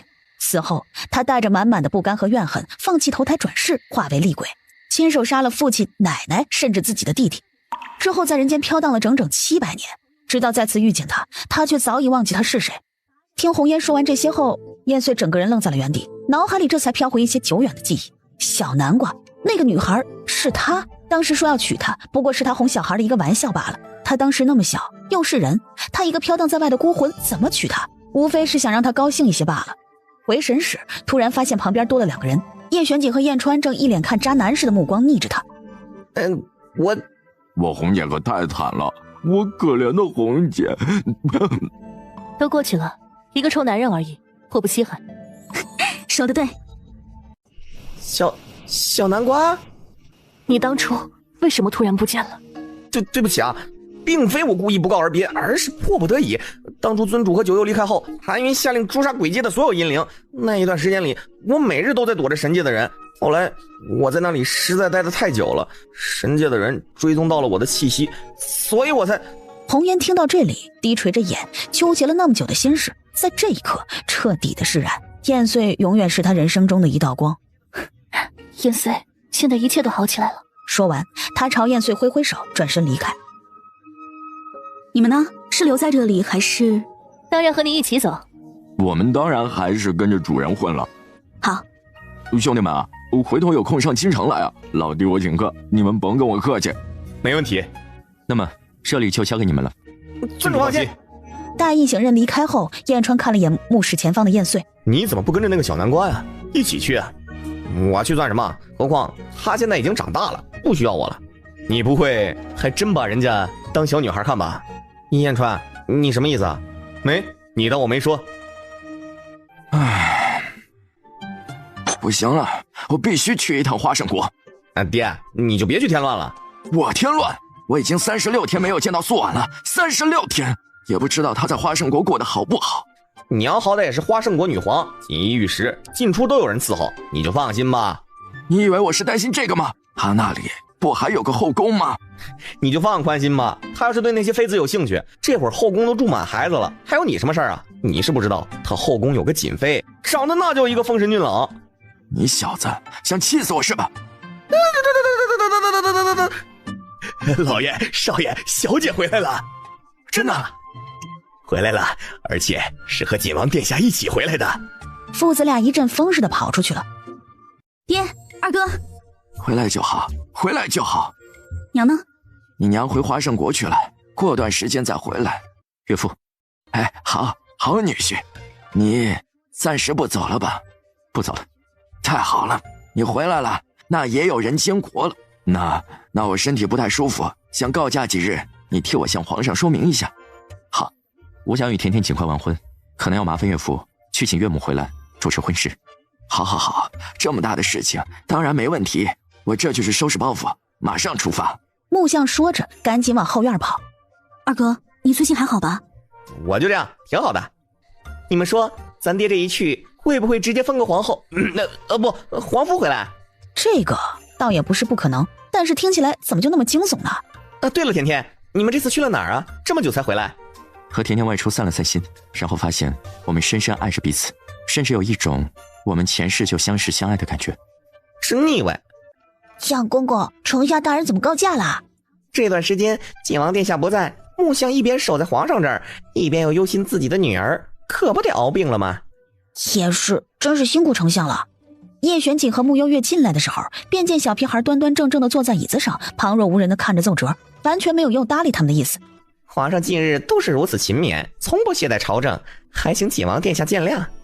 挺好，既然皇上忙着，那本王就先走了。身旁的穆幽月却没动，紧盯着轩宇看了半晌，而后有些惊讶地看向叶玄景。叶玄景给了他一个会意的眼神。灵力恢复后，叶玄景也终于能明白，当初那个鬼玩意儿为何要他来守护这位千古名帝，感情是服刑转世来造福人间的。叔叔婶婶，你们去哪儿了？我还以为你们不回来了。喏，去给你搜集天底下最好吃的糖了。真的？好甜好甜。哎呀，那个魏启润最近好烦啊，频频上奏给朕，想要朕给他官复原职，而且他竟然还说顺魏将军勾结花胜国大公主萧渊，意图谋反。穆幽月脸上的笑意沉了沉，大哥和萧渊的事情魏启润是怎么知道的？那魏启润上奏的奏折全部给我，我来处理。好。父亲自从被贬官后，与我的关系就形同水火，加上他前不久娶了4位小妾，府里整日闹哄哄的，我便让他搬出了府住。如今他住在城南的一间院子里，我平时也派人盯着他，可未听说过他接触了什么人。花胜国众多人都知道，不出意外的话，萧渊将会是下一任女君。现在有人故意挑拨宣朝和花胜国的关系，势必是想阻止萧渊登位。但是魏启润为什么会掺和在里面？魏启润被贬官，心中自然不平，此次主动上奏，若查明后续有此事，他便是立了大功；但若是查出来是场闹剧，他也可以供出背后之人，说自己只是以防万一，左右他都不会吃亏。魏心苑怎么会有这样一个爹？如此算起大哥，让魏心苑以后嫁给二哥后，身处的位置多尴尬。那既然花胜国那边有小动作了，娘之前离开了那么久，这次回去会不会有危险？算算日子，娘回去也该有半个月了。去看看不就知道了。女皇，对不起，儿臣不愿登基。确定想清楚了？是，儿臣已经决定了，儿臣想即刻动身去找穆承安。你可以去找穆承安，但不是现在。花胜国内如今还有一出戏要唱，夜深了，你先回去休息吧。萧渊向萧清曼告退，走到门口打开门时，见到门外的人后吓了一跳。大公主有礼了。好久不见，你们都还好吗？一切都好。萧渊点头，而后才离开。是不是我的错觉啊？怎么感觉萧渊变了？回来了。是啊，娘亲，我好想你。怎么跑娘亲这里来了？见过你爹了吗？还没见呢，毕竟爹过几天就能赶到这里来了，到时候才能给娘亲一个惊喜吗？真是的。岳母，花胜国一切都还好吗？萧玉婵狼子野心，我已经给过他机会了，他既然不珍惜，那么明日一早我便会命人去将军府抓人。还有一事，萧渊不愿继位，原本我是想着将女皇之位传给萧渊，然后我便去宣朝定居了。现在嘛，女皇之位暂时又没有合适的人选，但为了承安的幸福，我这个当娘的又必须得支持萧渊。要不索性让爹留在这里当皇夫吧？这你爹得疯掉吧？我觉得不会。大胆楚子玉，知道这里是什么地方吗？岂容你一个小小的封隐卫撒野？不知楚统领前来，所谓何事啊？将军府意图谋反，女皇证据确凿，来人，将此府所有人全部押入天牢，等待候审。楚子玉，你别血口喷人！萧夫人，女皇曾念姐妹之情，放了你多次，但你偏要往黄泉跳，女皇也拦不住你，不是吗？带走。明明从小你样样都不如我，女皇之位本就该是我的，萧清曼，是你抢走了我的东西。萧玉婵，你自己没本事怪谁啊？你忘记告诉你一件事情了，穆承安是我的儿子，拿我的儿子做文章，你是活腻歪了。穆承安怎么会是萧清曼的儿子？他……然而来不及等他多想，萧清曼已经不给他再次说话的机会。萧玉婵的身体软软的倒地。内患解决了，接下来该给朝晖洗脑了。穆大人，穆相惊讶回头，谁知喊他的人正是上次和萧清曼一起去宣朝的使臣孟婉竹。孟大人，这么巧啊？这哪里是巧啊，是你的女儿和女婿早就吩咐我在此等你呢。穆大人怎么突然来此了？上回女皇不是在我府中下榻了许久，结果临走的时候有一盒首饰忘记带了。我心想啊，这女皇的东西一定很贵重，恰好这段时间我也不忙，便亲自来送一趟了。也不知道孟大人方不方便带我进宫一趟？自然是方便的，这条路直走就是皇宫了。那感情好。苏婉，朝晖，你怎么来了？怎么也不提前通知我一声呢？从你走的那一天起，我就放心不下，正好小锦和甜甜回来了，我才赶来看你。啊，那俩死孩子不是说没回去吗？好啊，感情是骗我来着。甜甜和小锦没事了，两人回去了，现在好着呢。我来的时候，他们还在和老二胡咧咧呢。也就是说，朝晖比甜甜他们先离开京城，那他们提前几日就到了，长翅膀飞来的吗？你来了就好，其实我也正准备把你接来这里呢。真的？当然是真的啦。你渴不渴呀？饿不饿？我先给你传膳。哎，朝晖呀，你说咱俩总是异地相隔，这么下去也不行，对不对啊？你不是准备把女皇之位传给那位大公主萧渊了吧？萧渊那个孩子他怎么了？他喜欢陈安。啊，这事儿。陈安那个性子死脑筋，一心就想守卫宣朝江山。之前萧渊费了力气，他也油盐不进。之前两个人相互不退让，这会儿萧渊倒是想通了。萧渊那个孩子是我看着长大的，也知道他的性格，这次是来真的。这时门被人敲了敲，一名女官手持一个托盘弯着腰进来。女皇，该翻牌子了。翻牌子？这大白天的翻什么牌子？咱们花圣国一贯如此。木相翻了个白眼，第一眼就看到了正中间锦妃的牌子，他阴阳怪气地朝着萧清曼看去。萧清曼尴尬地笑了笑，赶紧示意女官都撤走。可女官似乎还有些犹豫，扑通一声跪了下来，劝道：女皇，您整日不入后宫，群臣们私下已经争议不断，加上花圣国多年来没有子嗣所出，就连民间也都传遍流言蜚语，说您说本君什么？说您有不育之症。放肆！女官被木相这架势吓跑以后，屋里只剩萧清曼和木相了。朝晖，你知道的，我这一颗心都在你身上。我当然知道，咱们不和这些人置气。可是作为一国之君，总是控制后宫，我实在是顶着太大的压力了。朝晖，我好害怕，要不你留下来陪在我身边吧。我休书给宣帝，就说我看上你了，要封你做皇夫。等你入了宫，我就把后宫里的妃子都解散了，以后专宠你一个，好不好？行，我留下。你答应了？那当然了，孩子们都各自在京城有差事走不开，那我还能让你一个人在这儿吗？都多大了还哭？这不是还有我吗？天塌下来我替你顶着。甜甜和小锦回来了，小锦怕是急着要办婚事，要不你让萧渊再顶几天，跟我一起回京城，咱们把所有事处理好了再回来。好，我同你一起回去。看这架势啊，这位老狗还真是活不到中秋了。那你和魏清苑的婚事还作数吗？为何不作数啊？二哥，你真打算把后半辈子都搭进去了？其实大可不必的。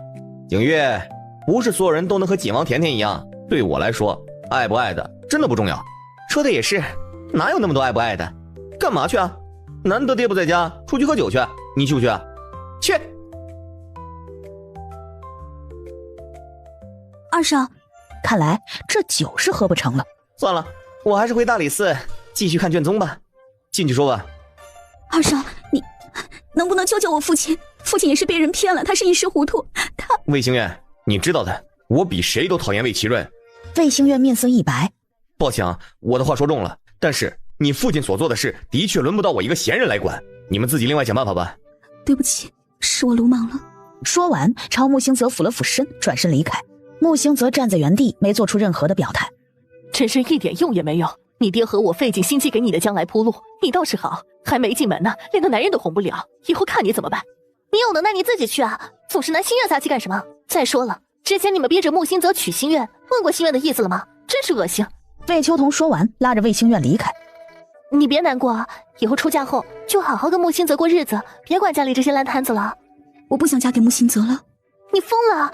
你不是喜欢穆新泽很久了吗？何况婚期也定了，你现在要是反悔，到时候外人只会以为是你被退婚，那你以后怎么办啊？我不在乎。你啊，怎么偏偏喜欢穆新泽这个京城第一纨绔了？他家随便一个男子都比他名声好啊！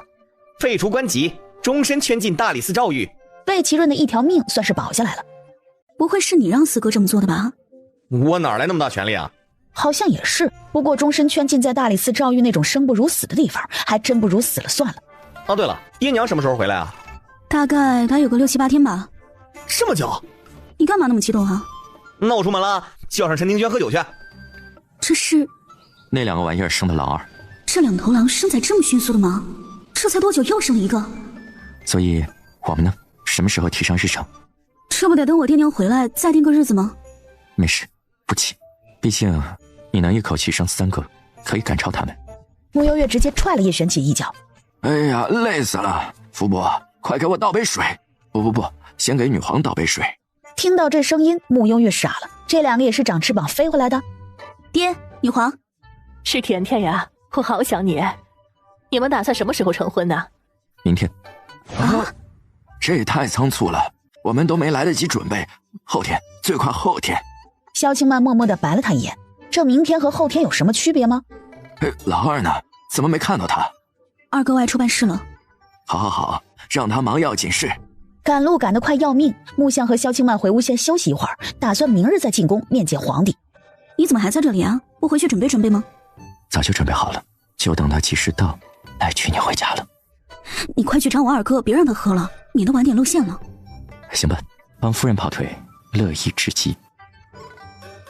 穆丞相与花圣国女皇萧清曼情投意合，日前萧女皇也废除后宫，准备择良日封穆丞相为花圣国皇夫，唯一的皇夫。萧女皇已经来到了京城，准备亲自向皇上说明此事。这样啊，那这就祝贺丞相和女皇了。岳父，坐。不必了，我站着就是了。穆爷爷，你快坐吧。穆相感觉自己快折寿了，这才小心翼翼地坐了下来。先恭喜穆爷爷和女皇，只是丞相一位，事关重大。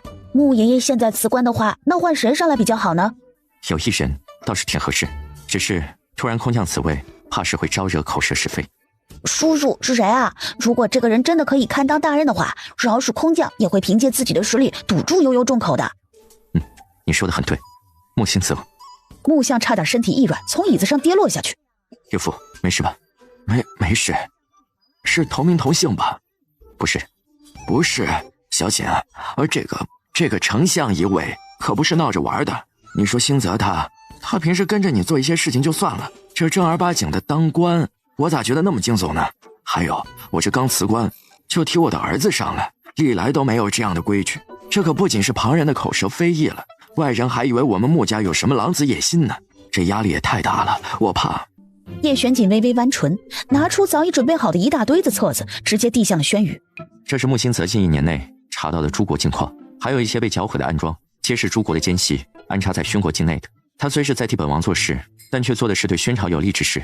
何况他还有一整座的幻星楼，就是那个江湖上赫赫有名的风云变幻间便搜尽天下情报的幻星楼。忘了告诉你们了，他就是那个有名的幻星楼楼主。他说的真的是我那平时纨绔又不着调的二儿子，真是我儿子。星泽哥哥竟然这么厉害！可是星泽一向闲散惯了，他肯做这个规规矩矩的丞相吗？岳父不妨回去问问他。星泽呀，干嘛？我辞官了，小锦推荐你当丞相。真的？行啊，我可算熬出头了。不是，你真愿意啊？新泽，这可不是开玩笑的事情啊！你只要做了丞相，那往后那么多眼睛盯着你，可没有这么自由闲散了。娘，那我也不能一辈子都自由闲散不是吗？往后成家了，我也该安定下来啊。那幻星楼怎么办？那么大门派呢？也不管了。老爹连这个都知道了？再看看老爹的表情，眼神亮晶晶的，甚至还有些崇拜自己。穆星泽尾巴都快翘到天上了。瞧瞧，他也有今天，他在这个府里彻底咸鱼翻身了，爽啊，太爽了！你们慢聊啊，我去找甜甜。丞相一位暂且不急，咱们眼下先把甜甜和锦王的婚事办妥了，这才是头等的大事。行，听你的，以前是不是对老二太严厉了？老二心里会不会有疙瘩？那什么，我约了陈庭轩喝酒。老陈家的公子啊，那行，你快去吧，别让人久等了。这么爽快，还不骂他？穆星泽心中那叫一个悔恨呢。悔早知道身份亮出来，爹能这么好说话，他何苦等到现在？见穆星泽犹豫了一下没走，穆相赶紧掏出自己的钱袋。是不是银子不够了？你看看这些够不够？不够再去库房。够了够了，早点回来啊，别喝太多了，这明天甜甜还要大婚呢。行。穆幽月感叹，二哥这是翻身农奴把歌唱啊。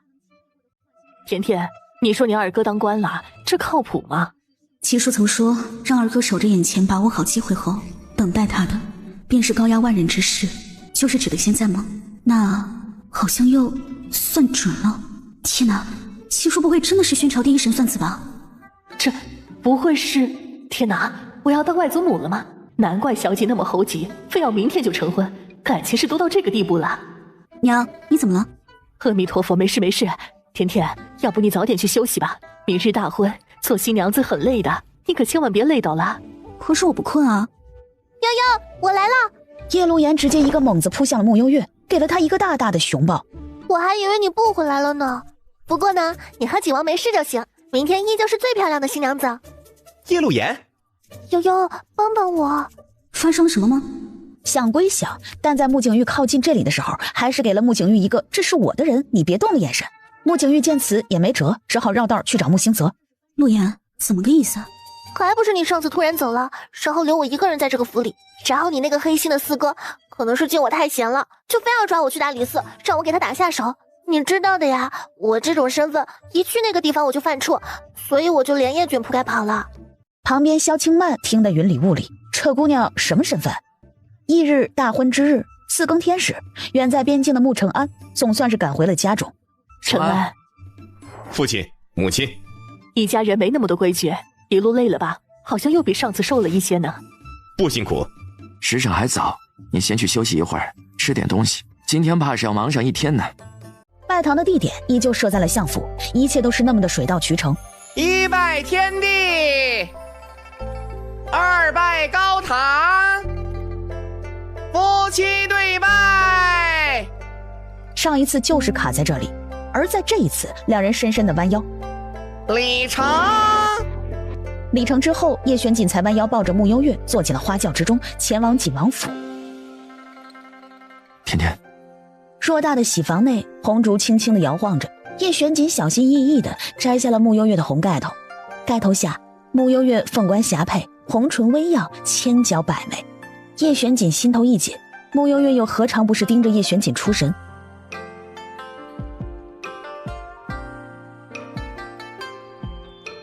宝贝，按规矩来。两人双手相交，将交杯酒一饮而尽。甜甜，穆幽月盈盈抬眸，对上他的目光，想说什么，却被叶玄锦拥入怀里，深深的吻住。窗外阳光正好，屋内慢慢的升温，衣物渐渐散落了一地。夜色弥漫，景王府宾客渐渐散去，徒留几个自己人坐在那里，大眼瞪小眼。从下午到现在了，真的不来招待我们一下吗？你说啥呢？下午那叫热身，这会儿人正儿八经的洞房花烛夜呢，哪还有功夫搭理我们？也是。红姐，你觉得我说的有道理吧？红颜轻轻的嗯了一声，没说话。红鸾心动，天象不错，咱们悠悠啊，长大了。是啊，长大了，这辈子能遇到一个真心相守之人，值了。我就这么一个宝贝小女儿啊，没想到还先嫁了。你们说，叶玄锦会不会负了她？叶玄锦一定会对甜甜很好的，对吧？爹，别哭了。我怎么能不哭啊？我马上也要随你娘亲赴花圣国了。往后啊，你在边境，咱家就剩老二、小三和小四了。你们以后多听你们二哥的话，这个家，他说什么就是什么，明白没？闻言，穆星泽有种彻底翻身的感觉。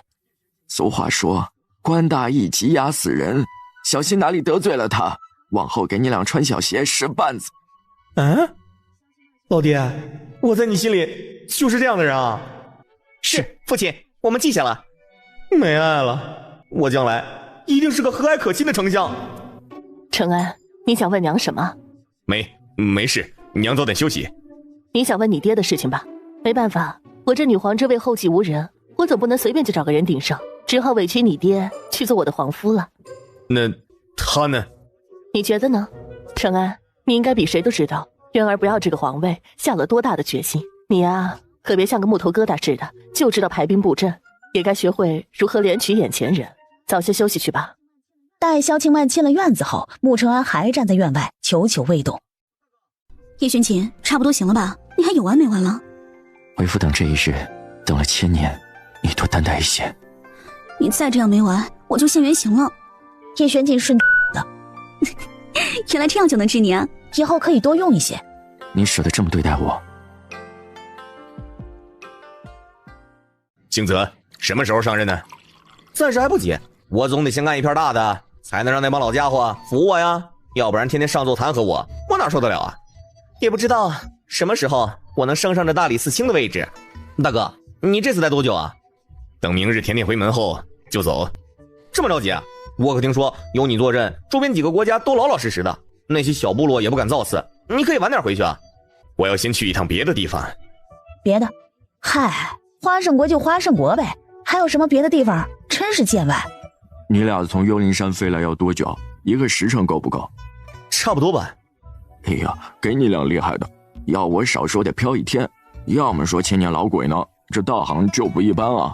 红姐，你再熬个200多年，你马上也能熬成千年老鬼了吧？你还打算投胎转世吗？你别老胡不该提老胡了。哎呦，真要命，差点忘了红姐和燕穗这茬。对面燕穗也不自觉地往红烟看了一眼。人间太苦，我不想投胎，我累了，你们慢聊。红烟往暗处飘去，在一处假山石后坐了下来，看着天边渐渐掩去的月色，身形寂寥。小南瓜，我想我还是应该和你再说一次对不起的。你之前已经和我解释过了，我没怪你，我也不会怪你，你有你的苦衷罢了。只能说命运就是这般的可笑，爱捉弄人。燕穗哥哥，谢谢你那段时间愿意陪着我，你也不必自责，我变成现在的样子真的当了几百年的厉鬼，确实痛快许多。叶玄琴，我今日还要回门的。我们来日方长，那我帮你沐浴。啊别，我自己来就好。行，那就听你一回。怎么还不回来呀？你别看了，到了自然有人来通知你。正说着，只见锦王府的马车停在了幕府的门口。甜甜，我的甜甜呐！怎么样，叶玄锦对你还好吧？他有没有露出他的真面目？有没有得到了你以后就翻脸不认人了？一旁叶玄锦冷不丁听到这些话，眉心微微一挑，所以他在岳父心里依旧还是这种形象是吗？胡咧咧什么呢？不错嘛，真大姑娘啊。穆幽月以前没觉得自己脸皮薄，这会儿听见这话倒是不好意思脸红了。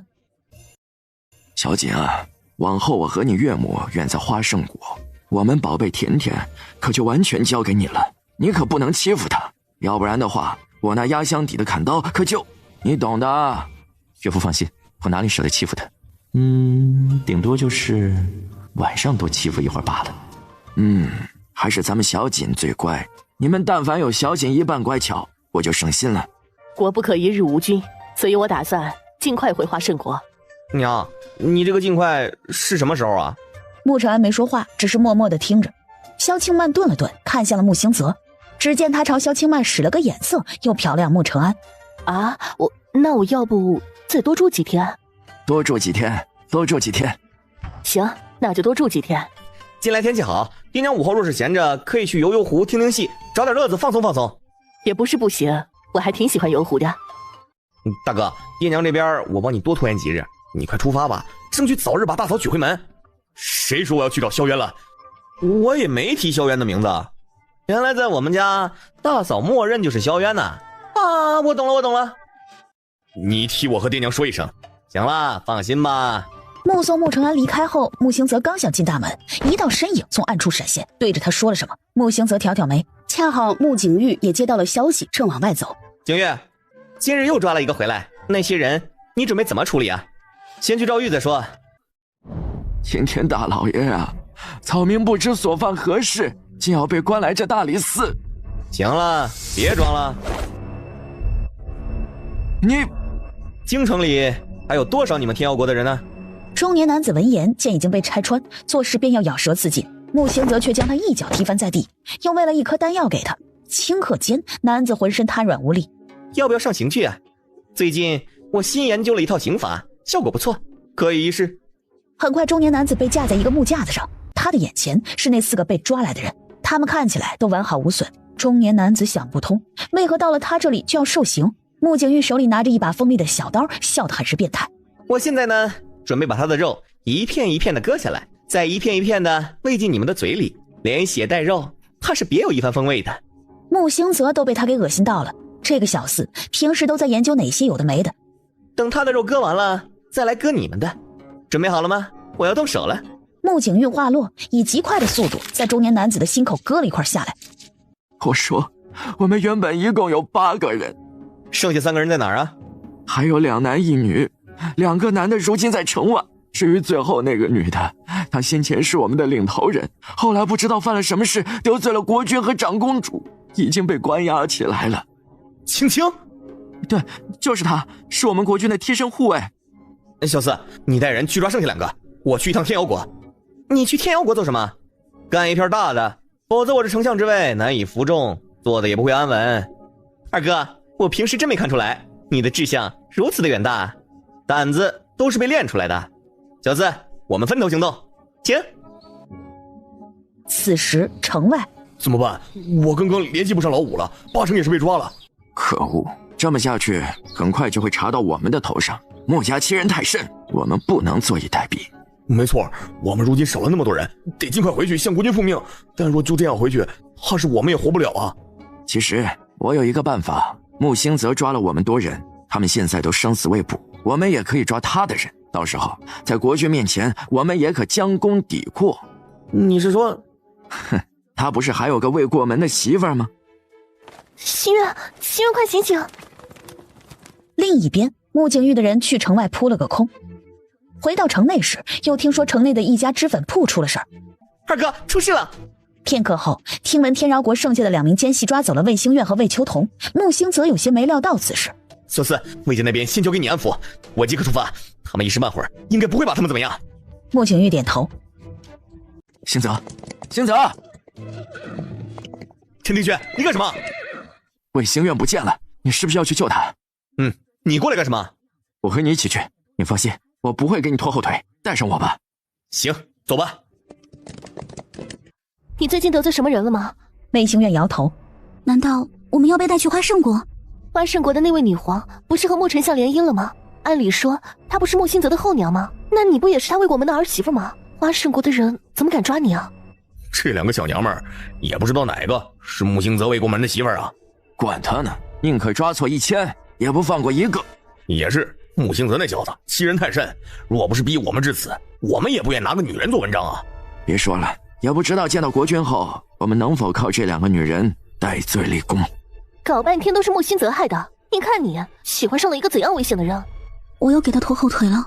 拜托，是他害得我们被抓啊，怎么就你拖后腿了？心月，你能不能有点出息啊？这京城里多少年轻男子都爱慕着你，你偏要喜欢一个眼里没有你的人，还害你落入险境，你居然还反过来觉得是自己拖后腿了？我的天哪，这就是爱情吗？那希望我这辈子别遇到爱情，因为爱情使人眼瞎心瞎，哪都瞎。魏秋桐一阵吐槽，魏星月心里也不好受。听见他们刚才口中的国君了吗？想必不是那位女皇，那是要把我们带到哪里去啊？剩下的几个大国，也就天饶国、范谷国以及北安国了。在一个凌晨时，穆星泽和陈庭轩稍作休息片刻，陈庭轩很快就靠着树睡了过去。穆星泽也没什么睡意，却见天边有红光闪过，远远望去，似乎是一只火红色的凤凰。那火凤凰渐渐地靠近自己，直到落在自己面前，身形一晃，变为了穆幽月。旁边一道暗影也现身，正是叶璇姐。穆星泽看傻了，以为自己出现了幻觉。二哥，甜甜，你说来话长，但你们这么赶路也不是回事儿，我先带你去天瑶国。天还未亮时，穆星泽和被迷晕过去的陈庭轩就抵达了天饶国的主城内。穆星泽感觉实在是太玄幻了。行了，你忙你的，我和甜甜新婚燕尔，先去附近周游几日。去吧去吧。二哥，那我们先走了，你自己小心。我们要不要顺道去找一下魏家姐妹啊？不必，对方还要拿他们做筹码，他们不会有危险。那就行。累了，找家客栈先休息一会儿。这是哪里？天瑶国皇城。天瑶国，我们怎么突然就到了这里？你不会长翅膀带我飞来的吧？的确是带你飞来的，但不是我长翅膀。魏心苑他们呢？有消息了吗？应该还没到。你先去城南方向找一家名叫清风的客栈休息，我去附近转悠转悠。应该还没到。陈庭轩更是一脸诧异，那他们到底怎么提前来到这里的？客官，这一楼都坐满了，请您移步楼上雅间吧。好。公子，您怎么来了？杨从，去帮我查一个人的下落。请公子吩咐。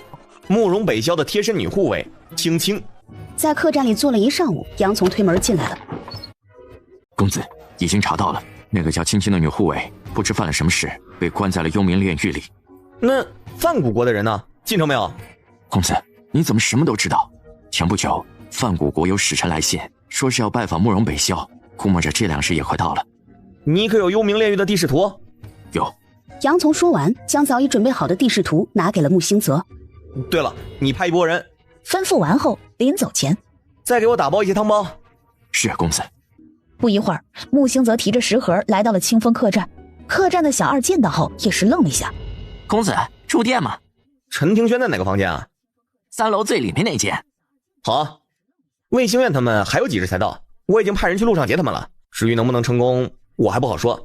那就好，希望他们别出事。你是不是喜欢魏兴苑啊？莫兴泽，你胡说八道什么呀？她是你未过门的媳妇儿，我喜欢她算怎么回事？说完，低下了头，继续吃着汤包。陈庭轩这样反常的反应，穆兴泽哪里能看不懂？只是心里头也有些的复杂。王姐，听闻你这2日胃口欠佳，是身体不适吗？还好，只是近日头疼的频繁，没什么胃口罢了。范谷国那边的人快到了，他们的来意，黄姐想必也知晓。黄姐打算怎么处理谢雨芳啊？不要和我提他们。还有，我不是早就让你杀了他吗？你为什么还要留着他的命？为什么不直接杀了他？黄姐放心，你想杀的人，我断然不会留的，只是也得让他死得有价值一些，不是吗？慕容南叔皱眉，最后什么也没说，只是说自己累了想休息。你最大的错就是成了我和谢怀信的女儿。单宁啊，我什么都帮不了你，但我唯独能给你一个痛快的下场，好让你远离炼狱里的那些折磨。一鸣，去杀了他。范谷国的人提前秘密进了主城，不过只有怀王和1名随从。怀王？谢怀信？他还没死呢，不是病入膏肓了吗？是，他们刚刚下榻在了清风客栈内。穆行则感叹自己运气可真好，他几乎是没有犹豫就去了2楼，敲响了谢怀信的房门。里面的人似乎很戒备，许久没有出声。在穆行则敲了第4次后，直接有人过来开门。有事？我是宣朝丞相府的人，我要见怀王。邢瑞，让他进来。谢怀信模样斯文儒雅，此刻正一脸病容靠坐在床榻上，视线落在穆行则的身上。你是穆家的人？穆家老二穆行则。宣朝的人怎会跑来这里？和你谈点合作。与我一个即将离开人世的废人，堂堂穆二少与我能谈什么？你这不还没死吗？我的要求很简单，你将你手里的筹码全部让给我，我帮你救出谢雨苏，如何？怀王，这笔买卖你不亏吧？二少，我只有一个要求，只要单宁安然无恙的回来，你什么要求我都答应。不错嘛，这才有点当爹的样子。王爷，穆二少，郡主如今被关在幽冥炼狱里，生不如死，我们必须尽快行动。你功夫怎么样？子睿自幼跟在我身边保护我，身手信得过。那就行，你先把这个地势图熟记在心，然后跟我走。发生了什么？慕容北萧提前收到了消息，在城外截胡了那2位姑娘。一炷香之前，他们也被带到了幽灵炼狱。这么快？他们走了一条最险的水路，可以直接避开一些山路，缩短日程。难怪啊！我先行动，你让杨从带人去接应我。是公子。计划有变，我要先救其余2个女子，你若不愿，可先回去。子睿虽然有些不满，但如今王爷已经和穆行则达成协议，在这件事情上，他只能听穆行则的。我听你吩咐。此时此刻，穆行则已经来到了幽灵炼狱附近，一座寒气森森的山，外面全是明晃晃的守卫，以及暗处也布满了暗卫。现在怎么办？要是我妹在就好了。这么阴森的地方，幽灵一定很多，可惜了，早知道不让他们夫妻俩走了。正想着，穆行则忽然觉得耳边有人吹了口气，他整个人寒得一哆嗦，偏眸看了眼，身边空空的，什么也没有。这时又有一口气从脖子后面吹了过来，伴随着一道阴森森以及带点兴奋的声音：木二哥，我来了。谁在说话？片刻后，木星泽不知道是不是出现幻觉了，感觉身边多了一道人形的黑影，不止一道，难道是幽灵出现了？木二哥，我们是老大派来支援你的，已经跟了你一整天了。你要有需要我们帮忙的，尽管开口，甭跟老弟客气。咱俩以前在旧星镇可是见过的。我和你说，咱们这次还带了2个千年老鬼来，贼厉害。千年老鬼？你要有吩咐随时说啊，老弟随时待命。还有啊，我红姐也来了，700年的厉鬼呢。这架势，木星泽感觉能把这幽冥炼狱一锅端了。平静了一下心情后，木星泽也不客气了。老弟，先帮我想个办法，把这些人引走。可是这里人很多，我怕我引不走啊。没和你说话。子睿懵逼了，那在和谁说话？这里不就他们2个人吗？正想着，黑夜里突然涌现一团的黑雾，黑雾漫天而上，将皎洁的月色也遮了干净。幽冥炼狱的门口，所有的守卫忽然感觉眼前一片的黑暗，其中有2名守卫被人敲晕，拖到了一旁，扒下了衣服。跟我走。趁着黑换上了守卫的服饰后，木星则带着子睿悄无声息地潜进了幽冥炼狱。老弟，你还在吗？他看不见胖幽灵在哪儿，只能唤一声。他在外面撒丫子乱蹦呢，你可以吩咐我。红姐。嗯哼。 700年的厉鬼，失敬啊！子睿快吓死了，厉鬼？怎么还有厉鬼呢？难怪这穆二少敢单枪匹马的带他杀过来，感情还有这了不得的本事。红姐，劳烦你先去帮我找一下魏家姐妹，你应该见过她们。行。木星则只觉得眼前风景一晃。此时，一间最深处、最坚固的牢房内，一站一坐。郡主，公主派我来做什么？你应当知晓。他不就是想杀了我吗？杀啊！反正我的这条命也是他给的，还给他就是了。半个时辰后，这里的守卫会交替一波，你跟我走，以后远离这里，不要再回来了。你应该了解他的，若是忤逆他的意思，你也活不了。我不需要你可怜我，我们永远都是对立的。一鸣轻轻的摇头，又是一声叹息。是我，木星泽。木星泽，你还有脸来见我吗？你知道把我和心月害得多惨吗？姐姐，别说了。其余的话再说，先跟我走。两姐妹什么也看不见，跌跌撞撞的往外跑。刚出了牢门，木星泽就撞上了子睿。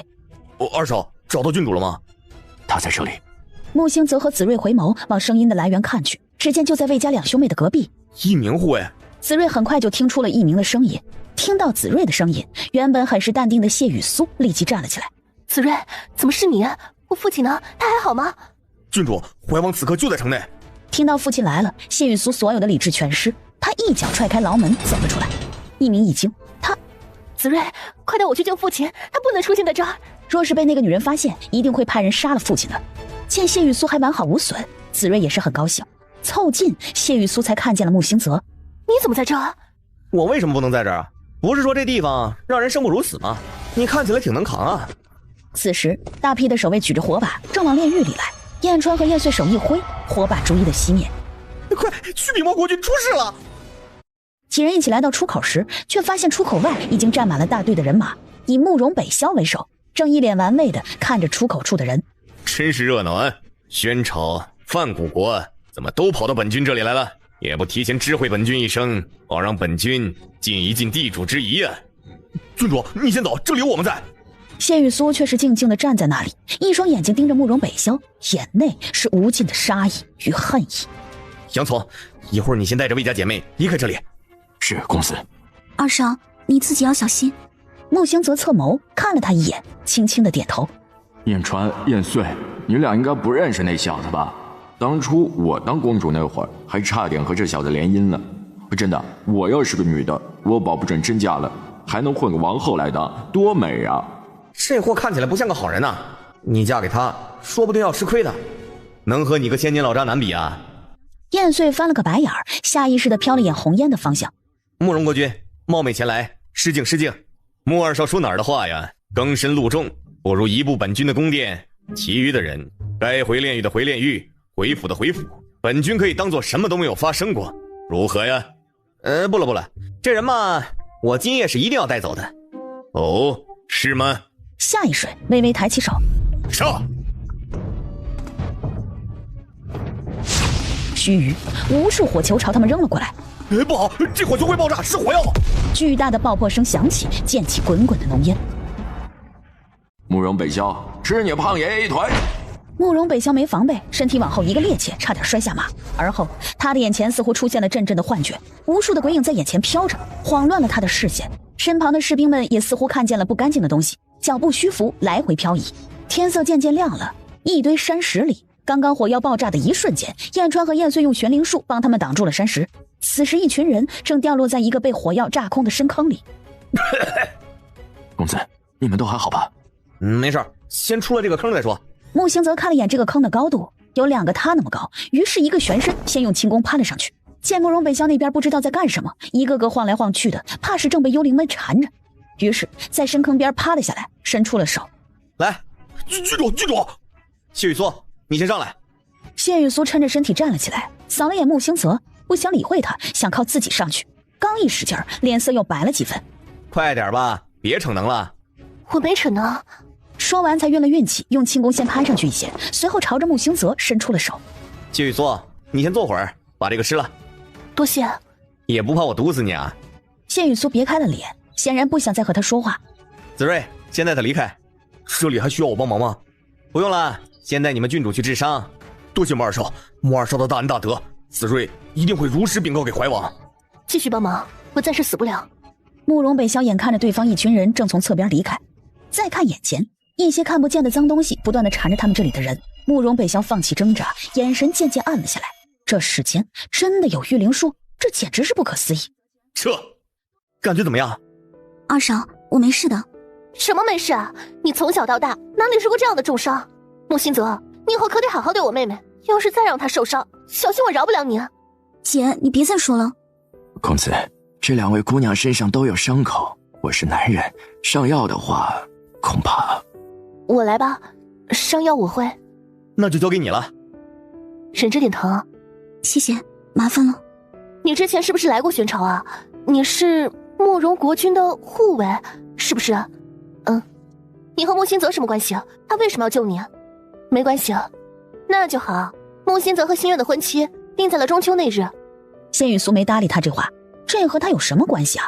给魏星愿上完药后，谢雨苏又开始给魏秋桐上药。你伤得那么重，不痛吗？习惯了。给2人上完药，谢雨苏走了出去。星愿，你怎么样？陈庭轩，你怎么在这儿？我一会儿我命人护送你们3个先回京城。你不回去吗？我还有事情要办，忙完了就会回京，这里危险，你们先离开。你不是来救魏心愿和魏秋桐的吗？人都救出来了，还不走？你管那么多干嘛？赶紧的，帮我送他们回京，也免得陈伯伯在家担心你。魏星愿有些沮丧地垂了下眼。心愿，我们赶紧离开这个鬼地方，我一刻也不想多待。那我带他们先回京了，你这里不需要我帮忙吗？赶紧走吧，你喝酒的本事还行，让你杀个人呐，恐怕得晕过去。陈庭轩没话说了，他以为木星泽就光喝酒和吃汤包的本事，谁能想到木星泽私底下玩得这么大。没事了，别怕了，我们安全了。是啊，魏心愿，你别害怕了。姐，我想退婚。父亲，你知道你做了多么任性的事情吗？堂堂郡主，亏你想得出来，竟然潜伏在慕容北萧身边做护卫，你当真是不要命了？你又把我们范谷国的脸面与威严置于何处？慕容南叔既然已经与我和离，那和你便没有关系。你到底在执着什么？子睿，拿我的鞭子来，我今天要好好教训这个不争气的东西。怀王，拿鞭子抽可不至于啊！单宁郡主还受了重伤呢。再说了，你也不该为了外人的事儿牵动自己人呢，那多划不来啊！你这鞭子还是留着抽慕容北萧和慕容南叔吧，你说是不是？木星泽说的有条有理，谢怀心情无法反驳。现在呢，我人也给你带来了，你是不是该兑现之前的承诺了？木星泽，你和我父亲说了什么？和你没啥关系，你出去吧，剩下的我和你爹说。雨儿，你先出去。穆二少，我如今是一个病入膏肓之人，手中剩余的权，按照我们之前的承诺，我可以全数让给你，但有一点，我必须还是要提醒你，我只是范谷国皇室的一个败将，范谷国真正能做主的人并不是我。没关系，一步一步来，我有办法说服你们的国君。话说你得了什么病啊？心病。木星泽撇嘴，俗话说心病还需心药医，谢怀信一个大男人，怎么把自己折腾得如此抑郁寡欢的？这种病想要好起来，确实难。你想不想继续活下去啊？你要想的话，我可以让我妹妹来帮你诊治一下，她可是神医，或许能让你活得更久一些。你可别想不开了啊！你想想，你要是死了，你女儿怎么办？那就多谢你的美意了。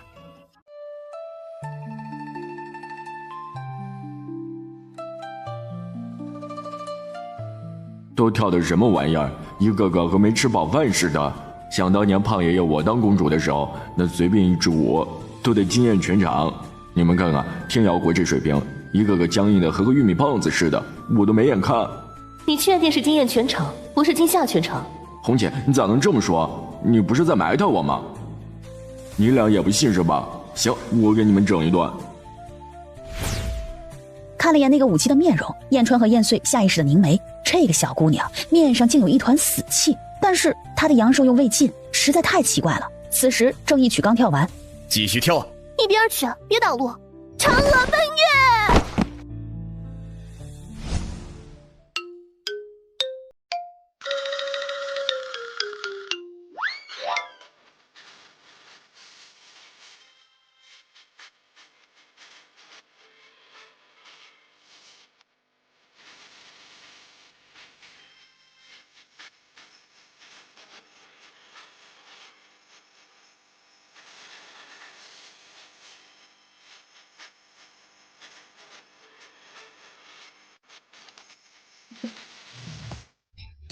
来人，把这个冲撞国君的武姬拉下去砍了！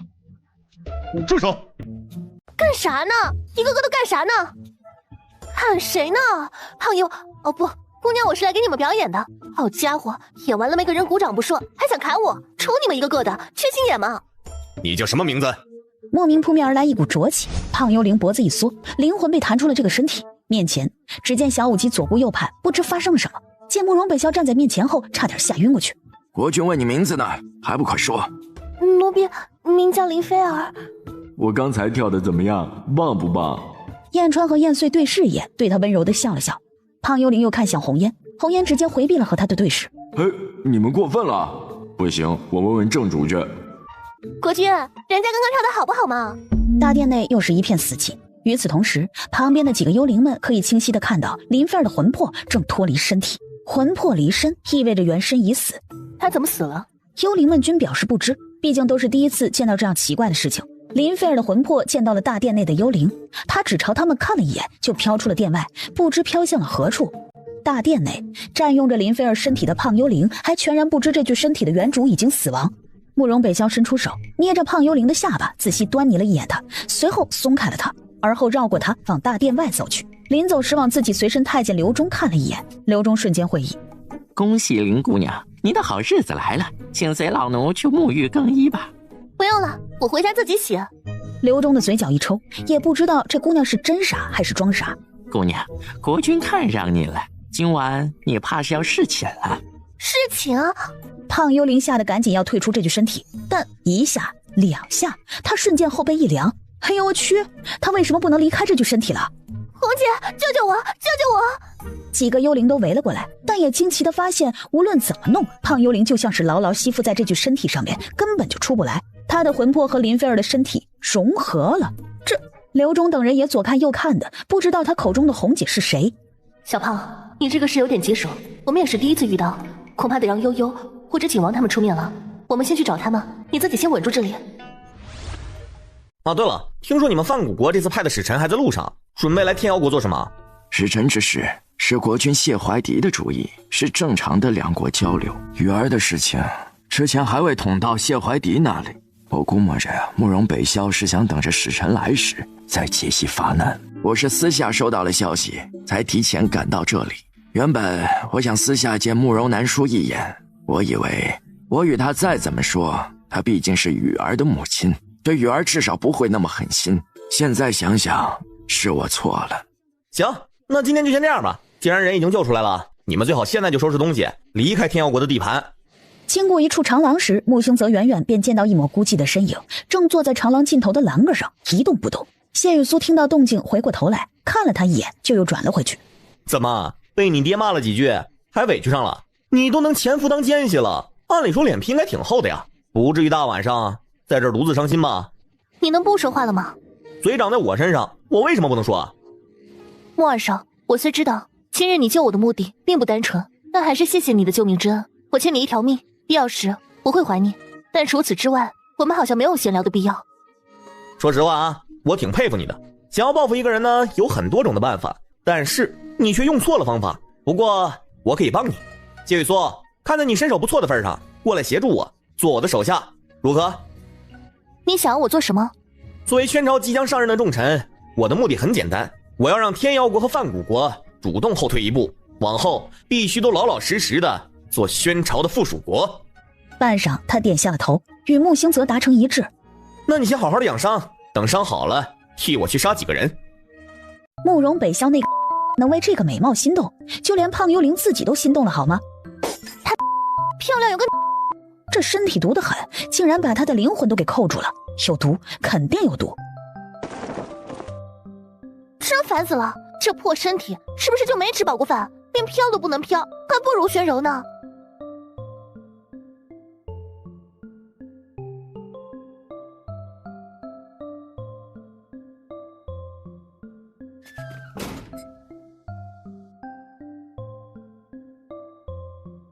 慕容北萧来的时候，就见桌前坐了一个女人，坐姿豪放，一手抓着水壶，一手抓着已经吃了大半的串的葡萄，一个响亮的饱嗝。胖幽灵几乎是喝饱了，随后才看了眼四周，准备找个窗户什么的跳出去溜了，谁知却与站在门口的慕容北萧来了个正面的对视。胖幽灵心中一凛，差点把这小子给忘记了。看见慕容北萧凝着自己的眼神，胖幽灵心想，他没吃过猪肉，还没见过猪跑啊，这小子想睡他。说真的，他挺鄙视这种见色起意的男人的。你小子跟那看什么呢？你说什么？丫的，还是个半龙！我说你瞅啥？慕容北萧又打量了他许久，竟没忍住笑了出来。很好，胆子很大，竟然不怕他。怎么饿了？你说说你们，老大一个国家了，我下午跳了那么久的舞，银钱没看见不说，竟然连饭都不管一口，咋的？把我们武器当牲口使啊？你咋不让我刚刚直接跳死在台上呢？你是哪里人呢？北方来的。缺银两？那你可知你现在为何能坐在这儿？我能不知道吗？还不是我那舞跳的太惊艳，你看上我了呗？我说啊，你这个人啊，你说你啊，长得人模狗样的，在我见过的男人里，那也长得算是一表人才。你说你这么好一小伙儿，你咋偏偏要学男人的陋习呢？你继续说。我就随便和你唠唠，你一会儿别急眼啊。你呀，随便见一个女人漂亮就想睡，肤浅至极。那本君该怎么做啊？你得抛开外表，得走心，得善于发现心灵美，你懂吗？心灵美，你到底懂了没有？咋不说话啊？懂了。那行，没事你就回去洗睡吧。好。胖幽灵眼前一亮，真的假的？海马，看来真的听进去了，这小子有前途啊！你早些休息，本君明日再来看你。行，你走吧。等会儿，我饿了。叫人给我整些吃的来，我想吃烧鸡，吃猪蹄儿，吃猪肉炖粉条，最好再给我整个血肠，一定得是猪血的，我爱吃。慕容北萧嘴角微微一抽，像是看怪物似的，又打量了胖幽灵一番，随即什么也没说，走了出去。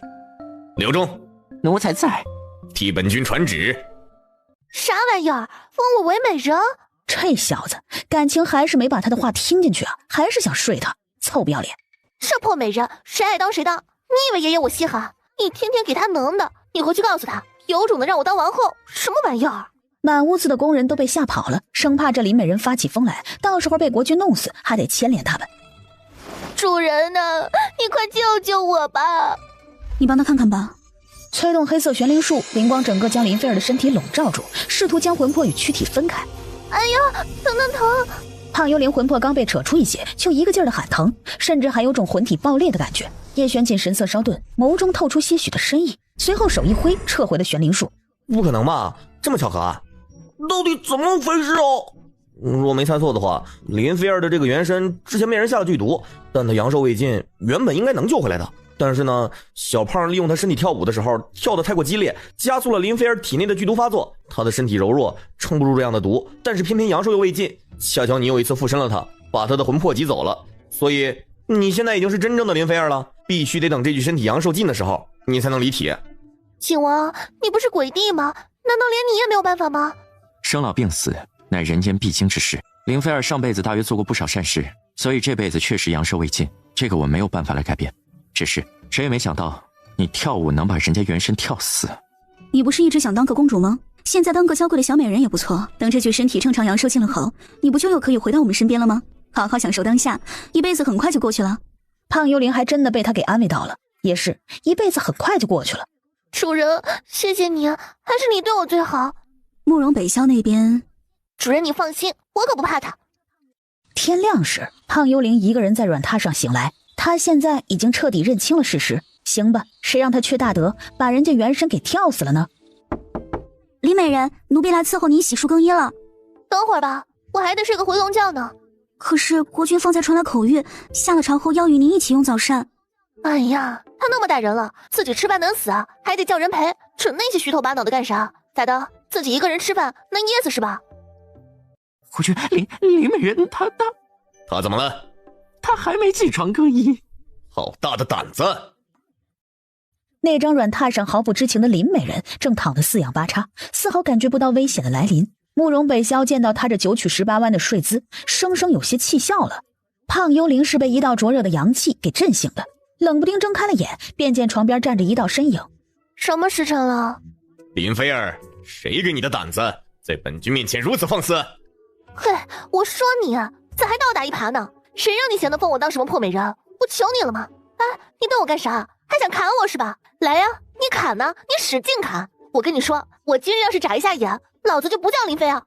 这一出的，倒把慕容北萧给整不会了，压了压心头的气。梳洗更衣，出来用膳。哎呦，久等了吧？不好意思嘛，人家昨晚第一次来这里，兴奋的睡不着，早上真的好困哦。你不会怪人家的吧？你好好说话呀，人家就是在好好说话，有什么问题嘛？胖幽灵说完，又是一个媚眼飞了过去。慕容北萧无言。你吃啊，别杵着不动，那么多东西呢，浪费粮食可耻。对了，有个事情我要抗议。你说。你干啥就给我封个美人呢？我不要当美人，我要当王后。这话一出，工人们又齐刷刷的跪下，一个个抖得和鹌鹑似的。完了，他们这一屋子的人脑袋都要掉了。慕容北萧却觉得甚是有意思，他竟这样不怕他，究竟是傻还是装傻，还是天真过了头？看你表现。那大爷谁啊？林美人，您别乱说了，那位是长公主。长公主？胖幽灵觉得耳熟，仔细想了想，不就是那天在幽冥炼狱那个什么苏的亲娘吗？这老娘们是个狠角色呀，为了荣华连亲女儿都不认。转念他又仔细想了想，如果他落在这个女魔头的手里，这女魔头一定会当场杀了他的。他要是死了，不就可以离开这具身体了吗？胖幽灵觉得自己机灵坏了，这也比自尽好啊。是吗？那我可要找他唠会儿。随即大步正面朝着慕容南书走了过去，作妖，他得尽情的作妖。长公主，那就是国君昨日看上的小舞姬，也就是那位林美人。哦，是吗？这谁啊？不知道好狗不挡道吗？大胆！小小美人见到长公主还不跪下呀？原来是公主姐姐啊！瞧我这瞎了眼了，愣是没看出来，我还以为是哪家大姨进宫跑亲戚来了呢。不知者无罪，公主姐姐大人大量，不会怪我的吧？林美人，念你初来乍到不懂规矩，本公主今日不与你计较这些。不过本公主觉得你的确有必要好好学一学这宫里的规矩，否则下一次可就没有那么好的运气了。慕容南书说完，看了眼身旁的杜嬷嬷，而后甩袖离开。林美人，请随老奴去长宁殿学点规矩吧。学规矩？行，那就走吧。不过我刚吃太饱了，有些走不动路，你给我找个监狱来，找人抬着我走，要不然我可不去了。对不住了，林美人，你怕是不知道，宫里只有妃以上的才有资格做监狱。那我不去，要么你背我去。胖幽灵环抱着双臂，看了眼四周，找了块大石头坐了下来。四大侍卫上前，丝毫不顾林菲儿柔弱的身躯，伸手就要将她拽起来。哪知这个林菲儿和吃了大力丸似的，连续拉了2遍，整个人和钉死在石头上似的，根本就拉不动。杜嬷嬷还以为他们不敢碰国君的女人，自己上前用力拉了一把，结果非但没拉动，自己用大了劲儿，还摔了个大跟头。杜嬷嬷作为慕容南书的乳母，在宫里谁不是对她客客气气的，还是第一次在一个小小的美人面前栽了跟头。她气急败坏的上前伸出双手，今天说什么也要把这个林菲儿治得服服帖帖的。胖幽灵正逗他们玩呢，余光瞥见一抹身影正往这里走来，当杜嬷嬷再次用力拉他的时候，他柔软的身子被重重的拉了起来，而后扑通一声倒在了地上。好痛啊，嬷嬷！我到底做错了什么？你要这样对待我？顺带着还呕了一口血出来。好气球，不愧是胖爷，不过会不会玩的太过火了呀？胖爷有分寸的噻。也是的。国君，我好怕，求求你放我出宫吧。到底发生了什么事啊？慕容北萧看着他这样，莫名心生怜惜，弯腰将他拦腰抱起。回禀国君，是林美人今日出言顶撞长公主在先，长公主宽宏大度，不与她计较，甚至还让老奴来教林美人一些宫中的规矩，让她更好的服侍在您的左右。只是林美人并不理解长公主的一番心意。什么嘛！我起先又不知道公主姐姐的真正身份，况且我也当场道歉了，长公主也说了不和我计较了。谁知道他们还一个劲的扒拉我，把我手臂都扯疼了，还推我，还把我打到呕出血了。国君，我也不想让你为难，你直接杀了我吧，我不想活了。我现在只想去地狱当个快乐的小舞姬，我来世再陪伴您吧。谁说要杀你了？我都这样式了，你干嘛不杀我呀？那你姐姐那儿你咋交代啊？慕容北萧还是习惯他这样的口吻的说话，似乎这样才是真实的他。他没说什么，就这样抱着胖幽灵转身就往玉福宫的方向走。他们说我不配做监狱，凭啥我就不配啊？你都不给我当王后了，给我腾个监狱还不准吗？别抠抠搜搜，大气点成嘛。那我也要20个人来伺候我，行吗？林菲儿，适可而止。看来我在你心中的分量也就那样，你放我下来，我自个儿走回去。最后慕容北萧还真得把胖幽灵原地放下，临走时吩咐宫女把他送回去，转身就走。胖幽灵今天想死没死成，心有不甘，他必须得继续兴风作浪，死不了他就把这天饶国搅得一团乱，要不然他就不叫胖爷爷。监狱呢？老子的监狱呢？给我抬来！刘忠，林菲儿的身世查到没有？估摸着再有半个时辰就能送进宫里来了。半个时辰后，慕容北萧派出去的人将林菲儿的身世查了个底儿朝天。另一件事办好没有？手下已经将范谷国单宁公主来天瑶国当奸细一事传遍四海，不日范谷国国君必然要给天瑶国一个说法。对于慕容北萧将他作为奸细一事传开，谢雨苏倒也不是很意外。慕容北萧就是这样的人。现在后悔了？不过我觉得这事儿也不怪你，你是个有勇气的女子，只是你单枪匹马只身一人，的确是斗不过他们的。再说了，凭你的能力在天瑶国待了那么久，想杀慕容南叔是轻而易举的事儿。说白了，还是不忍心吧？谁不忍心了？还嘴硬呢？你要是真杀了他，你爹那关怎么过？别看他与你爹和离了，你爹可还是惦记人家呢。穆新泽，你别说了。回范谷国后，知道怎么才能让谢怀迪放过你吗？无非就是一个例子。对嘛，当国君的谁不想自己的受益多一些啊？就连咱们宣朝那个，让他多看几本奏折，还得多拿几颗糖哄着呢，更别说这些个在位多年的老狐狸了。走吧，继续赶路。穆新泽，谢谢你。你可千万别谢我啊，我也是为了一个例子而已。等我达到了目的，咱们就继续各归各的，可别扯这种谢不谢的啊！我不想染上人情世故。哎呀妈呀，给我吓一激灵！虽说自己也是个幽灵，但有时候幽灵吓幽灵也是要吓出点毛病来的。老妹啊，你可来了，哥我正好有些话要和你说。首先啊，我得和你说声对不住了，哥那天就是腿欠想跳个舞，谁知道把你都跳死了，这真的不是我的本意。谁知道现在我的皇儿也出不来了，连鬼帝都没有办法解决，所以你还有什么心愿未了吗？或者说有人欺负你吗？要是欺负你，你告诉哥，哥认识老多幽灵了，让他们来带带你。没关系的，是我早就不想活了。为嘛呀？伤亲早逝，我又被远方叔父卖给五方，可我天生不是会跳舞的料，在五方受尽打骂欺辱，每日活得毫无尊严。来皇宫跳舞的那日，我身体不适，但还是被五方的老板强行拽上了马车，拉来了皇宫里。是我自己偷偷服毒的，这样日复一日看不到光的日子，我早就受够了，我早就不想活了。我甚至恶毒的想，如果我在跳舞的时候死在国君的面前，国君一定会大怒的。我想和他们同归于尽。妹儿，你放心，哥一定帮你把那些欺负你的人通通给收拾，给你报仇。谢谢你啊，我现在真的很轻松。我不知道你是什么来头，竟然能代替我活着，那你一定要保重。你要转世投胎吗？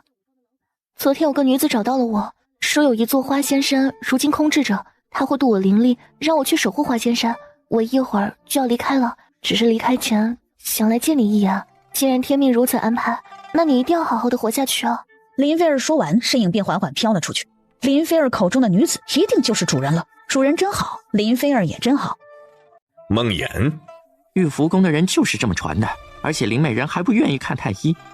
不知道他这一天天的怎么就那么不消停？难不成宫里生活还真委屈他了？慕容北萧来的时候，胖幽灵一跺脚，膝一横，呲溜一下就往慕容北萧的怀里扑了过去。北萧，你可来了！北萧，屋内的人又恨不得原地消失。疯了，这个林美人绝对是个疯婆子。听说你梦魇了？我昨晚做噩梦了，我梦见。胖幽灵捂着脸又哭了起来。哎妈，头一回抱着男人又哭又撒娇的，给我一通恶心的呀！但是他今天必须替天行道。梦见什么了？梦见我叔父当年把我卖进五方的样子，也梦见五方的人打我的样子，他们一个个都像恶鬼一样，好痛好痛，我就被吓醒了。可是醒来后，我仿佛还能感觉那些棍子鞭子抽打在我身上的痛意。我告诉自己，现在一切都好起来了，一切都过去了。可是我还是抵挡不过来自内心深处的恐惧。我真的好怕，北萧，我很庆幸自己遇到了你。如果没有你的话，我一定还在那个暗无天日的牢笼里深陷着。胖幽灵一番话说得感人肺腑，这是闻者落泪，见者伤心。你放心，本君会给你做主。慕容北萧这小子可以啊，够上道。要不是这小子非要和宣朝作对，四舍五入就是和他主人作对，胖幽灵非得按着他的头当场拜个把子。短短半个时辰，林菲儿的叔父以及天悦舞坊的老板杨丹梅就被扣押了进来，跪在了胖幽灵的面前。你俩瞎了眼啊，不知道给我请安呢？咋的？等我给你们磕头呢？小民拜见林美人。民妇拜见林美人。民妇先前听闻林美人遇到喜事了，正愁着没机会亲自来向您道喜呢。瞧这机会不是来了？是啊，林美人如今今非昔比了，还望别忘了草民这个叔父才好。哟呵，瞅你俩这二皮脸的样，这嘴是真能叭叭呀！不知道的以为你俩是我哪个救命恩人呢？你这个缺心眼的玩意儿，当初多少钱把我卖了，你心里没点逼数啊？叔父，你也好意思这么自称？你算哪门子叔父啊？还有你啊，你个大胖老娘们，是不是嫉妒我长得美啊？天天拿鞭子抽我，还辱骂我，是不是嫉妒我长得比你美？心咋那么歹毒呢？俗话说呢，君子报仇10年不晚。今日我非得和你俩好好掰扯掰扯不可。你们自己说，要么哄我高兴，让我消气，要不然的话，我把你俩抽筋扒皮，扔铁锅里烫死。你俩信不？这种感觉就对了，这才是真正的林菲儿，也正是他觉得他浑身上下最有趣的一个地方。林美人，是我错了，可当初你们突然投奔我家中也穷得揭不开锅了，我也是实在没办法，才把你卖去五方的。我心想，五方总归比那些地方干净一些，你又能学点东西，他们还包吃住，对你来说也是个好去处。我也没想到他会虐待你啊！叔父要是知道的话，说什么也得把你给赎回来。林耀，你可真是不要脸啊！皇城谁不知道你之前和吴老板经商大赚了一笔啊？就是你不想养这个远方侄女，才把人卖给我五方的，还说随他以后自生自灭，这些不都是你说的？你别胡说八道！我可没胡说。你俩都给我住嘴！立刻马上跳舞给我看！我不让你俩听，你们就不许听。我倒是要看看你这大胖娘们天天嫌我跳舞不好，你能跳出个什么花来？跳，赶紧的！杨丹梅还好，虽然现在身材走了样，可好歹是五方老板，总归有些功底在的。林耀就惨了，一个四肢僵硬的大老爷们儿，哪里会跳舞啊？两人怎么就在一众工人的目光下左右旋转的跳着？你当初多少银子把我给卖了？30两。我他就值30两。林耀，你个王八犊子，你哪怕让我上街要饭呢，都不止这个数。你是个臭不要脸的，你别跳了，你给我站一边倒立去。胖幽灵实在是痛心疾首，30两啊！这场悲剧的开端呢？眼看着林耀好不容易倒立了起来，胖幽灵气得不行。只见一个灵巧的飞跃，横腿一踢，一脚正中林耀的命门，林耀眼一翻，疼晕了过去。要换做以前，我非得一箭射死你不可。林菲儿会武功，他到底是什么人呢？最后林耀被人给抬出了皇宫，刚出宫门就被几个侍卫扔垃圾似的随便往大街上一扔。杨丹梅也没好哪儿去，虽然一条命还在，但胖幽灵命人打了他200大板，下半身怕是打瘫了，只给他留了口气儿，这辈子也就这样了。国君如此宠爱一个女子，并非好事。公主，这个林美人绝非善类，她连您都不放在眼里，怕是哪个狐妹子转世了。善妮那边可有下落？听国君身边的人说，有宣朝的人掺和进来了，事情变得棘手了。你吃啊，干嘛不吃啊？会武功。那也是我人生中最灰暗的一道时光。小小年纪，哪来那么多灰暗时光啊？你应该知道我的身世了吧？小时候家里穷，爹娘身体又不好，我又是家里的女孩子，不受家里喜欢。小小年纪我就得上山砍柴，贴补家用。角落里的两只幽灵，这个故事怎么那么熟悉啊？胖爷爷，你真的不怕红姐打死你吗？后来等我大一些，我就开始偷学那些江湖艺人的绝技，然后上街卖艺。一天下来，我又是钻火圈，又是踩高跷，又是胸口碎大石，偶尔我还头顶20块砖扎马步。我小小的身体撑起了一个家，每天赚那么3官2子，只是为了给我爹娘攒一些汤药钱。可是最后他们还是走了。北萧，我的心好痛，我好想他们呀。真的有人会过得如此凄惨？我累了，你早点回去歇着吧。本君今晚要留在这儿。你在放什么屁？说好的心灵美呢？这才几天呢，你小子就憋不住了，又想睡我了？哎呀，北萧，你怎么老是能想这种事情呢？说真的，我今天心情特别糟糕，我还不想那什么呢。我希望如果有一天我们真的那什么，是在彼此都深爱的情况下，那样才美好。你觉得呢？林菲儿，适可而止。行吧，那我听你的吧，睡就睡呗，谁怕谁啊？哇！这又是哪一出啊？他生性竟然奔放到了这个地步，他毫无避讳的样子，难道不是第一次看男人这个？慕容北萧脸更黑了，还愣着做什么？洗你个灯儿啊！他那边去啊！胖幽灵虎躯一震，手持棉布，第一下像是在刷猪毛似的，卖力的给慕容北萧搓着背。慕容北萧疼得眉心紧皱，片刻过去，慕容北萧感觉后背的皮都要被撕扯下来了。不知道林菲儿这女人又发什么疯？住手！干嘛？现在停手就没功效了？一会儿，咋还渗出血丝来了？胖幽灵也懵逼了，这小子皮肤也太嫩了吧，他都没使多少力气啊。林菲儿，你到底在耍什么花招？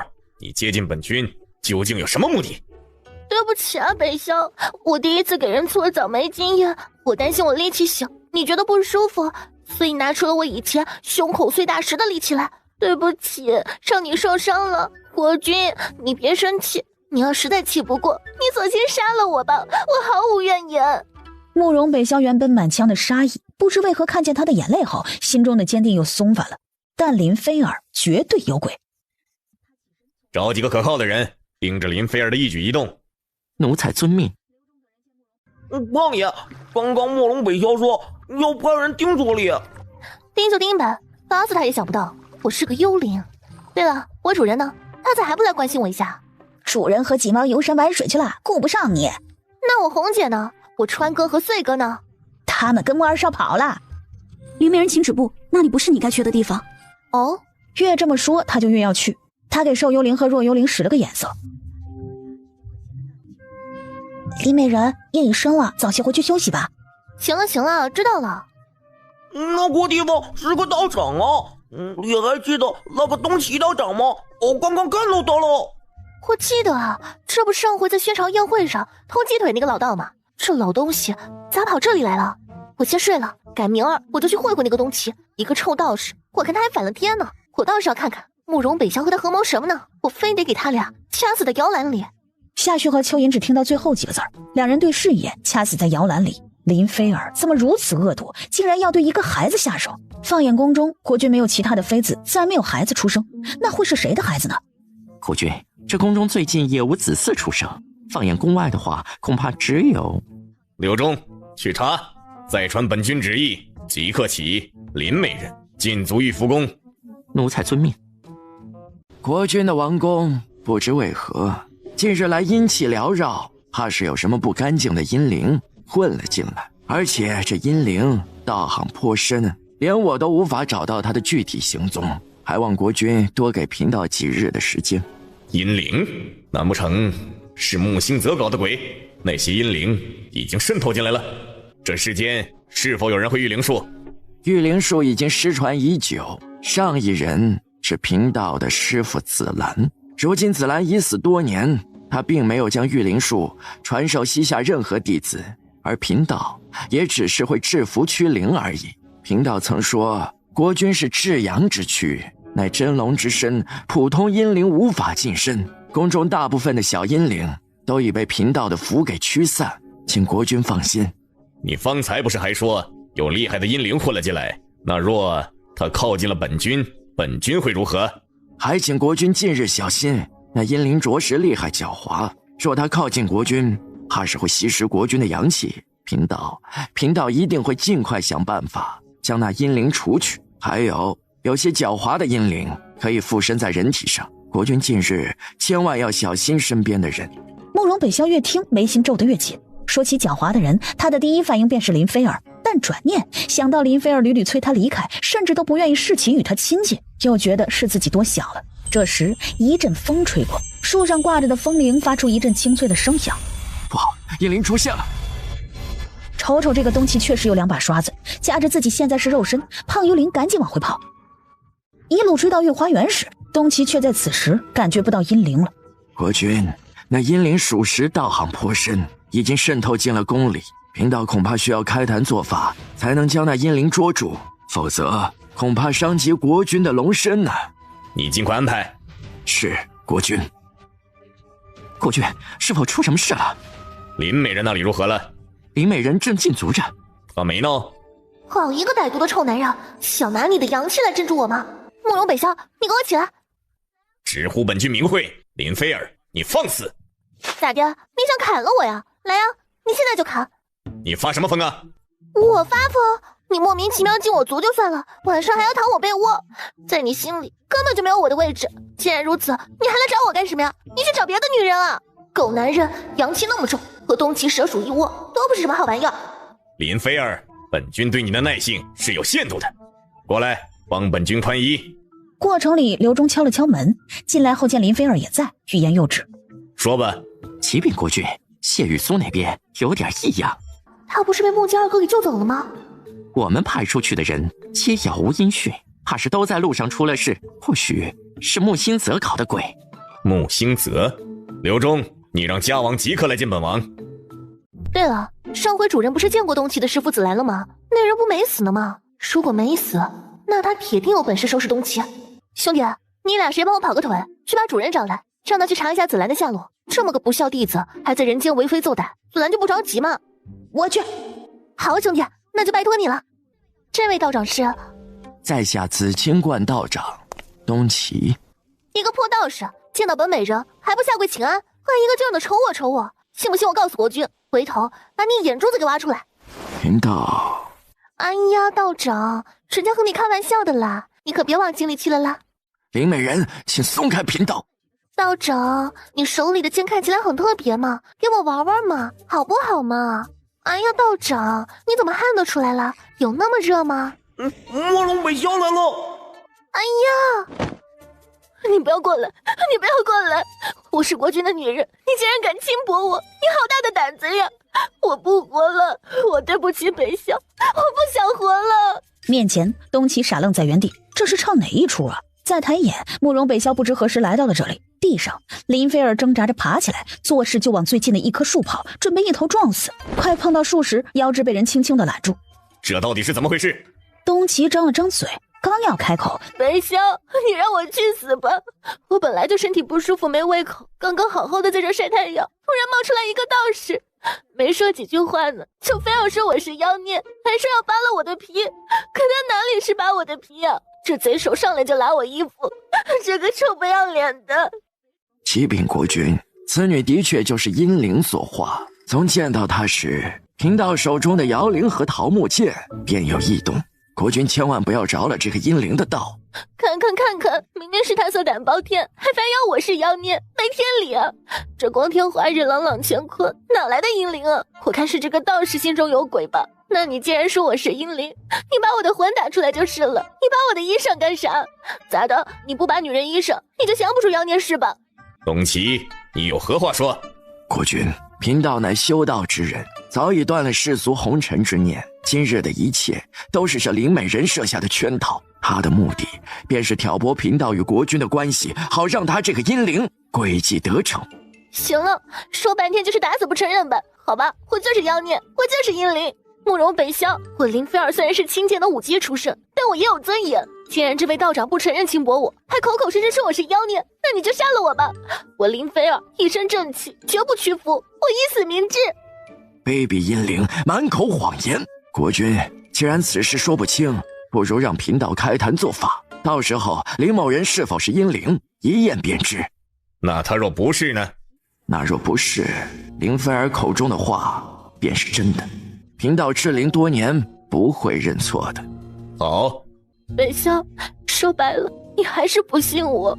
你若不是，本君会补偿你。胖幽灵见鱼儿上钩了，偷笑一声：“我的心已经被你伤得千疮百孔，你哄不好我的。总有办法的。”天灵灵，地灵灵，通天透地，鬼神惊。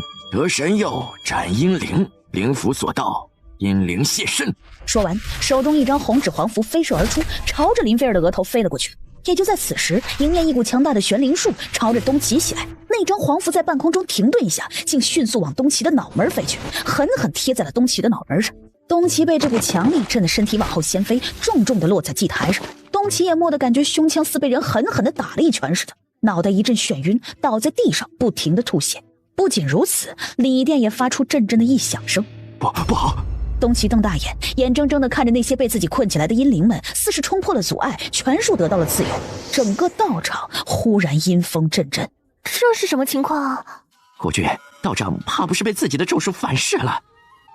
国君，林美人道行实在高深，若再留他，天瑶国即将迎来大灾啊！北萧，你看他到现在还死鸭子嘴硬，就是不肯承认他轻薄我，还在说我是妖孽。就算我是妖孽，你看他都抓不住我，那也就说明他没用，就会空口说大话。这样没用的人，你还留他干嘛？还给他开了这么大个道场，这不浪费银子吗？孽徒东岐，别来无恙啊！眼前一个仙风道骨的老者缓缓转过身来，向慕容北萧自我介绍：“贫道紫兰。”仿佛又是一声惊雷落下。紫兰？哪个紫兰？莫不是……东岐，当初为师见你悟性不错，便收你为弟子，谁知你野心勃勃，欲要弑师取代为师的位置。恰好为师也对这些身外之名无心，便随了你的意。哪知你非但没有将紫清观的道义扬名天下，反而利欲熏心，无恶不作。今日为师是来清理门户的。好家伙，这个东岐不但好色，竟然还弑师，大逆不道。北萧啊，看来你被他给骗了呢。今日我受了委屈不算，我好心疼你哦。你堂堂天瑶国国君，竟被一个臭道士耍了一通，这口气你咽得下去吗？我可咽不下去。身旁慕容北萧坐在那里，并没有任何的反应。他只是觉得今日这一切串在一起，是不是太巧合了一些？好似有人刻意一直在引导着他。师父，当初是弟子不孝，你再给弟子一次机会吧。弟子愿余生侍奉在侧，抵消自己的罪孽。现在才悔悟啊！晚了，为师已经暗中盯了你许久。若非你今日色欲熏心，欲对女子不轨，还污蔑一个无辜的女子是阴灵，实在歹毒。你甚至还打着紫清观的名义，在外头做这些招摇撞骗之举，为师实在看不下去。你方才被天道反噬，就已经证明了一切了。东岐，多行不义必自毙。慕容北萧闻言又是眯了眯眼，心中刚刚还坚定的想法不禁又松泛了几分。难道是他多心了？北萧，你看。他顺着林菲儿指着的方向看去，早已重伤的东岐被紫兰手中的拂尘紧紧地卷住身躯，从高处跌落，落在一个滚烫的火盆里。东岐烫得哇哇大叫，心肺俱损，连爬出火盆的力气都没有。奄奄一息间，东岐的眼前出现了好多的阴灵，他竟然能看清这些阴灵了。他努力挣扎着往林菲儿的方向看了过去，竟看见了2道重影。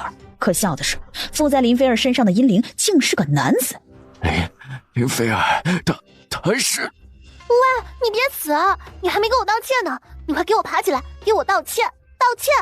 东岐一口老血喷出，足，真是现世报啊！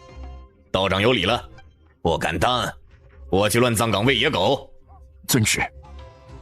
道长一路奔波辛苦，不如在宫里稍住几日休息。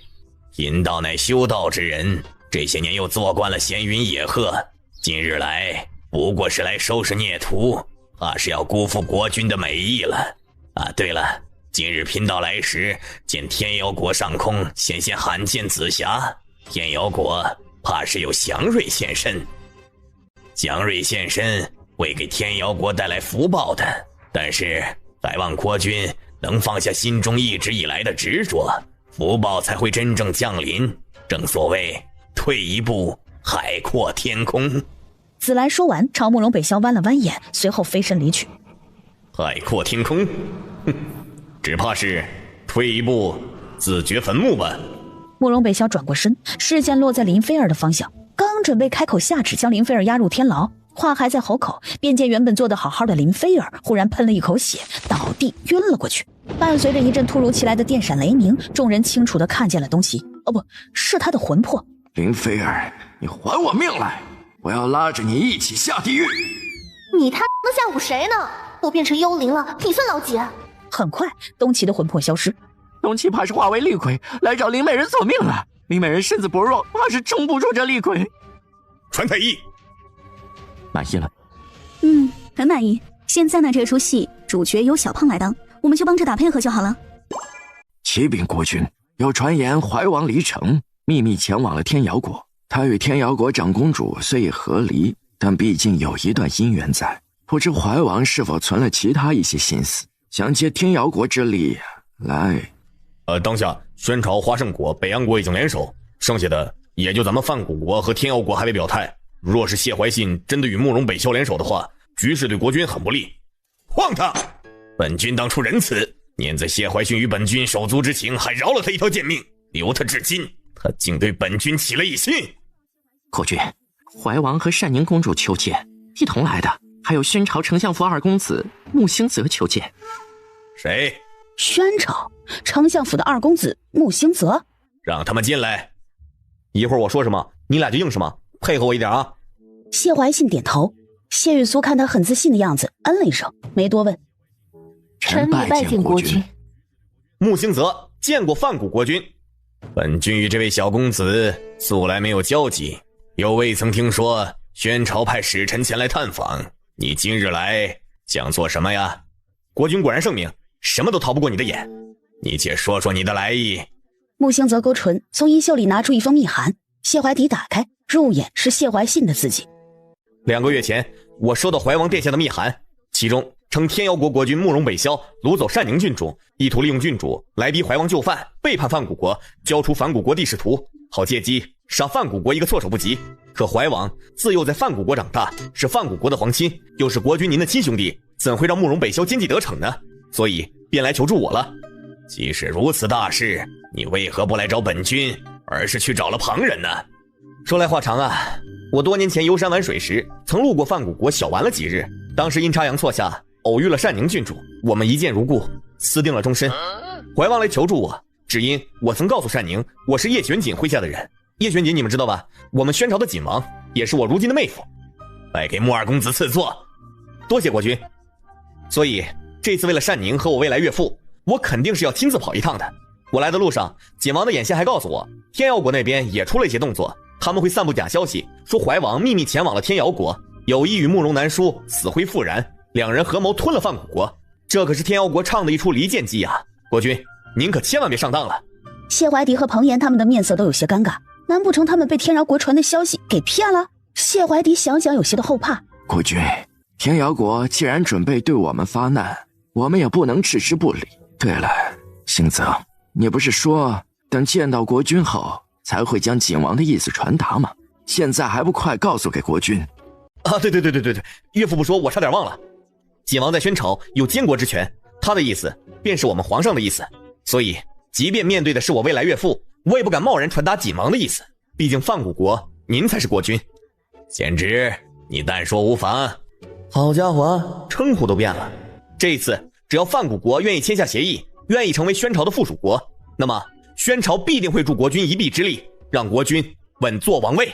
你们凭什么以为本君会听你们的？不费一草一木就想收复本君这偌大一个国家，未免太异想天开了吧？这世上哪有那么好的事儿啊？再说了，你说白了不就是个丞相府的少爷吗？你有什么资格同本君说这些啊？抱歉，忘了说了。他从衣袖里拿出一份任命书，亲自走上前递给谢怀迪。我爹呢，也就是宣朝的现任丞相，他马上就要和花圣国的女皇结亲了，往后就是花圣国的皇夫了。所以啊，我妹夫锦王就推荐我来做宣朝的下一任丞相。现在您就当我是宣朝来的使臣就好了。我们范谷国也是堂堂大国，就算天妖国来战也未必不敌。你们宣朝无非是想趁机捡个便宜，我们才不上当呢。这位大人，有些事儿光靠拳头可是行不通的。你们与天妖国国力相当，但排兵部署方面或许还没有慕容北萧擅长，打起来恐怕也落个两败俱伤，民不聊生。再加上慕容南叔曾来范谷国联姻，他待的这些年恐怕也早就将你们的路数摸清楚了。其实呢，做附属国也没什么丢人的，谢国君依旧是国君，往后天塌下来也有宣朝帮忙撑着。你们想想，究竟是1对1刺激还是4对1刺激呢？今日话已带到，如何抉择就看国君您的意思了。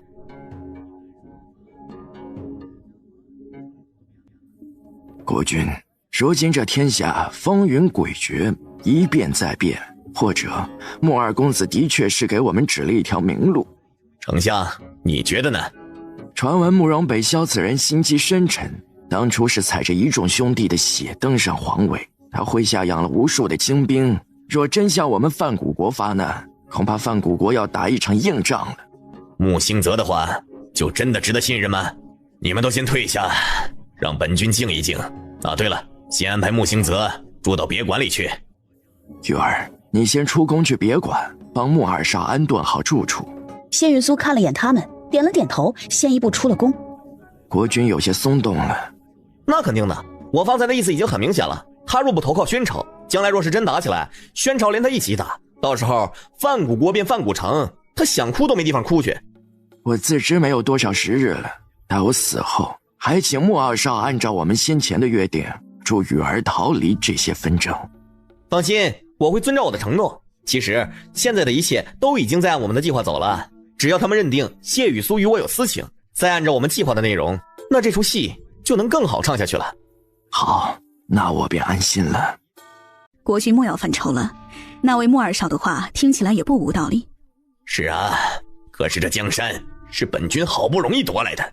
宣朝那边，花圣国曾割让城池，北安国一早就投靠了宣朝，与宣朝相互通商，早已共赢。至于咱们想让宣朝往后真的帮我们，也得拿出一些诚意来。臣妾方才听说，那位穆二少不是说与单宁情投意合？既然这穆二少背景雄厚，国君倒不如将单宁与他彻底绑在一起。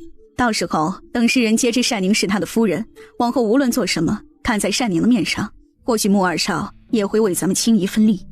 可单宁是谢怀信的女儿，这个简单，国君将单宁过继到自己名下即可，封为公主，以范谷国公主的名义出嫁。这样一来，左右也将怀王拿捏住了。何况怀王那个药罐子能活多久还未知呢。再来嘛，是那位穆二少自己说的喜欢单宁，与咱们范谷国联姻也不会让他反感，还显得是我们成全了他们这对佳偶。你这个想法甚好。据灵旭的侍妾所称，是天妖国的人动的手。臣也盘问过军中之人，灵旭的手下声称，灵旭先前确实私下秘密见过天妖国的人，以及他在军中藏了2名相好的女子，也皆是天妖国之人。这金针也是来自天妖国，比一般的银针还要细，细如发丝，上面淬了毒，可杀人于无形。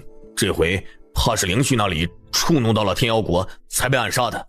原来不知不觉间，天妖国的手早已伸到本君这儿来了。李万木，灵旭那边你继续去查，以及和灵旭平日里私下交好的人，你也一并去查。另外派人去别馆通传一声，明日一早，本君要见穆兴泽。国君今日一早让兴泽进宫，是有何急事啊？谢怀迪见此也不瞒他，将昨夜天饶国杀手杀了，复将灵旭一事全盘托出，甚至还将慕容家里到了城外一事道出。穆兴泽听后眉头紧锁，似是想到什么，又没说出口。穆贤侄，你是不是有话要说呀？啊，突然想到一个坊间传闻罢了，听着有些荒谬，怕是不值得一提。什么传闻呢？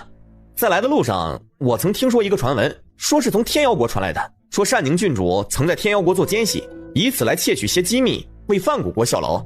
还听说单宁郡主这次是从天妖国逃出来的，天妖国那边得派人来向范谷国要个说法。一派胡言！我们单宁自小是被教养着的，怎么会去当奸细呢？天妖国这些小人当真是卑鄙无耻极了，尤其是那个慕容南书，当初嫁到这儿来，整日端着一副公主的架子，眼高于顶的样子。万一这传闻是真的呢？国君会治罪于郡主吗？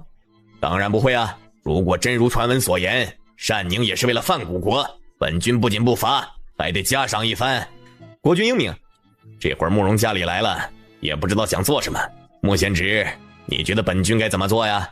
既然国君不想见，那派些人将人赶走便是了。您是国君，想见谁不想见谁，都取决于你啊。穆兴泽说完，发觉自己真是越来越有奸臣的潜质了。谢怀迪觉得有理，赶紧传令李万木带人去把慕容家里赶回去。国君考虑的如何了？若你不愿成为宣朝的附属国，那我今日差不多就该收拾收拾，回去复命了。本君可以签，不过本君有一个要求。说来听听。你娶单宁。啊？玉儿。父亲。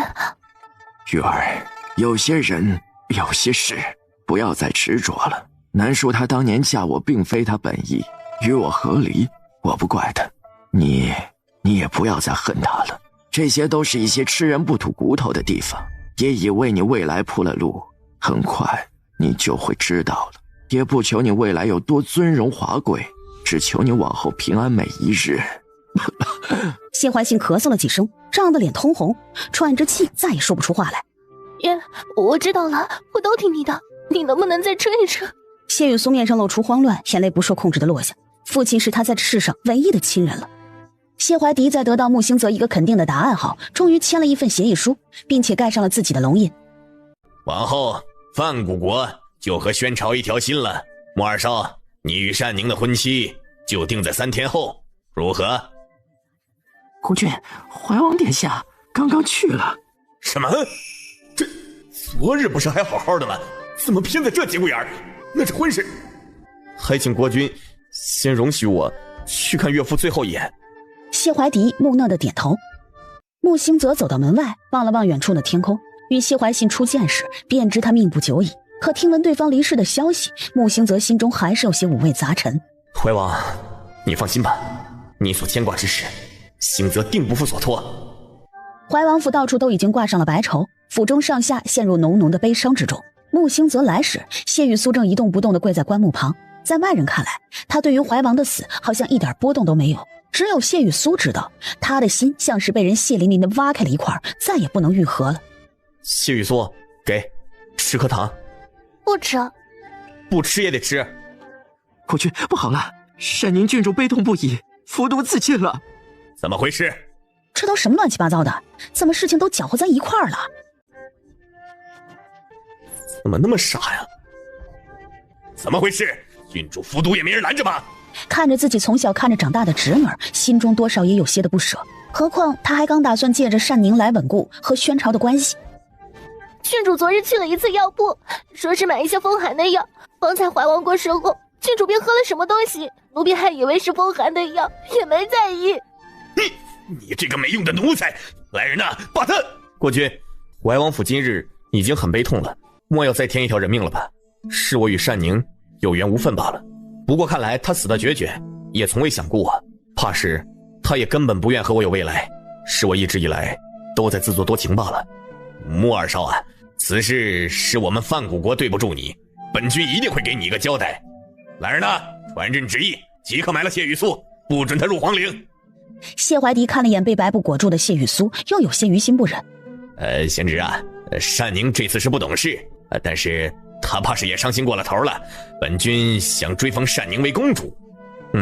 应该的。深夜里，空无一人的山头上，伴随着阵阵的蝉鸣声，却还是透着浓浓的阴森与寂寥。穆兴泽脚步悠哉，手提一个铲子，来到寂静无人的坟场，找到一处松软的土面时，开始挖土。好半晌，土终于挖开，找到了埋在里面的棺木。穆兴泽将棺木盖子上的一些土拨开，用了些力将棺木的盖子打开。里面，谢雨苏正紧闭着眼，一动不动。穆兴泽弯腰将他扶了起来，在他后颈一处穴位轻轻拍了一掌，一颗药丸从谢雨苏的嘴里吐了出来。方才已经没有气息的人，此刻慢慢开始呼吸，随后缓缓地睁开了眼。谢雨苏睁眼时，发现自己正坐在一个棺木里，他的身边是一脸戏谑笑意的穆星泽。穆星泽，你给我吃了什么？假死药而已，你先出来再说吧。穆星泽把他从棺木里给拉了出来，又揉了揉泛酸的手，抬头，谢雨苏目光正紧紧地盯着他，似乎想要个理由。你先别急着问责呀，我可是费了好大劲儿才把你从这地里给挖出来的，怎么连声谢谢都没有啊？算了，你也别急着谢我了啊，我没力气了，你先把这土给填上吧。铲子。谢雨苏低头看了眼被塞到怀里的铲子，一时半会儿脑袋里还有些的乱。算了，我帮你一起吧。许久，穆星泽就这么坐在地上，揉着手臂，感觉命都快交代了。没想到刨土这活这么累。坐，慢慢说。穆星泽，谢谢你做的这一切。还挺聪明的啊，不过不用谢我，你该谢你父亲才是，这一切都是他的安排。行，我欠你个人情，你想要什么，我可以帮你。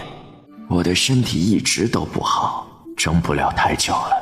我这一生极其失败，太子之位被夺，留不住妻子，又让雨儿一直活在对他母亲的恨意里。我死后最放心不下的就是雨儿，留他一人在世间。他身为范谷国郡主，又没依靠，早晚会成为谢怀迪夫妻手里的一颗棋子。他或许会被联姻，或许会被各种算计，亦或许又会落入天瑶国之手。我知道他有些本事，但总归还是放心不下他。在我死的那一日，还请穆二少帮忙，使出一计，助玉儿脱身。好，我答应你。此时，谢雨苏静静地坐在黑幕下，双手抱着膝盖，不知道在想什么。但周身透出的哀伤，让穆星泽都有些的同情他。谢雨苏，千万别辜负你父亲的一番心意啊！往后好好活出你自己的人生吧。穆星泽安慰着他，伸出手想摸摸他的脑袋，却又觉得与理不合，手伸在半空又缩了回去。谢雨苏侧眸看向穆星泽，月光照耀下，他像是天神一般，帮他在一条漆黑的道路上点了一丝的亮光，甚至那束光照进了他的心里。我的任务已经完成了，该回宣朝了。穆星泽，保重。好，你也快离开这里吧。谢雨苏，就此别过了。未来若是你我还能相见，希望你别让我和你的父亲失望哦。穆星泽笑着说着，扛着铲子转过身往山下走去。原地，谢雨苏看着穆星泽越走越远的身影，久久未动，半晌捂了捂心口处。此时穆星泽忽然又转过身，见谢雨苏还发愣似的站在那里，又朝他挥了挥手。谢雨苏一怔，轻轻的抬手，动作僵硬的与他告别。很快，穆星泽的身影消失在了视野里，谢雨苏也回身往反方向走去。两人相隔的距离越来越远，他们还会再见吗？谢雨苏想，不会了。这段时间，穆相和萧清曼两人无聊的快要长毛了。这会儿两人坐在府中凉亭里嗑着瓜子儿。那个叫小叶的孩子不是甜甜的婢女吗？怎么跟着景玉了？这个呀，我那天问过景玉了，他说小叶闲着也是闲着，正好帮他整理卷轴去。是吗？可我怎么看小叶好像不情不愿的？有吗？我记得景玉和我说的是甜甜不在府里，看小叶无父无母可怜，怕他觉得待在府里吃白饭，就给他找点事情做。原来如此，景玉做事还挺心细的。毕竟是经常办案的嘛，总归考虑的多一些。也是。哟，二哥回来了，去到李斯？是啊，最近忙。小叶，他又欺负你啊？欺负？有吗？没有，我自愿的。那你们继续忙，我先进去沐个浴，换身衣裳。这一路累死了。穆相和萧清曼嗑瓜子嗑的舌头都麻了，见到穆星泽时以为是花了眼，夫妇二人赶紧朝着穆星泽招手。爹娘，星泽，你可算回来了，怎么样？外出一趟都还顺利吗？萧清曼看着穆星泽，看他还白白净净的，看起来没吃什么苦。都顺利。真不愧是我儿子，厉害死了。起来，星泽刚回来，让他坐一会儿。这不还有几个空凳子吗？哦，对了，就是卫星院那姑娘之前派人上门了几次，询问你是否回来，怕是有急事和你说，你得空去见见她吧。星泽来了呀，是来见心愿的吗？我这就去让他出来，你先坐一会儿。好。很快，卫星院从里院走了出来。母亲，我有些话想单独和二少说。好，那你们去吧，一会儿让星泽留下来吃饭。二少，你知道我第一次见你是什么时候吗？木星则沉默看着他。14年前的那次狩猎场上，二少，你的目光好像从来没有为我停留过。木星则从来不知道这世上竟有人会如此的喜欢他，一时不知该作何反应。天瑶国那次我才知道，你我本就不属于一类人，我不该因为一己之私就将你永远和我绑在一起，我也不愿让你因为我余生过得不快乐。木星泽，你知道更好的，我们取消婚约吧。二少，你我本就清白，之前也是某魏家强行将这场婚约扣在你头上，你不必有任何负担，也不必担心对我的名节有损。那你呢？魏家会放过你吗？没关系的。在听到木星泽的答案后，心里还是满满的失落。看吧，他是真的一丁点儿都不喜欢他。魏星月甚至还有些庆幸，在事情没有变得更坏之前，做出了最好的决定，这样他就不会讨厌他了吧？你同意了？你真的同意了？姐，不要说了。木星泽，你怎么能这样啊？你知道这样对心月一个女孩子的伤害有多么大吗？怎么了？发生什么事了？娘，我打算……是我。娘，是我要和二少退婚。当初你和爹使计强行逼二少娶我，我不愿一错再错。什么？退婚？你这个没用的丫头，我们费了好大的劲儿才促成这门婚事，你竟然……你这个不孝女，你给我去死！去死！住手！木星泽，你敢退婚，我就该死在你们穆家的门口，让大家伙看看你究竟是如何的薄情寡义。好大的威胁呢！周氏等人傻愣愣的看着这一幕，都忘记了请安。萧清曼也不与他计较这些。方才是谁说要死在我们穆府门口？我们？周氏这次想起来，萧清曼与穆章辉结了亲，他现在也算是穆家人了。还请女皇恕罪，臣妇方才一时情急，口不择言。哦，是吗？原来是一时情急呀。本君还以为你活腻歪了呢，还想着亲自来帮你一把呢。臣妇不敢。女皇，今日既然你来了，想必也是为了木星泽来的。之前是他亲口同意与心月的婚事，如今他贸然悔婚，往后京城众人会怎样看待心月？谁又能为心月的未来负责？姐，不要说了。女皇，是臣女自己提出的取消婚约，后果臣女会自行承担。好端端的，你怎么会突然想取消婚约？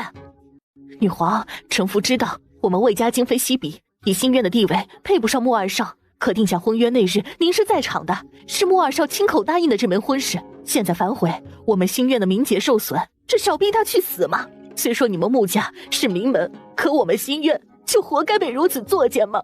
周氏，不知道的还以为你是个多么伟大的慈母呢。那日你和魏奇润合伙，逼着我们新泽认下这门婚事的时候，你可不是这副低三下四的样子。你们两个现在到底是怎么想的？木星泽这会儿有些的无奈，甚至有些束手无策。这婚约原本他已经坦然接受了，没想到现在还有这一出。看着魏星月为难的样子，自己有种里外不是人的感觉。我要退婚，我不想因为我的一己之私将穆二少捆在我的身边，退婚以后的任何代价我都能承受。心月，你别傻了，你知道对于一个女子退婚的后果是什么吗？百姓的唾沫星子能够淹死你，其他那些世家也会在背后嘲笑你，往后京中无人再敢娶你。那就终身不嫁。你……魏秋桐不想再理他了，周氏也是想骂他，又碍于萧清曼在，不敢骂出声。本君听闻你是京城第一才女。回禀女皇，臣女只是读过些许诗书罢了，称不上京城第一。待在这里没什么前途，那你是否愿意来本君的花圣国，凭本事考个女官？怎么，女皇还想把心月弄出京城，离木星泽远远的，是怕影响木星泽的仕途吗？再来，本君觉得与你投缘，你若愿意，本君想认你做个义女，并封你为花圣国公主。往后本君倒是要看看谁敢在背后嚼花圣国公主的舌根子。面前魏清苑陷入沉默里，他知道女皇给他铺了一条光明大道，封她为公主也是为了她的名节考虑。心愿，你还愣着干嘛？快点谢恩呐！多谢女皇，只是我不愿做公主，我想凭我自己的本事考上女官。往后他只想离这京城远远的。2个月后是花圣国3年一度的女官试举，你带着这枚信物去找尚书魏晋兰，他会替你安排考核的。多谢女皇。那本君就等着你的好消息了。本君今日认了心愿这个义女，你知道该怎么做的。娘，今日之事，你和魏心愿都很被动。那日的婚约来得突然，是我们一个个都没有思虑周全，才会发生今日这样的事情。作为你的娘亲，我只能这样说，我也有私心。我比谁都希望你今后过得好好的。魏心愿那边，我只能尽力的补偿他，把伤害压到最小。但既然事情都已经尘埃落定了，你也不必继续纠结下去了，放手去做你想要做的事情吧。娘保证，将来回到花圣国，会好好善待魏心愿的。我也希望他能活出一个不一样的人生。我都长这么大了，还得让娘为我操心。不管你多大，你都是娘的孩子，为娘的就是该保护自己的孩子呀。最近累坏了吧？回去好好休息。你爹明天正式卸任了，接下来该轮到你了。这也太荒谬了！正一品丞相是这么胡来的吗？穆家果然是有景王撑腰，不一样。穆昭辉的儿子们个个都在朝中身兼数职，现在好了，他攀高枝辞官了，还把他那京城中最纨绔的儿子给提上了丞相之位。可不是嘛，谁不知道正一品大官得一层一层提升上来？现在这样简直是胡闹啊！哎，谁让人家家庭背景深厚呢？你敢多说什么？都肃静！朝堂之上，岂容你们乱嚼舌根？皇上，方才侍卫来报，穆丞相就在殿外，是否宣他进来？宣。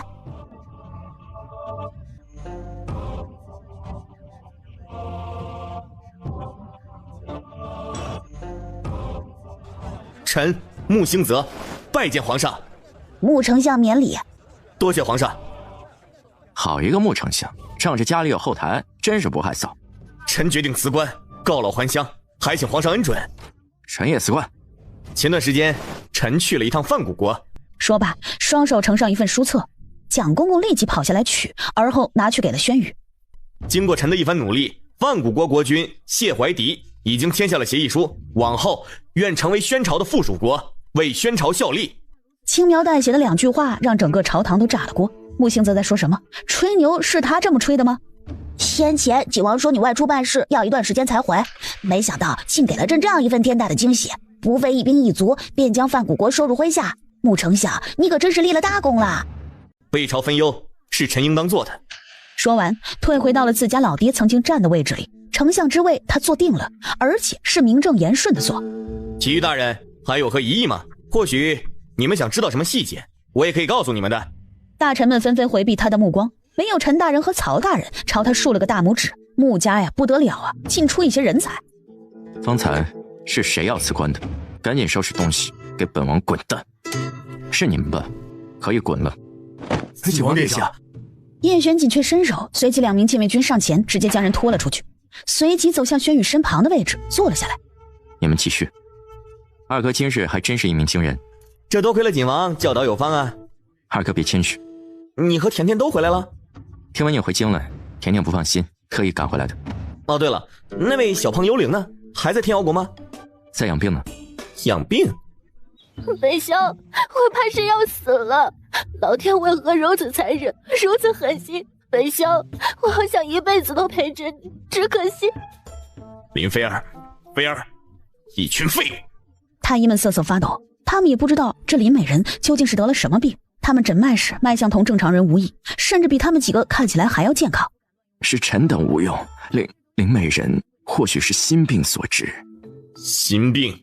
莫非他在怪自己不信他？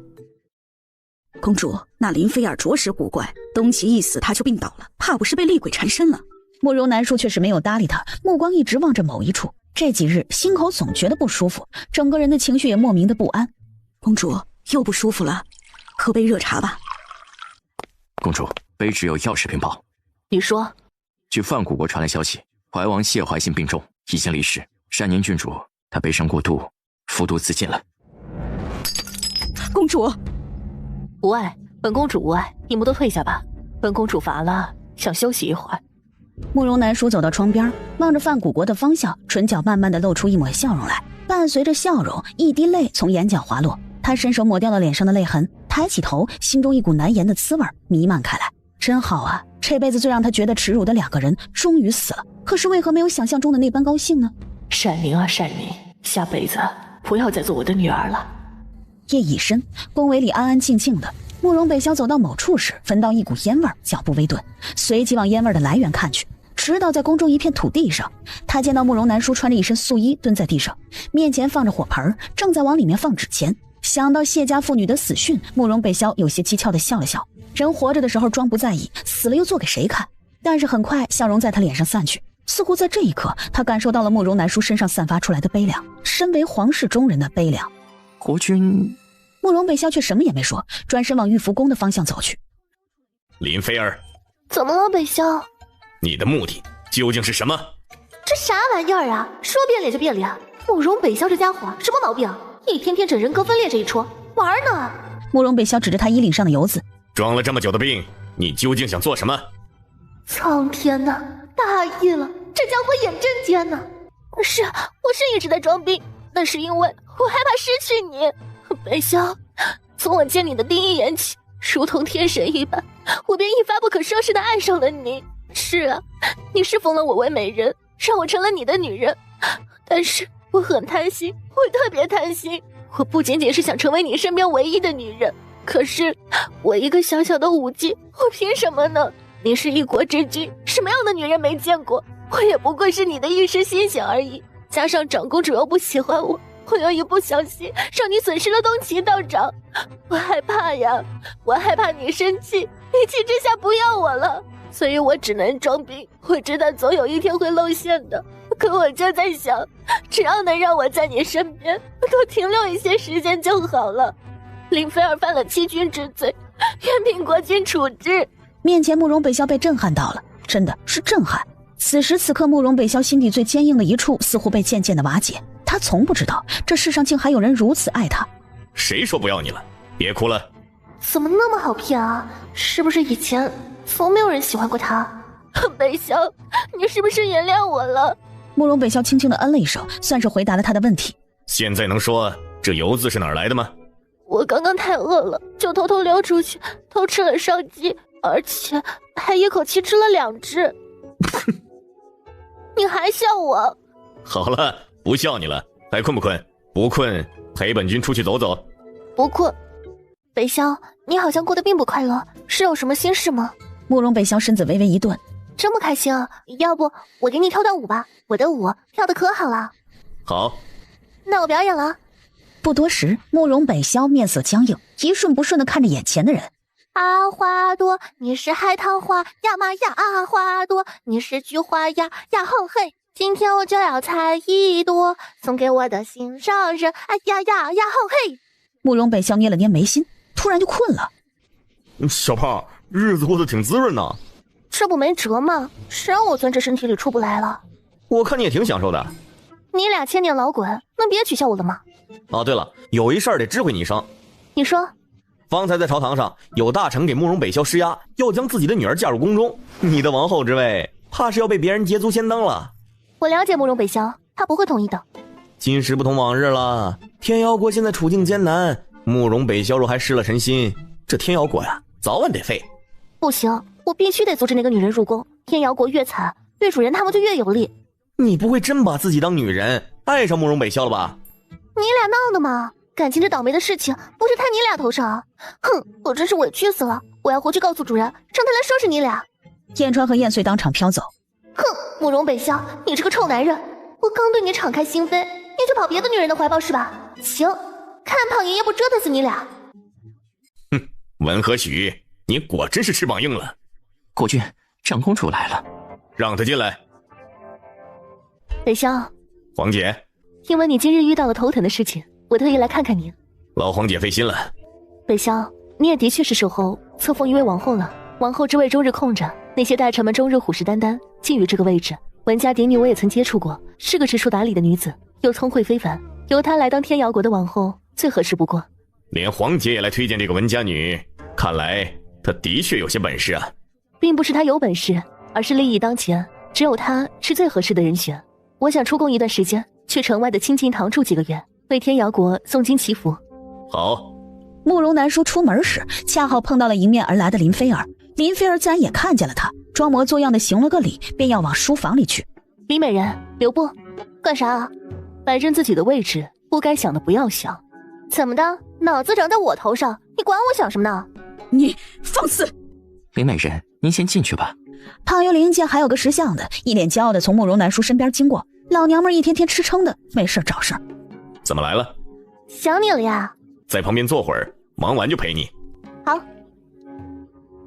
北萧，你是不是喜欢上别人了？没有，一个大臣之女而已。大臣之女，我知道了，是因为她出身高贵。乱想什么？北萧，不管你做什么，我都相信你的。群臣施压，逼本君立后。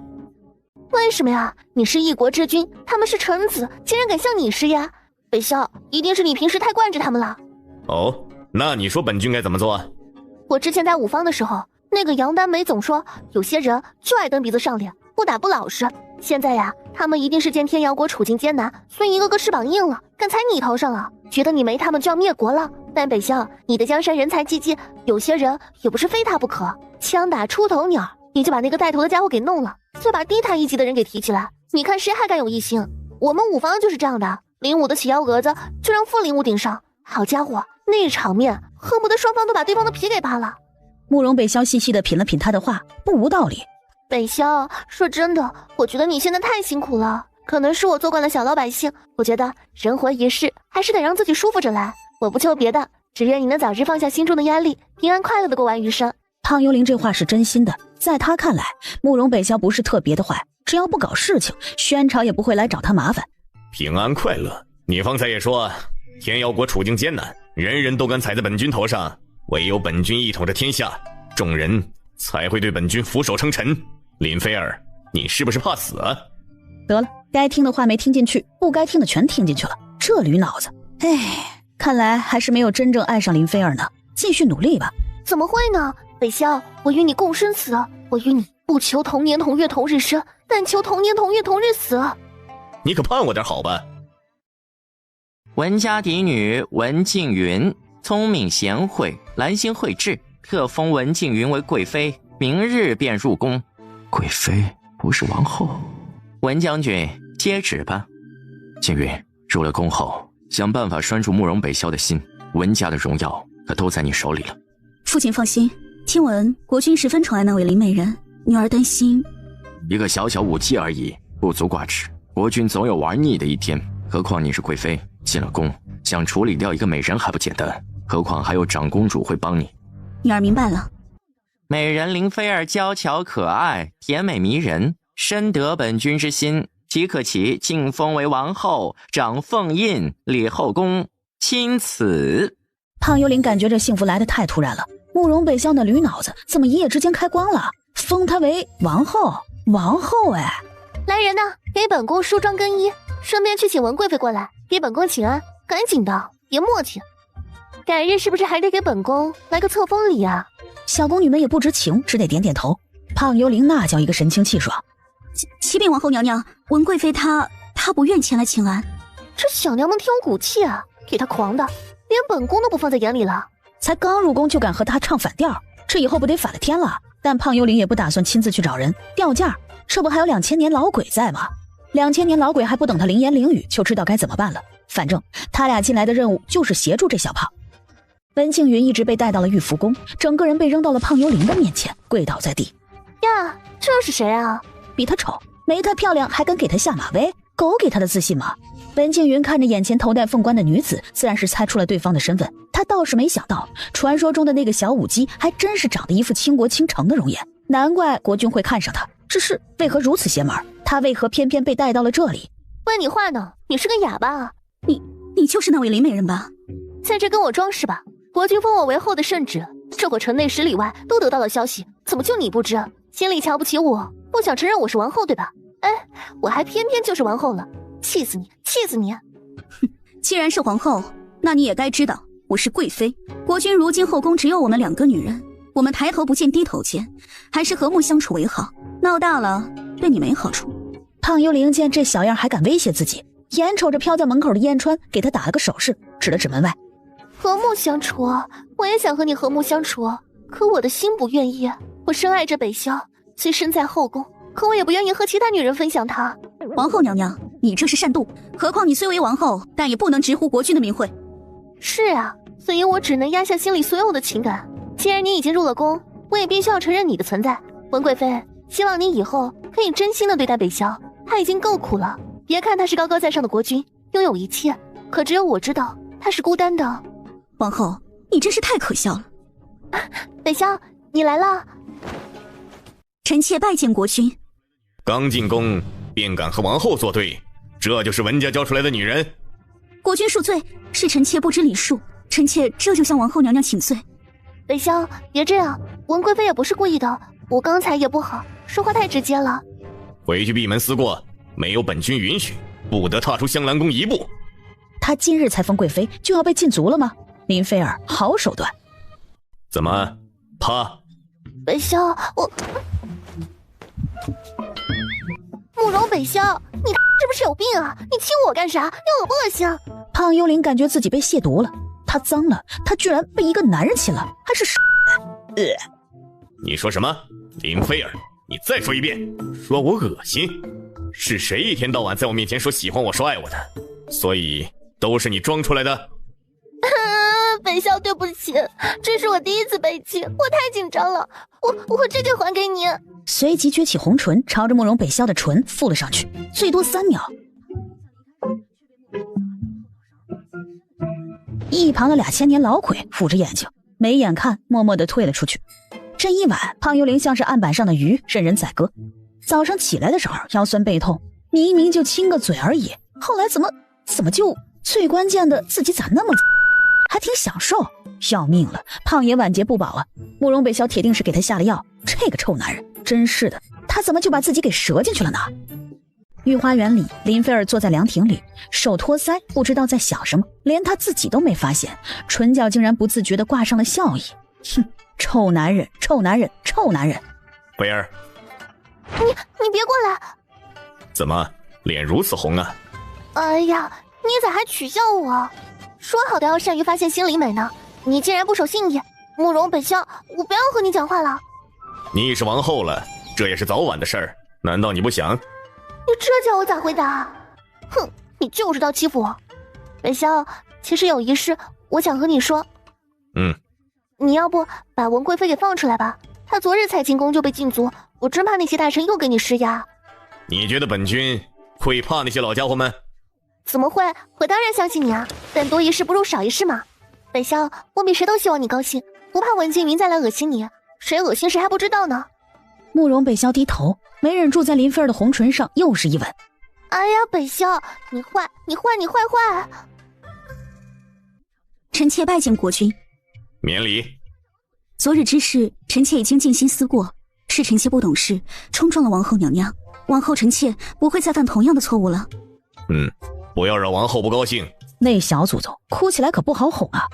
是，臣妾明白了，臣妾一会儿便去向王后娘娘赔礼请罪。